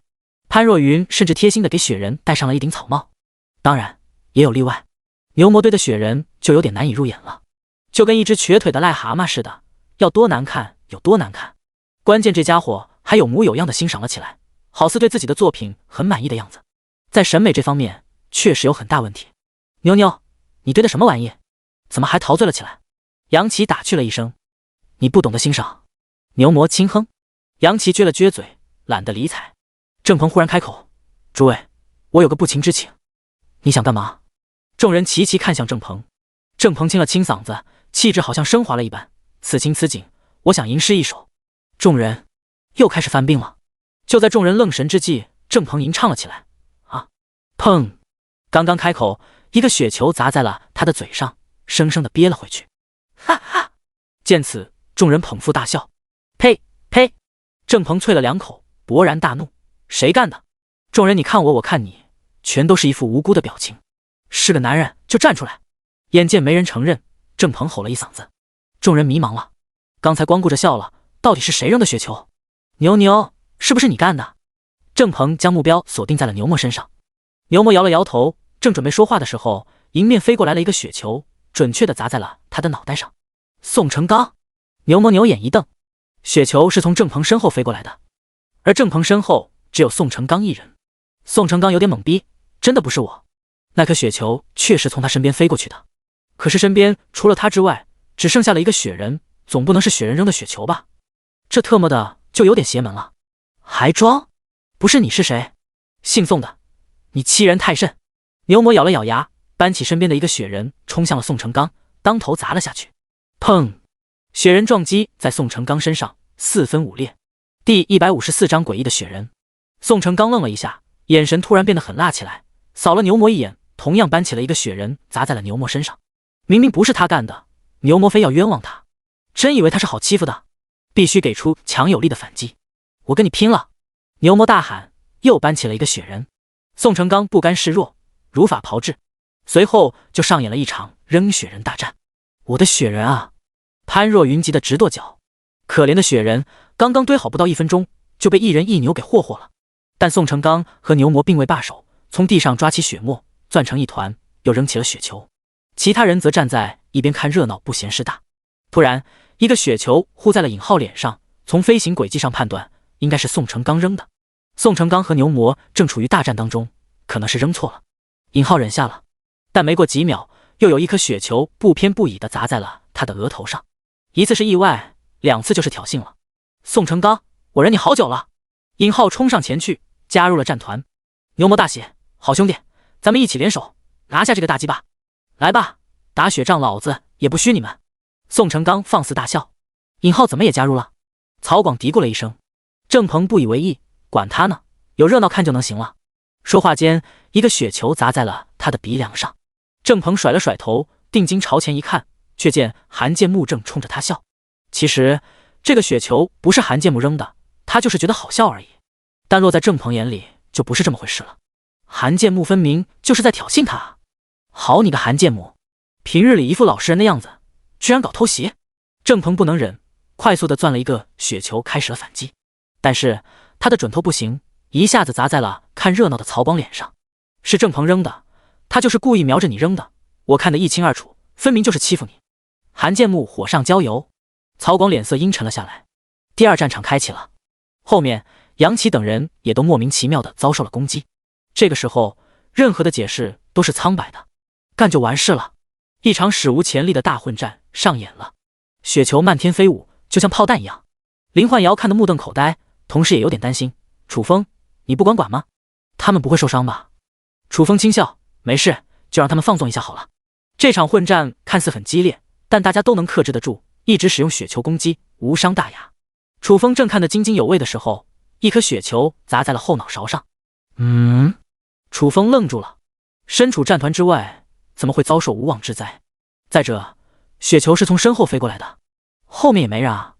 那这颗雪球哪来的？到底怎么回事？楚风猛然转过了身子，身后只有一个雪人。起初的时候，楚风并未在意，就在准备收回目光的时候，冷不丁地发现雪人的嘴角上勾起了一抹弧度，好似在冲他鬼笑。难道是这个雪人干的？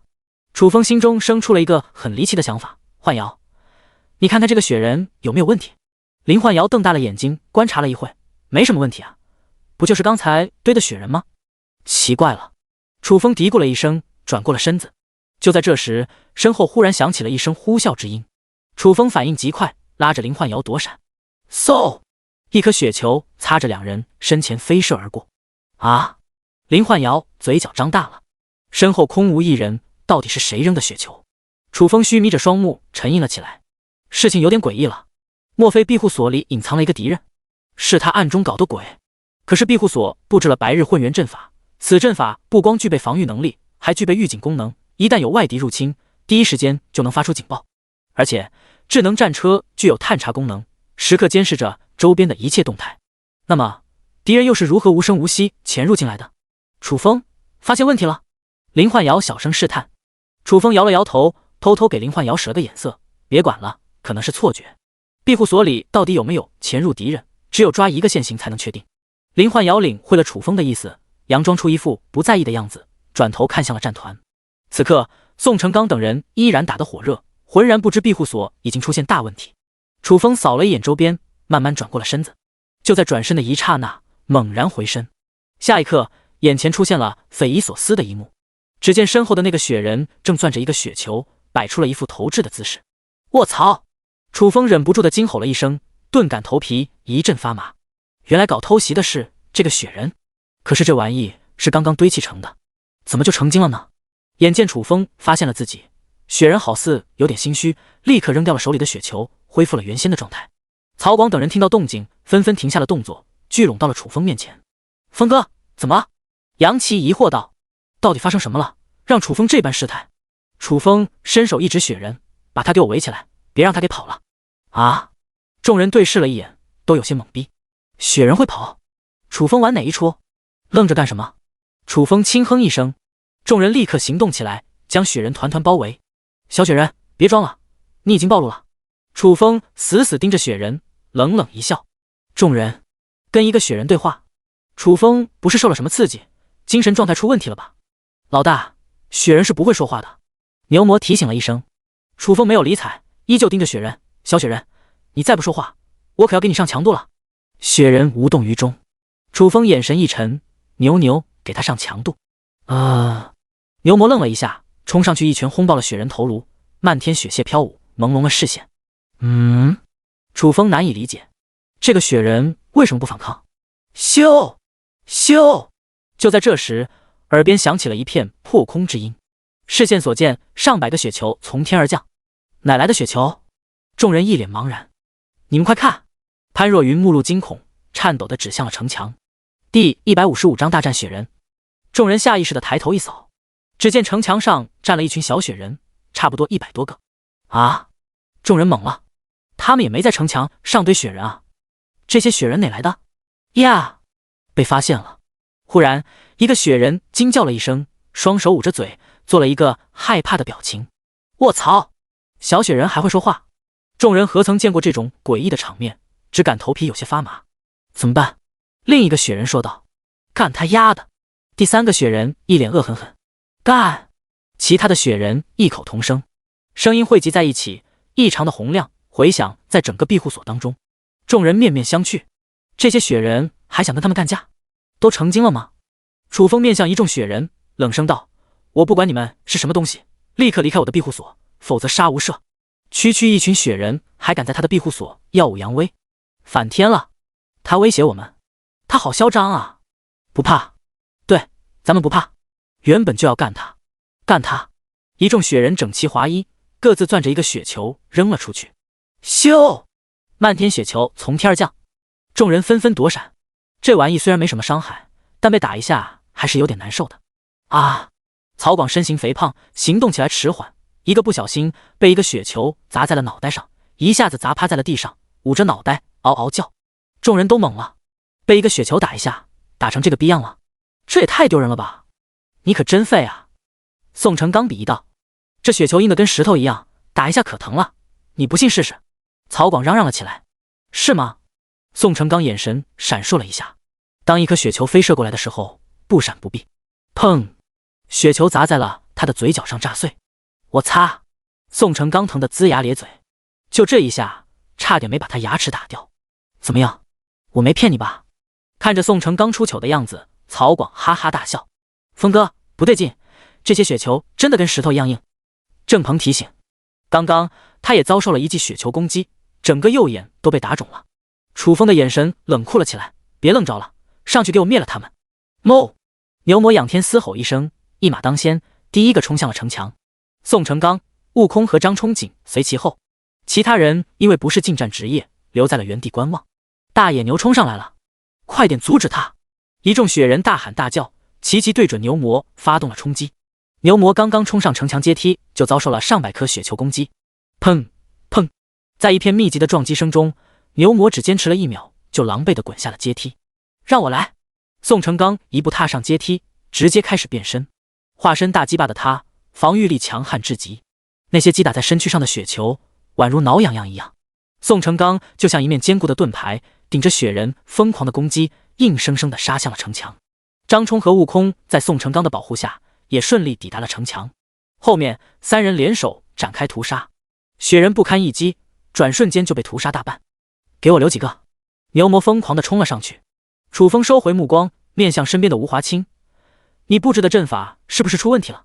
为什么没有预警，还让这些雪人轻松地潜入了庇护所？”吴华清一脸的纳闷：“我布置的日月混元阵绝对没问题，我也不清楚到底怎么回事。”楚风沉吟了一下，转而把智能战车叫到了身边：“小汽车，敌人都杀到庇护所来了，你为何不预警？”智能战车如实道：“我没有探查到他们的任何蛛丝马迹。”楚风眉头一皱：“你的探查功能失灵了？”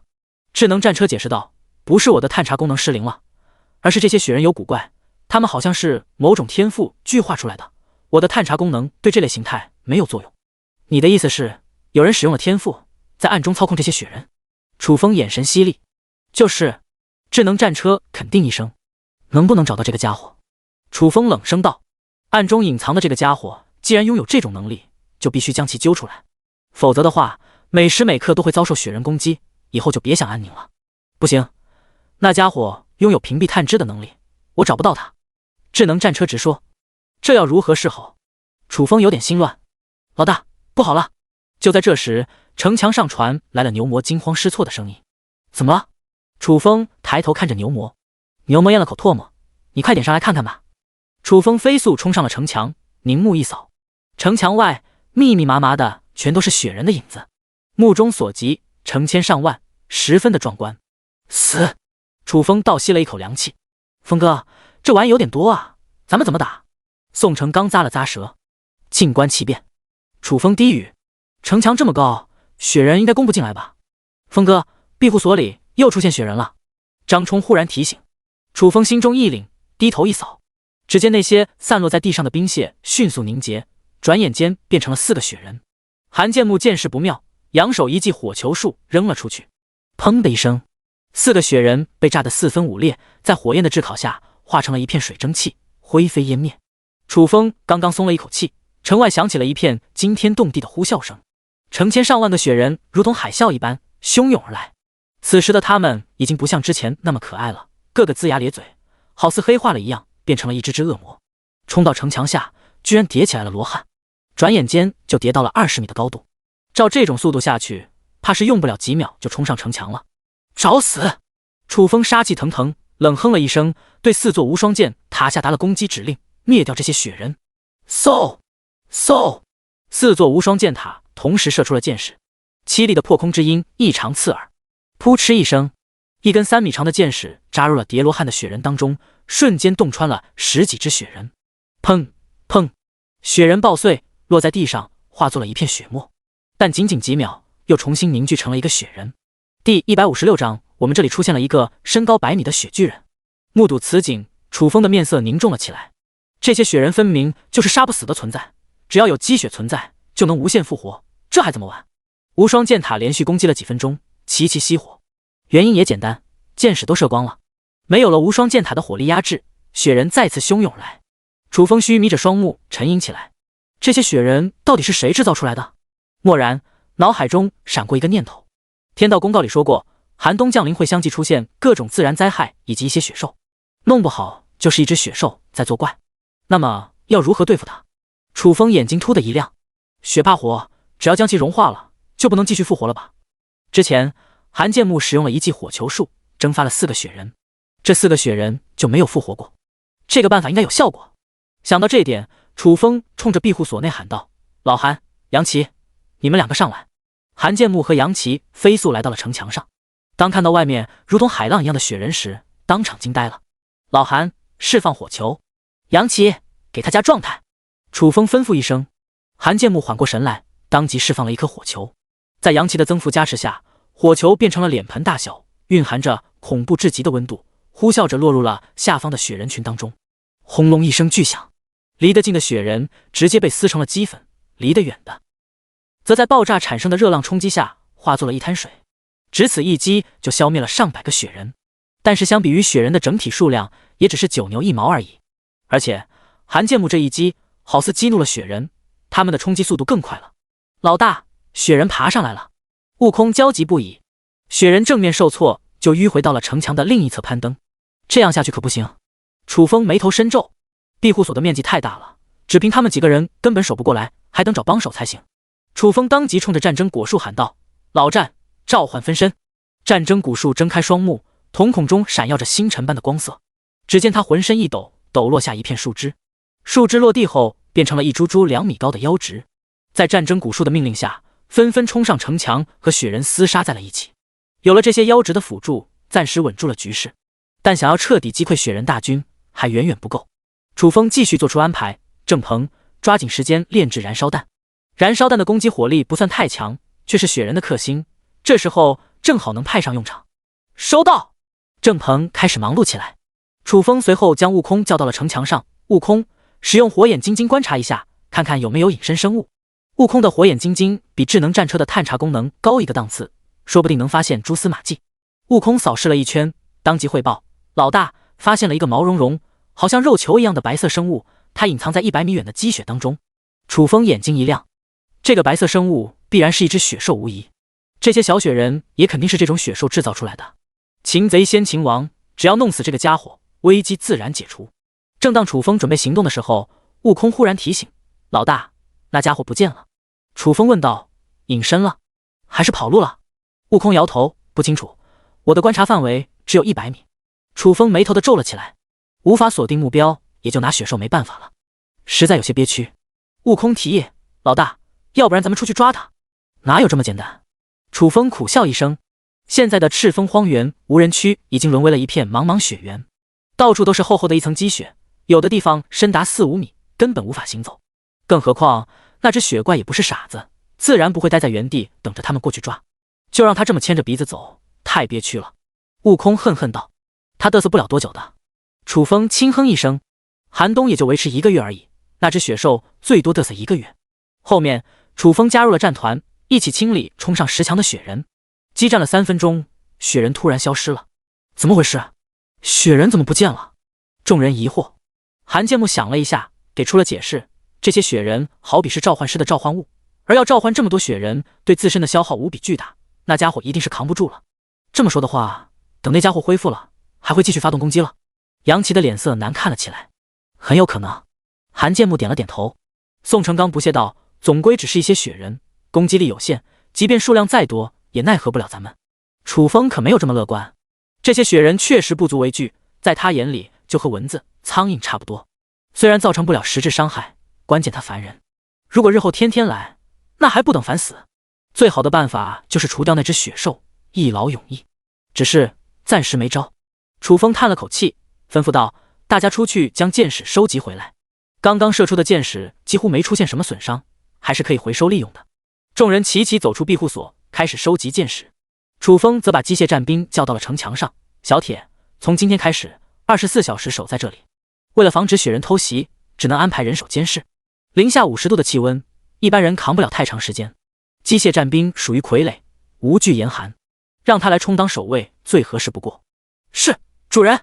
机械战兵回应一声。楚风点了点头，走下城墙，回到堡垒内，随之打开了好友群。他想看看其他人是不是同样遭受了雪兽攻击。张强，说出来你们可能不信，今天在大街上看到了很多小雪人。林妙妙，你们那里不是下雪了吗？有人堆几个雪人不是很正常的事。张强，那些雪人不一样，他们会动，就跟活的一样，而且非常的暴力，沿街打砸，肆意破坏，可是把哥们吓得够呛。林妙妙，真有这么夸张？这还是雪人吗？张强，千真万确，很多人都看到了。你们城市没有出现雪人吗？林妙妙，没有，我们这里没下雪。秦升，区区小雪人算得了什么？你们知道我们这里出现什么了？出现了一个身高100米的雪巨人，那家伙一拳就轰爆了一座楼房。第157章，做一个实至名归的装逼达人。朱俊，你们现在什么情况？没被雪巨人屠城？秦升，雪巨人确实很强大，但他有个致命弱点，他怕火。我们出动了所有的火系法师，又使用了100桶汽油，这才将其杀死。朱俊，原来雪兽怕火，我也等预备点汽油之类的，以备不时之需。寒冬，我刚才在兑换商城看了一眼，汽油之类的易燃物都涨价了，比平时贵了10倍。朱俊，曹，天道果然没有人性。蒋大为，听说赤峰荒原无人区下了1天1夜的雪，整个荒原都变成了雪原，一定出现了不少雪兽吧？你们说楚风还能活着吗？张倩有些担心了。楚风，你在吗？楚风在。朱俊，活着就好，真怕你出点意外。蒋大为，你没遇到雪兽吗？楚风，早上的时候遇到了一只。张强，也是一只100米雪巨人。楚风，是一只能制造小雪人的雪兽。李振峰，怪不得你能活下来，原来碰到的是一只垃圾雪兽。楚风，虽然没有雪巨人厉害，但也不能说垃圾。那只雪兽制造的小雪人会扔雪球，就跟扔石头一样，打在身上还是挺疼的。张强，说来说去，无非就是一个小雪人，还能厉害到哪里去？楚风，一个雪人倒也不足为惧，关键数量多呀。李振峰，有多少？10只，还是20只？楚风，差不多1万多只，而且能够无限复活，除非将它们化成水，否则根本杀不死。众人全都震惊了，1万个小雪人加在一起还是相当恐怖的。楚风能对付的了？冯新平，大家别听楚风胡说八道，他一个农夫哪有这个实力？他就一个神经病而已，可能是病情发作了。其实他知道楚风没有吹嘘，也清楚楚风有这个实力，但上次被楚风无情抛弃，伤透了心，也就想着借此机会打击报复。张强、冯新平终于说了一句正常话，不容易啊。楚风，我说的都是事实，你们爱信不信。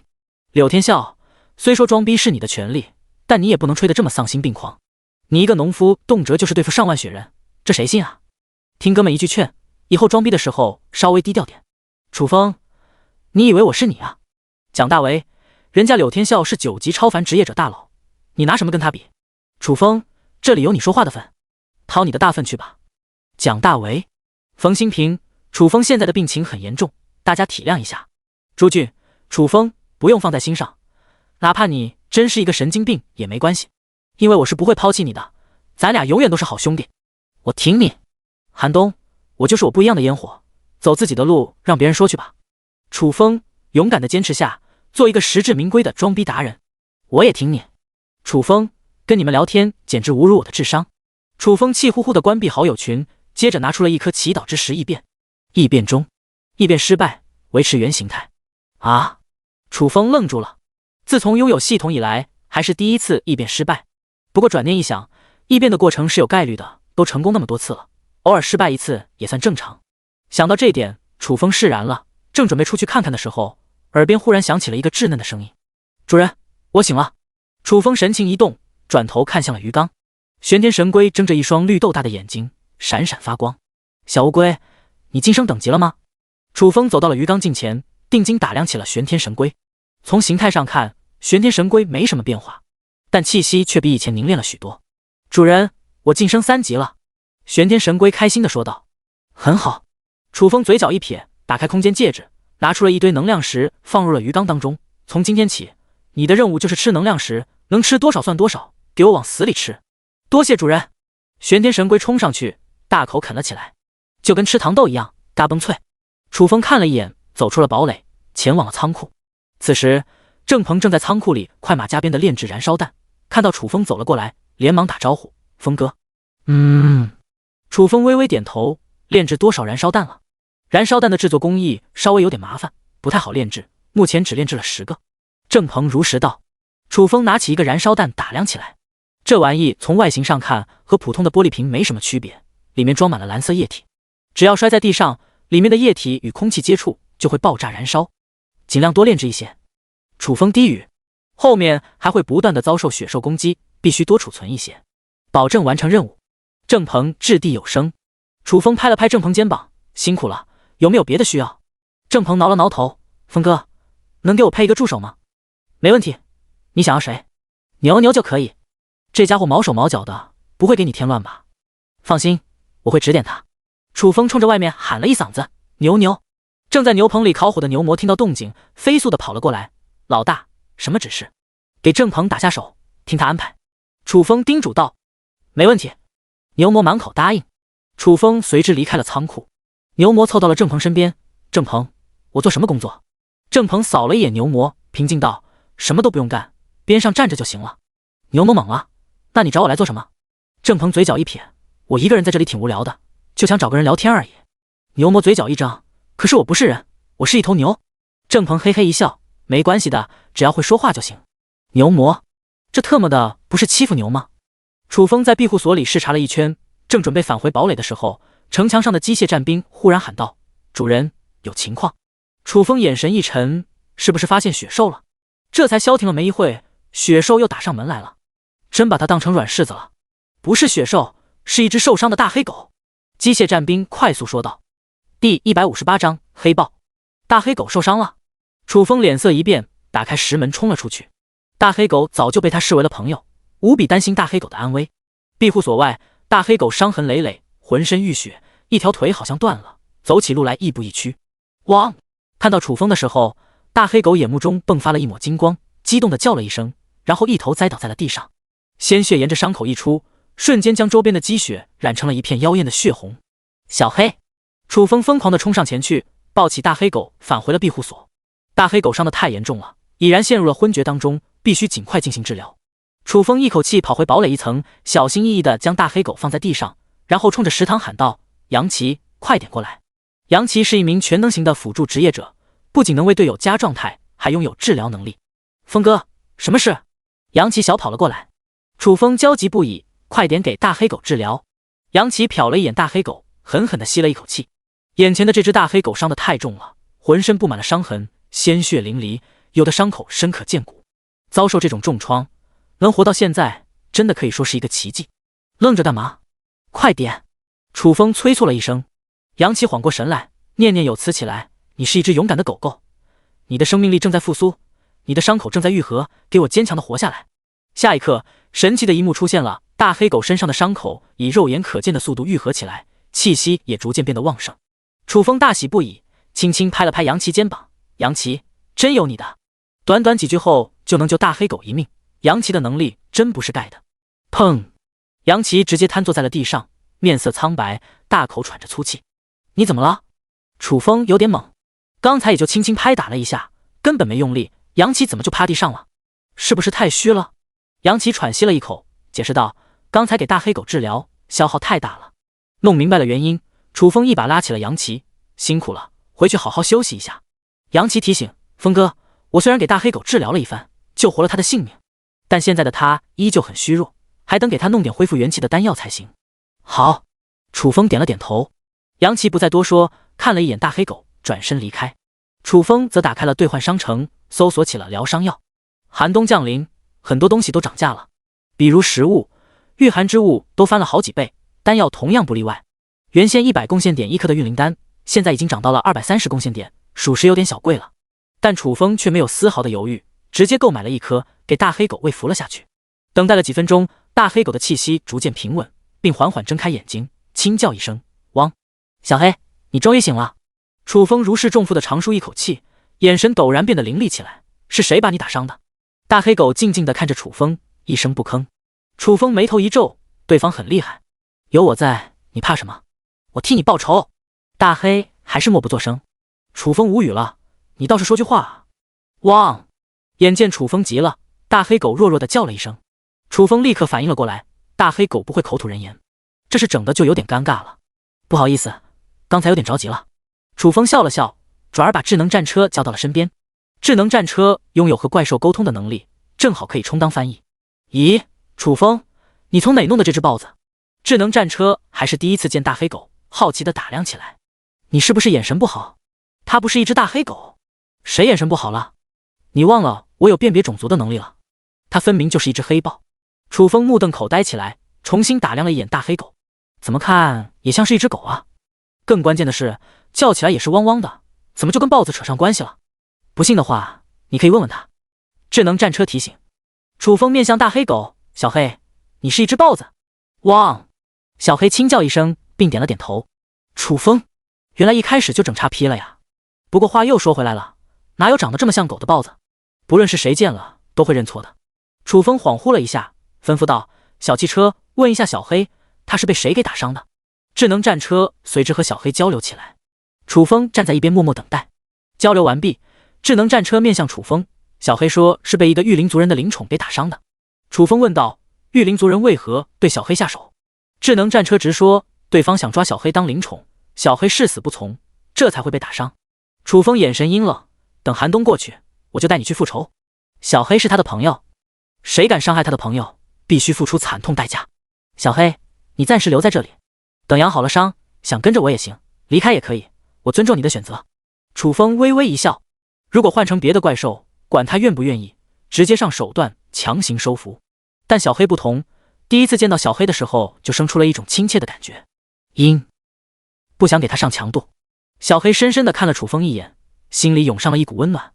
楚风正准备离开的时候，系统的声音忽然响了起来：“黑豹选择臣服，恭喜宿主收获一只灵宠。”奈斯！楚风大喜，真心换真心，小黑终于被他给打动了。后面楚风找到了曹广，安排他制作了一个豪华狗窝，同样安装了一个大火炉，放置在了牛棚边上。这样一来，也方便3只灵宠交流，增进感情。做完这一切，楚风点开了世界频道，冷不丁地发现天道又出了一条新公告。天道公告：明日起，各地相继出现超强飓风，请尽快做好防御措施。操！楚风忍不住地骂咧了一声。今天是雪兽，明天是飓风，天道变着法子折腾人，真是畜生。第159章异变小黑，圣光惊雷暴。不爽归不爽，但该做的准备还是要做的。楚风快速地登上了城墙，城墙高达30米，坚固厚重，哪怕遭遇再强的飓风也无需担心。在城墙的庇护下，庇护所内的建筑也不会有什么问题。但是无双箭塔坐落在城墙之上，面对飓风首当其冲，很可能出现损坏。楚风打开空间戒指，一一将其收入其中。不知不觉间，夜晚来临。今夜天色格外的暗淡，气温异常冰冷，整个赤峰荒原无人区一片死寂。庇护所内，杨奇等人聚在宿舍内打扑克。宋成刚脸上贴满了纸条，这是对失败者的惩罚，每输一局就贴一张。从宋成刚脸上的纸条数量不难判断，差不多输了100多局了。宋哥，继续吗？李坚强问道。继续。宋成刚脸红脖子粗，输了一晚上了，必须赢一局找回场子。李坚强打量了宋成刚一眼，你这脸上也没地贴纸条了，我看还是算了吧。不行，脸上没地就往脖子上贴。宋成刚也算是豁出去了。众人齐齐咂舌，只感觉宋成刚是输急眼了。杨奇好心提醒宋成刚，还是算了吧，玩扑克不是打架，这玩意是靠脑子的。你什么意思？说我没脑子？宋成刚眼珠子一瞪。杨奇嘿嘿一笑，其实这也怪不了你，有句话怎说来的？四肢发达头脑简单，你身为一名大鸡巴，头脑简单点也很正常。噗嗤，众人忍不住的大笑起来。牛棚内，牛魔和悟空围坐在大火炉边上烤红薯，小黑也被他们邀请了过来，趴在了一边，静静的听着牛魔吹牛逼。鸡笼内，小战和小柔相互依偎在一起，在他们的身下是40只小鸡仔，这一幕很温馨。堡垒内则在上演一场旷世大战，主角是楚风和林焕瑶。赤峰荒原无人区某一片被风雪覆盖的小树林当中，矗立着一只如小山一般的白色巨熊，巨熊上坐着一个长发女子。长发女子外貌冷艳而美丽，肌肤白皙如雪，宛如玉雕般的面庞散发着一种凛冽的气息。她的头发如瀑布般垂落在双肩上，轻轻拂过她白皙的肌肤，如丝般柔顺。她的眼睛明亮而犀利，透露出一种坚定和果敢的神情。她身着一袭白色的长裙，裙摆在风中翩翩起舞，闪烁着微弱的光芒。她的手臂上戴着一副华丽的金色臂套，散发着神秘的光辉。她的手指修长而优美，仿佛随时准备释放出致命一击。身下的白色巨熊高大威猛，浑身毛发如银针般亮丽，闪耀着银色的光芒。他的眼睛如同2颗明亮的宝石，透露出智慧和力量。一人一熊伫立在原地一动不动，似乎与周边的环境融为了一体。忽然，远超奔袭来一道黑影，来到近前，赫然是一名骑着一只白色巨狼的年轻男子。许放，发现那只黑豹的行踪了吗？长发女子声音冷淡。许放恭敬道：那只黑豹被狄凯打成了重伤，逃得不知所踪。长发女子眼目中流露一抹担忧之色，那只黑豹拥有神兽血脉，绝不能让它出现一丝闪失，更不能落到狄凯手中。你继续搜寻，要用最短的时间找到它的行踪。是。许放领命而去。一夜无事。翌日清晨，天色昏暗，黑云密布，给人一种特别压抑的感觉。楚风穿上了一件羽绒服，登上城墙眺望。放眼望去，漫天冰雪覆盖着的无垠荒原上，一片白茫茫的景象。狂风呼啸着，席卷着雪花，形成了一片庞大的雪雾。寒风刺骨，像刀子一样刮在人的脸上，刺痛的感觉非常清晰。荒原上的植被早已被冰雪覆盖，一棵孤零零的大树在狂风中摇曳，它的枝条被风吹得弯曲，仿佛在向狂风求饶。忽然，一阵狂风袭来，将树枝吹断，散落一地。这些树枝在狂风中相互碰撞，发出阵阵清脆的响声，仿佛在为这片荒原奏响一曲悲歌。狂风大作，冰雪肆虐的景象让人感受到了大自然的无情和强大。看了一眼，楚风收回目光，来到了机械战兵身边。小铁，昨晚没事吧？没发现任何情况。机械战兵当即汇报。继续监视。楚风叮嘱一声，走下城墙。此时，杨琪已经做好了早饭。早饭一如既往的简单，米粥配咸菜。吃完早饭，杨琪提议：“风哥，要不咱们今天包饺子吃吧？”行。楚风轻笑。冰天雪地，寒风瑟瑟，能吃上一顿饺子也算是一件很幸福的事情。咱们包什么馅呢？潘若云问道。包猪肉白菜和韭菜鸡蛋的。杨琪不假思索。大棚里种了白菜和韭菜，小柔最近也下了不少鸡蛋，空间背包里还有几只玄红猪，食材都是现成的。太好了，咱们快点动手吧。李坚强舔了舔嘴唇，有点迫不及待了。郑鹏，你继续炼制燃烧弹。楚风提醒一声。明白。郑鹏点了点头，给牛魔使了个眼色。牛牛，咱们走。牛魔不情愿地跟在了郑鹏身边。郑鹏，我想包饺子，你能不能换个人？要不然换悟空。郑鹏果断拒绝。不行，悟空比较木讷，话很少，我还是喜欢和你这种低智商的灵长类动物聊天。牛魔。后面众人各自分工，快乐地忙碌了起来。张柔若和潘若云洗菜切菜，张冲和宋成刚负责剁肉，尹浩等人一起和面。悟空在一边生火，杨琪统领指挥。楚风没有掺和，走出食堂，来到了狗窝前。此刻，小黑正趴在狗窝睡觉，休息了一晚，基本上复原了。听到动静，小黑警惕地睁开了眼睛，看到来人是楚风的时候，眼神变得温柔起来。楚风微微一笑，暗暗联系系统，系统异变小黑会出现何种变化？10%几率维持原形态，10%几率异变成混元炎龙，79%异变成圣光金雷暴，1%几率异变成雷震子。楚风眼神闪烁了一下，系统异变小黑。第160章弱者适应环境，强者改变环境。异变中，异变成功，黑豹异变成圣光金雷暴。下一刻，一片金光笼罩在了小黑身躯上，持续了3秒，金光消散。出现面前的是一只体长2米的黑色豹子，它的皮毛闪烁着乌黑的光芒，上面的花纹如同闪电一般，让人不寒而栗。它的眼睛呈现出深邃的蓝色，仿佛能穿透一切。它身体线条优美而流畅，肌肉结实而富有力量，一双锋利的爪子散发着寒光，似乎能撕裂万物。身后是一条半米长的尾巴，上面的毛羽蓬松而柔软，随着它的动作来回摆动，仿佛一条灵动的鞭子。小黑，感觉如何？楚风定睛看着小黑。主人，我感觉变异了一般，浑身充满了无穷无尽的力量，比以前强大的了数倍不止。小黑显得特别的激动，能口吐人言了。楚风眼睛一亮，小黑，你觉醒了什么天赋？不论是职业者亦或者灵宠，战斗力主要体现在天赋上，一共2个天赋，嗅觉灵敏和雷电感应。小黑快速说道。楚风神情一动，张倩同样拥有雷电感应的天赋，拥有此天赋便可沟通天地间的雷电之类，继而释放雷电法术。这岂不是说小黑也是一个雷电法师了？而且他的身体素质如此强悍，战斗力绝对在张倩之上，完全可以称得上一个近战型的雷电法师。这若是日后与人对敌，冲上前去，一记雷电法术呼在脸上，试问谁又能抗得住？牛逼啊！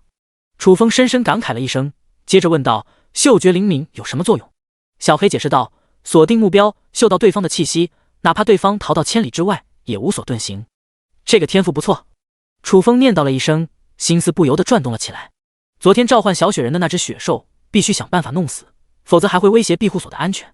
只不过这家伙善于利用周边的环境隐藏自己，另外还具备反探查的能力，连智能战车都搜寻不到他的踪迹，这就导致一直找不到对付他的办法。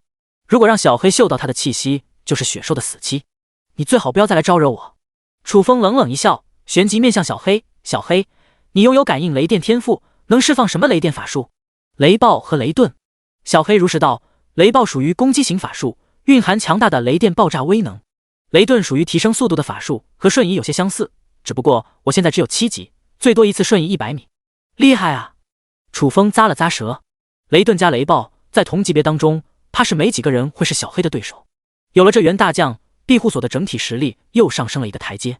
时间一晃，来到了中午，众人聚在食堂饭桌前，吃起了热气腾腾的饺子。或许是太久没有吃过饺子了，再加上杨琪调的饺子馅味道极好，众人吃得赞不绝口。牛魔更是端着盆直往嘴里划拉，满嘴流油。你能不能注意点形象？宋成刚有点看不惯了。牛魔含糊不清地说道：吃饭要什么形象？能吃饱就行了，你管那么多做什么？我这叫表里如一，不像某些人就喜欢做作。宋成刚也是无语了，撑死你！我乐意。牛魔轻哼。宋成刚咬了咬牙，同样盛了一盆饺子。牛魔急了，就你这小身板，能吃得了这么多？宋成刚挑了挑眉，我乐意，我就想撑死自己。牛魔吃饱喝足，众人散去。楚风独自登上了城墙。下午，飓风愈发的猛烈，天色也更加阴沉，天空乌云密布，仿佛是一只巨大的黑手笼罩着整个世界。寒风肆虐，发出阵阵凄厉的呼啸声，犹如无数冤魂在哀嚎。雪花被飓风卷起，形成了一个个巨大的雪球，在空中翻滚着，相互碰撞，发出沉闷的响声。荒原上的树木被飓风连根拔起，无助地倒在地上，它们的枝干被折断，树叶被吹得无影无踪，只剩下一根根光秃秃的树干，仿佛在向狂风屈服。冰块和岩石也被飓风卷起，在空中飞舞着，形成了一场巨石和冰块的暴雨。它们相互碰撞，发出刺耳的响声，让人胆战心惊。目睹眼前的景象，楚风眼神微微一凝。在这么恶劣的环境下，想要生存下去，真的是一件异常艰难的事情。也不知道赤峰荒原无人区的其他农夫过得怎么样了，能挺到最后吗？楚风轻叹一声，正准备返回的时候，机械战兵忽然提醒：主人，有情况，前方300米出现了一个异族人。楚风快速转头一扫，茫茫雪原，风雪交织中，一道身影若隐若现。由于离得太远，看不清楚对方的容貌，但楚风却注意到，对方好像骑着一只巨大的白狼。对方究竟是什么人？居然敢在零下50度的天气下外出，就不怕被冻死？随着风雪越来越多，对方的身影渐渐消失，不知道是离开了，还是被积雪给掩埋了。楚风倒也没怎么在意，收回目光，走下了城墙。现在的庇护所可谓兵强马壮，对方真若是图谋不轨，等待他的只有死亡。返回堡垒，楚风躺在躺椅上，点开了农夫群。此时的群里一片寂静，连个说话的人都没有。楚风看了一眼群成员数量，只见上面清晰地显示着8个人。点开群成员名单，除了他、张柔若、李坚强和潘若云，还剩下了周涛、张三、李四和王五。短短1个月时间，500个农夫只活下来了8个，不可谓不残酷。但这也是没有办法的事，因为这个世界在天道的掌控下，天道玩的就是优胜劣汰的游戏规则，弱者适应环境，强者改变环境。作为一名农夫，自然就被归为了弱者一类，能适应的就有机会活下来，无法适应只能被无情的淘汰。希望你们都能活下来吧。楚风悠悠感慨了一声，关闭农夫聊天群，开始休息起来。第161章，峰哥什么时候变得这么邪恶了？安稳地度过了一夜。翌日清晨，飓风停息，也没有继续下雪，气温意外地回升了10几度，不再像昨天一样冰寒刺骨。堡垒内，楚风和林焕瑶依偎在大床上。昨晚激战到深夜，身疲力竭，现还处于睡梦中。至于其他人，早已起床活动起来。眼见天气不错，众人纷纷登上城墙。狂风暴雪过后，荒原上洁白一片，一个银装素裹的世界呈现在了面前。天空湛蓝如洗，阳光透过稀薄的云层洒在雪原上，反射出耀眼的光芒。景色虽然美丽，但也充满了荒凉和孤独。这里没有喧嚣和繁华，只有大自然的原始和宁静。忽然，远处走过来了一道身影，吸引了众人的目光。你们看一下，是异族人还是人类？杨琪好奇地问道。如果是异族人的话，必须立刻通知楚风；如果是人类，先探探对方的底细再说。看上去应该是一个人类，好像还是一个女人。李坚强嘀咕了一声，这里怎么会出现一个女人？众人疑惑了起来。赤峰荒原无人区本就危险，而现在更是处于寒冬当中，一个女人突然出现在此，太奇怪了。随着时间的推移，对方亦步亦趋，艰难地来到了城墙下。她身穿一件破碎的长袍，一张娇美的面容显露在外，长发散乱地披在肩上，看起来有些落魄。或许因为太冷的缘故，女子瘦弱的身躯微微颤抖，眼神中透着一丝落寞和无助，给人一种弱不禁风、楚楚可怜的感觉。你是谁？为什么来这里？杨琪冲着城墙下喊道。女子微微抬头，声音虚弱：我叫卢清福，是一名流浪者。我的庇护所遭受了雪兽攻击，被迫逃离到了这里。你们能不能让我进入庇护所？我现在好冷，好饿，他好可怜啊，要不然咱们帮帮他。李坚强生出了怜悯之心。峰哥曾经说过，赤峰荒原无人区的流浪者个个不简单，万一他心怀不轨呢？咱们最好还是防备点。曹广提出看法，你不也是一个流浪者？你也是坏人？李坚强对了一句。曹广有点生气，我当然不是坏人了，但是像我一样心地善良的流浪者又能有几个？呵呵。李坚强嗤之以鼻。张冲定睛看着李坚强，我看你小子有点爱心泛滥了，你不会看对方长得漂亮，动了别的心思了吧？胡说，我就是看他可怜而已。李坚强眼神有些躲闪。曹广立刻发现了端倪，好小子，原来你是色迷心窍了，我鄙视你。一边去，我不是这种人。李坚强心虚的争辩。好了，都别吵了。潘若云打断一声，接着说道，要不要帮他还需楚风拿主意。对，我这就去通知峰哥。李坚强小跑下了城墙，来到堡垒门前，大喊，峰哥，有情况。听到动静，楚风穿好衣服走了出来，脸上隐有不悦，怎么了？搂着林焕瑶在被窝里舒舒服服的，就这么被打扰了，心情肯定不会好了。李坚强快速说道，外面来了一个陌生女。楚风眉头一皱，他来这里做什么？对方是一名流浪者，遭受了血兽袭击，一路逃到这里的，寻求咱们帮助。李坚强如实道，上去看看。楚风径直走向了城墙。峰哥，众人纷纷打着招呼。楚风微微点头，继而来到了城墙边上，眯眼朝下一扫。卢清福可能是体力不支的缘故，瘫坐在了地上，一副无助又可怜的样子。你是一名流浪者？楚风不动声色地问道。是。卢清福声音轻柔，又带着一丝虚弱，一双美目微微闪动，楚楚动人。李坚强只看了一眼，就有点心猿意马。呵呵。楚风心中冷笑，流浪者属于一种很废的职业，也就比农夫强一点而已。就这种垃圾职业，能从血兽手中逃出升天，还能在冰天雪地中逃到这里，很明显，卢清福在撒谎，他绝对不是一名流浪者，来此必然抱有目的。至于什么目的，暂时不得而知。楚风双目虚眯，淡淡道，我的庇护所不收废物，你有什么特长吗？卢清福抬头看着楚风，一副娇滴滴惹人爱怜的模样，我没什么特长，但是我听话，你让我做什么都可以。众人微微一怔，卢清福话里的寓意很深啊，做什么都可以，做羞羞的事也行，怎么感觉在诱惑楚风？面对这种极品，没几个男人能顶得住，楚风又该如何应对？楚风捏着下巴沉吟片刻，忽然对着潘若云说道，你先回去，另外把小汽车和悟空给我叫上来。潘若云有点懵，不明白楚风为何叫他离开，但还是如实照做。很快，智能战车和悟空来到了城墙上。楚风低语，小汽车，探查一下外面那个女人的底细，对方身上有一股神秘的力量，屏蔽了我的探查。智能战车直说。楚风有些意外，连等级都探查不了。对，智能战车肯定了一声，你的探查能力有点水啊。楚风摇了摇头，转而对着悟空吩咐，悟空，你探探他的底。他有些怀疑卢清福是不是异族人假扮的，就比如说魅魔。悟空开启火眼金睛扫了一眼，小声道，老大，他是一个人类。真是人类？楚风愣了一下，嗤笑一声，看样子还等我亲自出手弄清楚他的身份。你？智能战车和悟空有点懵。楚风干架确实牛逼，但好像不具备探查能力吧。楚风面向卢清福，你刚才说只要让你进入庇护所，做什么事都可以。卢清福点头。楚风嘴角上勾起一抹弧度，把衣服给我脱掉。众人脱衣服？楚风想干嘛？这也太邪恶了吧，怪不得提前将潘若云给你支走了，原来早就打着这个主意。峰哥什么时候这么卑鄙了？这不是趁人之危吗？李坚强咽了口唾沫。第162章神秘的原住民现身。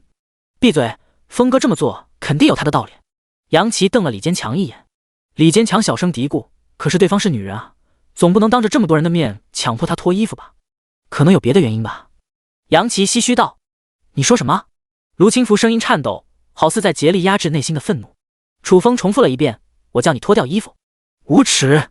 卢清福怒不可遏，死死盯着楚风，这样欺负我一个弱女子，你还有人性吗？你的良心不会受到谴责吗？确实没有人性。李坚强暗暗吐槽。楚风呵呵一笑，不是你说的干什么都可以的吗？这点小要求都做不到，还想进我的庇护所？你还是哪里凉快哪里待着去吧。卢清福微微一怔，强忍愤怒，但你也不能趁人之危提出这种过分的要求吧？你让我一个女孩子日后如何见人？楚风揉了揉鼻子，那我换一个吧。你说。卢清福轻吁一口气。楚风平静道：“跪下来给我磕100个头。”众人又是脱衣服又是磕头，楚风明显在针对卢清福。两人之间到底有什么深仇大恨？卢清福的美目中闪烁起了寒光，声音也变得冰冷了起来：“你在耍我！”楚风大方地承认了：“我就是在耍你，你又能奈我何？”卢清福慢慢从地上站了起来，一股凝为实质的肃杀之气缭绕在了身躯上，宛如汹涌的潮水，一圈圈朝外荡漾。怎么回事？感觉一股无可匹敌的威压席卷过来，众人面色大变，呼吸都要停滞了。这还是那个弱不禁风的无助弱女子吗？分明就是一个拥有恐怖实力的可怕存在。楚风微微蹙眉，卢清福的气息太过强烈，甚至远远超过了机械战兵。要知道，机械战兵已经晋升到了12级，比机械战兵的气息还要强大。卢清福又是什么等级的职业者？智能战车惊恐道：“楚风，他身上笼罩的那股神秘气息消散了，我能探查到他的等级了，他是一个15级职业者。”什么？众人惊恐莫名，内心剧烈的跳动起来。怪不得卢清福的威压如此猛烈，原来是一个15级职业者。面对这种级别的超级强者，谁又能抗衡的了？只怕楚风也不会是对手。楚风泛起了嘀咕，人类职业者当中拥有这么高等级的只有一类人，就是那些神秘的原住民。卢清福100%就是一个原住民。那么问题来了，我又没得罪过原住民，卢清福来此做什么？你刚才的一番话让我很生气，你知道会有什么后果吗？卢清福声若冰寒，不带一丝情感。众人目露惊恐，胆颤心惊。楚风刚才言语轻薄，肆意羞辱，明显激怒了卢清福。卢清福不会大开杀戒吧？你可能会杀我。楚风揉了揉鼻子。卢清福冷冷一笑：“你还挺有觉悟的，不过我不想杀你，但有一个小小的要求，说来听听。”楚风平静道。卢清福眼神闪烁了一下，脱光衣服，跪下磕100个响头。众人，卢清福明显在报复楚风。面对这种无理要求，楚风又该如何抉择？李坚强忽然开口：“卢清福，你别太过分了，真当我们是好欺负的？你逼迫峰哥算什么本事？有能耐冲我来，我跟你碰一碰！”众人全都懵了。李坚强替楚风出头，这个怂逼怎么突然变得这么勇敢了？不知面对的是一个15级的恐怖存在，谁给他的勇气？不会是吃错药了吧？卢清福饶有兴趣地打量了李坚强一眼：“我给你机会，下来跟我碰一碰。”李坚强赶忙说道：“我不是这个意思，你别理解错了。”卢清福神情一滞，眼神微微闪动：“那你的意思是？”李坚强趾高气昂：“我脱光衣服给你磕100个头，你能放过我们吗？”卢清福，众人合着李坚强是这个意思啊？真是把丢人现眼演绎到了极致。楚风一拍额头，感觉头有点晕，庇护所的脸都让李坚强给丢光了。卢清福愣了一下，伸手指着楚风，冷冷道：“除非你按照我的要求做，否则我是不会善罢甘休的。”李坚强叹息一声：“风哥，我帮不了你了，一边去。”楚风白了一眼，转而面向卢清福，目露深邃之色：“没猜错的话，你应该是一个原住民吧？按理说我和你们原住民没有交集，更没有得罪过你们，你为何要针对我？”卢清福摆出了一副吃定楚风的神态：“实话告诉你，就是看你不顺眼，就是要来打压你。我知道你不服，但是再不服，在我面前也等忍着。”众人愤愤不平，卢清福太狂了，太嚣张了，无缘无故的就来打压楚风，简直欺人太甚。不过转念一想，卢清福是一个15级的顶级强者，的确可以为所欲为，他们也根本阻止不了。楚风嗤之以鼻：“据我所知，你们原住民都有规则限制，是不能随便出手的，你就不怕遭到天道制裁？”卢清福没带一挑：“规则不是一成不变的，不妨告诉你，我能现在就可以随意出手。”“那你出手啊！”楚风轻蔑道。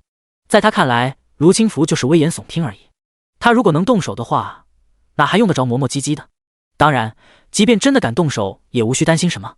式神一出，拿捏一个15级职业者，跟玩似的。你一点不害怕？卢清福眉带紧蹙：“你废话太多了。”楚风轻哼：“抓紧时间动手吧，看我虐不虐你就完事了。”风哥这么刚的吗？众人目瞪口呆。面对一个15级强者，楚风非但不怂，居然挑衅了起来，就不怕激怒了卢清福，遭受杀身之祸？可恶！卢清福气得咬牙切齿，两只纤纤玉手攥得嘎吱响。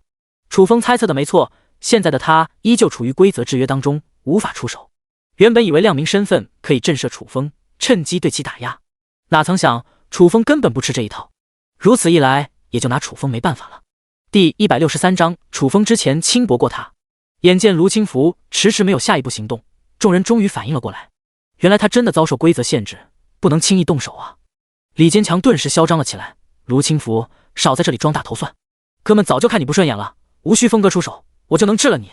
有胆量就跟我碰一碰，哥们一定教你做人。众人都无语了。李坚强真会挑时机装逼啊！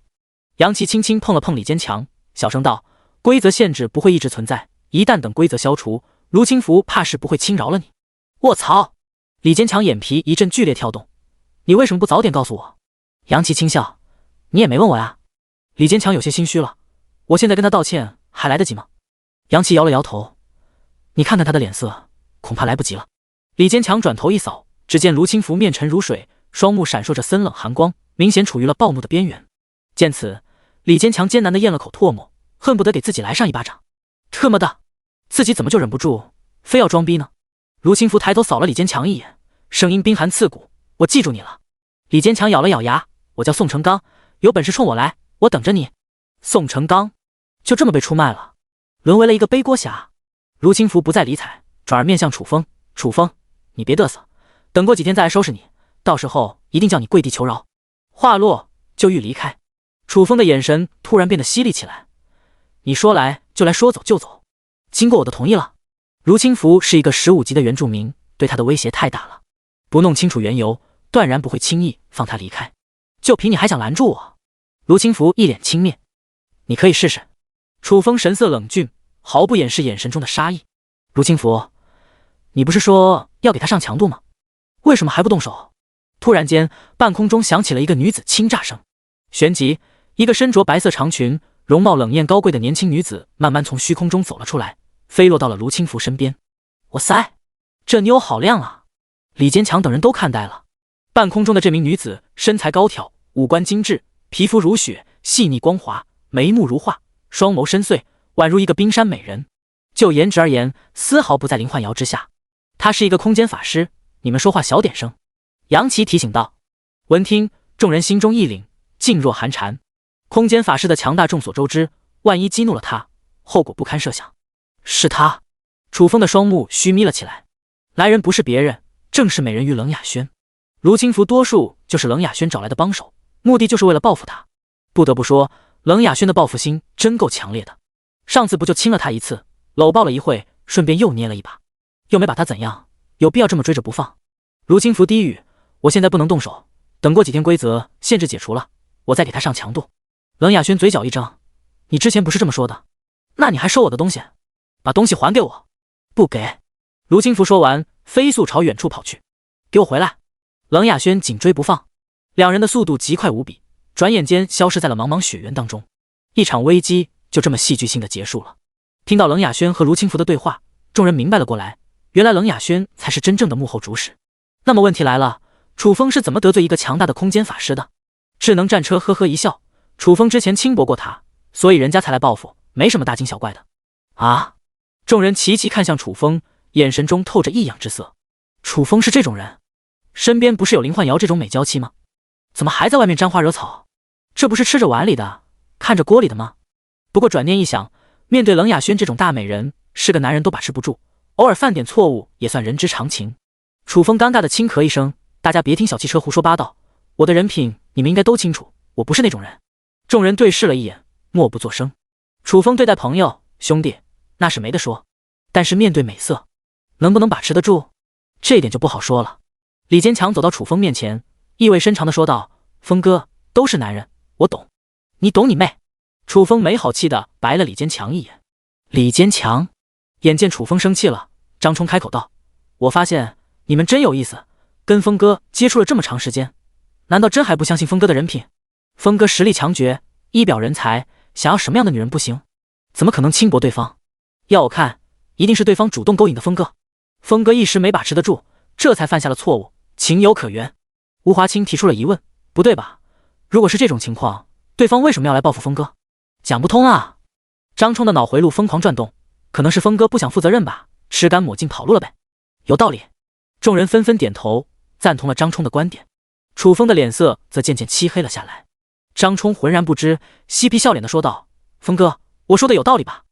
你不会聊天，以后别跟我说话了。”楚风轻哼一声。张冲。楚风继而看向了智能战车，眼神有些阴沉。他的人设今天怕是要坍塌了。罪魁祸首就是智能战车，不给他上点强度，难以压下心中这口怨气。智能战车意识到不对了，嗖的一下冲下了城墙，一口气冲到了堡垒门口，冲着里面大喊：“嫂子救我！”庇护所里唯一能救他的就只有林焕瑶了。怎么了？林焕瑶走了出来。你男人要揍我？智能战车当即说道。啊！林焕瑶愣了一下，抬头看向了城墙上的楚风。无缘无故的，楚风为什么要对智能战车下手？楚风微微一笑，没事，跟他开玩笑的。林焕瑶出面了，就没必要跟智能战车一般见识了。放心，楚风不打你。林焕瑶安慰道。总算逃过了一劫。智能战车如释重负，突然觉察到了什么，大喊道：“楚风，有一个强大的异族人朝庇护所来了。第164叫他洗干净了脖子等着我。”在哪？楚风朝远处一扫，视线当中白茫茫一片，连个异族人的影子都看不到。他马上就到了。智能战车提醒一声。楚风微微蹙眉，对方什么等级？10级。智能战车快速说道。死！众人倒吸凉气。今天怎么回事？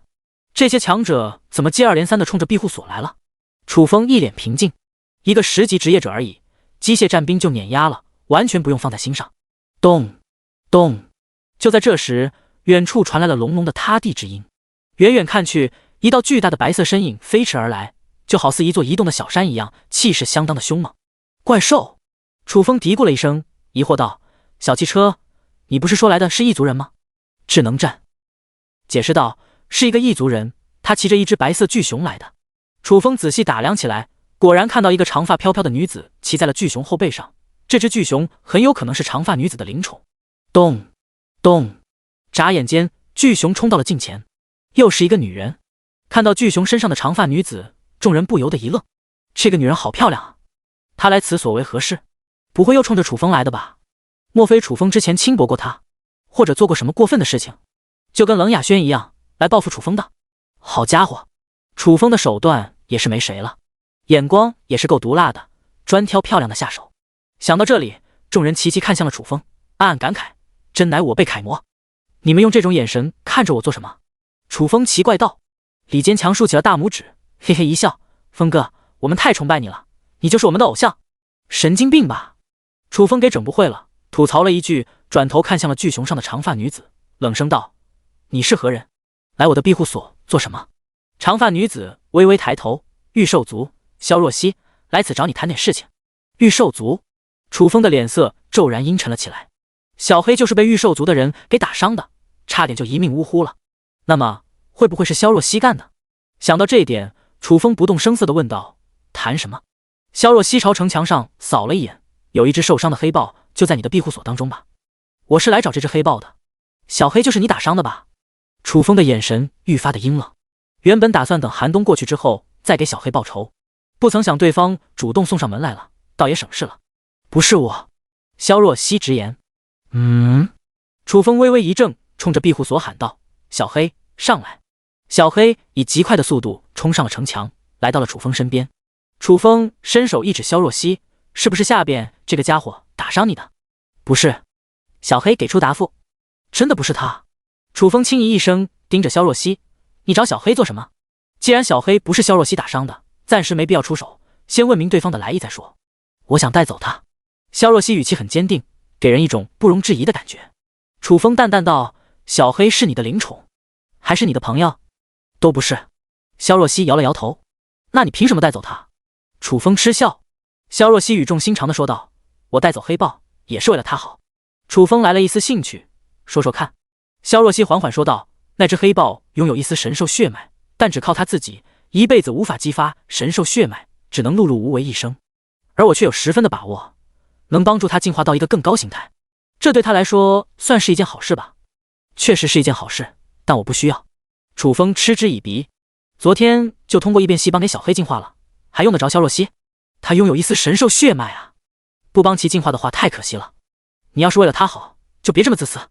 萧若曦愤然道。在他看来，楚风就想把小黑据为己有而已，根本就不顾小黑的前途，这是一种自私自利的行为。楚风轻笑：你想多了，我有办法给小黑进化，就不劳你大驾了。萧若曦目露轻蔑之色：只有我们御兽族才具备为灵宠进化的能力，你一个人类何德何能？别大言不惭了。你看看我有没有这个能力。楚风把小黑带到了城墙边上。啊！萧若曦目瞪口呆起来。小黑确实进化到了更高的形态，可以说是非常的完美，就算是他亲自出手，也远远达不到这种程度。你是怎么做到的？萧若曦惊讶不已。我凭什么告诉你？楚风懒得理睬。眼见楚风一副横眉冷竖的样子，萧若曦眉黛轻蹙了一下，倒也没生气，而是耐着性子说道：虽然你能帮他进化，但我还是要带走他。怎么？你还打算来硬的？是不是给你脸给多了？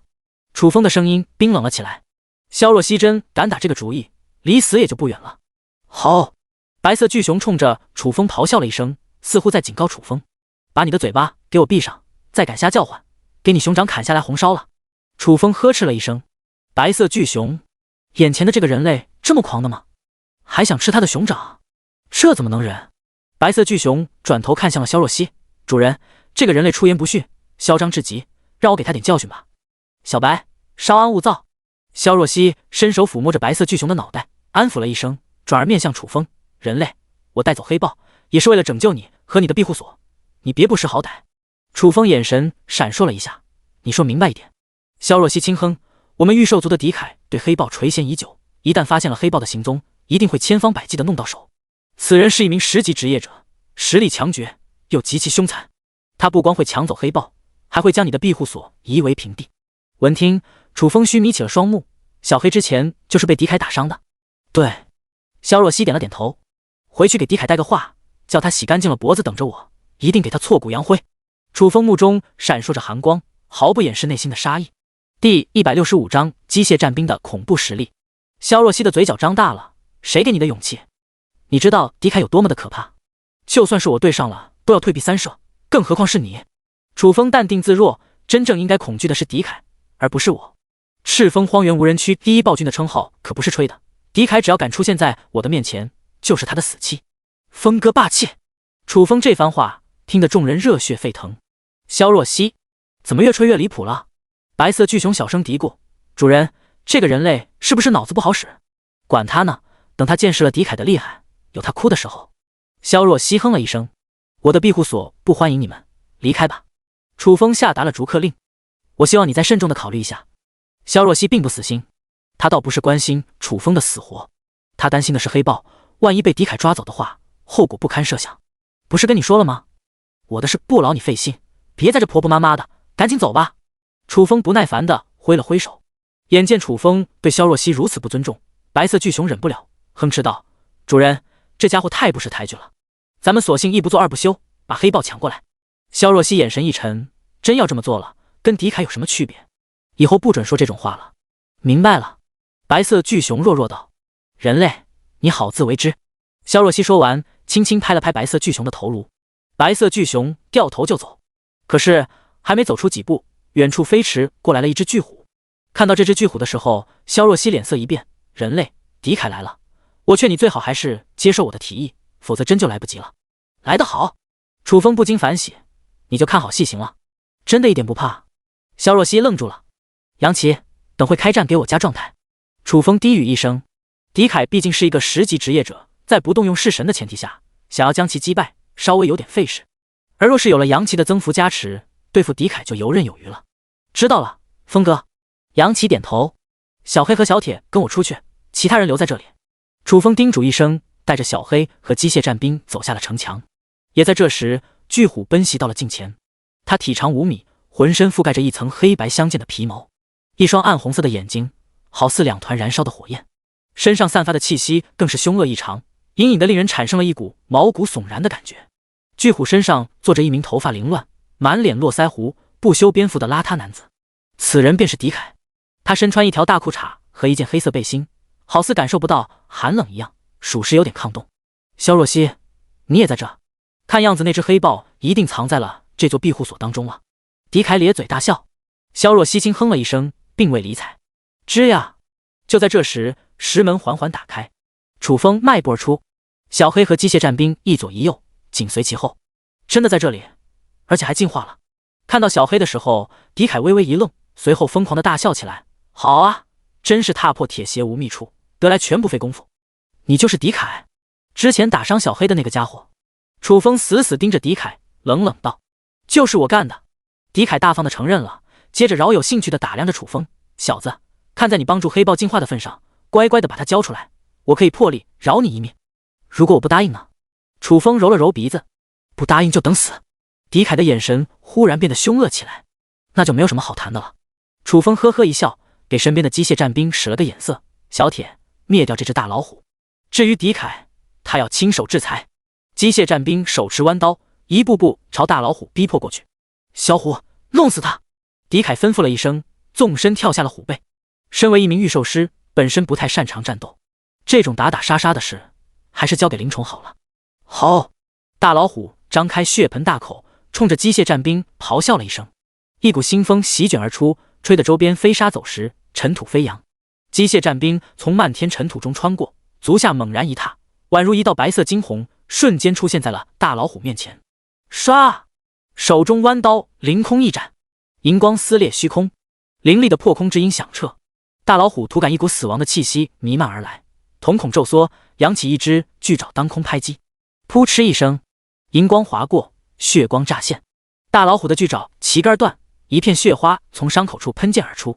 不等血花落地，机械战兵一穿而过，再次挥出弯刀。咔嚓一声脆响，大老虎硕大的头颅冲天而起，无头尸体摇晃了两下，重重砸在了地上。萧若曦震惊当场。要知道那只大老虎可是10级怪兽啊，就这么简单的被灭杀了。那具银色傀儡又是什么等级？绝对11级以上。此刻也算是明白了过来，怪不得楚风有恃无恐，原来有这么一只厉害的傀儡啊！小铁这么强的吗？宋成刚等人惊得一愣愣的。原先以为机械战兵只是一具普通的傀儡，哪曾想到会生猛到这种程度。10级怪兽说灭就灭，强大的令人感觉窒息。牛魔悠悠叹息，看样子我庇护所第3金牌打手的位置不保了。机械战兵的实力远在宋成刚和悟空之上，从今天起他也将自动滑落到第4的位置。怎么会这样？狄凯彻底傻眼了。作为一名御兽师，最大的依仗就是灵宠，灵宠一死，他的下场可想而知。想到这点，狄凯的心沉入了谷底。杀掉大老虎，机械战兵返回了楚风身边。楚风面向狄凯：“下面轮到咱们2个了。”啊！萧若曦愣住了。楚风要亲自上场，从气息上判断，他只是一个7级职业者。狄凯虽然不擅长战斗，却是一个实打实的10级职业者，相差了3个等级，楚风能是对手？狄凯眼珠子咕噜噜一转，内心激动不已。来，我陪你玩玩。万万没想到楚风居然会亲自出战，只要能借机抓住楚风，就能令机械战兵投鼠忌器，从而逃出升天。第166章，你这是卖主求荣啊！战神降临，无敌于世间，你是最牛逼的存在，向世人展现你的强大吧！杨奇念念有词起来。楚风只感浑身血液沸腾，一股无可匹敌的力量在体内汹涌澎湃，这种作弊的感觉真的很爽。来！楚风放肆大笑，一个箭步冲到了狄凯面前，攥着拳头猛然轰出。狄凯吓了一跳，楚风的气势太凶猛了，甚至让他产生了心悸的感觉。但这时也容不得过多考虑，狄凯一咬牙，同样持拳轰击。砰！两拳激烈碰撞，爆发出了一声沉闷的撞击之音。音落，狄凯的拳头炸碎而开，连带着半截手臂也化成了齑粉。啊！狄凯凄厉惨叫，踉跄倒退。目睹此景，萧若曦的嘴角张大了，一拳碾压狄凯。楚风的实力之强，骇人听闻。直到此刻才意识到，原来楚风并没有吹嘘，他是真有实力啊！白色巨熊心中唏嘘，眼目中划过了一抹心有余悸之色。之前因为看不惯楚风颐指气使的样子，还打算给楚风上点强度，幸亏萧若曦及时阻止，否则的话，跟大老虎一个下场，早就不知道死多少次了。聒噪！楚风飞起一脚，重重踢在了狄凯的下巴上，伴随着一片骨骼断裂声，狄凯的整个下巴瘫陷了进去，趴在地上痛苦呻吟。小黑，交给你了。楚风给小黑使了个眼色，小黑身上缭绕起了一层蓝色电光，好似化作了一道闪电，瞬间冲到了狄凯近前。旋即扬起一只利爪，重重拍击在了狄凯的头颅上。砰！狄凯头颅炸碎，当场死亡。尼玛呀！小黑为什么也这么厉害？牛魔在心中哀嚎。就小黑刚才露的这一手，明显比宋成刚还要强大。这样一来，他第4金牌打手的位置岂不是又不保了？一天内连续下降2个名次，对于心高气傲的他而言，无疑是致命打击。楚风面向萧若曦，淡淡一笑：“你现在怎么说？”萧若曦微微一怔，默默低下了头。我为之前的不礼貌，诚恳地向你道歉。楚风挥了挥手，你可以走了。萧若曦深深地看了楚风一眼，骑着白色巨熊转身离开。杨琪，下来！楚风冲着城墙喊了一声。杨琪快速来到了楚风身边。风哥，什么指示？楚风伸手一指大老虎的尸体，这玩意应该可以吃吧？这只大老虎重达好几吨，如果可以食用的话，今后很长一段时间都不缺肉了。可以吃。杨琪肯定一声，接着瞟了楚风一眼，意味深长地说道：尤其是虎鞭，这玩意超级大补，简直就是为你量身定做的。老子不！楚风脸色一黑，本想拒绝，但转念一想，天天和林焕瑶做运动，确实需要好好补一补，到嘴的话硬生生憋回去了。风哥，你说什么？杨琪好奇道。楚风轻咳一声，一本正经地说道：这玩意太补了，你们都是单身，不适合吃，都留给我。明白。杨琪嘿嘿一笑。楚风随之来到了狄凯尸体旁，一通摸索，找到了一个兽皮袋，打开一看，里面装着400多颗能量石，又是一笔不菲的收入。另一边，白色巨熊离开庇护所后，使出了吃奶的劲，在茫茫雪原上放肆狂奔，那感觉就好似遭受了追杀一样。小白，你跑这么快干什么？萧若曦眉黛一皱，刚才离开的时候听他们说了，准备对大老虎开膛破肚，肯定把大老虎当成食物了。我等快点跑，别被他们给盯上了，毕竟我的肉比老虎肉好吃多了。白色巨熊心虚道。萧若曦无语了，你想多了，他要杀你的话早就动手了。好像是这么回事。白色巨熊恍悟一声，慢慢降低了速度，试探道：主人，你以前遇见过这么厉害的人类吗？从来都没有。萧若曦摇了摇头。白色巨熊声音颤抖，那家伙和狄凯动手的时候压根就没有动用全力，随手一拳就把狄凯给打废了，简直强得有些离谱。而且他只有7级，这若是成长起来，怕是无人能治得了他，绝对可以在赤峰荒原无人区称王称霸。萧若曦轻笑，那家伙嚣张归嚣张，但是一个讲道理的人，咱们只要不招惹他，他也不会针对咱们，还怕什么？白色巨熊声音低沉，主人，你误会我的意思了。萧若曦轻疑，你什么意思？白色巨熊缓缓说道：赤峰荒原无人区凶险无比，你一个女孩子家想要在这种环境中孤身立足，是一件非常艰难的事，而若是能加入一个大势力，就无需担心什么了。萧若曦双目一眯，你的意思是让我加入他的庇护所？白色巨熊嘿嘿一笑，光加入的话只能做小弟，没什么地位，我觉得你可以更进一步。你想表达什么？萧若曦有点没听明白。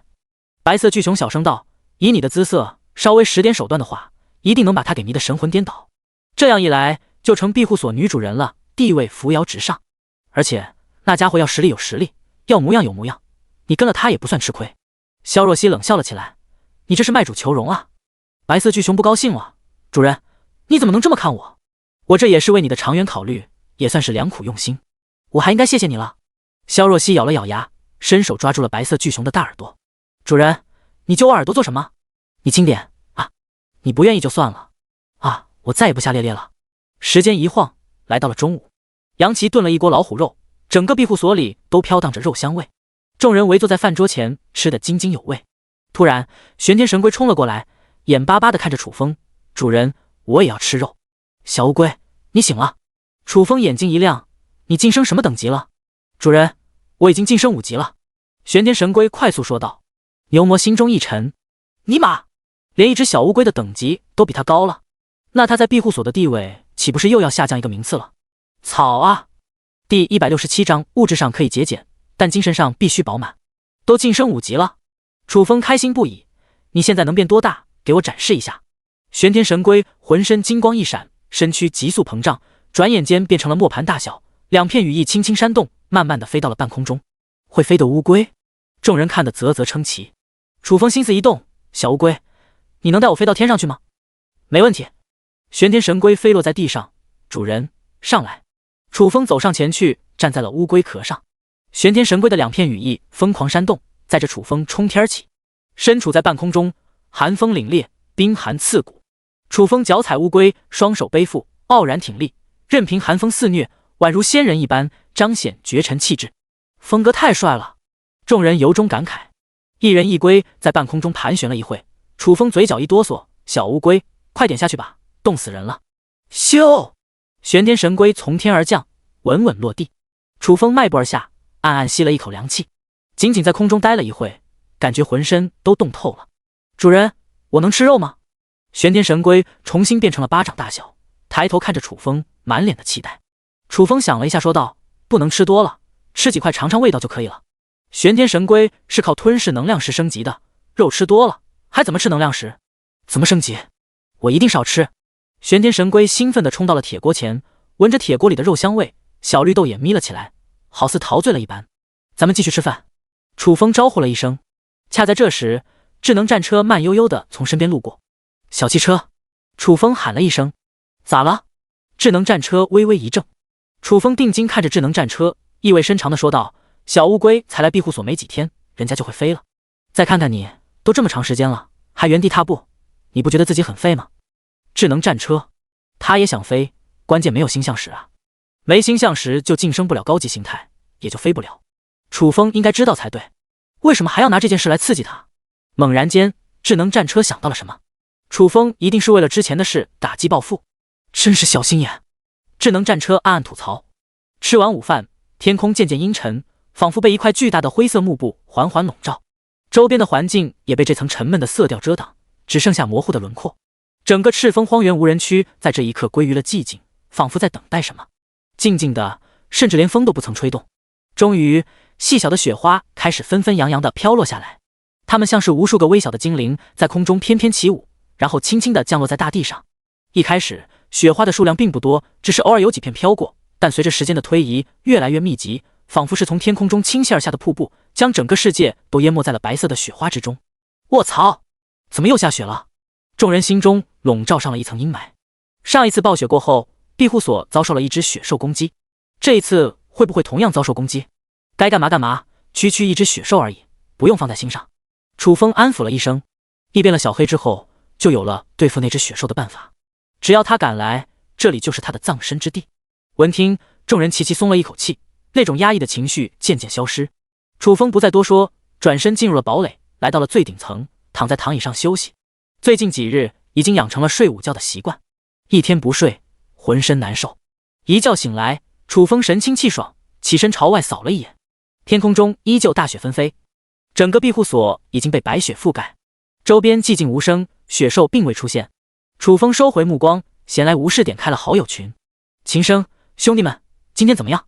有没有遭受雪兽攻击？张强，今天没有出现雪兽，安全倒是挺安全的，关键吃不饱啊，饿得心发慌。蒋大为，谁说不是呢？我这几天顿顿水煮面条，都快吃吐了。邹宇，坚持一下吧，现在谁的日子也不好过。李振峰，有面条吃就不错了，哥们比你惨多了，每顿饭就吃半个馒头，连咸菜都没有。韩东，你这就有点夸张了吧？你不是有息工工资吗？你的钱呢？李振峰，还贷款了。韩东，你贷款买什么了？李振峰，一个仿真形态的塑料娃娃。韩东，玩具。李振峰，也可以说一个玩具。韩东，这玩意很贵。李振峰，2000贡献点。韩东，卧槽，什么玩具这么贵？张强，不会是充气娃娃吧？李振峰，嘿嘿。众人，蒋大为，兑换商城里的确有充气娃娃出售，但也没你说的这么贵吧？李振峰，我买的是最新产品，以某阳性女明星为模本，还原度高达 99%， 所以就稍微贵点。韩东，感受如何？李振峰，醉生梦死，欲罢不能，跟真人几乎没有太大区别。更关键的是，他还会叫。张强，你说的我有点心痒难耐了。沈浪，我有一个朋友让我打听一下，你这款充气娃娃还有货吗？李振峰，刚上架的，应该有吧？你自己去看看不就知道了。沈浪，说话严谨一点，我是替朋友看的。李振峰，哼，都是千年狐狸，你装什么聊斋？我还不知道你那点小心思。沈浪，跟你这种人聊天让我感到恶心。诸位，我还有事，先下了。朱俊，李振峰，你为了买一个充气娃娃，连饭都吃不上了，值得吗？李振峰，物质上可以节俭，但精神上必须饱满。朱俊，秦生，兄弟们，群里还有女同志呢，我觉得咱们最好还是换个话题。张强，说得对，差点被李振峰给带偏了。李振峰，跟我有什么关系？还不是你们主动找我问的。蒋大为，话说张倩和林妙妙等女同学不在线吧？韩东，应该不在吧？林妙妙，你们说什么呢？我刚上线。众人，楚风岔开了话题，挑战场一直没有开启，到底怎么回事？张强，挑战场是猛人的战场，你一个农夫关心这个做什么？第168章，雪兽再度来袭。楚风，我虽然是个农夫，但也有追求，还差点经验值就能升级了，也就想着在挑战场杀几只怪兽，离着晋升8级仅差不到50点经验，随便杀几只怪兽就搞定了。秦生，挑战场的危险你可能还不清楚，但即便是1级怪兽，也不一定是你一个农夫能对抗得了的。听哥们一句劝，放弃这个念头，不要一时冲动枉送性命。蒋大为，秦生说的不错，你一个农夫把地种好就得了，打打杀杀的事就交给那些战斗职业者。楚风，我生活在赤峰荒原无人区，这里有多危险你们知道吗？没点实力能行吗？蒋大为，早就叫你离开赤峰荒原无人区了，你干嘛不听？楚风，我是一个农夫，离开赤峰荒原无人区还能去哪？蒋大为，去找张倩啊，让他罩着你不就行了？李振峰，跟在张倩这个雷电法爷身边，既不用担心危险，又能吃香喝辣，至少奋斗30年，你咋就非这么犟呢？张强，吃软饭虽然有点丢人现眼，但总比在赤峰荒原无人区担惊受怕好。朱俊，我赞同这个观点。韩东，真羡慕你小子，张倩也就没看上我，否则我爬也要爬去找他。冯新平，有的时候要放下尊严，向生活妥协。林妙妙，都是同学，勇敢地迈出这一步，我们都支持你。楚风，我在此郑重声明，我和你们不一样，我是有实力的，不需要吃软饭。张强，你还是太年轻了。柳天笑，我就喜欢看你一本正经吹牛逼的样子。冯新平，柳天笑，你有没有点同情心？没看到楚风的病情趋于恶化了，怎么还刺激他？柳天笑，是我唐突了，楚风，你继续吹。楚风，咱们不是一个世界的人，我跟你们没有什么共同语言，再见。蒋大为，咱们也是为了楚风好，他怎么就生气了呢？冯新平，神经病就是这样的，当时你们误解我的时候，我也是这种感受。众人，张倩，以后这种事别在群里说了，楚风不要面子的吗？秦升，张倩，你就不做点表率？眼睁睁地看着楚风走上一条不归路。张倩，最近凡事缠身，等忙过了这阶段，我会亲自去一趟赤峰荒原无人区，哪怕使用暴力手段，也要把楚风带走。张强，这是真爱啊！关闭好友群，楚风站在了落地窗前欣赏雪景，大雪纷纷扰扰，没有停息的样子。照这样下去，明天又等展开除雪总动员了，就是不知道那只雪兽会不会再来。看了一会，楚风收回目光，随之走出了堡垒，在庇护所各处转悠。院落里，战争古树矗立在堡垒一旁，已经开启了冬眠状态。车库中，智能战车和智能机器人聊得热火朝天，好似兄弟一样，建立了深厚的感情。仓库内，郑鹏正在勤勤恳恳炼制燃烧弹，牛魔站在一边，百无聊赖地打着哈欠，都快要睡了。食堂里，杨琪带人清理食材，为晚饭做准备。众人合作得很愉快，不时的有欢声笑语传出。城墙上，机械战兵手持弯刀傲立，屏风雪吹袭，岿然不动，宛如一个孤独的刀客，遥望着远方，寻找下一个对手。温馨的场景一幕幕的从楚风眼中划过。能在危机四伏的赤峰荒原无人区建造这样一座安全的庇护所，让兄弟们过上安稳的生活，一般人还真做不到。一股自豪感不由得涌上了心头。楚风嘴角一撇，明天会更好。安稳地度过了一晚。翌日清晨，风雪停息，天地间再次变成了一片银光素裹的世界。吃过早饭，楚风开始动员除雪。忙碌了2个小时，庇护所内和城墙上的积雪都已清理干净。这期间一直很安稳。就当众人以为雪兽不会出现的时候，意外来了。一个大雪球从天而降，不偏不倚地砸在了曹广的脑袋上。啊！曹广惨叫一声，趴在了地上。什么情况？众人懵了。扔雪球的必然是雪人无疑了。可是庇护所里的积雪已经清理干净了，雪人从哪里来的？楚风眯眼一扫，四周根本没有雪人的影子。曹广，你没事吧？郑鹏担心地问道。疼死我了！曹广捂着脑袋直叫唤。众人定睛一看，曹广的脑袋上起了一个大包，都冒出血丝了。怪不得叫得这么惨，感情伤得真的很严重。咻！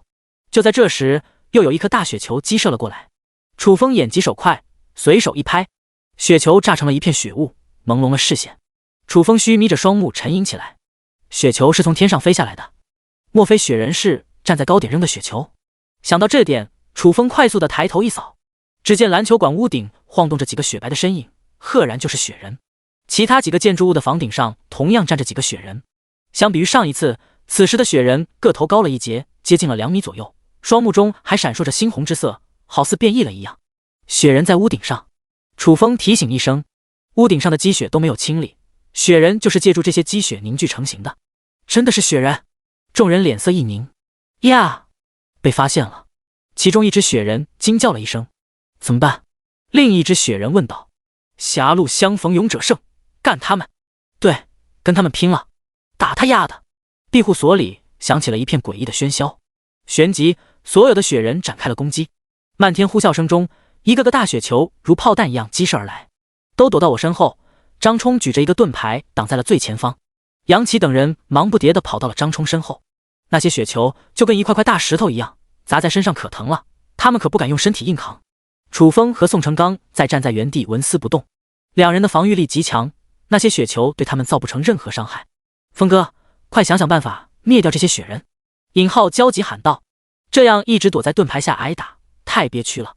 楚风的目光闪动了起来，雪人的战斗力很一般，要灭杀他们不费吹灰之力。关键是他们站在了屋顶上，一动手可能会破坏了建筑物，这就有点投鼠忌器了。第169章活捉雪兽。关键时刻还等我出手啊！杨奇悠悠感慨一声。你！众人齐齐看向了杨奇，目露狐疑之色。你们对我的实力一无所知。杨奇神情肃穆，眼神深邃，给人一种高深莫测的神秘感。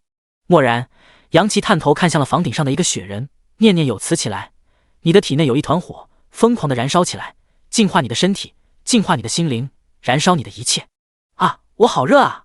房顶上的雪人惊恐大叫。下一刻，胸口上窜出了一道烈焰，疯狂炙烤下，迅速地开始融化，转眼间变成了一滩水，从屋顶上滑落。杨奇，牛逼啊！见此，众人兴奋了起来。一点小手段而已，不值一提。杨奇得意洋洋地笑了起来。杨奇，躲在我的胯下，疯狂输出吧，请继续你的表演。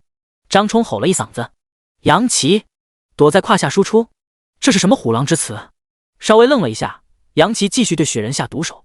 这个方法还是有点效果，但是雪人的数量太多了，想要将其全部消灭，不知要花多少时间。楚风可不想把时间浪费在几个雪人身上，于是把玄天神龟叫到了身边。小乌龟变大。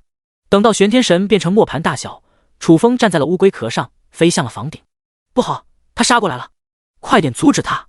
一众雪人惊恐不已，纷纷将目标锁定在了楚风身上，疯狂地投掷雪球。楚风不闪不避，直接选择了无视。你好可怕！咱们怎么办？雪人慌了。嗖！玄天神龟飞落屋顶，楚风冲上前去，掐着一个个雪人扔了下去。老韩，交给你了。要彻底消灭雪人，必须融化了他们，否则哪怕将其打爆，依旧能复活。看我的！韩建木单手平推，一道烈焰激射而出，就像拿着一个喷火枪一样，炙热的烈焰席卷而上，将一个个落下来的雪人全都蒸发。在楚风和韩建木的配合下，短短1分钟时间，在庇护所作乱的雪人就被全部消灭了。终于结束了，众人齐齐松了一口气。却在这时，机械战兵发出了预警：主人，庇护所外出现了大量的雪人。楚风一脸阴沉地冲上了城墙，其他人紧随其后。庇护所外，茫茫雪原上矗立着不计其数的雪人，他们双目猩红，跟打了鸡血似的，大声咆哮，咆哮声连成一片，宛如山呼海啸。楚风扫了一眼，对着身边的悟空吩咐道：悟空，看一下那只雪兽在不在周边。悟空开启火眼金睛扫视了一圈，最终将目光定格在了某一个位置。主人，那只雪兽在正前方50米远的地方。它长什么样子？楚风低语。悟空描述起来，圆滚滚的，覆盖着一层毛茸茸的白色皮毛，好似一个毛线球，看上去挺可爱的。小黑，看你的了。楚风声音低沉，目中杀气凛然。只要小黑能锁定雪兽的气息，今天就是他的死期。小黑轻嗅了一下，主人，锁定他了，把他给我抓起来。楚风下达了命令。咻！小黑冲下了石墙。城门打开的一瞬间，一道黑色身影激射而出，目标直指雪兽所在位置，速度快得如同一道黑色闪电。此刻动用的正是雷遁。雪兽目露惊恐，发出了一声凄厉的嘶吼。周边的雪人如同潮水一样挡在了雪兽前方，试图阻挡小黑，但却如同纸糊的一样，瞬间就被撕成了碎片。雪兽见势不妙，一头扎入了积雪当中，行踪全无。小黑扑了一个空，竖起鼻子轻嗅一下，然后朝一个方向飞驰过去。双方一追一逃，转眼间跑出了数里远。眼见小黑迟迟拿不下雪兽，楚风决定助小黑一臂之力，随后骑着玄天神龟腾空而起。玄天神龟的飞行速度极快，没一会的功夫就追上了小黑。此刻，小黑还在不遗余力地抓捕雪兽，只是雪兽十分的狡猾，而且拥有雪遁天赋。每小黑追到近前，就会使用雪遁逃离。楚风看了一会，吩咐道：“小乌龟，降低高度。”只凭小黑怕是很难抓捕雪兽，只能由他亲自出手了。玄天神龟将高度降落到了离地面10米。楚风观察了一会，嘴角上勾起了一抹弧度。雪兽每次使用雪遁，最多瞬移100米距离，而且逃跑的路线是有迹可循的，采取的是 S 型路线。只要提前做出预判，抓捕雪兽就没什么难度了。楚风计算了一下，不动声色地说道：“小乌龟，去左前方100米的地方。”玄天神龟猛地闪动羽翼，朝左前方急速飞射而去。刚刚到达指定地点，下方闪亮起了一道白光，隐约可见白光中包裹着一只毛茸茸的圆球状生物，正是那只雪兽。这次看你往哪跑！楚风嘴角一撇，抬起左手对准了雪兽，一片紫色光芒席卷而出。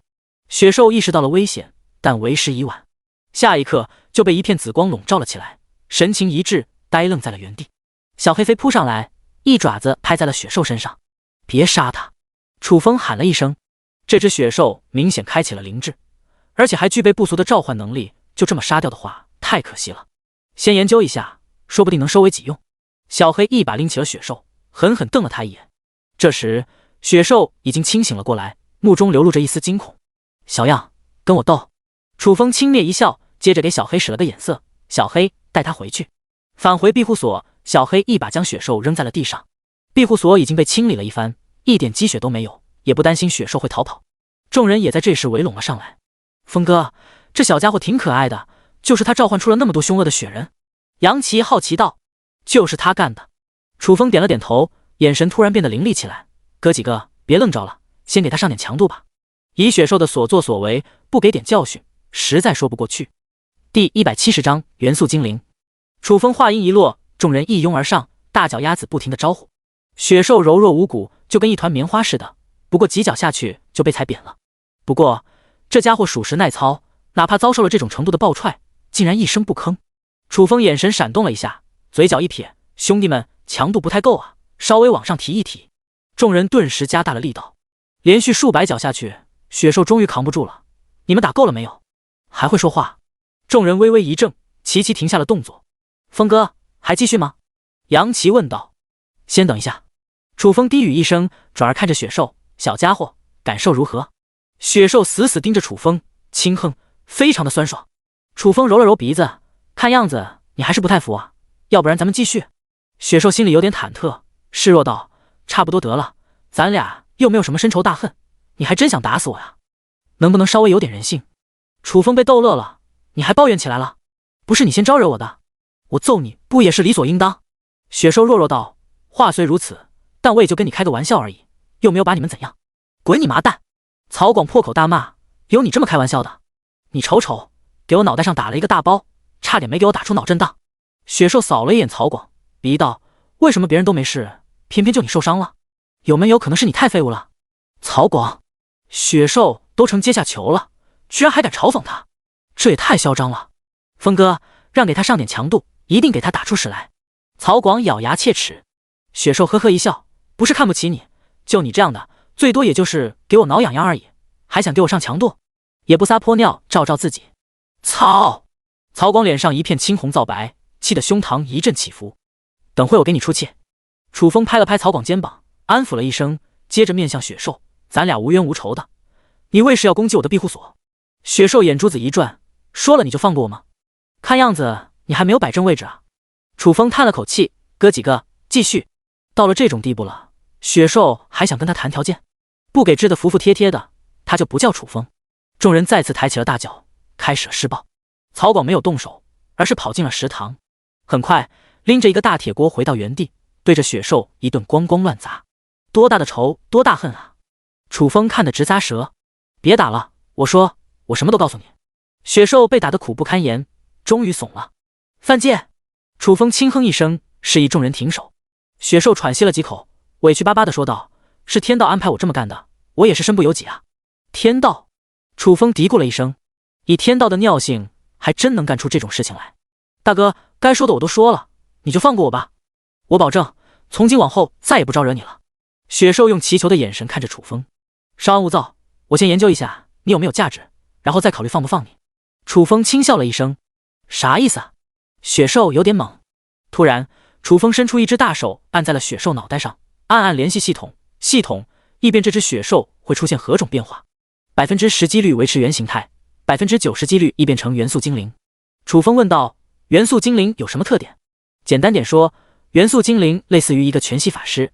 楚风当场震惊了，法师本就是非常强大的职业，全系法师又该厉害到何种程度？简直难以想象。你研究完了吗？雪兽撅着嘴，好似有点不耐烦。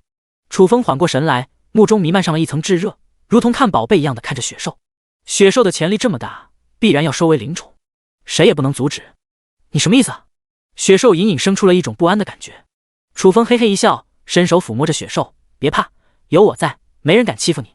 雪兽，楚风的态度突然来了180度大转弯，心中的那种不安的感觉反而更加的强烈了。曹广等人听得一愣愣的，不明白楚风玩的哪一出。人类，你到底放不放我走？雪兽带着一丝忐忑的问道。我想放你走，你恐怕也舍不得离开我。楚风眯着眼，意味深长的说道，因为我想送你一场机缘，有没有兴趣听一下？没兴趣，你还是赶紧放我走吧。雪兽没有一点犹豫。楚风目瞪口呆起来，机缘都不要了？雪兽不按套路出牌啊？那只好随机应变了。楚风轻咳一声，好吧，我就给你讲讲。雪兽，他都明确拒绝了。楚风哥这装傻充愣。雪兽赶紧打断，你别说了，我真没兴趣。给我闭嘴！楚风眼珠子一瞪。雪兽吓了一跳，乖乖闭上了嘴。楚风继而说道，跟了我之后，我会对你进行一次翻天覆地的改造，你会变得无比强大，比现在强大10倍都不止。老大，千万不能这么做！牛魔突然喊了一声。楚风有点懵，为什么吗？因为牛魔支支吾吾说不出话来。其实他的想法很简单，雪兽一旦进化，庇护所里又多了一个强者，那他在庇护所里岂不是又下降了一个名次？明明是最先跟着楚风，到最后越混越拉，这是他无法接受的。一边待着去。楚风白了一眼，转而面向雪兽，你现在是不是很激动？是不是想要立刻投入我的怀抱，做我的灵宠？雪兽斩钉截铁，不想。楚风嘴角一张，你想清楚了，这种机会可遇不可求，过了这村就没这店了。不想就是不想。雪兽平静道。楚风虚眯起了双目，给我一个理由。变强的机会就摆在面前，雪兽为什么要拒绝？雪兽解释道，我只想做一个普普通通、自由自在的小雪兽，不想被束缚，也没有那么远大的理想和抱负，你就别逼我了。楚风冷冷一笑，你这个理由我不能接受，再给你一次做决定的机会，千万别让我失望。第171章冰雪女神，快来救我！对不起，让你失望了。你就算给我100次机会，我还是会拒绝。雪兽态度坚决，为什么要逼我？楚风悠悠叹息一声，对着众人使了一个眼色，继续上强度吧。雪兽不接受就等挨揍，这也太霸道了，还有人性吗？干他！众人一拥而上，雪兽凄厉惨叫起来。暴虐了5分钟，楚风喊停。此时的雪兽两眼无神，一副生无可恋的样子。楚风淡淡道，滋味不好受吧？你还是屈服了吧，不要做无谓的抗争了，继续下去我实在有些于心不忍。雪兽呵呵一笑，人类别假惺惺了，我早已看透你了。实话告诉你，我是不会屈服的，有能耐打死我。楚风的嘴上划过了一抹冷酷之色，赤峰荒原无人区第一暴君的名号可不是跟你吹的，我的手段多的是，不怕你嘴硬，等会有你哭的时候。雪兽浑身颤抖了一下，咬牙道，来啊，谁怂谁是孙子。楚风深吸了一口气，心思慢慢转动。雪兽软硬不吃，就跟茅坑里的石头一样，又臭又硬，强度轻了打不服，强度重了又怕打死他，那么又该如何操作？杨琪忽然站了出来，风哥，我有办法拿捏他，一定叫他求生不得，求死不能。楚风眼睛一亮，来吧，我看你表演。小家伙，我的手段那可真叫一个凶残，我劝你最好识相点，给风哥服个软。杨琪劝说了一声。雪兽瞟了杨琪一眼，嗤之以鼻道，有什么手段尽管来好了，你雪爷不怕，给你脸给多了。杨琪脸色一沉，念念有词起来，你肚子疼，憋不住了，要拉稀。雪兽嘴角一哆嗦，眼珠子一下子瞪得滚圆，稍微迟疑了一下，飞速地冲入了厕所当中。众人原先还以为杨琪有什么厉害的手段呢，不就是拉肚子吗？这也能算得上凶残？杨琪，你这种小儿科的把戏怎么好意思拿得出手的？曹广鄙夷道。杨琪淡定自若，拉一次肚子或许算不上什么，但是拉2次3次呢？或者更干脆点，一天24小时都拉肚子呢？曹广嘴角一颤，那还不等把肠子拉出来啊？杨琪嘿嘿一笑，哥们的手段还可以吧？众人顿感不寒而栗，万万没想到杨琪眉清目秀的外表下居然隐藏着这么一颗恶毒的心。一天24小时拉肚子，这是人干的事，还有人性吗？简直畜生！10分钟后，雪兽有气无力地从厕所里走了出来。小家伙，服不服？杨琪渐渐一笑，服你妹！雪兽用尽力气低吼一声，我就喜欢你这种硬骨头，给我继续拉！杨琪轻哼一声，啊！雪兽惨叫着冲入了厕所。10分钟后，步履蹒跚地走出了厕所。此时的他双目无神，身躯微微颤抖，明显拉虚了。曹广有点于心不忍了，关心地问道：小雪怪，你没把肠子拉出来吧？我拉你妹！雪兽的嘴是真的硬。曹广气得呼嗤了一声，杨琪，快点给他上强度，拉死他！杨琪眼神中没有丝毫怜悯，好似一个无情的刽子手，嘴里念念有词几声。然后雪兽痛苦地冲入了厕所。如此3番5次，当雪兽再次出来的时候，一头栽倒在了地上，如同烂泥一般。这就是跟我作对的下场。杨琪一脸冷酷，刽子手的气质彰显得淋漓尽致。我再问你最后一遍，服不服？雪兽努力抬头看着杨琪，眼目中闪烁着惊悚，随后又被一抹愤怒所取代，咬牙切齿：我操你姥姥！我诅咒你祖宗18代下地狱！看样子你真是跟我杠上了。杨琪的暴脾气上来了，你是一块肉，你正在遭受烈火炙烤。啊！雪兽打滚惨嚎起来，就好像真的变成了一块砧板上的鱼肉，正在遭受烈焰烘烤一样，太残忍了。众人不忍直视。杨琪，差不多得了。楚风提醒了一声。雪兽被折腾得气若游丝，照这样下去，怕是要被玩死了。好，杨琪点了点头。楚风开口了，只能作罢。雪兽停止了挣扎，趴在地上一动不动，眼角上流下了屈辱的泪水。楚风走到雪兽面前，感慨道：小雪怪，你的坚持和勇敢赢得了我的尊重。雪兽心中一动，莫非楚风良心发现，打算放他走了？却在这时，楚风再次开口：后面我会加倍折磨你。雪兽，折磨了他这么长时间还不算完，还要加倍折磨？楚风是魔鬼吧？此刻雪兽想死的心都有了。楚风冷冷道：今天咱们就到此为止，等你休养好了，恢复了状态，咱们明天接着玩。你峰哥别的不多，就是手段多，保证给你玩崩溃了。够了！雪兽忍无可忍，彻底怒了。你人还有3分火气呢，你不要欺人太甚。我也是有人罩的。楚风来了兴趣，谁罩着你？说出来吓死你！雪兽一副故作神秘的样子。楚风轻蔑道：在赤峰荒原无人区，我还没有怕过谁。是龙给我盘着，是虎给我卧着，谁跟我过不去，我就教他做人。我说到做到。井底之蛙，你真以为自己是无敌的？雪兽嗤之以鼻。楚风目露深邃之色，目前阶段我就是无敌的，而且我会越来越强，直至凌驾这方天地顶峰。雪兽嘴角张大了，见过能吹的，没见吹得这么丧心病狂的。楚风呵呵一笑：你对我的实力一无所知。人类，我也不跟你打嘴炮了，你到底放不放我走？雪兽的眼神变得凶狠起来。楚风拍了拍雪兽毛茸茸的脑袋，轻笑道：想什么呢？现在的你就是我的私人财产，怎么可能放你走？这可是你逼我的。我要喊人了。雪兽冷哼一声，看其神态不像在开玩笑。你随便。楚风毫不在意。雪兽一咬牙，仰天嘶吼：冰雪女神，快来救我！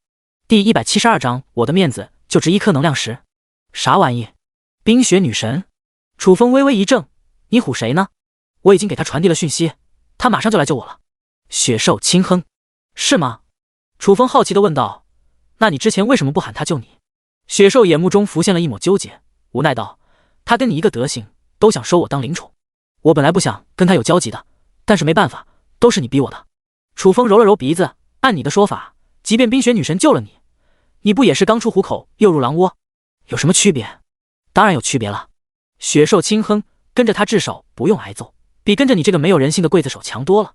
楚风轻咳一声：小雪怪，你怕是对我有什么误解，我其实是一个很温柔的人，也是一个很讲道理的人，跟我接触长了，你就慢慢明白了。刚刚给我上强度的时候，你有温柔过，跟我讲过道理。你这种内心暗黑的人我见多了，你怎么好意思标榜自己的？不觉得恶心吗？雪兽嗤之以鼻，无情嘲讽。楚风顿时有些尴尬了，叹息道：我其实都是为了你好，也算是良苦用心。你不理解也就算了，但是还要污蔑我，会让我很伤心的。雪兽冷冷一笑，行了，多说无益。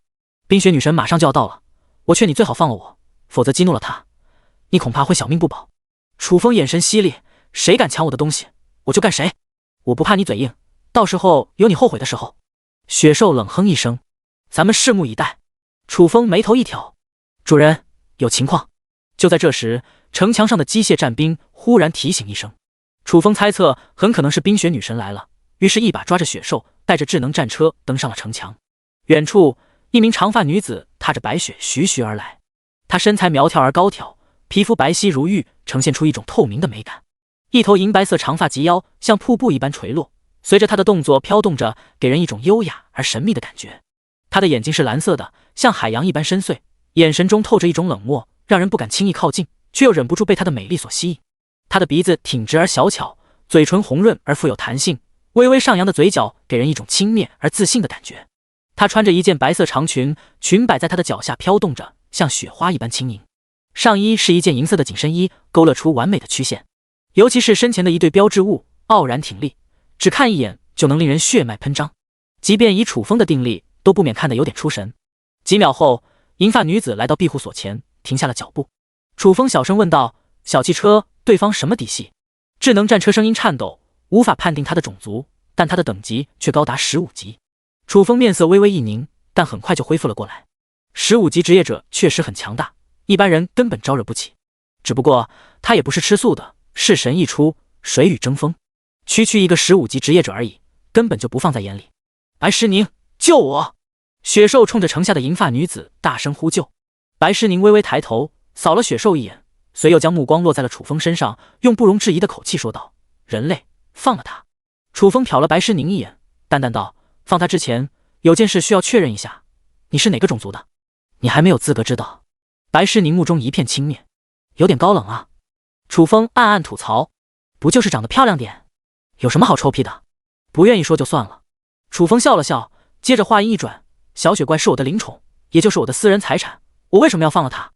你的灵宠？白诗宁眉黛一蹙，一股恐怖的冰寒之气蔓延开来，周边的积雪瞬间结成了晶莹的冰块。白诗宁，别听他瞎说，我可没有答应做他的灵宠。雪兽赶忙解释。白诗宁的脸色缓和了一丝：“人类，你听到了吧？立刻放了他。你说放就放，我不要面子的吗？”楚风轻哼一声。白诗宁美目微眯，随之拿出一颗能量石扔到了城墙上，这下可以放了他吧？你什么意思啊？一颗能量石就想换雪兽？楚风有点懵。白诗宁轻蔑一笑：“你别搞错了，那颗能量石不是交换雪兽的，而是给你的面子。我的面子就值一颗能量石。”楚风嘴角张大了，这不是赤裸裸的羞辱吗？叔叔能忍，婶婶也不能忍。人类，面子已经给你了，别不识好歹。白诗宁的声音再度冰冷。看样子你是真把我当成了小人物了。楚风暗暗念叨了一声，打开空间戒指，拿出了一颗能量石，接着捡起城墙上的那一颗，一起扔到了白诗宁脚下。你什么意思啊？白诗宁愣住了。楚风嘴角一撇：“这颗能灵石算是我给你的面子，拿上它滚蛋。”你这是作死啊！雪兽艰难地咽了口唾沫。楚风分明在故意挑衅白诗宁啊！挑衅一个15级的职业者，这已经不能用嚣张来形容了，分明就是一种脑残的行为。给我闭嘴！楚风呵斥了一声：“你牛逼，等会看你怎么面对白诗宁的怒火。”雪兽嘀咕了一声。白诗宁看了一眼地上的能量石，眼目中闪烁起了森冷的寒光。蓦然，他抬起了头，死死锁定楚风，声音冰寒彻骨：“你真的想找死？你敢动我一下？”楚风一脸的有恃无恐，轻哼一声，一把抓起雪兽：“动我一根汗毛，我就弄死他。”白诗宁拿雪兽要挟他，眼前的这个人类太卑鄙了。雪兽嘴角一张，鄙夷道：“人类，你的所作所为简直刷新了我对无耻的认知。你就不能勇敢一点，出去跟白诗宁真刀真枪的干一架？你之前不是很狂的吗？少跟我玩激将法，这招对我没用。”楚风呵呵一笑。第173章三女齐聚。雪兽愤慨：“人类，我看不起你。”楚风拿他当人质，白诗宁不就投鼠忌器了？那岂不是要被楚风牵着鼻子走？这怎么能行？必须刺激一下楚风。楚风嗤之以鼻：“你都自身难保了，还看不起别人呢？你脑残吧？”雪兽，楚风真是一个老油条，压根不上当啊！人类，白诗宁好似被激怒了，浑身荡漾着一层名为实质的煞气。我给你最后一次机会，立刻放了他，否则踏平你的庇护所。楚风没有说话，而是用实际行动回应了白诗宁的威胁。只见他一把将雪兽摔在了地上，然后抬脚踏在雪兽身上，狠狠一碾。啊！雪兽都要被踩成肉饼了，凄厉惨叫起来。住手！白诗宁都要气炸了，胸膛一阵起伏，胸前的一对标志物波澜起伏，蔚为壮观。楚风停下了动作，拎起雪兽，直视白诗宁。我最讨厌别人威胁我了，千万不要有下一次，否则一定给他抽筋剥皮。卑鄙！雪兽恨得牙痒痒。白诗宁深吸了一口气，强压怒火。我拿能量石交换雪兽，这总可以了吧？硬的不行，只能来软的，只要能救下雪兽，付出点代价也无所谓。可以。楚风点了点头。你能给我多少能量石？白诗宁眼睛一亮。你想要多少？楚风伸出了一根手指。我也不多要，1个亿。现在的雪兽确实不值这个价，但若是异变成元素精灵，那就不可同日而语了。说是价值连城都不足为过。跟对方索要1个亿，也不算狮子大开口。雪兽嘴角颤动了一下。哥，你也太抬举我了，我哪能值这么多能量石？楚风意味深长地说道。你也太小瞧自己了，你在我心中就是无价之宝，1个亿其实都有点贬低你的价值了。雪兽顿时不说话了。楚风分明就是找了一个借口，不想和白诗宁做交易而已。你耍我！白诗宁的脸色愈发阴冷。1亿能量石，别说是他了，就算整个赤峰荒原无人区所有人加在一起，也拿不出这么多。楚风淡定自若，一场交易而已，你情我愿的事，不愿意就拉倒，我又没逼你。白诗宁美目微微闪动，你不放了雪兽，我肯定不会善罢甘休，咱俩一直僵持下去也不是办法。不过我倒是有一个提议，可以完美的解决这件事，说来听听。楚风挑了挑眉。白诗宁缓缓道，咱俩来一场公平公正的决斗，谁赢了雪兽就归谁。你意下如何？这个提议好，你如果是男人的话，就不应该认怂。雪兽激将了一声。楚风充耳不闻，盯着白诗宁，讥讽道，你一个15级职业者，跟我一个7级职业者单挑，这就是所谓的公平公正？你倒是打得好主意。白诗宁淡淡一笑，我会将等级压制在7级，这样不就公平了？楚风眼神闪烁了一下，没有立刻回答，而是看向了雪兽，击败了白诗宁，你能心甘情愿地跟着我？没问题。雪兽不假思索，这可是你说的。楚风神情一动，转而面向白诗宁，我同意了。同级别当人，还没有人会是他的对手。击败白诗宁，轻而易举，如此就能顺利地收服雪兽了，没有不答应的道理。来吧，我等着你。白诗宁嘴角上划过了一抹不易觉察的鬼笑。小铁，看好他。楚风将雪兽交给机械战兵，走下城墙，打开石门，迈步而出。就在出现的一刹那，一股恐怖的冰寒之气席卷而来，还不等他有所反应，整个下半身完全被冰封了起来。偷袭他的不是别人，正是白诗宁。更令楚风愤怒的是，白诗宁根本没有压制等级，否则的话绝对不可能被这么轻易的冰封起来。楚风目瞪口呆地看着白诗宁，你这样玩是吧？白诗宁丝毫没有羞愧感，这个世界充满了尔虞我诈，要怪只能怪你太天真了。你确实给我上了一课，也算是让我见识了人心的险恶。楚风苦笑一声，经历多了，你就会慢慢成长起来，这对你来说也是一件好事。白诗宁微微一笑，你放心，我不会杀你，你只要交出雪兽，我便会还你自由，而且保证以后不来打搅你。楚风嗤笑道，你不会以为吃定我了吧？之所以敢无所顾忌的出来，主要因为有底气，只要开启式神变身，瞬间就能反杀白诗宁。白诗宁定睛打量着楚风，我可是一个15级的冰系法师，而你已经被我的冰系法术冰封了起来，完全失去了反抗能力，还没有认清现实，你对我的实力一无所知。楚风虚眯起了双目，目中散发着星般的深邃光色。你……白诗宁眉带紧蹙，心中莫名的涌上了一股不安的感觉，而这种不安的感觉正是来自于楚风。见识一下我的真正实力吧。楚风冷冷一笑，正准备变身之际，虚空中忽然传来了一股空间波动。下一刻，2个年轻貌美女子从虚空走了出来，正是冷雅轩和卢清福。当看到楚风被冰封起来的时候，冷雅轩先是一愣，接着咯咯一笑，这不是号称赤峰荒原无人区第1暴君的楚风吗？几天不见，变得这么拉了。楚风尴尬的轻咳一声，出了点小意外，二位来此，所为何事？冷雅轩轻哼，你会不知道我们来此干什么？楚风揉了揉鼻子，不会是想我了吧？口无遮拦。卢清福俏脸一红，你真是讨打，今天一定给你留下一个惨痛教训。你得罪的人真不少啊。白诗宁一脸幸灾乐祸，机械战兵眼见形势不妙，一把抓起雪兽，扬声道：“谁敢动主人一下，我就掐死他！”雪兽无语了：“你脑子有病吧？我压根就不认识他们，你拿我威胁他们有毛用啊？”第174章，谁敢动楚风一下，我灭他全家！我不管，谁动主人，我就杀你！机械战兵好似铁了心一样。楚风现在的情况异常危急，除了拿雪兽要挟，也没有别的办法了。雪兽，他也算是服了，碰上机械战兵这种一根筋的家伙，倒了8辈子，血没了。冷雅轩冷冷一笑：“你喜欢杀就杀，跟我们有什么关系？这是你们逼我的。”机械战兵拿着弯刀按在了雪兽脑袋上，刀光四射，杀气腾腾，看架势随时都会要了雪兽的小命。你特么的玩真的？我是无辜的，你有没有用人性？雪兽内心一阵剧烈跳动。机械战兵嗤之以鼻：“我原本就是一具傀儡，你跟我谈人性？你脑子秀逗了吧？”雪兽快要哭了。等一下，白诗宁喊了一声。冷雅轩和卢清福可以不在乎雪兽的死活，但他不行。小铁还挺机灵的吗？楚风暗暗感慨了一声。机械战兵突然玩这么一手，场上的形势风云突变。冷雅轩和卢清福还想给他上强度的话，就不太容易了。机械战兵威胁道：“赶走他们2个，要不然现在就活剐了雪兽。”白诗宁强压内心怒火，转身面向冷雅轩2人：“2位，麻烦你们离开这里，就当我欠你们一个人情。”卢清福摇了摇头，伸手一指楚风：“这家伙太可恶了，我1分钟都等不了，今天无论如何都等给他上点强度。”楚风暗道：“上次也没把卢清福怎么样，这小妮子对他的怨恨为什么这么深？”白诗宁耐着性子说道：“情况你们都看到了，我现在是投鼠忌器，一点办法都没有，希望你们能理解。”“不好意思，这跟我们没关系。”卢清福轻笑了一声。白诗宁的眼神阴沉了下来，这么说的话没得商量了。卢清福毫无畏惧：“你是15级，我也是15级，你下不了我。”两女对视了起来，一瞬间气氛顿时变得凝重了起来。“打，快点打！”楚风在心中呐喊。一旦打起来，不论谁赢谁输，反正对他有利无害。只可惜白诗宁和卢清福似乎都有所忌惮，迟迟不肯动手。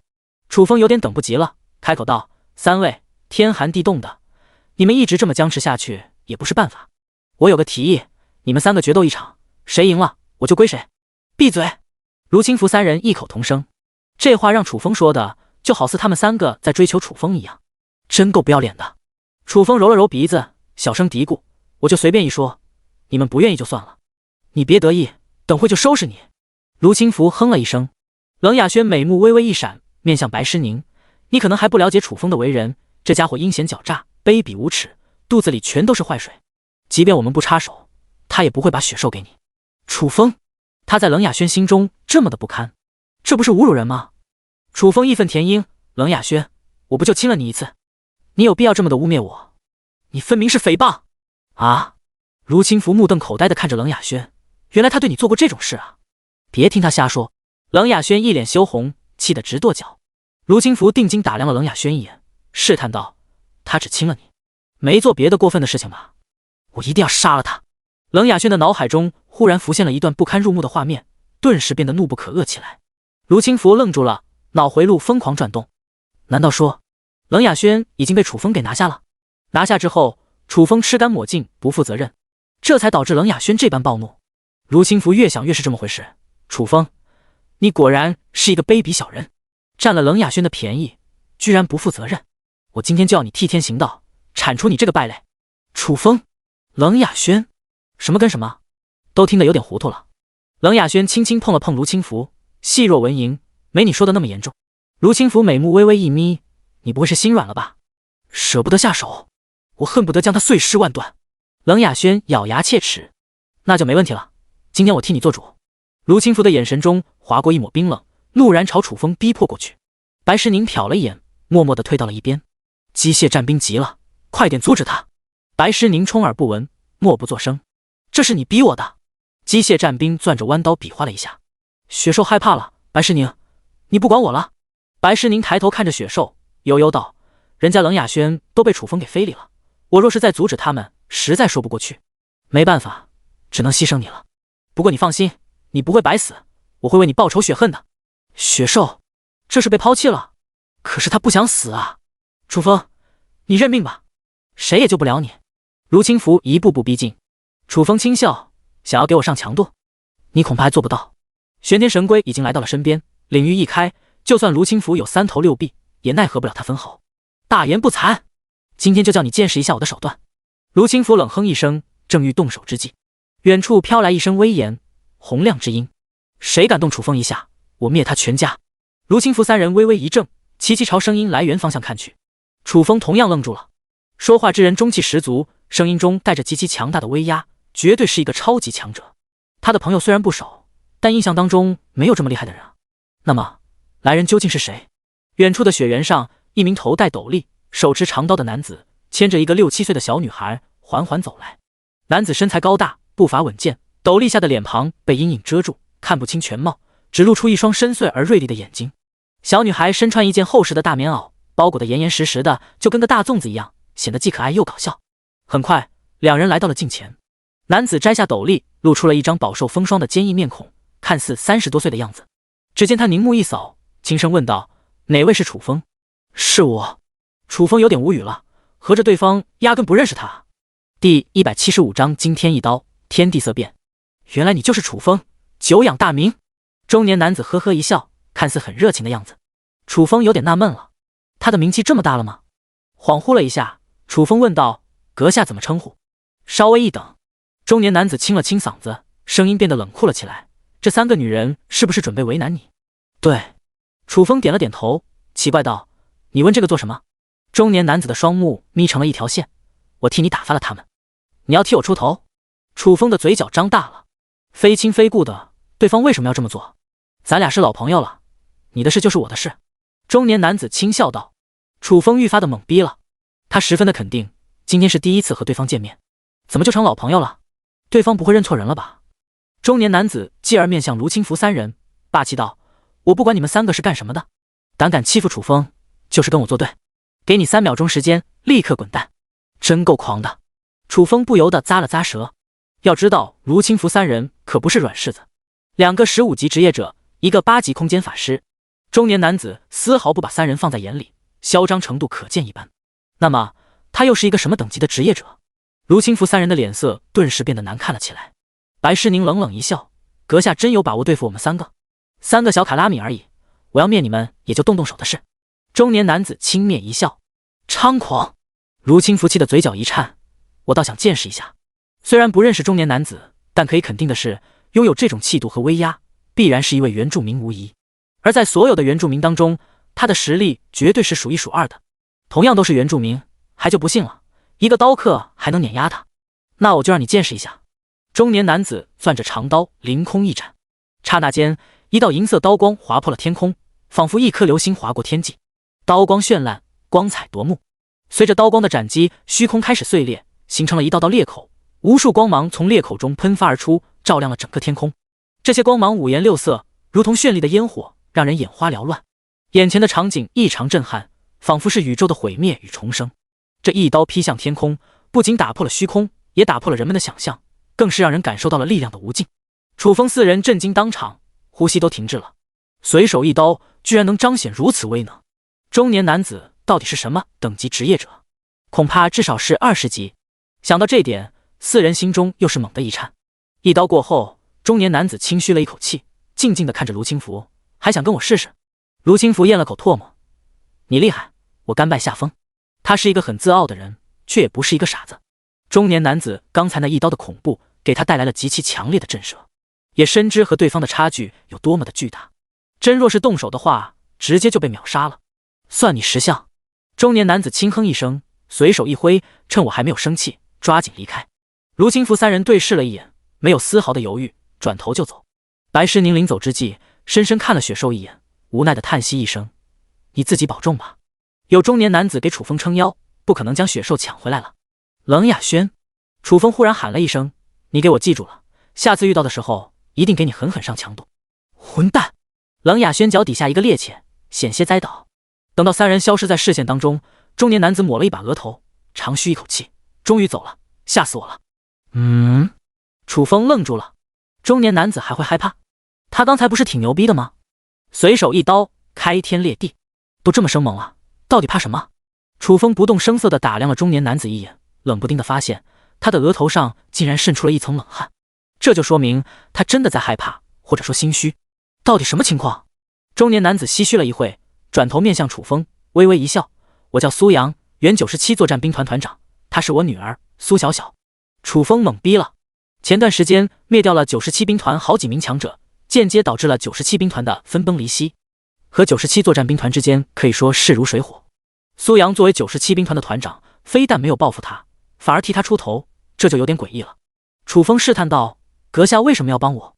苏阳淡淡道：“之所以帮你，是因为有事要求助于你。”楚风揉了揉鼻子：“我和你们97兵团的关系可不太好，你应该有所耳闻吧？”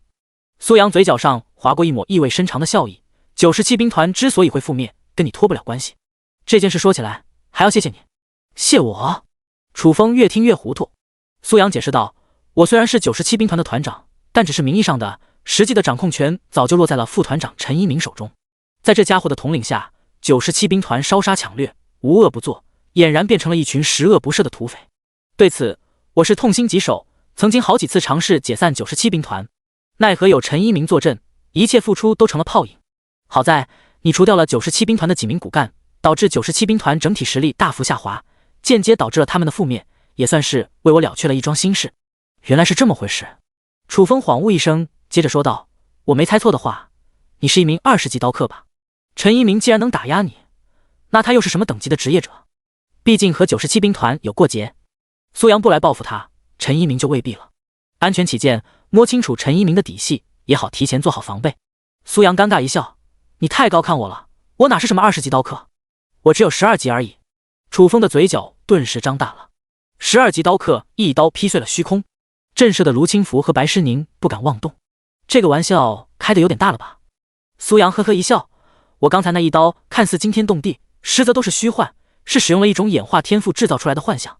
真若是跟人动手的话，立马就露馅了。”第176章，我把女儿托付给你了。楚风一脸的目瞪口呆，合着苏阳刚才在装逼啊？怪不得会害怕，原来是虚张声势。但不得不说，这家伙真有表演才华，居然将他们4人全都唬住了。恍惚了一下，楚风问道：“你找我帮什么忙？”苏阳面向苏小小提醒道：“小小，叫人。”苏小小抬头看着楚风，打了声招呼：“叔叔好。”苏小小有一头卷曲而蓬松的头发，像一只小绵羊一样，她的眼睛大而明亮，闪烁着灵动的光芒，宛如天上的星星。她的皮肤白皙如雪，粉嫩嫩的脸颊上泛着一丝淡淡的红晕，像是盛开的花朵。此刻带着一脸的笑容，那是一种温暖真诚的笑容，仿佛能照亮整个世界。楚风剧烈咳嗽一声：“那个，你叫我哥哥好了。”他也才18岁而已，这一声叔叔叫的，心里面真的是五味杂陈。哥哥好。苏小小莞尔一笑：“你好。”楚风嘴角上划过一抹和煦的笑容，轻轻回应一声，接着面向苏阳：“老苏，到底什么事？”楚风：“我想把小小托付给你。”苏阳郑重其事：“啊？”楚风微微一怔，定睛看着苏阳：“你得绝症了。”电视剧里就经常出现这种场景，当一个人身患绝症，生命即将走到尽头的时候，就会把儿女托付给一个值得信任的人。在他看来，苏阳就是这种情况。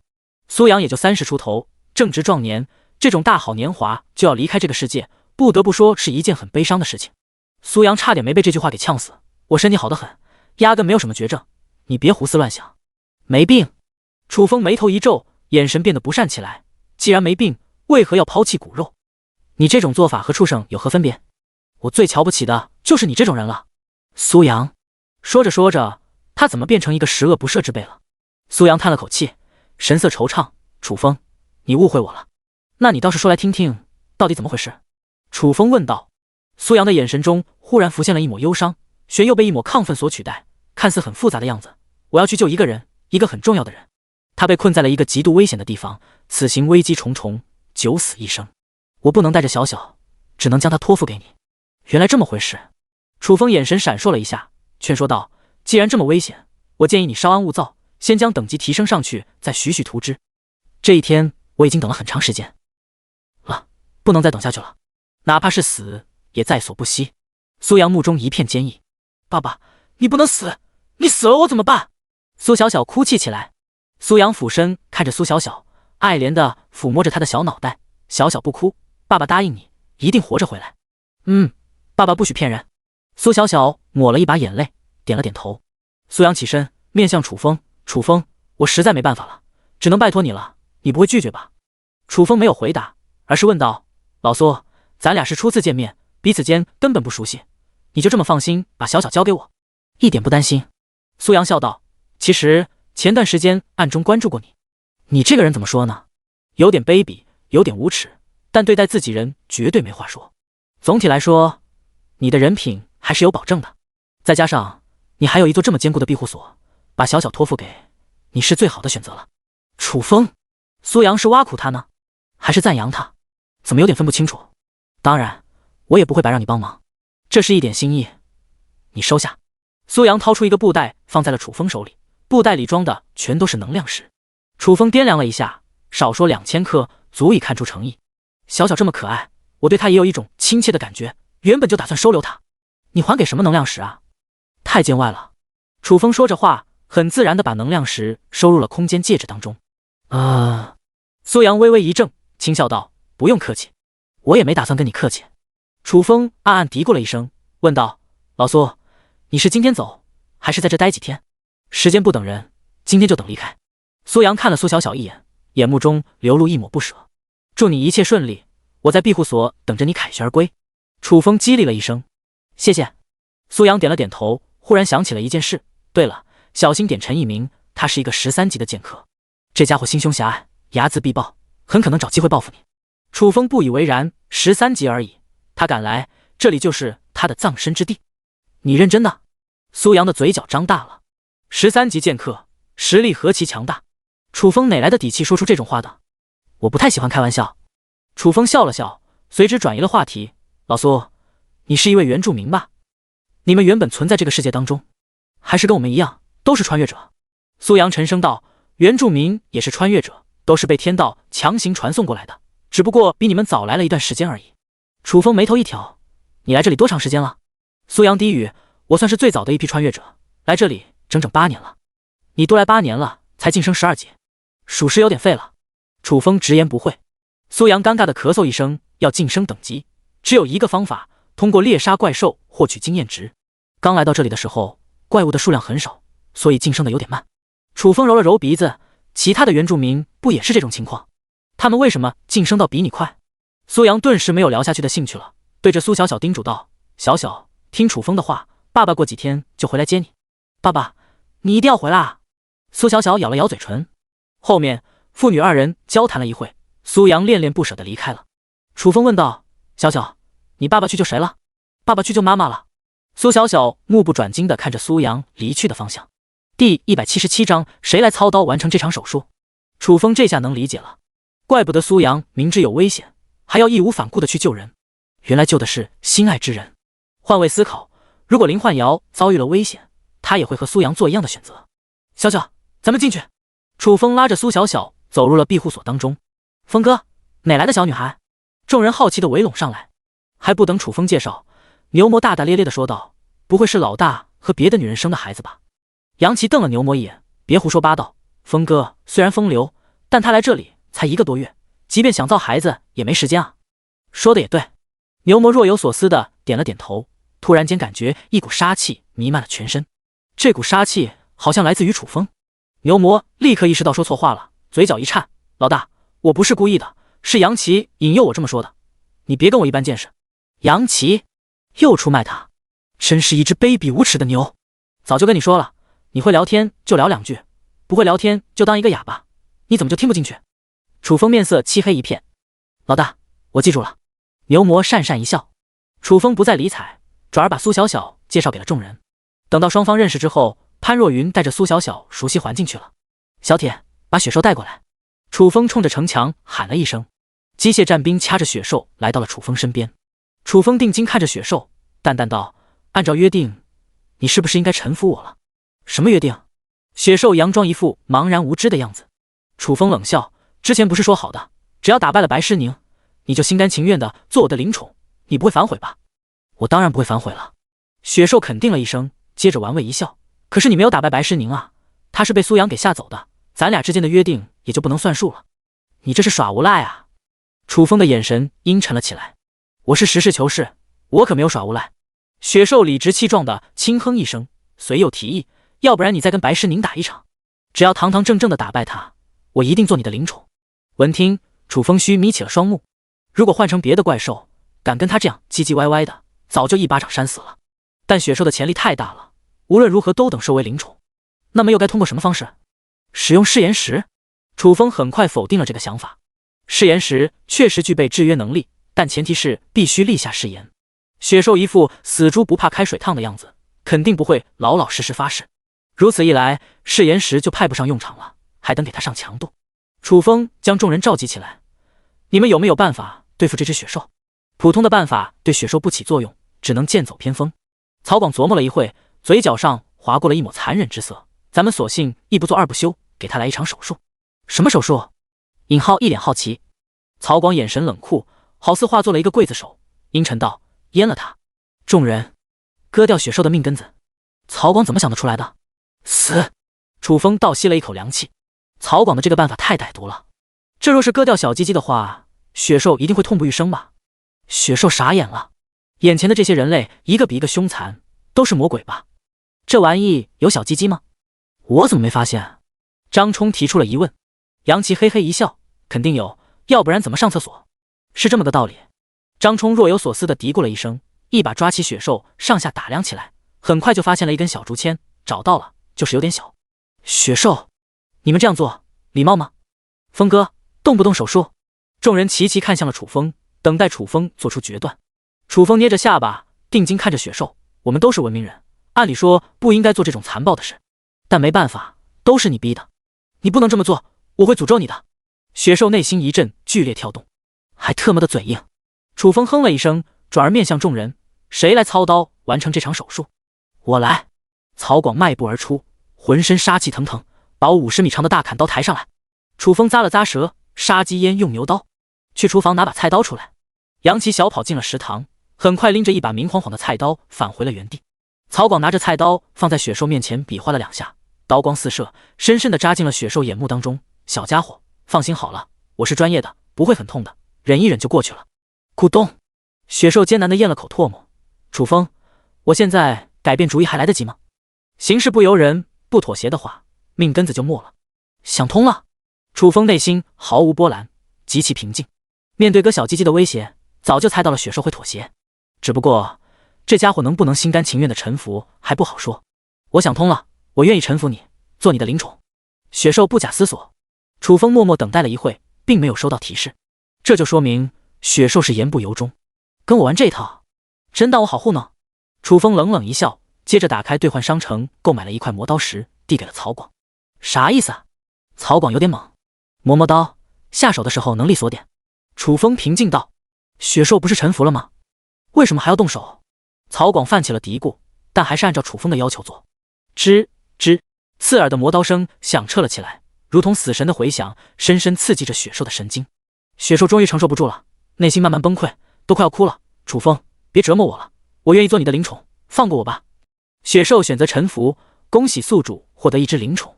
系统的声音响了起来，终于成功了。楚风如释重负的长吁一口气。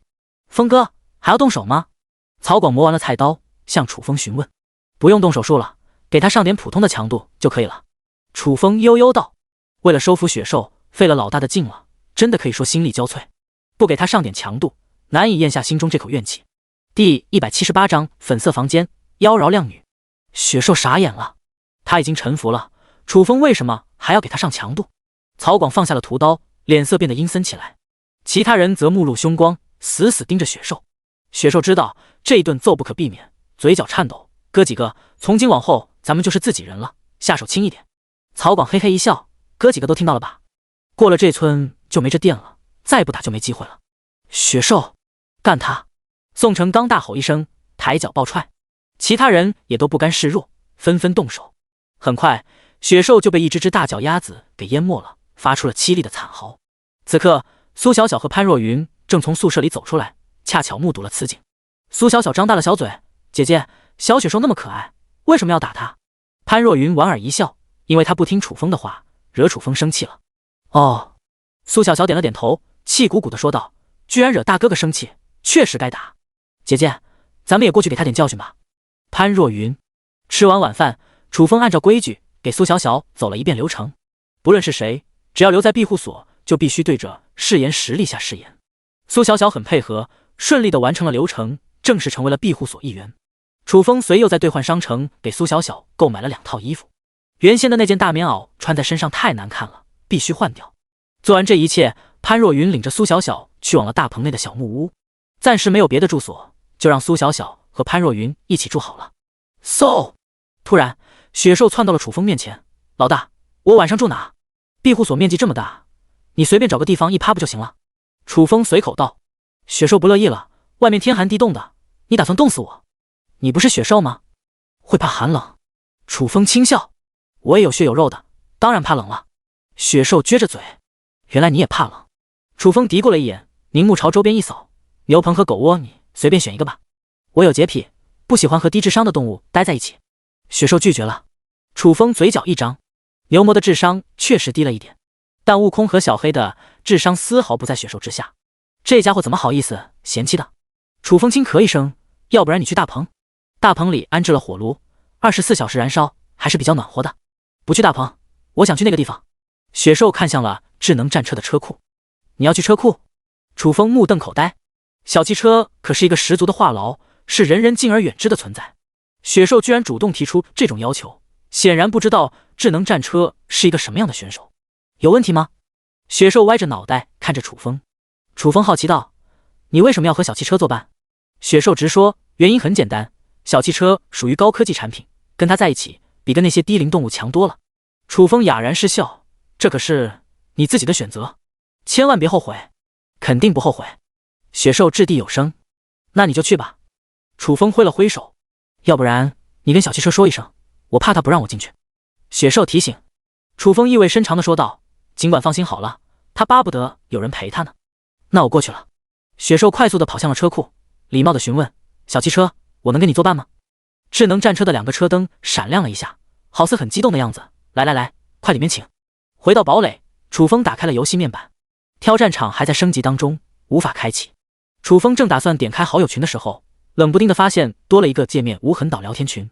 这是个什么聊天群？出于好奇，楚风点开关看起来，聊天群里的总人数为1亿，这1亿人当中不光有人族，还有数百个异族，像绿龟族、赤炎族、狂牛族、海族等比较熟悉的种族赫然在列。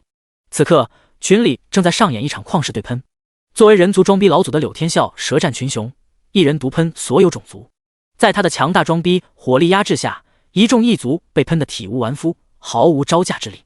不愧是逼神！楚风由衷地感慨了一声，随之关闭了无痕岛聊天群，转而打开了好友群。秦声，兄弟们，你们看到无痕岛聊天群了吗？林妙妙看到了，群里足足有1亿人。朱俊，原来咱们生活的区域就在一座岛屿上啊！张强，一座岛屿就有1亿人，这等多大的岛屿？像这样的岛屿肯定还有很多，这个世界到底多大？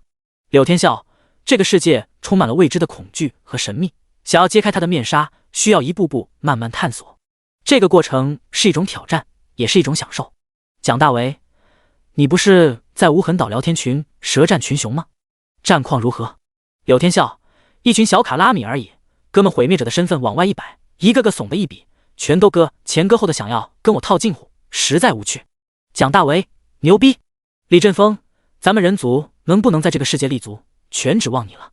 柳天啸，低调点。楚风看了一会，便关闭了好友群，随后和林焕瑶做起了功课。3小时过后，两人依偎在一起，沉沉睡去。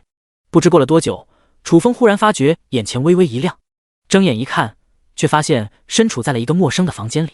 柔和的光线从窗户洒进，照亮了整个空间，营造出一种温馨而浪漫的氛围。墙壁上挂着几幅艺术画作，为房间增添了一份艺术气息。仔细观察会发现，这个房间的每一个细节都充满了格调，从精美的吊灯到华丽的窗帘，再到床头摆放的鲜花，无一不展现出主人的品味和用心。巨大的粉色双人床置于房间的正中央，上面铺满了天鹅绒般的床单，给整个房间带来了一种柔软的质感。枕头和被子上的蕾丝花边为这个房间增添了一份浪漫和优雅。总之，这个房间充满了诱惑的气息，让人仿佛置身于一个美丽的梦境之中。在这里可以感受到无尽的温柔和关爱，让人的心灵得到放松和滋养。楚风有些懵逼了，自己不是在堡垒内的大床上吗？怎么突然来到了这里？林焕瑶又去了哪？咔嚓！就在失神之际，房门开启，下一刻，一个性感妖娆的靓丽女子缓步走了起来。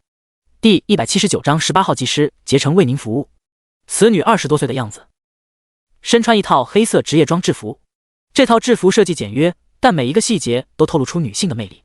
上衣是一件黑色的衬衫，领口处有一个小巧的白色蝴蝶结，解开了2颗扣子，露出了迷人的锁骨和白皙的肌肤。她的腰间系着一条黑色的丝带，勾勒出纤细的腰身。裙子是一条极细的短裙，裙边有一个小巧的白色蕾丝边，让她的双腿看起来更加修长。她的脚下踩着一双黑色高跟鞋，鞋跟有3寸高，让她的身材看起来更加高挑。2条修长的大腿上裹着半透明的黑色丝袜，可以清楚地看到腿部的线条和肌肤的颜色。她戴着一副黑色的框架眼镜，增添了一些文艺气息。她的皮肤白皙如玉，光滑细腻，眼睛明亮清澈，透露一种聪明伶俐的气息。她的嘴唇红润，诱人心扉。靓丽女子缓步而来，姿态优雅。总的来说，这是一个非常性感迷人的极品。那妖娆的身姿和颠倒众生的容貌，只看一眼就让人无法抗拒，想入非非。很快，靓丽女子走到了楚风近前，嫣然一笑：18号技师竭诚为您服务。楚风，技师？他什么时候点过技师了？再者说了，真有这么极品的技师？这等多少钱啊？楚风正打算询问一番，却见靓丽女子伸出一根纤纤玉指抵在红唇上，什么都别说，今天的我属于你，一定让你醉生梦死，欲罢不能。轻柔的声音如同梦呓，深深地扎入了心灵最脆弱的地方。即便是以楚风的定力，此刻也有些心猿意马。话落，靓丽女子双膝跪地，抬头看着楚风，含情脉脉。轰！楚风大脑一声嗡鸣，咬了咬牙，艰难地说道：“你什么价位？”靓丽女子愣住了，气氛已经烘托到位了。楚风忽然蹦出这么一句话来，真是大煞风景。靓丽女子舔了舔嘴唇，眼神迷离：“我是心甘情愿的。”楚风的双目虚眯了起来。如果换成别人，就比如说李坚强之流，这时候肯定沉沦了。但他不同，他见过的美女太多了，多少还是有点自制力。纠结了一下，最终还是理智战胜了欲望。就当靓丽女子准备下一步行动的时候，楚风一把抓住了对方的双手，喝道：“你到底是什么人？无缘无故的怎么会出现在一个陌生房间？又怎么会多了一个这么漂亮的女技师？种种迹象表明，这里面肯定有问题。你轻点，弄疼我了。”靓丽女子可怜兮兮地看着楚风，还想诱惑我，真当哥们一点定力没有？楚风轻哼一声，非但没有松手，反而加大了力道。靓丽女子发出了一声痛苦的呻吟，面孔逐渐扭曲，眼神变得凶厉。人类，你逃不出我的手掌心，我已经盯上你了，总有一天会把你拿下。说到这里，她的身影逐渐模糊起来，直至消失在眼前。楚风只觉脑海一片恍惚，眼前的景象急速变换，持续了1秒后，重新回到了堡垒大床上。我擦！楚风剧烈地喘息了一口，刚才是做梦？怎么这么的真实？楚风，怎么了？听到动静，林焕瑶惊醒了过来。没事，做了个噩梦。楚风笑了笑，随之将林焕瑶揽入怀中。经刚才那么一折腾，心中涌上了一丝邪火。又来！林焕瑶嘤咛一声，任凭楚风处置。翌日清晨，柔和的阳光洒落在庇护所当中，天气依旧寒冷。庇护所里静悄悄的，大棚内，苏小小和潘若云正在菜地里采摘瓜果。苏小小摘下一根黄瓜，放在袖子上蹭了蹭，大口吃了起来。很快，一根黄瓜下肚，苏小小抹了一把嘴，意犹未尽地说道：“又脆又甜，我已经很久没吃过这么新鲜的水果了，真是太好吃了。”潘若云轻笑：“好吃也不能多吃了，马上吃早饭了。”苏小小朝外扫了一眼，翘着脑袋看着潘若云：“姐姐，外面一点声音也没有，他们是不是还在睡懒觉？”不能吧？潘若云眉黛一蹙，寒冬虽然降临，但按照楚风的要求，早上的时候都要出来锻炼。以往这个点，庇护所里早就应该有动静了。今天怎么回事？怎么连一个人影都看不到？咱们出去看看。潘若云拉着苏小小走出了大棚。恰在这时，楚风也从堡垒内走了出来。楚风哥哥！苏小小打了声招呼。楚风走到苏小小面前，揉了揉苏小小脑袋：“在这里住的习惯吗？这里既有吃的，还安全。大家对我都挺好的，我可喜欢这里了。”苏小小一脸的开心，喜欢就好。楚风点了点头，转头看向了潘若云，轻疑道：“其他人呢？”潘若云茫然的摇了摇头：“我也不知道。”楚风眉头一皱，冲着牛棚喊道：“牛牛，嗖嗖！”牛魔和悟空从牛棚里冲了出来。都几点了？怎么还在睡懒觉？楚风打量了牛魔一眼，只见他一副睡眼惺忪的模样，明显没睡醒的样子。牛魔挠了挠头，讪讪一笑：“老大，是这么个情况。悟空昨晚一直打呼噜，那呼噜声就跟拖拉机轰鸣一样，弄得我是一夜没睡好。悟空也是无语了，这不是颠倒黑白吗？分明是牛魔睡觉打呼噜，却冤枉他，真是一只无耻的牛。楚风白了一眼，你不会堵上耳朵？牛魔。楚风不再理睬，转身走到了宿舍前，透过窗户朝里一扫，一个个的都躺在床上呼呼大睡，睡得跟死猪似的。楚风纳闷了，这几个家伙昨晚干什么了？怎么睡得这么死？不会冻感冒生病了吧？楚风很快就否定了这个想法，别人可能冻感冒，杨奇绝无可能，因为他是一名演者，可以通过语言给自己治疗。到底哪里出问题了？楚风沉吟了一下，轻轻敲了敲杨奇房间的窗户，听到动静，杨奇打了个哈欠，慢慢从被窝里坐了起来。怎么回事？看清楚杨奇的样子，楚风的嘴巴不由得张大了。只见杨奇顶着一双熊猫眼，眼窝深陷，面色憔悴，明显一副虚脱的样子。这家伙昨晚到底做什么了？第180章梦到了一个女人，发生了一件不可描述的事情。楚风推开房门走了进去，站在床前，定睛打量了杨奇一眼，小声试探：杨奇，你没事吧？杨奇耷拉了一下眼皮，努力地抬头看着楚风，有气无力地说道：风哥，我感觉头晕脑胀，浑身乏力，太难受了。楚风眼神微微一闪：你可以给自己治疗一下。也对。杨奇反应过来，念念有词了几声，很快就恢复了一丝精神，但整体来看还是一副虚脱的状态。楚风捏起了下巴，说说吧，昨晚都干什么了？什么都没干。杨奇眼神躲闪，看似有些羞耻，说起话来支支吾吾。什么都没干。楚风眼神一沉，你当我是傻子？杨奇微微一怔，一副难以启齿的样子。风哥，告诉你也行，但你一定要替我保密，绝对不能告诉第二个人。放心，我不会跟别人说的。楚风点头保证。杨奇压低了声音，好像很怕被人给听到了一样。昨晚我做了一个梦，才导致变成这个样子的。楚风目瞪口呆，你跟我开玩笑的吧？做了一个梦就弄成这个样子了，这个梦杀伤力也太大了吧？没跟你开玩笑。杨奇一脸认真。楚风问道：你在梦里做什么了？跟人拼命了？还是梦到什么可怕的事情了？杨奇低语：都不是，我梦到了一个女人，然后就发生了一段不可描述的事情。楚风愣了一下，鄙夷道：正所谓日有所思夜有所梦，你小子脑子里是不是整天想着一些龌龊的事情？精虫上脑了？风哥，你怎么能这么看我？杨奇有些生气了，在庇护所里，谁不知道我是一个正直正派的人？我的人品是有保障的。可以了。楚风打断一声，意味深长地说道：既然你这么正直，为什么会在梦里跟对方发生不可描述的事？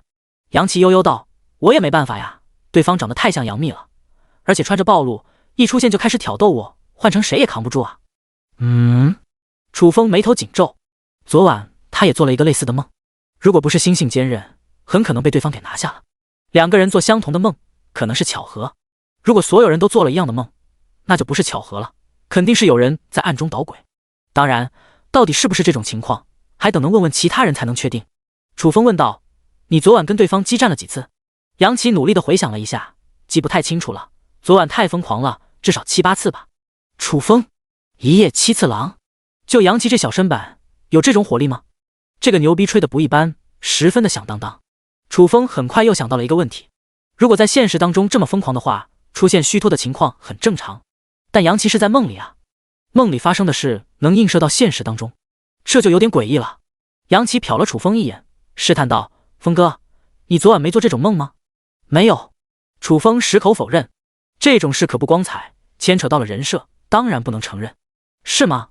杨奇嘀咕了一声，看似有点不太相信。楚风正色道：你看我的精神状态，会做过这种梦？还是你的道心够稳？杨奇佩服道。楚风精神矍铄，气息平稳，的确不像做过这种事的样子。你今天就待在宿舍休养吧，我去看看别人。楚风叮嘱一声，转身朝外走出。风哥，我的事情别跟其他人说。杨奇提醒了一声。楚风点了点头，去往了隔壁李坚强的房间。这家伙和杨奇的情况一模一样，趴在床上睡得跟死猪一样，浑然不知道有人进入了房间当中。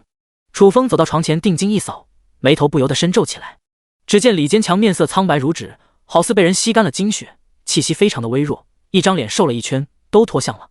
就情况而言，比杨奇严重多了。李坚强，楚风呼喊了一声：谁啊？李坚强慢慢睁开眼睛，当看清楚楚风站在面前的时候，咬着牙坐了起来，剧烈的喘息几口，虚弱道：风哥，你怎么来了？你都这个逼样了，我不来看看能行吗？楚风轻哼一声，说吧，昨晚都干什么了？什么也没干。李坚强摇头。楚风眼神一沉，你以为我不知道？你是不是跟杨琪一样，梦到了一个美女，经不起诱惑，跟对方发生关系了？隔壁杨琪听得清清楚楚的，心情顿时复杂了起来。楚风不是答应帮他保密，转眼就把他给出卖了。当老大的怎么能言而无信？李坚强张大了嘴巴，风哥，你都知道了，这种事情都能猜到，楚风真乃神人也。楚风没好气地问道，你昨晚梦到了谁？李坚强的嘴角上勾起了一抹弧度，我的意淫对象，岛国女神桃乃木香奈，都玩上女游了。你小子玩得挺花呀。楚风咂了咂舌，看你的样子，昨晚没少折腾吧？就你这小身板，就不怕被榨干了？李坚强苦笑道，其实第二次的时候我就扛不住了，但是没办法，桃子是专业的，不停地给我上强度，我根本把持不住。还是你的心性不够坚韧。楚风鄙视了一眼，转身离开，去往了宋成刚的房间。相比于杨琪和李坚强，宋成刚的状态要好一些。此刻正倚在墙上，双目弥漫着一层异样之色，嘴角上残留着一抹耐人寻味的笑容，好似在回味着什么。嗨嗨，楚风轻咳一声，风哥。宋成刚缓过神来，连忙招呼了一声，想谁呢？想得这么出神？楚风打趣了一声，没想谁。宋成刚显得有点尴尬。楚风轻笑，别装了，你能瞒得住我？你昨晚一定梦到了一个女人吧？刚才也是在想她。宋成刚的眼珠子一下子瞪圆了，风哥，你怎么知道我在想小芳？楚风愣住了，小芳是谁？小芳就是……宋成刚微微一顿，脑海中浮现了一个身影，不由得轻唱起来，村里有个姑娘叫小芳，长得好看又善良。第181章污蔑，纯属污蔑。楚风都懵逼了，我问你小芳是谁，你唱你妹的歌，你是不是觉得自己的歌声很动听？宋成刚咳嗽了一声，想起小芳的时候，我就情不自禁的想唱这首歌。我其实想告诉你的是，小芳是我们邻村的一个漂亮大姑娘。楚风瞟了一眼宋成刚一眼，意味深长的说道，你昨晚在梦里一定跟小芳发生关系了吧？宋成刚沉默了，连梦到了什么都一清二楚。楚风从何得知？在楚风面前还有秘密可言？怎么感觉有点瘆人？楚风轻叹一声，原先以为你是一个意志坚韧之辈，没想到一个小芳就把你给拿下了，你太让我失望了。宋成刚咬了咬牙，缓缓说道，小芳是我的初恋女友，我们因为一些不可抗拒的因素被迫分开，这些年我的心里一直无法忘怀。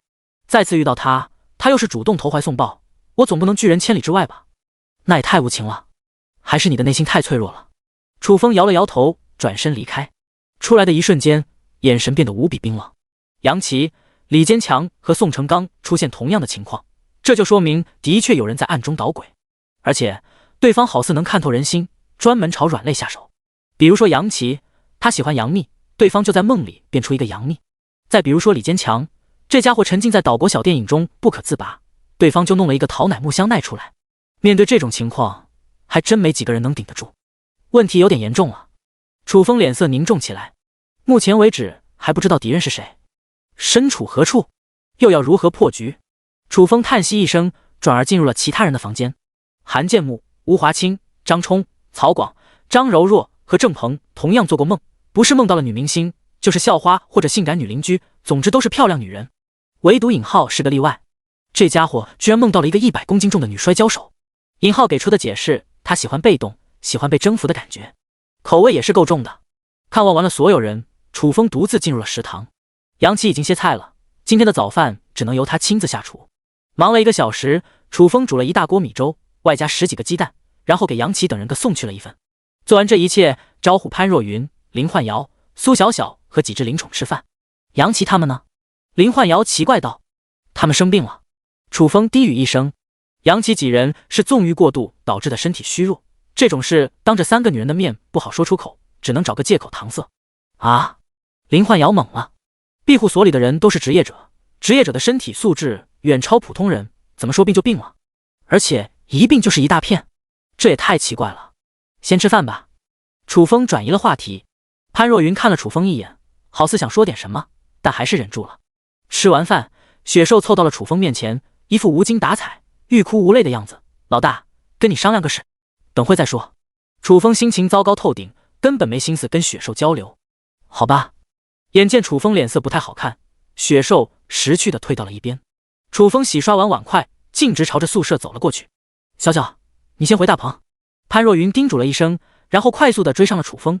楚风，杨琪他们是不是出问题了？楚风停下脚步，默默的点了点头。潘若云眉黛一蹙，到底出什么事了？以前哪怕遇到再棘手的事，楚风也是泰山崩于前面不改色，而现在则是一副魂不守舍的样子，这就说明杨琪等人的问题很严重。那个，楚风一副欲言又止的样子。潘若云毕竟是女孩子，这种事实在难以启齿。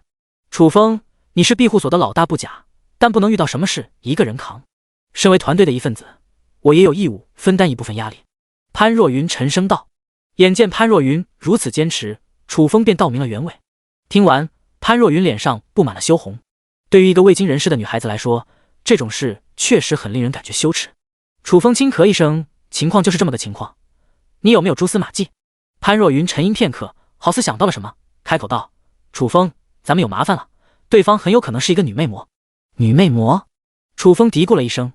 之前在好友群就听林妙妙说过，一个女魅魔潜入了赤峰荒原无人区，难道就是这一个？楚风奇怪道：你怎么知道是一个女魅魔干的？你见过？没见过。潘若云摇了摇头，解释道：我之前在世界频道听有人说起过，女魅魔晋升到10级以后，有极小的概率觉醒异梦天赋。这个天赋特别歹毒，可以制造出一个无限接近真实的梦境，在梦境当中幻化出各种女子和男人取悦，然后趁机汲取对方的精气，直至将对方精气吸干为止。楚风脸色一变，吸干精气不就死了？是这么个道理。潘若云面色凝重的点了点头。楚风疑惑道：不对吧？杨琪等人虽然被吸走了精气，但他们没死啊，一次吸不死，可以来第二次。总之，被女魅魔给盯上的猎物，他是绝对不会放过的。潘若云叹息一声。楚风嘴角一张，这么说的话，杨琪等人必死无疑了，除非靠自身的意志力抵挡住对方的诱惑，否则难逃一死。潘若云说到这里，忽然抬头看向了楚风。楚风，你没有遭受过女魅魔的异梦攻击？楚风揉了揉鼻子，我这么帅，对方怎么可能放过我？不过我的心智坚如磐石，哪怕美色近在眼前，也是坐怀不乱。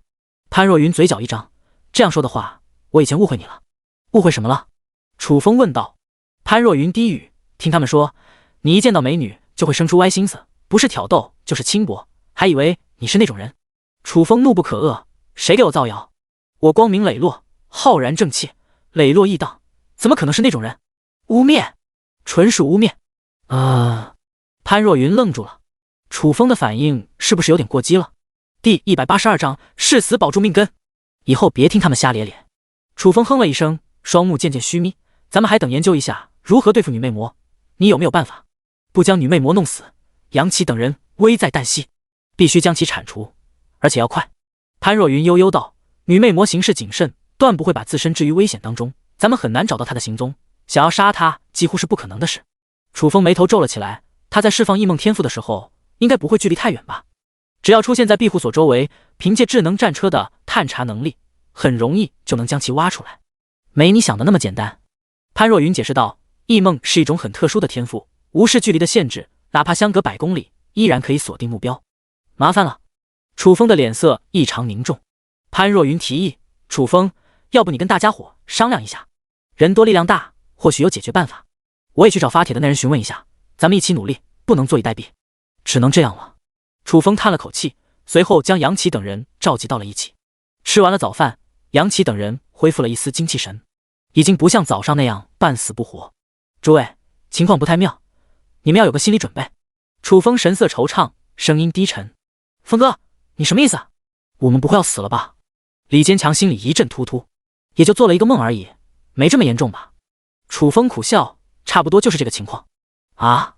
众人目瞪口呆，只感觉楚风在开玩笑吓唬他们，但看楚风的表情，好像又不是。张冲内心忐忑，风哥，我们老张家一脉单传，我还没娶媳妇呢，我不能死啊，不能断后啊。尹浩哭丧着脸，我才18岁啊，我的目标是活到180，这还差得远呢，我不想死得这么早。你们两个闭嘴吧。韩建木呵斥了一声，转而面向楚风。楚风，究竟怎么回事？楚风缓缓说道：你们昨晚做的梦，是一个女魅魔暗中搞的鬼，她拥有异梦天赋，可以在梦境当中不断汲取你们的精气，直至将你们的精气吸光。卧槽！众人脸色大变，怪不得做了一场梦，精神萎靡，浑身酸软无力，原来被吸走了精气，这若是被吸光了，绝对死翘翘。别让我找到女魅魔，否则一定将其抽筋剥皮。宋成刚咬牙切齿，眼目中冒着愤怒的火焰。杨琪试探道：“峰哥，你的意思是，那只女魅魔还会对我们下手？”楚风点头，不把你们吸光，他是不会罢手的。杨琪顿时不说话了。女魅魔太凶残了，咱们又没招惹她，干嘛要对咱们下毒手？众人愤愤不平。现在的情况，生气也是枉然。你们有没有应对女魅魔的办法？楚风问道。众人对视了一眼，一个个都默不作声。如果是正面硬刚，倒也不惧。关键女魅魔躲在暗处，通过梦境发动攻击，这就防不胜防了。李坚强沉思了一会，忽然开口：“我倒是有个不错的办法。”众人眼睛一亮，好似抓住了救命稻草一样。快点说，什么办法？李坚强清了清嗓子，一本正经地说道：“女魅魔的异梦只能在睡觉的时候趁虚而入，从今天开始，咱们不睡觉了，她就奈何不了咱们了。”众人原先以为李坚强有什么好办法呢，万万没想到会这么的脑残。楚风咂了咂舌：“你这个办法很好，以后千万别提了。”怎么了？李坚强一脸茫然。杨琪无语道：“你可以1天不睡觉，可以2天不睡觉，总不能一辈子不睡觉吧？”哦。李坚强恍悟一声，平静道：“总体来说，我这个办法还是行之有效的，就是稍微有点操作难度。”众人呵呵。李坚强还自我感觉良好起来了，莫点羞耻感。楚风转移了话题：“你们再想想，还有没有别的办法了？”郑鹏好似想到了什么，突然看向了楚风：“风哥，你遭受魅魔攻击的时候是如何应对的？”“对啊。”众人齐齐看向了楚风。女魅魔专对男人下手，楚风毫无疑问也是男人，那为何没有丝毫影响？我凭借的是超凡的意志力。楚风傲然道：“只要意志够坚韧，就能抵挡魅魔的诱惑。你们能做到吗？”众人齐齐低下了头。昨晚全军覆灭，尽数倒在了美色的石榴裙下，真的有点丢人现眼。楚风瞟了众人一眼，问道：“今晚再试一次，你们几个能抵挡住诱惑吗？”宋成刚咬了咬牙，恨恨道：“我恐怕不行，那女魅魔太卑鄙了，居然把我的初恋女友幻化出来了。如果换成别人的话，我一定能挺住。”杨琪悠悠叹息：“我也顶不住。试问把杨幂这种美女放在面前，又有几个男人能不为所动？”其他人也都唉声叹气起来。“你们让我很失望。”楚风鄙夷了一声，双目渐渐虚眯起来，看样子只能走最后一步了。过程有些残忍，却也能救下你们的小命。众人微微一怔，最后一步，过程有些残忍，怎么听着有点瘆人？风哥，哪怕再痛苦，我们也能扛得住，你就说吧。宋成刚信誓旦旦。你们呢？楚风看向了其他人。我们也没问题。众人异口同声。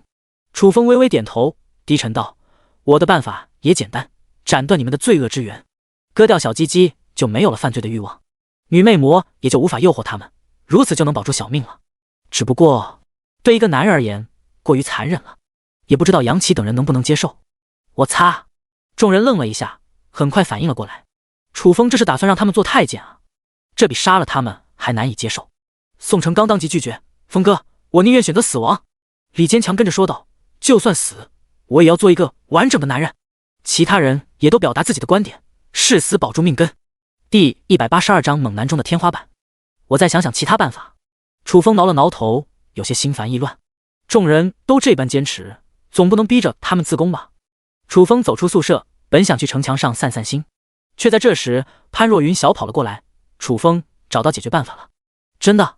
楚风激动了起来：“快点说。”潘若云咬了咬嘴唇：“刚才跟那个发帖人联系了，对方说要解决掉女魅魔，只有一个办法，以毒攻毒。”啥意思啊？楚风有点没听明白。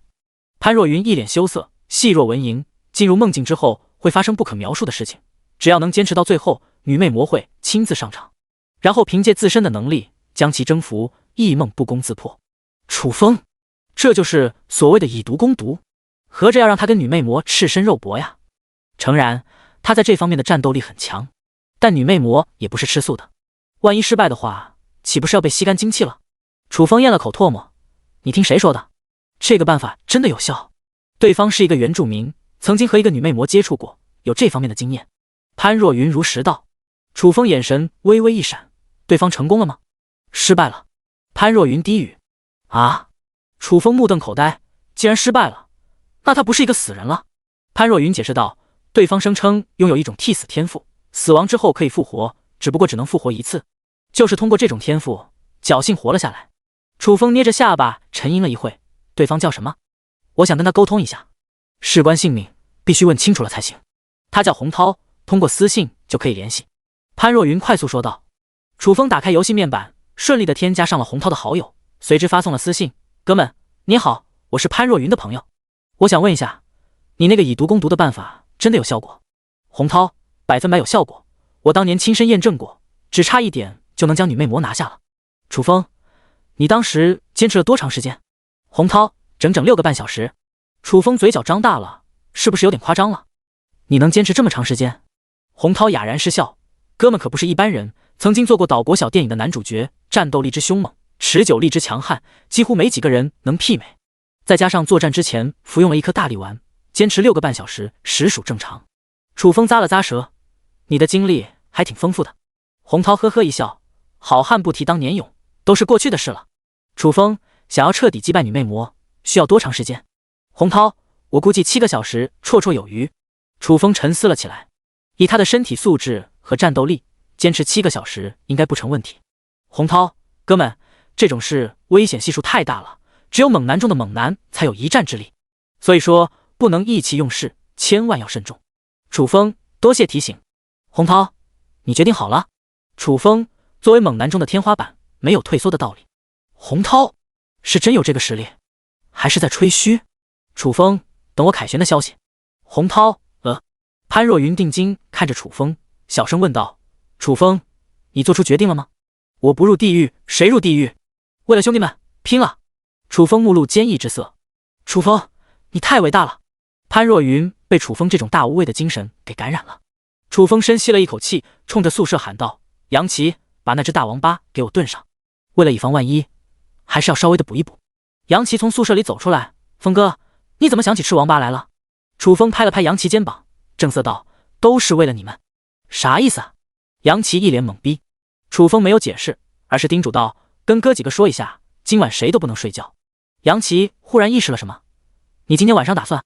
楚风目光深邃，单刀赴会，亲自跟女魅魔过2招。风哥，你为了我们不惜牺牲自己，我真的不知道该说什么是好了。杨琪感动得一塌糊涂。什么都不用说，记在心里行了。楚风悠悠道。杨琪愣住了。去准备吧。楚风吩咐了一声，杨琪随之叫上宋成刚几人一起进入了食堂。现在的他还比较虚弱，要收拾那么大的一只王八有点困难，只能多找几个人帮忙。杨琪，咱们中午吃王八，这玩意好吃吗？宋成刚好奇地问道。杨琪白了一眼，不是咱们吃的，是专门给峰哥炖的。峰哥一个人都吃得了这么大个的王八，那还不等不死啊？宋成刚张大了嘴巴。杨琪沉声道：你以为峰哥想吃啊？他都是为了咱们。宋成刚微微一愣，你说明白点，是这么回事？杨琪低语了几声，弄清楚原因，宋成刚眼睛湿润了。这么说的话，这只大王八有可能是峰哥奔赴战场的最后一餐了。杨琪，这话好像也没毛病。楚风一旦失败，也就代表了死亡。小雪怪，楚风把雪兽叫到了身边。你刚才想跟我说什么？雪怪委屈巴巴的道：老大，我想换个地方住。楚风心知肚明，雪兽一定是被智能战车这个话痨折磨的够呛，这才会提出换地方。于是问道：你想住哪？牛棚和狗窝都行，只要不和小汽车住一个地方，我都能接受。雪兽不假思索。楚风捏了捏下巴：你不是说牛魔他们智商低下，不愿意与其为伍吗？那是我没有认清自己的定位，我其实也是一只智商低下的动物，跟他们在一起正好合适。雪兽给出了解释。楚风哑然失笑：那你就过去吧。多谢老大。雪兽飞速地跑到了牛棚前，敲了敲房门：牛牛，给我腾个地方，我今晚住你这，没问题吧？牛魔打开房门，瞪了雪兽一眼：滚蛋！雪兽气不打一处来：你干嘛骂我？牛魔冷冷一笑：你之前跟老大的对话我都听到了，你特么的才是一只低智商的动物。雪兽微微一怔：牛哥，你能听我解释吗？咣当，牛魔直接关闭了房门。第183章峰哥，大王八和虎鞭已经给你炖好了。吃了闭门羹，雪兽又把主意打到了小黑身上。狗哥，跟你商量个事。小黑正趴在狗窝里睡觉，听到动静微微睁眼，怒视着雪兽：你是不是眼瞎？雪兽立刻就反应了过来，连忙道歉：对不起豹哥，我刚才看花眼了。小黑白了一眼，没好气地问道：找我什么事？雪兽嘿嘿一笑：我不是没地方住吗？想要在你这里借宿一晚。小黑打量了雪兽一眼，随之摇了摇头，我不喜欢和低智商的动物住在一起，我怕被传染了。雪兽，这种被孤立的感觉真的很让他郁闷。操，瞧不起谁呢？雪兽骂咧了一句，垂头丧气的离开了。这一幕恰巧被楚风看到了，小雪怪怎么一副闷闷不乐的样子？是不是遇到不开心的事了？说出来让我乐呵乐呵。雪兽沉默了，把自己的快乐建立在别人的痛苦之上，还有人性吗？雪兽在心里腹诽了一声，抬头看着楚风，气愤道：老大，牛牛他们狗眼看人低，说我智商低，不愿跟我在一起，就为这个生气？楚风挑了挑眉，难道不应该生气？雪兽反问。楚风意味深长地说道：给你举个例子，如果有人说我丑，我会生气吗？我不会，因为我的颜值摆在这，对方之所以这么说，多数是嫉妒我。但如果真的生气了，那就证明确实长得丑，不愿意面对现实。这种情况就跟牛牛说你智商低是一样的。雪兽琢磨了一会，很快回过味来了。楚风分明在变招法的说他智商低啊，太可恨了。跟你开个玩笑，别当真。楚风呵呵一笑，既然牛牛他们不收留你，你干脆去大棚吧，里面还是很温暖的。也对。雪兽眼睛一亮，老大，我去大棚看看。等一下。楚风打断一声，伸手按在了雪兽的脑袋上，暗联系系统，系统异变雪兽。异变刷新时间到了，是时候改造雪兽了。异变中，异变成功，雪兽异变成元素精灵。下一刻，一片璀璨的光芒绽放开来，完全将雪兽笼罩了起来。持续了3秒，光芒消失，出现在面前的是一只稍微大一点的雪兽。从外形上看，没有太大的改变，无非就是胖了一点，看似更圆滚了。刚才怎么回事？元素精灵一脸茫然。楚风淡淡一笑，感受一下，跟之前有何变化？我靠！元素精灵忽然惊叫了一声，莫名其妙的，怎么拥有了沟通所有属性的能力了？有了这种能力，比原先强大了10倍不止。元素精灵傻傻的看着楚风，老大，你对我做了什么？楚风淡定道，稍微给你改造了一下，不用大惊小怪。元素精灵内心翻起了惊涛骇浪，稍微一改造就能让他变得如此强大，这是什么手段？简直神乎其技，恐怕只有神明才能做得到吧。元素精灵顿时惊为天人，老大，你太牛逼了，跟在你身边是我这辈子最明智的选择。一听这话，楚风气不打一处来，少他妈的假惺惺，之前叫你做我的灵宠，你是百般推辞，跟茅坑里的石头一样，又臭又硬，我都想弄死你了。元素精灵讪讪一笑，年轻人总会犯错误的，你别跟我一般见识。楚风轻哼一声，随又问道，现在的你已经进化到了全新形态，你是通过什么晋升等级的？吞噬能量石。元素精灵不假思索，这……楚风有些苦恼了。玄天神龟也是通过吞噬能量石提升等级了，现在又多了一个元素精灵，等于有2个吃货，真是一件幸福又烦恼的事。但元素精灵的潜力摆在这，哪怕勒紧裤腰带也要帮他升级。楚风一咬牙，跟我走。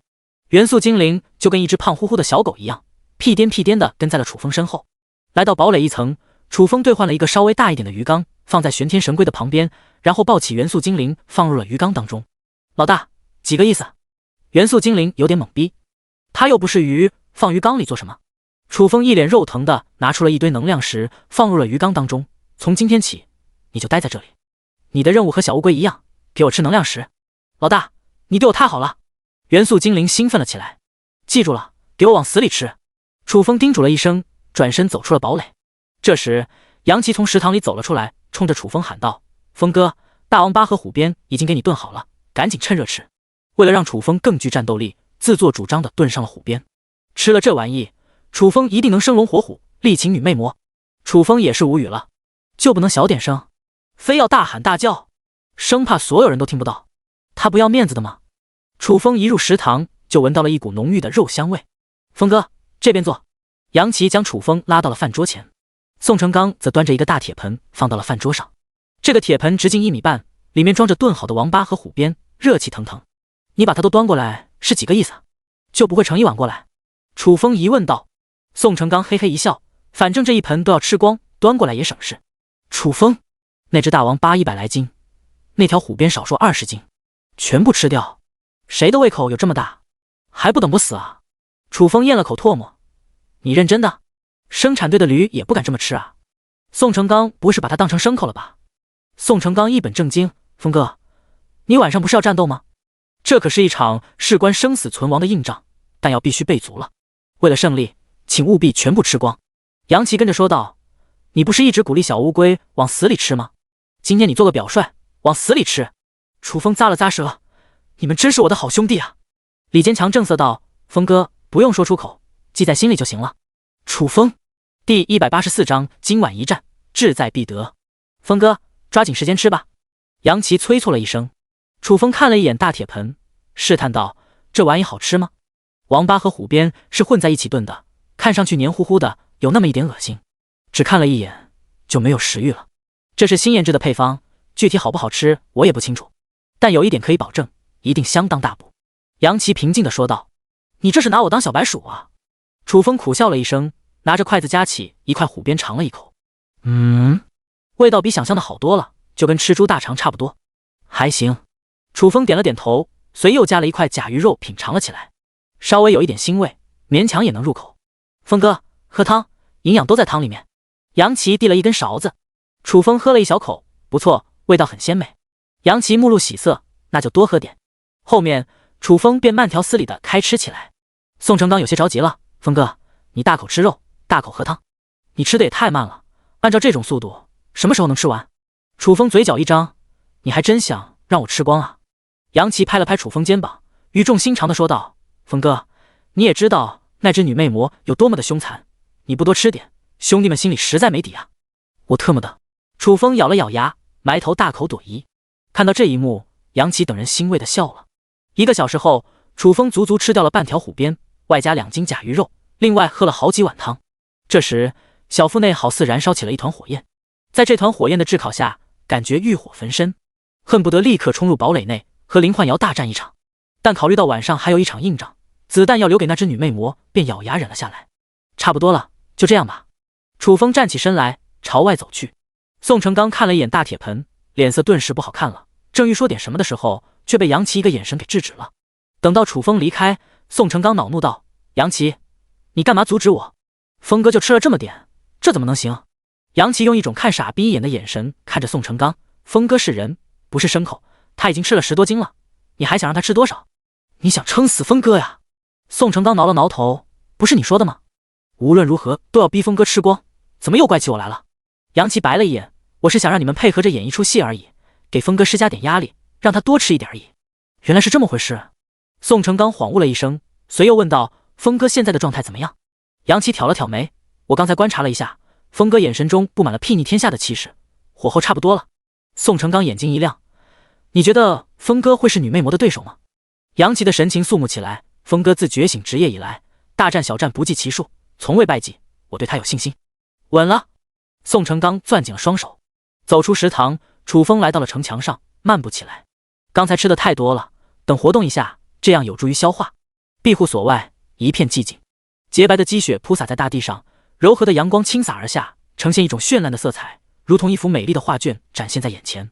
景色宜美，令人心旷神怡。不过楚风清楚，此时的赤峰荒原无人区看似平静，实则暗藏汹涌，说不定下一刻就会有新的危机出现。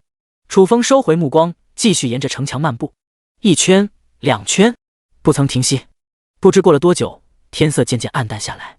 楚风依旧在城墙上散步。“风哥，饭做好了，下来吃饭吧。”杨琪喊了一嗓子。又到饭点了。楚风咂了咂舌，中午吃的东西到现在还没消化呢。一听吃饭就头大。楚风叹了口气，走下城墙来到食堂，看着饭桌上重新加热的王八汤，一股恶心感涌上了心头。杨琪，给我煮碗小米粥，已经补得可以了，不能继续补了。风哥，你怎么能喝小米粥呢？宋成刚不愿意了。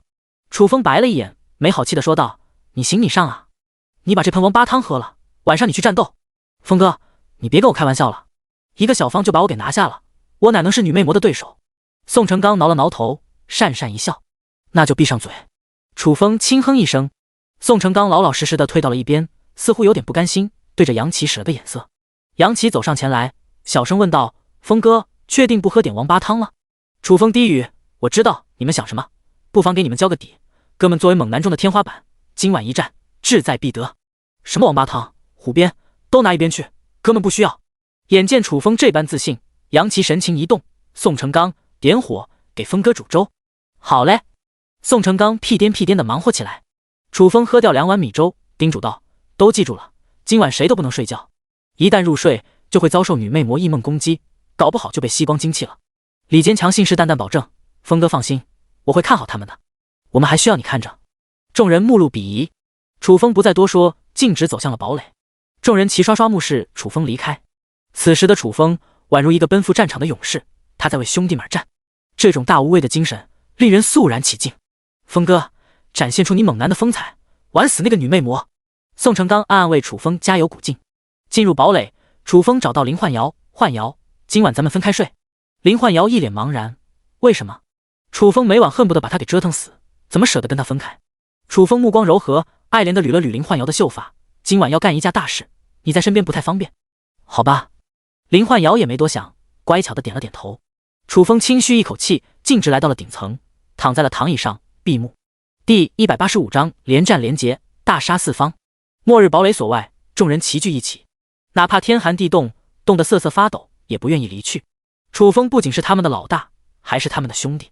现在楚风只身奔赴战场，生死难料，他们能做的就是在这里默默为楚风祈祷。杨琪，风哥开始战斗了吗？宋成刚小声问道。风哥刚进去10几分钟，应该还没睡吧？杨琪猜测道。他猜得不错，楚风此刻辗转反侧，怎么也睡不着。别说睡了，精神还特别的饱满，完全可以说是生龙活虎。很可能是甲鱼和虎鞭吃多了的缘故。这样可不行，不睡觉的话，怎么跟女魅魔交手？楚风想了一下，点开游戏面板，给杨琪发送了一条私信：杨琪，利用你的天赋助我入眠。杨琪，风哥，你等级太高了，意志力又这般强大，我的天赋恐怕对你不起作用。楚风，不试一下怎么知道？快点吧。杨琪忽然轻唱起来：睡吧，睡吧，我亲爱的宝贝。众人莫名其妙的，杨琪怎么唱起歌来了？这大晚上的，有点惊悚啊，不会是鬼上身了吧？杨琪一曲作罢，如释重负的喘息起来。郑鹏试探道：杨琪，你没事吧？是不是受什么刺激了？你才受刺激了。杨琪白了一眼，刚才利用天赋帮助风哥入睡呢。哦。众人恍悟。宋成刚有点紧张了，战斗马上就要打响了，风哥挺住。楚风突感一股沉睡的意志涌上了心头，知道是杨琪的天赋起作用了，并没有抵抗。渐渐的，脑海开始昏沉，睡意袭来，最终进入了梦乡。下一刻，出现在了一个干净整洁的房间里。房间的一侧摆放着一张大号双床，上面铺了一张白色床单，四周的白色墙壁上没有任何的装饰，使得整个房间看起来格外的简洁明亮。地面铺着一层柔软的地毯，给人一种温暖的感觉。这个房间虽然简单，却给人一种温馨的舒适感。咔嚓！忽然，房门慢慢开启。楚风转头看去，心想着是不是昨天的那个18号技师出现了。等到房门打开，一个身穿黑色制服、性感妖娆的年轻貌美女子缓缓走了进来。黑色制服紧紧地贴合着她的身体，展现出完美的身材曲线。制服的设计简洁大方，但却散发着一种诱惑的气息，让人不禁想要探索更多。长发披散在她的肩膀上，轻轻地拂过白皙的肌肤，营造出一种迷人的氛围。她的妆容十分精致，深邃的眼线和浓密的睫毛让她的眼睛更加明亮动人，而鲜艳的红唇则为她的整体造型增添了一份艳丽。表情也十分迷人，嘴角上勾起的微笑散发出一种自信而优雅的气质。精致的容颜和优雅的气质结合在一起，令人为之倾倒。啊！楚风目瞪口呆起来，眼前的这个女子不就是迪丽热巴吗？好你个女魅魔，专挑软肋下手，实在太卑鄙了。楚风一咬牙，飞扑上去，将迪丽热巴扑倒床上。一场惨烈的战斗开始了。1个小时后，迪丽热巴败下阵来，首战告捷。咔嚓！房门轻轻打开，一个酷似杨幂的年轻女子走了进来。双方对视了一眼，没有任何的交流，迅速展开了厮杀。楚风的战斗力真不是盖的，主打的就是一个生猛，仅仅用了半个小时，就将杨幂斩落马下，赢下了第2场胜利。这时，房门第3次开启，扎着马尾辫，模样清纯，好似刘亦菲的女子走入。来吧！楚风无所畏惧，战斗再次打响。刘亦菲最终落败，时间为1小时。3战全胜，楚风并没有大意，因为他知道更为强大的对手还在等着他呢。果不其然，又有2名女子走了进来。从相貌判断，好似古力娜扎和高圆圆。以一敌2有些难度，但楚风丝毫不怂。猛男就要有猛男的风采。楚风稍微展示了一下实力，有惊无险地击败了对手。用时1小时20分钟。随后又有一名女子进入了房间，她的容貌极为冷艳，仿佛是一朵盛开在冰山上的花朵，散发着一种凛冽的气息。她的脸型近乎完美，下巴尖尖的，呈现出一种瓜子脸的美感。她的肌肤白皙如雪，毫无瑕疵，宛如玉雕般。她的眼睛大而明亮，眼神中透着一种冷漠与神秘。她的双眉微微上挑，给人一种轻蔑而又自信的感觉。她的嘴唇红润而饱满，嘴角微微上扬，透露出一抹不易察觉的笑容，仿佛是在向世人宣告她的美丽与傲慢。她的衣着更是凸显出冷艳与妖媚，身着一袭华丽的黑色长裙，裙摆在她的脚下拖拽着，仿佛是一朵盛开的黑色花朵。裙子的质地轻盈如雨，随着她的动作飘动着，展现出一种优雅而又神秘的气质。她的上衣是一件紧身的黑色蕾丝衬衫，勾勒出完美的身材曲线，展现出她的性感与魅力。脖子上挂着一条璀璨的宝石项链，闪烁着耀眼的光芒，为她的整体造型增添了一份奢华与高贵。她身材高挑而修长，比例堪称完美，腰身纤细，不堪一握，轻盈柔美。她的双腿修长而笔直，穿着一双黑色的高跟鞋，更是将她的身材衬托得淋漓尽致。她的每一个动作都充满了自信与优雅，仿佛是一位天生的舞者。她的身姿曼妙，如梦如幻。她的美丽与冷艳让人无法忽视，仿佛她是这个世界上唯一的焦点。冷艳女子注视着楚风，眉黛轻挑，邪魅一笑：“人类，你很强，超乎了我的想象，所以我来了，亲自来会会你。”楚风虚眯着双目打量了对方一眼，冷冷道：“你就是那个女魅魔？”冷艳女子笑容不语，既没有承认，也没有否定。楚风轻哼：“人不犯我，我不犯人，是你主动来招惹我的。哥们今天一定狠狠的给你上强度，叫你痛不欲生。来啊！”冷艳女子目中秋波流转，挑逗一声：“等着我的制裁吧。”楚风扑了上去。第186章激战8小时，拿下女魅魔。战斗瞬间打响，相比之前的几战，这一战要更加的猛烈残酷，可以说是天昏地暗，日月无光。这一战必将载入史册，在历史的长河中留下浓墨重彩的一笔。楚风竭尽所能，死战不退，凭借强悍的身体素质和超凡的意志力，一直占据战场的主动。激战1个小时，冷艳女子落入下风；2个小时出现了败退迹象；3个小时狼狈不堪，苦苦挣扎；4个小时眼神迷离，大脑一片空白，彻底被楚风征服。你赢了！冷艳女子悠悠叹息一声，身影渐渐消失。下一刻，楚风回到了堡垒内，重重的跌倒在了地上，剧烈的喘息起来。这一战太过凶险，一直处于高强度的作战状态当中，即便是以他的身体素质，也是吃不消。此时感觉浑身骨头散架了一般，一股强烈的虚弱感涌上了心头。楚风咬着牙，强撑着从地上爬起，亦步亦趋地走到了第3层。第3层，林焕瑶一直在默默等待，看到楚风出来的那一刻，小跑上去：“楚风，你怎么了？”楚风面色苍白憔悴，气息虚弱，走起路来摇摇晃晃，就好似与人大战了300回合，身受重创一样。没事。楚风勉强挤出一丝笑容：“扶我出去。”他要将力擒女魅魔的消息告知大家，让大家一起分享喜悦。堡垒外生了一堆篝火，众人披着棉被围坐在篝火旁。此时的他们个个神情木讷，内心忐忑。楚风已经战斗了接近8个小时了，战况如何？能挺到最后吗？吱呀！忽然堡垒门敞开了，林焕瑶搀扶着楚风走了出来。风哥！众人全都激动了起来。楚风既然活着走了出来，就说明他打败了女魅魔。足足8个小时啊，这是何等强悍的战斗力！不愧是猛男当中的天花板，实至名归。楚风缓缓抬起右手，做了一个握拳的手势：“拿下！”风哥牛逼！众人欢呼起来，欢呼声直冲云霄，响彻在这个庇护所上空。楚风嘴角一撇，双目一闭，昏厥了过去。与此同时，距离庇护所数百公里远的一座地窟当中，冷艳女子瘫坐地上，嘴角上噙着一抹血渍，苍白的面孔下是一副凄楚的表情。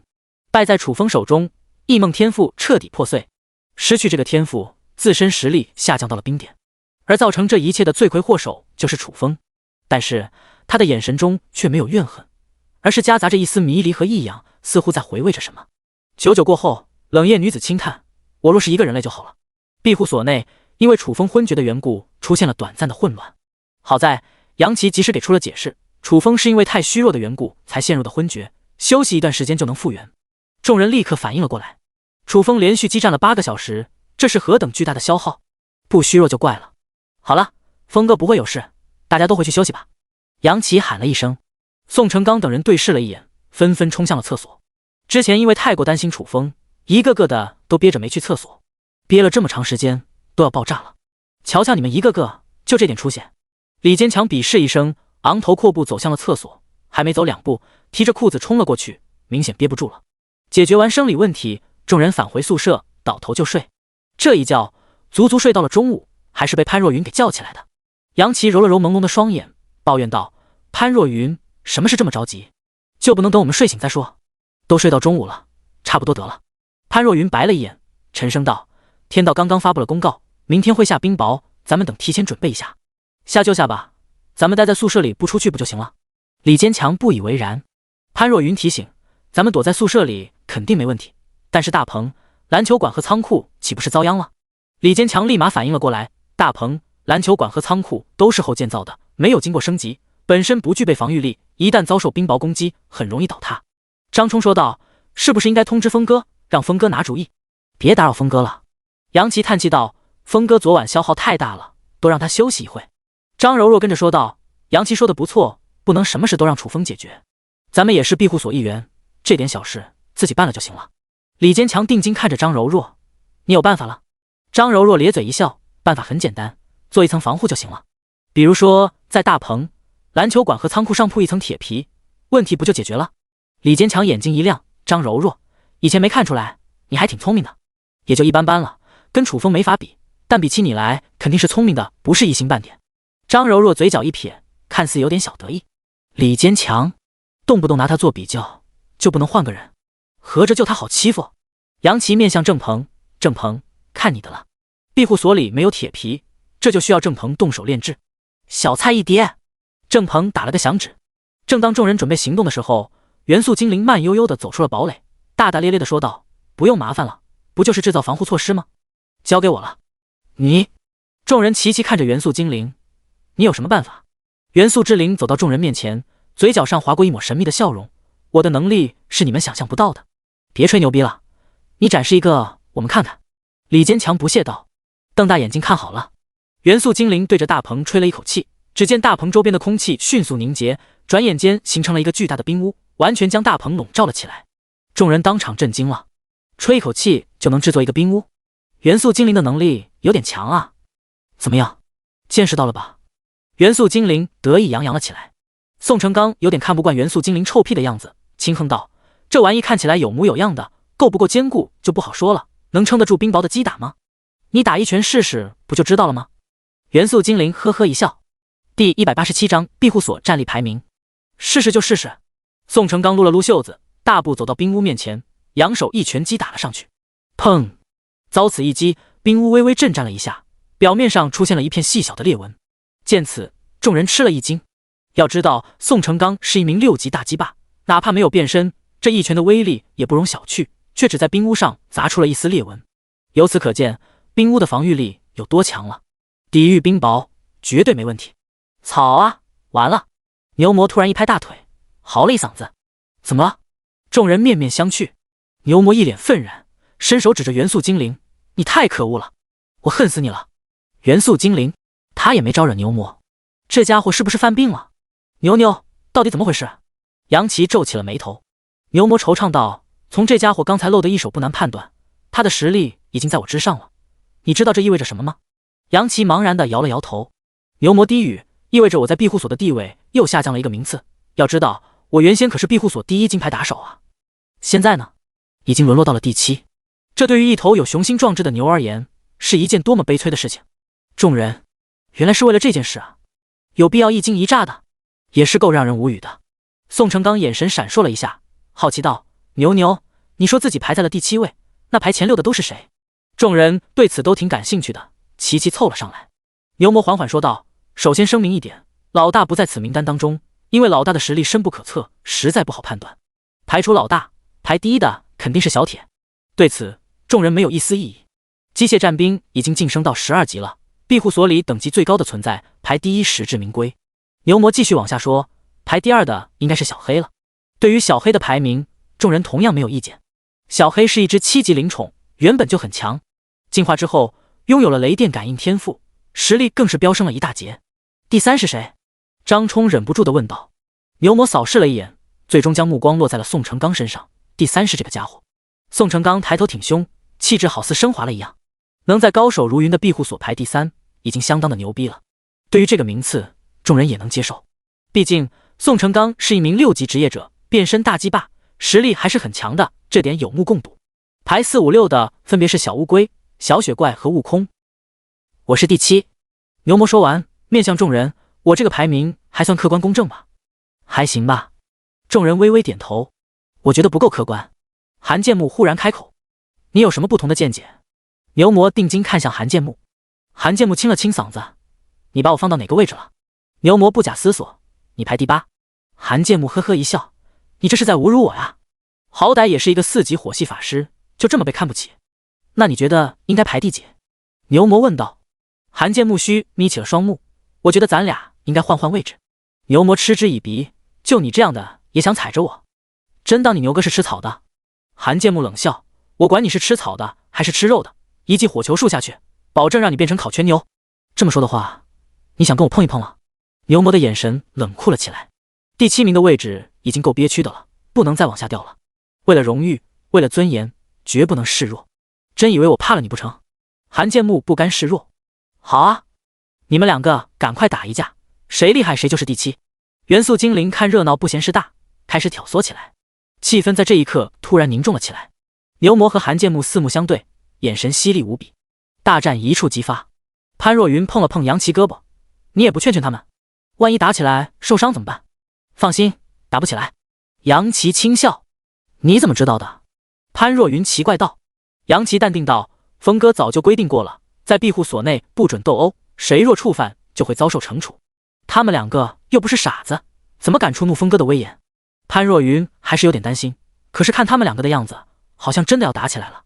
杨琪目中闪烁着智慧的光芒，这两个家伙无非就是在装逼找存在感而已，我早已看穿了一切。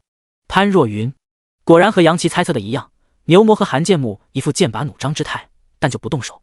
宋成刚有些不耐烦了，你们两个在思考人生吗？能不能快点？闭上你的嘴，跟你有关系吗？牛魔和韩建木站在了统一战线，同仇敌忾。你们……宋成刚张大了嘴巴，差不多得了，别浪费感情了，反正你们又打不起来。杨琪劝说了一声，谁说我们不打了？牛魔眼珠子一瞪，真男人不服就是干。韩建木声音洪亮。杨琪呵呵一笑，那你们打一个我看看。韩建木不屑道，我们都是文明人，不打架，我们可以比别的。对，我们比别的。牛魔附和一声。李坚强试探道，你们打算比什么？牛牛，你说比什么？我奉陪到底。韩建木问道。牛魔努力思考了一下，咱们比撒尿，看谁尿得远。这是个好主意，咱们就比这个。随后一人一牛勾肩搭背走向了厕所。众人大跌眼镜，比撒尿？亏他们想得出来，真是两个奇葩。你们两个稍等一下。忽然一个苍老空旷的声音响彻在了耳边，说话的不是别人，正是战争古树。老战，你有什么事？牛魔抬头看着战争古树。战争古树咧嘴一笑，对于你刚才的排名，我不是很赞同。牛魔微微一怔，你什么意思？真正古树淡然道，为什么我不在排名之列？难道我排在了7名开外？牛魔张大了嘴巴，老战，你是一棵树，有必要参加排名吗？以战争古树的实力，绝对能杀入前3之列。可是这样一来，他的名次岂不是要下滑到第8了？这怎么能行？第188章因祸得福。非也非也。战争古树呵呵笑道，我也是团队中的一员，当然有资格参加排名了。一个虚名而已，没必要这么在意吗？你还是老老实实冬眠算了。牛魔语重心长地说道。战争古树认真道，看似一个虚名，实则关系着在庇护所的地位，我必须争一争。没想到你会是一棵爱慕虚荣的大树，真让我鄙视。牛魔暗暗吐槽了一声，无奈道，既然你这么坚持，那我就给你排个名次好了。你和小黑并列排第2，你觉得如何？并列排第2的话，他依旧在第7的位置，名次就不用下滑了。还行吧。战争古树满意的点了点头，闭上眼睛重新冬眠。吱呀！就在这时，堡垒门打开了，林焕瑶和楚风迈步而出。风哥！众人惊喜不已，齐齐围拢了上来。风哥，你感觉如何？杨琪关心地问道。感觉还不错。楚风微微一笑，休息了将近10个小时，多少恢复了一些精气神。当然，毕竟超负荷大战了8个小时，浑身仍旧有些酸痛乏力。不愧是老大，属实牛逼！众人暗暗感慨。换成别人大战8个小时，至少要在床上躺10天半个月。反观楚风，这么短的时间就能下床走动，身体素质之强悍，简直就是非人类的存在。楚风眯眼扫视了一圈，当看到大棚外多了一个冰屋的时候，好奇道：“这个冰屋是谁弄出来的？什么作用？”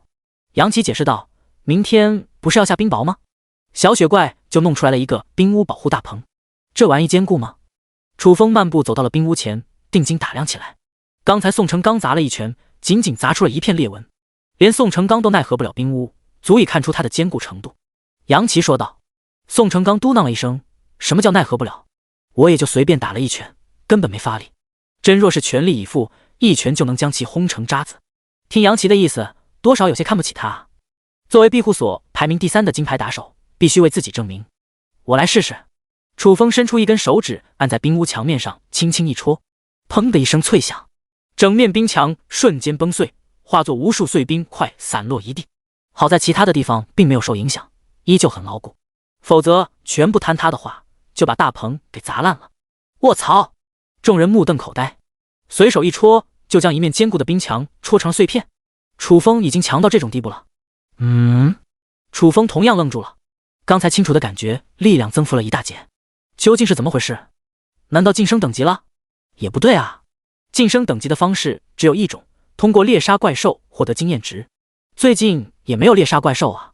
楚风沉吟了一下，点开了属性面板，只见上面清楚的显示等级为11级。见此，楚风呆滞了，居然真的晋升等级了，而且一下子晋升了4个等级，这就有点诡异了。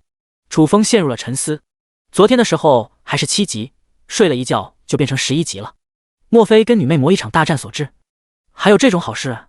这不是因祸得福吗？楚风也没在这方面纠结，对他而言，晋升等级只有好处没有坏处。随着等级的提升，实力飙升了一大截，哪怕面对卢清福和白诗宁这种级别的强者，不动用式神的前提下，依旧有十足的信心将其击败。想到这一点，楚风的嘴角不由得上扬起来。风哥，想到什么开心事了？杨奇好奇道。没什么。楚风敷衍了一声，转而吩咐道：继续让小雪怪制造冰屋，确保所有的建筑物都不能遭受破坏。明白。杨奇点头。楚风随后返回了堡垒内，躺在大床上，拿出了一颗能量石，系统异变这颗能量石。按照原先的计划，打算将所有的祈祷之石异变，争取异变出一颗神奇之石，帮助林幻瑶提升实力。但现在的情况，多了玄天神龟和元素精灵2个吃货，能量石的消耗太大了，完全不够用，只能改变主意，异变能量石了。如果能异变成一颗永恒能量石，一切问题都迎刃而解了。异变中，异变成功，能量石异变成特大号能量石。下一刻，金光一闪，手里的能量石变成了一颗西瓜大小的能量石，就体积而言，差不多是原先的500倍大。这次异变等于收获了500颗能量石。对于这个结果，楚风还算是满意。稍后，将特大号能量石收入空间戒指，开始休息起来。翌日清晨，天空上乌云密布，狂风呼啸，黑压压的一片，仿佛夜幕降临。突然间，一道白色亮光划破夜空，紧接着是一声脆响，只见一颗鸡蛋大小的冰雹狠狠砸在了城墙上，发出了沉闷的撞击声。紧接着，破空声此起彼伏，无数冰雹从天而降，密集地砸向地面，有的像石子一样大，有的像鸡蛋一样大，甚至还有拳头大小的。它们降落在庇护所当中，无情肆虐，发出了雨打芭蕉撞击声，仿佛要把整座庇护所摧毁。众人惊恐地望着窗外，只见冰雹越来越密集，越来越大，好似一场噩梦降临。我的妈呀，这哪里下冰雹，分明是下石头啊！李坚强狠狠地咂了咂舌。庇护所外，茫茫雪原上，地面上砸出了一个个大坑，溅起了一片片雪花。雪花和冰雹混合在一起，形成了一片混乱的景象。此时的赤峰荒原无人区好似在经历一场洗礼，一场审判。这场冰雹足足持续到了傍晚才算结束。庇护所内一片狼藉，地面上铺满了一层大小不一的冰雹。元素精灵制作的冰屋被砸得千疮百孔，但好在顶住了冰雹的冲击，成功的保住了建筑物。楚风走出堡垒，扫视了一眼，招呼道：大家一起动手，将冰雹清理出去。零下50度的天气下，这些冰雹是不会融合的，硬的跟石头一样，踩在上面很容易硌脚，必须清理干净了。众人齐齐走出宿舍，拿上铁球行动起来。结！忽然间，一个毛骨悚然的笑声回响在了庇护所上空。第189章秒杀冰雹巨人。什么声音？众人目露惊恐。这一声长啸宛如恶魔的嘶吼，令他们顿感头皮发麻，灵魂都能站立了起来。小汽车，探查一下。楚风依旧保持着镇定。智能战车探查完毕，当即汇报，楚风是一个冰人。啥玩意？你能不能说明白点？楚风蹙起了眉头。冰人是异族人，还是雪兽，亦或者是怪兽？我也说不清楚，你自己看看就知道了。智能战车含糊不清地说道。楚风不再多问，径直登上了城墙。宋成刚等人对视了一眼，紧随在了楚风身后。庇护所外，茫茫雪原当中矗立着一个30米高的白色巨人。仔细看会发现，它是由无数颗冰雹拼接而成，每一颗冰雹都紧密相连，形成了一个坚固的整体。外表晶莹剔透，内部闪烁着耀眼的光芒，分明就是一个冰雹巨人。它的头部是一个磨盘大小的冰雹，形状酷似一颗龙头，口中喷出的寒气让人不寒而栗。它的眼睛是由2颗闪亮的冰雹组成，闪烁着冷酷的光芒，仿佛在审视这个世界。冰雹巨人的手臂粗壮，上面覆盖着一层厚厚的冰层，呈现一种坚固和力量的美感。它的双腿则是由无数颗冰雹组成的巨大支柱，好似2棵擎天巨树的树干，可以支撑庞大的身体在地面上行走。蓦然，冰雹巨人转头看向了庇护所，仰天长啸一声，声若惊雷，席卷整个赤峰荒原无人区，深深刺激着每个人的神经。这是个什么玩意？眼见冰雹巨人如此凶威，众人脸色一变再变。小汽车，这家伙什么等级？楚风平静地问道。12级。智能战车不假思索。楚风嘴角上划过一抹轻蔑之色，暗暗嘀咕：你最好不要招惹我。以他现在的实力，对付一个12级也就一拳的事。一声嘶吼过后，冰雹巨人迈着大步朝庇护所逼近过来，每一步下去都能踩出一个巨坑，踩得地面隆隆作响。他冲咱们来了！众人内心颤抖了起来。不慌，有我！机械战兵站了出来。只见他手持弯刀傲然挺立，眼神中没有丝毫恐惧，反而弥漫着一层兴奋，昂扬的战斗欲望尽显无疑，就好似一个孤独且强大的刀客，正在等待着对手的挑战。小铁，妙性！众人抖擞起了精神，心中的惊惧彻底消散。机械战兵是一个12级傀儡，有他在，确实不用担心什么。主人，让我出去灭了他！机械战兵申请出战。我来吧。楚风淡淡一笑。晋升11级之后，实在有点手痒难耐，正好拿冰雹巨人练练手，顺便验证一下自己的战斗力。啊！众人愣住了。楚风要亲自出马？他不是只有7级吗？相差了5个等级，能是冰雹巨人的对手？正当众人准备劝说的时候，楚风已经走下了城墙。咚咚！这时，冰雹巨人已经杀到了庇护所近前。庞大的身躯震得地面微微颤抖，连带着城墙都晃动了起来。咔！石门打开，楚风径直而出，走到距离冰雹巨人10米的距离，停下了脚步，抬头看着冰雹巨人。冰雹巨人同样停下了脚步，低头扫视着楚风。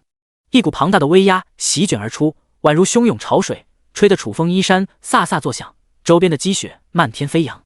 楚风伫立原地纹丝不动，脸上平静如水，目中闪烁着深邃之色。泰山崩于顶而面不改色，强者的风范在此刻展现得淋漓尽致，逼格也升华了不少。论装逼，还等是峰哥呀！李坚强羡慕地感慨了一声。峰哥能行吗？吴华清有些担忧了。楚风和冰雹巨人一对比，就好比是一只蚂蚁和一只大象的差距，给人一种蚍蜉撼树的感觉。峰哥从来不打没把握的仗。杨奇淡定道。也对。吴华清若有所思地念叨一声。楚风向来心思缜密，绝非莽撞之辈，如果没有十足把握，断然不会以身犯险。庇护所外，双方对视了一眼，冰雹巨人率先开口：人类，你为什不害怕？楚风揉了揉鼻子，只有弱者才会感觉恐惧，我为什么要害怕？冰雹巨人微微一怔，咧嘴一笑，不怕你装逼，等会有你哭的时候。那就来吧。楚风挑了挑眉，去死吧！冰雹巨人咆哮一声，抬起大脚对准楚风猛然一踏。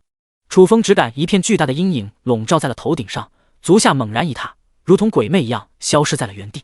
砰！冰雹巨人一脚踩下，地面崩碎，均裂出一片蛛网般的裂纹，疯狂地朝周边蔓延，一直延伸到了城墙脚下。太可怕了！众人看得心惊肉跳。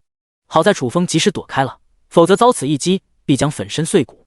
冰雹巨人一脚落空，目光一转，很快寻到了楚风的踪迹，轻蔑道：“你跑不掉的。”“谁说我要跑了？”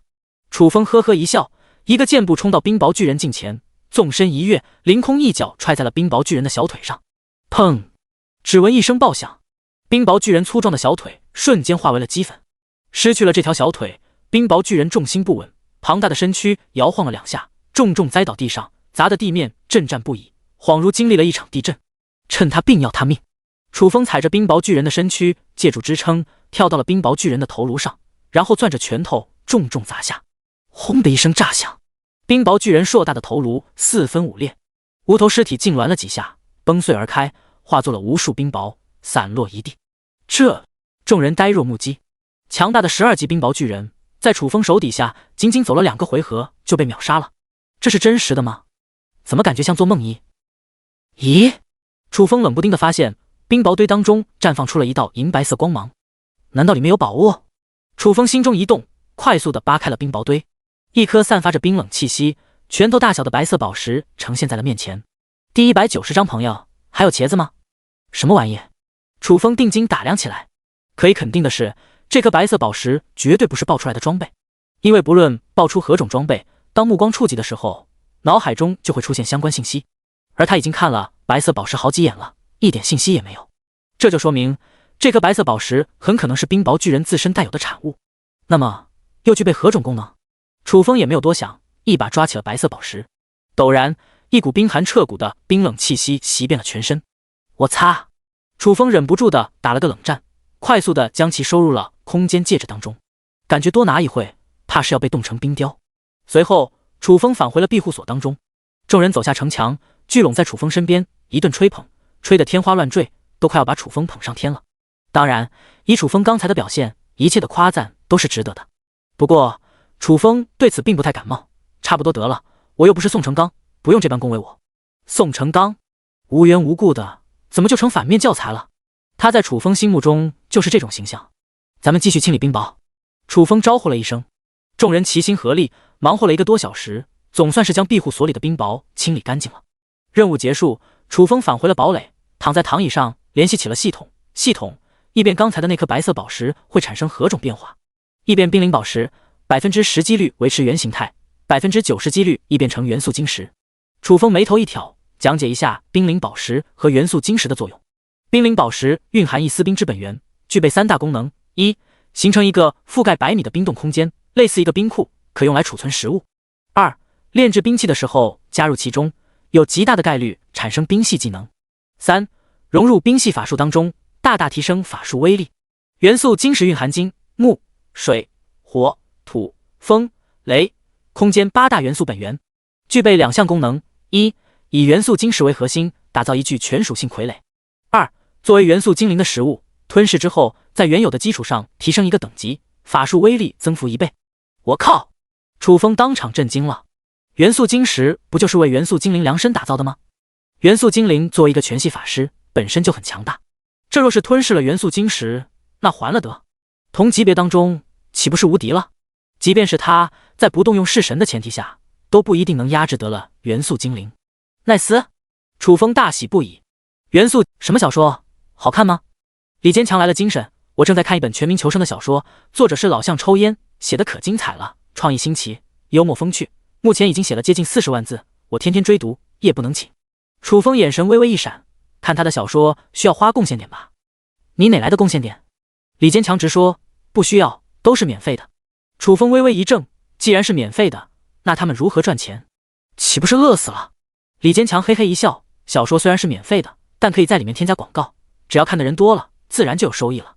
楚风还是第一听说这种赚钱的方式，不免有些好奇，老向抽烟赚得多吗？李坚强想了一下说道，具体赚多赚少我也不清楚，不过这家伙天天抱怨，说什么流量太少，快要饿死了之类的言论。其实我早已看穿了他，这家伙就想博取同情，索要打赏而已。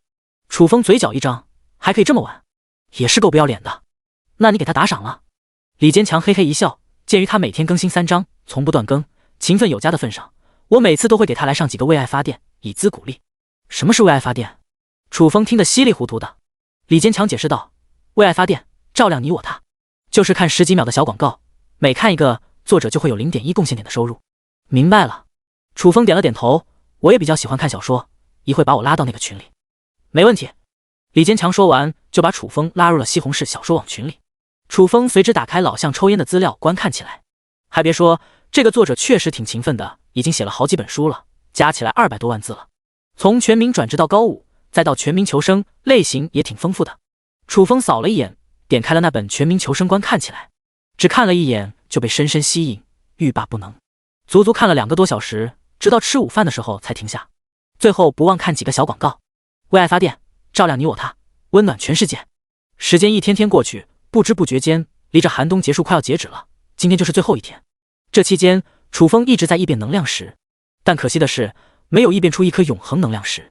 好在也没有失败过，得到了不少特大号和超大号能量石。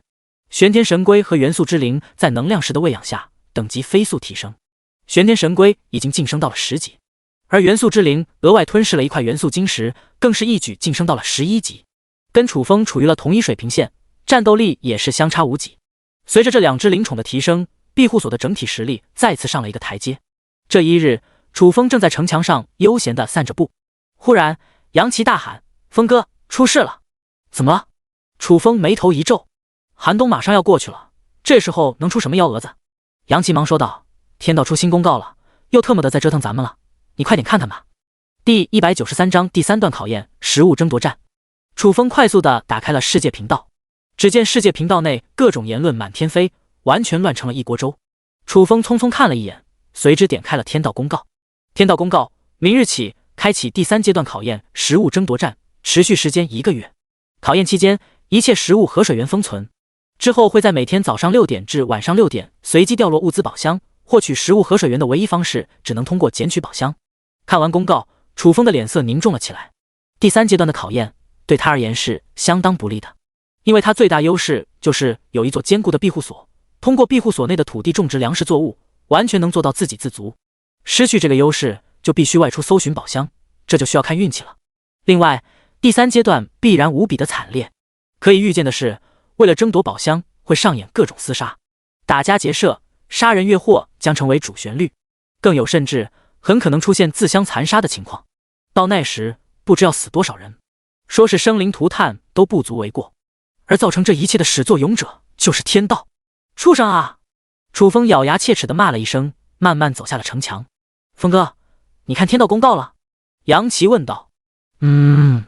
楚风点了点头。咱们如何应对？杨琪目中流露着一层担忧。李坚强大大咧咧地说道：有风哥在，什么事解决不了？怕个毛啊！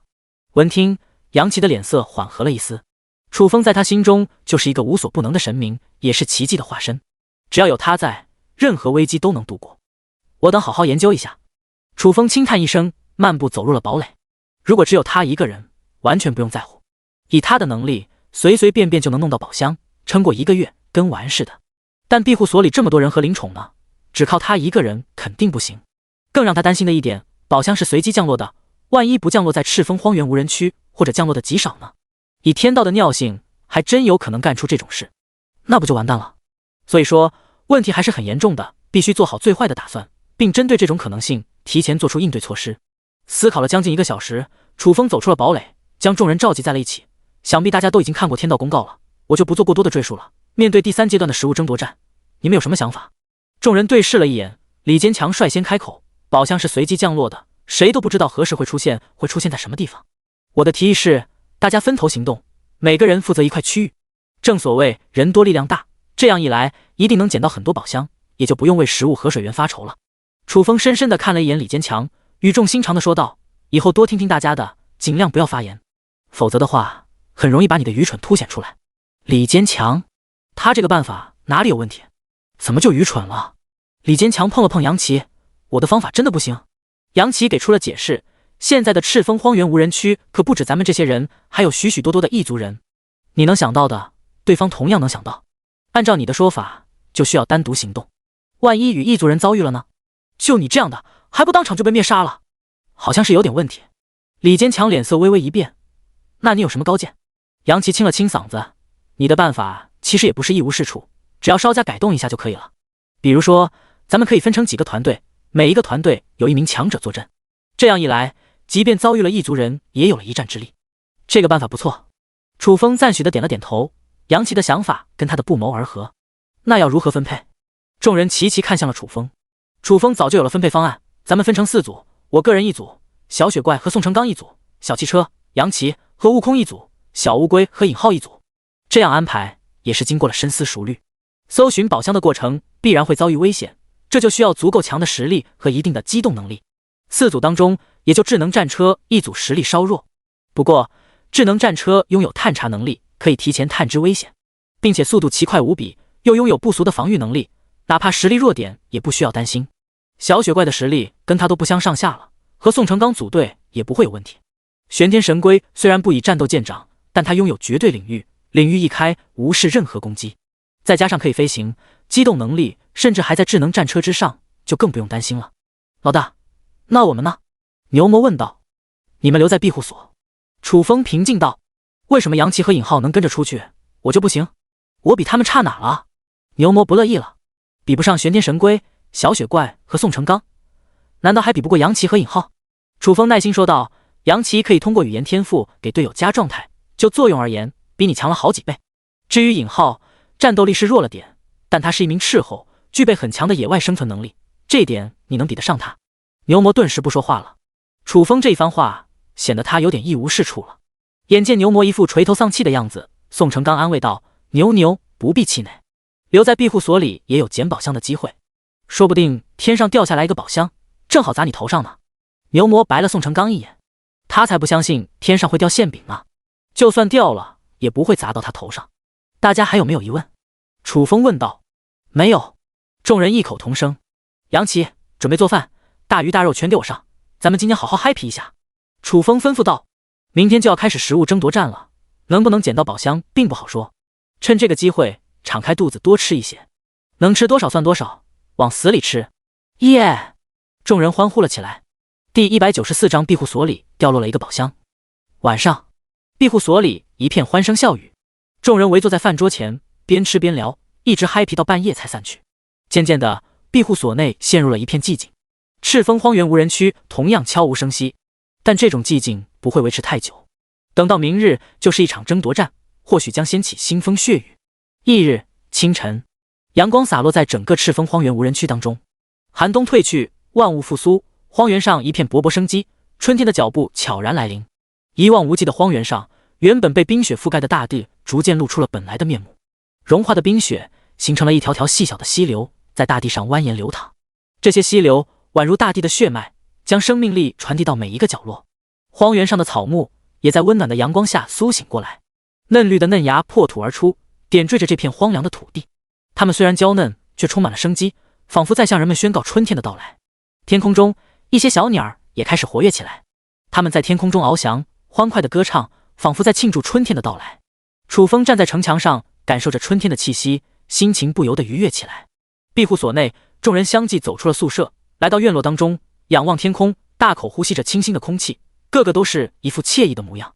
楚风驻足观望了一会，随之走下城墙，将众人召集在一起，叮嘱道：现在的赤峰荒原无人区危险重重，你们记住了，遇到了异族人尽量克制，最好不要起冲突。另外，我建立了一个好友群，遇到危险或者解决不了的事情，一定要在群里及时通知我。明白。众人点头。还有没有问题了？楚风问道。宋成刚当即说道：风哥，如果遇到异族人挑衅怎么办？楚风的目中闪烁起了深邃之色，人不犯我，我不犯人。如果是对方主动挑衅，打得过就给我往死干，不惯他毛病。打不过，赶紧跑路。明白了。宋成刚咧嘴一笑。各组都准备好了吧？按照昨天计划好的，现在就出发。楚风意气风发。就当众人准备行动之际，一个黑乎乎的东西从天而降，不偏不倚的正好砸在了牛魔的脑袋上。砰的一声，牛魔被一下子砸翻在了地上，直接给打懵了。啥玩意？众人目瞪口呆，齐齐朝黑色东西看了过去。当看到是一个黑色宝箱的时候，全都呆滞了。这不会就是物资宝箱吧？居然落进庇护所里来了，运气这么好的吗？操！什么东西砸的我？牛魔揉了揉脑袋，从地上爬了起来。宋成刚意味深长地说道：牛，我昨天怎么跟你说的？你就算留在庇护所，也可能有宝箱落在你头上。你看看，这不就成真了？啊！牛魔定睛一扫，当看清楚真的是一个黑色宝箱的时候，思绪有点停滞了。合着真的天上掉馅饼了。而且还砸在了他的脑袋上，这运气也是没谁了。峰哥，咱们打开看看吧。李坚强提议。行。楚风点了点头。到底是不是一个物资宝箱？里面装了什么东西？打开一看便知。在一众目光的注视下，李坚强走上前去，一把打开了宝箱。只见一片金光绽放过后，宝箱消失不见了踪影，取而代之的是10个铁皮罐头。是肉罐头。李坚强仔细的打量一眼，激动的大喊一声：太棒了！众人兴奋了起来。第一个宝箱就开出了肉罐头，这绝对是一个好兆头。今天有肉罐头吃了。牛魔咧着大嘴，哈哈大笑。李坚强走到牛魔身边，轻笑道：牛牛，这些罐头你可能吃不了。牛魔脸色一沉，宝箱砸在了我的脑袋上，我没有功劳也有苦劳，凭什么不能吃？李坚强低语：这是牛肉罐头。牛魔，身为一头牛，自然不能吃牛肉罐头。合着白白激动了，这叫什么事？此刻的心情真的可以说五味杂陈。好了，各组抓紧时间行动。楚风提醒一声，3个小组成员随之离开庇护所，分别朝着东西北3个方向而去。楚风没有急于离开，而是来到了林焕瑶身边。焕瑶，庇护所交给你了。林焕瑶轻咬薄唇，点了点头，美目中流露着一丝担忧。楚风，小心点。放心，不会有事。楚风笑了笑，伸手捋了捋林焕瑶额前散乱的秀发。我尼玛！牛魔暗暗吐槽了一声，动不动就秀恩爱，这谁受得了？就不能注意点场合？不知道周围这么多单身狗看着吗？有考虑过他们的感受吗？这种行为太不道德了，必须狠狠唾弃。走了。楚风招呼了一声，骑上荧光自行车，潇洒地离开了庇护所。城墙上，机械战兵看着楚风离去的背影，攥紧了弯刀，目光坚定。主人放心离开，这个家由我来守护。嫂子，这些牛肉罐头放哪？李坚强向林焕瑶询问。先放厨房里吧。林焕瑶平静道。好的。李坚强抱着罐头小跑去往了食堂。牛魔站在原地，郁闷地嘀咕道：为什么是牛肉罐头？就不能来几个猪肉罐头？神啊！可怜可怜我这头牛吧，给我来一个猪肉罐头宝箱吧。话音刚落，半空中飞落下来一个黑影，重重地砸在了脚边，赫然又是一个黑色宝箱。这……牛魔愣了一下，激动地冲了上去，一把打开了宝箱盖。只见一片光芒绽放中，10个铁皮罐头出现在了面前，赫然是10个红烧肉罐头，是猪肉罐头。牛魔嘀咕了一声，茫然看着众人：你们都听到我刚才说的话了吧？难道真是我的祈祷起了作用？众人一脸的目瞪口呆，他们确实听到了牛魔的祈祷，然后就掉落了一个宝箱。真有这么神奇？苏小小默默地站在一边，嘴角微微上翘，眼神中闪烁着与年龄不相符的睿智，好似早就预料到会发生这种事一样。第195章神奇的平板电脑。楚风离开庇护所之后，沿着一个方向一路骑行，因为宝箱是随机掉落的，也不知道会掉在哪个地方，只能漫无目的的搜寻。寒冬退去之后，赤峰荒原无人区恢复了往日的生机，那些野草以近乎疯狂的速度生长，短短的几个小时内长到了10几厘米高。目中所见，一片青玉之色，充满了活力与美感。但楚风却没有心情欣赏。搜寻了2个小时，居然连一个宝箱影子都没看到，这就有点郁闷了。楚风舔了舔发干的嘴唇，不由得打开了空间戒指。空间戒指当中储存了大量的瓶装矿泉水，真想拿出来喝一瓶。只是天道早就施加了限制，这些矿泉水根本拿不出来，也只有眼馋的份。唉，楚风叹息一声，关闭了空间戒指，随之打开了聊天群。自己这边毫无收获，其他人呢？会不会跟他一种情况？赤峰荒原扛把子聊天群。张柔若，兄弟们，说出来你们可能不信，我们已经捡到3个宝箱了。宋成刚，真的假的？你们在哪捡到的？张柔若，就在庇护所里。宋成刚，我擦。杨琪，宝箱里都有什么？张柔若，第1个宝箱开出的是牛肉罐头，第2个开出的是猪肉罐头，第3个是10瓶矿泉水。尹浩，咱们庇护所真是一块宝地。张柔若，你们的收获怎么样？宋成刚，不怎么样，就捡到了1个宝箱，开出了10个面包。杨琪，我们还行，捡到了2个宝箱，开出了10斤挂面和10个肉夹馍。尹浩，我们也只捡到了1个宝箱，但开出了10只烤鸭。看到这里，楚风有点惆怅了。其他小组或多或少的都有收获，唯独他这个当老大的2手空空。这么一对比的话，是不是显得他有点废物了？杨琪，峰哥，你那边什么情况？捡到了几个宝箱？尹浩，以峰哥的能力，我估计最少捡到了2个。李坚强，你也太小看峰哥了，我打赌峰哥至少捡了10个。郑鹏，峰哥一直没有说话，估摸着正在捡宝箱呢，搞不好已经捡了100个以上了。潘若云，这就有点夸张了吧？楚风，捡宝箱跟能力没关系，主要和运气挂钩，我也就捡了几个而已，没你们想象的那么多。作为庇护所老大，到现在为止连一个宝箱没捡到，这就有点丢人现眼了，断然不能让其他人知道实情。李坚强，峰哥，你才捡了几个宝箱？我怎么那么的不幸呢？杨琪，峰哥这叫低调。楚风，不说了，抓紧时间寻找宝箱吧。关闭聊天群，楚风骑着荧光自行车继续搜寻，但可惜的是运气一直不太好，搜寻了半个多小时，还是一无所获，真是邪门了。楚风吐槽了一声，随之拿出地图观看起来。按照地图上标记的，此时所处的位置是一片草原，往南100里地是一个大湖泊，那个湖泊就是冷雅轩的领地。想来即便有宝箱坠落，也早就被冷雅轩给捡走了，就不用过去了。往东南方向走的话，相距20里地有一片小树林，楚风打算去这片小树林碰碰运气。正准备行动的时候，突发奇想，系统异变这张地图会出现何种变化？1%几率维持原形态，99%几率异变成无痕岛整体地形图。闻听，楚风心思一动，赤峰荒原无人区放在无痕岛，只能算一块很小的区域，那么整个无痕岛又该多么大？未知的世界就需要一步步探索。有了这张地图，算是开启了探索的第一步。楚风稍微沉吟了一下，按道：系统异变这张地图。异变中，异变成功，赤峰荒原无人区地形图异变成无痕岛整体地形图。只见金光一闪，地图消失不见了。下一刻，一个平板电脑出现在了手中。楚风愣住了，不是说异变成地图了吗？怎么变成平板电脑了？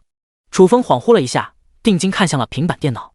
只见上面清晰地显示着一张地图，地图上方标志着几个字：无痕岛整体地形图，总面积2000万平方公里。楚风立刻反应了过来，原来地图呈现在了平板电脑上。不过无痕岛的面积也太大了吧，整整2000万平方公里，这还是一个岛屿，说是一块大陆也不足为过。楚风没有在这方面纠结，而是定睛看向了屏幕，很快发现屏幕的右上角有一个搜索框，这玩意是干嘛用的？莫非可以随意搜索无痕岛的各个区域？心动不如行动，楚风立刻输入上了赤峰荒原无人区。下一刻，屏幕上出现了一个红色小方块，一阵闪烁过后，最终落在了某一个不起眼的位置上。这个地点位于无痕岛最南边的一个犄角旮旯地方，不仔细看的话，甚至都发现不了。楚风伸出2根手指放在了红色小方块上，慢慢扩大，屏幕上的地图也跟着不停转化。很快，赤峰荒原无人区的整体地貌呈现在了面前，跟之前那张地图上描绘的一般无二。楚风眼睛一亮，这玩意功能还挺全面的，好比卫星地图，比普通的地图好用多了。接着，楚风以自身为中心，定位了周边50公里的范围。随着区域的缩小，画面愈发的清晰。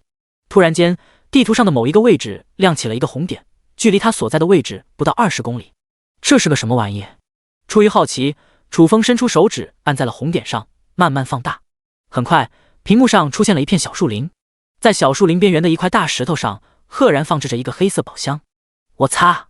楚风当场就惊了，原来红点代表的是宝箱啊！要知道，宝箱是今天才开始降落的，那岂不是代表平板电脑拥有实时监控宝箱的功能？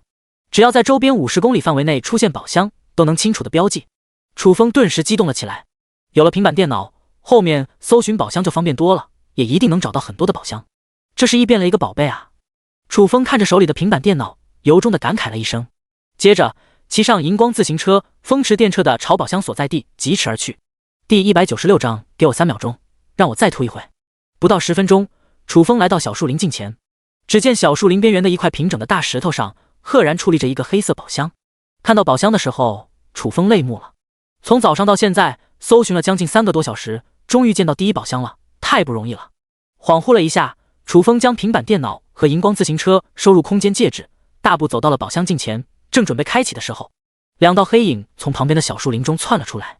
这是2个异族人，他们的头部呈现出一种奇特的猪形，皮肤粗糙而厚实，覆盖着一层层的褶皱和肥肉，并覆盖着茂密的猪毛，又粗又硬，像钢针一样锋锐。眼睛小而深陷，透露出一股愚昧和贪婪的气息。鼻子又大又扁，鼻孔中喷出阵阵臭气，让人窒息。他们的嘴巴宽大而肥厚，嘴唇向上翻卷，露出一排参差不齐的黄色牙齿，其中还夹杂着一些碎肉和污垢。身体肥胖而笨拙，四肢短而粗壮，走路时发出沉重的脚步声。他们的手指短而粗，指甲又长又尖，闪烁着锋利的光芒。身上破旧的衣服沾满了污垢和血迹，也不知多少天没有清洗过了，发出阵阵恶臭。总而言之，这是两个非常丑陋的异族人。如果用一个词语来形容的话，就是进化的时候不彻底，或者是失败了。等了这么长时间，终于有鱼儿上钩了。其中一个猪头人打量了楚风一眼，嘿嘿一笑。另一个猪头人则用命令的口气说道：小子，老老实实把你身上的东西交出来，我们可以给你一个痛快。二位，你们先稍等一会。楚风的脸色有点难看。你什么意思啊？两个猪头人面面相觑。却在这时，楚风背过身子，弯腰干呕起来。没办法，这两个异族人太丑陋了，只看了一眼，胃里就一阵翻腾。干呕了几下，楚风感觉好点了，转过了身子，面向两个异族人报以歉意的微笑：二位，不好意思啊，我知道这样做不太礼貌，但没办法，你们两个长得实在太恶心人了。两个猪头人的脸色顿时变得阴沉了下来。诚然，他们长得是很丑，但也轮不到楚风当面羞辱。这是一种什么行为？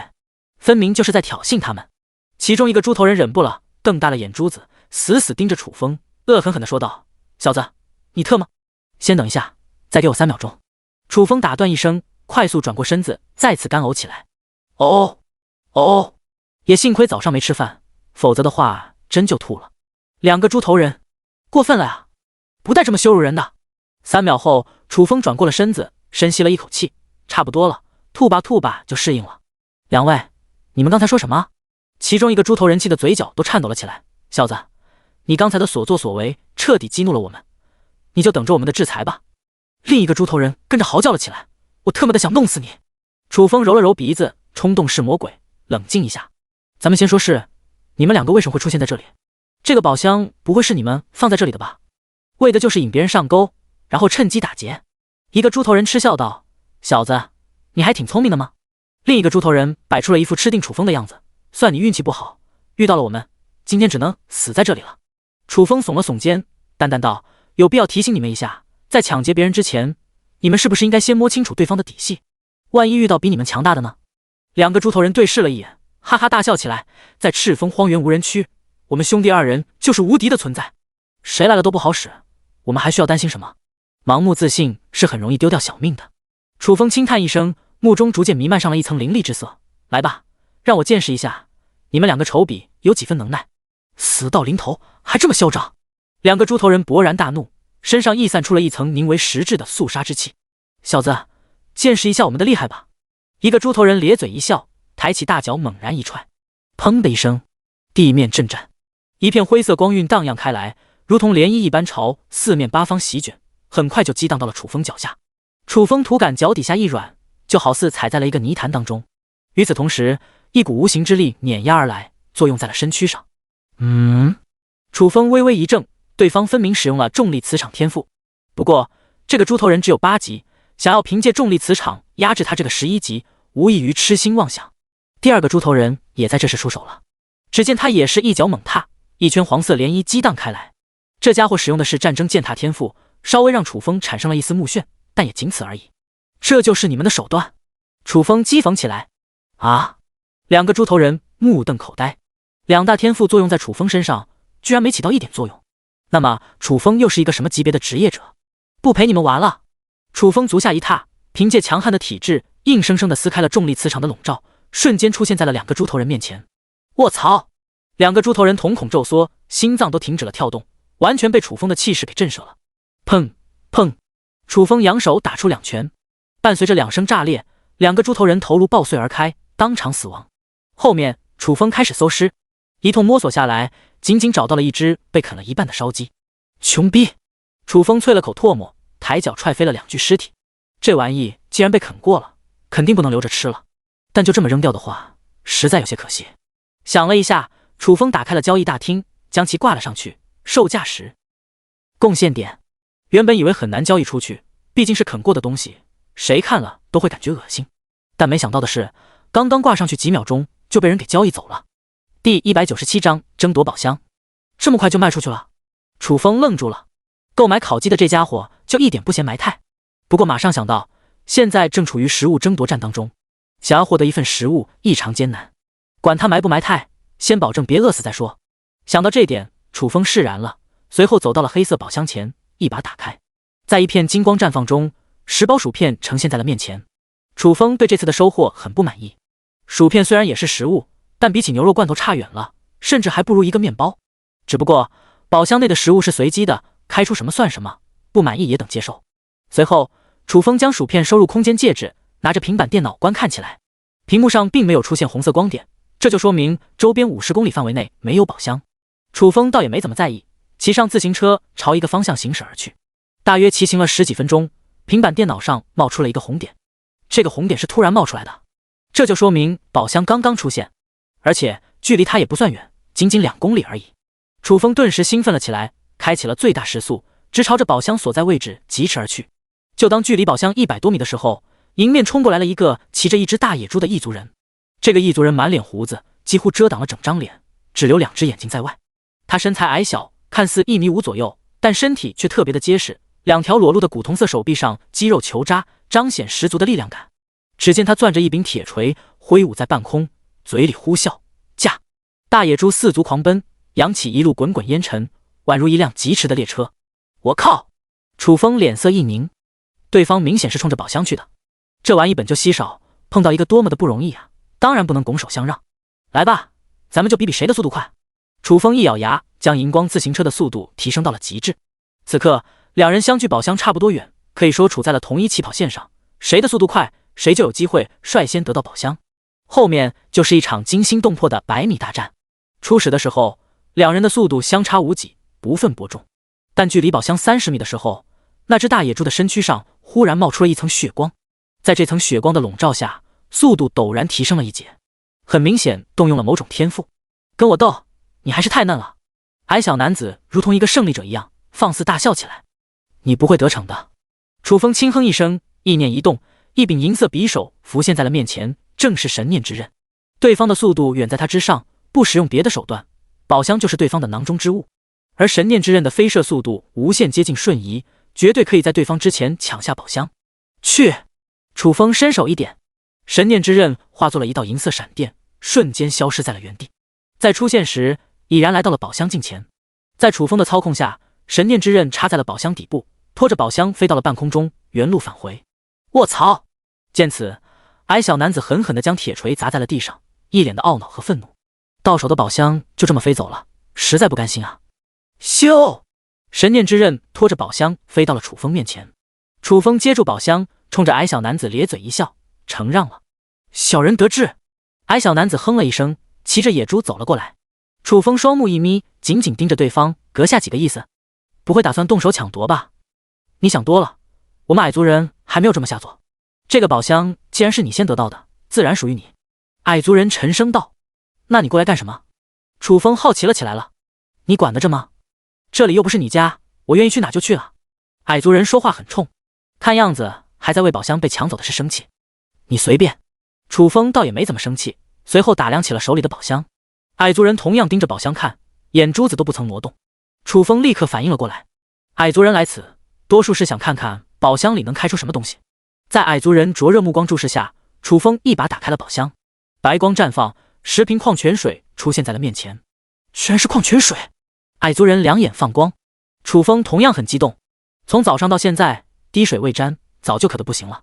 有了这10瓶矿泉水，正好能解燃眉之急。哥们，能跟你商量个事吗？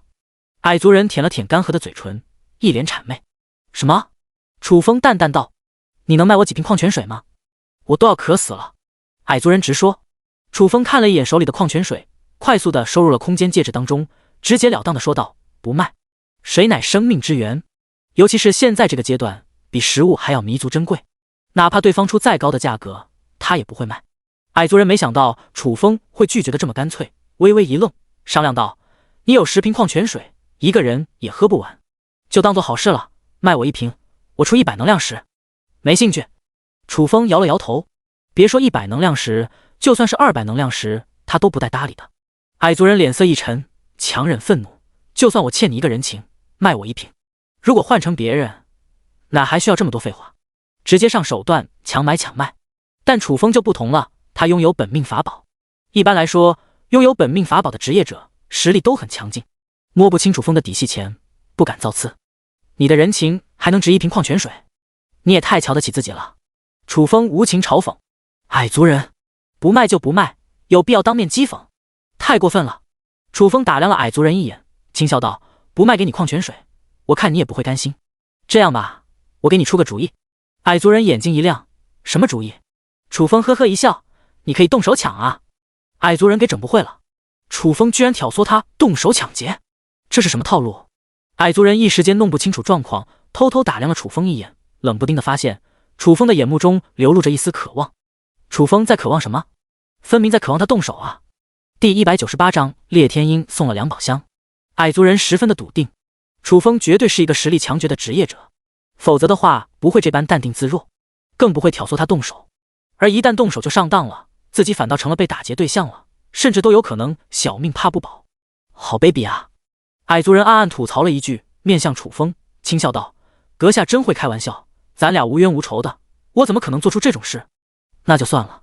楚风失望的叹息一声，正准备离开的时候，矮族人再次开口了：朋友，我是真心诚意的想要购买你的矿泉水，不是说了不卖吗？你听不懂？楚风有些不耐烦了。矮族人呵呵一笑：任何物品都是有价格的，关键看能不能出得起价。你不妨说个数，咱们商量一下。楚风虚眯起了双目：你有星象石吗？有元素晶石吗？有转职宝石吗？只要拿出任意的一样，都可以跟我兑换一瓶矿泉水。矮族人目瞪口呆起来，星象石和元素晶石是什么玩意？连听都没听说过。转职宝石倒是知道，不过这玩意价值10万贡献点，10万贡献点换一瓶矿泉水，就算是傻子也干不出这种事。你说的这3样东西我都没有。矮族人低语一声：既然什么都没有，你还好意思舔着脸跟我换矿泉水？你是不是觉得自己脸很大？楚风讥讽道。矮族人背对得面红耳赤，虽然气闷，却也不敢反驳，因为害怕激怒了楚风，招来杀身之祸。忍一时风平浪静，退一步海阔天空。矮族人只能这样安慰自己。用你这只坐骑做交易的话，我倒也可以给你一瓶矿泉水。楚风忽然开口。矮族人微微一怔：你不是有一辆速度极快的自行车吗？还要我的坐骑做什么？他的这只坐骑名叫赤灵珠，本身不善战斗，唯一的作用就是充当一个交通工具。楚风笑道：我不是用来当坐骑的，我打算做烤乳猪。矮族人，原来楚风打的是这个主意啊。讲道理，赤灵珠膘肥体壮，烤着吃的话味道一定很鲜美，可是赤灵珠毕竟跟了他这么多年，早就有了感情，怎么会舍得用来做交易？正当矮族人准备拒绝的时候，赤灵珠吓得浑身一哆嗦，掉头就跑，眨眼间跑出了100多米。楚风呵呵一笑，接着打开一瓶矿泉水，大口喝了起来。咕咚咕咚，或许是太渴的缘故，不过几口就喝得一干二净。看着手里的空瓶子，楚风陷入了沉思。现在的水源太稀有了，也太珍贵了，这种喝法多少有点奢侈了，后边等省着点喝才行。楚风嘀咕了一声，骑上自行车去往了别的方向。也不知是不是这片区域位置不好的缘故，骑行了1个小时，居然连一个宝箱都没有发现。楚风有些郁闷了，打算停下来休息一会。后边来到了一棵大树下，倚在树干上打开了聊天群。李坚强，同志们，说出来你们可能不信，庇护所里刚刚又掉落了一个宝箱，你们说神奇不神奇？楚风心里有点不平衡了，自己东奔西走，靠着平板电脑作弊，勉勉强强才弄到了2个宝箱，反观在庇护所里啥也不用干，就得到了4个宝箱，这叫什么事？不过转念一想，庇护所原本就是他的，掉落的宝箱越多越多。宋成刚，加上这个宝箱已经4个了，咱们的庇护所真是一个风水宝地啊。李坚强，庇护所毕竟是峰哥选址的，峰哥的眼光还能错的了？楚风的嘴角不由得上扬了起来。讲道理，他不太喜欢别人拍马屁，但李坚强的这个马屁却让他很受用。张柔若，你们的收获怎么样？宋成刚，别提了，宝箱太少了，捡了2个之后就再也没有碰到过。杨琪，我们这一组也是这个情况。楚风奇怪道，小汽车不是有探查功能吗？1个宝箱都搜不到。杨琪，小汽车说这些宝箱设置上了一层禁制，屏蔽了他的探查。楚风沉吟了起来，连智能战车的探查功能都失效了，反倒是平板电脑却能准确定位宝箱位置，只凭这一点足以看出平板电脑的价值了。楚风，能捡多少算多少，咱们今天的收获也算可以了。都记住了，天黑之前必须返回庇护所，绝不能在外面逗留。众人明白。楚风随之关闭了好友群，正准备继续搜寻的时候，半空中忽然笼罩下来了一片巨大的阴影，旋即一片飓风席卷而来，吹得地面飞沙走石，尘土飞扬，宛如刮起了一场沙尘暴。什么玩意？楚风眯眼一扫，等到尘土散落，一个宛如小山一样的黑色身影矗立在了面前，赫然是一只巨鹰。是你？楚风愣住了，眼前的这只巨鹰正是上次寻求他帮助的烈天鹰。这家伙怎么突然出现在这里了？烈天鹰眼神温和，看到楚风的时候似乎有点小激动。找我什么事？楚风揉了揉鼻子，智能战车不在这里，跟烈天鹰也没法沟通啊。烈天鹰忽然拿出了2个黑色宝箱，扔给了楚风。啊！楚风有点懵，莫名其妙的，烈天鹰为什么要给他宝箱？难道还是因为上次的事来报恩的？不得不说，烈天鹰还挺讲究的。烈天鹰轻叫了一声，似乎在和楚风打招呼，然后张开双翅腾空而起。楚风注意到烈天鹰的一只爪子下面抓着一个大兽皮袋子，里面鼓鼓囊囊的，很有可能全都是宝箱。这么多，楚风羡慕不已，同时也明白了过来，怪不得周边区域见不到宝箱的影子，搞不好都被烈天鹰给捡走了。这家伙视力极佳，飞行速度又快，隔着老远就能看到宝箱，谁能比得过他？看样子明天等换个地方了。楚风若有所思地念叨一声，这片区域已经被烈天鹰给承包了，就没必要继续头铁来这里了。第199章祸水东引。随后楚风打开了2个宝箱，2团光芒绽放中，10包干脆面和10个面包出现在了面前。楚风将其收入空间戒指，骑上自行车朝东而去。骑行了没一会，平板电脑上的某一个位置冒出了一片红点。起初的时候，楚风还以为看花眼了，揉了揉眼睛，重新看了一遍，十分的确定就是一片红点。它们聚集在一起，差不多10几个，10几个红点就代表着10几个宝箱。楚风的呼吸急促了起来，目中弥漫上了一层炙热，但很快又想到了一个问题：这么多宝箱聚集在一起，一定非常的引人瞩目，那为何没有被捡走？莫非那个地方很隐蔽，或者很危险？楚风沉吟了一下，调转方向，朝宝箱所在地而去。10几个宝箱，这可不是小数目，不管什么情况，都等过去看看。10几分钟后，前方出现了一条小溪流，微微泛黄，散发着一股浓烈的尿骚味。看到这条小溪的时候，楚风莫名的紧张了起来，因为他知道这不是一条真正的小溪，而是那只远古巨兽深渊黑龙的尿液形成的。既然发现了它的尿液，那距离深渊黑龙也就不远了。楚风有点懵，莫名其妙的怎么就进入了深渊黑龙的领地了？猛然间，楚风想了起来，他是来搜寻宝箱下落的，莫非那些宝箱就在深渊黑龙附近？想到这点，楚风快速看了一眼平板电脑，经过比对，那些宝箱就是在这条尿液小溪的尽头，而尽头就是深渊黑龙的栖息地。楚风终于明白了过来，怪不得出现了这么多宝箱没有被捡走，原来落在了深渊黑龙附近。要知道，深渊黑龙是一只30级的远古巨兽，除非是活腻歪了，否则的话没人敢去招惹。唉，楚风失望的叹息一声，骑着自行车远离了这里。现在的他与深渊黑龙还有很大的差距，即便化身是神也未必是对手。为了10几个宝箱，没必要以身犯险。楚风一口气骑行了20几里，远离了深渊黑龙的领地。这时，平板电脑上的某一个位置再次出现了3个红点。楚风没有急着行动，而是点在了红点上，慢慢拉近画面。之前太过激动的缘故，也没仔细观察，直奔着那10几个宝箱而去，白白浪费那么多时间。这一次等确定好了，万一这3个宝箱落在了一个危险之地，跑过去的话又白忙活了。随着画面的不断拉近，3个宝箱逐渐显现了出来，出现在了一座山谷当中。确定没有危险，楚风骑着自行车开启全速，直奔着山谷而去。这座山谷坐落在一片广袤无垠的山脉当中，距离此地40多公里，以荧光自行车的速度，不到20分钟就到达了山脉近前。由于山脉当中地形复杂，无法骑行，楚风先将荧光自行车收入空间戒指，接着拿出屏蔽电脑扫了一眼，径直朝着一个方向而去。翻山越岭，穿过一片茂密的树林，前方出现了4座相连的高耸山峰，4座山峰的中心位置就是山谷所在的。那么要如何进入这座山谷？从山上爬过去？这倒也行，不过稍微有点费事，而且还挺危险的。不是上策。楚风站在原地沉吟了一会，决定观察一下四周，说不定有进入山谷的通道呢。随后便沿着山峰转游起来。当来到其中2座山峰交接处的时候，发现了一道裂缝。这道裂缝十分狭长，直达山谷，虽然不是很宽，倒也勉强能容纳一个人通过。楚风眉头一挑，快速地钻入了裂缝当中，沿着裂缝前行了100米，出口近在眼前。只不过出口位置相对狭小了许多，楚风用了很大的劲才挤了出去。就在出去的一瞬间，3道凌厉的目光激射了过来。楚风心中一凛，快速的抬头一扫，却见迎面站着3个人，2男1女。这3人正处于对峙状态，而且每个人的气息都不稳定，好似经历了一场大战，遭受了重创。什么情况？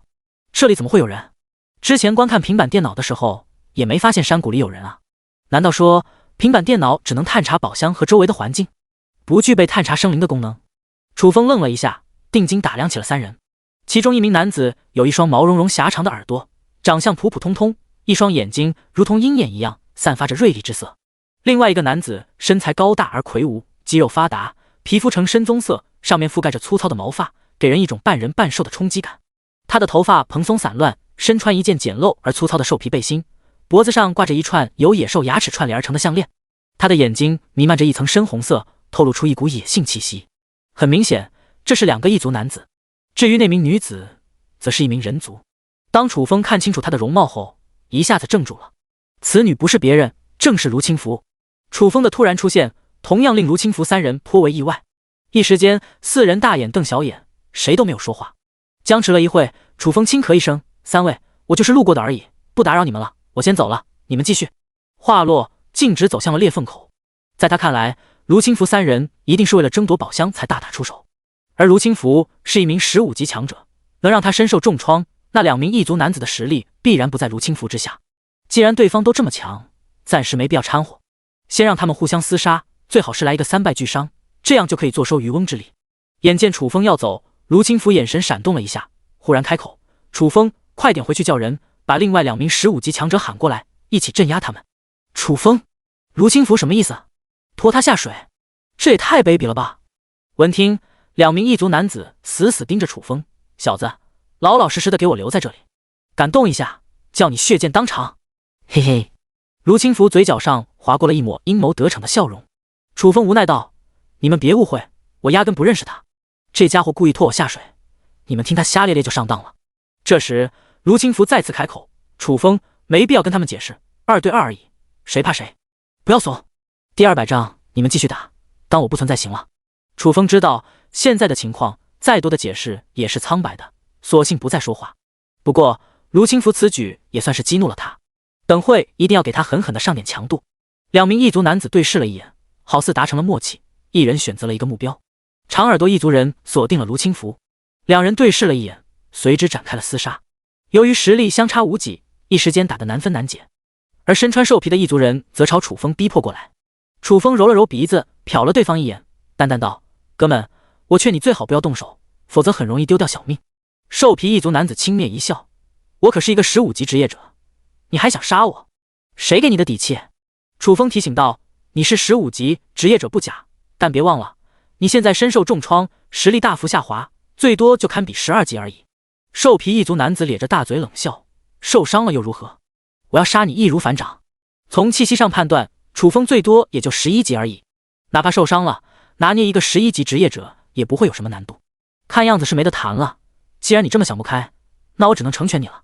楚风摇头叹息一声，接着打开了空间戒指，拿出了紫炎拳套。少他妈的装逼！眼见楚风一副不把自己放在眼里的样子，兽皮异族男子当场就怒了，挥舞着一根木棒，疯狂地杀向了楚风。冲到近前，正欲发动攻击的时候，却见楚风左手一抬，一片紫光激射而出。还不等有所反应，一股空洞迷茫的感觉涌上了心头。兽皮异族男子痛苦的呻吟一声，咬破舌尖，艰难地从幻境当中挣脱了出来。但就在这时，耳边响起了一片呼啸之音。兽皮异族男子心中一凛，快速地朝前一扫，目中所见，楚风挥动双拳，拳速之快，宛如流星穿梭，甚至连空气都被擦出了一片火花。刹那间，一片紫色拳影席卷了上来，重重击打在了他的面门上。砰砰，仅仅1秒钟就遭受了27记重锤，打得他眼冒金星，大脑昏沉，整个人都被打傻了，完全失去了反抗能力。佩戴紫炎拳套，增幅50点攻击力，50点防御力，提升 1.5 倍攻击速度，攻击时附带火焰灼烧威能，命中目标造成一定的法术伤害。原先楚风1秒只能打出21拳，但晋升11级后，攻击速度跟着水涨船高，1秒钟已经可以打出27拳了。一击得手，楚风并未罢休，而是继续猛攻。兽皮异族男子笼罩在漫天拳影当中，好似狂风暴雨中的一叶孤舟，正在遭受无情肆虐。楚风打了10秒，总共挥出了271拳，其中有1秒超水平发挥，多打了1拳。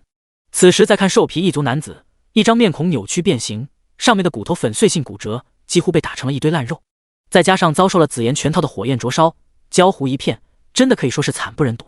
听到动静，卢清福和长耳朵一族男子齐齐停手观望。当看到兽皮一族男子的惨状后，猛地倒吸了一口凉气，思绪都要停滞了。一个15级职业者，竟然在短短的10秒钟内被虐成了这副德行，那作为施暴者的楚风又该厉害到何种程度？两人不敢想象下去。兽皮一族男子摇晃了2下，直挺挺地栽倒地上。虽然还没未死去，却也是出气多进气少，怕是过不了多久就一命呜呼了。楚风毕竟是一个仁慈的人，不忍心看着他继续受罪，于是抬脚踹爆了他的头颅了，送了他最后一程。死了。卢清福和长耳朵男子艰难地咽了口唾沫，一个强大的15级职业者就这么死掉了，哪怕是亲眼所见，仍旧让两人感觉阵阵恍惚。蓦然，楚风转头看向了两人，眼神中闪烁着说不清道不明的异样之色。卢清福和长耳朵男子脸色狂变，一股强烈的不安涌上了内心。楚风不会动手杀他们吧？以楚风的实力，要杀他们的话，不费吹灰之力。楚风微微一笑，二位，我其实没有你们想象的那么厉害，也不是一个凶残之辈，所以不用害怕我。你们继续打，当我不存在行了。卢清福、长耳朵一族男子继续打，他们都快吓死了，哪有这个心情啊？眼见两人还不动手，楚风眼神一沉，你们这是不给我面子啊？长耳朵一族男子有点慌，朋友，刚才多有得罪，我跟你道歉，别跟我一般见识。楚风的眼神带着不善，好似动了杀机。面对这种穷凶极恶之辈，现在唯一能做的就是祈求原谅。有的时候道歉是没有用的。楚风的声音冰寒刺骨，人不犯我，我不犯人。是对方先对他起了杀意，那就无需客气什么了。你要杀我？长耳朵一族人眼神中弥漫上了一层惊恐。要怪只能怪你自己作死。楚风冷哼一声，足下一踏，凶猛地朝对方冲击过去。我跟你拼了！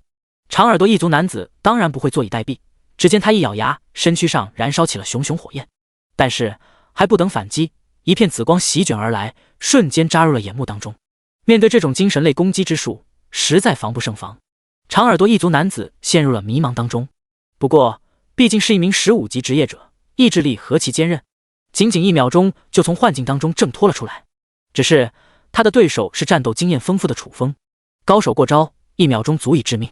刷刷刷，楚风挥舞双拳，以1秒27拳的恐怖速度击打在了长耳朵一族男子的面门上，每一拳都是势大力沉，拳拳到肉，并且还夹杂着烈焰的炙烤。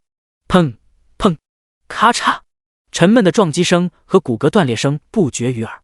面对这种程度的猛烈攻击，长耳朵男子的面孔开始扭曲变形塌陷。10秒后，楚风停止了攻击，遭受270记重拳击打，长耳朵一族男子已然面目全非，整个脑袋几乎被锤成了肉饼，摇晃了2下，重重跌倒在了地上，宛如一只死狗。楚风补上一脚，长耳朵一族男子彻底嗝屁。